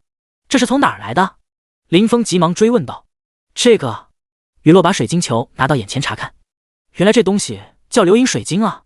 我不知道这是什么东西，看着好奇，顺便拿了一个。雨落说道。流萤？等等，你的意思是……雨落突然反应过来。没错，你可以把它理解为魔法版的摄像机。林峰打断道：“啊！”于洛突然惊呼：“怎么了？我记得我拿这东西的地方还有好多这个东西。快，咱们回去看看。”啸天一听也是急忙催促道：“行，你们跟我来。”说完，于洛在前面带路，二人急忙跟上。很快，于洛带着二人来到一个类似库房的地方。这地方林峰有些印象，不过当时他和啸天搜查的是另一个方向。看着那里整整几箱子的流银水晶，三人哈哈大笑，激动不已。这东西怎么用？大笑之余，啸天突然说道，笑声戛然而止，像是被按下了静音键，一时之间整个房间落针可闻。对啊，这东西怎么用？既然是魔法道具，应该是用魔力催动的吧？想了下，林峰有些不确定地说道。对了，红尘，你之前不是点亮了外的魔法灯吗？你再试试，能不能激活这流银水晶？啸天听到林峰的话后这样说道。对，大神，你赶紧试试。雨落也激动地说道。林峰一滞，他之前那纯属瞎猫碰到死耗子，无意之下才点亮的魔法灯，他知道个鬼的方法呀！硬着头皮拿起一颗流银水晶，林峰闭上双眼，仔细回想先前触碰魔法灯的感觉，可惜先前根本没怎么留意。对了，既然这东西是魔法道具，那和使用回城卷之类的物品应该差不多吧？林峰心中暗自猜测道。再次尝试，亮了！突然，雨落的惊呼声响起，随着声音传来，林峰手中本在微微发光的水晶球瞬间一暗，再次恢复原样。看到这种情况，雨落急忙捂住小嘴，生怕打扰到林峰。雨落的声音，林峰自然听到了，看来思路是对，于是再次尝试。很快，流银水晶激发成功。第130章，事情原委。在睁开双眼后，林峰凝视着手中的流银水晶，它正发出耀眼的光芒，光芒逐渐汇聚，很快，一个身影在光芒中逐渐显现。随着身影越来越清晰，一个声音也传入了林峰的耳中。天龙历36年6月初1，自天变以来已经过去了2年0.6个月。今天，格雷斯来到我这里，满面愁容的诉说，又有几位科研人员的情况开始失控，他们已经自行离去。虽然我也为他的离去感到难过，但作为这个项目的负责人，我需要给他们带来希望。经过我的耐心劝说，格雷斯终于感到了一些安慰。以下是今天的实验记录，接下来是一些研究的记录，但三人发现根本听不懂，如同听天书一般。天龙历、天变、失控、实验。林峰认真地记下了这几个词语。当流银水晶播放完毕，并没有提供其他有用的信息后，林峰将其放在一旁，然后他拿起另一个水晶，重复同样的操作。天龙历35年1月初1，今天是发生天变日1周年，我们没有时间去祭奠那些遇难的同胞。上面的人来通知说研究基地出了问题，需要搬迁。虽然我询问过具体情况，但并没有得到明确的答复。新的基地已经安排好了，今天没有进行实验，但从明天开始，一切将步入正轨。这个水晶的留言并不多，而且看起来留言的人在当时十分匆忙。林峰猜想，这可能就是他们搬迁实验室的原因。接下来，林峰不断更换水晶，这一箱流银水晶眼看已经看完大半。几人的疑惑不仅没有得到解决，反而更多。尤其是那什么实验，所有的一切都围绕实验展开，只是具体是什么实验不得而知。时间的跨度也很大，从天龙历35年一直到150年。几人很不理解，到底是什么实验需要如此长的时间去研究？而且记录这些水晶的那人100多年的时间过去，容貌居然都没有发生多大的变化。林峰再次拿起一个水晶播放。天龙历34年正月初1，当那个声音回荡在空中时，林峰与他的同伴立刻振奋了起来。此前，他们已观察了许多水晶，其中频繁提到的词汇就是天变。关于天变究竟是什么，他们尚未了解，但从所听的话语中可以推断，天变将在天龙历34年正月初1这天发生。又到了每年一度举国欢庆的日子，每年的今天，人们脸上都洋溢着喜悦。在天龙帝国成立的30多年间，无一例外。然而，从今天起，这样的日子或许将一去不复返。今天注定是令人难忘的一天。原本晴朗的天空突然出现了一个巨大的裂缝。值得庆幸的是，官员们反应迅速，有效地控制了局势，没有引发大规模的恐慌。林峰和啸天对视一眼，神色复杂。这一幕有种莫名的熟悉感。就在傍晚时分，我接到了来自陛下的召见。要知道，尽管我在科研和魔法领域有一定的研究，但我并不是官员，因此我不明白为什么陛下会召见我。事情的起因与天空中的裂缝有关。至于这个裂缝为什么会出现在那里，我们还不清楚。但它的出现带来了一些不明物质，导致许多动物发生了异变。由于我在这个领域有一些研究，陛下召见了我，还有其他一些相关人员。我们紧急组成了一个科研小组，开始对那些变异的动物进行研究。听到这里，大家终于明白了这个实验的真正含义。天龙历34年2月初1，距离上次传召已经过去整整1个月。起初我们这些研究人员满怀兴奋，然而现在焦虑情绪逐渐占据上风。这1个月来，变异现象愈发严重，不仅动物受到影响，人类也出现了某种变化。我们的研究队伍日益壮大，从最初的几十人逐渐增加到了上千人。然而，尽管人数众多，但进度却并不理想。天龙历44年1月初1，今天是天变发生第10年。上个月我们与外界失去了联系。格雷斯不听劝阻，执意出去打探情况，希望他平安无事。下午，格雷斯回来了，我心中一喜。然而，他却带来了一个噩耗：帝国已经覆灭，现在人人自危，这导致我们与外界的联系被切断。一时间，我感到迷茫，不知道研究是否应该继续。毕竟，帝国都已经不复存在了。然而，除了继续研究，我也似乎没有别的选择。天龙历，算了，我也不清楚现在具体是哪一年。不过，我的忌日应该不远了。整个研究基地很早之前就只剩下了我一个人，其他人都在失控之前离开了基地。我不知道在这片大陆上还有多少人仍在苦苦支撑，或许我已是最后的幸存者。回望过去最鼎盛的时期，我们的团队人数达到了几万。可惜的是，随着时间的流逝，实验基地换了一个又一个，那些熟悉的面孔也一个个消失。我曾感到迷茫、痛苦，甚至一度想要放弃。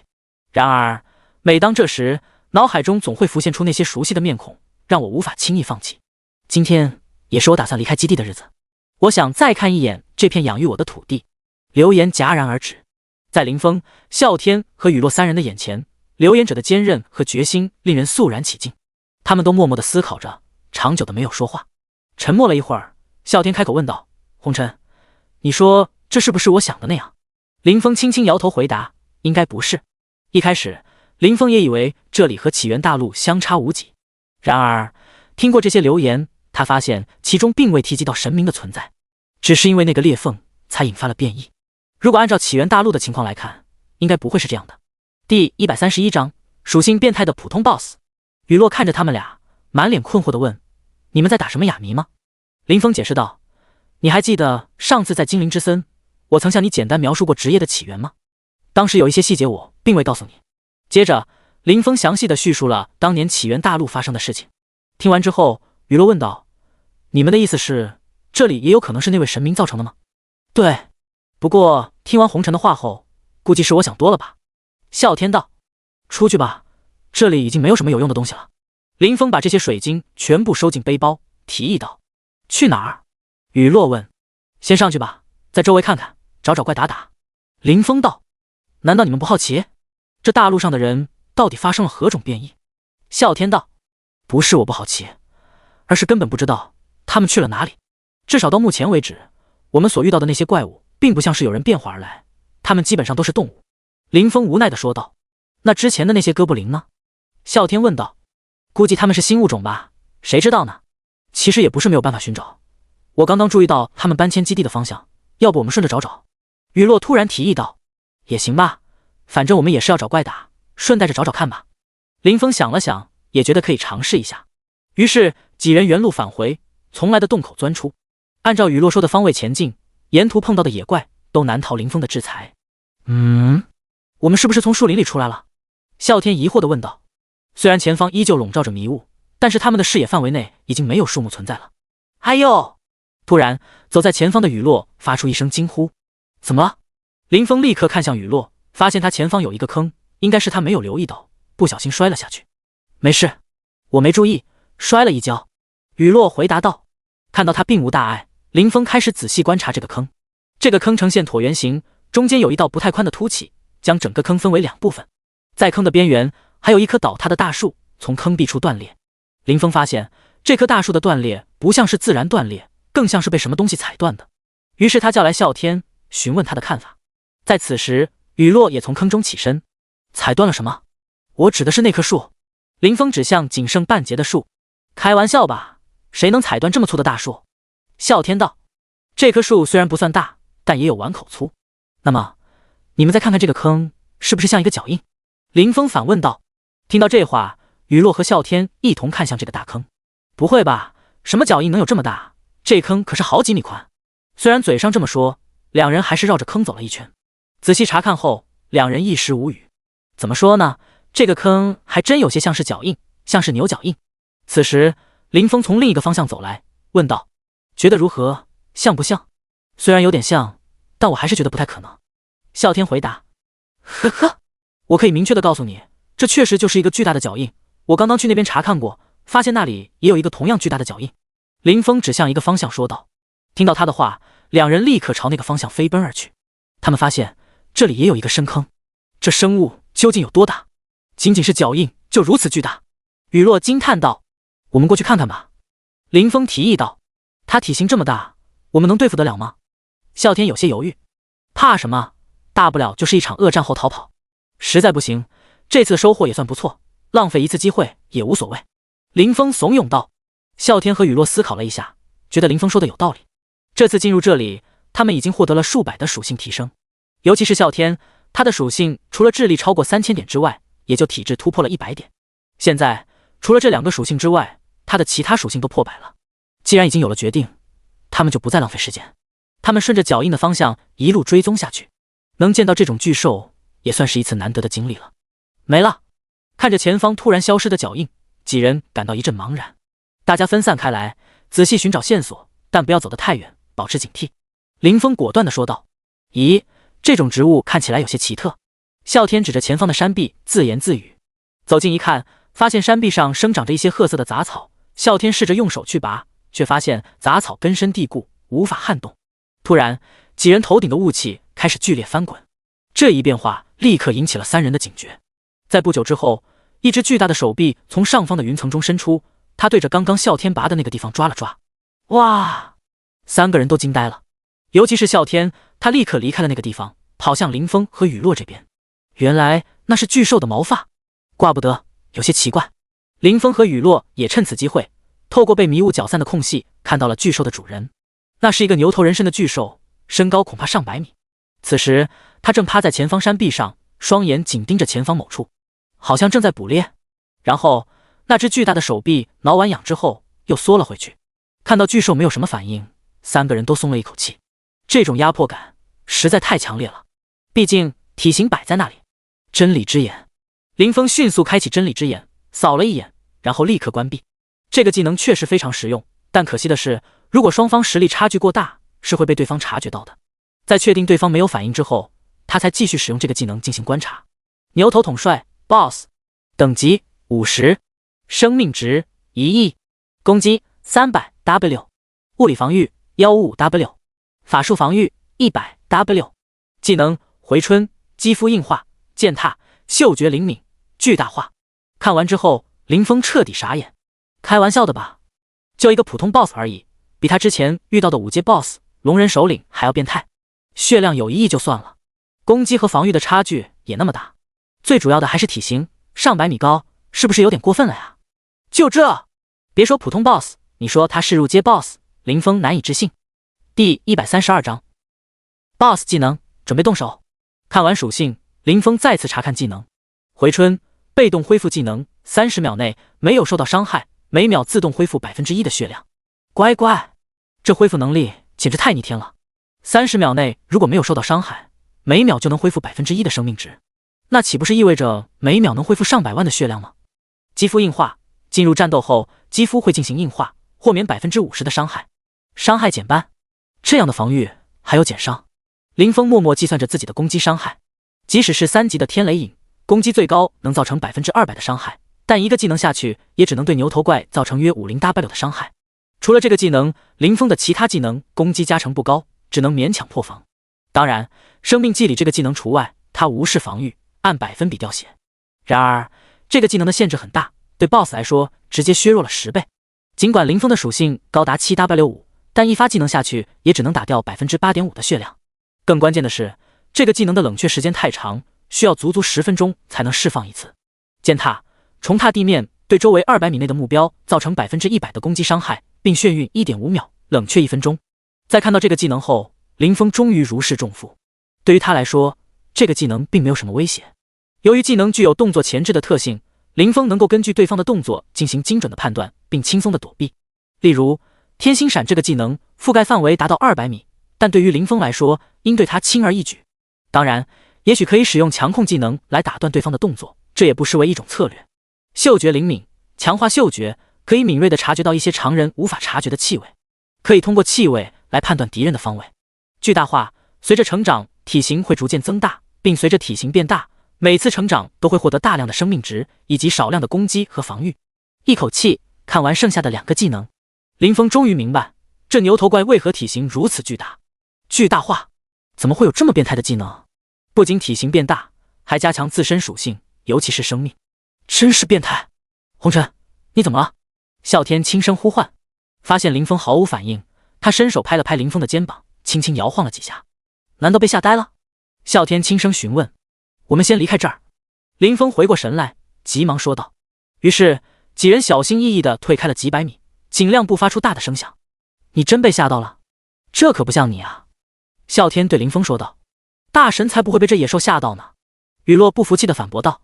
他自己点头的啊。啸天解释道。刚刚林峰点头，雨落也看到了，一时间无言以对。呵呵，你看到他的属性，估计还不如我呢。林峰笑了笑，说道。你不是被他的体型吓到的？啸天惊讶地问道。他原本以为林峰是被这巨兽的体型吓到了，没想到是对方的属性把林峰吓到了。啸天满不在乎地说，发出来看看，到底是什么属性，能把你吓成这样？林峰毫不犹豫地把属性值分享给他俩看。看完后，啸天和雨落都僵在原地，呆若木鸡。林峰没有管他们，径直坐下开始思考。这 BOSS 的属性虽然高，但是并不会像入阶 BOSS 那样压制他的属性，还是能够对付的。关键是值不值得动手。然而啸天的惊呼打断了他的思绪。这开玩笑的吧？他难以置信地问道。这怎么可能？彻底傻眼的啸天再次惊呼。血量高达1亿，攻击和防御也是离谱的高。雨落回过神来，震惊地说，这怎么可能这么高？他看向林峰，上次5阶 BOSS 的属性与这牛头怪相比，差的可不是一星半点。林峰终于下定决心，这个 BOSS 就算不出装备，什么都不出，属性点肯定也少不了。你这是什么反应？林峰对啸天说道，是不是被吓到了？这怪的属性真是变态。啸天感叹道。雨落补充道，我觉得他的技能才是最变态的。技能？我刚都没注意，我再看看。啸天立刻查看技能描述。卧槽，牛逼啊！这巨大化要是我能学习就好了。看完技能，啸天直接一句国粹脱口而出，羡慕地说道。咋的？你还想当个巨人不成？林峰吐槽道。也不是不行。没想到啸天还真的点点头。好了，走吧。林峰说完，主动向着巨兽的方向走去。大神，等等，你走反了。雨落及时说道。没走反，这巨兽，你们不想看看他会爆多少属性？林峰脚步一顿，开口说道。那也要能打得过呀。啸天道。我也没说不能打呀，刚刚只是没考虑好是不是要动手。林峰的声音从远处传来。听到这句话，啸天和雨落相互看了一眼，眼神中充满了惊愕。这怎么可能？雨落瞪大了眼睛。我也觉得他在开玩笑。啸天也同样的表示疑惑。两人交换了半晌的眼神，显然在思考如何应对这个情况。然后他们迅速向林峰的方向跑去。开玩笑？如果是真的动手，他们怎么可能错过这样的机会？于是两人赶紧追上了林峰。大神，真的要动手？雨落再次询问，试图确认。林峰随意的点点头，回应了一声等等，我先给你加上 buff， 虽然效果不大，但多少能起点作用。雨落急忙补充道。随后一连串的 buff 被加在了林峰和啸天的身上。太棒了，雨落妹子，我没看错你，你不仅输出高，没想到 buff 也这么厉害。啸天赞叹道。有了雨落的 buff， 他的攻击和防御能力都得到了显著提升。好了，你们就留在这里，小心别被战斗的余波伤到。他们到达目的地后，林峰提醒道。不需要我们帮忙吗？啸天问道。你确定你能帮上忙吗？林峰翻了个白眼，显然对啸天的能力有所怀疑。我就是说说而已。啸天摸了摸脑袋，显得有些尴尬。他刚才的话脱口而出，纯粹是下意识的，说完才想起牛头怪的变态属性。第133章搞起。这个牛头怪的伤害很高，不做好准备，林峰也扛不住一下。把光之守护和光之祝福加上，血量达到了惊人的 225W。纵然如此，依旧抗不住一下，幸好他还有一个减伤 30% 的魔法盾。开启魔法盾，这才朝着牛头怪的方向走去。来到牛头怪100米之外，林峰停下脚步，手中法杖高举，瞄准牛头怪，直接一发生命祭礼送上。其实也不用怎么瞄准，毕竟这牛头怪的体型实在太大，打偏的可能性太小。850W， 好，一个大大的伤害从牛头怪的身上冒出，同时也让牛头怪惊醒，抬头一声大吼，低头看向林峰的方向。远处，啸天和雨落听到动静，精神一振，这是叫上手了。可惜他们不敢上前查看，那个牛头怪的攻击范围很大，一个不好被战斗余波波及到，直接就交代了。这边林峰自然不会放过机会，放完生命祭礼之后，立马就是几个输出高的单体技能衔接上。天雷影、玄冰刺、爆裂火球。这时正好牛头怪看向林峰，几个技能迎面命中牛头怪。-512662， -386079， -829118，暴击。4个技能直接带走了牛头怪近1000万的血量。当然，这是因为有生命祭礼的原因。有着光之祝福的 50% 攻击加成，林峰现在的攻击高达 33W7， 接近 34W， 再加上他现在是2阶天启者的专属增幅下，技能有3倍伤害。可惜的是，牛头怪豁免了 50% 的伤害，不然可以造成 200% 攻击伤害的天雷影，一下可以打掉100万血来着。面对林峰的几个技能，牛头怪这下彻底怒了。这几个小虫子先前过来的时候他就有注意到，只不过懒得理会，还不够他塞牙缝来着。没想到居然还敢跟他动手，更没想到还能重创他。于是抬起右蹄，朝着地面狠狠一跺。想法是不错，可惜林峰怎么可能会让他如愿？看见牛头怪准备释放剑塔，绝对零度天星闪，林峰急忙释放绝对零度。这技能是100%强控的技能，他想试试看能否打断牛头的剑塔。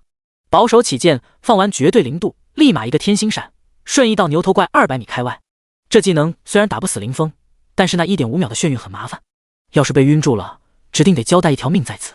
要是平时，林峰倒也不怕，可是现在他在外界可是还有分身存在来着。幻影分身是需要持续耗蓝的，本体死亡的话，不用想，分身也会跟着消失。别忘了，分身此刻正在负责君临天下和狼族的订单来着。瞬移到 BOSS 攻击范围之外，林峰急忙转身看向牛头怪。只见牛头怪此刻保持着一个金鸡独立的姿势，被冰冻在原地。见此情形，林峰没有急着靠近，他不确定剑塔是否被打断。很快，3秒过去，牛头怪的右蹄跺下，无事发生。好！一声饱含怒气的大吼传来，震得天边的迷雾都在不停涌动。从这牛头怪的反应来看，剑塔应该是被打断了。见此情形，林峰也是大大的松了一口气。只要能打断这个技能，那牛头怪对他的威胁直接降低了一个等级。咻！这时，一声破空声传入林峰的耳中，他惊觉一根巨大的铁棒正朝着自己砸来。原来是牛头怪未能释放技能，不知从何处掏出一根长达200米的铁棒，直取林峰。可以清晰的看到，高空的迷雾被这铁棒一分为2，威力惊人。然而，林峰此刻无暇欣赏这一幕，他急忙拔腿向旁边逃窜，心中暗恨自己的腿不够长。谁能想到，这牛头怪手中竟然还有一根如此巨大的铁棒，实在是出乎意料。轰！林峰脚下的地面猛然一颤，铁棍重重地砸落在他先前所站的地方，大地轰鸣，震颤不止，仿佛在承受着无尽的痛苦。沙石飞溅，尘土飞扬，一时间，周围的环境变得混乱不堪。裂缝如蜘蛛网般急速扩散，从铁棍落点向四周蔓延，仿佛要将整个地面撕裂。-6162， -5416。虽然林峰及时躲避，但周围的碎石四溅还是让他挂到了不少，损失了好几万的生命值。他看了一眼之前站立的地方，只见一个深沟出现在原地。不过他来不及感慨，直接就地一滚，再次躲开了横扫而来的巨棍。躺在地上看着从上空横扫而过的棍子，林峰的嘴角开始抽搐，内心十分恼火。他真想骂娘，这玩意儿是从哪儿找来的？横扫而过的棍子带起的风吹得他脸颊生疼。幸好这时天星山的冷却时间已到，感谢婉婉。天星闪 CD 是10秒，婉婉提供 20% 的 CD 缩减，加上他自己打造的星光饰品，只要6秒就能释放一次。林峰急忙瞬移，躲过铁棍的攻击。一出现，林峰立马几个技能朝着牛过怪丢过去。疾冰盛宴、天雷影、冰天雪地。除了绝对零度和群攻技能之外，林峰把他能释放的技能都一一施展了出来。释放完这些技能后，林峰立刻传送到了更远的地方。虽然群攻技能的伤害不高，但若30秒内不对牛头怪造成伤害，他便会回血。因此，林峰只放了一个群攻技能，其他的留作备用。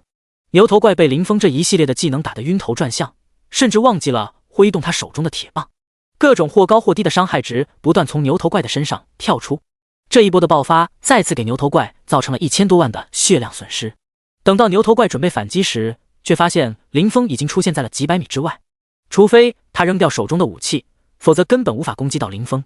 他试图朝着林峰的方向跑去，然而在极冰盛宴和冰天雪地的双重减速效果下，他的移动速度变得十分缓慢。当然，这只是相对而言，毕竟牛头怪的体型巨大，即使再慢，他的一步也有几十米之远。显然，林峰不会给他任何机会。在眼看着牛头怪即将进入攻击范围之际，林峰抢先出手，释放出冷却好的单体技能。接着，林峰再次发动大面积的群攻技能，然后瞬间移动到另一个方向。虽然这次攻击没有减速效果，但是在惯性的作用下，牛头怪在反应过后再次朝林峰冲刺的时间，足以让林峰的天星闪冷却完毕。第134章，收获巨大，新的发现。在战斗中，林峰灵活地躲避着牛头怪的攻击，同时也不断地发动反击。每次牛头怪试图靠近时，林峰都能迅速反应，或是利用绝对零度，或是利用双重减速，总能拉开适当的距离。这场战斗对牛头怪来说相当憋屈，因为他始终无法发挥出自己的实力。最终，牛头怪不甘地倒下了，林峰也松了一口气。丁，你的队伍击杀牛头统帅，获得力量果实 X3000。丁，你的队伍击杀牛头统帅，获得体质果实 X5000。丁，你的队伍击杀牛头统帅，获得敏捷果实 X1000。丁，你的队伍击杀牛头统帅，获得精神果实 X1000。林峰没有急着使用果实，而是瞬间移动到牛头怪死亡之地。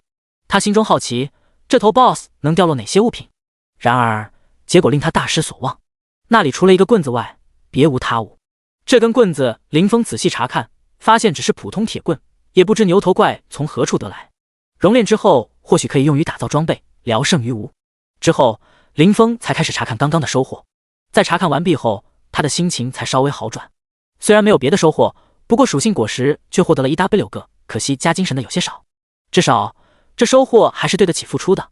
毕竟，这 BOSS 只是一个普通 BOSS， 哪怕属性高，战斗的时间其实并没有多少，前后也就花了10几分钟的时间。遥想上次那个龙人首领，他可是打了几个小时来着。没有压制，林峰能全力发挥是一个方面，另一方面，这牛头怪没有狂暴。要知道，进入狂暴的 BOSS 不仅不受控制，而且属性也会提升不少的。另一边，雨落和啸天提心吊胆。突然，耳边传来一道道提示音，两人满脸的不可置信。雨落妹子，我好像出现幻听了。啸天狐疑的说道。啊，你也听到了？雨落回应道。你也听到了？那应该不是幻听。啸天震撼的说道。此前，由于另一边一直有动静传来，不然他们都以为林峰已经交代了。没想到，才这么一会儿时间，林峰就把这个高达1亿血量的 BOSS 解决了。我早就说过，主人的能力是毋庸置疑的。婉婉吐槽道。说完，他直接朝着林峰那边飞去。看到婉婉飞走，雨落和啸天如梦初醒，急忙跟了上去。红尘，你真是太牛了！从今天开始，你就是我大哥。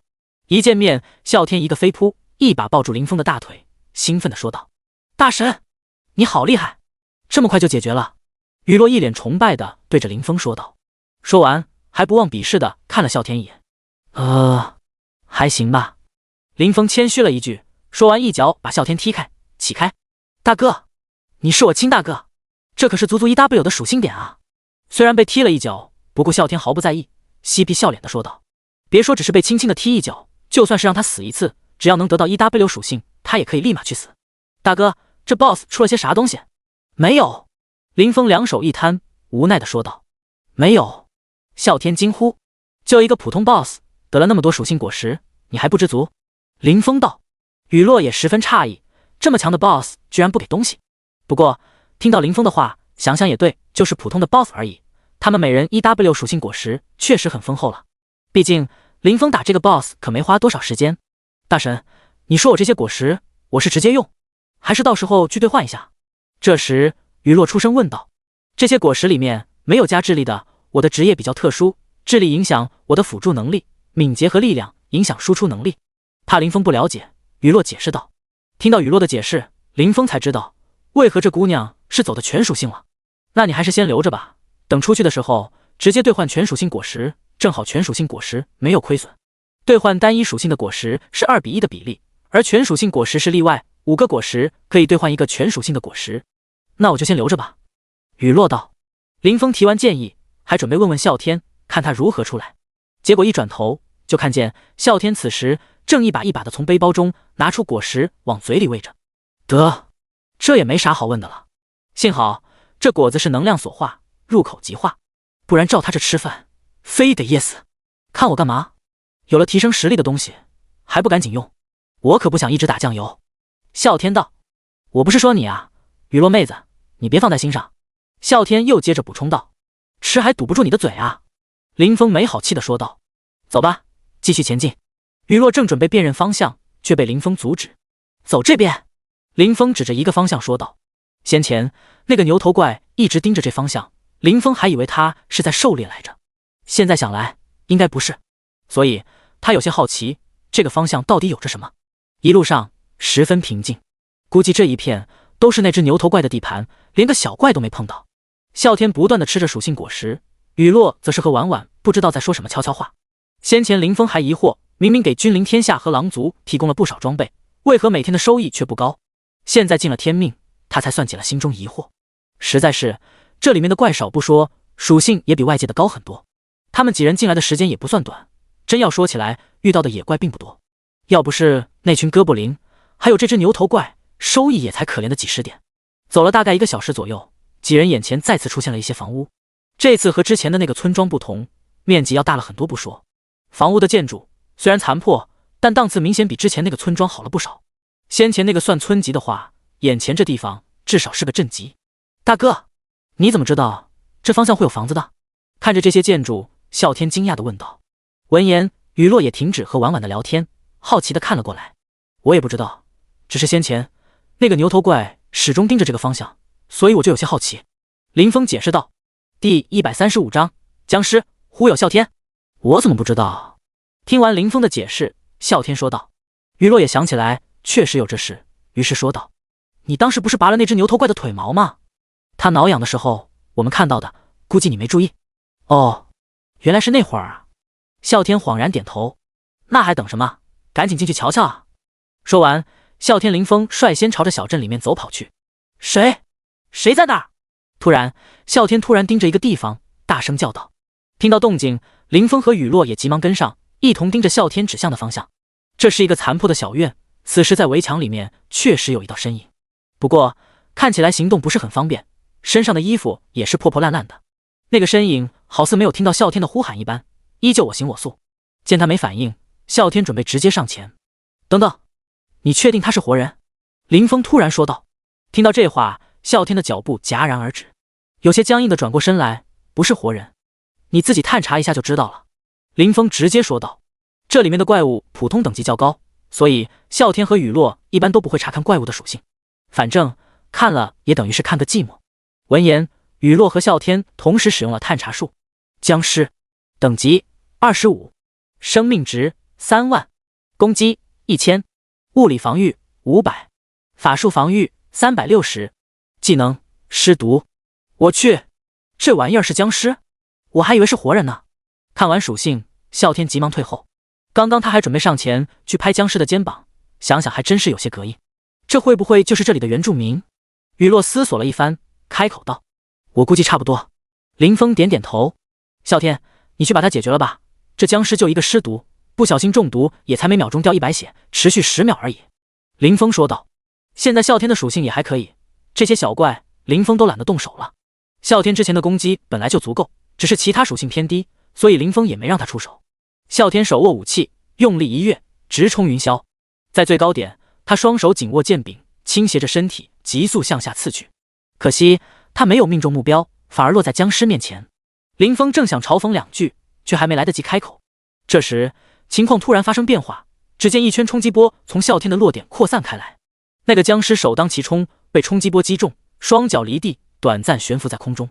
落地后的啸天抓住机会，用剑一挑，原本快要落地的僵尸再次被挑向空中。接着啸天一个滑行动作，手中长剑划出1个半月的斩击，在转身之后再次斩击，如此重复了3次。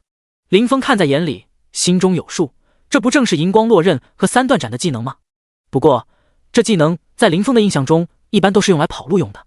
一个3段斩用完，僵尸方才掉落在地上。叮，你的小队击杀僵尸，获得体质果实 X1， 怎么样，帅不帅？啸天得意地说道。这可是他研究了好久的连招，好厉害！没看出来，啸天你也这么厉害，居然还能让怪物不落地就死掉了。雨落钦佩地说道。花里胡哨！林峰撇撇嘴，怎么就花里胡哨了？这可是我研究了好久的连招。啸天反驳道。伤害无所谓，帅才是最重要的。呵呵，就这？林峰呵呵一笑，有些不屑。算了，你又不是战士，你不懂，我不和你争。啸天说道。被啸天这么一说，林峰还真就想和他争论争论。虽然他现在是法师，可是阿修罗的技能如果真的和他印象中差不多的话，他也是懂一些的基础连招的。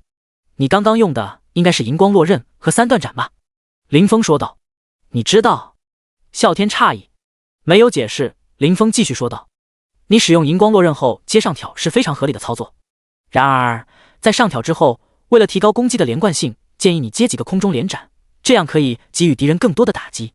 此外，在使用3段斩之后，你可以利用波动爆发技能使怪物浮空，为后续的攻击创造更好的条件。如果你想让对手无法动弹，可以选择使用鬼印珠来黏住对手，随后接上冰刃波动剑和爆炎波动剑，最后用邪光斩结束这一套连招。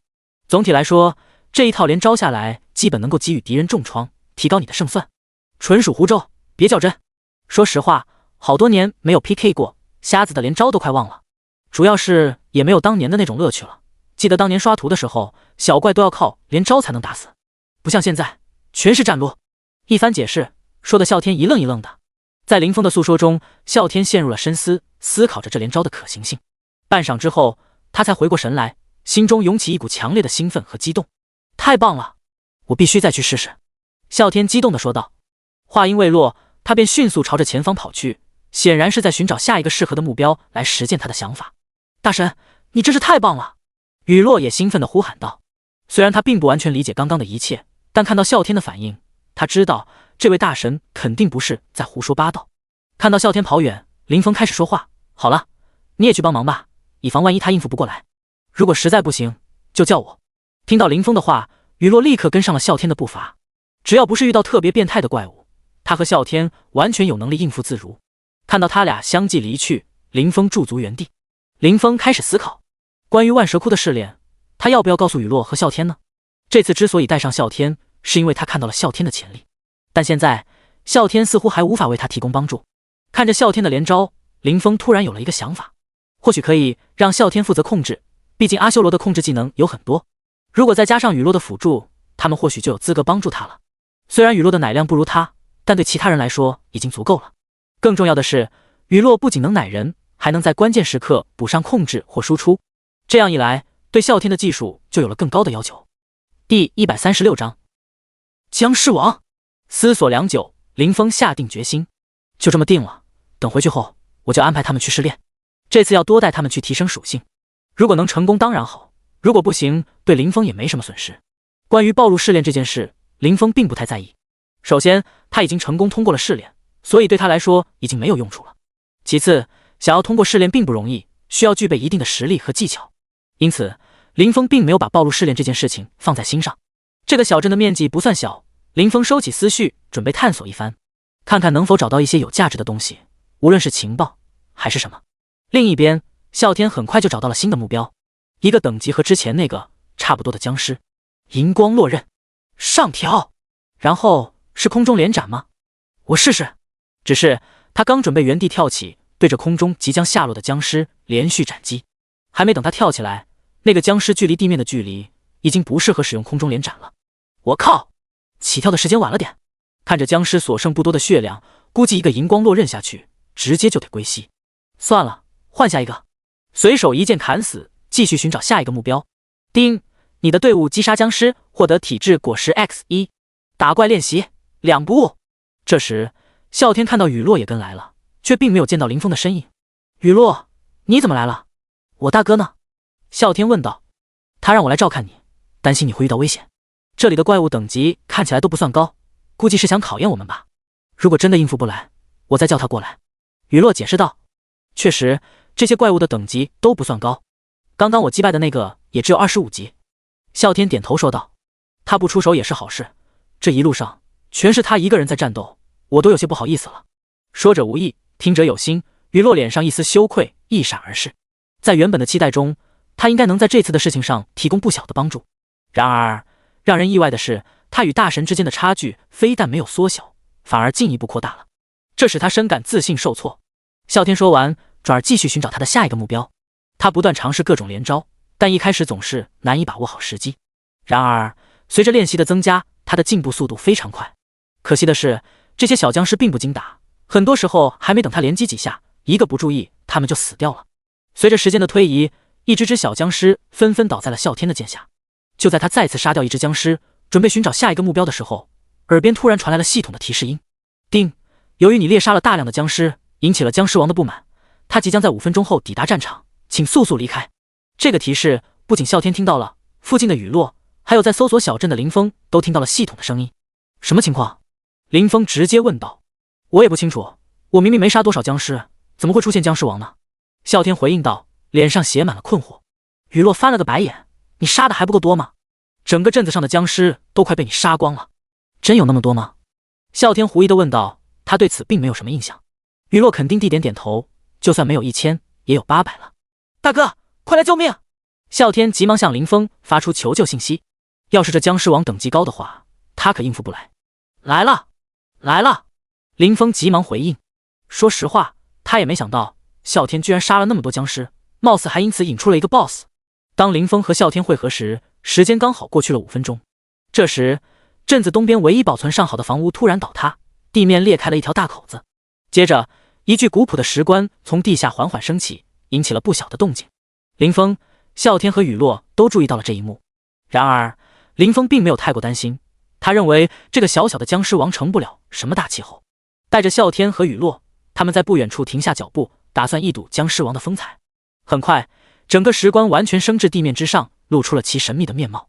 在一声声震撼的咚咚声中，打鼓般的震动传入了众人的耳中。随后一声巨响，砰！棺材的盖子应声飞出，一个身影从棺材中跃出，令人胆颤。僵尸王嘶吼着，低沉而有力，令人毛骨悚然。负100，负100！随着僵尸王出现，林峰几人的头上齐齐冒出一个伤害数字。林峰收回对于僵尸王的成见，至少这排场还挺震撼的。看了下属性，僵尸王等级30，生命值100万，攻击15000，物理防御1000，法术防御860，技能尸毒，诅咒领域。尸毒，攻击附带毒素，为目标附加中毒状态，每秒损失500生命值，持续10S，额外增加50%的伤害。诅咒领域，自动为进入自身100米内的目标附加减速效果，减少目标30%移动速度，使目标每秒损失100生命值，并有5%的几率使目标进入冰冻，冰冻持续10S。果然，只是排场不错而已。当然，和普通僵尸比，这属性强了不是一点半点。虽然防御力差距不大，但在生命值和攻击力方面，那些小僵尸根本无法与之匹敌。看完属性的第一时间，林峰默默退出了僵尸王的领域之外，同时把僵尸王的属性发给了雨落和啸天。你们去试试，由啸天担任主攻，雨落辅助。如果啸天无法搞定，雨落你再出手。林峰淡定地说道。难怪他一出现，我就开始掉血，原来还有这种技能。看完属性后，啸天惊讶地说道。他立刻拿起武器冲向僵尸王。之前因为不了解情况，所以他不敢轻举妄动。现在有了详细的属性信息，他自然不再畏惧。更何况还有林峰在旁边呢。第137章神秘碎片。在见到啸天已经冲上前去之后，雨落立刻开始为他加持增益效果。在这个领域中，雨落所感受到的威胁可能是几人中最大的。他的属性果实还未使用，目前生命值不到1W，每秒掉100血，短时间还能勉强支撑，但时间一长，他肯定无法承受。既然林峰让他暂时不要出手，给啸天上完状态之后，也赶紧离开了僵尸王的诅咒领域范围。有了雨落的增益效果，啸天的信心倍增。正好，这只僵尸王的血量相当高，可以用来练习他的连招技巧。虽然啸天的反应速度惊人，但僵尸王也绝非一羽之辈，他反而率先朝向几人冲去。啸天及时进行了中途拦截，手中长剑顺利挡住了僵尸王的进攻。顺势一次上挑，成功将僵尸王击飞。紧接着，他纵身跃起，在空中施展连斩技能，对僵尸王发动猛烈的攻击。此时，僵尸王开始缓缓下落，而啸天依然保持着上升的姿态。他清楚，如果僵尸王先落地，不仅会打断他的连招，还可能对他造成一定的伤害。然而，啸天早已预见到这一点，他利用银光落刃这个技能，不仅抢先一步落地，银光落刃产生的冲击波还减缓了僵尸王的下落速度。这段时间虽然短暂，但足够他施展一次上挑技能。于是，僵尸王再次被挑飞至空中。接普攻，你的普攻带剑气，也能一定程度上阻挡他下落的趋势。这时，远处传来林峰的声音。电光火石之间，啸天来不及反应，下意识照着林峰所说的用出了普攻。这一下好似打通了啸天的任督二脉。他之前一直想着技能之间的衔接，从没想过利用普攻穿插在技能中间，这样不仅增加了伤害，还能在一定程度上缓解技能冷却带来的真空期。此时普攻了几次，僵尸王再次下落。啸天立刻使出冰刃波动剑，冰锥从他身前释放，一路向前延伸。但冰刃波动剑的等级尚低，冰冻敌人的几率并不高。他并不寄希望于一下就能冻住僵尸王，只希望能稍微缓解其下落趋势。然而他的技能释放稍微过早了，冰刃波动剑从僵尸王身下穿过，并未造成伤害或起到缓冲作用。当爆炎波动剑袭来时，僵尸王已经落地，并轻易地躲过了这个技能，直接朝啸天扑去。实际上，啸天很少使用这个技能。安迪导师在传授给他这个技能时曾强调，这是一个保命技能，需要慎重把握释放时机。要是成功抓住敌人，能够获得2秒的无敌时间。至于抓不住，虽然没说，不过后果啸天也能想到。只见啸天站在原地，左手高举，与肩平行，一股吸力从他的掌心传出，恰好狮王来到附近，像是自投罗网一般，被啸天紧紧地抓在僵尸王的头顶。看到这一幕，啸天终于松了一口气，还好抓到了。刚刚他下意识的就用了这个技能，想要换招已经来不及了。此刻可以清晰的看到一缕缕血色的气息随着接触的地方不断涌向啸天的手掌。随后啸天将掌心气血全力喷出，直接将僵尸王炸飞了出去。这僵尸王的攻击很高，他要是挨一下也不会好受。看着效果，啸天十分满意，没想到这技能的效果这么好。感谢安迪导师，当然还要感谢大哥，当时还是大哥让他去找的安迪导师。啸天心中默默感激。经过这次大意之后，啸天再次找准时机，又连击了几套。差不多了，你去帮忙把他解决了吧。林峰直接对着雨落说道。啊，不让啸天一个人打了吗？雨落疑惑道。我只是想看看他练习的成果而已，现在看来虽然还有不少瑕疵，但意识还是不错的。林峰回道。哦，刚刚那个应该是魂之手吧？林峰心中感慨，这技能可是前期保命绝学啊，不仅能控制，还有无敌。看来啸天去安迪导师那儿应该得到了不小的好处。有了雨落的帮助，再加上僵尸王本来就被啸天打掉了不少血，最终随着僵尸王一声不甘的嘶吼，战斗很快结束。定，你的队伍击杀僵尸王，获得力量果实 X100。定，你的队伍击杀僵尸王，获得精神果实 X100。感觉如何？看到战斗结束，林峰上前问道。这次没有发挥好，我下次肯定不会再犯同样的失误。啸天认真的说。关于阿修罗的连招，我也不是特别精通。这样，这次结束后，你去万蛇窟试试，那里有个试炼，我想应该能给你们提供很大的帮助。这是林峰早就决定好的，所以早说晚说都一样，索性这会儿直接说了出来。当然，雨落你也可以去试试，如果能够成功通过试炼，不仅技术能得到很大提高，你还能获得一件专属成长装备。还有这好事，你咋不早说？啸天诧异的问道。真的吗？雨落惊喜的问道。他对技术什么的并不是特别在意，一切顺其自然就好。不过这试炼居然还有专属成长装备，他之前可是从未听说过。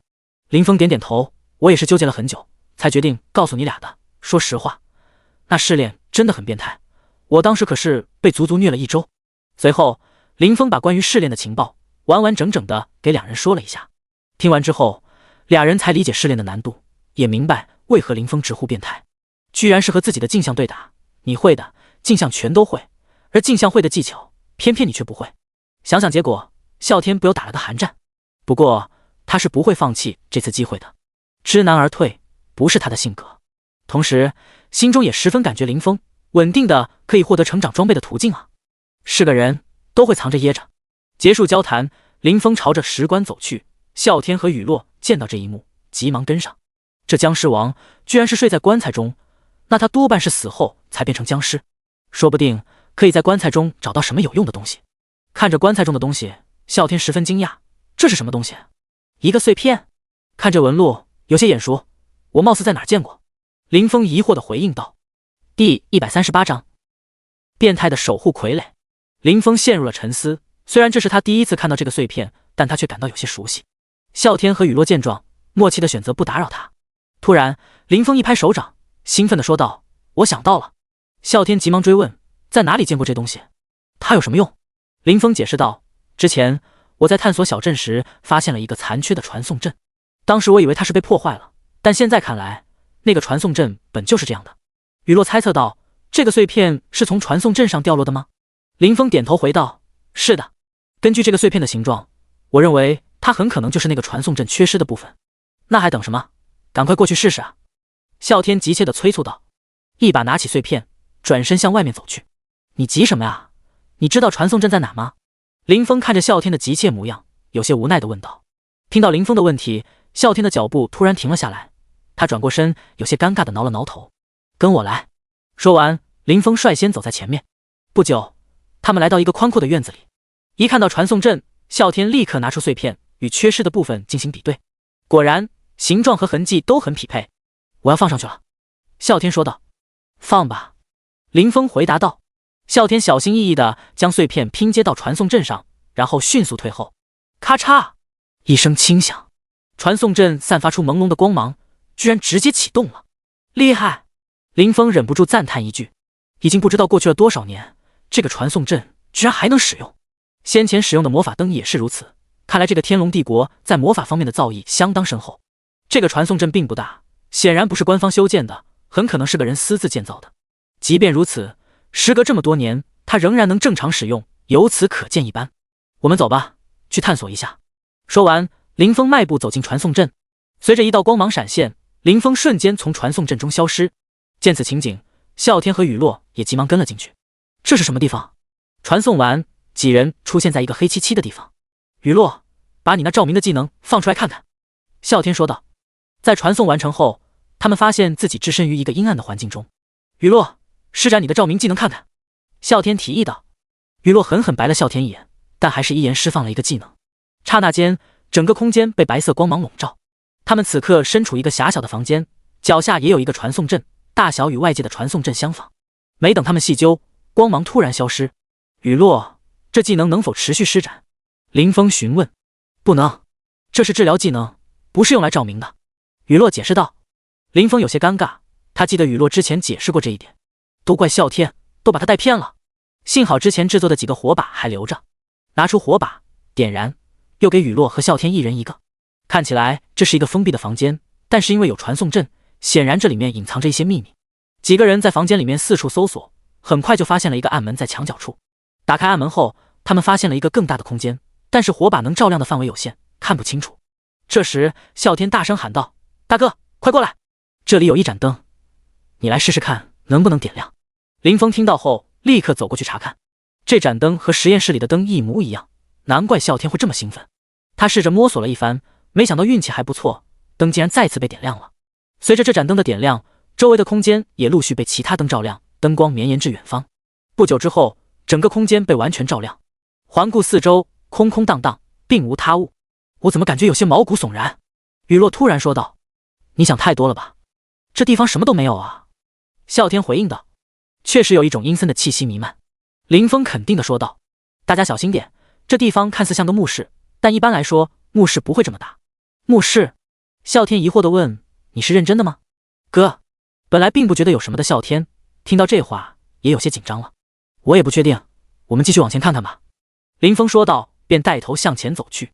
在过道中继续前行，不久后又来到一个房间。几人一踏入房间，就发现中央有一个生动的雕像。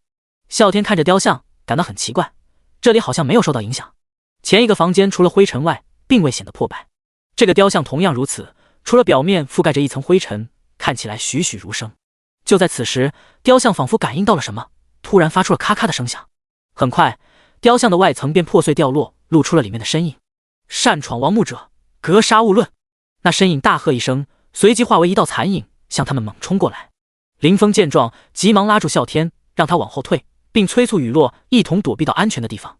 这个身影不是他俩能对付的，这里确实是目的无物，而这个身影并非活人，而是一具高明的傀儡。守护傀儡，精英，等级50，生命值1000W，攻击36000，物理防御10000，法术防御11500，技能隐身、冰锥、2级反转、研爆。描述：天龙帝国盛行一时的守墓傀儡，而这个属于极品中的极品。隐身，完全隐去身形，攻击敌人不会显形，只有被攻击到才会显露身形。冰锥，发动之后生成一个冰锥，自动追踪目标，每次命中造成150%的攻击伤害，并有50%几率造成冰冻，可持续攻击。2级反转，身上随机出现红蓝两色，蓝色免疫魔法攻击，红色免疫物理攻击，并100%返还受到的攻击伤害。研爆，每次被攻击的时候会给对手生成一个标记，当标记达到5个之后会产生爆炸，造成1000%的攻击伤害。属性不算高，除了血量高点之外并没有亮点。可是这几个技能是怎么回事？感觉一个比一个离谱，哪怕是 BOSS 林峰也没见过这种离谱的技能。幸好这傀儡只是一个精英怪，不然也不用打了，直接跑路要紧。第139章，伤害太高。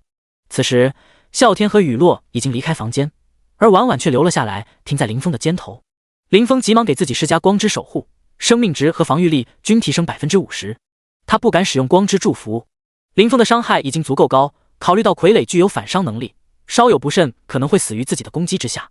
于是林峰迅速将职业专属技能从攻击模式切换至辅助模式。这一系列动作虽然看似繁复，实际上却在一瞬间完成。这时冲过来的傀儡突然消失在林峰的视野中。糟了，这傀儡完全不讲道理，见到几人就冲了过来。虽然林峰的反应速度已经足够快，但还是被耽搁了一点时间。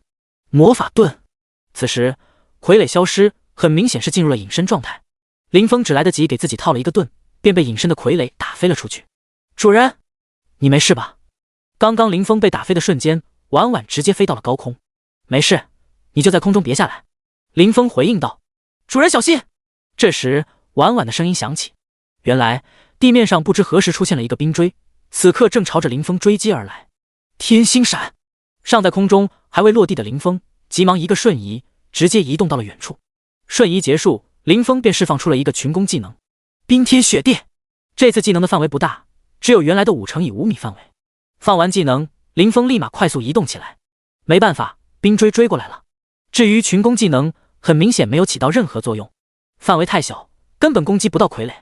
林峰原本打算利用冰天雪地技能攻击傀儡，使其显形，并利用该技能30%的减速效果。然而他突然意识到，为了降低自己的攻击力，他刚刚将专属技能切换到了辅助模式。这意味着技能没有3倍的伤害增幅，同时技能范围也没有得到扩大。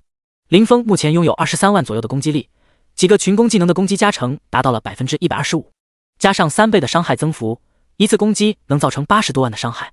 如果持续10秒，总伤害将高达800多万。在高速移动的同时，林峰心中默默计算着，显然这远远超出了他的血量。即使林峰具备治疗技能，在辅助模式下还有婉婉的加成，仅仅一个治疗术也能恢复近57万的血量。而群体治疗技能更恐怖，虽然一次恢复量比治疗术要少很多，但其持续时间长达10秒，相比之下治疗术只有3秒，恢复量足足达到了130多万。但对于800多万的伤害来说，这点恢复量不过是杯水车薪。显然这个方法并不可行。真没想到林峰有一天会因为伤害太高而苦恼。他是没办法了，幸好这次林峰不是一个人，还有2个同伴。迅速将傀儡的属性信息分享到了队伍频道。属性信息刚刚发布，雨落和啸天就立刻做出了回应。雨落关切地询问：大神，你没事吧？而啸天则惊叹道：天哪，这个技能太变态了。林峰急忙回复：我没事。啸天，你学过杀意波动了吗？如果学过，就赶紧过来帮忙。啸天询问：需要我做什么？看来啸天已经掌握了杀意波动，林峰的心中轻松了许多。这技能伤害不高，但是范围可不小。林峰，你先进来，我的伤害太高，傀儡又是隐身的，我没办法逼他现身，只要你逼他现身就行。雨落，你给啸天多加几个 buff， 加攻击的别加。快速回复了消息，林峰朝着来的入口那里跑去。看完消息，雨落立马给啸天上了不少增益状态，除了加攻击的，全部都加上了。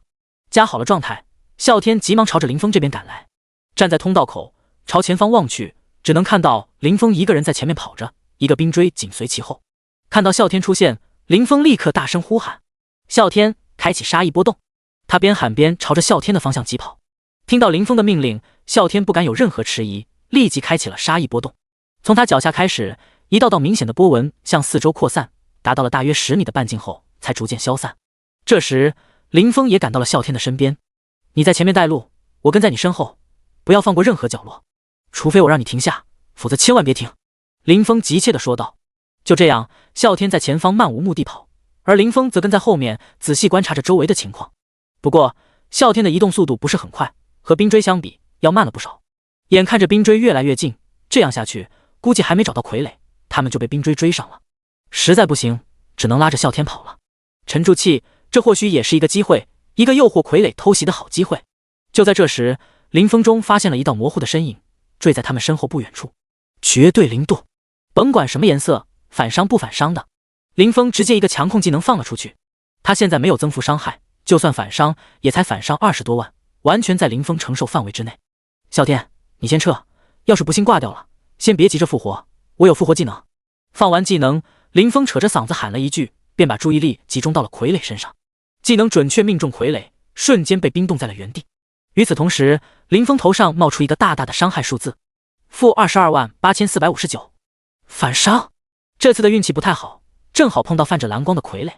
林峰无暇多想，一边躲避冰锥攻击，一边朝着傀儡靠近。时间紧迫，在移动的同时，林峰朝着傀儡释放了一个控制技能——疾冰盛宴。这个技能没有伤害，不用担心反伤。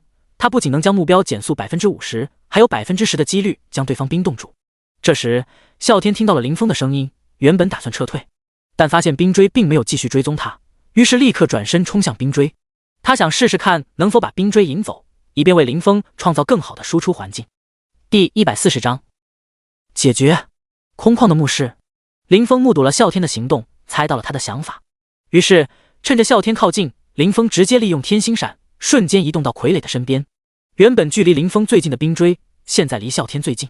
果然，冰锥爪追向了啸天。啸天转身就跑，他知道这玩意儿的速度比他快，所以能拖延1秒算1秒。由于这一耽搁，傀儡冰冻的时间只剩下短短1秒钟。林峰已经近身，自然知道这是一个不可多得的机会，哪怕是拼着反伤，他也不能让对手再次隐身。对于林峰来说，除了反伤这个技能之外，其他的完全可以无视。虽然岩爆能造成10倍伤害，但一次也只能给林峰带来不到30W 的伤害，挨几次岩爆又有何妨？蓝光免疫魔法对物理攻击可是不免疫的。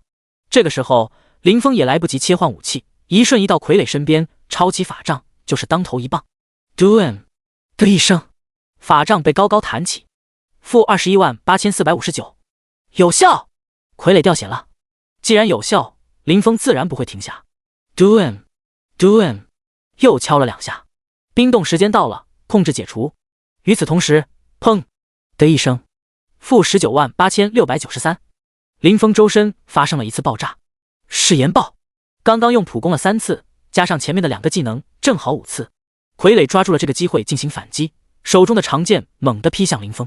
然而，这一击对林峰来说并不构成威胁，他未能突破林峰的防御，不仅没有造成任何伤害，反而给了林峰一个反击的机会，一棍子打在了傀儡身上。此时，面对再次砸来的法杖，傀儡正准备躲避，但突然他身上的光芒闪烁起来，从蓝色变成了红色。原本准备躲避的傀儡瞬间停下了动作，结结实实地承受了这一击。DOOM -228459，一个伤害从林峰头上冒出。我靠，无视防御！之前那一下林峰还没注意，然而这次由于未能及时收手，他再次受到了反伤。他可是拥有7W 多的防御力，而且还有魔法盾加持，这反伤竟然无视了他的防御，这实在是有些不讲道理。不过现在变成了红光，你以为就拿你没办法了吗？林峰释放了群体治疗术和光之祝福2个技能后，迅速将他的专属技能从辅助模式切换至攻击模式。他手持法杖，假装准备继续进行攻击动作。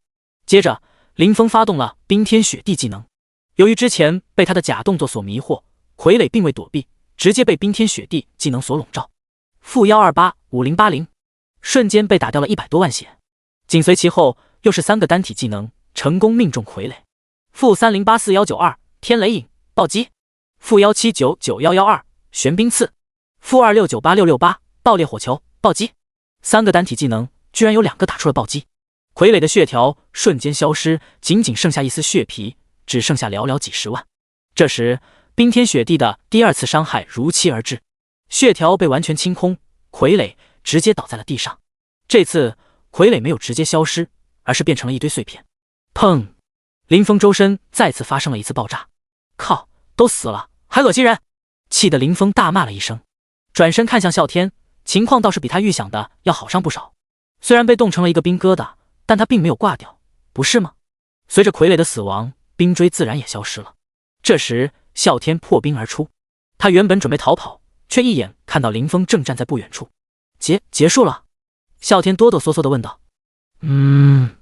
结束了，这次你可立了大功。林峰走上前去，拍了拍啸天的肩膀，称赞道：有些动手，也真是难为他了。按理来说，啸天是扛不住冰锥几下的，他本身只有 5W 多的血量，即使加上雨落的各种增益效果，也只有6万多而已。考虑到防御等因素，他最多也只能勉强接下冰锥的2次攻击。林峰不知道的是，这还是因为他的原因。啸天本着能拖1秒是1秒的原则，吃奶的劲儿都使了出来，无奈还是被冰锥追上。2下攻击下去，仅只剩下一丝血，都以为要交代了。恰好这时候林峰放了一个群体治疗的技能，瞬间把他的血量回满。不过那个技能1秒回1次，这冰锥1秒钟差不多能攻击2次。啸天又被冻住，只能眼睁睁的看着他的血条像是过山车一般，一会上一会下的，想动又动不了，想死还死不掉。好在把冰锥拖住了，就是有些冷得慌。看着啸天瑟瑟发抖，林峰立刻对他释放了一个净化，有效的驱散了啸天身上的寒气。啊！啸天顿时感到全身舒坦，情不自禁地发出一声满足的呻吟。太棒了，这感觉真不错。对了，除了些什么？恢复状态后，啸天急忙询问。我还没有看呢。由于之前看到啸天的情况，他还没来得及查看自己的收获，于是他打开了游戏日志，仔细查看了刚刚的收获，有500个左右的属性果实，总的来说还行。这傀儡虽然有些难搞，但毕竟只是一个精英怪。此时雨落由于听到了系统的提示，也迅速赶到现场。他一把抓起林峰肩上的婉婉，立刻发言：大神，你辛苦了。林峰轻轻摆手回应道：这次啸天的贡献最大，如果不是他，事情不会这么顺利。确实，傀儡的反伤能力让人头疼，而林峰的攻击力又高，稍不注意就会被反伤致死。雨落听后立刻称赞了啸天几句，随后他们仔细检查了周围，除了先前的那个傀儡外，并没有其他发现。至于那个傀儡死后留下的碎片，已经失去了所有价值。就这，还是王墓？怎么感觉这么寒碜呢？啸天抱怨道。之前他们清楚地听到了傀儡的话语，也许前面就有呢。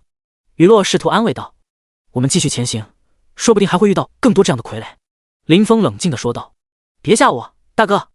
啸天有些害怕，他们已经受够了那个傀儡，如果再遇到更多的傀儡，真的很难对付。然而事与愿违，林峰并未预料到这样的情况。他们随后又经过了几个墓室，但里面空空如也，什么也没有。很明显，这些墓室原本应该是有傀儡守护的，但现在却全都消失无踪。随着他们走进主墓室，一个显眼的棺椁出现在几人眼前，然而棺椁的盖子却丢在一旁，而棺材里面也同样是空荡荡的。第141章密道复苏。看着主墓室的景象，啸天疑惑道：这座王墓还未被投入使用？他不禁由此猜测，主要是因为前几个墓室里空无一物，而现在到了主墓室，情况依旧如此。面对啸天的疑问，林峰摇了摇头，不太像，这棺椁明显有被人使用过的痕迹，也许是有人来过，或者里面的尸体发生了某种变化。看着空旷的棺椁和一旁随意放置的盖子，林峰猜测道：我认为有人来过。雨落指着墙角一处说道。林峰和啸天一进入主墓室，就被中间的棺椁所吸引，而雨落则不然。雨落最先观察的是四周的环境。听到雨落的话，林峰和啸天同时看向了墙角，那里残留着一些守护傀儡的碎片，与林峰之前解决的那些如出一辙。这是傀儡碎片？林峰流露出些许惊讶。经过一番思索，林峰豁然开朗。在前几个墓室中，他们发现了守护傀儡的迹象，但却未曾见到傀儡的身影，显然是被人先行解决了。这里曾经有人来过，这一点毋庸置疑。有人来过，但为什么那个傀儡还完好无损呢？啸天问道。这里有其他入口。雨落猜测道。林峰嘴角上扬，笑着反问道：你们觉得我们进来的入口算是正规途径吗？听到这话，两人陷入了沉思。回想起他们一路走来的路径，他们意识到这并不是一条常规的通道。你们在这里四处找找，看看有没有暗道之类的地方。我先回头去找找，看他来的时候有没有什么奇怪的地方。林峰思索片刻后说道。随后雨落也开始四处寻找，而啸天则直接跳进了棺椁之中。雨落见状问道：啸天，你在干什么呢？只听啸天回应道：找密道啊，电视上不都这样演的吗？雨落无奈地解释道：这是游戏，不是电视。然而啸天却满不在乎地回应：差不多，都差不多吗？随后在棺椁内，他开始四处敲打摸索。突然咔的一声传来，雨落立刻跑了过去。刚刚明明看见啸天跳进了棺椁，但此刻里面却空无一人，啸天不见了。雨落喊了2声：啸天，啸天，然而并没有得到任何回应。雨落在小队频道上发出了消息：啸天，你遇到了什么情况？幸运的是，啸天立即看到了消息，并回复道：我也不知道啊，我只是随便敲了敲，没想到里面真的有问题，我现在掉进了一个密道里。看到小队频道的消息，正在前几个墓室进行调查的林峰询问发生了什么事。雨落立刻把刚刚发生的事情详细的描述了一遍。听完之后，林峰也感到十分惊讶，他没想到啸天这家伙的运气居然这么好，竟然真的找到了密道。了解了整个经过后，林峰也放下了搜寻工作，急忙赶回了主墓室。林峰要求啸天把他刚才的行为详细的描述一遍。在描述的同时，林峰一边蹲在棺材里，一边按照啸天的描述进行操作。很快又传来了一声咔嚓，林峰脚下的棺材板荡起一圈波纹，然后直接陷了下去。雨落在一旁看得清清楚楚，原来这里真的有机关。跳进棺材中，轻轻敲击棺材底部，确实是实物。按下机关，雨落紧盯着脚下，细细感应，踩踏着实物的感觉正逐渐变弱，直到消失，随后雨落便跟着陷了下去。林峰摔倒在地上，一抬头就看见啸天此刻正蹲在一扇古朴且巨大的石门前，仔细研究着什么。这里的光线出奇的明亮，林峰注意到四周的墙上镶嵌着一些发光的宝石。突然身后传来了声响，林峰转身一看，原来是雨落也跟着掉了下来。啸天，你在找什么呢？林峰好奇地问道。我在找大门的机关。啸天头也不回地回答道。就在此时，不知道啸天触动了什么机关，大门忽然向两侧打开。哈哈，我真是个天才！啸天得意地大笑道。厉害啊！林峰赞叹道。没想到啸天真的打开了这扇大门。大门缓缓洞开，众人立刻将目光投向大殿内部。大殿内富丽堂皇，金碧辉煌，令人叹为观止。众人对视一眼，脸上都露出震撼与无语的神情。他们感到这里才是真正的王墓，与之前的墓室相比，简直如同茅草屋与大别墅的巨大差别。大殿中央，一条龙形雕像蜿蜒盘旋，栩栩如生，仿佛随时都会活过来一般。而在这条龙雕像的龙头之上，屹立着一个更为巍峨的身影。从装扮来看，那是一位帝王。他的形象威严而庄重，身穿黄袍，腰间束着玉带，头上戴着皇冠。在看到这个场景后，啸天有些紧张地说道：我怎么有种不祥的预感？由于之前那个傀儡的影响，他现在看到这尊雕像时感到有些害怕，担心他会活过来。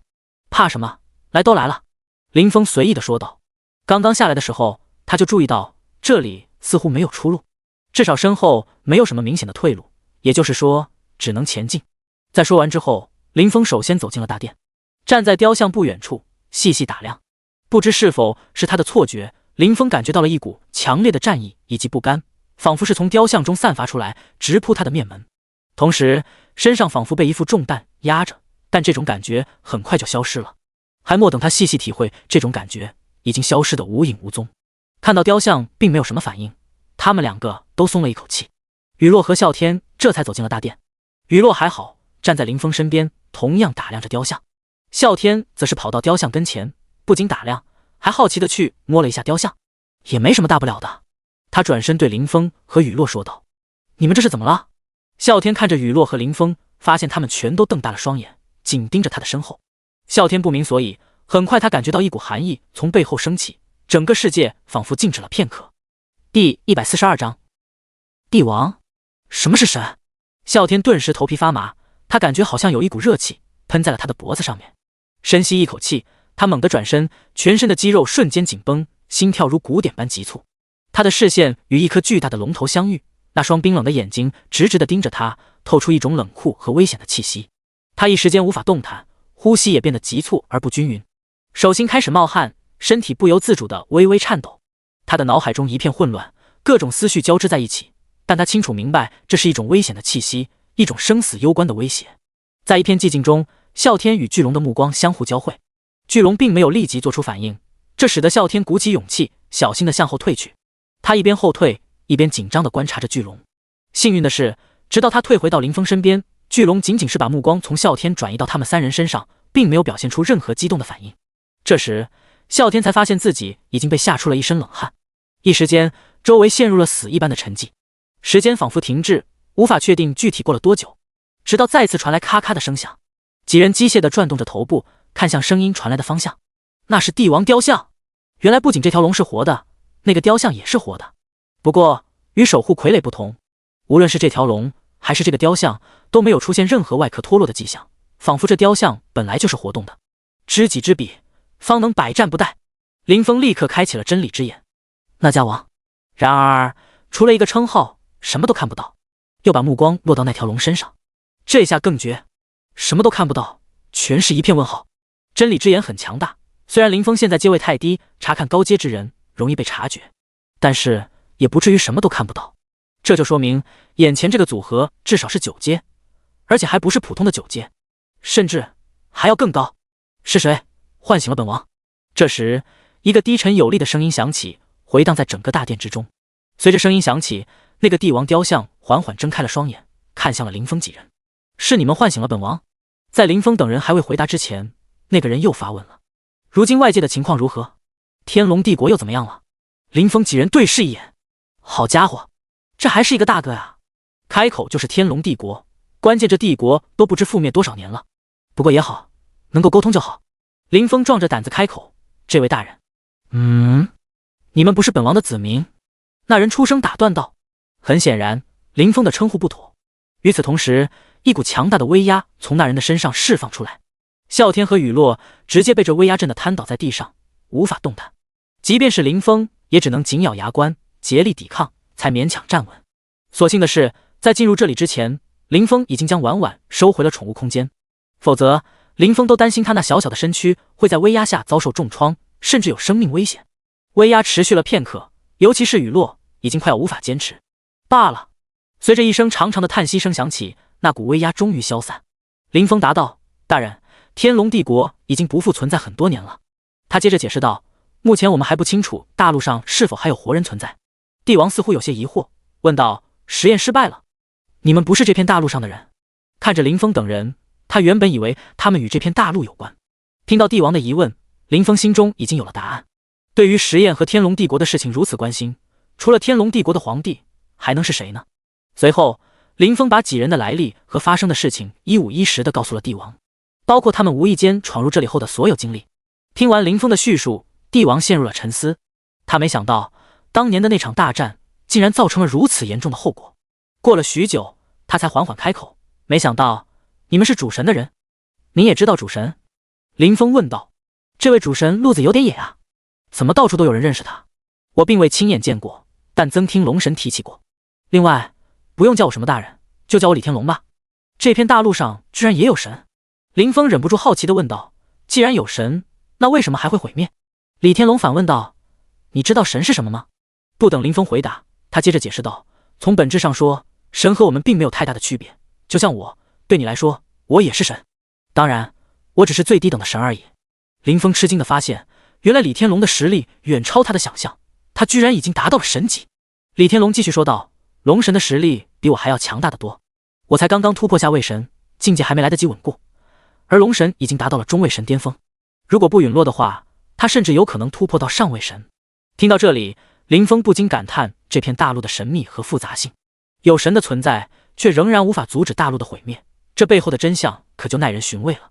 同时也知道，原来神也是分等级的，神也会陨落。林峰追问。当然，不突破到天阶，神的寿命也只有1元之数，但很少有能够寿终正寝的神。天阶？林峰惊讶地发现，这个异界之人再次提到了这个词汇。尽管心中充满好奇，但林峰还是克制住了询问的冲动，没有打断对方的讲述。尽管这些神高高在上，但实际上他们和普通人一样，为权力和利益而争斗。只不过普通人所争的是生活必需品，而神所争的是地盘和信徒，甚至为了某种猜测，他们不惜拿普通人进行各种丧失人性的实验。简而言之，他们也只是比普通人更强大一点的存在，当然并不仅限于人类。那么主神呢？林峰继续追问。关于主神，我只知道一些传闻，毕竟我并未亲眼见过。传闻他是唯一一个从上位神突破至更高境界的神，至于那个境界的具体名称，却无人知晓。那个境界被他命名为主神，久而久之，主神就成了他的代号。每每谈及主神，李天龙总是流露出钦佩的神情。第143章触发任务。看着这位不仅是帝王，还是一位神祇，每次流露出的钦佩之意，林峰心中不禁感叹，看来这位主神的人品或者说神品确实值得称赞。当然，更大的可能性是主神的拳头够硬。李天龙适时地打断了林峰的遐想，神级离你们还太过遥远，还是脚踏实地提升自身实力吧，说不定你们也有机会成神。显然李天龙并不想在这个话题上继续深入。这时啸天终于消化了所有信息，他回过神来。李前辈，我能冒昧的问一下，您现在是什么状态吗？还有他是龙神的子嗣吗？刚刚李天龙说他是神级，但他的状态显然发生了某种变故，因此啸天才有此疑问。小金并不是龙神的子嗣，如果真的要算起来的话，他甚至都不能算是生物。李天龙慈爱地看着那条神龙说道，他是由天龙帝国的国运所化的气运金龙，当时小金可是仅次于龙神的存在。那现在这情况是？啸天问道。此事说来话长，你们听我细细道来。李天龙叹息一口，这才缓缓开口说道，既然你们已经发现了那座实验室，并且看到了杨爱卿的留言，那么你们应该知道当时大陆上出现裂缝这一事件。李天龙回答道。听到这里，林峰等人默默地点了点头。杨爱卿当时全神贯注于研究中，因此并不知道后来发生的事情。李天龙语气中带着一丝遗憾。从林峰的叙述中，李天龙也了解了杨爱卿的所作所为，真是令人惋惜。在裂缝出现的那一刻，我立刻向龙神发出了消息。虽然我已是神级强者，但刚刚突破的我，作为一国之主，必须稳定大局，坐镇国内。龙神收到消息后，立刻启程赶回。然而，由于他游历宇宙之远，归途漫长，半年后他才终于归来。事态紧急，龙神未作休整，便深入裂缝之中。这一去便是整整1个月。归来时，他身受重伤。待他苏醒，我们才得知这裂缝竟是其他大陆的神所为。龙神在裂缝中与他们激战，不仅斩杀了1名中位神，还重创了数位。不过双方均遭受了重创，因此获得了一段休养生息的时间。说到这里，李天龙停顿了片刻，不知道是为龙神而惋惜还是什么。在养伤2年半后，龙神的伤势基本恢复。就在此时，对方先行一步出现。这次对方不仅派出了3位中位神，还出动了1位上位神。龙神虽然带伤，但仍勇敢出战。这一战激战了整整3天3夜，尽管有小金和我协助，最终也只能算是险胜。龙神英勇牺牲，临死前成功击杀了对方的上位神，但剩下的几位中位神仍然是个威胁。幸好小金并不属于正常生物范畴，成功击杀了那几位中位神，而我却被其中1位中位神临死前下了诅咒。战斗结束后，我和小金都已无力修复裂缝。后来的结果你们也已了解。随着变异日益加剧，国家实力逐渐衰弱，小金的实力也受到影响，一再下滑。如今其几乎跌落至下神级。不对啊，您说他是国运所化，可是天龙帝国都他怎么还在？听到这里，林峰出声问道。这都不知道多少年了，他不仅在，听着口气居然还保留着神级的实力。我是谁？听到林峰的疑问，李天龙无奈苦笑道，我还没死，他当然不会消失。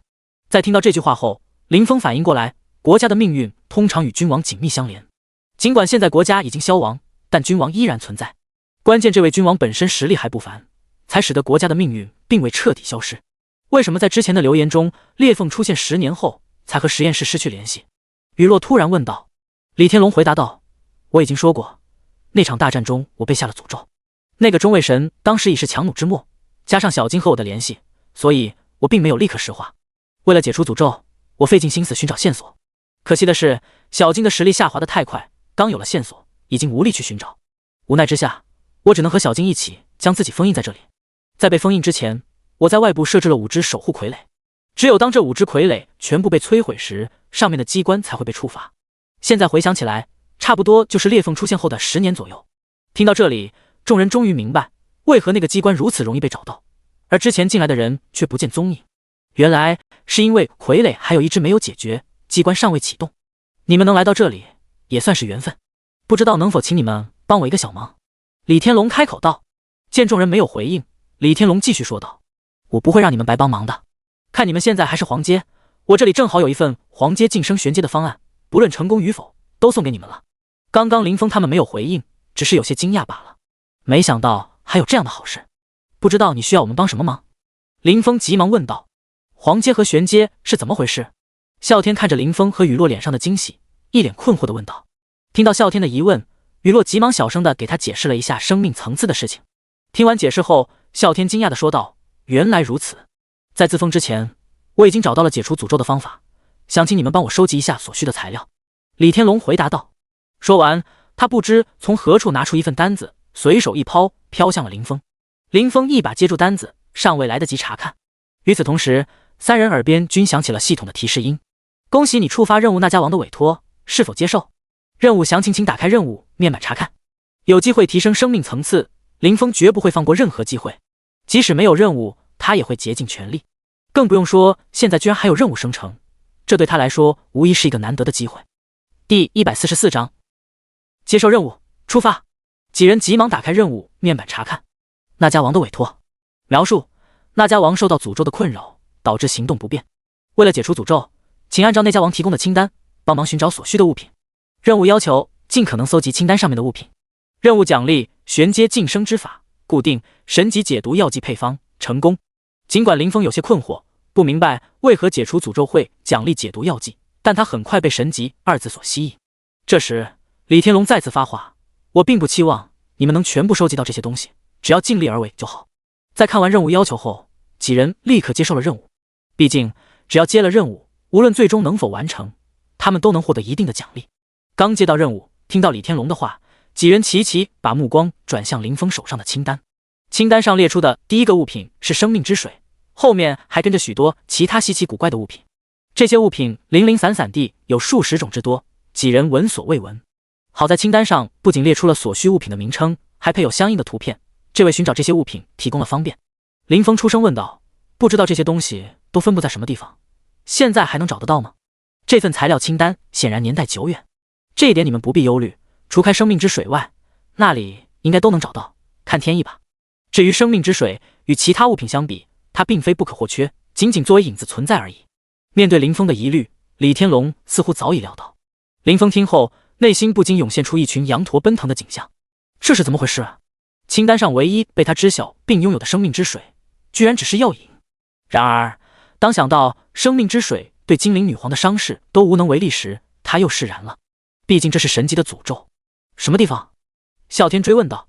他对这些东西没什么概念。时空回廊，等下我可以打开一条直通那里的空间隧道，送你们进去。李天龙回应道。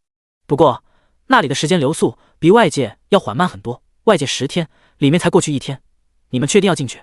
李天龙突然想到这点，接着说道：我会在3天后，也就是外界1个月的时间，再次打开通道，直接把你们捞出来。他现在的状态不佳，这已经是他的极限了。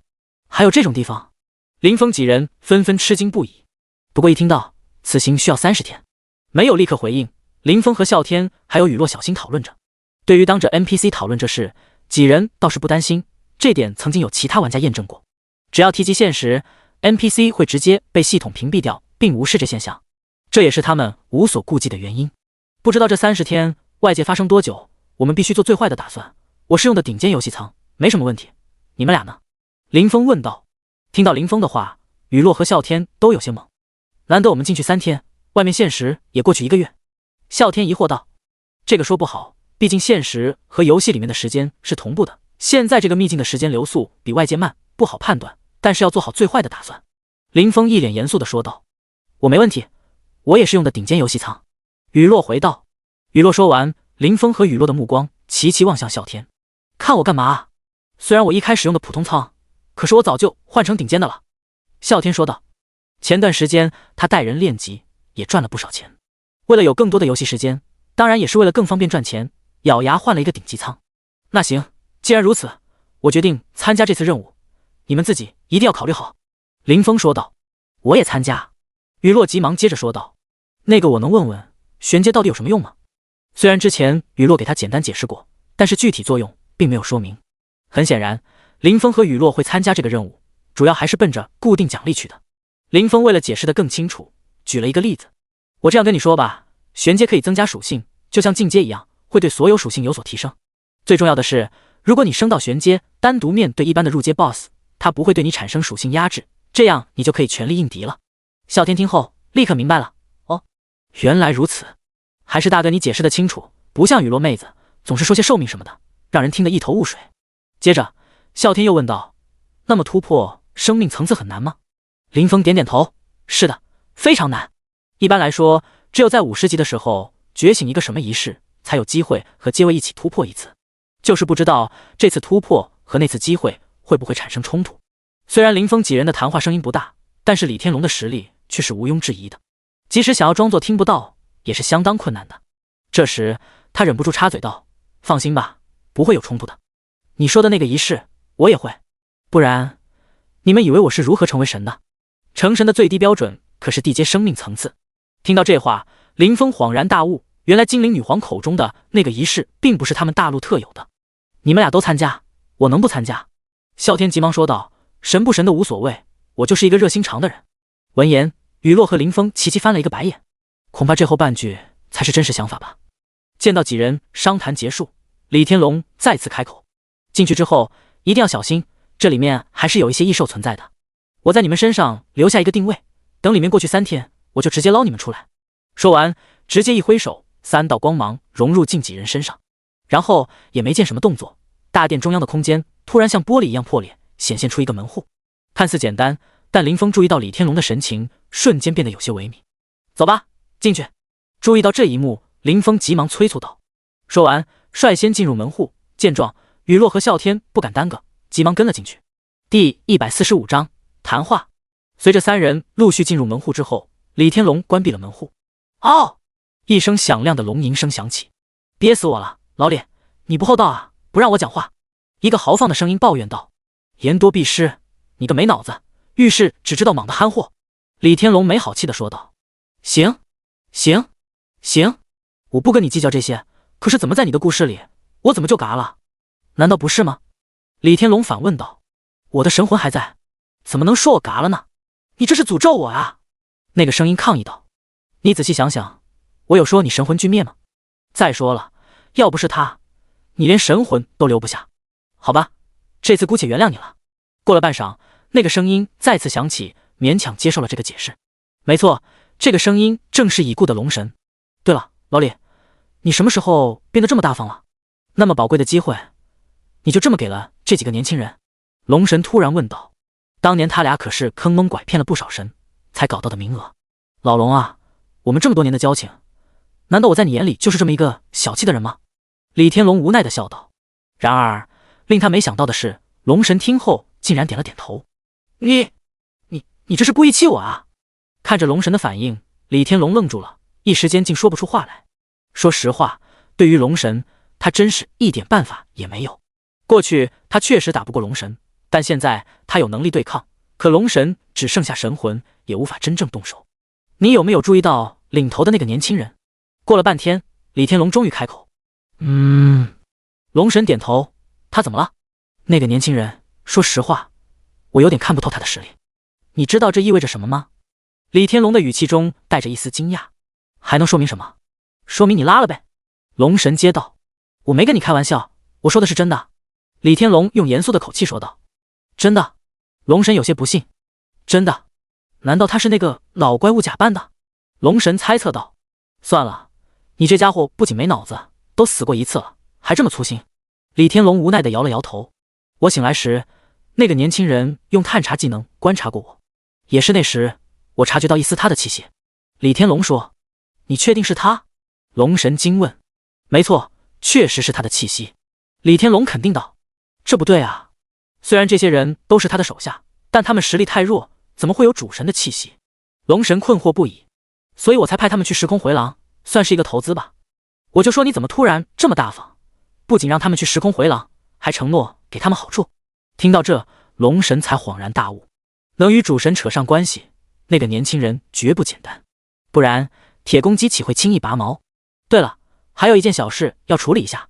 这时，李天龙突然想到了什么，然后用实质的手掌朝着身前的空间一划，他身前的空间像一面镜子般波动，很快便形成了一个屏幕，上面流转着外界地宫的画面。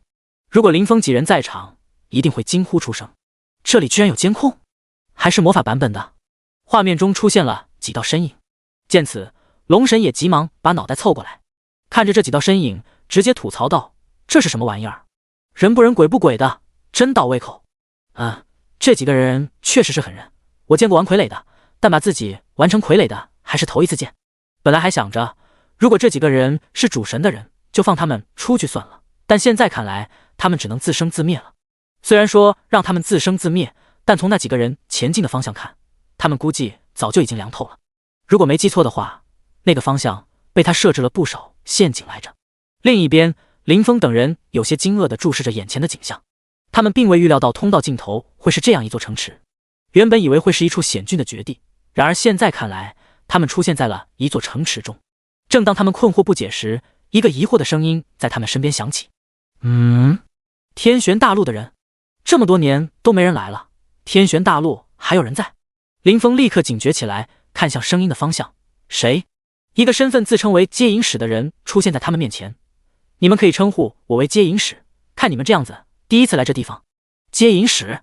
林峰等人疑惑地问道。对，第一次来。接引使点点头，然后递给他们几件物品。这是你们的装备，拿好赶紧去吧，别浪费时间，这里的时间很宝贵的。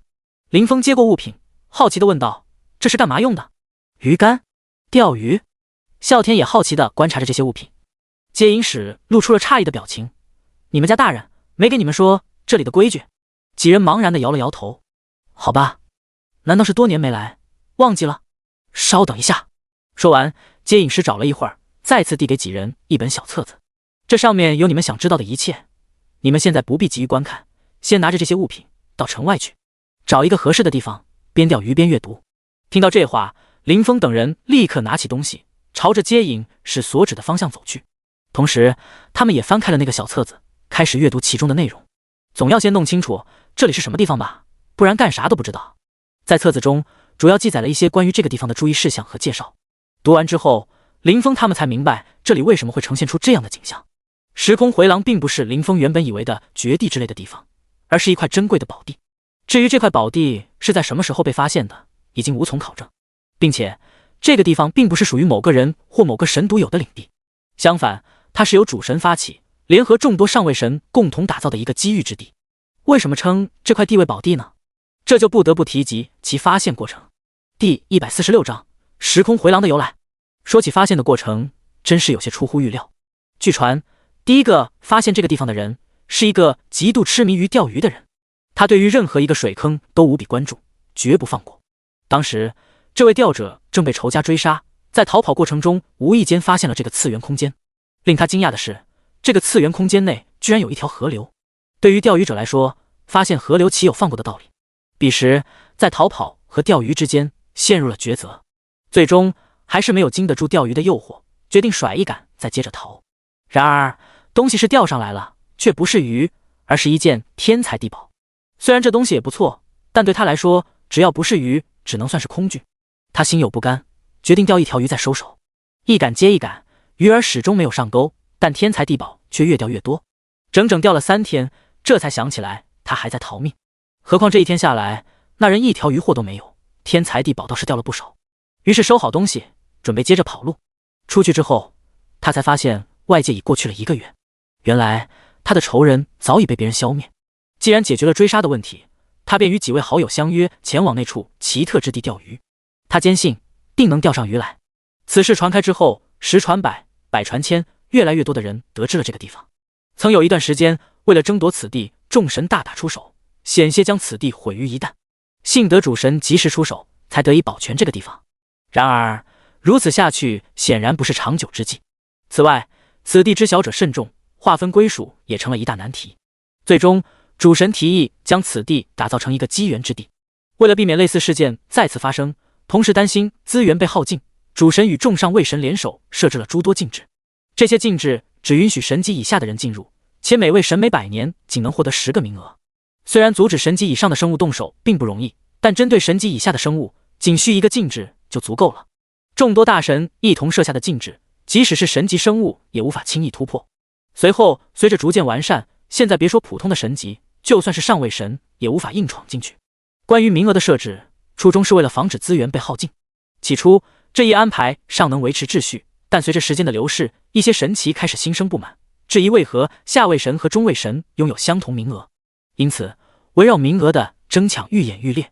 这一次，没有神祇出面干预，只要不抢夺自己的名额，他们乐于见到其他神祇相互争夺，因为这样能减少分享资源的神祇数量。外界怎么争斗不论，时空回廊里面总算是迎来了一片宁静。哎呀，真是不得了，这位钓鱼佬太厉害了！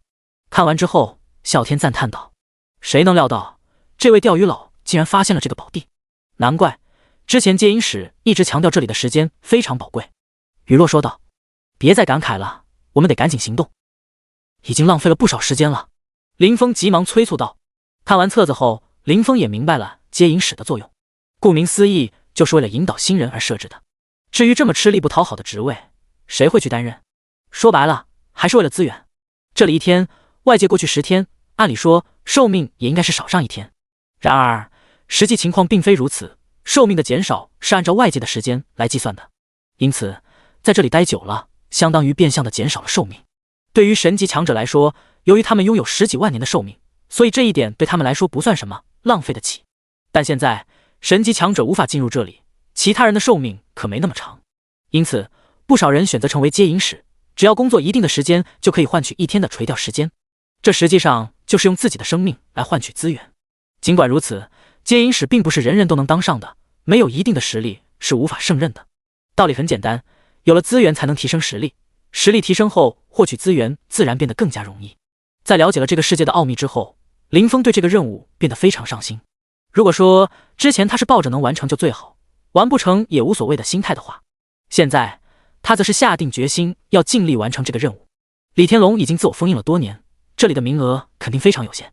当然，如果几人的运气不是太差，即使钓不到需要的东西，也可以在接引使那里换取所需，只不过需要支付一些手续费。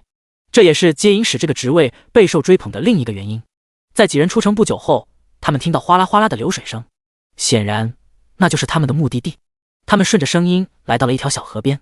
这条河并不起眼，宽度只有2-3米，河水清澈见底，一眼就能看到河床。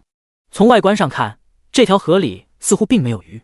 当时他们不禁在想，这位钓鱼佬的瘾得有多大，才能在逃命的途中还不忘甩一竿。他们拿出了接引使给的鱼竿，却发现它相当简陋。它只是一根普通的竹竿，上面绑着一根不知名的丝线，丝线的另一头拴着一个浮漂，下面还连着一个重物。然而，作为一根鱼竿最基本的零件，居然没有鱼钩。看着这鱼竿，林峰满心疑惑，这玩意儿靠谱吗？在河边找了个地方，林峰盘膝坐下，随手将鱼线甩入河中。看到林峰的举动，啸天和雨落有些不解，就这样吗？未免也太草率了吧？啸天疑惑地问道。不然呢？林峰反问道。确实，并没有什么需要特别准备的。于是，雨落和啸天效仿林峰，也在他旁边坐下，同样将鱼线抛入了河中。通常情况下，钓鱼时不会像这样聚在一起，因为这样可能会影响钓鱼的效果。可是，这又不是正常的钓鱼，毕竟鱼钩都没有。很快，雨落的钓竿传来了动静。快拉！啸天眼尖，急忙提醒道。啊！雨落疑惑，钓到东西了，快拉！啸天比他自己重了都还要着急。哦，好的。雨落一把用力拉起钓竿，鱼线被直接从河中扯出，但上面拴着的却是一个不知名的植物。林峰嘴角一扯，实在不知道该说什么好。这个情景让人无力吐槽，因为问题太多了，都不知道该从何说起。而且这玩意儿怎么看都像是自己拴上去的。第147章酸泥，快看看钓上什么了？啸天急忙问道。不认识，肯定不是清单上的，不过我也查看不了。雨落回答道。这是透骨草，有剧毒。这时林峰的声音传来。林峰第一时间查看过，这东西的等阶貌似很高，他看不完整。这种情况林峰也没遇到过，不过从查看人物或者怪物来推测，这东西应该是神级以下9阶以上的物品。啊，有毒吗？说完，这棵毒草就被雨落一把丢回了河中。哎，你扔了干嘛？林峰想要阻止，可惜已经来不及了。你不是说这是毒草吗？雨落反问道。那我也没叫你扔啊，这玩意儿等级很高的，我都看不到完整的信息。林峰解释道。那现在怎么办？雨落有些惶恐地问道。还能怎么办？扔都扔了，下次不管什么东西都别再扔了，不要的都给我。林峰回答道。哦，好的，雨落回应道。然后他们继续垂钓。没过多久，雨落再次钓起一个物品，并将其递给了林峰。林峰查看后发现，这次的药草恰好是清单上面的东西。非常好，这东西正是我们需要的，继续努力。林峰赞赏道。时间流逝，很快就是1个小时过去。这1个小时，雨落又钓了好几件物品上来。而与雨落的连连丰收形成鲜明对比的是，林峰和啸天的鱼竿始终毫无动静。他们俩面面相觑，心中满是困惑。明明是在同一个地方钓鱼，为何他们总是钓不到东西呢？难道这玩意儿还会认人？就因为雨落长得漂亮，不停钓东西上来，他俩是糙汉子，颗粒无收。又过了一会儿，雨落再次钓起一个物品。啸天终于忍不住了。雨落妹子，要不咱俩换换位置？你都钓上来多少东西了？雨落闻言便和啸天交换了位置。要不要连钓竿也换一下？那太好了，那我就不客气了。啸天也没有推辞，反正这些东西他们也不知道有什么用，等回头问过李天龙之后，他们再一起分配。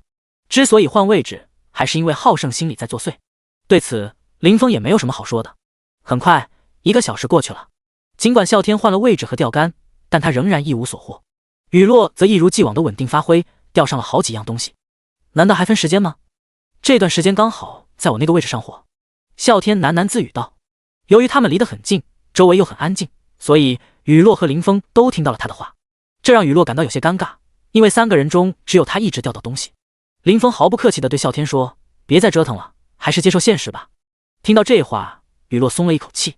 至于为什么只有他一直钓到东西，他也说不清楚。啸天也终于安静了下来。在时间缓缓流逝的过程中，不知道过了多久，林峰这边依旧没有任何反应。突然，啸天高兴地跳了起来，激动地喊道，动了，动了！原来他的鱼竿终于传来了动静。啸天急忙抓住鱼竿，小心翼翼地向上抬着鱼竿，生怕惊跑了即将到手的猎物。雨落看着他紧张的样子，安慰道，啸天不用担心的，只要钓到了他就跑不了了。雨落这么说确实有他的底气，毕竟他钓上来不少东西，每次都是十分暴力的直接拉上岸。然而啸天却摇了摇头，语气中带着一丝不确定，不对，我这次好像钓到了什么活物，还会动。他明显感觉到了一定的阻力，像是有东西在挣扎着。你确定？林峰转过头看向啸天手中的鱼竿，鱼线紧绷着，不停地晃动。林峰定睛望去，却未能看到水中的任何异常。尽管河水清澈见底，但他仍然无法看到钓到的东西，这着实令人惊讶。见此情形，林峰立即将自己的鱼竿丢到一旁。你们俩离远点，小心有危险！林峰接过啸天的鱼竿，一脸严肃地说道。这不是没有原因的，他记得之前李天龙曾经提到过，这里存在着异兽。然而到达这里后，他们并未发现任何异兽的踪迹。在听到提醒后，啸天和雨落立刻向后退去。待他们退开后，林峰开始缓缓用力将鱼竿抬起。突然，一个生物的头部突兀地浮现在水面之上。定睛望去，水下依然空无一物。随着林峰的用力，那个生物露出水面的部分越来越多。它拥有与狮子相似的体型，强壮而矫健，但与普通的狮子相比，它的体型更为庞大，肌肉更为发达。它的毛发浓密柔软，呈现出火焰般的颜色，从远处看几乎与真火焰无异，极其华丽。额头饱满，双眼炯炯有神，鼻子长而直，耳朵小而直立，给人留下深刻的印象。在嘴部，它长着一对巨大的獠牙，显然是威严的象征。此时，它正在奋力挣扎。它那条略显修长又蓬松的尾巴，时不时地拍打着背部。显然，此刻的它内心极为不平静。林峰打开真理之眼，小心翼翼地探查。酸泥。随着查看，林峰的额头慢慢渗出了冷汗。什么鬼？这就是李天龙口中的异兽？这他喵的是神兽好不好？货真价实，至少是神级的酸泥。这时似乎感应到林峰的目光，酸泥转头看向林峰，他的神情很明显放松了不少。然后他稍稍一用力，把刚刚半天没有挣开的丝线直接挣断，然后朝着林峰吼了一声，才一头扎进了河里。在酸泥离开后，林峰终于松了一口气。考虑到酸泥的身份，他在神话中以及刚刚现身的形象，都表明他至少拥有神级实力。同时，林峰也意识到他之前对鱼竿的轻视是错误的。这根鱼竿看似普通，却能轻松钓起如此巨大的神兽，而且被挣断的鱼线居然也神奇的恢复了。还有，刚刚那个酸泥的吼声，好像不是发怒引起的，更像是对林峰的嘲讽。第148章，时来运转，凑齐材料。在危机解除之后，啸天和雨落立刻赶了过来。老大，你没事吧？刚刚那个是什么东西？啸天急切地问道。与此同时，雨落也用充满好奇的眼神看着他。林峰心想，算了，不管他是不是在嘲讽，反正他也对付不了。酸泥，听说过吗？林峰回答道。望天，是他啊！啸天惊呼。酸泥啊，他怎么可能没有听说过？那是神话中的生物啊！没想到他啸天也有一天能够钓上来这东西。虽然是游戏里，但这个牛够他吹一阵子了。可惜啊，让他跑了。啸天一脸遗憾地说道。闻言，林峰嘴角直抽，抬手就是一个暴力，直接敲在啸天的头上。咋的？你还想把他留下？那可是酸泥，是神兽，最少是神级。林峰特意在神级2字加重了语气。神级？可是现在神级不是不能进来吗？啸天疑惑地问道。没看出来，你们几个小家伙年纪不大，眼光倒是不错。林峰还未回答，一个声音由远及近传来，伴随着话音，一道身影以极快的速度从远处来到几人身边，沿途只留下一串串残影。前辈，您是？看见来人，林峰老实行了一礼，随后问道。看样子你们几个是第一次来这个地方，你们可以叫我巡查使。话说你们的运气真不错啊，第一次来就能钓到那个调皮的小家伙。巡查使感慨地说道。听到这话，林峰心中一动，这人至少也是神级无疑，刚刚那个酸泥就是神级异兽，可是在他口中却是一个调皮的小家伙。哦，听您这意思，那个酸泥并非首次被钓上来，而且这里不是禁止神级进入吗？林峰问道。巡查使点头答道，是的，那个小家伙首次被钓上来还是在1000年之前，那时他已达神级。众所周知，此地严禁神级进入，因此当时那小家伙闹出了不小的风波。好在禁制重重，风波虽不小，却并未造成实质性的破坏。然而毕竟那是神级生物，普通手段难以应对，再加上他后来又闹了几次，所以我们特地设立了巡查使这一职位。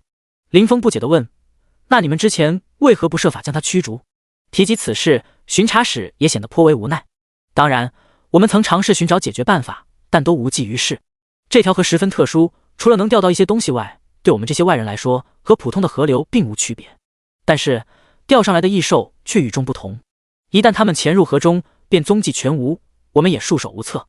或许只有上面几位神通广大的神奇才能解决这个问题，但那个小家伙每次只是顽皮捣蛋，并不伤人，因此为了这么点小事，实在不好请上面几位大神出面。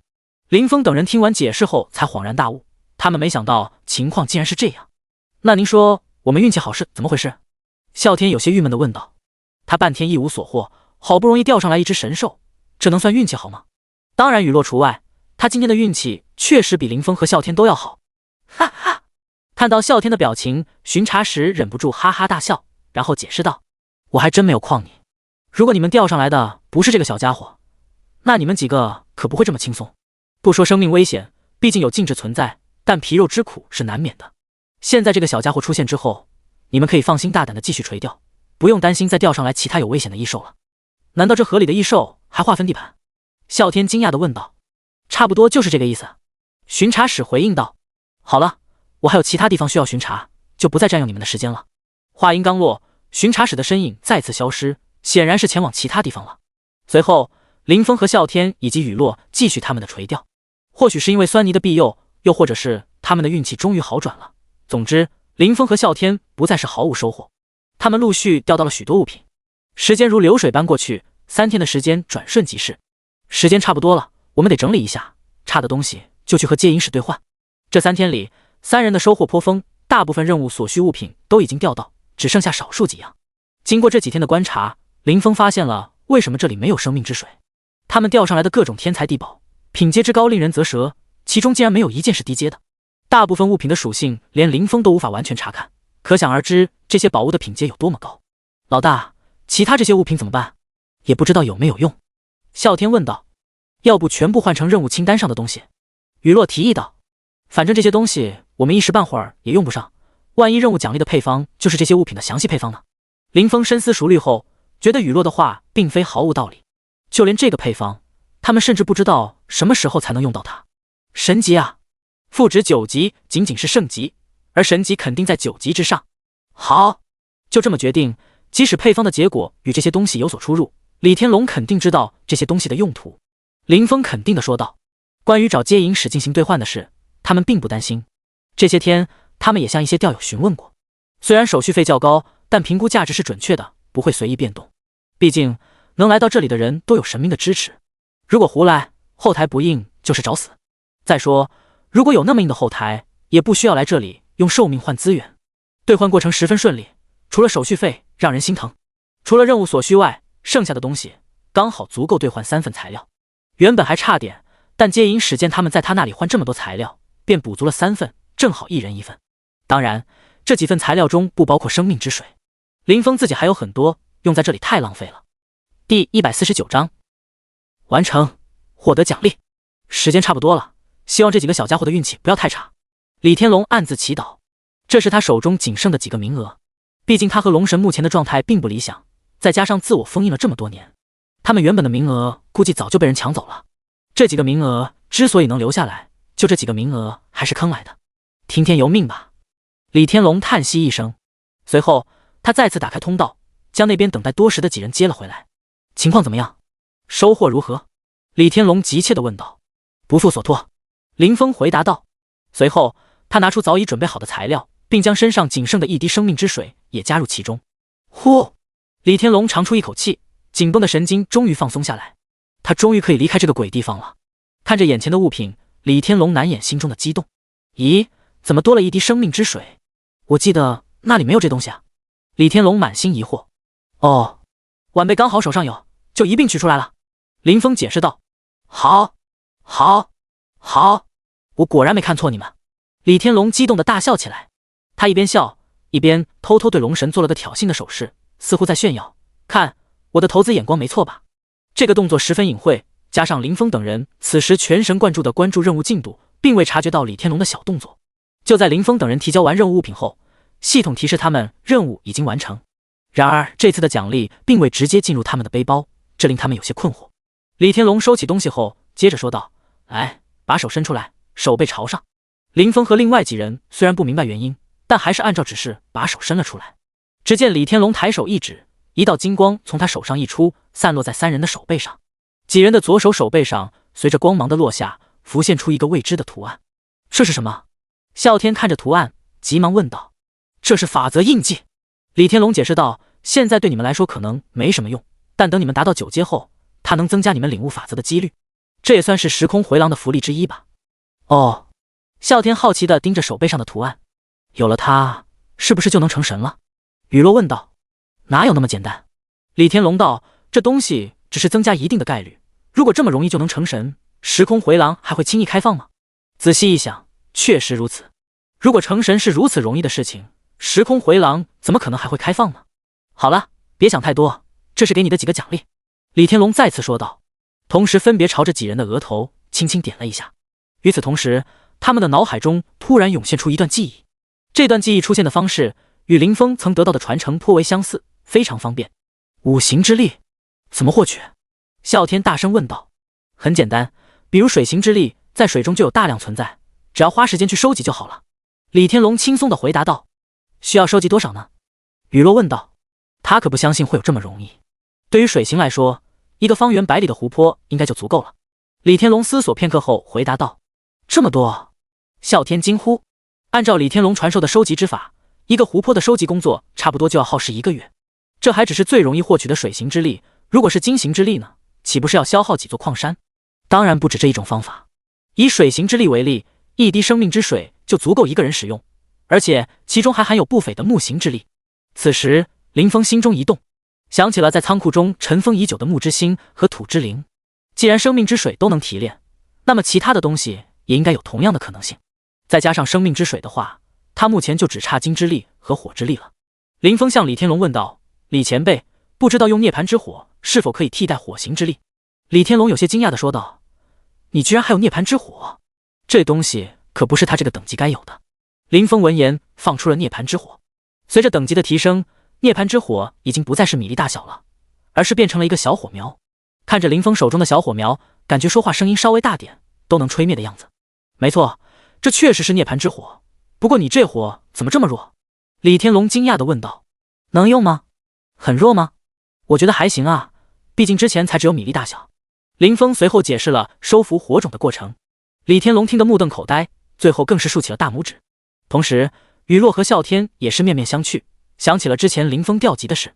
李天龙真是佩服得五体投地，他从未见过有人如此收服神火，没想到竟然成功了。可惜火种本源被消耗得太严重，想要恢复恐怕需要不少的时间。虽然你这涅槃之火本源所剩无几，但本质在那儿，倒是能够代替火行之力。别说你一个人，加上他俩都够用了。不过用完之后估计也比米粒好不到哪儿去。听到能用，林峰倒是松了一口气。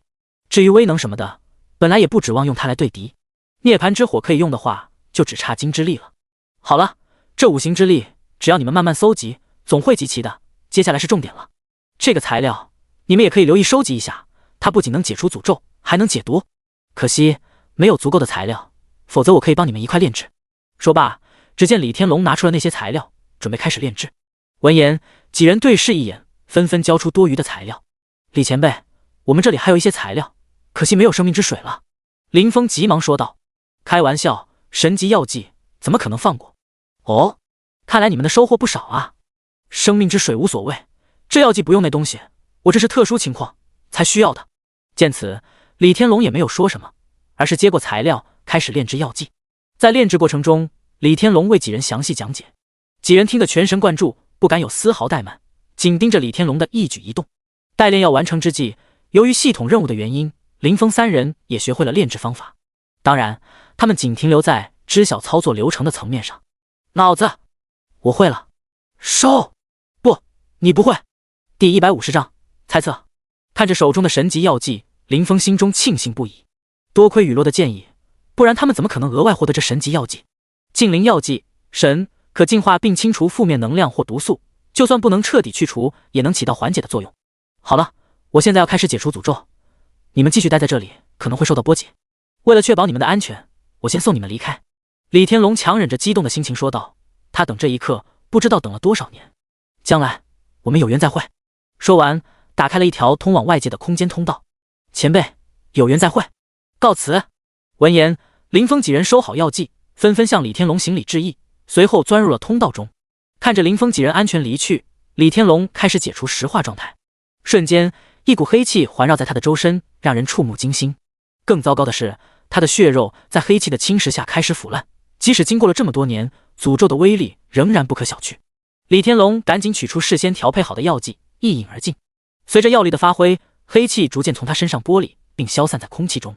随着黑气的减少，腐烂的血肉也开始逐渐愈合。不久之后，李天龙的身上再无一丝黑气，血肉也恢复如初，展现出一个中年人的模样。这身装扮倒是有些不合适了。李天龙自嘲道：“天龙帝国都没了，再穿这身龙袍确实有些不合适。”把龙袍变换成了一身普通的装束之后，李天龙拿出一个信物，准备捏碎。你决定了？看见这一幕，龙神开口问道：“你可是我最重要的伙伴，现在我的问题是解决了，可是你的问题还没解决啊。”李天龙回应道：“其实我这样也挺好的。”龙神说道。说起来也是运气使然，龙神在外游历的时候，曾凑巧和主神一路同行过。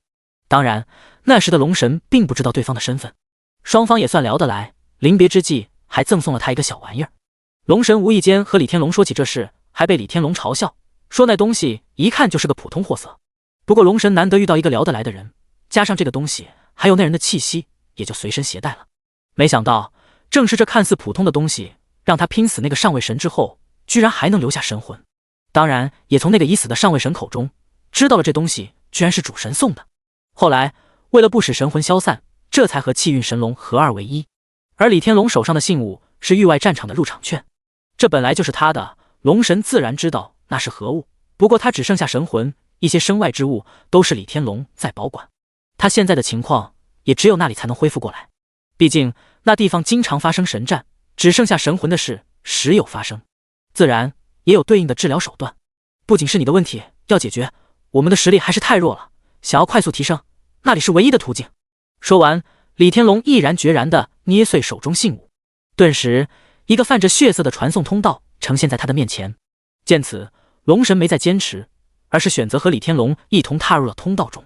在通道中穿行后，林峰、啸天和雨落出现在一个陌生的场所，四周依旧弥漫着浓雾，唯有他们身处的区域没有受到雾气的影响。没想到这次天命耗费了如此之久，我打算下线休息一会儿，你们有何打算？林峰问道。从时空回廊拖出的一刹那，林峰已经查看了系统时间，外界真的过去了1个月，这种情况着实让人费解。明明他们仅在一个地方停留了3日，不是只有几天吗？啸天疑惑道。查看系统时间，林峰提醒道。在林峰的提醒下，啸天和雨落也查看自己的系统时间。这怎么可能？雨落一下子愣住了。尽管之前林峰已经提醒过，但雨落并没有太在意，毕竟这只是一款游戏。大哥，你是不是知道什么特殊情报？啸天认真地问道。即便事先知晓，依旧觉得有些匪夷所思。林峰摇了摇头，我也只是一个普通玩家，并没有什么特殊情报。那为什么在进入时空回廊之前，你还特意提醒我们？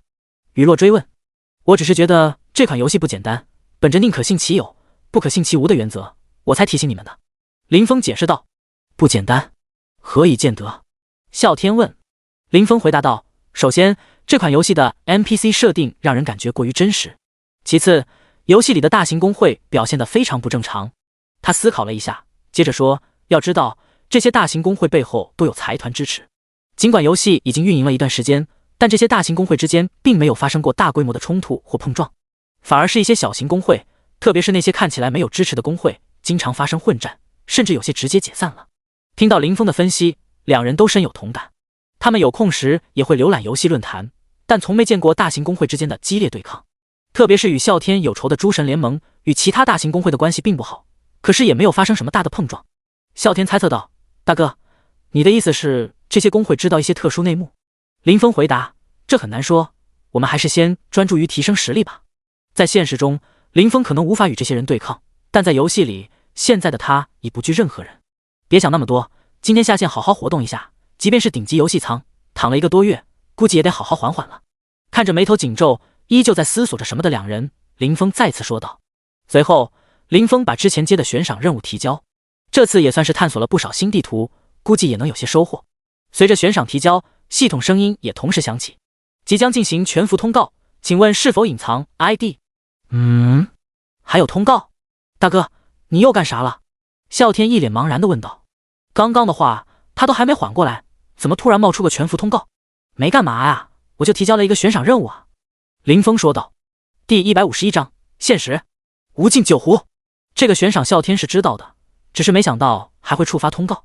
大哥，你说我隐藏好呢，还是不隐藏，给个建议呗。啸天说道。对啸天来说，上公告还真是大姑娘上花轿，头一遭。然而没等啸天纠结多久，兴许是过了选择时间，系统默认他不隐藏 ID， 直接发出了公告。这下没得选了。啸天无奈地说道。全服通告，恭喜玩笑红尘、啸天、雨落开启隐藏副本，阳城废墟，详情请到官网查询，系统奖励声望500，金币100，请广大玩家踊跃参与。全服通告，恭喜玩家红尘、啸天、雨落开启隐藏副本，帝王陵墓，详情请到官网查询，系统奖励声望1000，自由属性点100，请广大玩家踊跃参与。这2声通告犹如在平静的湖面投入了2颗巨石，顿时激起了千层浪。世界频道上一下子热闹了起来。2条公告分别响了3次，声音在林峰耳边回荡。他对着啸天和雨落说：好了，我先下了。在天命游戏中，下线就意味着放弃这次机会，林峰毫不犹豫地选择了下线。下线后，林峰的心情难以平静。他怀疑起源于全球发行的背后隐藏着其他国家的参与。这个游戏由蓝星上多个国家，甚至可能是大部分国家共同打造。其原因很简单，国与国之间存在利益争夺，这不可避免地导致了矛盾和分歧。然而，发动战争的代价太大，可能得不偿失。相比之下，虚拟世界则没有任何顾虑。因此，起源很可能是为了测试超级主脑而诞生的产品，它是打造虚拟世界的关键。当然，这只是林峰的个人推测。整理好思绪，林峰打开舱门，准备起身活动一番。然而，猛地一起身，他突然感到眼前一黑，全身传来一阵无力的感觉。刚刚坐起的身子像被一股无形的力量拉扯着，不受控制地向后倒去。我这是怎么了？林峰有些茫然，他试图弄清楚状况。是了，这次在游戏中的时间太长了，足足有1个多月没有下线。虽然他使用的顶级游戏舱类似于休眠舱，能够提供必要的生命维持，但长时间的身体静止还是让他感到了明显的不适。他挣扎着想要站起来，却发现自己的双腿几乎无力支撑身体。林峰开始尝试着活动手指和脚趾，让血液循环起来。同时，他开始注意自己的呼吸，深呼吸数次后，头晕目眩的感觉开始慢慢消退。在适应了一会儿后，林峰再次尝试起身。这次他成功的站了起来，虽然脚步蹒跚，但他还是努力的挪动着，从卧室走向客厅。然而，当他来到沙发前方时，再也无法坚持，整个人无力的摔在沙发上。呼！林峰大口喘着粗气，虽然只是短短的一段路程，但他却觉得像是穿越了一片无垠的荒原。看来以后得注意，不能在游戏里待得太久。躺在沙发上，林峰暗自决定，这感觉确实不太舒服。他异想天开的想着，要是能像游戏里那样，一发治疗术下去就能满血复活就好了。这时，他想到了无尽酒壶，上次他往里面加了一滴生命之水，不知道这么长时间过去，解析的怎么样了。他躺着在那儿胡思乱想，并没有注意到，当他想到无尽酒壶时，手边突然多了一个东西。躺了一会儿，林峰慵懒地翻了个身。什么东西？他感觉身下有个东西明显地割了他一下。他伸手把东西从身下掏出来，拿到眼前，原来是无尽酒壶啊！看清东西后，林峰一把将它扔到了一旁。等等，无尽酒壶！突然，林峰惊呼一声，他定睛朝着刚刚扔的方向看去，果然，只见无尽酒壶安安静静地躺在那里。林峰伸出双手，用力揉了揉眼睛，试图让自己清醒一些。这是在做梦吗？还是我玩游戏玩到出现幻觉了？他嘴里低声嘀咕着，再次睁开双眼，那个无尽的酒壶依旧摆在那里。他又用力掐了自己一下，死！疼得他倒吸一口冷气。看来这并不是梦境。林峰一把抓起酒壶，仔细观察，确认这是他在游戏中的装备无误。他打开葫芦塞，一股熟悉的味道扑鼻而来，浅浅品尝一口，味道也与游戏中无异。一股暖意顺着喉咙流淌进胃里，原本因躺久了而感觉无力，此刻却感到身体放松了不少。可是这怎么可能？这酒壶不是游戏里的装备吗？它为何会出现在现实中？而且之前为何没有出现，而是此时突然出现在沙发上？这酒壶入手冰凉，之前自己喝酒时传来的感觉也绝非错觉。林峰心中掀起惊涛骇浪，他仔细回想刚刚的细节，无比确定之前沙发上没有任何东西。那无尽酒壶究竟是何时出现的？难道是……林峰心跳陡然加快，一种既紧张又期待的情绪涌向心头。他似乎已经猜到了答案，但还需要仔细验证。他双眼死死盯着酒壶，心中想着收回，手上突然一轻，无尽酒壶直接消失，仿佛从未出现过一般。林峰瞪大了眼睛，满脸的难以置信。他再次想着取出酒壶，又再次出现在他的手中。这一变故让林峰不禁怀疑，难道自己进入的游戏起源是真实存在的世界？这一想法让他感到震撼，同时也让他陷入了沉思。如果这一切都是真实的，那么游戏里面的怪物会不会也出现在现实中呢？想到这里，林峰不敢继续往下想，要真的是那样，还有人类的生存空间吗？同时，既然无尽酒壶可以从游戏中带出来，那么其他物品是否也有这个可能性呢？他决定再次进行尝试，看看是否可以将其他物品带出游戏。他身上的装备虽然不多，但还是有几件的。然而经过多次尝试，除了无尽酒壶之外，其他装备都没有任何反应，这让林峰感到困惑，为什么只有无尽酒壶可以带出游戏呢？第152章尝试再上游戏。在装备方面，经过尝试，林峰非常确定，目前只有无尽酒壶能被带到现实世界。在其他方面呢？林峰一向是想到就做，这是他的优点。他立刻命令道：打开属性面板。随后一个光屏出现在他的眼前，但这个光屏很不稳定，就像老式电视机一样，画面模糊，有严重的拉扯感。看到这种情况，林峰十分困惑。这时林峰注意到手背上的图案似乎与屏幕同步闪烁，那是法则印记。随着印记逐渐清晰，他眼前的个人面板也变得稳定下来。姓名林峰，等级1，职业无，生命值140，魔法值120，物理攻击27，法术攻击24，物理防御7，法术防御12，力量9，正常人极限为10，体质7，精神12，智力8，敏捷6，神通涅槃之火，火焰免疫、涅槃。装备：无尽酒壶粉。林峰的目光紧紧盯着属性面板，特别是神通和装备栏。对于装备，不用多说，无尽酒壶还拿在手上呢。那么神通呢？努力克制住内心的激动，林峰决定尝试召唤涅槃之火。随着他的召唤，掌心处浮现出一簇小火苗，正是林峰的涅槃之火。不行，我得再试试其他的。林峰十分兴奋，他快步走进厨房，打开了燃气灶。眼前的燃气火焰熊熊燃烧，炽热的温度扑面而来。林峰深吸一口气，鼓足勇气，小心翼翼地伸出一根手指，试探性地伸进火焰中，但又立马缩回，好像没感觉。林峰疑惑地自言自语，因为刚才的动作太快，他确实没有感觉到什么温度。他心中不住地安慰着自己，不怕，我有无尽酒壶，就算受伤也没事。于是他强忍着恐惧，再次把一根手指伸进了火焰之中。然而他并没有感觉到丝毫温度，好似火焰是假的一样。林峰逐渐大胆起来，直接把整只手都伸了进去，但仍然没有感觉到任何热度。经过这些尝试，林峰终于确定神通也是能带入现实的。至于涅槃，他还没有勇气尝试。开玩笑，难道让他现在自杀一次吗？这不现实好吧？何况有了这2次测试，也足够证明神通是可以使用的。测试结束后，林峰关闭了燃气，然后坐在沙发上。从目前的情况看，这个面板的出现似乎与那个法则印记有着密切的联系。林峰曾多次尝试，每次关闭面板时，印记就会立刻消失，而当面板出现时，印记则会轻微发光。那么，为什么无尽酒壶能够被带入现实呢？突然，林峰想到了什么，灵魂绑定符。是的，一定是他。在之前解决邪神幻影的时候，林峰获得了一张灵魂绑定符。当时林峰觉得这张符箓没什么用，本着眼不见心不烦的原则，直接将其用在了无尽酒壶上。那时他还觉得系统很小气，解决了一个大麻烦，却只给了一张没什么用的东西。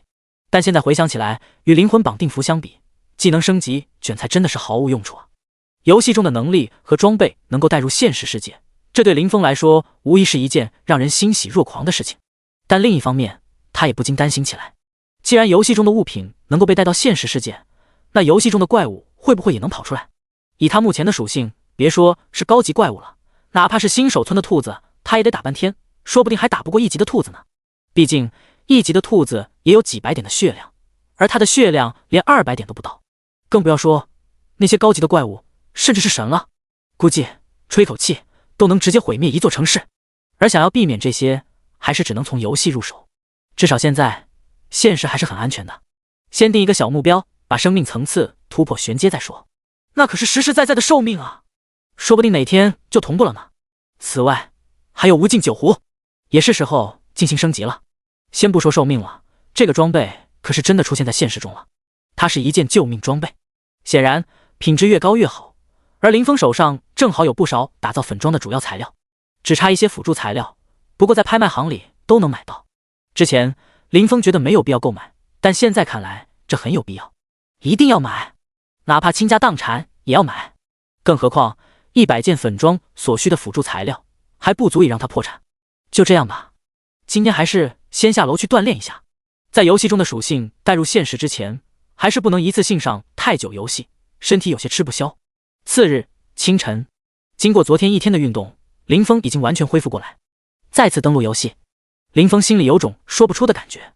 看着复活点周围络绎不穷的玩家，林峰伫立良久，随后才传送回了店铺。这段时间分身的经历，林峰是知道的。除了为君临天下和狼族完成订单外，林峰之前准备的材料也全部被打造成了成品，并通过拍卖被全部售出。他拿起无尽酒壶，查看其属性，但情况依旧是老样子，生命之水仍未解析完毕，估计是因为品质较低，所以无法解析。林峰正好也有升级的打算，他先前往仓库取出了100件粉色装备的主要材料，然后打开拍卖行，开始购买所需的辅助材料。只要看到所需的材料，林峰就会直接购买，不论价格高低。在林峰的大肆采购下，很快便凑齐了100件粉色装备所需的全部材料。召唤出分身，让其拿着材料去进行炼制，而他自己则打开了排行榜，想要了解一下其他玩家的等级情况。从排行榜首一直看到尾，除了最末几位，其余皆为30级。又查看了好友列表，特别是君临天下和狼王的级别，均仍为20级。林峰很快便领悟过来，他们作为工会会长，装备自然优越。在天命中，只要不死，一次能待7天。1个月看似不短，但那些大公会的人仍旧在天命刷属性。看到这，林峰坚定了心中所想，这些大公会的人或其背后的势力必定知道什么内情，否则不会如此注重属性。相较之下，排行榜上的人从名字便能看出，大多为散人或小公会成员。尽管等级为30级，但随便从那些保持了1个多月的20级玩家中拉一个出来，估计都能轻易打败榜上的玩家。第153章属性上限。如此说来，林峰自己那批材料打造出来的装备，估计也落入了大公会的手中，不然林峰的等级不可能还在20级。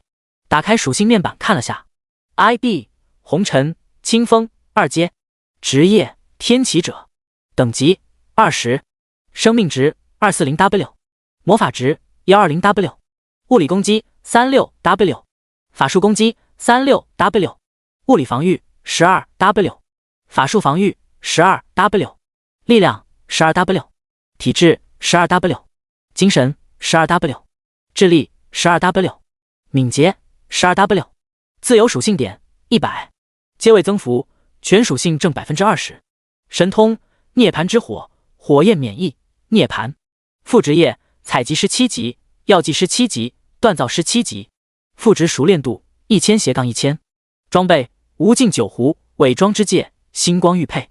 看着属性面板，还是游戏里面的看着过瘾，不像现实里面除了精神之外全是个位数。可是很快林峰就皱起了眉头，在1个月的时间内，使用他打造的装备的人数已经达到了3000人。虽然天命中的怪物数量并不多，但由于玩家基数庞大，这个数字仍然非常可观。即便砍去1/3的倒霉蛋，也有至少2000人在使用他的装备。假设每个人每天能给林峰提供1点属性，那么1个月下来就是6万左右的属性值。然而实际情况却远非如此，目前只增加了不到5万点属性。为了查明原因，林峰打开了游戏日志，从昨天的记录开始仔细查看。丁，观摩神级药剂炼制，药剂师熟练度+1。看时间，正好是昨天李天龙炼药的时候，没想到还有这好处。林峰再次看了下属性面板，果然副职业的熟练度已经达到了7级满级。有些遗憾的是没有升级。再次上拉记录，很快便找到了原因。丁，你成功触发精力旺盛，获得1点精神。丁，你的基础属性已达上限，生命层次突破之前无法再次增加属性。林峰就看到了一连串这样的提示。上限？这玩意儿还有上限？正好昨天系统奖励了100点自由属性点，林峰尝试加在精神上面，加点失败。目前基础属性已达到上限，请突破后再尝试加点。果然加不了。他现在的属性是 12W， 但是有 2W 是阶位增幅带来的，也就是说目前 10W 属性就达到了上限。如果想要进一步提升属性，首先需要提升生命层次。林峰虽然早就有了这个打算，但他没想到提升生命层次这件事必须尽快进行，否则他的损失会相当大。幸好他从天命中所获得的属性果实还未使用，否则损失会更大。是去找导师询问一下，还是先去仓库看看木之心和土之灵是否足够？林峰如此想着。不过在他还没来得及行动之前，他的私聊突然响个不停。打开一看，是啸天发来的消息。啸天大哥，你终于上线了。啸天，出大事了，你在哪？我要立刻见到你。啸天，算了，我们还是酒馆见，老地方等你，快过来。一连串的消息让林峰有些摸不着头脑。红尘，怎么了？怎么这么急？啸天大哥，我已经在酒馆里了，还是那个包间，你快来，这里说不清楚。红尘，好吧，我这就过来。关闭好友界面后，林峰向酒馆走去，正好也要去趟仓库，方向正好一致。进入酒馆后，林峰发现不仅啸天在此，雨落居然也在场。他随即在包间坐下，并询问啸天，说吧，什么事这么急？见林峰发问，啸天回答道，大哥，你还记得那个法则印记吗？林峰点头示意，并未插话，但他大致猜到了啸天的意图。啸天接着说，昨天下线后，我在思考，游戏中的秘境一天真的能让现实中过去10天，于是我经过多方尝试。你猜我发现了什么？啸天显得异常兴奋。林峰打趣道，难道你获得了超能力？你还真别说，超能力也许并非不可能，我发现现实生活中居然能开启游戏中的个人面板。啸天没有隐瞒。所以呢？林峰问。大哥，你怎么一点都不激动？啸天惊讶地问。这有什么？我早就知道了。林峰回答。啊，大神，你也早就知道了？雨落惊叫道。虽然他比林峰早过来，但还是啸天告诉他的，要不然他都不知道这事。为此，雨落还特意下线尝试过，当时他可是被深深的震惊了一把。我昨天就发现了，不仅能唤出面板，连神通也能带入现实。林峰回应道。神通？看着两人茫然的表情，林峰解释道，就是涅槃之火。哦，涅槃之火就涅槃之火呀，你说什么神通，我还以为是啥呢。啸天恍然大悟，我没告诉过你们，涅槃之火不是技能，而是神通吗？林峰问道。他确实忘了。两人齐齐摇头。好吧，现在你们知道了。林峰道。那大哥，你有没有试过？它的威力如何？啸天急忙追问。不愧是大哥，他也就只能打开面板而已，而大哥居然还能把能力带出去。你们又不是没见过，就我那小火苗，能拿来干嘛？点烟吗？林峰无奈道。闻言，雨落和啸天齐齐一愣。回想起来，林峰确实曾在李天龙面前召唤过一个小火苗。啸天由衷的表示羡慕，不管有没有实际作用，但这可是能在现实中运用的能力啊。雨落也在一旁点头赞同。啸天追问，老大，你能不能说说这神通要怎么才能获得啊？林峰回答道，我的涅槃之火，你们也知道怎么来的，至于其他的。啸天急切地问，其他怎么样？林峰翻了个白眼，我要是知道，还会在这儿闲聊吗？第154章，询问以及解惑。好吧，尽管有些遗憾，但啸天也无法再说什么。这时他突然回过神来，他找林峰过来，难道是为了讨论涅槃之火？显然并非如此。不，大哥，我都被你带偏了。我找你过来，其实是想知道我们接下来该怎么办。啸天解释道。还能怎么办？当然是继续提升实力了。林峰回答道。啊，那什么，没想到会得到这样的答案。啸天一时语塞。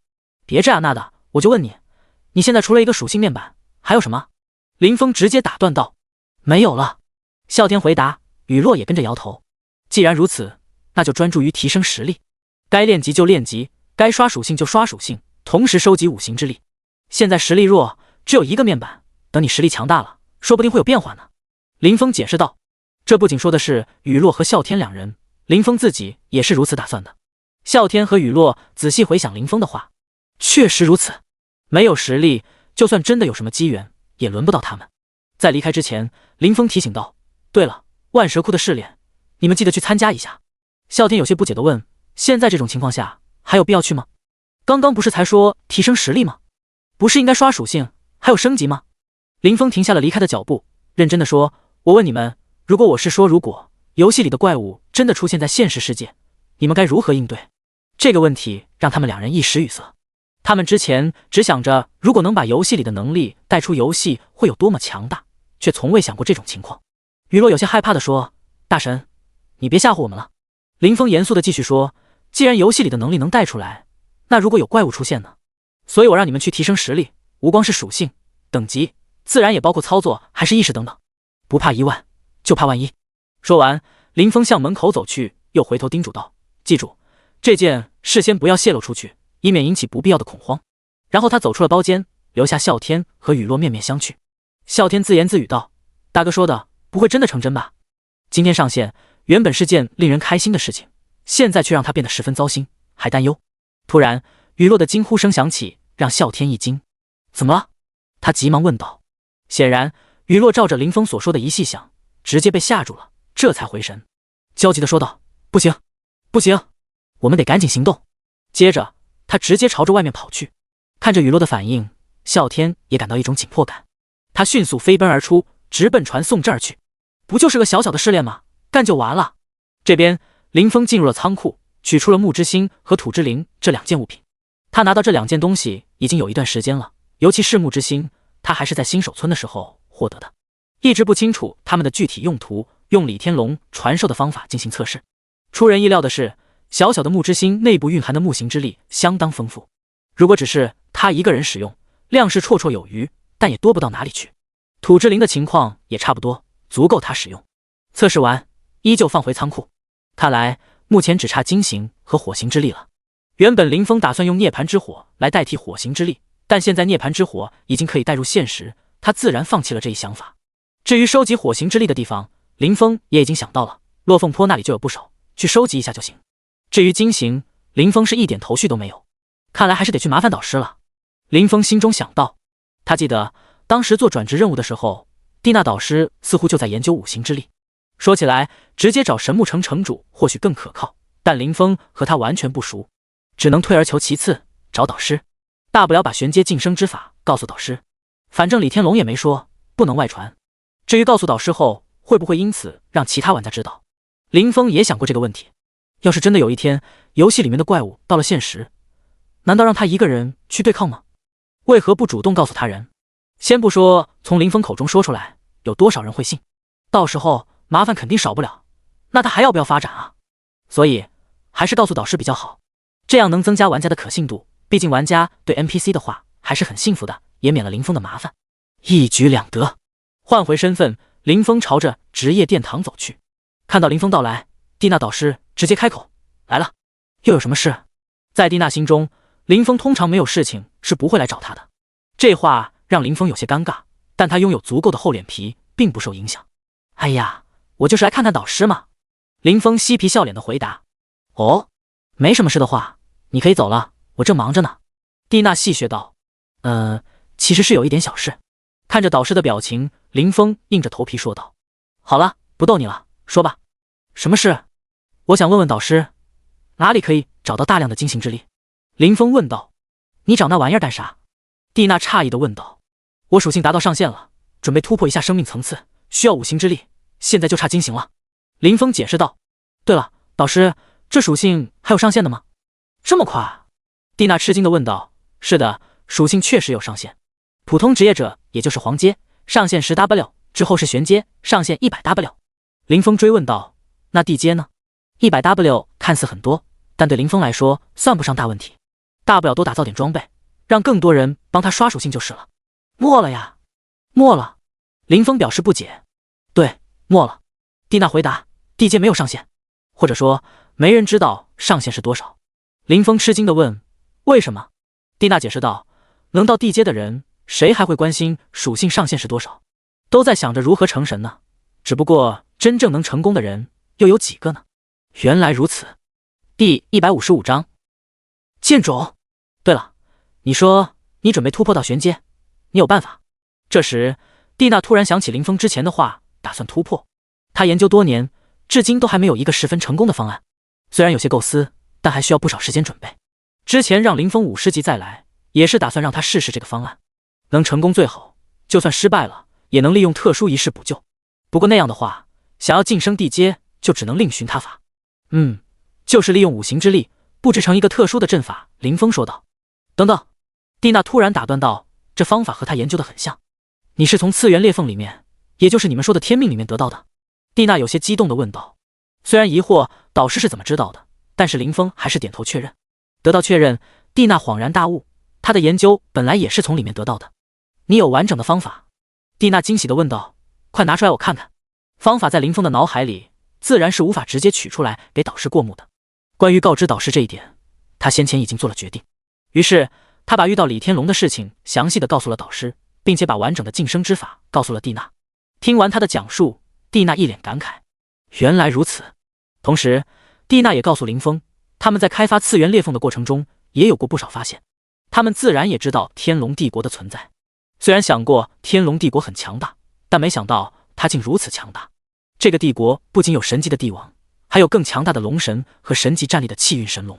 然而令他们没想到的是，这么强大的帝国竟然会落得如此下场，更没想到帝王竟然还活着。蒂娜也曾得到过晋升之法，但可惜的是它并不完整，所以她一直在进行研究。这是造福全大陆的事情，所以当初她让林峰收集五行之力的时候，神木城城主才会那么痛快的答应，直接就给了。也算痛快吧，毕竟只是让林峰跑跑腿而已。所以导师，您知道在哪里可以收集到大量的精行之力吗？林峰又问了一遍。我这里就有一些，你要不要？够的话直接就让你晋升，我也能观摩观摩。蒂娜一边说一边拿出一个装着金色光辉的小瓶子。这还不够啊。林峰看着瓶子说。导师，你只要告诉我哪里能收集就好，我还有同伴也需要用到。不够吗？那你们只能去剑种收集了。蒂娜回答道。剑种在哪里？林峰问。他还是第一次听说这个地方。那个地方很危险。蒂娜一拍额头。哦，对了，你的属性都上线了，那个地方对你来说不算什么危险。这是那里的地图，你去吧。记住，不要急着晋升，回来让我们看看，也好帮你护法。行。林峰接过地图，点头答应。去吧，去吧，我迫不及待地想研究一下这个方法，实在太奇妙了。嘴里低声说着，蒂娜导师没有再理会林峰，直接从原地消失，不知道瞬移到哪儿去了。看着这一幕，林峰的嘴角微微抽动，心中暗想，这蒂娜导师真是个急性子啊。关于神通的事情，他都还没来得及问呢，只能下次再说了。看着地图，林峰发现这所谓的剑冢并不是位于任何一座主城附近，而是需要通过传送阵才能到达的地方。这也解释了为什么他之前没有任何印象，因为如果没有人告诉他这个地方，他根本无法传送过去。于是他转身朝着传送阵走去。传送到剑冢，林峰就被眼前的景象所震撼了。这里一片荒凉与破败，四处弥漫着腐朽与死亡的气息。抬头望去，在剑冢的深处矗立着一把参天巨剑。这把剑的剑身闪烁着寒冷的光芒，剑柄上镶嵌着宝石，显得华丽而威严。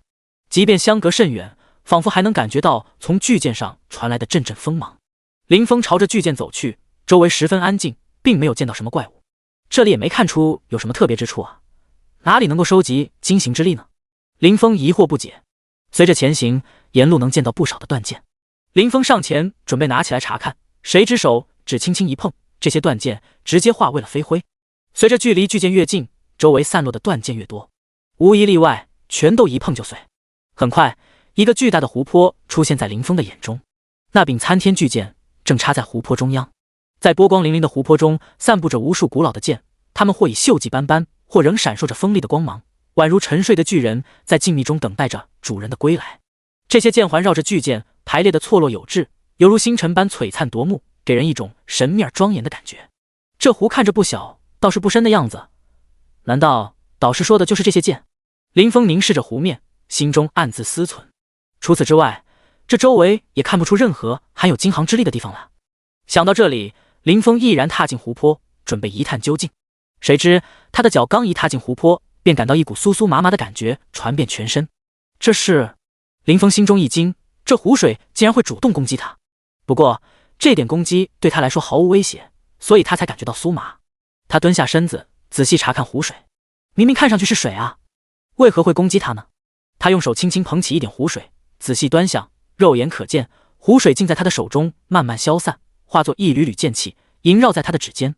剑气所化。林峰心中一惊，这湖水竟然是由剑气所化。他简直不敢想象，这得什么实力才能用一道剑气直接画出这么大片湖。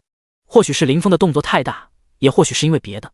这时湖泊里距离林峰最近的古剑突然纷纷拔地而起，发出了一声声类似出鞘的声音，苍啷之声不绝于耳。同时这些长剑纷纷发出一声声铿铿的剑鸣，或挑或砍或刺，从各个方向向着林峰攻击而来。林峰吓了一跳，连忙退出了湖泊。第156章激战。见此情形，林峰恍然大悟。之前他还在纳闷，这个地方怎么看不到任何怪物，原来这些剑就是此地的怪物。他们像是沉睡的巨兽，散发出凛冽的气息，仿佛随时会醒来，择人而噬。林峰急忙开启真理之眼，仔细观察湖中央的巨剑。这些小剑还容易对付，要是那把巨剑也是怪物，那就棘手了。那柄巨剑犹如一座巍峨的山峰，高耸入云，散发出无尽的威压，让人喘不过气来。经过仔细观察，林峰松了口气，还好那柄巨剑只是外观唬人，并没有什么实际属性。它就像是一件精美的艺术品，静静地矗立在那里，诉说着岁月的沧桑。定了定神，林峰开始查看这些剑的属性。苍蓝剑魂，等级55，生命值10万，攻击10万，防御3万，技能剑气拔剑术。描述：由剑湖孕育而生，剑湖不灭，剑魂永存。雷霆剑魂，等级50，生命值30万，攻击9万，防御5万，技能剑气。描述：由剑湖孕育而生，剑湖不灭，剑魂永存。古魂刀魄，等级50，生命值100W，攻击85000，防御65000，技能刀罡。描述：本体虽然为刀，依旧借剑湖孕育而生，剑湖不灭，刀魄永存。看过属性之后，林峰大为不解，他发现各种剑的生命值差距极其悬殊。还是那个描述，什么叫剑湖不灭，剑魂永存？这些剑难道是无法被摧毁的吗？或者他们的生命值是由其剑身材质所决定？例如，苍蓝剑魂的剑身上布满了锈迹，因此它的生命值才会如此之低。相比之下，雷霆剑魂的情况虽然稍好，但也并非理想。然而，古魂刀魄的外观看起来几乎没有什么锈迹，同时也明白了导师为何说这里很危险了。这些常见的生命值差异虽大，但他们的攻击力却相差无几，基本都维持在10万左右。然而，这并非最主要的问题，真正的问题在于这些常见的数量。看着纷纷向他袭来的各种常见，林峰发现他们的数量足有数百。林峰拿起法杖，准备进行战斗。虽然这些常见的属性不低，但对林峰来说并没有太大的威胁。然而，在某一刻，他改变了主意。他收起了法杖，从背包中取出一把长剑，准备用它来与这些常见交锋。考虑到这些剑魂无法突破他的防御，林峰决定利用这个机会练习战斗技巧。毕竟，现在游戏中的能力可能会出现在现实世界中。他也想提高自己的近战能力，以备不时之需。吭的一声，林峰举起手中的长剑，与破空而来的苍蓝剑魂相撞在一起。尽管他手中拿着长剑得不到任何加成，毕竟不是本职业的武器，但他的攻击力摆在那里，一击之下，苍蓝剑魂10万的血量直接被打空。咔的一声，苍蓝剑魂那布满锈迹的剑身从相撞之处断为2截。与此同时，一把古朴大气、剑身布满各种铭文的透明剑影从断掉的剑身中显现而出。随后，它化作一道流光，直接扎进了湖泊之中。难道这就是所谓的剑湖不灭，剑魂永存？林峰瞬间领悟，看似他将苍蓝剑击的断裂，实际上断裂的仅仅是剑身而已。同时，这也证实了林峰的猜想，他用真理之眼观察到的生命值差异巨大，仅仅是因为剑身的强度各不相同罢了。不过，林峰似乎忘了他身处战斗之中，这一走神，自然没有注意到从背后偷袭而来的几柄长剑。这几柄长剑直接命中了他的身体。死！林峰顿时感到一阵刺痛，被攻击的地方有丝丝剑气穿透了衣物，直接扎在了皮肤上。这种疼痛感十分明显，仿佛被针刺了一般。他意识到这些长剑上的剑气比那个湖水的档次要高不少，即便他的防御很高，也无法完全抵挡这些剑气的侵袭。林峰心中一惊，这些剑魂的攻击竟然如此犀利，虽然没掉血，但真的很疼。不过些许的疼痛并没有让林峰放弃，反而更加激起了他的好胜心。不敢大意，集中精力，挥舞着手中长剑，与这些剑魂展开了一场激烈的战斗。在战斗中，林峰发现这些剑魂的攻击方式各不相同，有些剑魂擅长正面攻击，有些剑魂则擅长偷袭。他必须时刻保持警惕，才能应对这些剑魂的攻击。在战斗中，林峰也逐渐掌握了一些近战技巧。他学会了如何运用长剑的优势进行有效的攻击和防御，他也学会了如何躲避剑魂的攻击，以及如何在被攻击时进行反击。在不断的战斗中，林峰的近战能力得到了很大的提升。不过压力还是小了点，想想还是万蛇窟的试炼带来的提升更大。可惜现在他不能再次参加那个试炼了。随着长剑越来越稀少，林峰打消了继续训练的念头。在解决了最后几柄长剑后，他环顾四周，发现全是各种各样的断剑。他随手捡起一把断剑，即便已经断裂，仍能感受到阵阵锋芒。林峰试图收集，令他意想不到的是，这不起眼的一把断剑中竟然蕴含了大量的精行之力。这怎么可能？林峰不禁诧异道，即使是全新的武器，也不会含有如此丰富的精行之力。这时，林峰发现战场的边缘有一把刀，正鬼鬼祟祟地在那些断剑之上吸收着什么。明明是一把刀，但就是给林峰一种鬼鬼祟祟的感觉，似乎注意到了林峰的目光。那把刀直接躺地上一动不动，是那把古魂刀魄。先前这把刀跳得最欢，林峰还以为也被干掉了呢，毕竟不知什么时候就没了他的踪影。没想到这东西还是个老六，有意思。林峰打算上前抓住他，好好研究一下。但当他靠近时，古魂刀魄不再伪装，迅速从地面飞起，冲向湖泊的深处。这次的速度比之前攻击林峰时快得多，破空声随之响起。由于速度过快，林峰来不及阻止，只能再次查看他的属性。第157章全服任务。林峰发现古魂刀魄的属性确实有所增长，尤其是生命值从原本的100万增加到了150万。他急忙走到古魂刀魄之前所在的地方，发现地上的断剑一碰之下便化为飞灰消散。这种情况林峰已经不是第一次遇到了，来的路上那些散落的断刃也都如此。原本林峰以为这些断刃是因为时间久远的缘故才会如此，没想到其中另有隐情。他突然明白过来，这些断刃为何含有如此之多的精行之力，他们居然会互相吞噬。不久后，林峰将地上所有断刃全都收集完毕，发现已经足够他自己使用。就这，还是被古魂刀破偷了不少，不然更多。这地方还挺不错，不过想到啸天和雨落过来可能应付不来，林峰打算再次采取同样的策略，尽快集齐3人的量。然而就在此时，剑湖中央的那柄巨剑突然光芒四射，冲天而起，让林峰双眼难以睁开。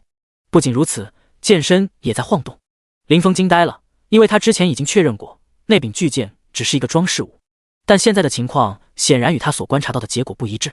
这种情况的出现只有2种可能，要么巨剑的灵体并不在巨剑内部，而是在其他地方沉睡，要么这东西超出了他能探查的范围，而能超出他范围的只能是神级实力。考虑到现在的状况，林峰估计后者的可能性更大。导师说的他属性到了上限，这地方没危险呢。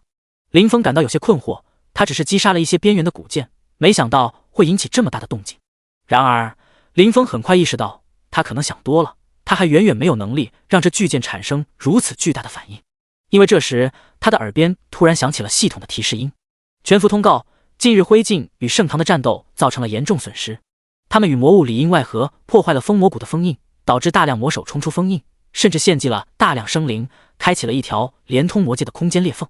为了防止魔气侵袭，已紧急启动诸天星斗大阵，以保护整片大陆。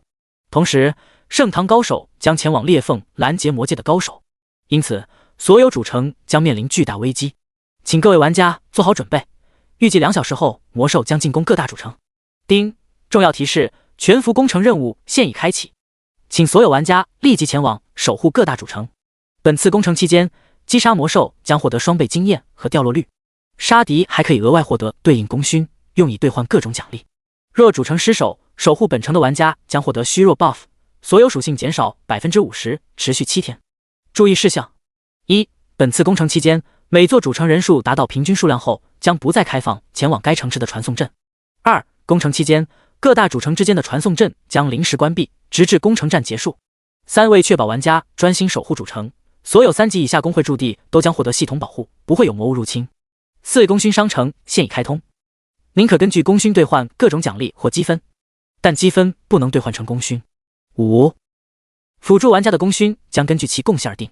听着系统的提示音，林峰松了一口气。看样子，这柄巨剑多半也是那个大阵的阵眼之一，才会有如此的变化。我就说嘛，不至于为了这点小事闹出这么大的动静。林峰暗自嘀咕，同时对那个灰烬气得直跳脚。早不来，晚不来，偏偏这个时候来搞事，这得亏多少属性点啊！不说别的，就林峰自己这次估计能刷不少属性点，更何况还有那3000号使用它打造装备的玩家。四舍五入之下，起码亏了上一点属性。在林峰气得跳脚的同时，无数玩家也被这几通公告震得人仰马翻。短暂的沉默之后，世界聊天频道直接被刷爆。卧槽！全服任务，杀怪经验翻倍，爆率翻倍，还能换东西。尼玛，爽你妹！你们没看到失败的惩罚吗？少一半的属性，那可是一半啊！而且足足持续7天。新手还在震惊，老鸟已经开始查看功勋商店的兑换奖励了。与此同时，那些正在野外打怪或下副本的人纷纷选择放弃，直接前往主城。然而，更多的人则在纠结应该选择哪座主城。理论上，这些主城都差不多，但有大型工会驻扎的主城显然更为安全。当然，这只是部分人的观点。事实上，没有大工会坐镇的主城，其实力也未必逊色多少。许多中等实力的工会，由于与顶级工会存在一定的差距，往往会避开大工会的驻地。现在出了这档子事，林峰自然无法继续安心打怪。他掏出一个定位饰品的店铺，随即传送离去。回到店铺后，他看了一眼锻造炉，思考片刻，林峰决定将锻造炉收起。万一守城失败，炉子被毁，那可就欲哭无泪了。这一次，全城的人们都需要齐心协力的共同防守，即使他的属性不低，也不敢保证能100%守住这座城池。毕竟这些主城的范围实在太大了。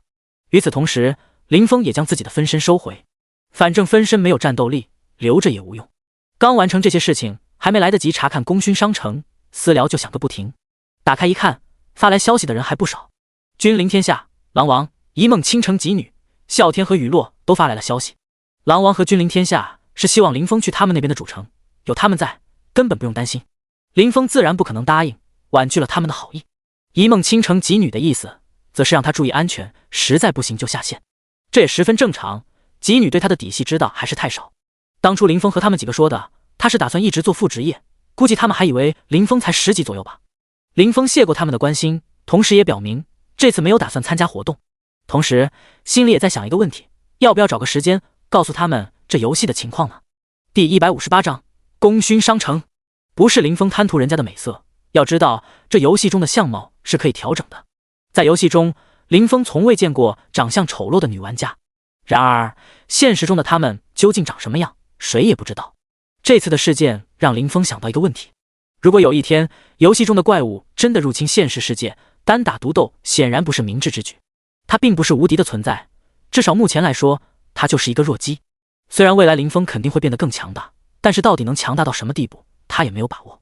所以林峰在想，是否要组建一个公会，这样无论未来发生什么，他都将有更多的帮手。仅靠啸天和雨落两人的话，人手还是太少了。可要是弄个公会，管理起来是个大麻烦。即便真的建立了公会，他最多当个甩手掌柜。反正林峰自己还算有些自知之明，他就不是那块料。但是他林峰不行，一梦倾城几女正好合适啊。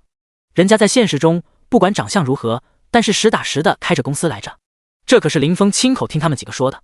当然现在八字还没有一撇呢，剑帮令那玩意儿可不好弄。爹爹爹，急促的提示声不断在林峰耳边响起。林峰这才意识到自己还没有回复啸天和雨落的信息。雨落好像也是一个小富婆，要不要先向她探探风声？林峰心中如此想着，又一次差点分心。啸天老大，接下来怎么办？啸天老大，你还在吗？在的话回我一声啊。啸天老大，还在老地方等你，酒馆。这会儿啸天已经给林峰断断续续的发了10几条消息。林峰急忙回应，红尘好，我这就过来。又看了下雨落的消息，他和啸天在一起，他俩之前都在万蛇窟参加试炼，这次也是因为公告的原因中途出来的。酒馆内人声鼎沸，林峰以红尘的身份站在门口，都感受到了里面的热闹气氛。驻足片刻，他大致了解了里面的情况。一些小工会的会长正在商讨如何配合，但林峰对此并无兴趣。他穿过热闹的大厅，走进包房。随着房门的关闭，大厅中的嘈杂声音瞬间消失。不得不说，这包间的隔音效果确实非常好。见到林峰进来，啸天立刻急切地开口说，老大，这次我们该怎么行动？功勋商城里有很多好东西等着我们呢。雨落也附和道，没错，特别是那个技能升级券，现在的技能升级实在是太慢了，这个奖励实在是太及时了。林峰愣了一下，他还没来得及查看这次的奖励，他确实没想到会有技能升级券这样的好东西。见到林动的反应，啸天有些惊讶地问，老大，难道你还没看这次的奖励吗？林峰没好气地回答，还不是因为你们催得太急，我根本没时间看。我原本在收集精行之力，打算一并帮你们收集的，没想到就发生了这种事。林峰自然不好意思说是他走神了，加上啸天确实催得急，这个锅他不背谁背？老大，对不起，是我太草率了。啸天笑着道歉。啸天没想到，原来大哥是在为他们收集这些东西。老大，你快看看，这次好东西确实不少。啸天接着说道。林峰打开功勋商店进行查看，里面的物品确实丰富多样，主要分为装备、消耗品以及杂物3大类。他惊奇地发现，这里竟然可以兑换装备。于是林峰急忙查看了一下详情，确实可以兑换，但令人失望的是，最高品质只能兑换到紫色装备。装备的等级从20级到50级都有，可以说覆盖了各个阶段的需求。不过有一点让林峰感到遗憾，那就是没有饰品的兑换选项。看到这里，林峰对装备的兴趣大减。对于他来说，紫色装备实在有些看不上眼，用来喂养无尽酒壶都显得有些不够格。随后他点开消耗品的类别，看着其中的各种药剂，倒是来了点兴趣。初级力量药剂，使用之后增加100点力量，持续30分钟。中级力量药剂，使用之后增加200点力量，持续30分钟。各种属性药剂应有尽有，共计4个等级。初级药剂能增加100属性，中级则是200，高级药剂能带来500的加成，而顶级药剂更是高达1000属性值。然而对于林峰而言，这些药剂并没有太大的意义，他更关心的是否有可能获得这些药剂的配方。遗憾的是，目前只提供成品兑换，并未提供对应的配方。最后林峰打开了杂物兑换选项，里面的物品并不多，仅有10余样可兑换物品，其中也包括雨落提及的技能升级券。然而，林峰的脸色骤变，变得极为严肃。他紧紧盯着其中的一件物品，连呼吸都变得急促了不少。看到林峰一脸凝重，一旁的啸天问道：“怎么了？”当他们看向林峰眼前的面板时，发现林峰的眼光好像被最后一件物品吸引住了。那是一个名为灵魂绑定符的东西。啸天有些不解，这东西怎么了？我觉得这系统真是不合理。技能升级券才1W 功勋，而这个用来绑定装备的符咒竟然要价1000W 功勋，哪个傻子会换这个？林峰看着啸天，坚定地说：“因为它值。”他的声音坚定而有力，让啸天和雨落感到十分惊讶。二人纷纷投来疑惑的目光，他们显然不太明白林峰的意思。林峰思索片刻，坦然道：“如果我告诉你们，那个灵魂绑定符能够将绑定物品带入现实，你们还觉得它不值吗？”“什么？怎么可能？老大，你怎么会知道这些的？难道你用过？”啸天惊疑地问道。雨落也好奇地注视着林峰，等待他的回答。林峰点头承认：“前段时间我接了一个任务，获得了这个绑定符，当时没太在意，就随便用在一件装备上。昨天下线时，我发现那件装备居然也跟着我回到了现实世界。”“啊，那老大你不亏大了。”听到装备可以带入现实，啸天立刻意识到这个灵魂绑定符的价值，而且林峰还说他是随便选了一件装备使用，这让啸天更加惋惜。第159章攻城开始。林峰笑了笑，其实也不算亏，我那件装备也是一件成长装备。说着，他拿出了无尽酒壶。雨落和啸天急忙查看了无尽酒壶的属性，都被其属性所震惊。雨落还好，毕竟之前他曾见过林峰爆出过橙色品质的装备，因此他对这件装备的品质并未感到意外，只是对其属性感到惊讶。然而对于啸天来说，这件装备的品质和属性完全超出了他的预期。粉色品质的装备只是听说过而已，何曾见过？老大，这就是你说的随便拿的那件装备？啸天震惊的无以复加。增加50%的暴击，每10秒可以恢复5W 的血量就已经足够变态了。关键这件装备还是不占用装备栏的饰品，更别说还能带回现实。要知道啸天游戏里面都才不到6W 的血量，就这是能随便拿出来的装备？那老大身上的装备又是何等的奢华？想到这里，啸天的目光变得极其热切，仿佛要将林峰看穿。看着啸天的眼神，林峰一时之间竟然有些难以招架。你别这样看着我，我有些发毛。这件装备也是不久前才晋升为粉色品质的。上次我不是打了一只5阶 BOSS 吗？那 BOSS 爆了一粉一成2件高级装备，结果你也看到了，我把这件装备从绿色品质提升到了粉色。林峰急忙解释道。啊，大神，你把那件橙色装备也喂了吗？雨落惊呼道。那件橙色装备的属性可是极其强大的。听到这话，啸天也恍然大悟。属性再好又有什么用？要50级才能佩戴，说不定哪件装备在50级中也很普通呢。林峰继续雨落的话，千鸟在林不如一鸟在手，道理是这个道理，但雨落还是觉得有些可惜。啸天也十分赞同这个观点。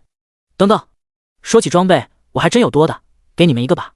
这时林峰突然想起，他身上还真有多的装备，本来是打算备用的，结果一直也没怎么用上。虽然上次给过啸天一个，但那个上面是加经验的词条，他都还没进阶，加经验的词条自然用不上。林峰试过，虽然不知道起源里面能同时佩戴几个饰品，但林峰自己打造的星光饰品只能同时生效一个。说完，林峰从衣服上取了2颗纽扣下来，分别递给了啸天和雨落。没办法，他身上的星光饰品就这几颗纽扣，看着正常一点。啸天随手拿起1颗纽扣，仔细看了看，然后他惊呼道：“不是吧，这玩意儿还真是装备啊！”接着他的目光转向林峰衣服上剩下的那几颗同样造型的纽扣。别看了，这几颗也是。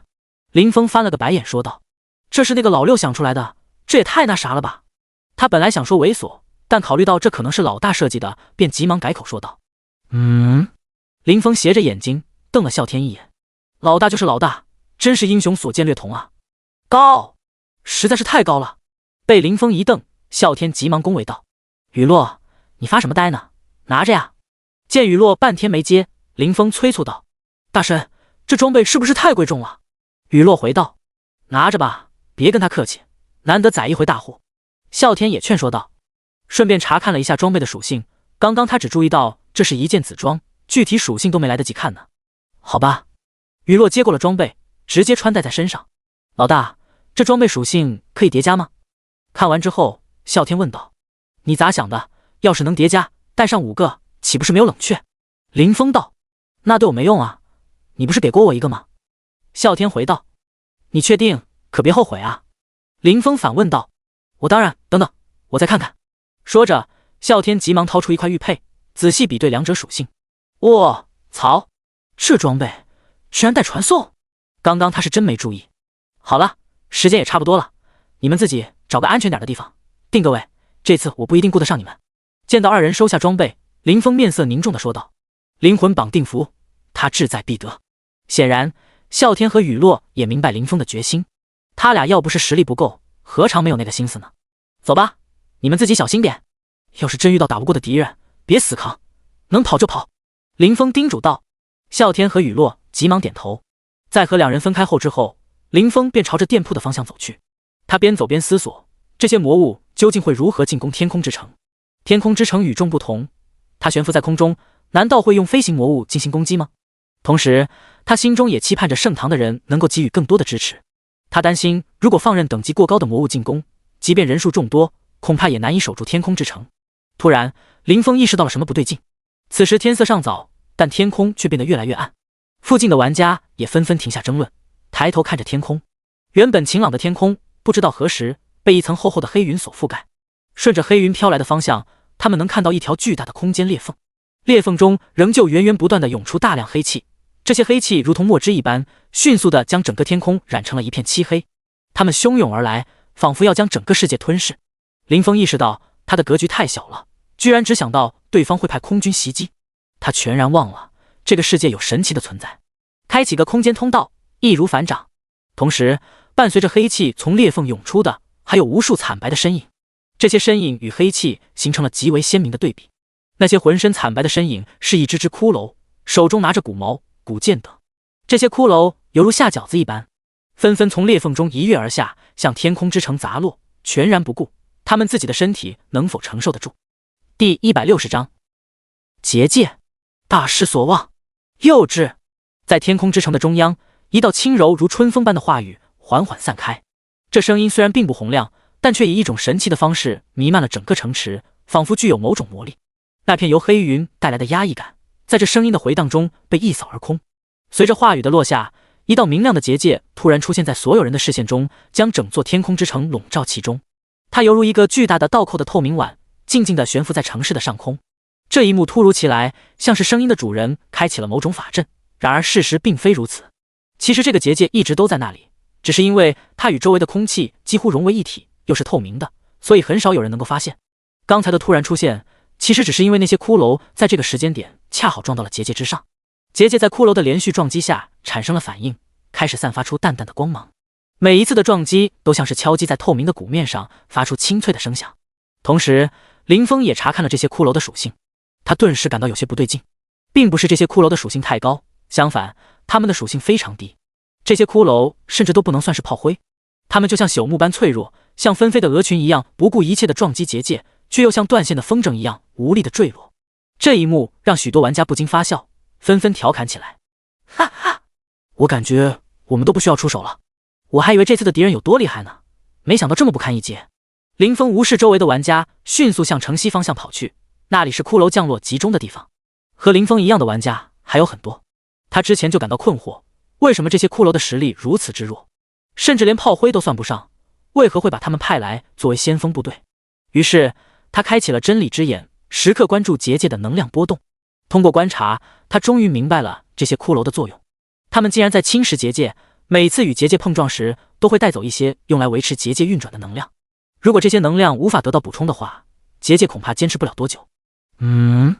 补上了。突然，林峰发现刚刚损失不少能量的地方被瞬间补上了。想想也是，作为一座主城的重要防护法阵，自然不会犯如此明显的错误。这时，一声冷笑从裂缝中传出，回荡在空中。随后，一尊巨大的能量指引冲天起，横亘在天空之城的上空，气势凌人。那根巨大的能量手指瞄准了结界，似乎即将发起猛烈的攻击。城中的人尚未反应过来，那根参天巨指便如破弹壳一般，将结界洞穿出一个巨大的破洞。破洞周围的裂缝迅速扩散，瞬间蔓延至整个结界。眨眼间，整个结界的能量消散殆尽。显然，敌人这一波的攻击极为成功，令所有人都措手不及。啊！然而，刚刚发出这一击的敌人，很快便传来了一声惨叫，伴随着惨叫，还有另外一个声音响起：“你个大黑脸，和我交战，居然还敢分析！”后面这个声音，林峰似乎感觉有些耳熟。你这个该死的疯狗，即便我的脸黑了点，也比你这红眼病来的强。那人反驳道：“红眼病？难道是安迪导师？”林峰的喉咙咕咚了几下，艰难地咽了几口唾沫。看这情况，难得他比刚刚出手这人还强，怪不得声音听起来有些耳熟。可是裂缝对面，难道不是魔界吗？声音逐渐拉远，估计是安迪导师把敌人引到他处，远离了这个裂缝。容不得林峰多想，没了结界的阻挡，那些骷髅直接落到了城里面。这些怪若是弱了点，应该也是有功勋的吧？出手晚了，估计就没他什么事儿了。他刚刚就注意到，在那人出手的时候，裂缝里面就没有骷髅出来了，也不知是准备换一种怪物，还是被安迪导师给解决了。紧赶慢赶，等林峰赶到的时候，那些骷髅一只都没剩下，仅仅留下一地的碎骨，似乎证明他们存在过。这里的玩家此时正在与另一种魔物交手。石像鬼，等级30，生命值25万，攻击1200，物理防御1000，法术防御1000，技能坚实守护。坚实守护豁免 30% 所受伤害，没有什么花里胡哨的技能，就一个减伤。这属性对于30级的怪物来说着实不低，毕竟只是小怪而已。林峰随手放了一个技能，秒了一只没有对手的石像鬼。定，你击杀了石像鬼，获得经验680点。定，你击杀了石像鬼，获得功勋30点。看着系统的提示，林峰激动的心情顿时凉了半截。一只怪才给了30点功勋，而他的目标可是足足1000W 点，这得打到猴年马月呀！在城里，林峰都不敢扩大技能的范围。首先，城里的玩家非常多，而且还有许多建筑物。如果技能打到了其他玩家或建筑，造成损失怎么办？找谁赔偿？还有双倍经验，对林峰来说确实如此，但对其他玩家来说，用打这只怪的时间，他们可以杀死几只普通怪了。如果仔细计算，尽管看似双倍经验，实际上并没有太大的帮助。如果不是这个任务是强制性的，还有功勋的诱惑，估计想很多人都会选择放弃这个任务。林峰找了个人少怪多的地方，开始清理石像鬼，同时把婉婉也召唤了出来。由于现在大部分的怪物都集中在城西，许多玩家还未赶到，他需要抓紧时间，尽快击杀一波怪物。等玩家数量增多后，再寻找精英怪或头目等更强大的怪物。这些小怪有30点功勋，精英怪可能更多。林峰思考了一下，转头对肩上的婉婉说：“你去周围飞一圈，引一些怪物过来。”他很放心婉婉的安全，因为他的属性并不低，除了没有攻击技能之外，其他方面都让他相当满意。好的，主人，交给我吧。婉婉说完，展开背后的小翅膀，化作一道绿光，消失在林峰眼前。林峰看着他，心中满是羡慕。毕竟2条腿走路和飞行相比，差的不是一点半点。第161章，奇怪的敌人。看着婉婉飞走，林峰快速穿梭在大街小巷之中。一路上，只要看到石像鬼，就是一个技能招呼过去。定，你击杀了石像鬼，获得经验680点。定，你击杀了石像鬼，获得功勋30点。再次解决了几只石像鬼，正准备离开，却发现这石像鬼出货了。捡起来一看，魔力结晶蕴含着魔气的晶石，简介很明朗，但这玩意儿有什么用？随手把东西收进背包，继续寻找下一个目标。说实话，在城里面打怪，多少有些憋屈。他现在倒不担心把建筑打坏，他客气那些魔物可不会客气。当然，主动破坏就没有必要了。主要还是建筑极大的影响了林峰的视野。这要是在空地，他一发群攻下去，那功勋还不是哗啦哗啦的大涨。主人，那边有大家伙。这时，婉婉飞了过来，小手指着一个方向。哪儿？快带我过去。闻言，林峰急忙回应道：“这边。”说完，便朝着一个方向飞去。林峰急忙跟上前去，一路跟着婉婉绕来绕去，都快把林峰绕晕了。终于，婉婉停下来，指着前方一片空旷地带说道：“就是那边。”定睛一看，确实是大家伙。在前方空地上，数百个高达6-7米的人形生物聚集在一起，围成了一道人墙。四周有很多远程职业的玩家，他们不停地释放技能攻击这些巨人。令人惊讶的是，这些巨人并没有还手。不过，这些巨人身上都有护盾，这些攻击根本无法造成伤害，血量也没有下降。这一点很容易区分，若是掉血的话，造成的伤害字体是红色的，现在全是黄色字体。看了一下怪物属性，泰坦巨人、精英等级50，生命值3000W，攻击15000，物理防御3万，法术防御3万。技能震击重锤，大地守护。震击重锤多段攻击，挥动手中巨锤，对目标分别造成200%、150%、100%的攻击伤害，并有2%的几率使目标进入眩晕，持续3S。大地守护召唤一个笼罩全身的护盾，拥有50%生命值的防护值。当脚踏大地的时候，可以从大地之中吸收能量，补充护盾防护值。我靠！数百名巨人，他们全都是精英级别的怪物，本就已经很棘手了。更令人头疼的是，他们的血量实在是过于庞大，甚至超过了许多 BOSS。特别是那个名为大地守护的技能，其效果几乎等于多出了1半的血量。兄弟，别发呆了，赶快输出！我已经通知了工会的人，他们马上就到。此时，一位离林峰不远的玩家突然开口说道。林峰转过身看着那位玩家，你在跟我说话吗？没错。赶紧攻击！这里是什么情况？我刚刚才赶到。林峰疑惑地问道，同时也在猜测这些巨人围成的那个人墙中到底隐藏着什么秘密。就在他思考的同时，林峰举起了法杖，释放出了一发流星火雨，向那些巨人发动了攻击。这技能笼罩了这群巨人，先前不敢增幅技能范围，有点有力没处使的感觉。许多玩家都知道这技能，也有不少人会使用。据说这些巨人在保护一些阵法师，他们在布置什么，但我没有亲眼看到，是听别人说的。城里不止一个地方有这样的情况，我的一个朋友正好见到一个 NPC 破坏了一处。那人回应道。这时林峰放出的技能也带起了一大片伤害，护盾的光芒似乎都弱了不少。-2025000， -2025000。那个兄弟看到这一幕，惊讶地叫道：这是哪个大佬？居然能造成这么高的伤害！他没看见是谁放的技能，这个技能是群攻，很难确定是谁放的。他对林峰说：哥们儿，你看这里居然来了一个高手，加油，我们也许也能打掉一处。林峰笑了笑，手上继续攻击，但心中却有些疑惑，怎么全是远程玩家，没看到近战的？听到这个问题，那人来了兴趣，解释道：哥们儿，你有所不知，一开始确实有很多近战玩家，当时这些巨人外面还有一个大罩子保护，不过我们众多玩家的攻击下，那个罩子很快就破了。谁知道这些巨人不仅有强大的防御技能，他们的攻击力也非常高。那个罩子一破，近战玩家们顿时冲上去与这些巨人交战，结果直接被碾压。如果不是因为这些巨人正在保护什么任务目标，我早就跑了。我一个玩盾位的兄弟，2万多的血，直接被这巨人2锤就送走了。那场面真的很壮观，可惜你来晚了，你要是早来几分钟就能亲眼见到了。我明白了。林峰恍然大悟，你们之所以坚持在这里攻击，是因为觉得打败这些巨人的功勋更多。环顾四周，他发现还有不少玩家聚集在此。如果不是因为巨人的功勋奖励诱人，他真的难以理解为何他们不放弃。小怪的功勋很少，但这些巨人的奖励肯定很丰厚。那人解释道，也就是说，即使不是自己击杀的巨人，只要参与攻击也能获得功勋。林峰好奇地问道。没错，只要对巨人造成了伤害，就能获得一定的功勋。这也是为什么我愿意留在这里的原因。在巨人一方，显然对林峰造成的伤害感到震惊。内圈的一位明显为首的巨人向中间一位受保护的兽人老者询问：大师，还有多久？这边来了一个非常强大的对手。只见那位兽人老者手中动作不停，随着他的挥舞，众多材料纷纷飘向一个地方。快好了，别急。此时突然有人高喊了一句：小心，大家快撤，这些怪物开始反击了。随后那个玩家直接被巨人一锤击杀。快点使用控制技能减速，给我减速！快跑啊，这攻击太高了。第162章收获与分析。一时间局势有些混乱，不过这些玩家并非只是散人，许多人也来自工会。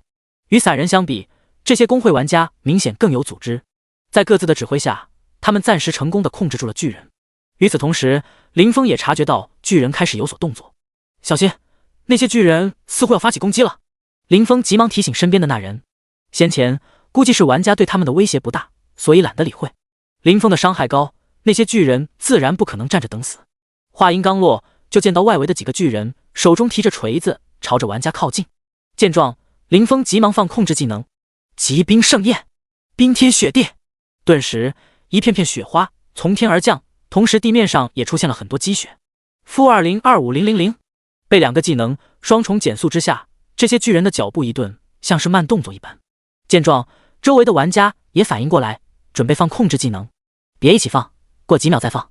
听到林峰的声音，不少准备放技能的玩家收起了手中的技能，眼睛则死死地盯着这些巨人，心中则是默默数着。同时，林峰也瞄准一个向他这边靠近的泰坦巨人，重点关注。天雷影，几个技能下去，泰坦巨人本就摇摇欲坠的护盾直接被打破。玄冰刺，爆裂火球。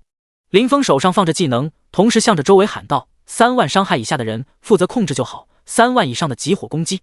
-4232-500暴击，-280-5000，-202-5000。这一系列的动作很快，快到林峰之前提醒的那个兄弟都还没有反应过来，也就1-2秒钟，他就看到那个重点向他们靠近的巨人，直接被林峰的几个技能打掉了1/3的血量。同时，听到林峰喊话的玩家也纷纷放出技能，成功命中这个泰坦巨人。一时间，铺天盖地的技能全都命中在这个巨人身上，起码上千道攻击成功命中泰坦巨人。然而，效果却不甚理想，除了个别伤害高点之外，大部分都是几十点，还有很多技能根本就没有造成任何伤害。这巨人双防有3万，没到3万伤害的玩家负责打控制也是有贡献的。林峰再次高声喊道：卧槽，哥们儿，原来那个大佬就是你啊！之前和林峰聊天的那个玩家一脸震惊地说道：别走神，我的控制技能时间要到了。看了他一眼，林峰提醒道：大佬放心吧，控制交给我，你安心负责输出。再说了，我们工会的人马上过来了。那人拍着胸脯说道，同时又对周围10来个人开口道：兄弟们，干活了，让大佬看看我们的战术。闻言，林峰诧异的目光看着他们，不明白有何战术。正好，这时林峰的技能时间马上到了，很多先前听到林峰喊话的玩家纷纷朝着几个巨人放着控制技能。这时，刚刚和林峰搭话的那个玩家也放出了一个技能，是绝对零度。这技能林峰自己就有，他自认认的。见状，林峰不敢耽搁，这个技能只有3秒控制时间，不能浪费。手上放着输出的技能，眼角余光则是看着这几个玩家。大概过了2秒，另一个玩家也放出了一个技能，还是绝对零度。见此，林峰算是明白了他们所谓的战术。林峰之前还没注意，这10来个人全都是法师，而绝对零度控制时间虽然短暂，但是这个技能是100%的强控技能，除非目标免疫控制，比如入阶 BOSS 的暴走，否则只有被控的下场。巨人被控，加上林峰输出及时，此刻血量已经见底，林峰最多再来一个技能，绝对能打死。不过林峰刻意放慢了速度，他想看看效果。这时绝对防御的时间到了，然而等待巨人的则是第2个绝对防御，刚刚解控，他再次被同一个技能控住，时机把握的刚刚好。研究出这招的绝对是个数值狂人。这招看似简单，可是想要真正做到，可不是那么容易的。除了要计算目标的距离，还要考虑诸多因素，比如施法者的释放速度、反应速度以及释放技能的时间等等。见到结果，林峰也不再迟疑，天雷影早就冷却好了，直接放出-2644512，巨人直接被打死，估计他到死都不会想到会死得这么憋屈。丁，你击杀了泰坦巨人，获得了功勋500。丁，你击杀了泰坦巨人，由于对方等级过高，你无法获得经验。丁，检测到特殊场景，获得补偿经验点6400。看着到账的500点功勋，林峰陷入了沉思。之前的石像鬼只是普通的怪物，只值30点功勋，等级为30级。而眼前的泰坦巨人虽然是精英怪，血量和防御都极高，但毕竟只是50级的怪物。如果按照这个比例来算，50级的精英怪是500点功勋，那么头目或 BOSS 级别的怪物，其功勋岂不是会更高？说实话，这些泰坦巨人虽然血量高，但对林峰来说并没有太大的威胁。如果全力以赴的话，他们坚持不了多久。几个大范围的群攻技能下去，基本就所剩无几了。显然，林峰之前并没有全力以赴。如果只是对付小怪，获得1000W 功勋确实不太现实，因为即使小怪再多，玩家的人数也同样庞大。但现在林峰改变主意了，之前那个法师说过，他们工会的支援很快就会到达这里。这200-300只巨人至少也能提供10几万的功勋，林峰岂能轻易放过他们？必须在支援到来之前解决掉这些巨人。大佬，你的输出太高了，我们都没机会发挥。突然间，一个声音打断了林峰的思绪。形势所迫，下次有机会再见时，先解决了麻烦再说。你们自己小心点。林峰说道。在之前的泰坦巨人被消灭后，巨人群也立即做出了反应。他们只留下了一小部分保护中央的兽人老者，而大部分的泰坦巨人则朝林峰的方向冲来。第163章混战。那个法师听到后，看向巨人所在的方向。他发现原本守卫的巨人只剩下少数，其余的巨人全都朝他们冲过来。那个大佬会长突然联系我，我得去接应一下。话还没说完，那个人就跑了。这也怪不得他，因为这些巨人的攻势实在太猛了，而且不止他一个人选择逃跑，林峰附近的玩家全都一哄而散。虽然功勋很重要，但也要有命去争取啊。其他方向的玩家则是一脸困惑，他们不明白为什么这些巨人突然开始集体行动。看着周围瞬间变得空荡荡的，林峰心想，这样也好，省得等下打起来出现误伤之类的。正常情况下，红名之后不得出入主城，红名之后要么等时间让它自然消退，要么就去刷野怪。不过刷怪的话消得快一点。林峰琢磨着，现在这个特殊时期，红名之后的处理方式或许会有所不同，但这仅仅是他的猜测，万一不是呢？婉婉，等下记得捡一下东西。婉婉点头回应。林峰站在原地，看着越来越近的巨人，没有动弹。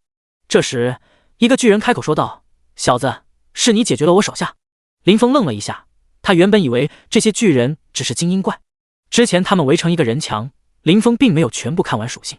听这意思，这个开口说话的巨人不只是精英。林峰查看了一下他的属性，同时回应道：“那又如何？泰坦巨人，头目，等级55，生命值5000大不了，攻击3万，物理防御5万，法术防御5万，技能震击重锤，大地守护。虽然存在一些细微的差别，但不算太大。就是不知道这个头目会给多少功勋。”那个头目看着林峰，脸上露出了玩味的笑容：“我看你小子挺有两下子，过来跟我混吧，这件事就算过去了。”林峰的2个控制技能此时也已经冷却完毕。林峰不屑地笑道：“你确定真的能打败我吗？”头目一愣：“你什么意思？”林峰冷冷地回答：“如果你真的有把握战胜我，又怎么会在这里拖延时间？正好我的技能冷却还差一点，陪你玩玩而已。疾冰盛宴，冰天雪地，雷霆万钧，流星火雨。”林峰一气呵成地释放了4个技能，没有给头目任何解释的机会。这些技能瞬间将眼前的巨人全部笼罩在内。为了防止他们逃跑，林峰刻意扩大了攻击范围，因为现在周围并没有其他玩家。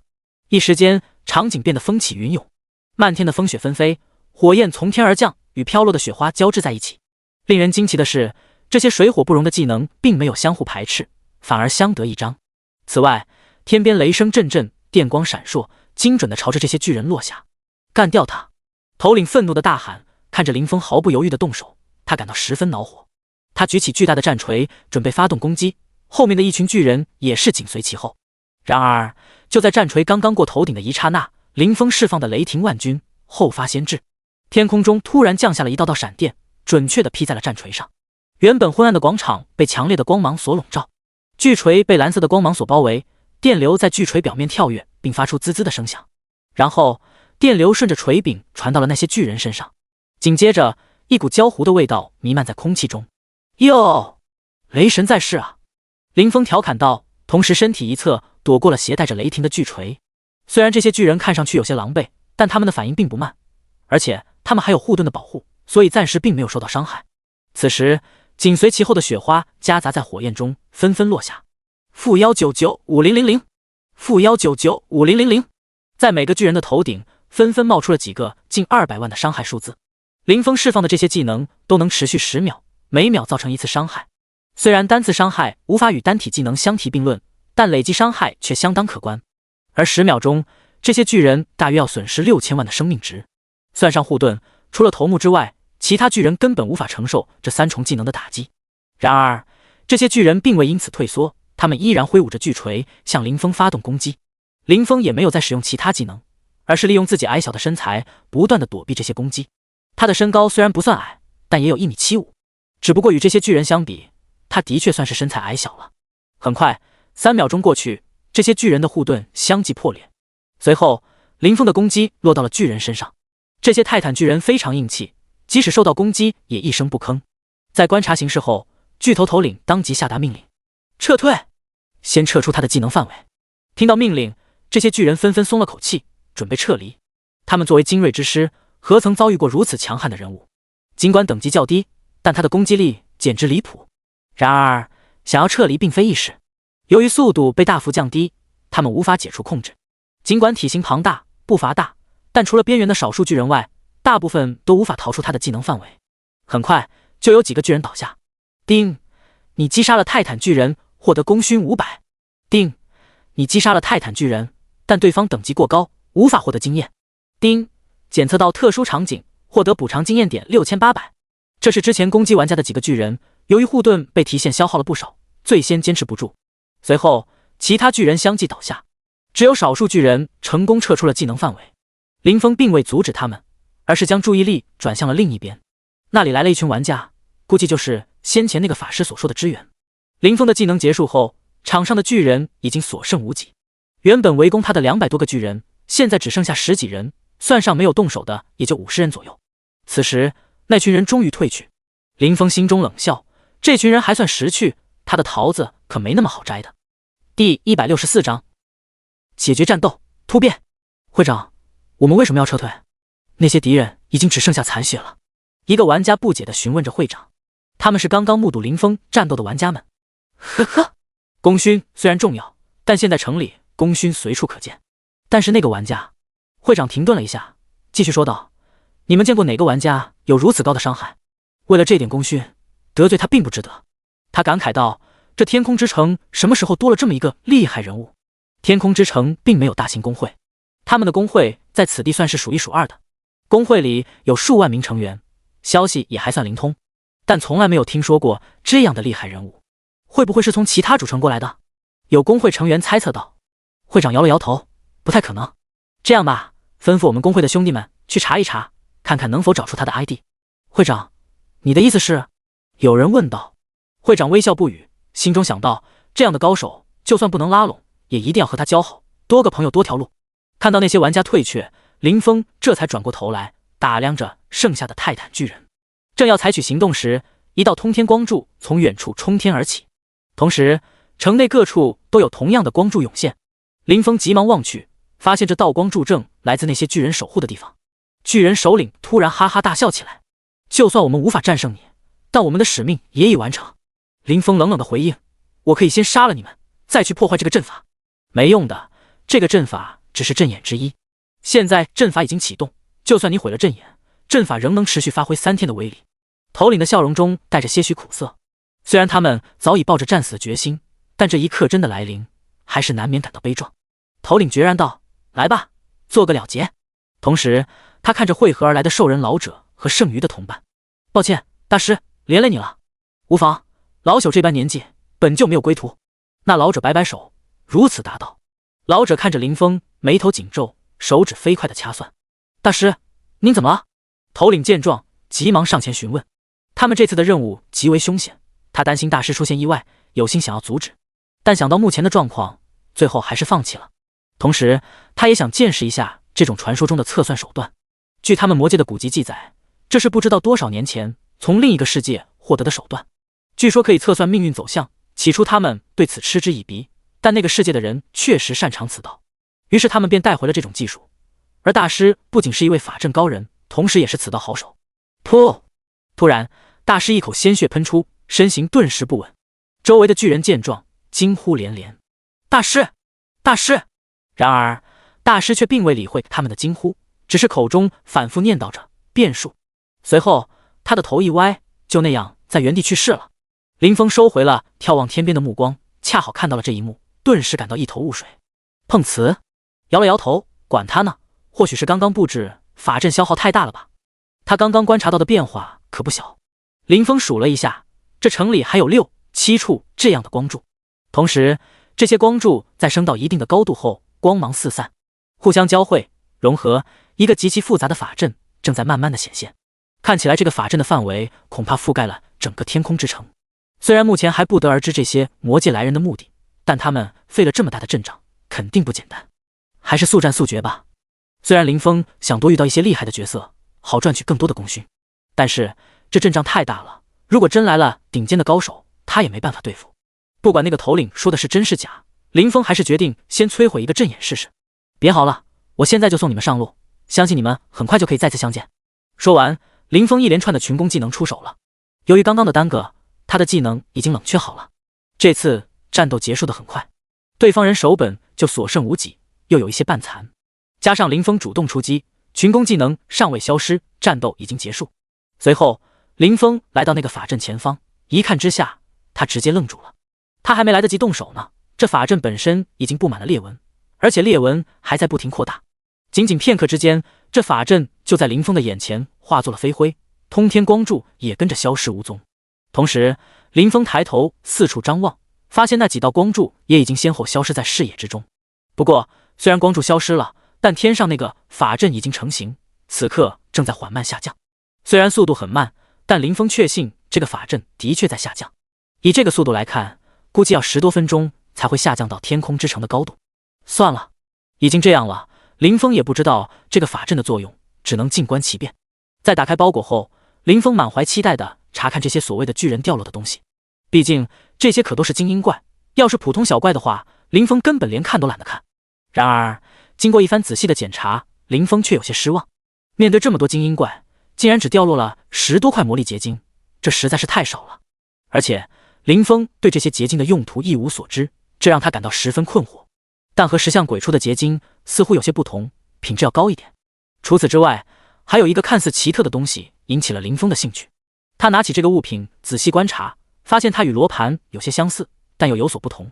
最让他感到奇怪的是，这个物品没有任何介绍。通常，林峰可以通过探查技能来查看物品或怪物的属性，即使无法直接看到属性，也会有问号表示。但这个物品却与众不同，仿佛它并不存在于这个世界似的。肉眼可见，技能却看不到。奇怪，这使得林峰对这个物品产生了强烈的好奇心。第165章变化，新的怪物。婉婉，这个东西你从哪儿找到的？林峰询问着婉婉，表情中带着些许困惑。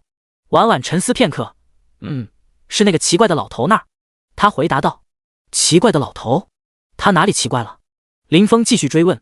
当时主人你正在看天上的东西，那个老头一直盯着你看，手里还摆弄着一些奇特的姿势。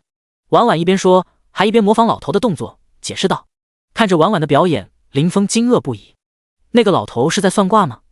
而且还是为他算卦。他吐血是不是因为被反噬了？过去林峰从不相信这类事情，然而先有穿越到这个世界，再加上游戏中物品能带入现实，他对此已经没有完全的否定态度了。我猜那个老头一定是坏事做多了，现在遭到了报应，否则好好的人怎么会突然吐血而亡呢？婉婉推测道。或许你说的没错。林峰应声道。收起东西，林峰没心思去深究这些东西，即使知道了真相，以他的实力也插不上手。当前最重要的还是想办法赚取功勋。林峰查看了一下自己的功勋，260400点，他觉得这功勋有点不对劲。查看了一下收获记录，他才明白是怎么回事。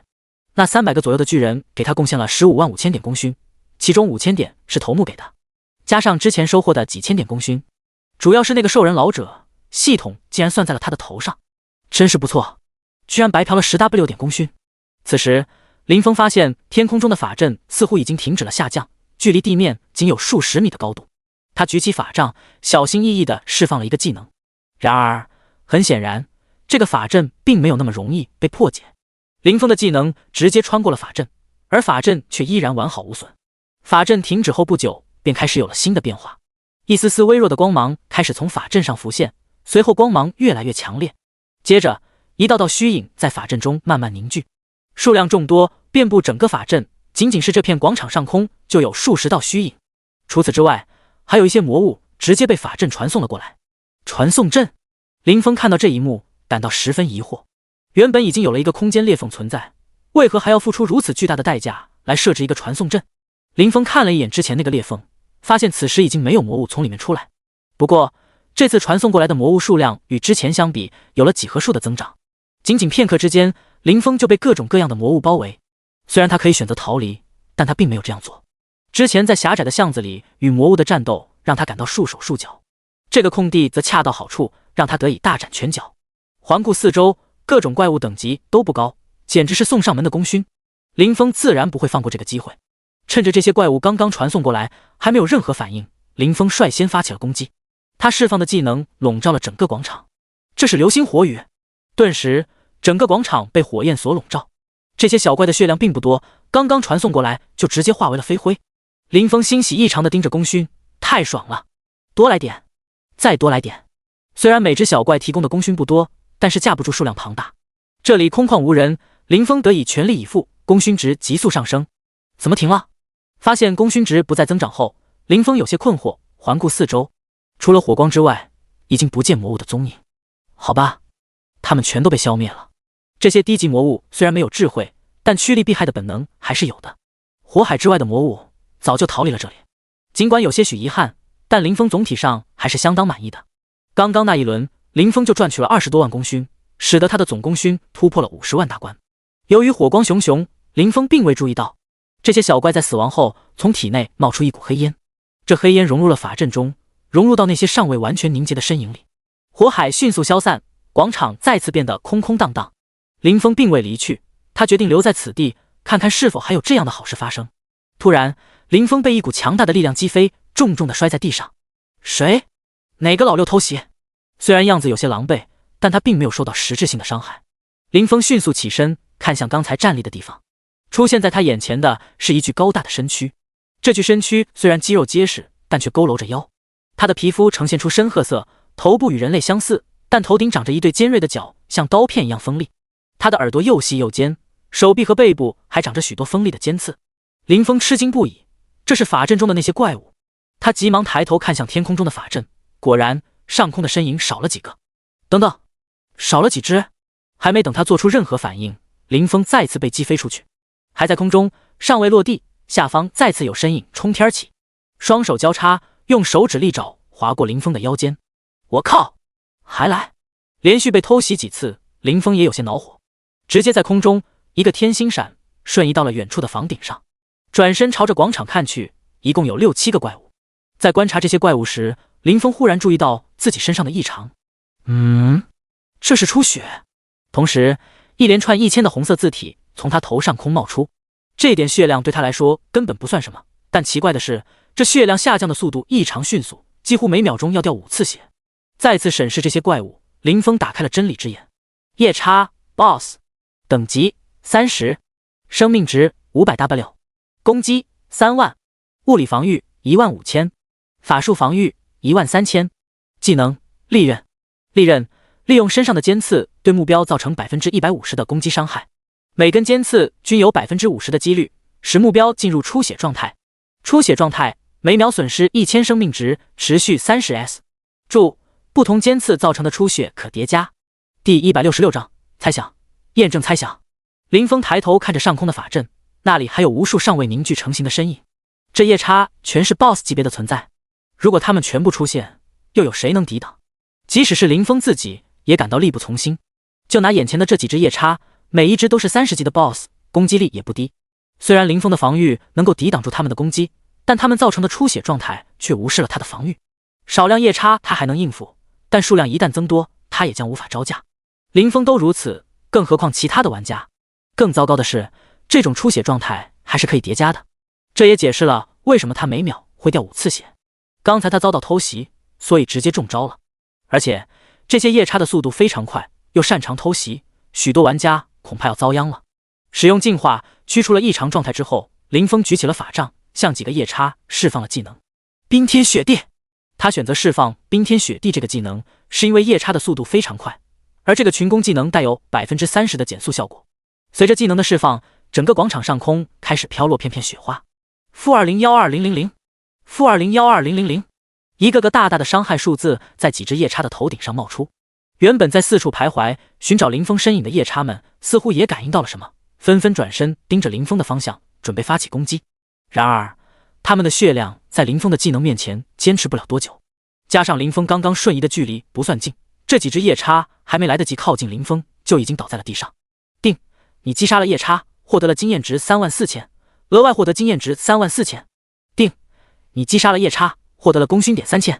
看着功勋到账，林峰心中欣喜若狂，这可比打泰塔巨人划算多了，不仅容易打，而且功勋也多。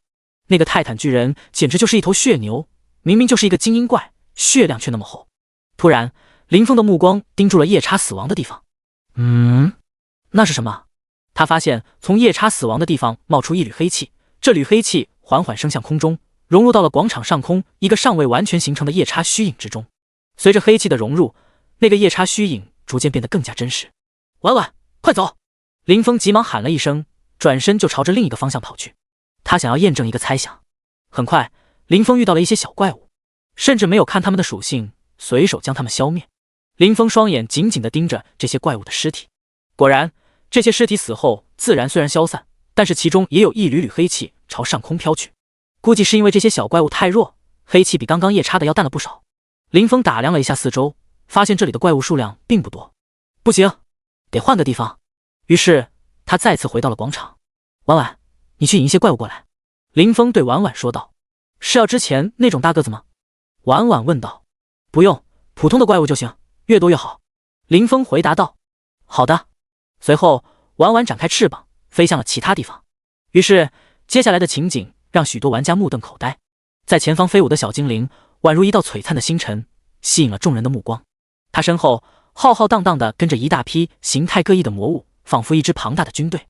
天哪，这是哪个大神竟然有这么逆天的操作？一个玩家惊呼道。太强了，我实名制羡慕。另一个人看着小精灵，眼中满是羡慕。他不禁想起了自己的宠物，一条憨态可掬的哈士奇。为什么我就遇不到这种既漂亮又可爱还能飞的宠物呢？他有些无奈地叹了口气。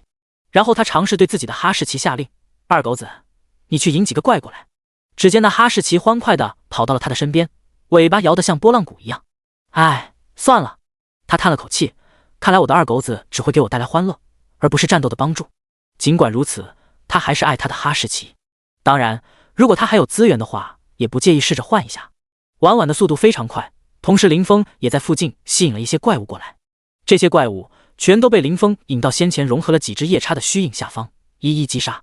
这次由于怪物数量增多，效果十分明显。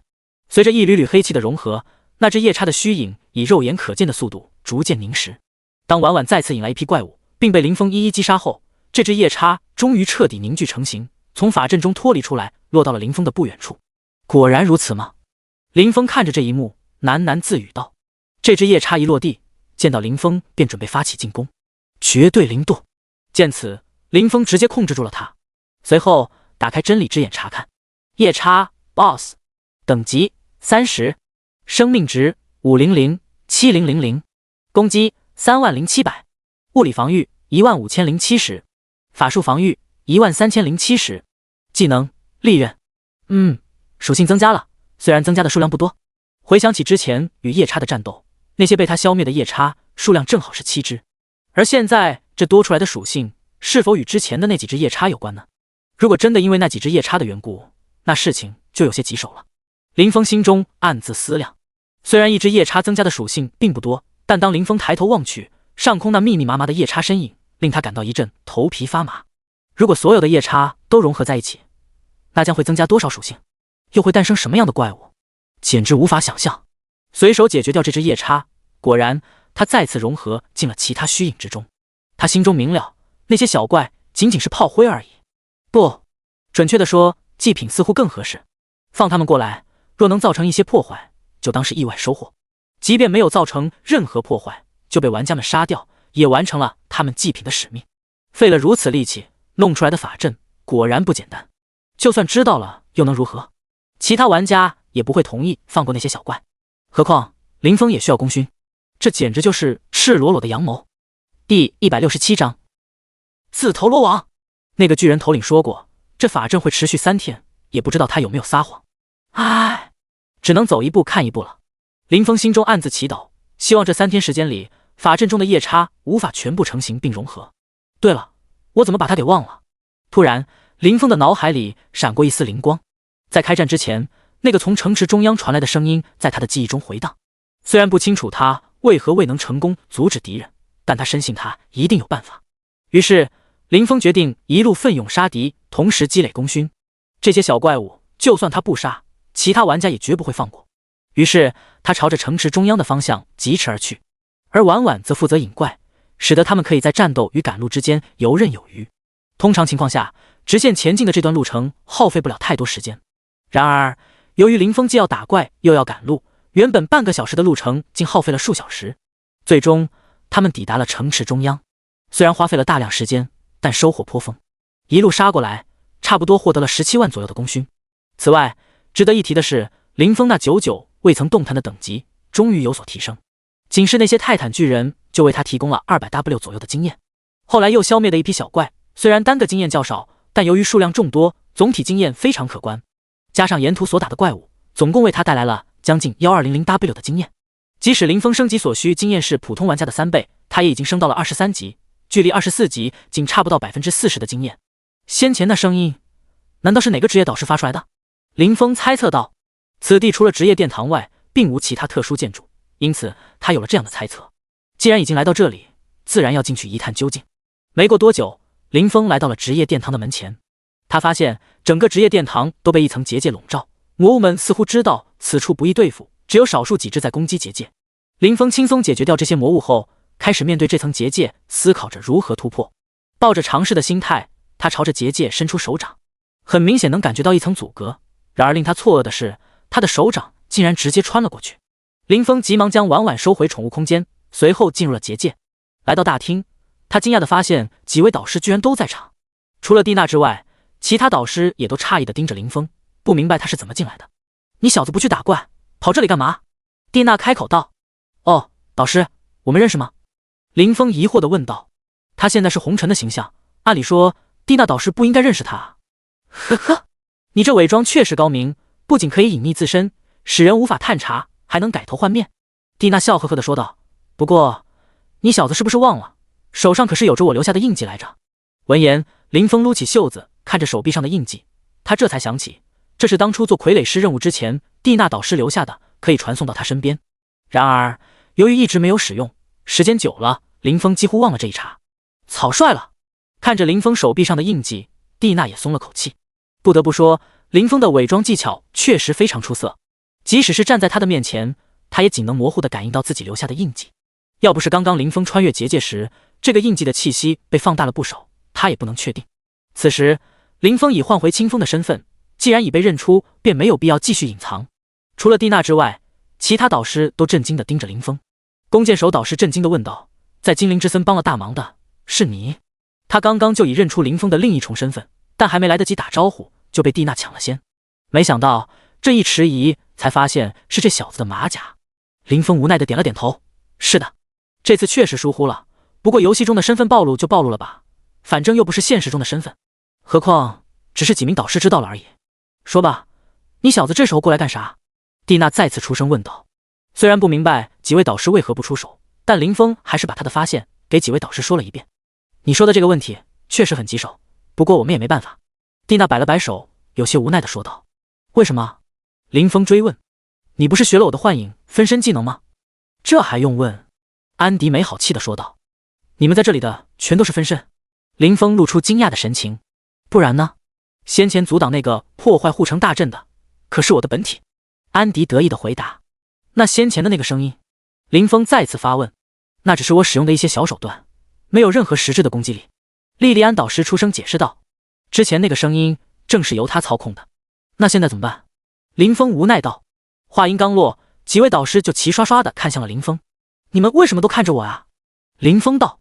然而几位导师并没有回应他，只是自顾自地讨论着。各位，你们觉得应该怎么办？蒂娜问道。他们自然清楚外面的情况，但也想不出什么解决方案。正好这时林峰自投罗网。我觉得可行，你不是说他的属性已经达到了上限，那我们还是有机会的。莉莉安接道。可以，正好他还没突破，就算是死几次损失也不大，很容易补回来。安迪道。几位导师，你们想出什么办法没啊？林峰向众人询问。要是真的没有办法，他还得抓紧时间提升功勋呢。好了好了，你小子这什么急啊？安迪导师说道。经过我们的一致讨论，我们决定把这个光荣而艰巨的任务交给你。随后蒂娜导师对林峰说道。我？开什么玩笑？林峰十分惊讶。你先别急着拒绝，等你了解过之后再做决定也不迟。蒂娜说道。好吧，那你们说说具体要我怎么做？林峰思考片刻后问道。直接拒绝的确过于草率。第168章临危受命。那些夜叉其实并非魔界本土生物，他们来自炼狱。你的任务就是潜入炼狱，尽可能多地击杀夜叉。安迪说道。林峰问道。炼狱？那是什么地方？炼狱是另一个位面，那里长期被阴暗所笼罩，充斥着各种负面情绪，从而孕育出了夜叉这类怪物。等等，林峰打断道。你说另一个位面？安迪导师，你是不是太高估我了？让我去另一个位面打架？你先别急，我所说的炼狱并非现在的炼狱。安迪解释道。怎么说？林峰示意他继续。曾经的炼狱早已毁灭，就算你想去，也无处可去。如今，它只残留一些碎片，在空间夹层中穿梭。我们曾以为魔界找到的炼狱碎片只是传闻，但现在看来，这传闻确实不是空穴来风。魔界不仅找到了炼狱碎片，还能利用这个碎片。安迪导师继续解释道。所以，你们的意思让我进入这个碎片，去里面消灭这些夜叉？林峰问道。没错，正是此意。众人点头。林峰摇头道：你们是认真的吗？我进去了，岂不是有去无回？开玩笑，光是法阵中的虚影就数量不明，谁知道那个炼狱碎片里有多少怪物？没你想的那么可怕，这些夜叉是被召唤过来，因为有生灵献祭，加上法阵的强化，炼狱里的夜叉其实没那么强大。看到林峰的担忧，安迪导师主动解释道：那也不行，那是魔界的地盘，岂能没人守护？林峰坚决地拒绝。你放心，这点我可以保证，里面绝对没有任何生物守护。蒂娜导师断然说道。哦，为什么？你知道炼狱是用来做什么的，就知道里面为何无人守护了。蒂娜导师随后解释道，炼狱，你可以把它看作一个回收站，只不过它回收的是各界的负面情绪。除了本土滋生的生物，外界生物就算进去也不能久留，否则会被同化。林峰感叹道，原来这炼狱还是个必不可少的地方啊。然而他突然想到一个问题，不是说炼狱已经毁了吗？林峰提出了心中的疑问。以前的炼狱的确毁了，但后来主神创造了一个新的炼狱，原来的大碎片被废物利用，只剩下一些极小的碎片。这也是为什么我们要让你去那里。听到导师的解释，林峰恍然大悟，原来如此。那我要怎么回来？还有我击杀炼狱里面的怪物，有没有功勋？林峰犹豫地问道。回来很容易，有这个法阵存在。莉莉安导师指着头顶上空的法阵解释道，我就是通过它送你进去的，等它消失的时候，你就会自动被传送回来，放心吧。至于功勋，我就不太清楚了。小子，你看上什么了？大不了等你回来，我给你换。安迪导师豪爽地拍着林峰的肩膀。真的吗？林峰的眼神立刻亮了起来。说吧，什么东西？这些年我还是有些存货的，说不定我这里就有呢。安迪导师道。其实也没什么，小子我看上了一样东西。林峰有些害羞地摸了摸脑袋。什么东西？安迪随口问道。也没什么，就是一个灵魂绑定符而已。林峰回答道。什么？安迪惊呼道，你知道那东西的价值吗？还而已。林峰疑惑地问，价值？不就是用来绑定装备的吗？安迪解释道，没错，是用来绑定装备的，但这可不是一般的绑定。一旦绑定，装备就相当于铭刻在你的灵魂上，即使装备被毁，过一段时间也能重新孕育出来。林峰听后大吃一惊，又问道，那会不会对我的灵魂有影响？安迪回答道，怎么可能有影响？这灵魂绑定符可不是一般人能制作的，就算是神，制作起来也相当困难。林峰松了口气，那就好。同时他心中一动，想到一个问题，灵魂绑定符只是神级制作的符箓而已，却能将游戏中的装备带回现实。那如果它成为神级，是不是也能把实力带回现实呢？看起来这灵魂绑定符的价值确实很高，这也难怪功勋商店里会标价1000W 功勋。林峰随后向安迪导师问道，那么补偿还算数吗？这个问题让安迪一时语塞，他虽然有些家底，但这种消耗品又怎么可能有剩余呢？这时蒂娜导师急忙出来打圆场，好了，你就别为难他了，这东西你拿着，不管有没有功勋，都送你了。同时他递给林峰一件装备，那是一个戒指。莉莉丝惊呼出声，蒂娜，你……蒂娜摆了摆手，说道，无妨。林峰注意到几位导师的眼神，意识到这装备肯定是一件稀罕物，他急忙接过戒指查看属性。醒神之戒，部位饰品，品质彩色，特效醒神，每隔5秒自动发动醒神，清除所有负面状态，无消耗。林峰原本以为那只是一枚戒指，但没想到它竟然是一件饰品，而且还是他至今为止见过的品质最高的装备，拥有着彩色的品质，这让他感到非常惊讶。这个属性不就相当于自动进化吗？看完属性后，林峰忍不住问道。除了品质较高之外，似乎并没有什么特别出色的地方。几位导师为什么会如此看重它呢？你小子真是没眼光。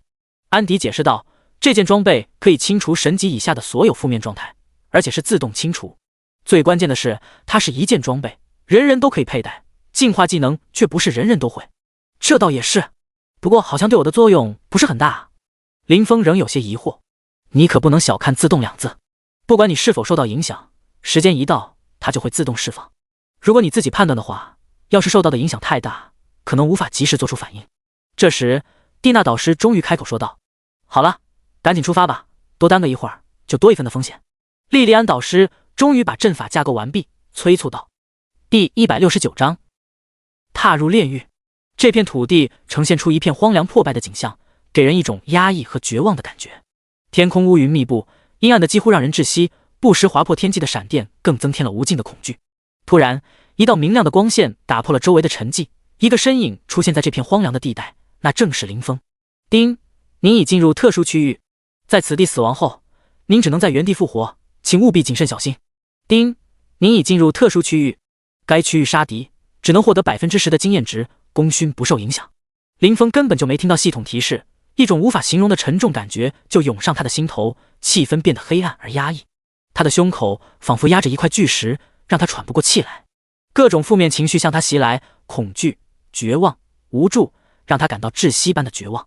他的眼前浮现出一幅幅战争的废墟、瘟疫的肆虐、饥饿的人群以及被压迫的奴隶的景象。这些令人心碎的哀嚎和惨叫声充斥着他的耳畔，仿佛身临其境般的感受到了人类的苦难和无助。这时，一股清凉的感觉从他的手上蔓延开来，瞬间驱散了他眼前的恐怖景象和耳边的哀嚎。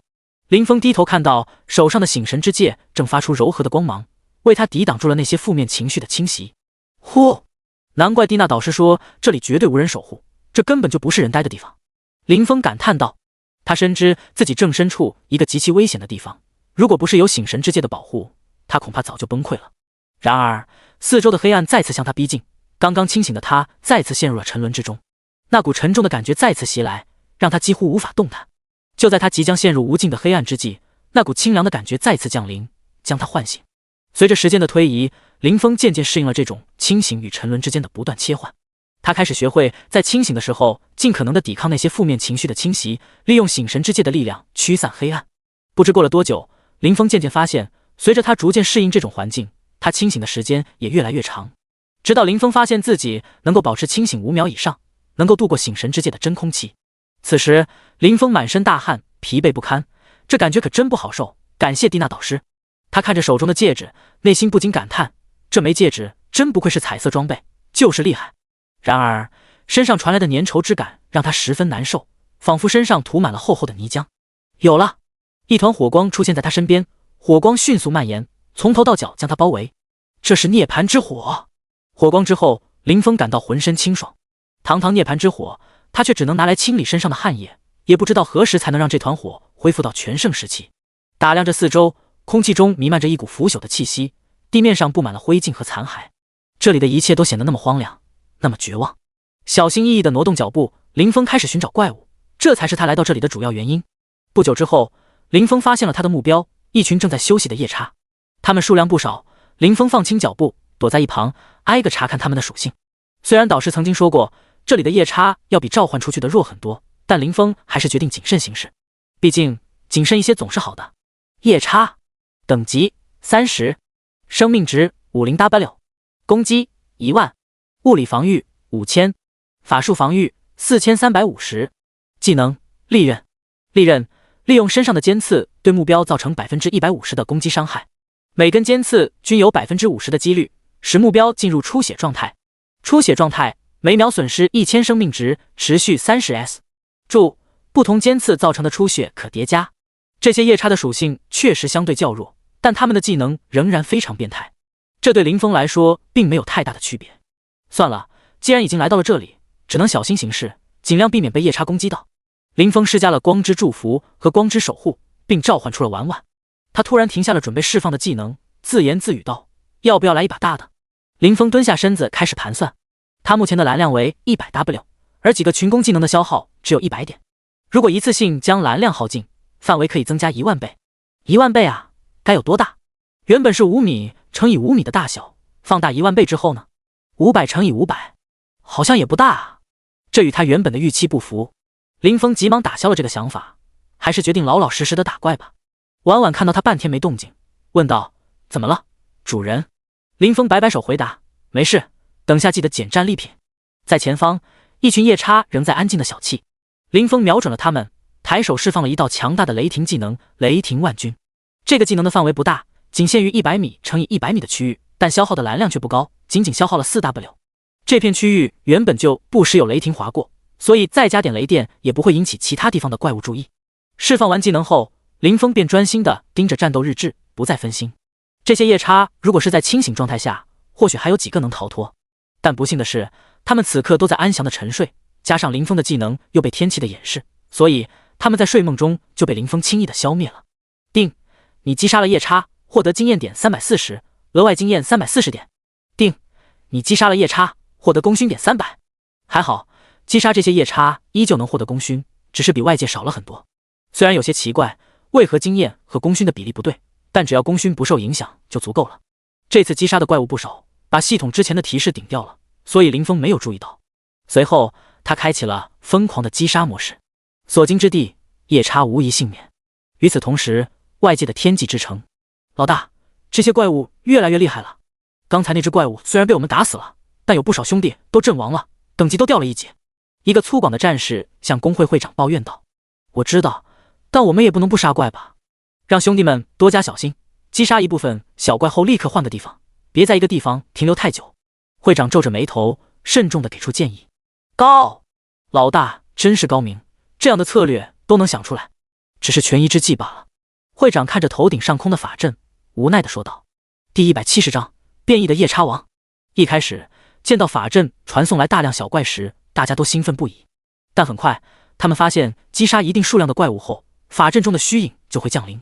起初大家并未在意，认为那只是小插曲，而且这怪物的功勋值还很高。然而好景不长，这些怪物越打越强，原本轻松对付的敌人，现在却变得异常棘手。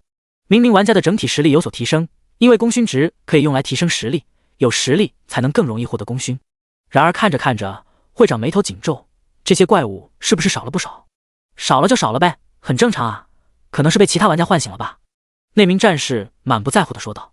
不，这些怪物是凭空消失了，不是被唤醒了。会长很快察觉到不对劲。什么？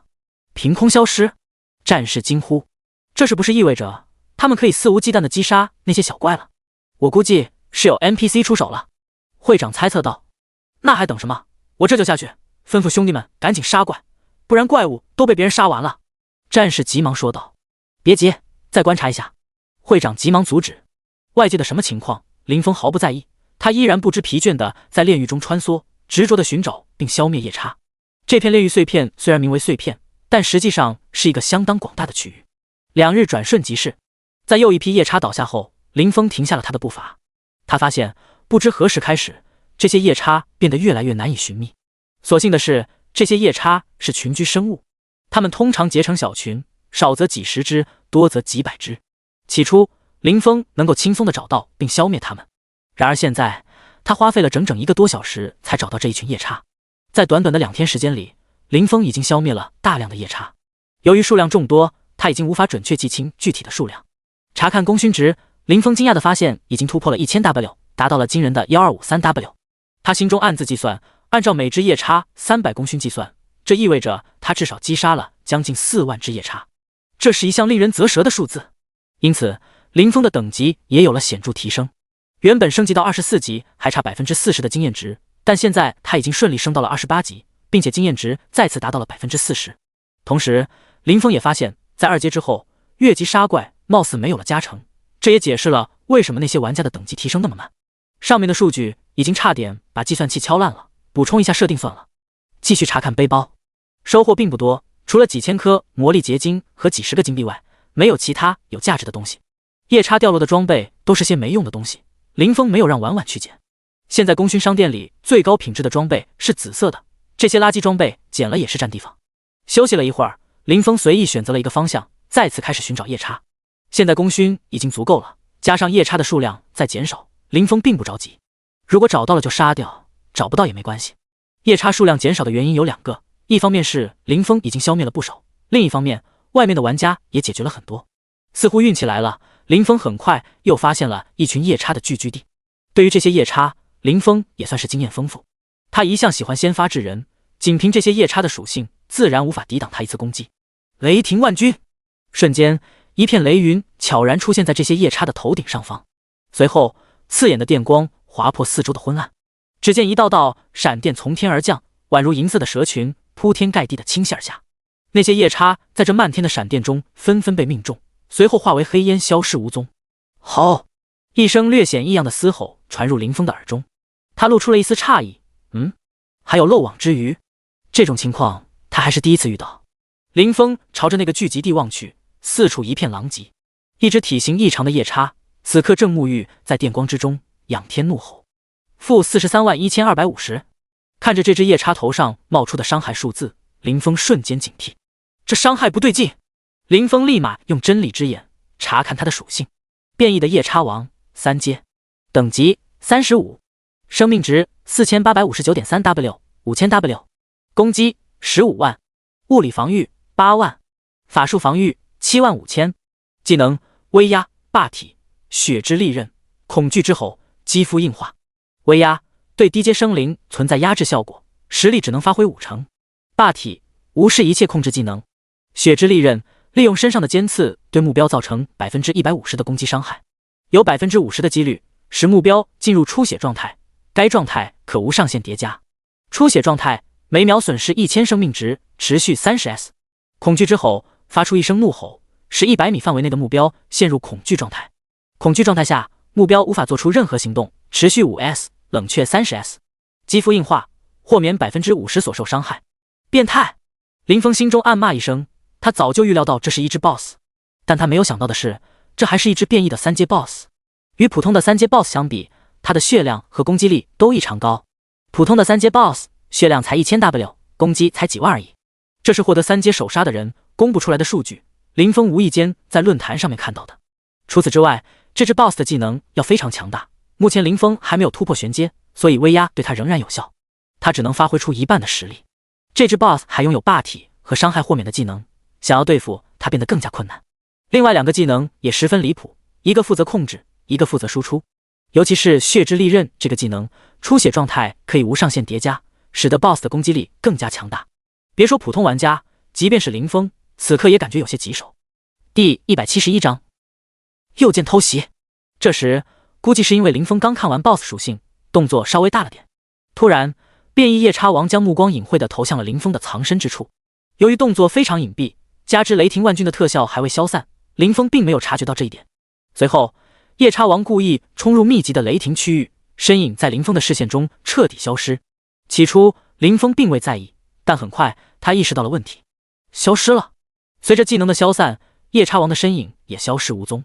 考虑到 BOSS 的血量，仅凭这个技能肯定无法将其击败。跑了吗？林峰疑惑。婉婉，你看到他了吗？没有。婉婉回应道。算了，你去查看战利品吧。要是夜叉王没跑，林峰本打算将其消灭。在距离林峰不远的地方，一个阴暗的角落里，一个身影正悄悄地接近他。夜叉的肤色与周围的黑暗完美融合，难以察觉。突然，夜叉王从地面跃起，直接向林峰猛扑过去。同时，他发出一声令人胆颤的吼叫，让周围的气氛更加紧张。林峰吃了一惊，迅速释放出一道玄冰刺。然而，他很快感到一种莫名的恐惧，身体无法控制。糟糕，是恐惧之吼！林峰心中一沉，意识到自己中了夜叉王的陷阱。夜叉王在空中翻转身体，面对林峰的攻击却无法躲避。他的肌肉膨胀，身形似乎变得更加庞大。-633750。玄冰刺命中了夜叉王，但林峰的心情并没有因此而轻松起来，因为夜叉王已经近在咫尺。他伸出双爪，爪尖闪烁着冷冽的光芒。下一刻，夜叉王的双爪重重地击中林峰的身体，他被这股力量冲击得倒飞出去。-45000。-1000乘以3。夜叉王自然不会放过这个机会，迅速追击。从林峰被偷袭到被打飞，整个过程只发生在瞬息之间。面对再次扑来的夜叉王，林峰感到一种无力感。幸运的是，他的血量目前并不低，原本就有 120W 的血量，经过上次炼化涅槃之火后获得的神通涅槃，使他的生命上限增加了 100%， 使他的血量直接翻了一番。在这个基础上再加上光之守护的 50% 加成，他的血量高达 360W， 双防 18W。 不得不说，夜叉王的攻击力确实非常高，即使拥有如此高的防御力，每次攻击仍然给林峰带来了4万多的伤害。更糟糕的是，那个出血效果非常令人恼火，每次掉1000血，并且可以叠加。刚刚这一次攻击给林峰增加了3层出血效果，每秒掉3000血。就在夜叉王再次追上林峰的瞬间，他锋利的利爪一把抓在林峰的胸前，林峰只来得及发出一声惊呼，便被夜叉王的力量狠狠地抛向空中。夜叉王目光凶狠，双腿弯曲，准备再一次跳跃。林峰的身体已经开始下坠，但夜叉王却没有丝毫放松，肩头上的尖刺如同枪头般尖锐，准备再次给林峰致命的一击。林峰在空中翻滚着，他感受到自己的胸口处传来的剧痛，那是夜叉王的利爪留下的痕迹。就在这时，夜叉王猛地一跃而起，用肩膀狠狠地撞向林峰。林峰只来得及发出一声闷哼，整个身体便再次被夜叉王顶向更高的空中。-45000，-1000乘以10。林峰心中苦不堪言，同时又气愤不已。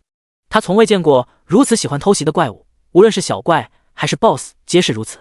他们拥有强大的属性，却总是选择偷袭，而不是正大光明地展开正面对决，这让他感到十分无奈和沮丧。这时，林峰手指上的醒神之戒微微发光，一股清凉的感觉再次涌遍全身，他的心情顿时放松下来。夜叉王带来的恐惧被醒神之戒瞬间解除，同时出血异常状态也一同被解除，心中暗赞一声牛逼。林峰眼中寒光一闪，他瞬间发动了自己的技能天星闪，他的身影瞬间消失，出现在夜叉王身后不远的地方。摆脱了控制并充满了愤怒的林峰，趁着夜叉王的恐惧之后，还在冷却中发动了猛烈的攻击。发现林峰消失，夜叉王瞬间警惕，四处张望，寻找着林峰的身影，但什么也没有发现。正当夜叉王疑惑之时，一个巨大的火球从他身后而来，直接砸在夜叉王的身上。砰！-633750。夜叉王被炸得飞了起来，他痛苦地吼叫着。林峰望着夜叉王，嘴角露出一丝冷笑。他再次发动攻击，天雷影。天空中雷霆闪烁，直劈夜叉王。-1140000，暴击！随着雷霆劈下，夜叉王的生命值瞬间下降了一截。林峰没有贪图伤害，他身形一闪，快速后退，同时他释放了一个大范围的流星火雨技能。夜叉王此时已经发现了林峰的身影，刚刚他被2个技能打了个措手不及。看到林峰的动作，夜叉王没有多想，他用力的蹬腿向侧面扑去，落地后他立刻朝林峰冲去。然而这次林峰释放的技能是一个大范围的群攻技能，尽管夜叉王躲避的动作迅速，但铺天盖地的火球落下，他根本无处可躲。同时林峰也感到庆幸，这次他释放的是群攻技能，如果不是这样的话，以夜叉王刚刚的反应速度，他可能无法击中他。-431,250。面对来势汹汹的夜叉王，林峰巧妙地利用速度优势，不断地在火海中穿梭，不给他近身的机会。夜叉王想要攻击林峰，却面临两难选择，要么冒险进入火海，要么只能等待技能结束。刚刚从火海中冲出的夜叉王显然不会那么冲动，他选择站在火海边缘，紧紧盯着林峰。林峰趁机站在火海中，对夜叉王发起了偷袭。这突如其来的攻击让夜叉王措手不及。林峰心中暗爽，原来偷袭的感觉如此美妙，也难怪夜叉王这么喜欢用这种战术。很快，技能结束，火海消失，夜叉王立刻向林峰猛冲过来。第172章击杀夜叉王。流星火雨结束，林峰自然不会放过优势，于是林峰毫不犹豫地发动了冰天雪地技能。夜叉王仍然锲而不舍地向林峰冲来，似乎并未注意到空中逐渐飘落的雪花，直到雪花落在他身上，才恍然大悟，发现自己已经中了林峰的陷阱。这些雪花带来的伤害让他痛不欲生。-431,250。令人意外的是，夜叉王并未退缩，反而继续向林峰冲刺。林峰立刻警惕起来，难道夜叉王的技能冷却好了？回想起之前被控制的经历，林峰果断发动天星闪，瞬间出现在夜叉王100米之外。夜叉王发出了一声愤怒的吼叫，但这次攻击再次落空。林峰暗自庆幸，还好自己足够警惕，否则恐怕又会落入夜叉王的魔爪。同时林峰也在心中默默计算时间，夜叉王那唯一的控制技能再次陷入冷却中。林峰迅速发动生命祭礼，一束绿色的光束从天而降，精准地锁定住了夜叉王。同时林峰的身形也在快速移动，他手中的技能像暴雨般砸向夜叉王。看着这束光芒，夜叉王果断腾挪躲闪，但遗憾的是毫无用处。-3865200。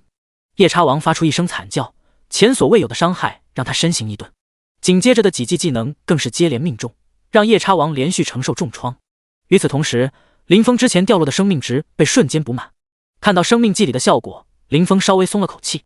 这个技能其实比较鸡肋，对付小怪用不上，对付 BOSS 伤害又只有1/10。更关键的是，他的冷却时间还很长。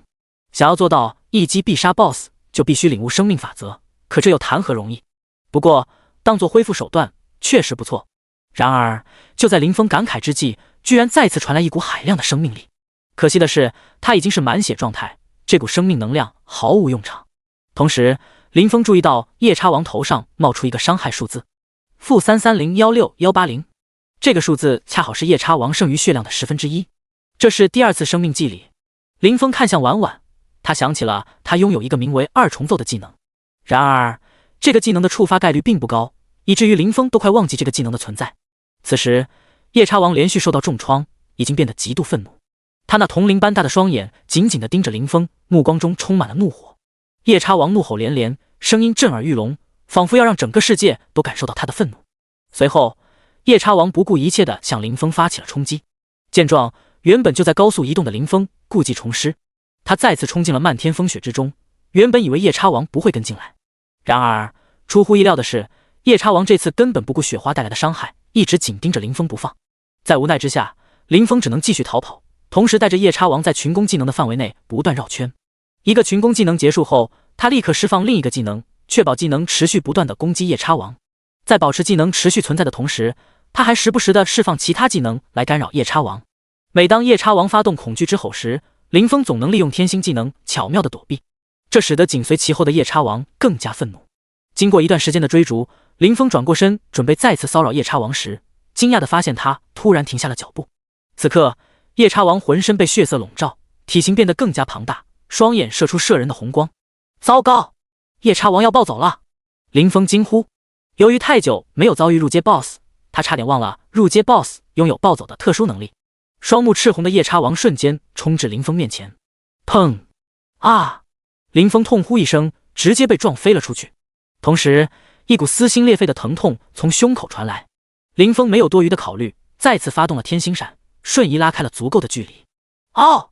见到目标消失，夜叉王仰天怒吼，双爪重重地击打在胸脯上，发出梆梆的声音。在远方，林峰揉着发痛的胸口，疑惑地盯着夜叉王。他为什么不追我了？难道失去理智了？林峰思索着，如此猜测不是没有原因的。正常情况下，自然不会出现这种情况。但是此地环境特殊，整个炼狱都充斥着负面情绪。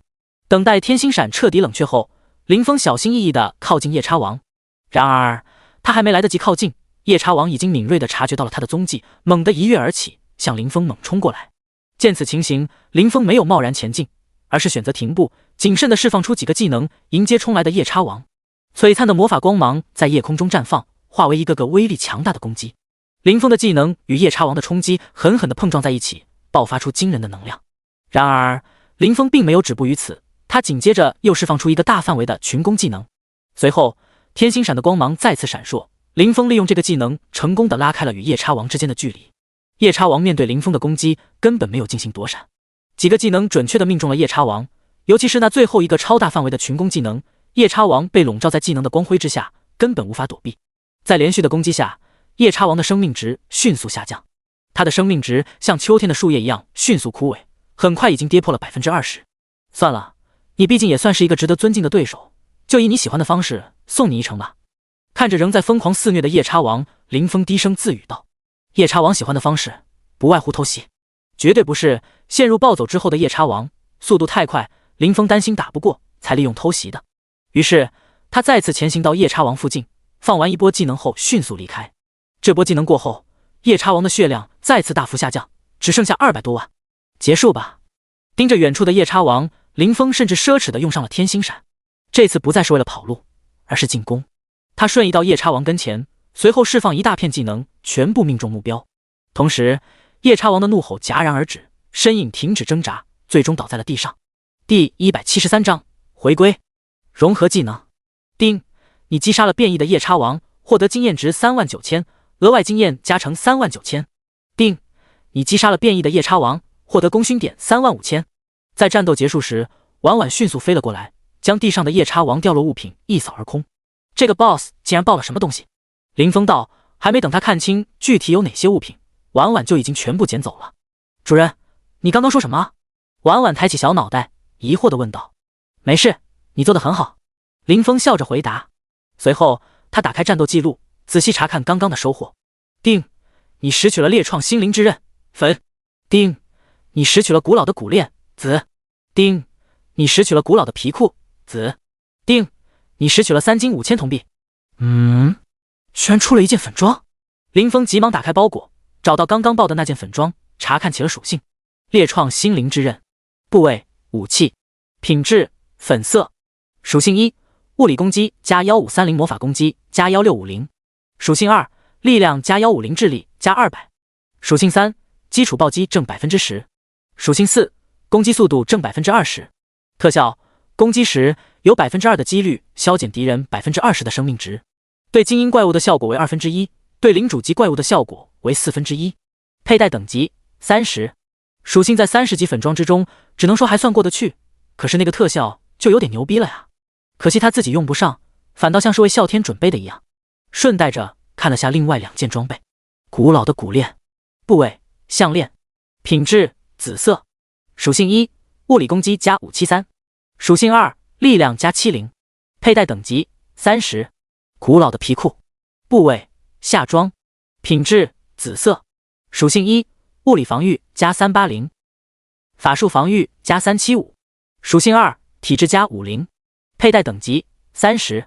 属性普普通通，但好歹也是紫装，扔到拍卖行也能换回不少金币。至于剩下的那些绿色和蓝色装备，林峰看都没看，直接把它们取出来扔在地上。这些装备占地方不说，就算喂给无尽酒壶，也不会增加它的成长值。现在无尽酒壶的品质已经达到了粉色，至少需要喂养紫色装备才能增加它的成长值。检查过收获后，林峰来到了夜叉王第一次出现的地方。来到炼狱这么久，这还是他第一次碰到王级怪物，而且这还是一个变异的王级怪物。可惜的是，一番搜寻之后，他并没有发现什么有价值的东西。罢了，林峰叹了口气，他本来也没抱多大希望。收拾好心情，准备继续深入，看能否再清理一些夜叉。刚走没几步，林峰突然感觉到一股拉扯的力量，同时身体周围出现了一道道传送的光芒。难道是要回去了？林峰心中一惊，迅速反应过来，为了稳妥起见，他急忙把碗碗收了起来。很快，一阵失重感传来，林峰再次出现在了职业殿堂里面。哟，回来了，感觉如何？莉莉安第一个发现林峰，调侃道。林峰没有理会莉莉安的调侃，转身对着蒂娜说道：多谢蒂娜导师，您给的那件装备可是帮了大忙。这是实话，要不是醒神之戒，林峰就算不沉沦在其中，也得遭不少罪。去吧，外面也快结束了，记得晋升的时候过来。蒂娜摆了摆手，随意的说道。在和几位导师简短交谈之后，林峰步出职业殿堂。他抬头看向天空，发现先前的法阵已经消失无踪。经过短暂的思考，林峰决定传送回店铺。那些小怪物现在剩下的不多，加上玩家数量众多，他觉得没有必要去争抢。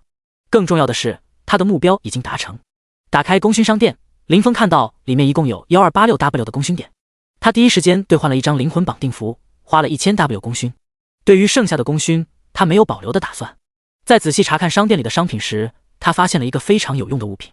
技能合成时，使用后可任意选择2个技能进行合成，售价5万功勋。林峰掌握了许多技能，但很多技能他基本从未使用过，尤其是那些牧师系的普通技能。以前他想着在伪装成普通牧师时使用，但现在看来完全没有必要。看到这个技能合成时，他觉得可以尝试一下，看看能否融合出有用的技能。于是他决定先兑换一块石头来试试。本次融合分为随机融合和定向融合，请选择一种。还分2种融合模式。何为随机？何为定向？随机融合是指2个技能随机融合成为一个，融合后的技能为本职业的一个随机技能，而定向融合则需要指定一个主技能和一个副技能，融合后有 50% 的几率主技能不变， 50% 的几率出现加强，副技能消失。系统解释道。听完系统的解释后，林峰点了点头，这合成时还挺划算。如果想要新技能，就可以选择随机融合碰碰运气，如果觉得某个技能不错但威力较小，则可以选择定向融合进行强化。随机吧。权衡利弊之后，林峰选择道：牧师职业的技能除了几个恢复性技能，其他的都没用，还不如碰碰运气。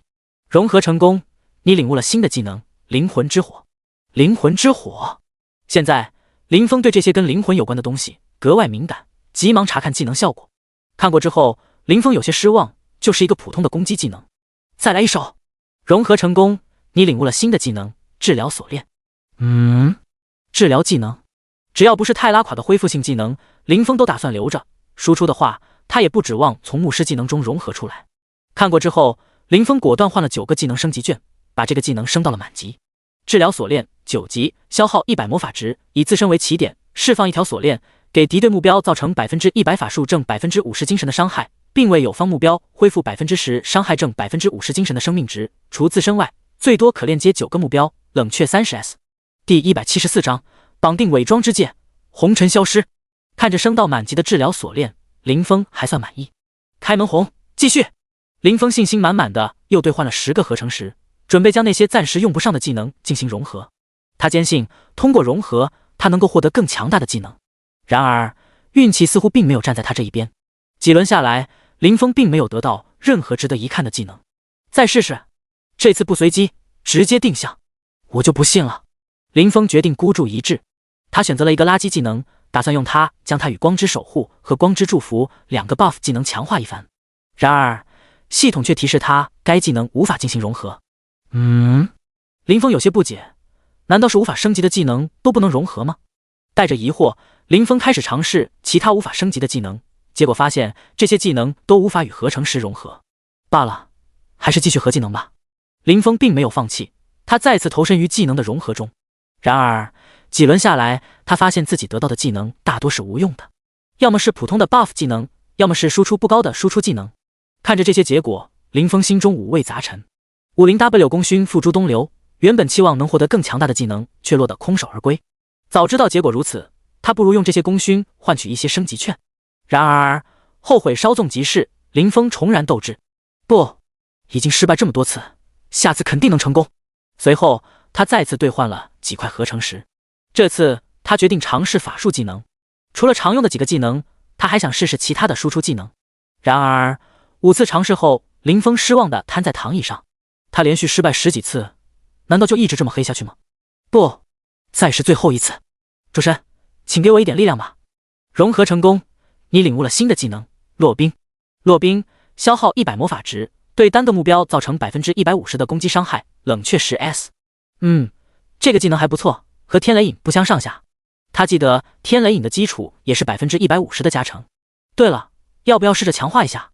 林峰对新技能感到满意，决定尝试强化技能，不信一直这么黑下去。融合成功，你领悟了新的技能落冰。又定向融合了几次，林峰终于见到落冰出现了变化。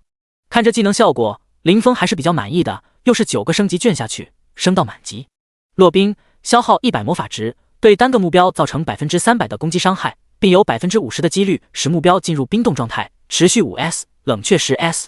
一番操作下来，林峰看了下技能，随后放弃了，老老实实把常用的几个技能全都点到了满级。此外，林峰也发现了一点，单体攻击不论初始是多少加成，点满之后都是300%的攻击加成，群攻只有200%攻击加成。看了下剩下的功勋，这一番霍霍之后，只剩下了50多万。想了下，林峰全部换成了技能升级券。这玩意也不嫌多，有了新技能，正好用得上。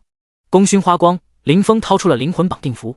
至于目标，他早就想好了，他打算对那件专属装备伪装之戒使用。本次绑定可能会对装备属性发生改变，是否继续？林峰听着系统的提示，仔细查看了伪装之戒的属性。他发现幻化和伪装属性大概率不会改变，最有可能发生变化的就只剩下双身这一个属性了。林峰犹豫了一下，考虑是否要绑定这个装备。然而他最终还是决定冒险一试。妈的，大不了就是失去红尘这个身份。林峰心中暗道。目前在游戏中，除了 NPC 之外，他并不惧怕任何玩家。至于是否拥有红尘这一层身份，现在对他来说并不是非常重要。绑定成功，装备属性已发生改变，请及时查看。林峰急忙查看了伪装之戒的效果，发现属性确实发生了变化。伪装之戒品质绿色，专属清风，特效1幻化，通过吞噬装备可幻化为吞噬装备的外形，并具有该装备的所有属性，吞噬的装备不可高于本身的品质。特效2屏蔽，开启屏蔽之后，他人绝对无法探查属性。特效3伪装，伪造一个属性面板，他人只能查看伪造属性，可简单遮蔽外貌。特效4品质+1补偿。特效5可成长，随着玩家的阶位可自动成长。注：该装备专属清风，不可交易，不可掉落，不可摧毁。不出所料，双身的特效消失了，系统为此补偿了一个品质加1的属性。看到特效3，林峰心中一动，以前只能伪造属性面板，现在还能隐藏外貌。林峰立刻下线，打算试试这件装备的效果。从游戏仓出来后，林峰走进卫生间，站在镜子前，开启特效3后，一个虚幻的面板出现在他面前。但林峰的注意力并不在面板上，而是注视着镜子里的自己。他的面部似乎被一层薄雾笼罩，让人看不清具体的面容。效果只能说是一般，毕竟在现实里，如果有人真的想找他，就算改变了容貌，也有办法确认他的身份。而且这层薄雾非常显眼，很难不引起别人的注意。不过林峰也没期望一开始就有完美的效果，这件装备还能成长，以后说不定会有更好的隐藏方法。在关闭特效3之后，林峰启用了特效2的效果，然后重新进入游戏。一上线，他发现好友面板里有多条私信，点开查看，发现是啸天和雨落的消息。原来在红尘身份消失的时候，他们的好友也被融合了。啸天，你是谁？我没记得加过你的好友啊。雨落，你谁啊？你怎么在我的好友里面？查看之下，他们注意到林峰送给他们的装备上有清风的署名，因此他们并未删除这个突然出现的好友。然而他们都纷纷询问原因，林峰直接回复他们，来拍卖行对面的风铃碗，我给你解释。第175章摊牌。在不久之后，啸天和雨落一同踏进了林峰的店铺。他们在院子里的座椅上坐下后，林峰率先开口，有什么问题尽管问吧。我听说过你，红尘老大送给我们的装备上有你的名字，不过他为什么从我的好友列表里消失了？而且我明明没有添加过你的好友，为什么我们已经是好友了？啸天立刻提出了疑问。见到啸天已经提问，雨落没有插话，只是用充满困惑的目光看着林峰。在解答你们的问题之前，你们先看看这是什么。话音刚落，林峰手中便燃起了一团火焰，那是涅槃之火。涅槃之火？你怎么也有？雨落惊讶地问。这玩意儿难道还能批发？啸天也感到困惑。你们说有没有可能红尘只是我的一个身份？林峰提出了疑问。这怎么可能？两人齐声惊呼。记得我给你们俩说的试炼吗？红尘就是我的专属装备附带的效果，可以有第2个身份。我用灵魂绑定符绑定了那件专属装备。林峰解释道。装备属性发生了变化，红尘的身份也随之消失了。真的吗？啸天有些不信。之后两人向林峰询问了许多关于红尘的事情，终于接受了这一事实。老大，以前我觉得不管你多厉害，有一点总是比不上我，可现在接受了事实后，啸天仍然称呼林峰为老大。哦，是什么？林峰疑惑地问。说真的，就我这长相也算是有点帅气吧。以前的话，不管你多厉害，至少在长相上你是比不过我的。可是现在，你说你长得这么帅干啥？啸天抱怨道。是啊，大神你居然长这么帅，还故意弄了个普通相貌。雨落双眼几乎粘在林峰身上。呵呵，还好啦，虽然这不是我原本的样子，不过也和我本人差不多了。林峰平静地说。老大，这专属装备真的这么厉害，还能弄出个假身份？啸天仍然觉得难以置信。这个不好说，每个人的专属装备都不一样，所以你们俩还是要尽快通过试炼。林峰说。这一点他并没有说谎。我会尽快通过试炼的。雨落坚定地说。他之前虽然有去参加试炼，但主要是玩乐的心态。在起源位面之外，无穷高处，周围一片虚无，这里没有位面的存在，理应没有生物的涉足。然而在这无垠的虚空中，一个巨大的身影突兀地出现，他的体型庞大，仿佛能遮蔽上百万光年的天空，让人震撼。这个身影并非实体，而是由一股磅礴的能量和神力构成。它没有固定的形状，却凝聚成了一个人形的模样。那是一种难以言喻的美感，仿佛是天地间最精致的艺术品。在他的身下，一条巨大的裂缝横贯虚空，像是一道被撕裂的伤口，散发着令人胆颤的黑暗能量。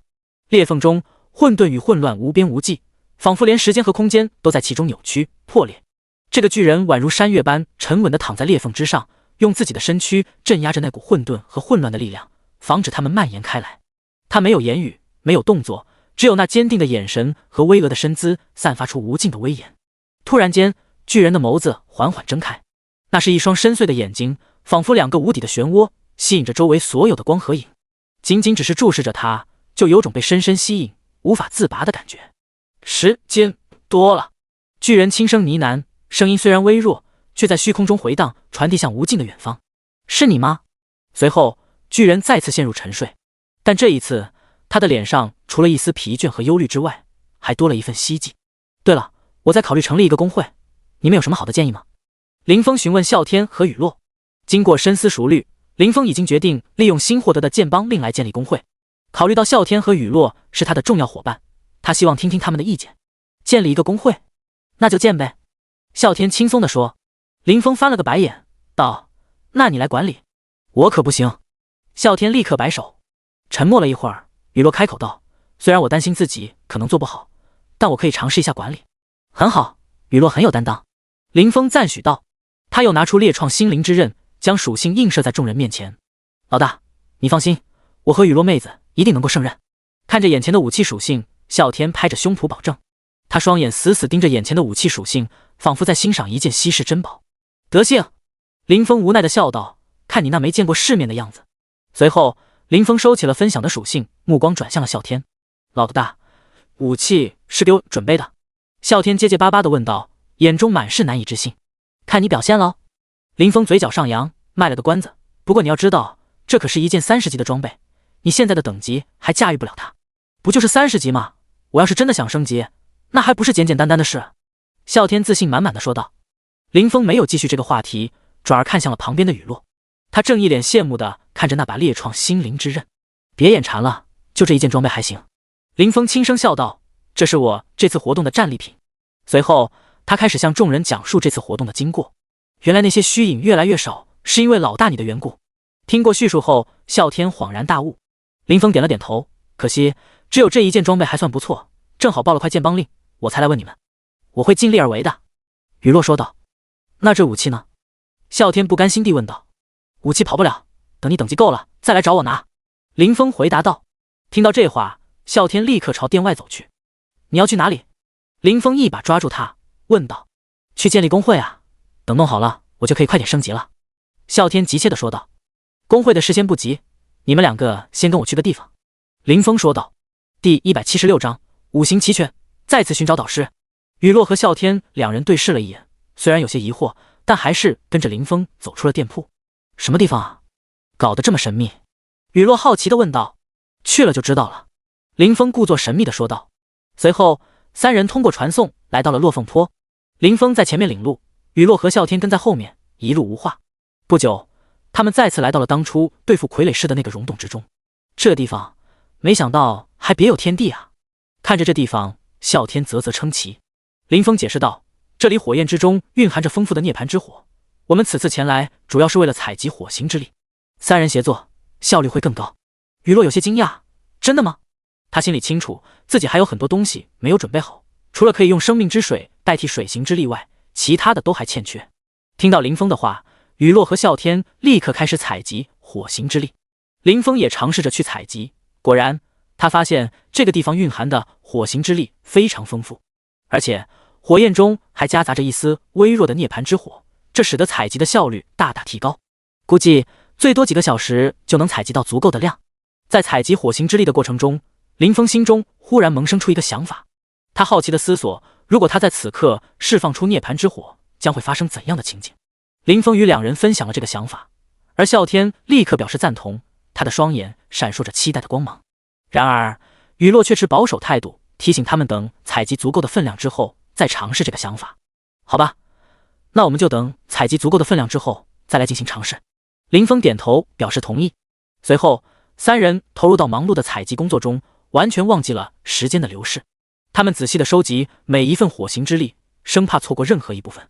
采集工作结束后，林峰看着啸天和雨落问道，你们都采集够了吗？两人齐齐点头，表示已经完成。于是林峰将采集好的火行之力收起，然后召唤出了涅槃之火。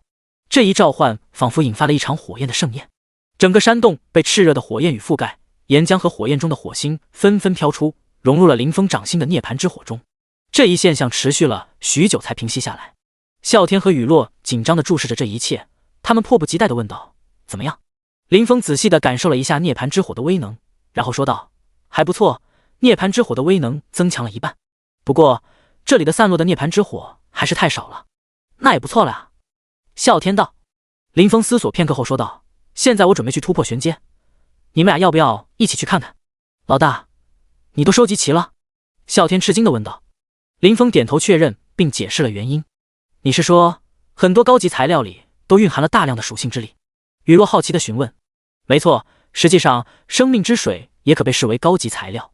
林峰答道。话音刚落，啸天和雨落立刻打开了拍卖行，开始寻找相关材料。令人惊奇的是，拍卖行上确实有不少此类材料，而人们对这些材料的用途一无所知。两人毫不犹豫地将所有材料都买了下来。没想到，除了金型，其他的这么快就收集齐了。雨落感慨道。虽然花费不菲，但雨落财力雄厚，并不在乎。只有我缺少水行吗？啸天无奈地问道。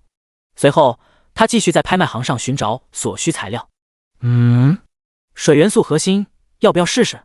啸天有些犹豫，主要是因为价格较高，一个就要100金币，他可不像另外两人那样财大气粗。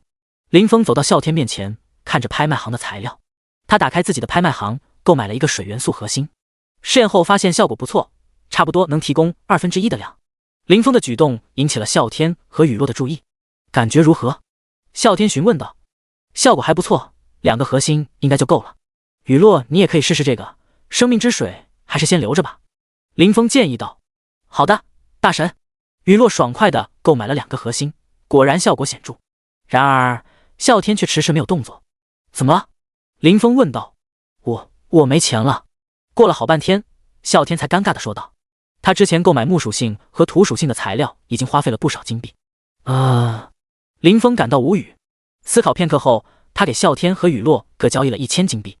你们俩是我工会的副会长，这些金币先拿着用，就当是工资了。林峰说道。听到这话，两人欣然接受了金币。对了，金型方面的材料就别买了，我带你们去采集。既然两人也差不多收集齐了材料，不如一起去晋升算了。林峰也不急着一时。买好东西后，林峰陪着啸天和雨落再次前往剑冢。这次比较顺利，那个捣乱的刀魄也没有出现，他们顺利地采集到了金型所需的全部材料。三人回到城市后，林峰前往仓库取出木之心和土之灵，并慎重地带上所有的生命之水，以备不时之需。准备就绪后，三人结伴向职业殿堂走去。哦，你小子来得这么快！看到林峰，蒂娜表示惊讶。导师，我们已成功收集到所需的材料，此次前来就是为了晋升。林峰急忙回应。听到这，其他几位导师也显露出惊讶的神情。同时，啸天与安迪导师打招呼，雨落则与精灵导师交谈。是的，林峰点头确认。随后，蒂娜转身带领他们向殿堂的后方走去，同时她的分身出现，代替她原来的位置。其他导师也纷纷分身，本尊跟随在后。三人跟随导师们来到殿堂的后院，一个宽阔的院子出现在他们眼前。随着几人的进入，一个笼罩整个院子的法阵启动，将此处完全保护起来。你们谁先来？蒂娜看着面前的三人，微笑着问道。啸天和雨落同时看向林峰，显然他们想把这个宝贵的第一次机会让给林峰。既然如此，那我先来吧。林峰微微一笑，从容地说道。第177章，做好准备，准备晋升。林峰拿出了所需的材料，开始在院子中央布置阵法。虽然他不懂阵法，不过这个阵法是李天龙灌注在几人脑中的，他只需要依样画葫芦的摆出来就行。与此同时，几位导师们也目不转睛地盯着林峰的动作，尤其是蒂娜，她对这个阵法的研究可不少，但一直有一些细节不得其解。此时看着林峰摆阵，她心中的困惑似乎慢慢得到了解答。原来是这样，蒂娜恍然大悟，她一直研究的阵法在林峰的手中逐渐展现出来，那些曾经困扰她的问题也一一得到了解答。很快，林峰来到了最后一步，他深呼吸了一下，开始尝试激活阵法。这是他第一次摆弄阵法，心中难免有些紧张，但是他还是坚定地执行着每一个步骤。随着阵法的逐渐激活，林峰的心跳也加速起来，他目不转睛地盯着阵法，等待着它完全启动。终于，阵法成功激活了，林峰的脸上露出了欣喜的笑容。然而，正当他准备踏入阵法时，一个声音突然响起：“等等！”林峰转身一看，发现是蒂娜导师。他有些茫然地看着蒂娜，不知道她为什么要阻止他。我看了一下，你刚刚阵法里面的添加的材料，只够你自己一个人晋升。蒂娜问道。是的，林峰点头答道。关闭屏蔽探查，蒂娜说道：“我先看看你的本源如何。你小子，本源缺失如此严重，到底干了什么？”蒂娜的脸色很快变了。听到这话，其他几位导师也立刻把目光投向了林峰。检查过林峰的状态后，他们的注意力又转向了啸天和雨落。还好，你俩的本源还算正常。蒂娜说道。几位导师，能告诉我本源是什么吗？啸天一头雾水，雨落赶紧帮他解释，转述了精灵女皇告诉他们的话。那晋升之后还能参加试炼吗？啸天向导师询问。试炼？什么试炼？安迪问道。万蛇窟的试炼啊。啸天道。哦，那个呀，放心去参加吧，那里并不是真实死亡，只是幻想，不会损失本源的。安迪轻松地回答。林峰向蒂娜问道，蒂娜导师，我的情况真的很严重吗？现在该怎么办？林峰心里也有猜测，估计是强行炼化涅槃之火导致的。让你留的生命之水，你还有吗？蒂娜问道。我还留了一些。林峰急忙把装着生命之水的瓶子拿了出来。蒂娜查看了一下，发现里面还有不少，但是对于林峰现在的状况，仅凭生命之水不够。你的情况很严重，即使有生命之水也是不够的，还需要和其他药材混合使用才能达到最佳效果。蒂娜说道。随后他递给林峰一张药剂配方，让他去收集所需的材料。林峰仔细查看了一下，发现这是一张5级的药剂配方。本源药剂初级，可以完美补充损失的本源，若加入生命之水，效果更佳。他注意到配方上的许多材料似乎都很眼熟。请稍等，我马上回来。林峰急忙朝仓库跑去。几分钟后，他带着收集好的药材和配方回到了蒂娜导师的面前。这么短时间就找齐了？蒂娜惊讶地接过药材，但并未接过配方。这个配方送给你了。蒂娜说道。上次我侥幸获得了一些高级药材，但不知道如何使用，所以一直留到现在。林峰将药方和多余的生命之水收起来，解释道。有了这个药剂，你的问题应该就可以解决了，你们俩也可以用一些。蒂娜对林峰说道，同时将雨落和啸天也召集过来。在讲完之后，蒂娜立刻坐到了地上，一挥手，一个药炉就出现在了他的身前。看起来他是要现场炼制药物啊。同时林峰心中也感到非常庆幸，暗自庆幸导师让他过来进行升级。由于这个药方的等级并不高，没多久药炉中的药物就顺利炼制完成了。蒂娜将炼制好的药剂递给了在场的几人，示意他们喝下去。林峰接过蒂娜递过来的药剂，没有犹豫，直接一口气将药剂全部喝下。随着药剂进入腹中，他顿时感觉到一股暖流从腹部流淌开来，迅速传遍全身。啊！一声情不自禁的呻吟从林峰口中发出。爽！有那么舒服？啸天轻声呢喃道，和雨落对视一眼，好奇地看着手中的药剂，一把灌入口中。啊！爽！随后啸天嘴里也发出了一声满足的呻吟，看得雨落尴尬不已，喝也不是，不喝也不是。在雨落身旁，精灵导师轻轻碰了碰他的衣角，低声建议道，喝了吧。雨落转过身看向导师，精灵导师继续说道，早点喝晚点喝都得喝，你现在喝了，他们俩也看不到你的窘态。雨落听后一狠心，也将手中药剂一饮而尽。果然药剂下肚后，他感到全身轻松了许多，一度舒服的呻吟出声，不过好在及时用手捂住了嘴巴。不久之后，几人逐渐清醒。好了，进去吧。蒂娜指着林峰说道。林峰看了导师们一眼，然后慎重地走进了阵法。在阵中，他盘膝坐下，开始按照李天龙传授的方法引导体内的五行之力，以此来强化自己的身体。只见阵法中五光十色，各种颜色交织在一起，不断变换。过了好一会儿，阵法才慢慢恢复平静。好了，你们俩也可以开始了。蒂娜对啸天和雨落说道。啊，不等清风完成吗？雨落问。不用，看样子他还得一会儿，没啥大问题。蒂娜回答道。那好吧。雨落和啸天也没有异议。不久之后，这里再次出现了2座小型的法阵，与林峰所使用的完全相同。这种方法怎么样？莉莉安小声问蒂娜。非常好，值得推广。蒂娜回答道。没想到我们这么久都没能得到完整的晋升之法，而这几个小家伙只去了一次，不仅得到了晋升之法，还见到了那片大陆的主人。莉莉安感慨道。或许这就是缘分吧。安迪在一旁插嘴道。第178章晋升玄阶。游戏更新。时光无声无息的流逝，过了多久无人知晓。导师们纷纷将目光投向了林峰，只见他的法阵中五彩之色已近乎消散。这是要结束了吗？安迪疑惑地问道。对于此事他并不十分了解，反而是蒂娜和莉莉安更为熟悉。差不多了。蒂娜肯定地点了点头。又过去了几分钟，林峰所在的法阵彻底停止了运转。在阵中静坐许久的林峰缓缓睁开了双眼，只见几双眼睛正齐刷刷地盯着他。哎呀！林峰被吓得不轻，他双手本能地在地上一撑，一个后空翻便站了起来。这突如其来的动作也让导师们吓了一跳，纷纷后退。啊，是导师们啊，真是吓了我一跳。站稳后，林峰立刻解释道：“怎么样，小子，感觉如何？”安迪关心地问道。“还不错，感觉精力旺盛。”林峰感受了一下后回答道：“你以后可要悠着点，别再轻易死了。玄阶之后，本源损失过多的话，可是很难恢复的。”安迪严肃地告诫道。“明白了。”林峰认真地回应。“即将进行全服通告，请问是否隐藏 ID？” 林峰的耳边响起了系统的声音。“不隐藏。”林峰迅速回应。他打算建立公会，正好可以利用这次公告的机会来提升一些知名度。全服公告，恭喜玩家清风第一个突破至玄阶生命层次。本游戏将进行第2次大更新，半小时后，所有玩家将被强制下线。本次更新时间为24小时。具体更新内容，请前往官网查看。按照惯例，通告连续响起了3次。林峰原本以为会获得一些奖励，没想到却是游戏更新。同时，他注意到几位导师似乎也在聆听着什么。看来这次有的忙了。安迪导师感叹道。“忙什么？”林峰有些疑惑。“刚刚主神传音给我们这些职业导师，要求我们拿出一个方案，为更多的冒险家开放晋升的途径。”安迪无奈地解释。“这也没什么不好的，找点事情做也好，每天闲着也无聊。”蒂娜倒是看得开。林峰心中暗想，看来每次有大事发生，这些 NPC 也能接到通知。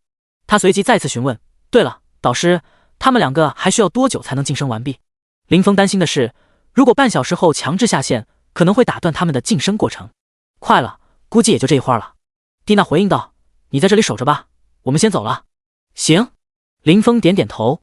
这时，林峰才注意到私信提示音不断响起：“君临天下，清风老弟，你搞啥大事了？怎么把游戏都搞得更新了？狼王兄弟，厉害啊！到底发生了啥事？跟老哥分享一下啊。”林峰看过之后，简单的解释了一下情况，让他们注意查看官网。最后，他才查看一梦倾城等几位女性发来的消息。林峰一一回复，并顺便约定了游戏更新后在店铺见面详聊。正好，林峰想让一梦倾城来帮忙管理工会。忙活了大半天，林峰终于彻底闲了下来。这时，雨落和啸天也纷纷醒了过来。“老大，大神！”面对雨落的称呼，林峰道：“雨落，以后我们就是一个工会的人了，别那么客气。你直接叫我 ID 或者峰哥都行，叫我大神总感觉有点别扭。”“好的，那我还是叫你清风大哥吧。”雨落笑着回应，捂住了嘴。“随你吧。”林峰道。“那我们现在干嘛去？”啸天问道。“先和我回店铺，游戏即将更新了，等更新完，我们再商量接下来的计划。”林峰回应道，随后朝着店铺走去。“更新？”啸天和雨落一听，急忙跟上林峰的脚步。同时，他们打开了游戏日志，查看刚刚的公告。几人回到枫林晚店铺，时间也差不多了。林峰嘱咐了他们几句后，大家纷纷下线。从游戏舱中缓缓站起，林峰感觉到一阵轻微的眩晕，仿佛刚从另一个世界归来。他坐在客厅的沙发上，目光紧紧盯着眼前的属性面板，心中充满了疑惑和期待。晋升到玄阶，这在游戏中是前所未有的壮举。林峰原以为这会在现实中带来一些变化，然而眼前的面板却一如既往的平静，仿佛一切都没有发生过。至于游戏内的变化，林峰还没有来得及查看。就在这时，他突然感到一股尿意袭来，让他忍不住皱起了眉头。他无奈地笑了笑，站起身来，决定先去解决这个燃眉之急。查看时间，发现已接近用餐时间，于是他拿出手机点了一份大餐。上次兑换了几千万现金，除了购房花了几百万，其余的钱林峰还尚未动用。目前情况不明朗，林峰也没有过分节省的念头，毕竟谁也不知道哪天这些钱是否会变得无用。等待外卖的过程中，林峰打开了起源的官网，开始查看更新内容。打开官方公告，首先映入眼帘的就是关于开放生命层次的公告。公告不仅详细解释了生命层次的概念，还说明了本源的问题。林峰仔细阅读了这份公告，尽管他之前多次听说过本源这个词，甚至亲眼见过精灵女皇因本源受损而受伤的情况，但他始终没有一个清晰的概念。看完公告后，林峰不禁感叹这款游戏的设定真是巧妙。公告中明确指出，更新后玩家可以随时查看自己的本源状态，每个玩家的初始本源值为 100%。 在游戏中，每当玩家死亡并通过非技能方式复活时，都会消耗一定的本源。然而每次消耗的本源值并不多，对玩家的影响相对较小，大约需要死亡10次才会导致本源下降 1%。 值得注意的是，普通玩家每天会自动恢复 1% 的本源，这意味着只要玩家不是连续死亡太多次，本源值的损耗就不会造成太大的影响。只有当本源值低于 50% 时，玩家才会真正感受到其影响。此时，玩家将进入虚弱状态，仅仅依靠自然恢复已经无法满足本源的需求，必须使用特定的药剂来修复本源。然而，对于普通玩家来说，这种影响仍然是有限的。第179章更新与分析。一旦晋升玄阶，本源的影响就变得至关重要。首先，晋升时的本源完整性直接关系到晋升后的实力。举个例子，如果一个玩家用 90% 的本源去尝试晋升，即使成功，其原本100属性的实力也只能发挥出90的实力。其次，晋升玄阶后，本源的自然恢复机制也发生了变化。当本源值在90到100之间时，玩家的实力不受影响，依然可以发挥出10成的实力，并且每天可以恢复 1% 的本源。如果本源值低于90但高于50，玩家则只能发挥出与本源值相对应的实力。更重要的是，当本源值低于90时，玩家无法通过自然恢复来恢复本源，只能依赖特殊药剂。如果本源值低于50，玩家将进入虚弱状态，连5成的实力都无法发挥出来。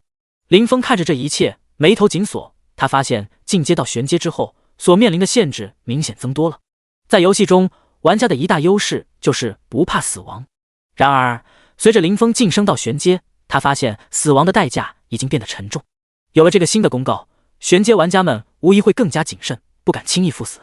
林峰不禁思考，如果将来开放地阶，那又会是怎样的局面？恐怕死亡的代价会再次攀升。在理清这些本源问题后，林峰继续浏览公告。他发现虽然玄阶的限制多，但相应的好处也不小。本次开放的正是他所使用的5行晋升之法，使用这种方法的玩家全属性可以提升 50%。这个增幅让林峰都感到惊讶。他回想之前任务中遇到的控偶师和傀儡师，他们的增幅似乎并没有这么多，这不禁让他怀疑是不是他们的晋升方法存在某种不足，或者说李天龙给他的这个方法更为强大。对此，林峰并不深究，他觉得属性提升总是好事。公告中除了属性增幅外，并没有其他介绍。但在林峰看来，与这属性增幅相比，死亡后的那些代价显得微不足道了。同时，林峰也注意到了官方公告中提到的特殊药剂，他手上正好有一张这样的药剂，是蒂娜导师赠送的。这让他想到了一个赚钱的机会，因为他正打算建立工会，而目前他手上的金币只有2万多，不确定是否足够。关于垄断的问题，林峰并没有过多考虑。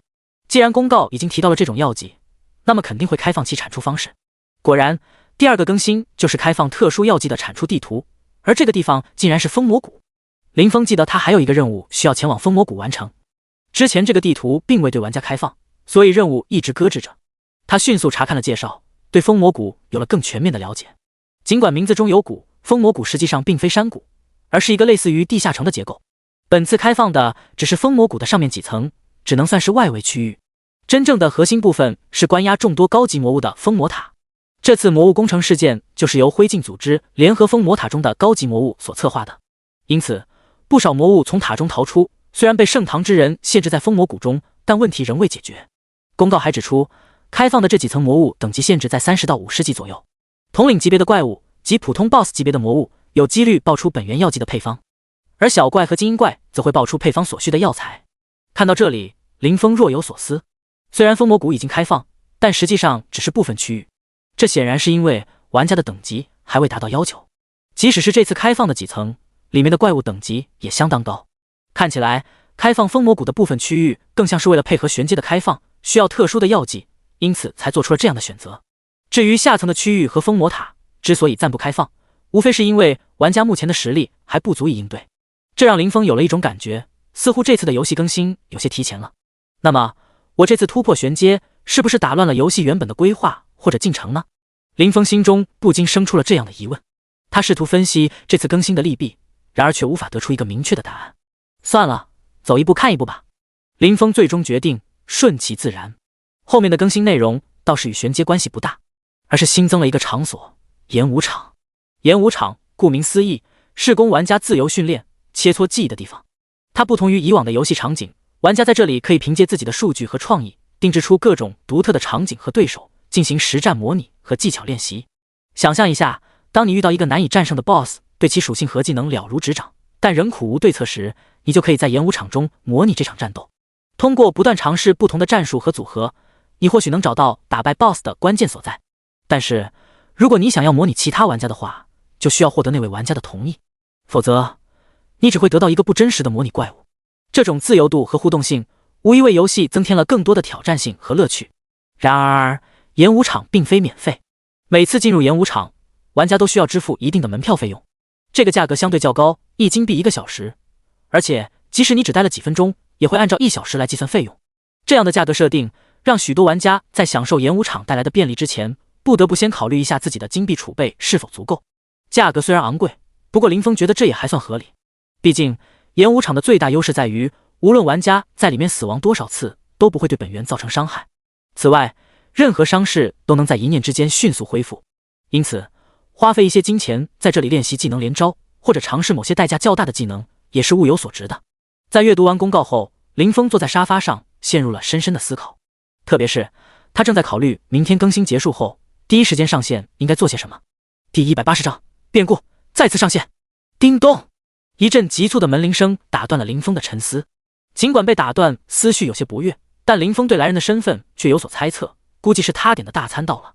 他迅速打开房门，只见外面站着几个送餐的工作人员，其中一位看似是专业的骑手，急忙开口解释：“林先生，非常抱歉让您久等了，因为您点的食物数量较多，商家一时之间有些忙不过来。”随着他的话音，他从身上背着的餐箱里逐一掏出包装精美的食盒。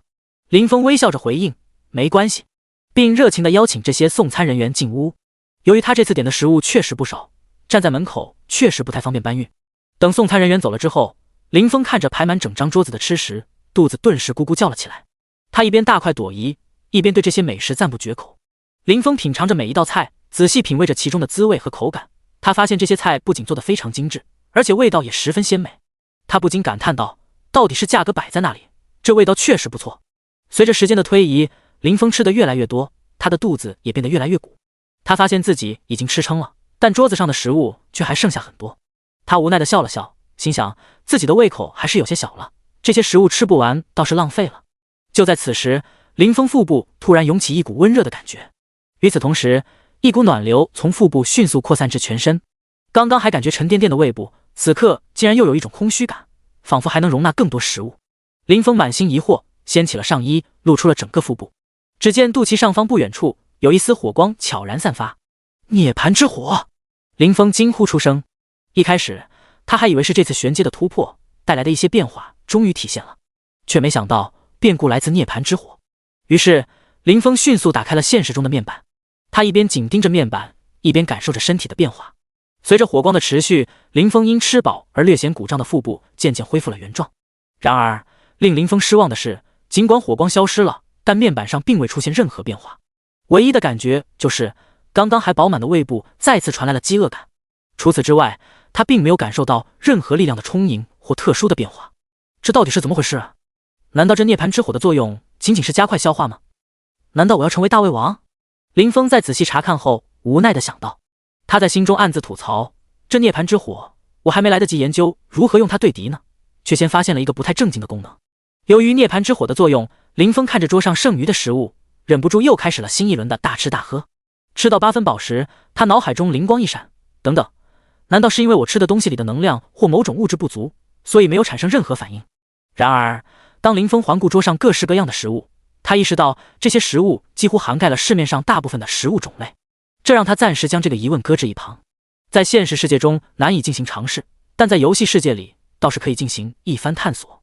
林峰躺在沙发上如此思索着，不知不觉间一阵轻微的鼾声响起，林峰在沙发上陷入了沉睡。次日，林峰从沙发上醒来，感觉浑身舒爽，但同时也有些困惑。现如今的天气其实并不算很暖和，由于使用游戏舱的原因，他在家里穿着相对单薄，按常理来说，在沙发上睡了一夜很容易感冒。然而此刻的林峰却完全没有感到任何不适，这让他不禁再次打开面板进行查看。我是不是过于敏感了？或许只是我的运气好，或者是涅槃之火的庇护。林峰带着些许失望再次关闭了面板。随后林峰开始了新一天的活动。考虑到游戏还未更新完毕，他决定出门好好锻炼身体。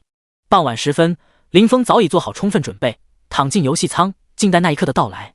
突然一道明亮的光芒从游戏舱中迸发出来，映照在林峰的脸上。他微微张开眼睛，发现自己已经身处游戏的世界，躺在店铺的小院中，身下的躺椅依旧舒适，而自己的姿势也保持着下线前的模样。在这个世界中，夜晚的降临比现实世界要晚得多，尽管现实中已是傍晚，游戏中却依然是阳光明媚，这让林峰有足够的时间来完成他的计划。意识刚一恢复，林峰便迅速打开了拍卖行界面，开始浏览并购买本源药剂配方所需的药材。为了不引起他人注意，他还偶尔会购买一些并不需要的药材作为掩饰。就在这时，林峰身边再次亮起2道光芒，啸天和雨落也上线了。老大，清风大哥。林峰点了点头，手中的动作没有停下，同时说道：你们也来帮我抢购这些药材。他迅速向2人分别交易了5000金币，并发送了所需的药材清单。啸天一时有些茫然，而雨落则眼睛一亮，立刻接过金币，加入了抢购药材的队伍。啸天虽然反应稍慢，但也很快明白了情况，那些便宜的药材也不要放过，全部买下来。林峰看着2人开始行动，补充道。10分钟后，林峰让雨落和啸天停下。此时他们2人手中的金币已经所剩无几，而拍卖行中的药材价格也飙升数倍，依旧供不应求。显然有其他买家也开始出手了。不过虽然林峰他们购买了大量的药材，但其中有许多并非他们所真正需要的。目前那些刚刚加入购买行列的人尚未察觉到哪些药材才是林峰真正需要的。利用这一机会，林峰计划从中赚取一笔。走，我们去拍卖行，把那些多余的药材全部抛售掉。林峰的话一出，雨落和啸天立刻明白了他的意图，于是3人迅速进入拍卖行，开始抛售他们手中不需要的药材。第181章，大赚一笔。老大，这些药材都卖了吗？好多药材的价格还在涨呢。啸天在抛售药材的同时向林峰询问道。别太贪心，见好就收吧。林峰回应道。林峰的本意，买这些不用的药材仅仅只是为了打掩护，能赚一笔就已经十分知足了。对，清风大哥说的对，现在这些药材的价格都是虚高，估计要不了多久就会掉下来了。雨落补充道。我也就说说而已。啸天道。不过这一波咱也赚了不少呢。看着背包中的金币，啸天不禁感慨，他原本只有几百金币，这还是林峰上次给的1000金币剩下的钱。刚刚林峰直接给了他5000金币，对他的冲击力可不小。当时买这些药材的时候，他其实挺忐忑的，没想到现在不仅把买药材花的钱全都赚回来了，还多赚了2000金币。等把背包里面不用的药材全都卖了，估计还能再赚1000金币左右。行了，抓紧卖，要是等别人爆出本源药剂的配方，这些药材就不值钱了。林峰催促道。他现在仅仅只是打了个时间差而已。同时，这次炒药材的事情，估计背后有不少人在浑水摸鱼。林峰自认不是那块料，赚一笔及时抽身才是王道。很快，3人将手上不用的药材全都抛售一空。随后，他们便直接回到了林峰的店内。老大，这次赚钱真是爽翻了。一回到店铺，啸天便主动将购买的药材以及金币全部交给了林峰。药材留下，金币把本金给我就行。林峰看着啸天交易过来的金币，数量零零碎碎，于是说道。那可不行，这次能赚这么多，全是老大的功劳啊。啸天反驳道。这样吧，赚取的金币我们3人平分，雨落，你也是一样，平分就好。最后，林峰提出了一个折中的方案。从啸天和雨落那里接过购买的药材和金币，林峰开始计算。别说，这次林峰还真赚得盆满钵满。先前林峰的背包里仅有2W 金币，然而经过一系列操作后，他的金币数量竟然涨到了3W 多，更别提他还购入了大约3W 份的本源药剂材料。老大，这次你到底赚了多少？看到林峰整理的差不多，啸天忍不住好奇地问道。雨落也一脸期待地盯着林峰，期待他的回答。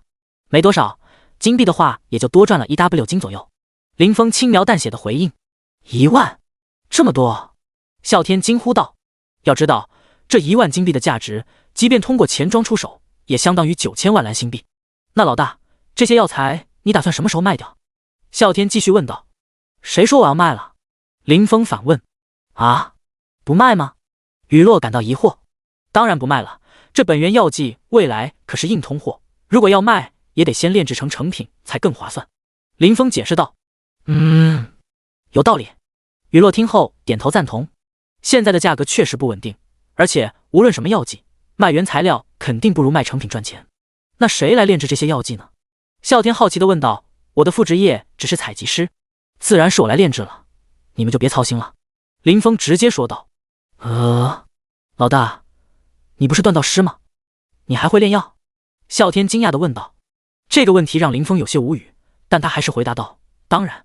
心中却想到，虽然我没真正炼过药，但我好歹也有7级药剂师，应该问题不大吧？厉害，老大不愧是老大。啸天由衷的佩服。这时，林峰脑海中灵光一闪，急忙朝院子角落走去。那里摆放着锻造炉，正是他昨天下线前取出的。他记得自己曾在炉子里放置了100件粉色装备进行锻造。雨落和啸天见状，满脸困惑，紧随其后。只见林峰不断从炉子中取出各式各样的装备。啸天打趣道：“老大，你这是在变魔术吗？怎么把装备都装到炉子里了？”话未说完，他突然意识到，等等，这些是新打造的装备。当然，林峰简洁回答。雨落好奇地上前拿起一件装备仔细查看，随后又接连拿起几件，他的樱桃小嘴越张越大，显然是被震惊到了。啸天注意到他的反应，疑惑地问：“雨落，怎么了？”雨落指着那些装备，半天说不出完整的话。粉色？啸天猜测着，拿起雨落指着的一件装备查看。卧槽，真的是粉色装备！啸天惊呼。雨落终于找回声音：“对，全是粉色装备，全都是。”啸天一愣，立刻扑到这些装备上，开始逐一仔细查看。他一边看一边进行点评。然而，这些装备大部分都是武器。这时，林峰终于把炉子里的装备全都取了出来。他转过头，看到啸天和雨落两人已经完全沉浸在这些装备中。“你们俩怎么了？”林峰疑惑地问道。“清风大哥，这些都是你打造的吗？为什么这么多都是武器？”雨落尽量保持冷静地问道。“哦，我也没太注意，这些原本是准备用来喂养无尽酒壶的，当时没太在意。”林峰回答道。“啊，老大，你说什么？这些是你打算用来喂养无尽酒壶的装备？”啸天掏了掏耳朵，有些不敢相信地说道。“对啊，我好久之前就准备好了，结果给忘了。”林峰有些尴尬地承认道。“清风大哥，我能拿一件装备自己用吗？”雨落略带羞涩地说道。啸天听到后也立刻变得兴奋起来。“哦，倒是可以，但这些装备刚好够我用来提升无尽酒壶的等级。”林峰解释道。雨落听到这话，脸上闪过一丝失望。“这样吧，你们可以去锻造炉那边看看，想要什么直接打造就是，主要材料库房里都有。”林峰并非小气，只是觉得在打造装备比较麻烦，刚好现有的装备够用，不然只能再重新开启锻造炉。“真的吗，清风大哥？”雨落脸上露出惊喜的表情问道。“我这里主料都有，但辅料你们可能需要自己去拍卖会上买，即便你们做一套也没关系。”林峰解释道。“谢谢清风大哥。”雨落连忙道谢，然后向锻造炉走去。啸天早已迫不及待地跑到炉子旁研究了起来。看到这一幕，林峰拿出一张躺椅躺下，拿出无尽酒壶，开始一件一件地喂养它。同时，他也趁机打开属性面板查看，并将积攒的自由属性点全都加在了精神上。第182章雨落的提议。看着属性面板，林峰感到无比欣喜。虽然属性的具体增加量早在官方公告中就有提及，让他有了心理准备，但最让他激动的是，自己的属性终于不再受限，可以继续提升了。与此同时，林峰也注意到，在突破玄阶之后，自己多了一个专属技能圣光天启。然而，这个技能目前还未开启，这让他不禁产生了疑惑。看来我得找个时间去问问蒂娜导师了。林峰心想，毕竟这个职业是他哥哥创造的。紧接着，他又发现了一个新增的普通技能威压。在仔细阅读了技能介绍后，林峰恍然大悟。他记得精灵女皇曾经说过，突破玄阶之后就可以无视同阶之人的压制。看来这个威压技能就是实现这一点的关键。林峰心中一动，开始思考。掌握了这个技能，那对于低阶的入阶 BOSS， 对已经突破玄阶的玩家来说，岂不是如履平地？但细细一想，实际上也并没有太大的影响。如今众多玩家都热衷于追求属性提升，而入阶 BOSS 更多只是为了获得剑邦令。若是放在以前，或许还有一部分玩家是为了获取优质装备。然而最近刚刚结束了一场可以兑换紫色装备的活动，因此目前对于装备的需求已经大大减少。而剑邦令则与众不同，尽管游戏已经运营了相当长的时间，但剑邦令仍然供不应求。除非真的毫无机会，否则为了获得剑邦令，那些玩家哪怕是用人命堆也会将 BOSS 击败。老大，我选好了，我真的可以拥有一套粉色装备了吗？啸天兴奋地问道。林峰抬头看到啸天那张兴奋的脸庞出现在眼前，又不是什么稀罕玩意儿，你至于乐成这样？林峰笑着回道。粉装，这可是粉色品质的装备，还是一套。啸天激动地扯着嗓子说道。然而当他看到林峰手中那一件又一件的粉色装备全都被当成材料，准备喂给无尽酒壶时，顿时觉得索然无味了。说实话，现如今粉色装备还是挺稀有的，但这也架不住对比啊。清风大哥，我也选好了，接下来怎么弄？雨落也走了过来，好奇地问道。林峰站起身，把材料清单拿来我看看，我去库房取。啸天和雨落纷纷拿出清单递给林峰。我去取主料，等下辅料你们在拍卖会上买吧，也不贵。说完，林峰拿着清单快步走进了库房。不一会儿，林峰拿着材料走了出来，并让啸天和雨落在拍卖会上买齐了剩余的材料。来到锻造炉前，把所有的材料都投了进去。林峰熟练地在炉前操作了一番，然后回来躺下，继续喂养装备。啸天看着这一幕，忍不住问道：“那个老大，你什么时候开始打造啊？”雨落虽然没有直接问，但也竖起耳朵倾听。林峰反驳道：“不是已经开始了吗？”啸天指了指炉子，又指了指林峰，疑惑道：“开始了？不用老大您亲自操刀？”林峰翻了个白眼，回应道：“不然呢？”啸天更加困惑了，他道：“可是老大，这可是粉装啊。”林峰点了点头，再次确认道：“知道，这些不都是？”同时他指着那些被当成材料的粉装。啸天一时语塞，他亲眼看着林峰从炉子里面取出这些装备，心中满是疑惑。他没想到这些装备居然会是这样来的，他不禁开始思考，游戏里面的装备锻造什么时候已经进化到了如此先进的程度。于是啸天一溜烟地跑到锻造炉前，使用探查技能仔细查看这个炉子。他惊讶地发现，炉子的名字叫做自动锻造炉，这个名字还真是直白啊。雨落在一旁若有所思，随后向林峰提问：“清风大哥，你这个锻造炉别人能用来锻造装备吗？另外，锻造粉色装备的成功率大概是多少？”林峰听到这个问题略感惊讶，反问道：“哦，你为什么会有这样的想法？”雨落解释道：“是这样的，我有个想法。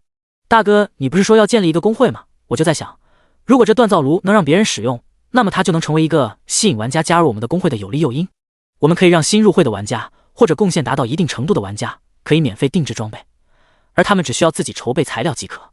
当然，这一切的前提是锻造的成功率必须足够高。”听到雨落的建议，林峰拍着手赞叹道：“妙啊！”他接着说道：“我这炉子目前锻造粉色装备的成功率能达到100%，不过至于别人能否使用，我确实还没尝试过。100%？”雨落也被这成功率震惊了。林峰点头确认道：“是的，100%。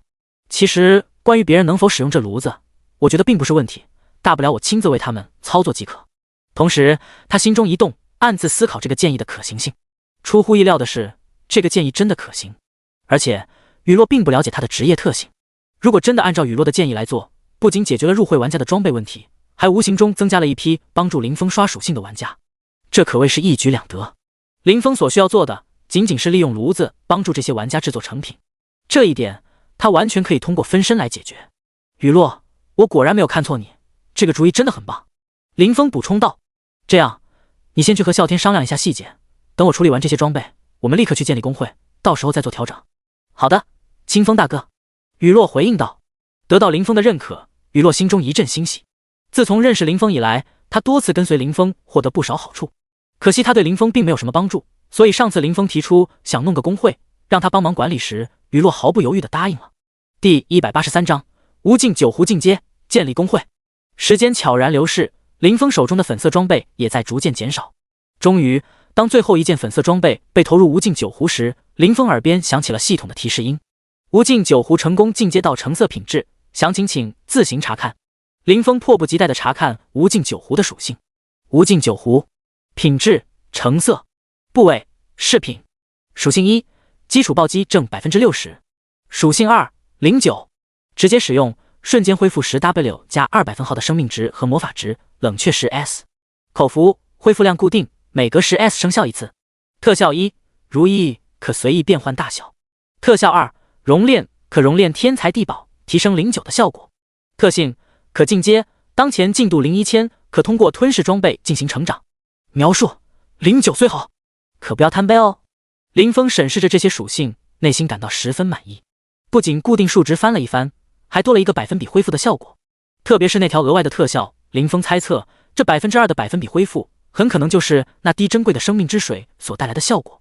尽管对于林峰的血量来说，恢复效果依旧有些杯水车薪，但这葫芦的特殊之处在于它可以被带入现实世界中，这使得它的意义变得非同一般。见到林峰这边忙完，啸天和雨落纷纷上前：“你们继续商量吧，我去工会大厅一趟。”林峰对他们说道：“需要我们陪你一起去吗？”雨落关心地问道：“不用了，我很快就回来。如果有人来找我，你们先帮我招待一下。”林峰回答后，转身朝工会大厅走去。不久后，林峰抵达工会大厅，找到了工会大使。你好，我想申请创建一个工会。林峰主动开口。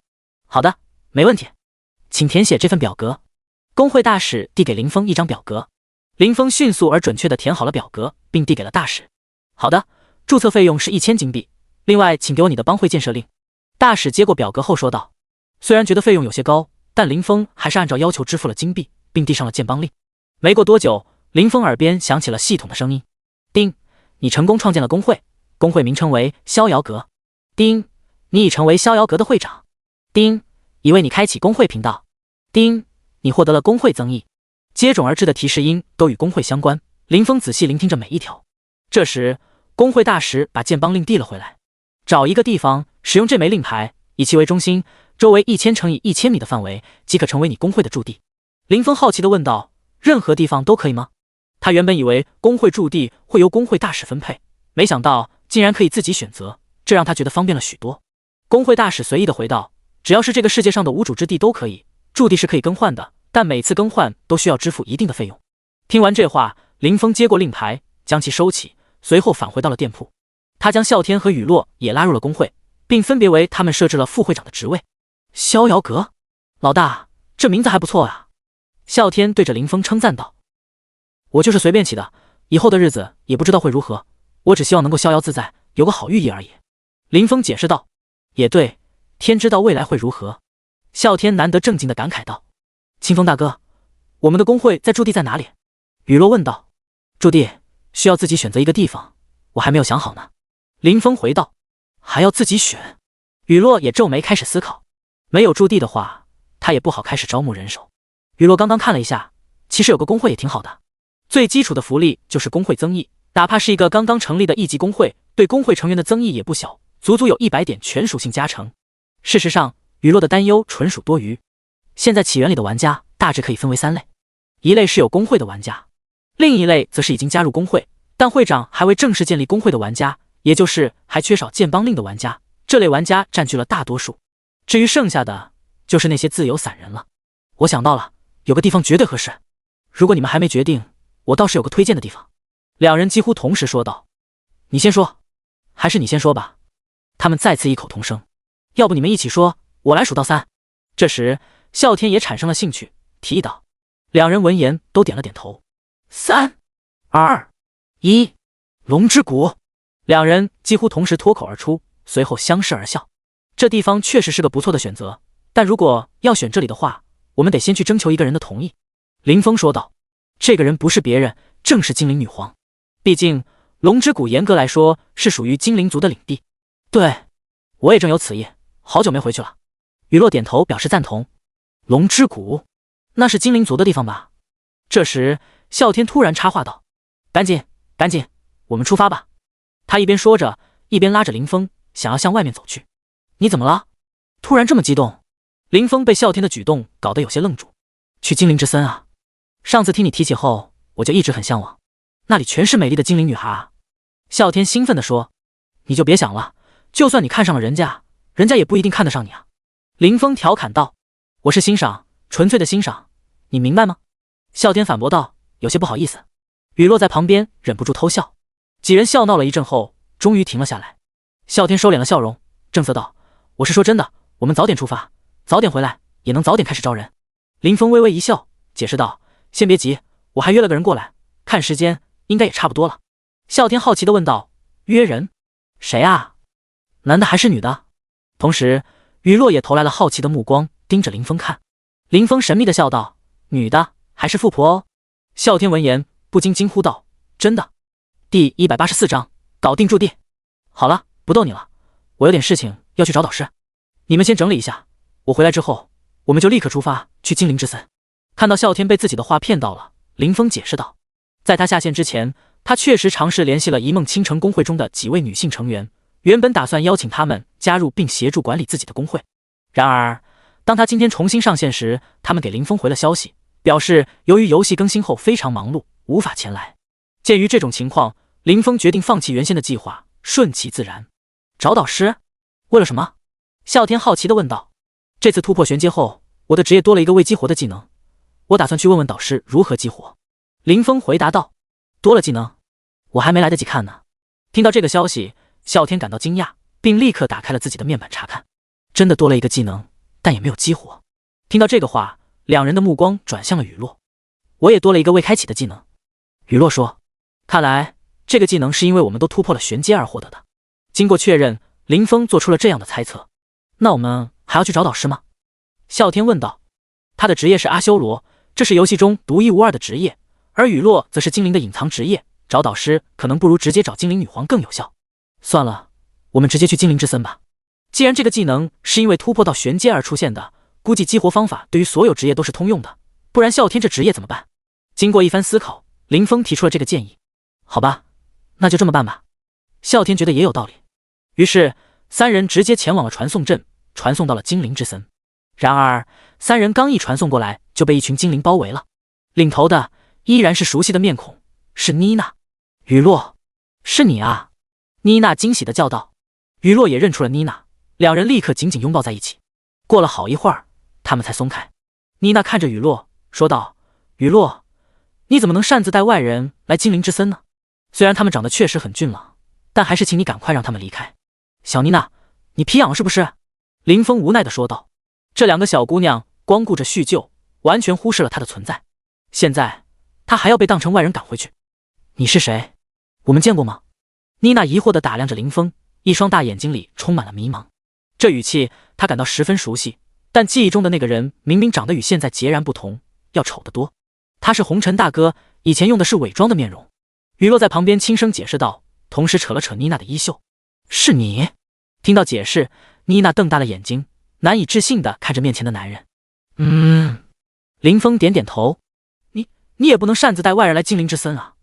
妮娜鼓起勇气拦住了林峰，一边玩去。雨落，我们走，去见女皇。林峰轻轻推开妮娜，示意雨落跟随，两人一起向精灵女皇的院子走去。你等着瞧！妮娜气得直跺脚。这时，一直没有说话的啸天默默地伸出大拇指，放在了林峰的面前。老大，太牛了！啸天赞叹道，同时他的眼睛四处张望。收敛点，等会儿见到女皇别乱看。林峰嘱咐道。明白，明白。啸天急忙回应。虽然路程不远，但他们一路上仍然吸引了很多精灵的注意，这和林峰上次来的待遇差不多。不过上次是因为红尘的外貌丑陋引起了精灵们的议论，而这次却是因为他的外貌太过出众，再加上路上雨落不停地和其他精灵打招呼，尽管他们几个比妮娜先出发，但当他们到达女皇的院子时，妮娜却已经先一步到了。见过女皇陛下。林峰在再次见到精灵女皇时恭敬的行礼。女皇微笑着回应道，哦，是你这个小家伙啊，前2天戴安娜还提到了你，没想到你今天就亲自过来了。戴安娜？林峰有些疑惑，他不记得认识这个名字的人。女皇解释道，你不记得了吗？就是在天空之城的那个精灵导师。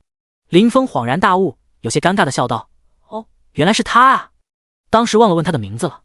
女皇打趣道，要不是他，我还真不知道你的真面目呢。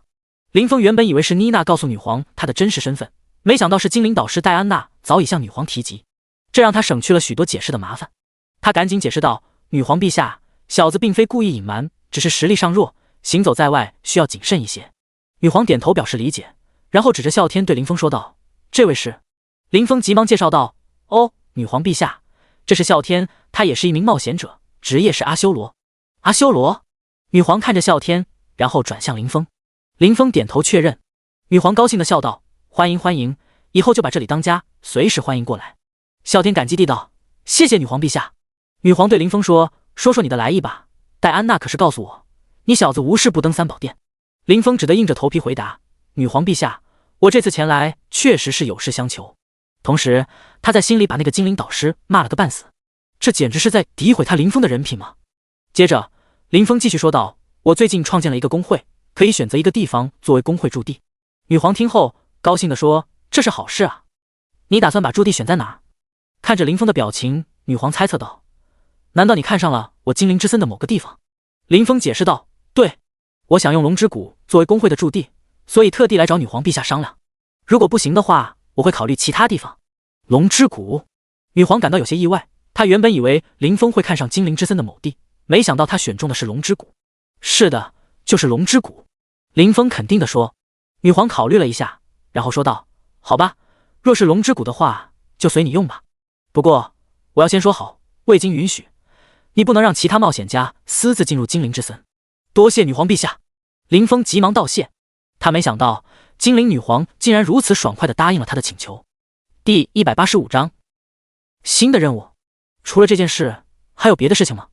如果没有的话，那就让妮娜带你们去逛逛，年轻人之间应该有很多话题可以聊。女皇如此说道。林峰听到后，立刻向雨落示意了一下。雨落见状，迅速走上前，恭敬地问道：陛下，我前段时间突破到了玄阶，发现祭司多了一个未开启的技能，但我不知道如何启动它，请陛下指点迷津。女皇笑着回应道：我还以为你们几个能忍住不问呢，其实我早就知道这件事了。啊，陛下您早就知道了？林峰惊讶地问道。女皇笑道：你们这几个小家伙在我面前还想玩心眼，我虽然看不透你，但他们两个在我这里可是没有什么秘密可言的，下次有事直接告诉我就好。女皇继续说道。是，陛下。林峰恭敬地回答道。女皇又感慨道：说起来，这次因为你们几个小家伙，大陆上的各大势力都沾了光，获得了一份如此珍贵的进阶之法，这你也知道？林峰再次惊讶地问道。林峰心想，这样看来他们在 NPC 中岂不是已经名声在外了？那他们以后还怎么在大陆上混呢？别担心，你们几个的事情并没有泄露出去。女皇似乎看穿了林峰的担忧，轻声安慰道：我知道，这是因为戴安娜的原因。那真是太好了。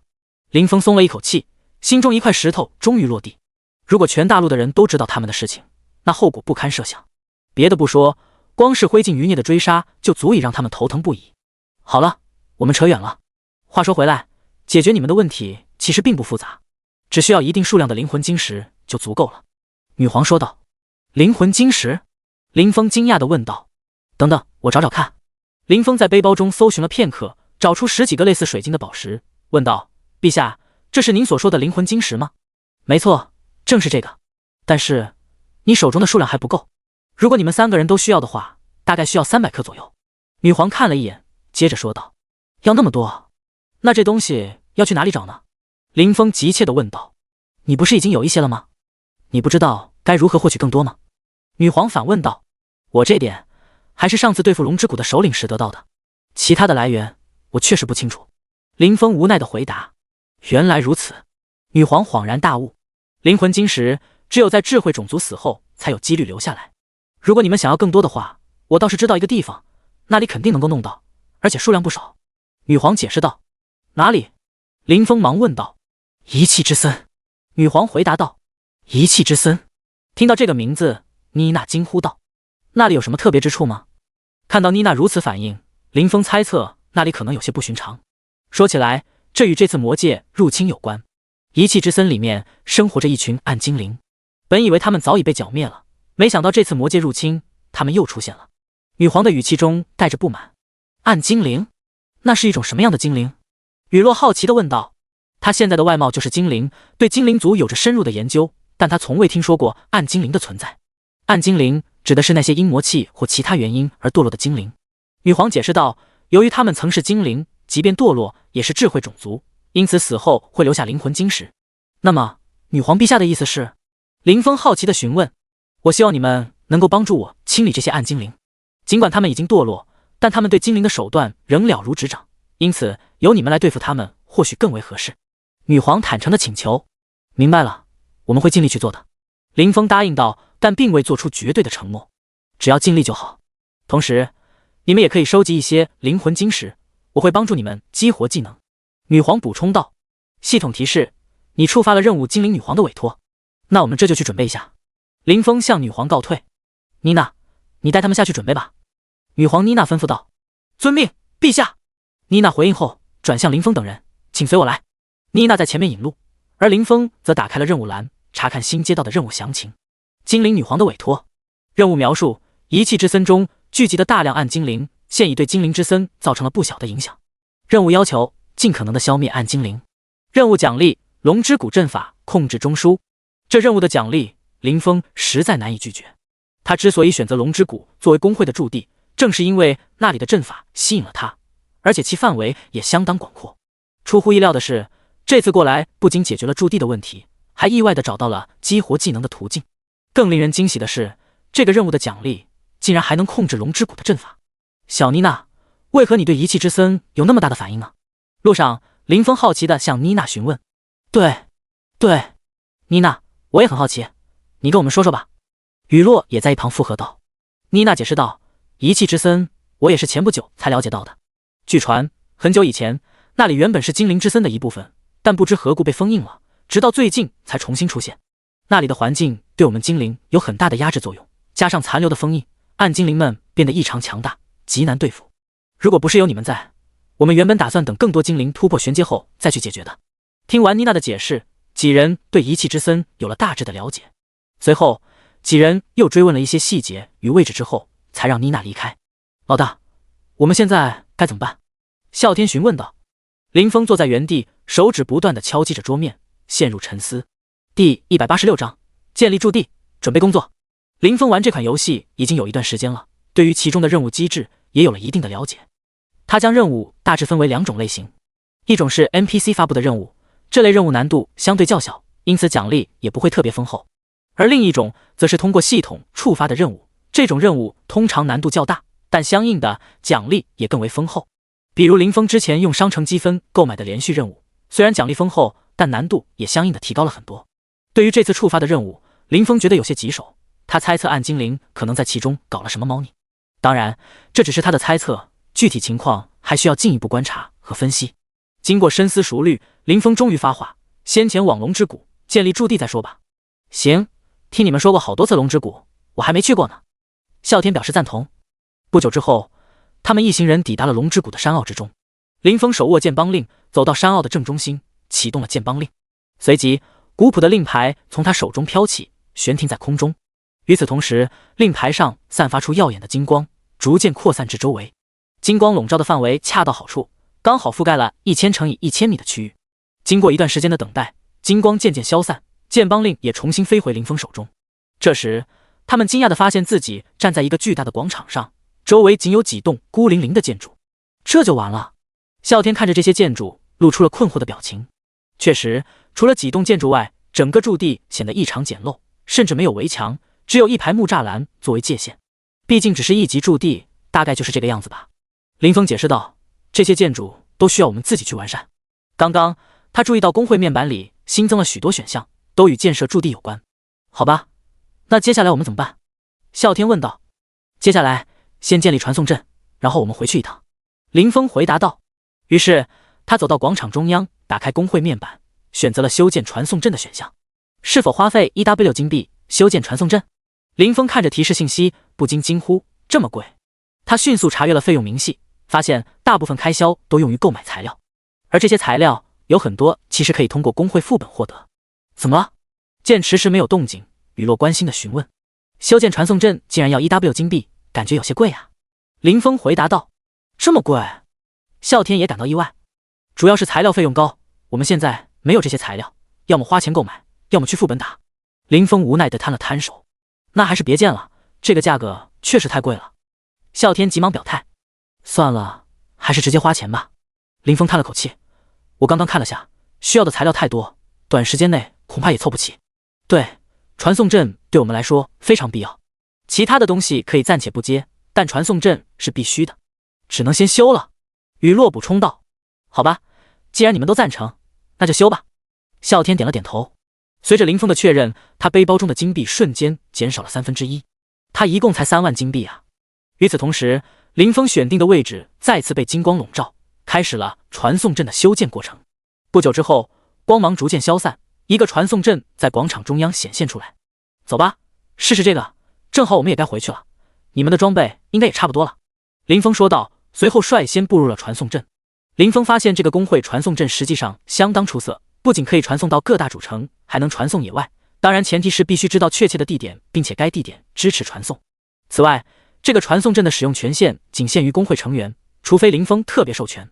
随着传送光芒的闪烁，几人的身影再次出现时，已经身处天空之城的传送阵之中。这传送确实便捷了不少，就是这费用确实有些高啊。啸天感叹道。确实如此，但至少今后我们可以节省下一大笔交通费用了。林峰回应道。不久之后，3人返回了枫林湾。林峰检查了一下，发现雨落和啸天的装备已经锻造完成。他从炉子中取出装备，分别交给了他们。两人迫不及待地穿上了新装备。太棒了！这粉色品质的装备果然非同一般，穿上后我的属性竟然提升了1/3。啸天兴奋地说道。我的也是。雨落附和道。好了，我们去补给一下，顺便我去兑换一下上次天命的收获。林峰提议道。上次天命活动中，他收获了1W多的属性果实，其中只有1000多是加精神的。林峰打算将其他属性的果实全部换成加精神的果实。清风大哥，你还没有那些果实吗？雨落好奇地问道。他早就使用了那些果实，也正是因此，在这次活动中他收获颇丰。哦，之前太忙了，给忘了。林峰解释道。总不能告诉他自己的属性已经达到了上限，无法再使用了。这实在是太打击人了。半小时后，三人通过工会面板再次传送到龙之谷。这次除了林峰、雨落和啸天都购买了大量的补给药品，甚至不惜花费功勋换取了一些临时增强属性的药剂。对林峰而言，普通的恢复药剂并无太大作用，他仅将属性果实全部换成了增加精神的，加上原有的，总共能提升约6000点精神。经过增幅，他的全属性现在达到了惊人的18W。准备充分后，他们通过驻地的传送阵直接来到了精灵之森。这次他们幸运的没有被包围，找到一只小精灵，让他带着去找妮娜。你们准备好了吗？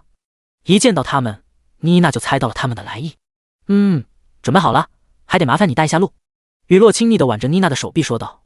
虽然三人知道目的地的位置，但现在遗弃之森外重兵把守，他们不便直接前往。好吧，跟我来。妮娜说道。第187章遗弃之森。在遗弃之森的入口，妮娜细心地叮嘱雨落，我就送你们到这儿了，记得注意安全，实在有危险就先退回来。雨落回应道，知道了，别担心，有清风大哥在，一般的怪物也奈何不了我们的。他们眼前是被迷雾笼罩的森林，林峰首先为几人加持了光之守护和光之祝福，然后他们踏入了森林。林峰严肃地叮嘱，你们跟在我身后，小心点。雨落和啸天齐声点头。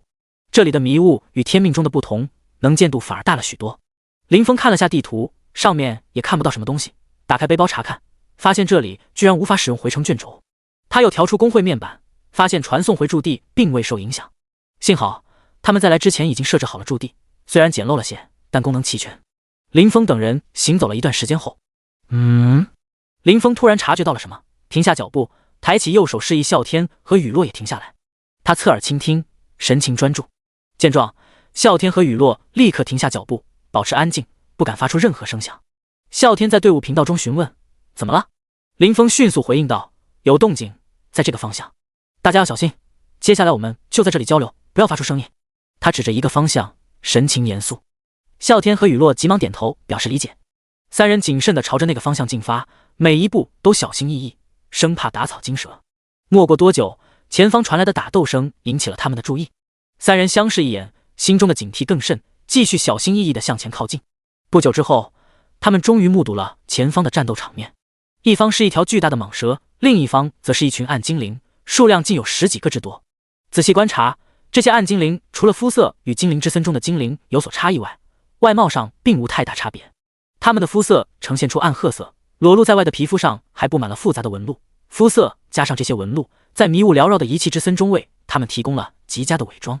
不同于普通的怪物，这些暗精灵原是精灵转变而来，因此他们也会使用各种工具和魔法。现在该怎么办？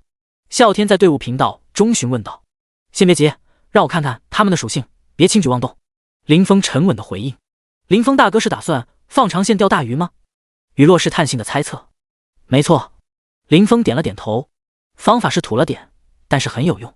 目光先是投向了那只血量即将见底的大蟒蛇，发现是一只40多级精英怪，然后又转向了那些暗精灵。魔化精灵，精英，等级43，生命值56W，攻击3万，物理防御10500，法术防御13000，技能弓箭精通，鹰眼，弓箭精通，精通射术，并擅长使用附带魔法的箭矢。鹰眼，被动，拥有动态视力，并提升50%的视野和射击范围。这些暗精灵的属性都相差无几，全都是精英级别的怪物。林峰默默地将这些暗精灵的属性分享到了小队频道中。真厉害！啸天赞叹道。这些属性单个来看，他或许还能应付，但面对一群这样的暗精灵，如果贸然冲上去，无疑会是自投罗网，确实不好对付。雨落也表示赞同，他们有敏锐的鹰眼，我们得小心行事，别暴露了，等会儿跟上去。林峰提醒道。啸天和雨落纷纷点头表示同意。由于那条大蟒蛇的血量已经所剩无几，再加上暗精灵人数众多，战斗很快就结束了。一群暗精灵齐心协力，将蟒蛇的尸体抬起，朝着一个方向走去。见状，三人小心翼翼地跟在他们后面。不久后，前方出现了一个寨子，他们只能躲在暗处观察这个寨子的情况。透过朦胧的雾气，他们勉强能看到这个寨子规模不小，还建有多座瞭望塔。许多暗精灵在寨子各处巡逻，严密地守护着这片领地。你们在这儿等着，我先进去探探情况，如果没什么难度，我就直接动手。林峰说道。随后，林峰换上了一身深色的衣服，小心翼翼地朝寨子摸去。过了一会儿，他回到了雨落和啸天的藏身之处。老大，怎么样？啸天急切地问道。林峰摇了摇头，我没能潜入进去，防守太严密了，看来只能强攻了。那这样，我负责强攻，你和雨落负责防止他们逃跑，有没有问题？没问题。啸天点头答应。先撤退，做好准备。林峰下令道。于是他们远离了寨子。林峰再次为几人加持了增益效果，雨落也同样为他们加持了 buff， 并使用了临时增加属性的药剂。啸天见状，也急忙使用各种药剂来提升自己的实力。当两人都做好准备后，林峰转身朝着寨子走去，同时召唤出了婉婉。当林峰再次来到寨子外时，他径直朝着寨子大门走去。负责巡逻的暗精灵自然发现了林峰的身影，于是两道冒着法术光芒的箭矢迅速朝林峰射来。见状，林峰迅速开启了魔法盾。对于射来的这些箭矢，林峰直接无视，继续从容不迫地朝着大门前进。箭矢撞击在魔法盾上，爆发出各种光芒，但由于攻击力过低，对林峰并未造成任何实质性的影响。林峰之所以不还击，并非他有受虐的倾向，而是他担心一旦反击，可能会直接秒杀这些暗精灵。如果其他暗精灵见状四散而逃，那将会更难对付。尽管有啸天和雨落负责拦截，但他们两人也难以同时拦住多个暗精灵。因此，林峰决定暂时不还击，等待更多的暗精灵聚集起来后再出手，尽可能多地消灭他们。此时，寨子内的暗精灵纷纷响应，林峰便停下脚步，静静等待他们集结。太帅了！我什么时候才能像老大那样有气质啊？啸天盯着林峰的背影赞叹道。对对对，真是太帅了！雨落也附和道，不过有些分不清他是在称赞林峰的行为还是相貌。第188章进攻异常。差不多了。林峰心中默念。天星闪。林峰身形一闪，瞬间跨越了寨子大门，出现在暗精灵们的后方。与此同时，他高举手中的法杖，天空中一片片晶莹的雪花飘落下，将这群暗精灵完全笼罩在内。雪花触及暗精灵的瞬间，仿佛死神的利刃扫过，这些刚刚还喧闹不已的暗精灵，一个个全都瞬间静止，随后一个接着一个的倒下，没了声息。远处再次集结的一小部分暗精灵，被这突如其来的变故搞得措手不及。他们神色惊慌，想要拉开距离，可惜林峰不会给他们机会。林峰面色冷峻，眼神中闪烁着杀意。他轻轻挥动法杖，口中念起咒语，瞬间天空中出现了无数颗闪烁着光芒的流星，拖着长长的尾焰，向着那些暗精灵疾驰而去。流星火雨，这是林峰的拿手好戏，也是致命的一击。那些准备逃离的暗精灵看到流星火雨的到来，全都惊恐万分。他们想要躲避，但是已经来不及了。流星火雨笼罩了整个区域，将那些暗精灵全部吞噬其中。他们在火雨中挣扎着，尖叫着，但是一切都无济于事。林峰目睹这一切，心中涌起一股快意。然而他也明白，这次突如其来的攻击让暗精灵们措手不及，他们不会再像之前那样聚集在一起，给他可乘之机。同时林峰也察觉到了一些异常。通常来说，这样的聚集地应该会有一个或几个领导者，但在这个混乱的局面中，他只看到了一群精英级别的暗精灵，却没有发现更高级别的精灵身影。他们是不在这里，还是有什么事情让他们无法现身？林峰心中暗自猜测。随后林峰开始施展他的单体技能，有条不紊地清理这些暗精灵。与此同时，婉婉则兢兢业业地在战场上穿梭，搜集战利品。不久之后，林峰从寨子大门走出，只见身后火光滔天，整个寨子被熊熊烈火所吞噬。通常来说，在游戏中，玩家的技能对建筑物造成的伤害有限，想要引燃建筑并不容易，这是游戏设计机制的一部分，也是对玩家的一种限制。否则，玩家在森林中打怪时，岂不是可以随意放火焚烧山林，坐等经验值入账？然而，此次情况之所以特殊，完全归功于林峰的一次尝试。他掌握涅槃之火已久，由于威力不足，用来对敌自然派不上什么用场。刚刚他灵机一动，决定尝试使用涅槃之火点燃这里的建筑。出乎意料的是，尽管涅槃之火的威力不大，但其效果却出奇的好，一点即燃。为了彻底消除隐患，林峰果断决定一把火烧毁了整个山寨。同时，一个大胆的想法在林峰心中萌发，那就是是否可以用同样的方法，一把火烧掉整个遗弃之森。然而，在没有万不得已的情况下，他并不打算这么做。毕竟，他担心如果真的付诸实施，可能会引发意想不到的后果。在寨子外，负责拦截的啸天和雨落同样被眼前的一幕深深震撼。我的天哪，老大究竟做了什么？怎么把整个寨子都给烧了？啸天惊呼道。正当啸天愣神之际，雨落急忙提醒他，别愣着了，那边有几个逃跑的暗精灵，我们必须阻止他们逃跑。啸天立刻回过神来，信心满满的回应，放心，他们跑不了的。说完，他施展了一个三段斩，瞬间出现在了那几个暗精灵的前方。紧接着，他毫不犹豫地使出了所有可用的远程技能，朝着这些暗精灵猛烈的攻击。雨落见状，也迅速加入战斗，提供辅助。这些暗精灵的属性相当强大，仅凭啸天一人，短时间内确实难以战胜。面对这猛烈的攻击，这几只暗精灵的脸上纷纷露出了绝望的表情。他们本以为逃离了一个险境，却没想到又陷入了另一个更加危险的境地。然而，当攻击真正落在他们身上时，他们却惊讶地发现，这次的攻击强度并不高，这使得他们仿佛重新获得了力量，逃跑的速度变得更加迅速。此刻，他们心中只有一个念头：逃跑，因为稍有不慎就可能丧命于此。远处的林峰也注意到了这一幕，他迅速施展瞬移技能，来到了战场附近，然后他释放出自己的威压。这股威压立刻让正在逃命的暗精灵们停下了脚步，其中一只胆小的暗精灵甚至被吓得晕了过去。效果这么好吗？林峰自己也感到有些惊讶。他原本只是出于好奇，想试试威压的效果，却没想到将一个敌人直接吓昏了过去。然而仔细回想，这也合情合理。这些暗精灵拥有智慧，刚刚经历过绝望的逃亡，好不容易重获生的希望，却再次被推向绝望的深渊。这种巨大的心理落差，对于任何人来说都是难以承受的。相比之下，那些没有智慧的野兽反而不会受到这样的影响。随手解决了几只暗精灵，婉婉则迅速收起了战利品。老大，还是你厉害，一展王霸之气，这些暗精灵连动都不敢动。啸天恭维道。清风大哥，寨子里的情况如何？雨落问道。有些蹊跷，除了这些精英级别的暗精灵，我并没有发现更高级的存在。林峰眉头紧锁，同时他也感到自己被误导了。之前他谨慎行事，生怕打草惊蛇，漏掉了大鱼，但现在看来，这些暗精灵中竟然没有一个高级的存在，确实很奇怪。雨落也表示同意。管那么多呢，老大，收获如何？有多少灵魂晶石？啸天却更加关心战果，就是有些可惜，他们几个的等级有些低，打这里的怪无法获得经验。我看看，林峰说道，随即他打开背包，开始查看自己的收获。这个寨子确实规模不小，但里面的暗精灵数量并不算多。林峰粗略估计了一下，大约只有300左右的数量。尽管他的动作已经相当迅速，但还是让不少暗精灵逃脱了。还不错，加上我之前的收获，现在一共有差不多200颗灵魂晶石。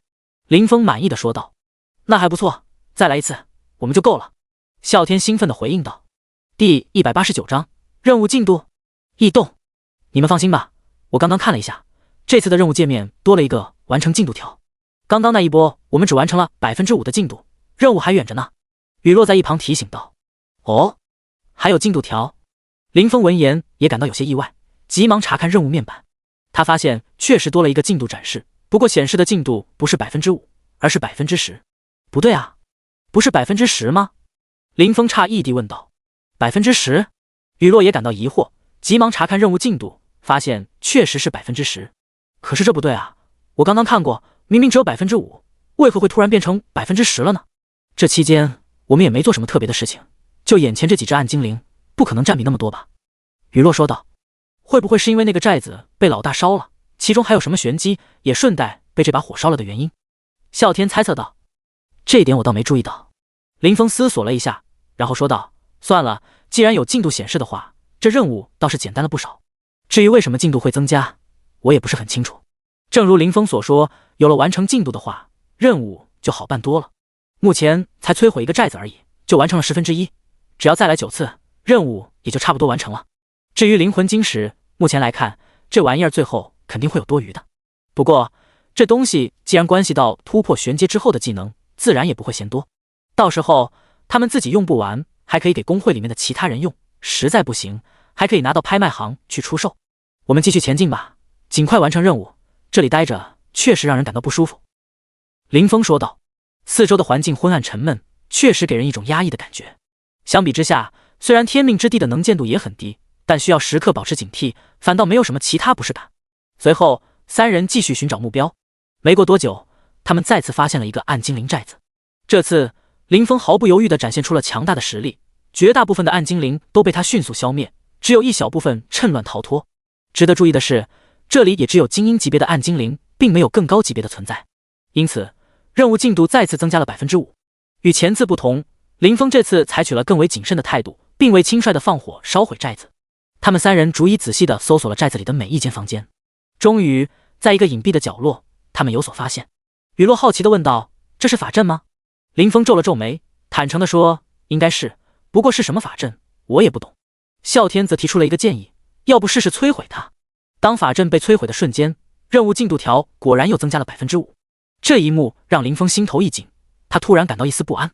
暗精灵们似乎在策划着什么，而这座寨子中既然存在这样的法阵，理应有高阶精灵守护，但现实却并非如此。为了安全起见，林峰决定采取果断措施。他点燃了火焰，将整个寨子付之一炬。三人远远观察着熊熊燃烧的寨子，静候着可能出现的意外情况。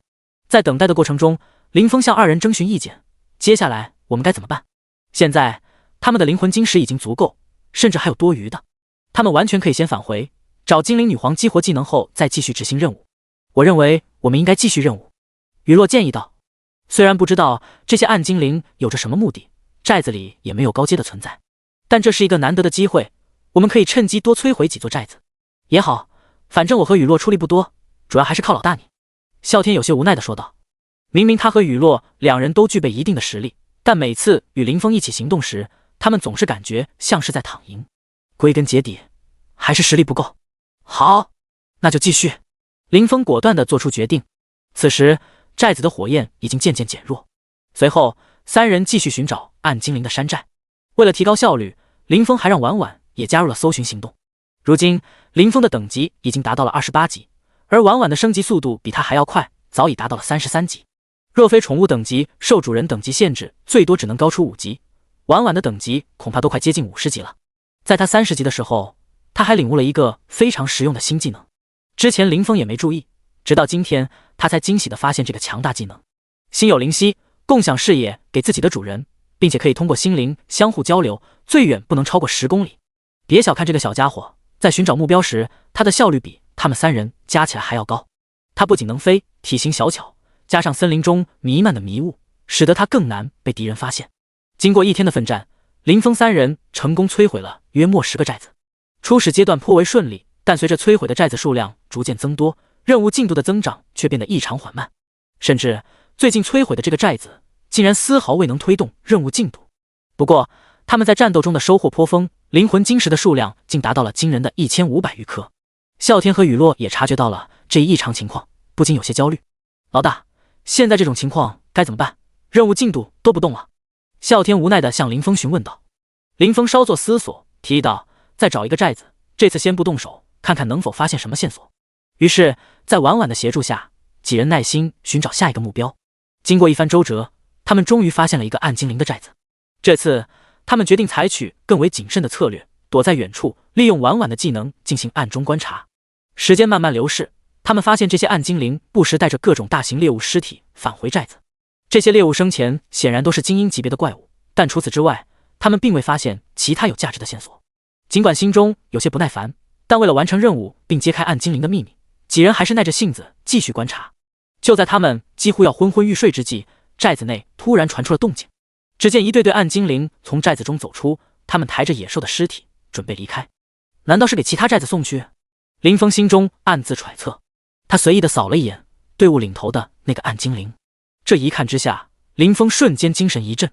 第190章神秘仪式，魔化精灵统领，等级75，生命值 1.2 亿，攻击 16W， 物理防御86000，法术防御95000，技能弓箭精通，鹰眼护主，护主每损失一定的血量，可以召唤10只小弟前来护主。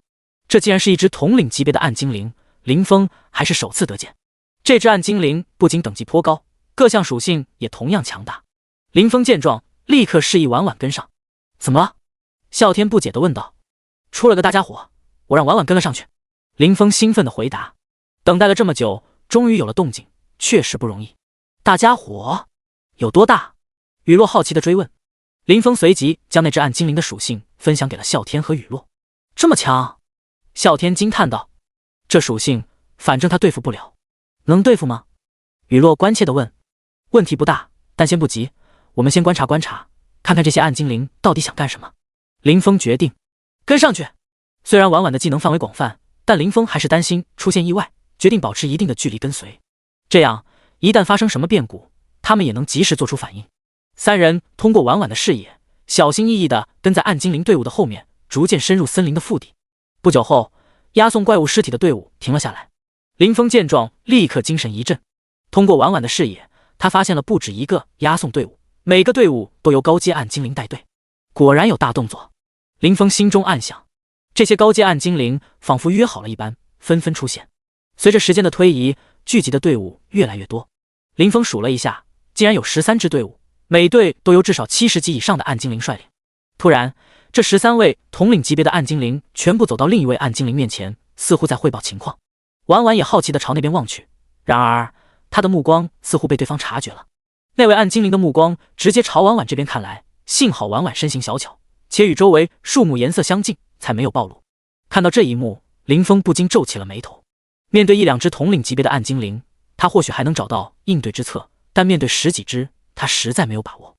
更让他担忧的是，那位最后出现的暗精灵实力显然远超统领级别，现在的情况对他们极为不利。即使林峰能够逃脱，啸天和雨落也难免会受到波及。雨落注意到了林峰脸色的变化，关心地问道：怎么了？林峰叹了口气，感慨道：这任务怕是不好完成了呀。随后他将目前的形势详细地告诉了啸天和雨落。啸天惊呼道：我靠，这么多！雨落则关心地问道：最后那只暗精灵，清风大哥，你看到了他的属性吗？林峰摇了摇头，婉婉的目光刚一转过去，就被他察觉了。我没来得及看，现在我只能观察其他暗精灵，没敢让婉婉继续看他。他猜测道：我估计那个暗精灵最少是90级以上。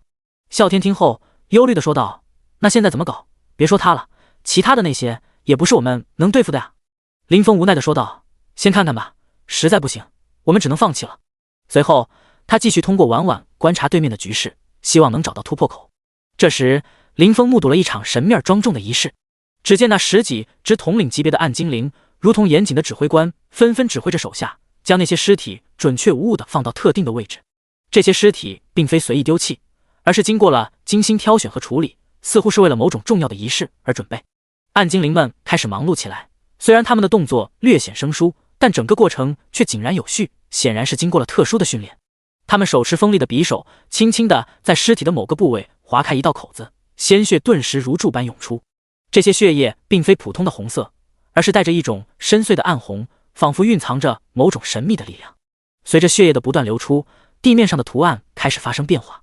一个巨大的血红色法阵环缓从地面浮现而出，它的纹路错综复杂，宛如一个古老的密码。紧接着，一颗如真似幻的血红色珠子从法阵中央浮现而出，它散发着微弱的光芒，给人一种很不真实的感觉。这时，那些高阶暗精灵开始行动。他们走到珠子跟前，神情肃穆而庄重。他们纷纷割破了自己的手腕，将鲜血注入到珠子之中。鲜血的汇入，使得那颗原本略显虚幻的珠子逐渐变得真实起来，仿佛注入了生命力。与此同时，这些暗精灵的生命值也在以飞快的速度下降。他们的脸色变得苍白，身体也开始颤抖，但他们仍然坚持着，直到最后仅剩下少量的生命值才停止下降。这时，从那个法阵上突然散发出冲天的红光，映照在林峰的眼中，使得他不禁感到一阵眩晕。林峰心中明了，这个法阵似乎是一个献祭法阵。虽然他不知道它的具体作用，但是原理不难猜出。很明显，那些怪物的尸体仅仅只是一个引子而已，这10几个高阶暗精灵才是主力。他们用自己的生命力作为祭品，唤醒了某种神秘的力量。当然，若是没有那些怪物尸体作为媒介，这些高级精灵也很可能无法存活下来。红光持续的时间并不久，随后便汇聚到那颗珠子上。这时，只见那颗珠子急速膨胀开来，从拳头大小迅速膨胀到了脸庞大小。随后，那颗珠子不断放大缩小，像是一颗心脏似的在跳动。而在珠子的上方空间也随着珠子的跳动逐渐变得扭曲，最终咔的一声破裂开来。一条极不稳定的空间隧道在珠子上方显现。林峰瞥见这一幕，忍不住脱口而出：“不好！”这个场景让他感到莫名的熟悉，尽管与之前的法阵有所不同，但效果却异曲同工。回想起追捕傀儡师的日子，傀儡师曾召唤出一个邪神的虚影，若非当时有系统的任务帮助，仅凭几位导师，他们可能难以应对那个虚影。现在，这些暗精灵显然也与某位神明达成了合作，这个法阵明显也是为了召唤对方降临而设。第191章，强悍的精灵王，惊险至极的行动。怎么了？雨落急忙问道。情况不妙，你们先撤，我去尝试解决一下。如果实在不行，我们可能只能放弃了。等我回来再给你们解释。林峰快速说道。通过工会驻地直接传送离开。林峰再次郑重地强调。雨落和啸天相视一眼，这是他们第一次见到林峰如此严肃的表情。明白了。他们不再多言，立刻打开工会面板传送离开。看到他们离开，林峰转身迅速朝暗精灵的方向冲去，同时他通过心灵交流通知婉婉，让他在他到达时趁乱撤离。林峰决定尝试在那个未知神明降临之前能否破坏这个法阵，如果情况实在不利，他也只能选择撤退。这并不是林峰在逞英雄，而是他观察到这个法阵与之前追捕傀儡师时所见的那个法阵虽然有许多相似之处，但明显要更加复杂。这个法阵所召唤的可能并非仅仅是邪神的虚影，而是一个真正的神明。因此，林峰决定亲自尝试，以探究能否阻止其启动。先前，傀儡师堂堂9阶存在，献祭了整个生命，才成功接引来一个邪神的虚影。这说明，这些神明想要跨界并不容易，即使是虚影，也需要巨大的代价。而眼前的这个法阵，既然涉及到空间隧道，显然其召唤的目标并非仅仅是虚影那么简单。如果真的召唤来一个真正的神明，跨界的难度无疑会大大增加。幸运的是，林峰早有先见之明，与那些暗精灵的距离并不遥远。他迅速行动，没过多久便来到了暗精灵们的身边。暗精灵们对他的举动感到惊讶，但很快便反应过来，纷纷朝他发射魔法箭矢。林峰身形灵活躲闪，同时体内的魔力也在汹涌澎湃。他深知必须尽快阻止这个法阵，否则后果不堪设想。他的目光紧紧盯着那珠子上的空间隧道，只见隧道中仿佛蕴含着无尽的黑暗，令人心悸，又似乎透露出微弱的光明，令人向往。这种矛盾的感觉让林峰更加坚定了阻止法阵的决心。这时，先前那只差点发现婉婉的暗精灵突然现身，身形一闪便挡在了林峰的身前。电光火石之间，林峰瞥了对方一眼。魔化精灵王9阶 BOSS， 等级95，玄阶，生命值501，攻击5000W， 物理防御300W， 法术防御350W， 技能非常好，实力果然强大。尽管林峰已经预料到对方实力非凡，但还是被其属性所震惊。这个精灵王不仅是9阶 BOSS， 更是一个突破了玄阶。回想过去的傀儡师，即便是在全盛时期，与这位精灵王相比也显得微不足道。虽然精灵王反应迅速，但林峰同样身手不凡，并且提前对他有所防备。毕竟婉婉只是匆匆一瞥，便已被他敏锐的察觉。当然，林峰并不打算与他过多纠缠。在短暂的一瞥之间，他看清了对方的属性，更加坚定了不与他动手的决心。然而，不动手并不代表林峰没有办法应对。他深吸一口气，从他小小的身躯中散发出属于玄阶的威压。从精灵王现身到林峰威压的释放，一切都在瞬息之间发生。即使是同为玄阶的精灵王，也被林峰的威压所震慑，瞬间愣住。这正是林峰所期望的效果。他趁机爆发体内的魔力，释放出早已准备好的绝对零度，直接命中精灵王。看到技能成功命中，林峰心中轻松了许多。第一个目标已经达成。尽管林峰的伤害不足以对精灵王造成实质性伤害，但他释放绝对零度的目的并非为了攻击，而是为了争取时间。这个技能能够强制控制对方3秒，而这宝贵的3秒便是林峰的机会。现在精灵王被冰冻在原地，无法动弹。林峰身形一闪，便绕过了他，出现在那颗珠子面前。他手中的法杖开始微微发光，一道道神秘的力量在其中涌动。林峰的眼神专注而坚定，法杖在他手中飞快地舞动，仿佛弹奏着一曲无声的交响乐。随着他的动作，一个个技能接连不断地释放出来，如同璀璨的星辰坠落，照亮了整个战场。仅仅1秒钟的时间，林峰就连续释放了4个攻击加成高达 300% 的单体技能。他的法杖在空中划出一道道优美的弧线，每一次挥动都伴随着一声低沉的咒语声。这时，雷声隆隆，仿佛是天神的怒吼，天雷、冰凌、火焰等元素纷纷从4面8方袭来，如同狂暴的风暴一般，准确地命中了那颗被林峰锁定的珠子。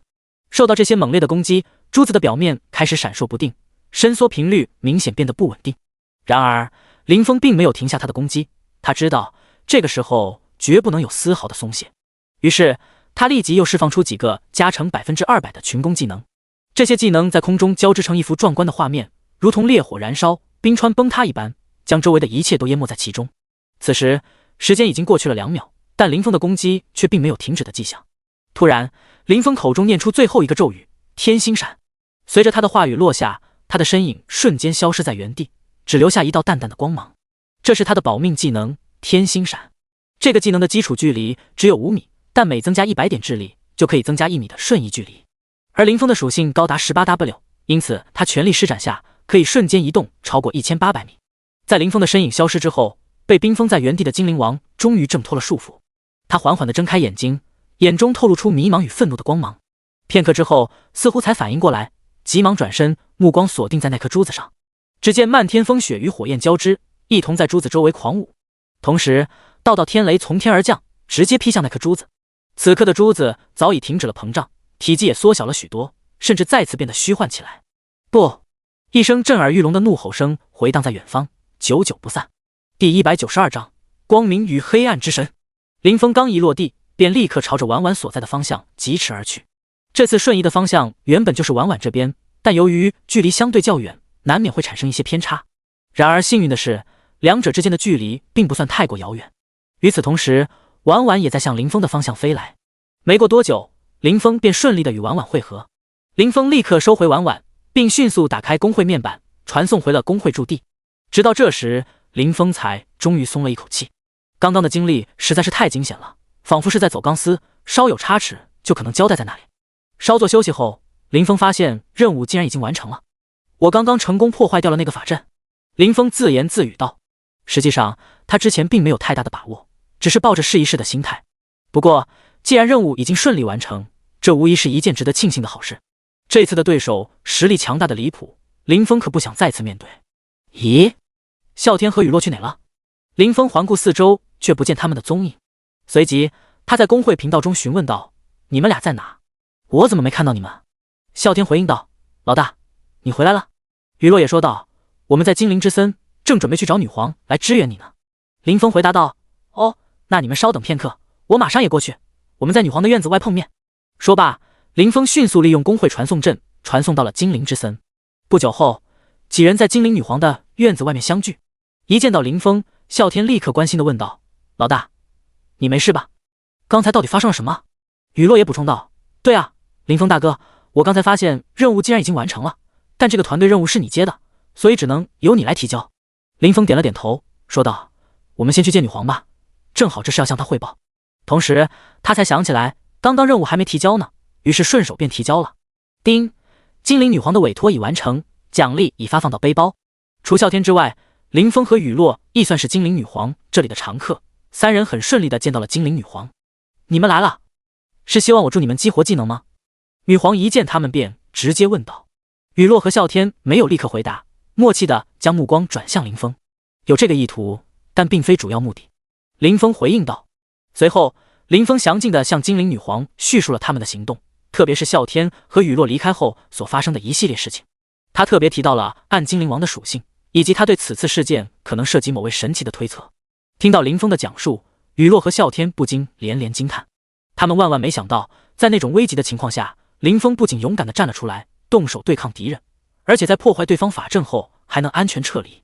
虽然林峰并没有亲眼看到法阵被破坏的场景，但他们几人的任务已经顺利完成，想必法阵也已经被摧毁了吧。林峰讲述完毕后，整个会客厅内陷入了沉寂。雨落和啸天被震惊得哑口无言，而精灵女皇则紧锁眉头，陷入了深思。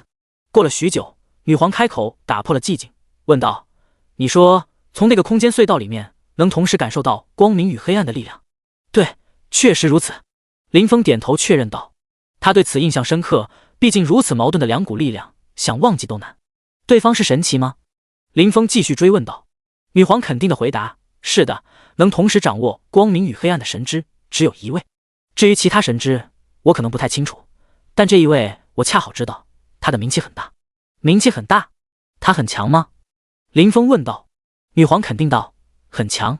他的名讳我不便告知你们，你们只需记住他的代号光明与黑暗之神就行。这次你太莽撞了，以后若再遇到对方，切记保命要紧。”啸天挠了挠头，不解地问道：“代号？一个名字而已，难道还有什么忌讳？”女皇耐心地解释道：“直呼神之的名讳，往往会被其感应到。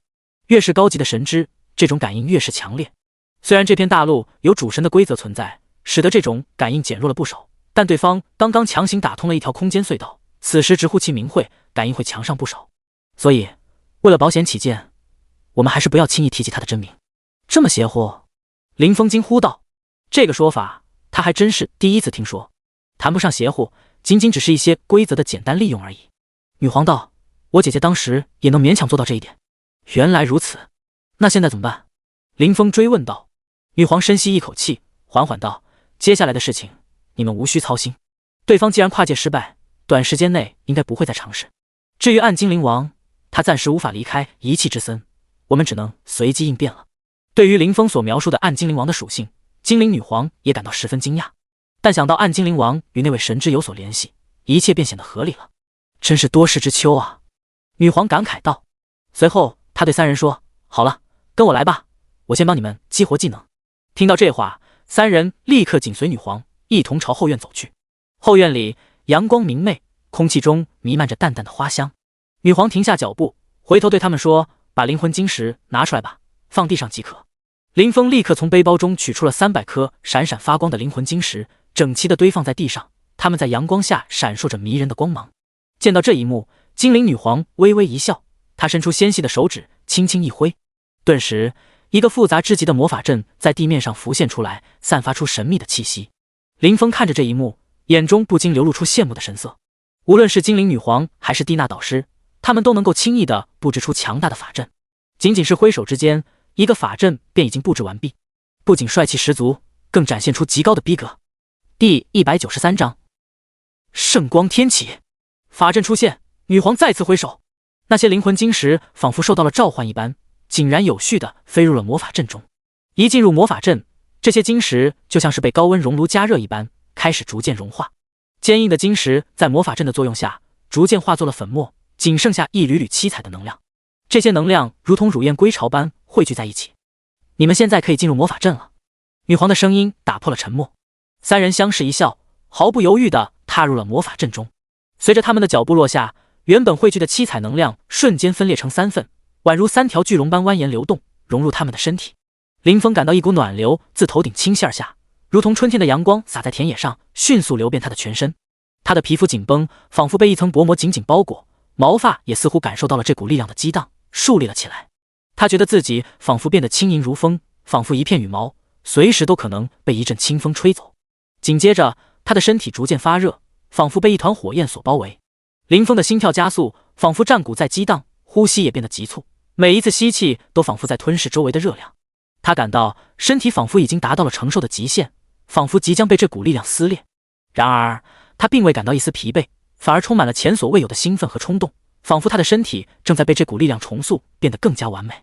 每一个细胞都在欢呼雀跃，仿佛正在经历一场脱胎换骨的变革。在这种状态下，他的思维变得异常清晰，仿佛一切杂念都被剥离。他的意识如同一片明镜，能够洞察世间万物的本质。一种深刻的明悟从心底涌现，仿佛与生俱来便会了这个技能。同时，林峰的身体上迸发出璀璨的光芒，一轮炽热的大日在他身后缓缓升起，散发出耀眼的光芒，将整个天空都染成了金色。然而，尽管周围的光芒如此炽热，林峰却感到一股清凉的气息流遍全身。与此同时，啸天和雨落也经历了相似的体验。啸天身后，一片深邃的黑夜浮现，仿佛一个神秘的世界正在向他敞开大门。而雨落身后则是一片生机勃勃的茂密森林，树木郁郁葱葱，鸟语花香。他感到自己的身体仿佛已经融入了这片森林，与大自然的气息紧密相连。三人沉浸在各自的体验中，过了好一会儿，他们才纷纷睁开眼睛，身后的异象也随之消散。厉害啊！林峰由衷感叹道。此时技能已经完全激活，林峰自然明白了技能的效果。圣光天启，召唤一轮炽热大日，悬于苍穹之上，洒下无尽圣光，覆盖方圆千米之地，持续照耀1分钟，随后进入30分钟的冷却期。在大日悬照之时，所有沐浴于圣光之下的有方单位将获得施法者100%原有精神属性的全属性加成，此加成独特，无法与其他增益效果叠加。与此同时，所有敌方单位将被秘密标记。当大日消散之际，这些标记将引发爆炸，对目标造成等同于施法者1000%法术攻击的巨额伤害。注：此技能为特殊技能，每次释放将消耗1%的本源力量，因此请慎重选择使用时机。这个技能虽然极为强大，但限制条件也相当多。最重要的是，它并不消耗蓝量，而是消耗玩家的本源。值得注意的是，在突破玄阶之后，一旦玩家的本源低于90%，他们将无法通过自然恢复来补充本源。尽管该技能的冷却时间仅为30分钟，但如果没有本源药剂的补充，玩家最多只能使用10次。一旦超过这个次数，玩家的属性将开始下降，这将使技能的使用变得得不偿失。因此，这个技能并不适合频繁使用，更适合作为关键时刻的终极大招。然而，在生死攸关的时刻，这个技能或许能成为扭转乾坤的关键。圣光天启无疑具有强大的威力，但对林峰个人而言，其实际效用却相对有限。原因在于他发现，圣光天启这一专属技能并不能被同为专属技能的学医救不了队友所强化。因此，使用这个技能时，对于林峰来说，仅能实现属性翻倍的效果。至于伤害输出，尽管圣光天启看似拥有10倍的攻击伤害，但经过实际计算，其效果甚至不及林峰的几个普通技能。考虑到圣光天启的属性翻倍效果，攻击力自然也会翻倍。综合计算下来，其实际攻击伤害大约相当于林峰平常状态的20倍。然而，林峰的其他技能却不一样。以天雷影为例，该技能本身便享有300%的法术加成，当属性翻倍时，其攻击伤害相当于原来的6倍。更重要的是，林峰还能在此基础上进行额外的增幅。目前他处于2阶状态，能够额外增幅3倍伤害，从而实现18倍的攻击伤害。虽然现阶段这一伤害值暂时无法与圣光天启相抗衡，但林峰的阶位仍有提升空间，这些普通技能的潜在威力不容小觑。要知道，这些技能在最高状态下甚至可以实现10倍的增幅效果。当然，这只是对林峰自身而言，对林峰的队友来说，这技能就十分友好了。尤其是队友越多的时候，这个技能的收益则越大。别的林峰不敢说，就属性这一块，在玩家之中，他敢说第2，应该没人敢说第1。作为林峰的友军，沐浴圣光可以获得林峰100%精神的全属性增益，这才是圣光天启离谱的地方。当然，最主要的还是林峰的属性本就离谱。他现在的精神力量已经高达20W。他们在遗弃之森中度过了1天，这段时间里，那3000名装备了林峰所打造装备的玩家，为林峰触发了上万次的被动技能，这使得他的精神增加了1W多。而考虑到属性的增幅和原本就有的18W 多的精神力量，他现在的总精神力量恰好达到了20W。第194章，准备提升实力。话又说回来，以雨落为例，他目前的基础属性刚刚超过3000点，即使加上增幅，也仅仅达到5000多点，姑且算作6000点吧。然而，如果林峰使用圣光天启，雨落的全属性瞬间提升了20W 点，这提升了多少倍？这个增益效果无疑是巨大的。更值得一提的是，圣光天启的作用范围非常广，能够覆盖方圆1000米。如果林峰有更多的队友，那么其效果将更加惊人。所以，这个技能确实强大，只是更偏向于辅助性质而已。思绪清晰后，林峰走向精灵女皇，表示感谢。多谢女皇陛下。听到林峰的话，啸天和雨落也如梦初醒，紧跟着道谢。行了，我就不留你们了，还是抓紧时间去提升自己的实力吧。女皇说完，便转身离开了。老大，这技能确实强大，但其消耗也实在惊人，居然需要消耗本源之力，你可得赶紧想办法弄出那个本源药剂啊！女皇离开后，啸天立刻向林峰抱怨道。雨落也忍不住点头，表示赞同。他之前完全没有预料到，这个技能的发动竟然需要消耗如此珍贵的本源之力。这样一来，本源药剂的稀有性和价值恐怕将会长时间保持在一个极高的水平。别急，现在最重要的是提升我们的实力。先回驻地，林峰安慰道。说完，他转身向院子外走去。这里是精灵女皇的居所，无论是出于礼貌还是其他方面的考虑，林峰都没有直接使用驻地的传送功能返回。见林峰已经离开，啸天和雨落互相对视了一眼，然后迅速跟上了他的脚步。三人离开女皇的院子后，立刻启动了驻地的传送功能。随着一阵光芒闪烁，他们的身影迅速消失在了原地，下一刻便已经回到了熟悉的驻地之中。这时，林峰终于有空查看之前任务的奖励。他从背包中取出奖励，拿在手中仔细端详。阵法中枢水晶，龙之谷阵法控制水晶，可与帮派建设令融合，开启特殊建筑。就这么个东西？啸天好奇地盯着林峰手中的水晶，疑惑地问道：“林峰点头回应：“那要不融合试试？”雨落提议道。闻言，林峰再次拿出剑邦令，将它与水晶放在一起。果然，系统弹出了是否融合的提示。没有犹豫，林峰立刻选择了融合。刚一选择，水晶便化作一道光芒，融入了剑邦令中。与此同时，林峰发现工会面板上多了一个特殊建筑——摘星楼。或许是因为有了阵法水晶的缘故，这摘星楼竟然可以免费建造。见状，林峰毫不犹豫地点击了建造。没过多久，摘星楼便拔地而起。等到摘星楼建好之后，林峰惊讶地发现，他居然可以控制整个龙之谷的法阵了。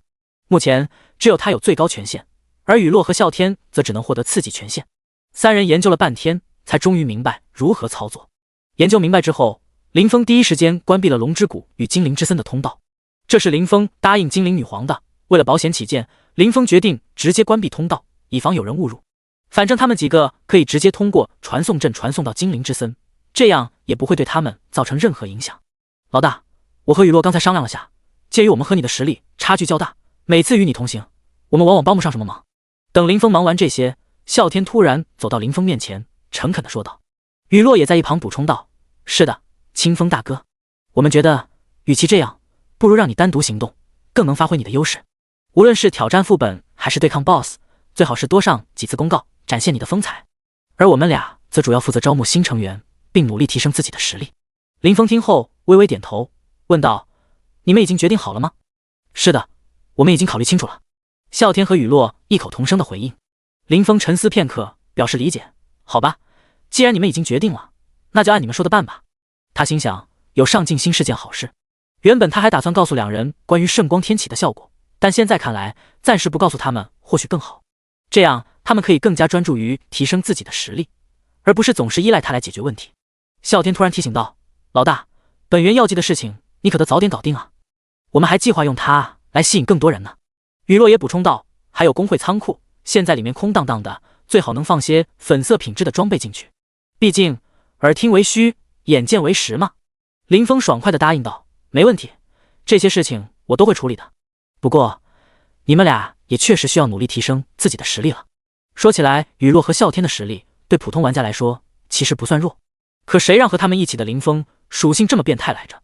于是林峰提议道：“这样吧，我们先不急于招人，我先带你们去通关几次地狱难度的阳城废墟，把你们的属性提升一下。”阳城废墟就是之前林峰他们几个从天命出来之时公告的2个副本之一，由于一些原因，他们一直未能前往挑战。不过林峰对那2个副本都有所了解。阳城废墟同样出产属性果实，并且与天命的次数是共享的。这个副本设有4种难度模式：简单、普通、困难和地狱。简单模式的怪物属性与天命中的怪物属性相当，而普通和困难模式的怪物属性则在前一个难度的基础上翻倍。地狱难度的怪物属性简单难度的10倍，难度虽高，但其产出也是10倍。与天命相比，阳城废墟对于玩家来说更适合刷属性，因为里面的怪物集中效率更高，但相应的危险性也增加了不少。尤其是最高难度的地狱模式，至今还没有队伍能够通关。至于产出，虽然林峰没有亲自去挑战过，但他通过论坛上的玩家讨论也有所了解。第195章，巧遇主播。阳城废墟的产出相当可观，即使是简单难度，如果玩家能够成功通关，每人至少可以获得约1000的属性果实。随着难度的提升，虽然挑战难度增大，但相应的奖励也会更加丰富。自从这个副本开放以来，天命的玩家进入的频率已经大大降低，原因在于要获取属性果实需要花费大量时间，且存在很大的不确定性，运气不好可能一无所获。而帝王陵墓也是一个特殊的副本，玩家每天可进入1个小时，若未使用，时间将累积，但最多只能累积7天。陵墓共有5层，每层都有多个刷怪点，怪物刷新速度远快于野外，其主要产出为装备，层数越高，装备的爆率也越高。这些装备主要以蓝装和绿装为主，尽管官网公告中提到有概率掉落紫装，但林峰尚未亲眼见过，真实性有待考证。由于前段时间的魔界入侵事件，这个副本现在的人气相对较低，许多玩家已经换上了紫装，对蓝装和绿装的需求不高，因此更多的是将其作为练级的地方。对于林峰的提议，啸天和雨落毫不犹豫地表示赞同。既然如此，我们就赶快出发吧。啸天迫不及待地催促道。在其他情况下，啸天或许还会考虑一下自己是否会成为林峰的累赘，就像这次的任务一样，主要是林峰在处理。你刚刚不是还说自己是个累赘吗？怎么现在突然变得这么积极了？雨落笑着调侃道。这能一样吗？我这是为了提升自己的实力，只有实力更强，才能更好的帮助老大。啸天反驳道。好了，出发吧。我会多带你们几次，等你们的属性提高了，也可以去收费带人，这样既赚了钱，又能提高我们的知名度，一举两得。林峰说道。老大真是英明啊。啸天称赞道。既然如此，那清风大哥，你要不要也考虑多带几个人？反正队伍还有2个空位。雨落建议道。看情况再说吧。林峰回答道。3人不再犹豫，直接传送回了天空之城。阳城废墟的入口同样是通过副本使者进入。3人走出传送阵，径直走向副本使者。还没走近，就听见周围玩家的各种呼喊声。西域带僵尸了，8000一个，还有1个位置，先到先得。组队刷僵尸，坦克和输出都有了，就差一个奶量族的奶妈。高难度僵尸自强队伍来的带属性说话。林峰看着这一切，有些疑惑地向啸天和雨落问道：这里什么时候变得这么热闹了？2人都摇了摇头，显然也不知道情况。雨落接着问道：清风大哥，我们要多带2个人吗？林峰环顾四周，虽然到处都是组队的呼喊声，但真正加入队伍的玩家并不多。他思考了一下，然后说：还是算了，我们先去通关一次，到时候再喊话找人，应该会容易一些。对了，你们2个进阶了吗？林峰问道。如果还没的话，先去进阶吧，其实影响也不算大。还没有呢。啸天回应道。最近事情太多，都把这事儿给忘了。我也是。雨落补充道。那好，你们去接了进阶任务吧，你们的属性已经足够，直接去完成应该没问题。林峰建议道。2阶的任务主要是看玩家的属性是否达标。之前玩家之所以迟迟不进阶，主要是想在天命里面多获取一些收益，但现在有了阳城废墟这个副本，再压制意义就不大了。于是啸天和雨落2人便去接了进阶任务，而林峰则走到了副本使者面前。一段时间没来，林峰发现副本使者旁边居然多了一个排行榜。他走近一看，原来这个排行榜是针对阳城废墟副本的。目前排名第1的是君临天下公会，难度选择了困难，用时为35分23秒。第2的狼族公会同样选择了困难难度，用时为36分54秒。2者之间的差距并不大。林峰继续往下看，发现前10名都被10大公会包揽了，这倒是一个宣传的好机会。林峰心中暗道。嘿，朋友，你一个人吗？你是做什么职业的？要不要跟我一起？过了一会儿，一个玩家走到林峰旁边，这样问道。不用了，我已经有队友了。林峰直接拒绝。真的吗？我看你很顺眼，错过这次机会，你可能就遇不到更好的了。那人继续劝说道。就在这时，雨落和啸天走了过来。你看，他们就是我的队友。林峰指着2人说道。哦，你们就3个人进副本？那人有些惊讶。有什么问题吗？林峰反问。老大，这是谁啊？你准备带他一起？啸天走过来，看着那个玩家问道。还没等林峰回答，那人便自我介绍道。我叫任以虚，是个网络主播，你可以在鲨鱼网上搜索我的 ID 旭旭姥姥就能找到我。刚才是我的粉丝，希望我能带这个帅哥打副本，不过被他拒绝了。你们是他的队友吗？要不要再考虑考虑？我的实力可是很强的。林峰正准备再次拒绝，但雨落拉住了他。清风大哥，或许我们可以让他加入我们的队伍，既然他是个主播，也许能帮我们公会做做宣传。听到这话，林峰点了点头。雨落接着说，你是主播吗？我们队伍里确实还有空位，要不我拉你进队伍。哇，你是精灵族的美女吗？这时任以虚才注意到雨落的种族。算是吧。雨落笑着回答。本来嘛，他都已经拒绝我了，不过难得美女你再次邀请我，我大人不计小人过，你拉我进队吧。任以虚说道。见状，雨落把目光转向了林峰，没办法，林峰才是队长。行吧，我拉你。林峰道。玩家清风邀请你进入队伍，是否同意？林峰的邀请一发送，任以虚急忙同意进了队伍。虽然有些波折，不过这是粉丝老爷们要求的，那可是他的衣食父母。第196章，装逼不成反背。组好队伍，林峰便直接找副本使者进了阳城废墟。一道传送光芒将几人笼罩，当他们再次睁开眼时，已经身处一个破败的镇子之中。这不是？啸天看着四周，感觉有些眼熟，话未说完就被任以虚打断。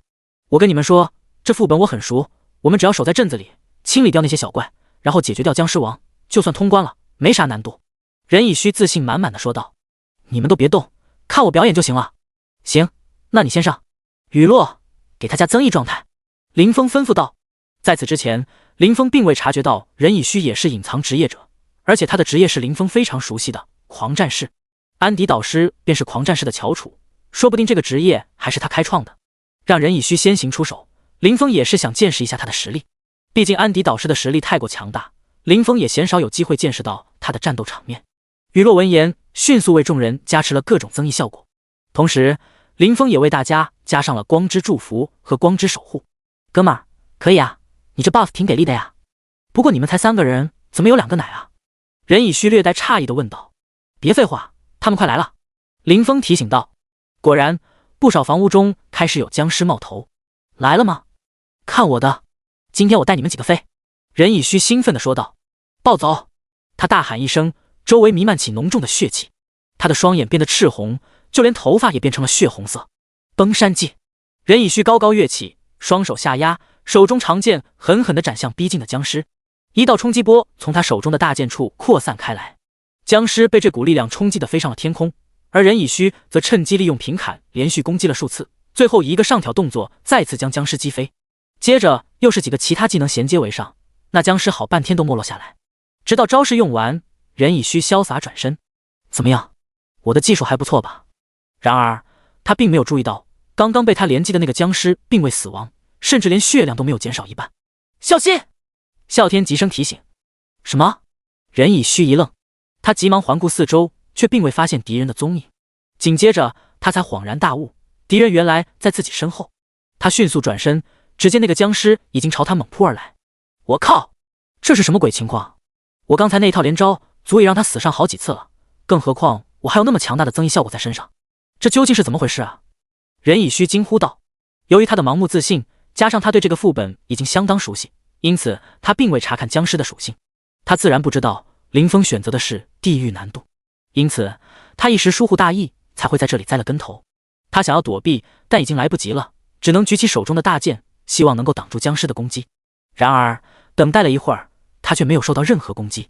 他疑惑地望着眼前的僵尸，发现他像是被某种力量定住了一般，动弹不得。这什么情况？直播间的各位观众，你们看清楚了吗？任以虚急忙问道，一边关注着直播间的弹幕，一边迅速撤离。老大，别说，这威压效果还真不错，那僵尸动都动不了，咱们这样是不是有点过分？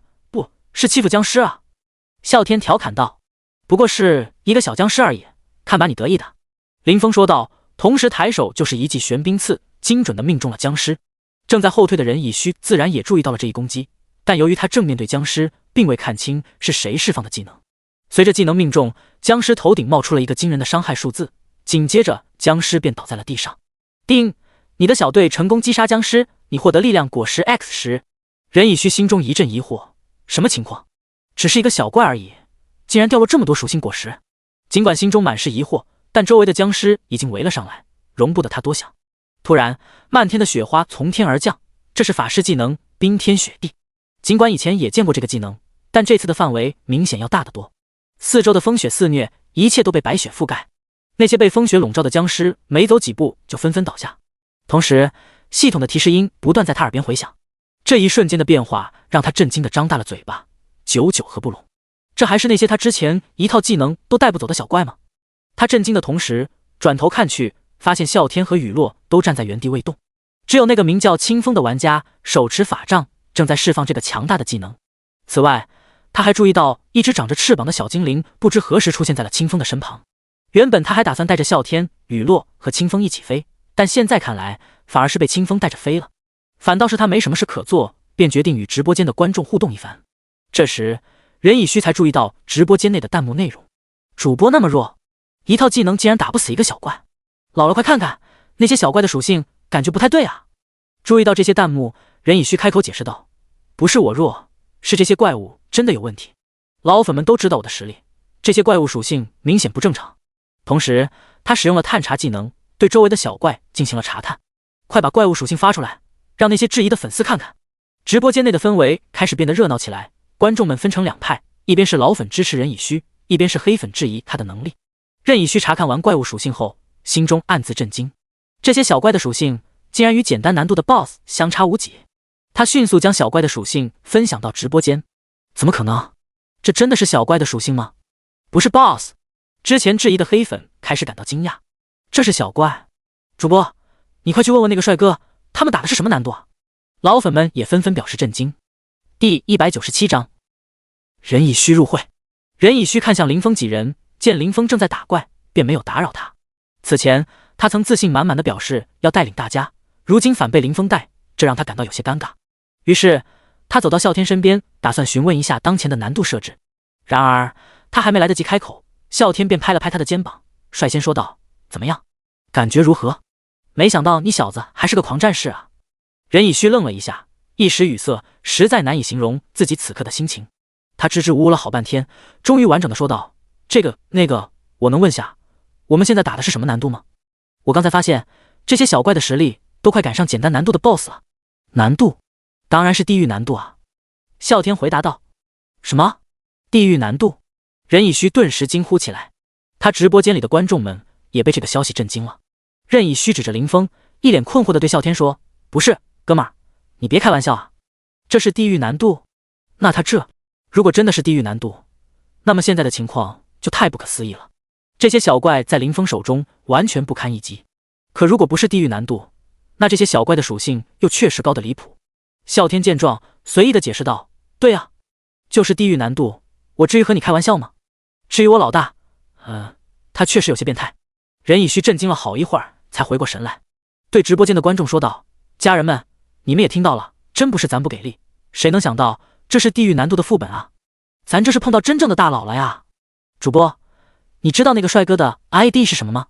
这时，任以虚注意到一个观众的弹幕：“这个我知道，刚刚他邀请我进队伍的时候有提示的，我想想啊。”他一边说一边仔细回想。对了，我想到了，他的 ID 好像是叫清风。对，没错，就是清风。怎么感觉有些熟悉来着？说到这里，他喃喃自语。然而他的思绪被直播间的一发超级火箭直接打断了。感谢大哥送出的一发超级火箭！任以虚激动地说道。他还从没收到过这么贵重的礼物呢，这一个礼物他就能提不少钱呢。这时那个送了超级火箭的大哥说话了，弹幕的颜色都不一样。你确定是清风？如果我没记错的话，他好像是第一个突破到玄阶的玩家啊！玄阶？这时任以虚也想起来，怪不得他觉得这名字有些耳熟。他急忙向啸天确认道：“你老大是玄阶？”玄阶？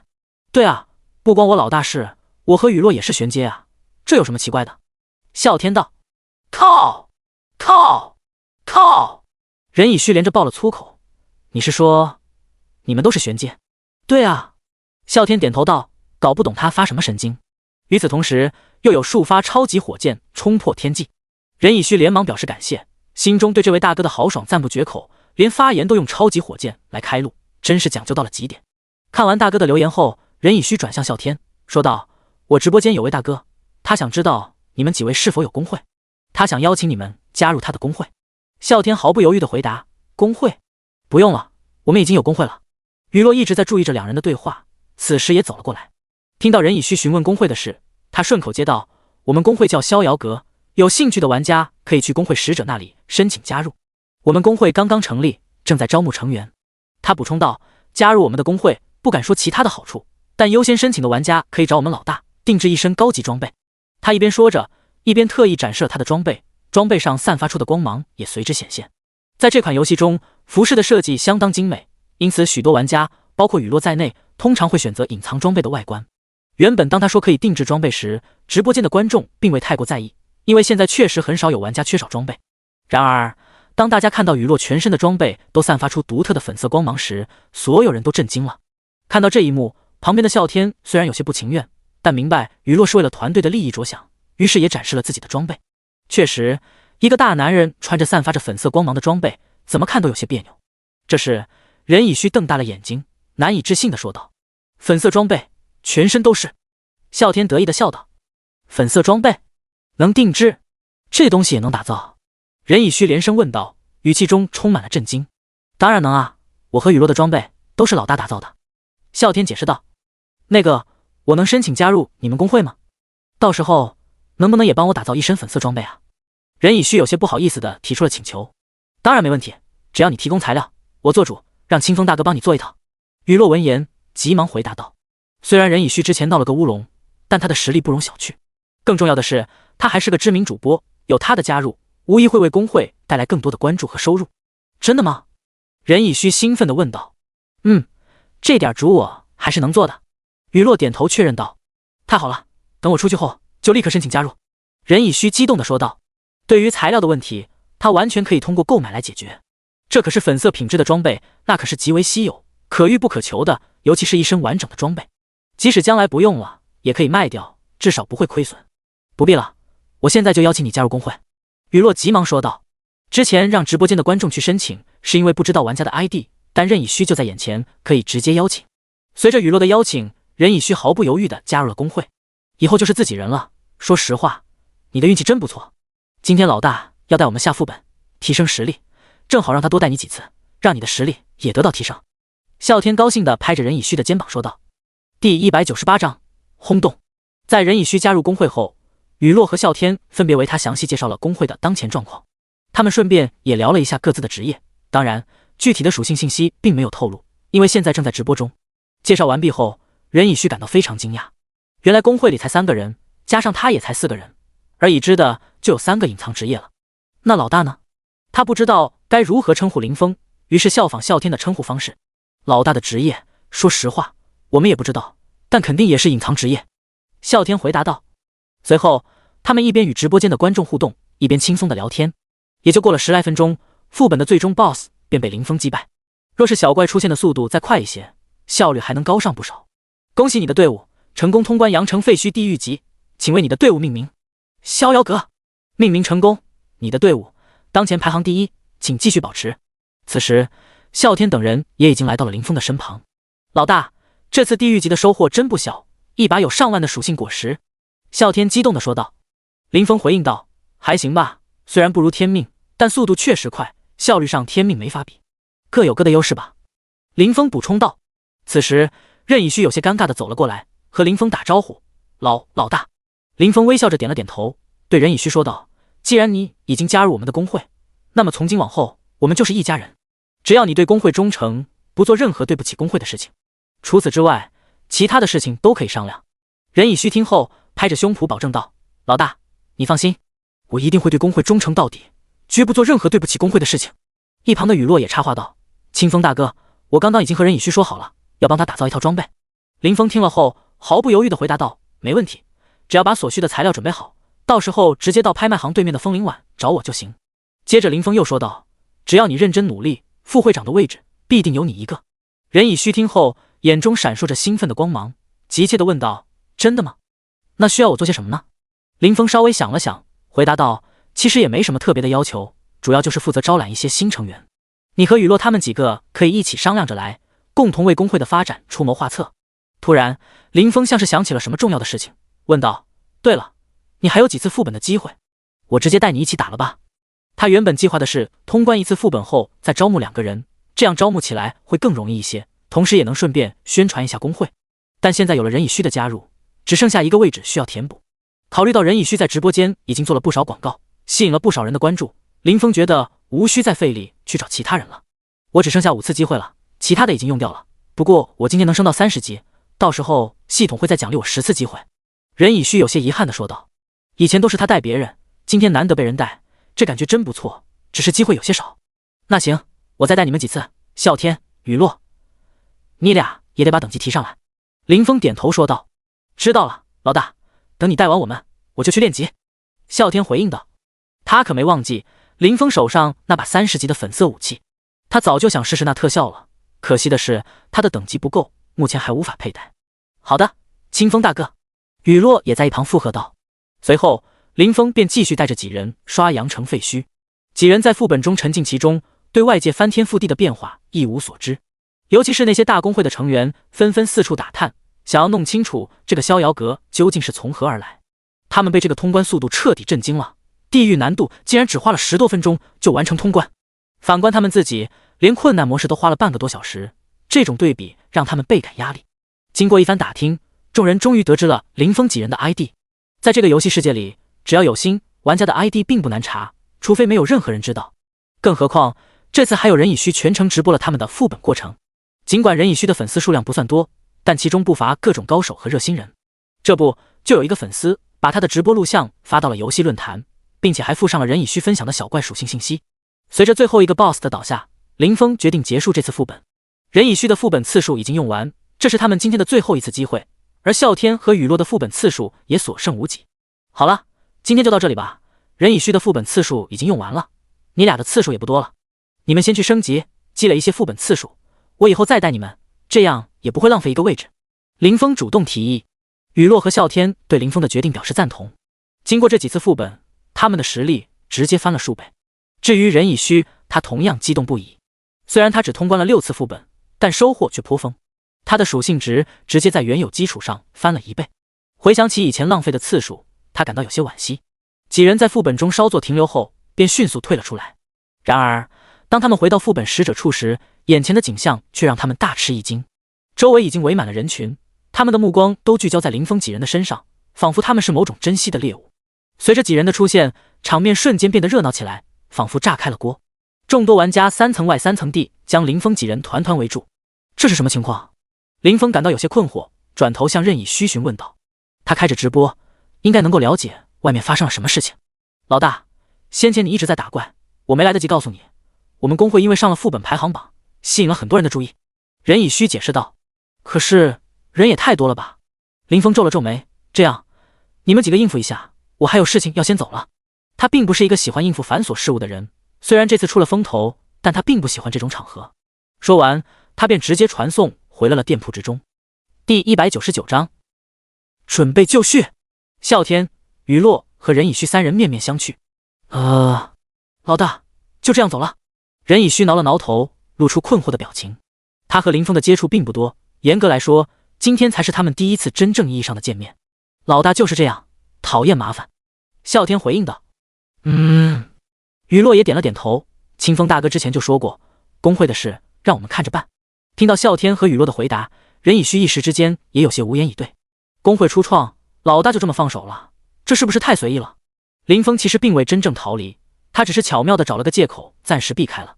刚刚他注意到君临天下和狼王2人给他发了许多私聊信息，并且2人还亲自来到他的店铺门口等候，因此他顺水推舟，趁机离开，同时也打算招待一下这2位老朋友。一回到店铺，林峰立刻迎上前去，热情地招待君临天下和狼王进入小院里。阳光透过树叶的缝隙，斑驳地洒在地面上，为这宁静的小院增添了几分生气。一进院子，君临天下就急切地开口说：“清风老弟，你可真是深藏不露啊！一上来就这么大的动作，真是让我们刮目相看。”他的语气中充满了对林峰的赞赏和好奇。狼王也在一旁赞同道：“没错，老弟这次真是太厉害了。”林峰谦虚地笑了笑，回应道：“这只是小打小闹，哪里比得上2位会长？我这里也只是大猫小猫2、3只罢了，比起你们的大公会来说，还差得远呢。”其实，君临天下和狼王早就打算来拜访林峰了。作为第一个突破玄阶的玩家，林峰一直让他们很感兴趣。但由于游戏最近更新了封魔谷，他们作为会长忙于开荒，一直抽不出时间。这次林峰再次引起轰动，2人便决定一同前来。一来是为了加深感情，二来也是想了解一下玄阶的具体情况。对于他们的询问，林峰自然是知无不言，毕竟这也没有什么好隐瞒的。他向2人详细介绍了威压和职业专属技能的事情，同时林峰也向他们请教了一些工会管理的问题。毕竟这2人在这方面经验丰富，他自然不会放过这个学习的机会。经过一番深入的交流，君临天下和狼王才离开。在离开前，狼王还告诉林峰，如果以后有什么不懂的地方，随时可以找他咨询。对此，林峰也十分欣喜。当2人分别后，林峰静静地坐在椅上，打开了拍卖行的界面。他的目光在各式各样的装备材料上流转，犹如一位鉴赏家在挑选珍贵的宝石。这次购买的装备材料并非为了喂养葫芦，而是为了充实工会的仓库储备。林峰深知，一个强大的工会除了团结的成员，还需要坚实的物质基础。这些装备材料将成为工会成员们提升实力的关键。在选购的过程中，林峰心中已有定计，并不需要购买过多的材料，每个职业打造一套就成，恰到好处。因为这些装备他并不打算拿来出售，而是希望以此激发工会成员的积极性。工会成员可以通过自己的贡献换取装备，或者自行收集材料，再请林峰协助打造。这样，每个成员都能参与到工会的建设中，感受到自己的价值。选购完材料后，林峰轻轻一笑，召唤出了他的分身。林峰将处理这些琐碎事务的重任交给了分身，而他则准备亲自前往药品店。他需要一套配制药剂的专用工具。尽管他手中已拥有本源药剂的完整配方和所需材料，药剂师等级也远超要求，但巧妇难为无米之炊，没有工具，他也无法制作出药剂。药品店内，林峰仔细挑选着配制药剂的工具，经过一番挑选，他终于找到了一套符合要求的工具。虽然不及蒂娜老师的高级，但已足够实用的。当一切准备就绪，林峰终于松了一口气。这时，雨落传来消息，表示他们已成功解决了那些人。随后，他和啸天决定先去练级。得知此事后，林峰决定再次跑一趟。经过6次副本，他总共获得了约 6W 的属性果实，其中精神属性的只有 1W 左右。对林峰来说，除了精神果实之外，其他属性的果实直接使用自然划不来。他决定将其他属性的果实全部兑换成精神属性的。经过兑换，他手中共有约 3W5 的精神属性果实。全部使用这些果实后，林峰的全属性再次得到了显著的提升。原本刚刚突破 20W， 现在已经达到了 25W 多，距离 26W 也不远了。是时候去风魔谷看看了。林峰自言自语道。他清楚地记得还有一个任务需要在风魔谷完成，同时也对那个任务抱有不小的期望，不知道这任务完成会奖励何种道具。林峰打开了好友面板，打算向安迪导师询问关于风魔谷中空间晶石的具体获取方式。上次安迪导师只是简单提及了一下，但并未详细解释。林峰向安迪导师发送了消息：安迪导师，您上次提到在风魔谷中可以获得高品质的空间晶石，但并未具体说明如何获得，能否为我详细解释一下呢？没过多久，安迪导师便回复了林峰的消息：你确定要去吗？我确实说过风魔谷中可以找到高级空间晶石，但目前风魔谷对你们冒险者只开放了上面几层，你不一定能碰上。林峰接着询问：也就是说还是有机会的？那么麻烦您详细告诉我一下具体情况吧。安迪导师解释道：好吧，在风魔谷下层有一种生物叫做空间魔蛛，它们以残破的空间碎片为食。当年如果不是这些空间魔蛛，魔界也不会发现我们这片大陆。它们的体内孕育了许多空间晶石，你只需击败它们并采集就能获得。晶石的品质则取决于你的运气。不过越强大的空间魔蛛，其体内的空间晶石品质通常越高。第200章进入风魔谷，千眼魔蛛。向安迪导师的咨询之后，林峰便通过工会驻地的传送阵顺利传送到了风魔谷外的安全区域。刚一现身，耳畔便响起了众多玩家的喧嚣声，有的正在寻找组队伙伴，有的则摆摊出售各种物品。林峰对这些周围的玩家视若无睹，径直朝着风魔谷内部走去。目前风魔谷仅对玩家开放最上面的3层，分别对应着30、40、50级的魔物。然而世事难料，下层的怪物偶尔也会逃窜到上层，如果真的遭遇高等级魔物，也只能自认倒霉了。林峰的目标正是那最深处的第3层。安迪导师曾言，空间魔蛛本不属于上面几层的怪物，因此越往下遇见它的几率就越大。更何况目前第1层内的玩家数量繁多，林峰也不愿与他们争抢怪物。一踏入风魔谷，林峰不禁感到一阵惊讶。风魔谷实为一座深藏的地宫，林峰原以为此处会昏暗无比，然而踏入其中却发现明亮如日。抬头仰望，只见地宫的构造展现在眼前，虽然天花板高耸，但那些璀璨的光芒确实是从上面倾泻而下，照亮了这片空间。林峰打开地图，眉头微皱。他原本打算直接前往第2层，但这地宫之大出乎他的预料，里面的空间广袤无垠，即便他将地图比例放大到极致，也无法窥见全貌。这地宫之大，竟比一座主城还要大几倍。细细想来，这也合乎情理。若地宫规模过小，又怎能容纳众多玩家呢？毕竟与拥有10几座的主城相比，风魔谷仅此一座。思忖片刻，林峰召唤出婉婉，并吩咐道：婉婉，你在我四周巡视，遇到其他玩家不必理会，但若是发现蜘蛛类的魔物，立即通知我，同时也留意一下通往下层的通道。婉婉闻言，化作一道绿光，欢快地向四周飞去。林峰见状，也继续朝着前方行进。在前进的路上，林峰遇到了不少玩家，他们有的组成小队，有的则多达几十人。经过大约2个小时的询问和搜寻，林峰终于找到了通往第2层的入口。他没有立刻进入，一方面是在等婉婉过来，另一方面，林峰打算在这里定位一个传送点，因为通往入口的路途确实遥远。等婉婉赶到后，林峰踏入了第2层。和往常一样，婉婉负责在前面探路。然而，与第1层相比，第2层的玩家数量明显减少了很多。目前进入第2层的大多数都是30级以上的玩家。在第1层时，林峰几乎没有参与打怪，但在第2层，林峰却显得悠闲自得，沿途遇到的小怪他都会顺手清理掉。毕竟这些小怪也有可能掉落制作本源药剂的材料。尽管林峰的等级尚未达到30级，无法从中获取经验，但他对此并不以为意，因为那些使用他打造的装备的玩家总会以其他方式回馈给他经验。主人，这里有蜘蛛怪，你看看是不是你要找的？不知过了多久，婉婉的声音突然在林峰的脑海中响起。与此同时，林峰的眼前也展现出了另外一幅画面，那是婉婉所共享给他的。林峰迅速将视线投向了画面中的怪物。这只蜘蛛的体型庞大的惊人，高度达到了2-3米，几乎与一棵小树相当。它站立在地面上，就像一座移动的小山，给人一种强烈的压迫感。它的身体覆盖着一层黑色的绒毛，在光芒的照耀下闪烁着金属般的光泽。8条粗壮的腿支撑着它庞大的身躯，使它能够在各种地形中自如地爬行。蜘蛛的头部呈椭圆形，与它那庞大的身体相比，宽度略显狭窄。它的头部布满了密密麻麻的小眼睛，这些眼睛仿佛是由最精致的工艺雕刻而成，每一颗都闪烁着深邃的光芒。这些眼睛密密麻麻地排列在头部的2侧，使得它能够在几乎360度的范围内观察周围的一切，没有任何死角。仅仅是看着它，就让人不寒而栗。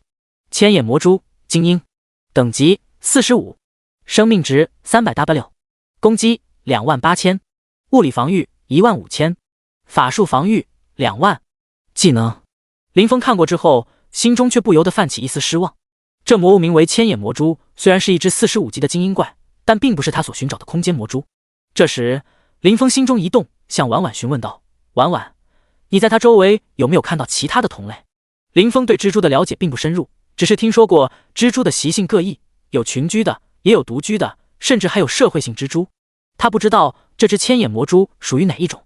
如果是群居的话，或许还有一些利用价值，但如果是其他类型的话，那它就没什么价值了。没有，就它一个。婉婉回应道：“主人，这是你要找的那只蜘蛛吗？”不是。林峰回应道：“你先盯着它，我马上过来。好歹也是一只精英怪。”说完，他迅速朝着婉婉的方向赶去。婉婉离他并不远，加上林峰全速奔跑，没多久，林峰就和婉婉碰面了。主人，目标就在那边。婉婉飞到林峰的肩上，轻声在他耳边指引。林峰顺着婉婉手指的方向望去，那只千眼魔蛛映入眼帘。尽管之前已经通过婉婉的视野见过这只魔蛛，但此刻亲眼所见，仍然给林峰带来了不小的震撼。或许可以试试。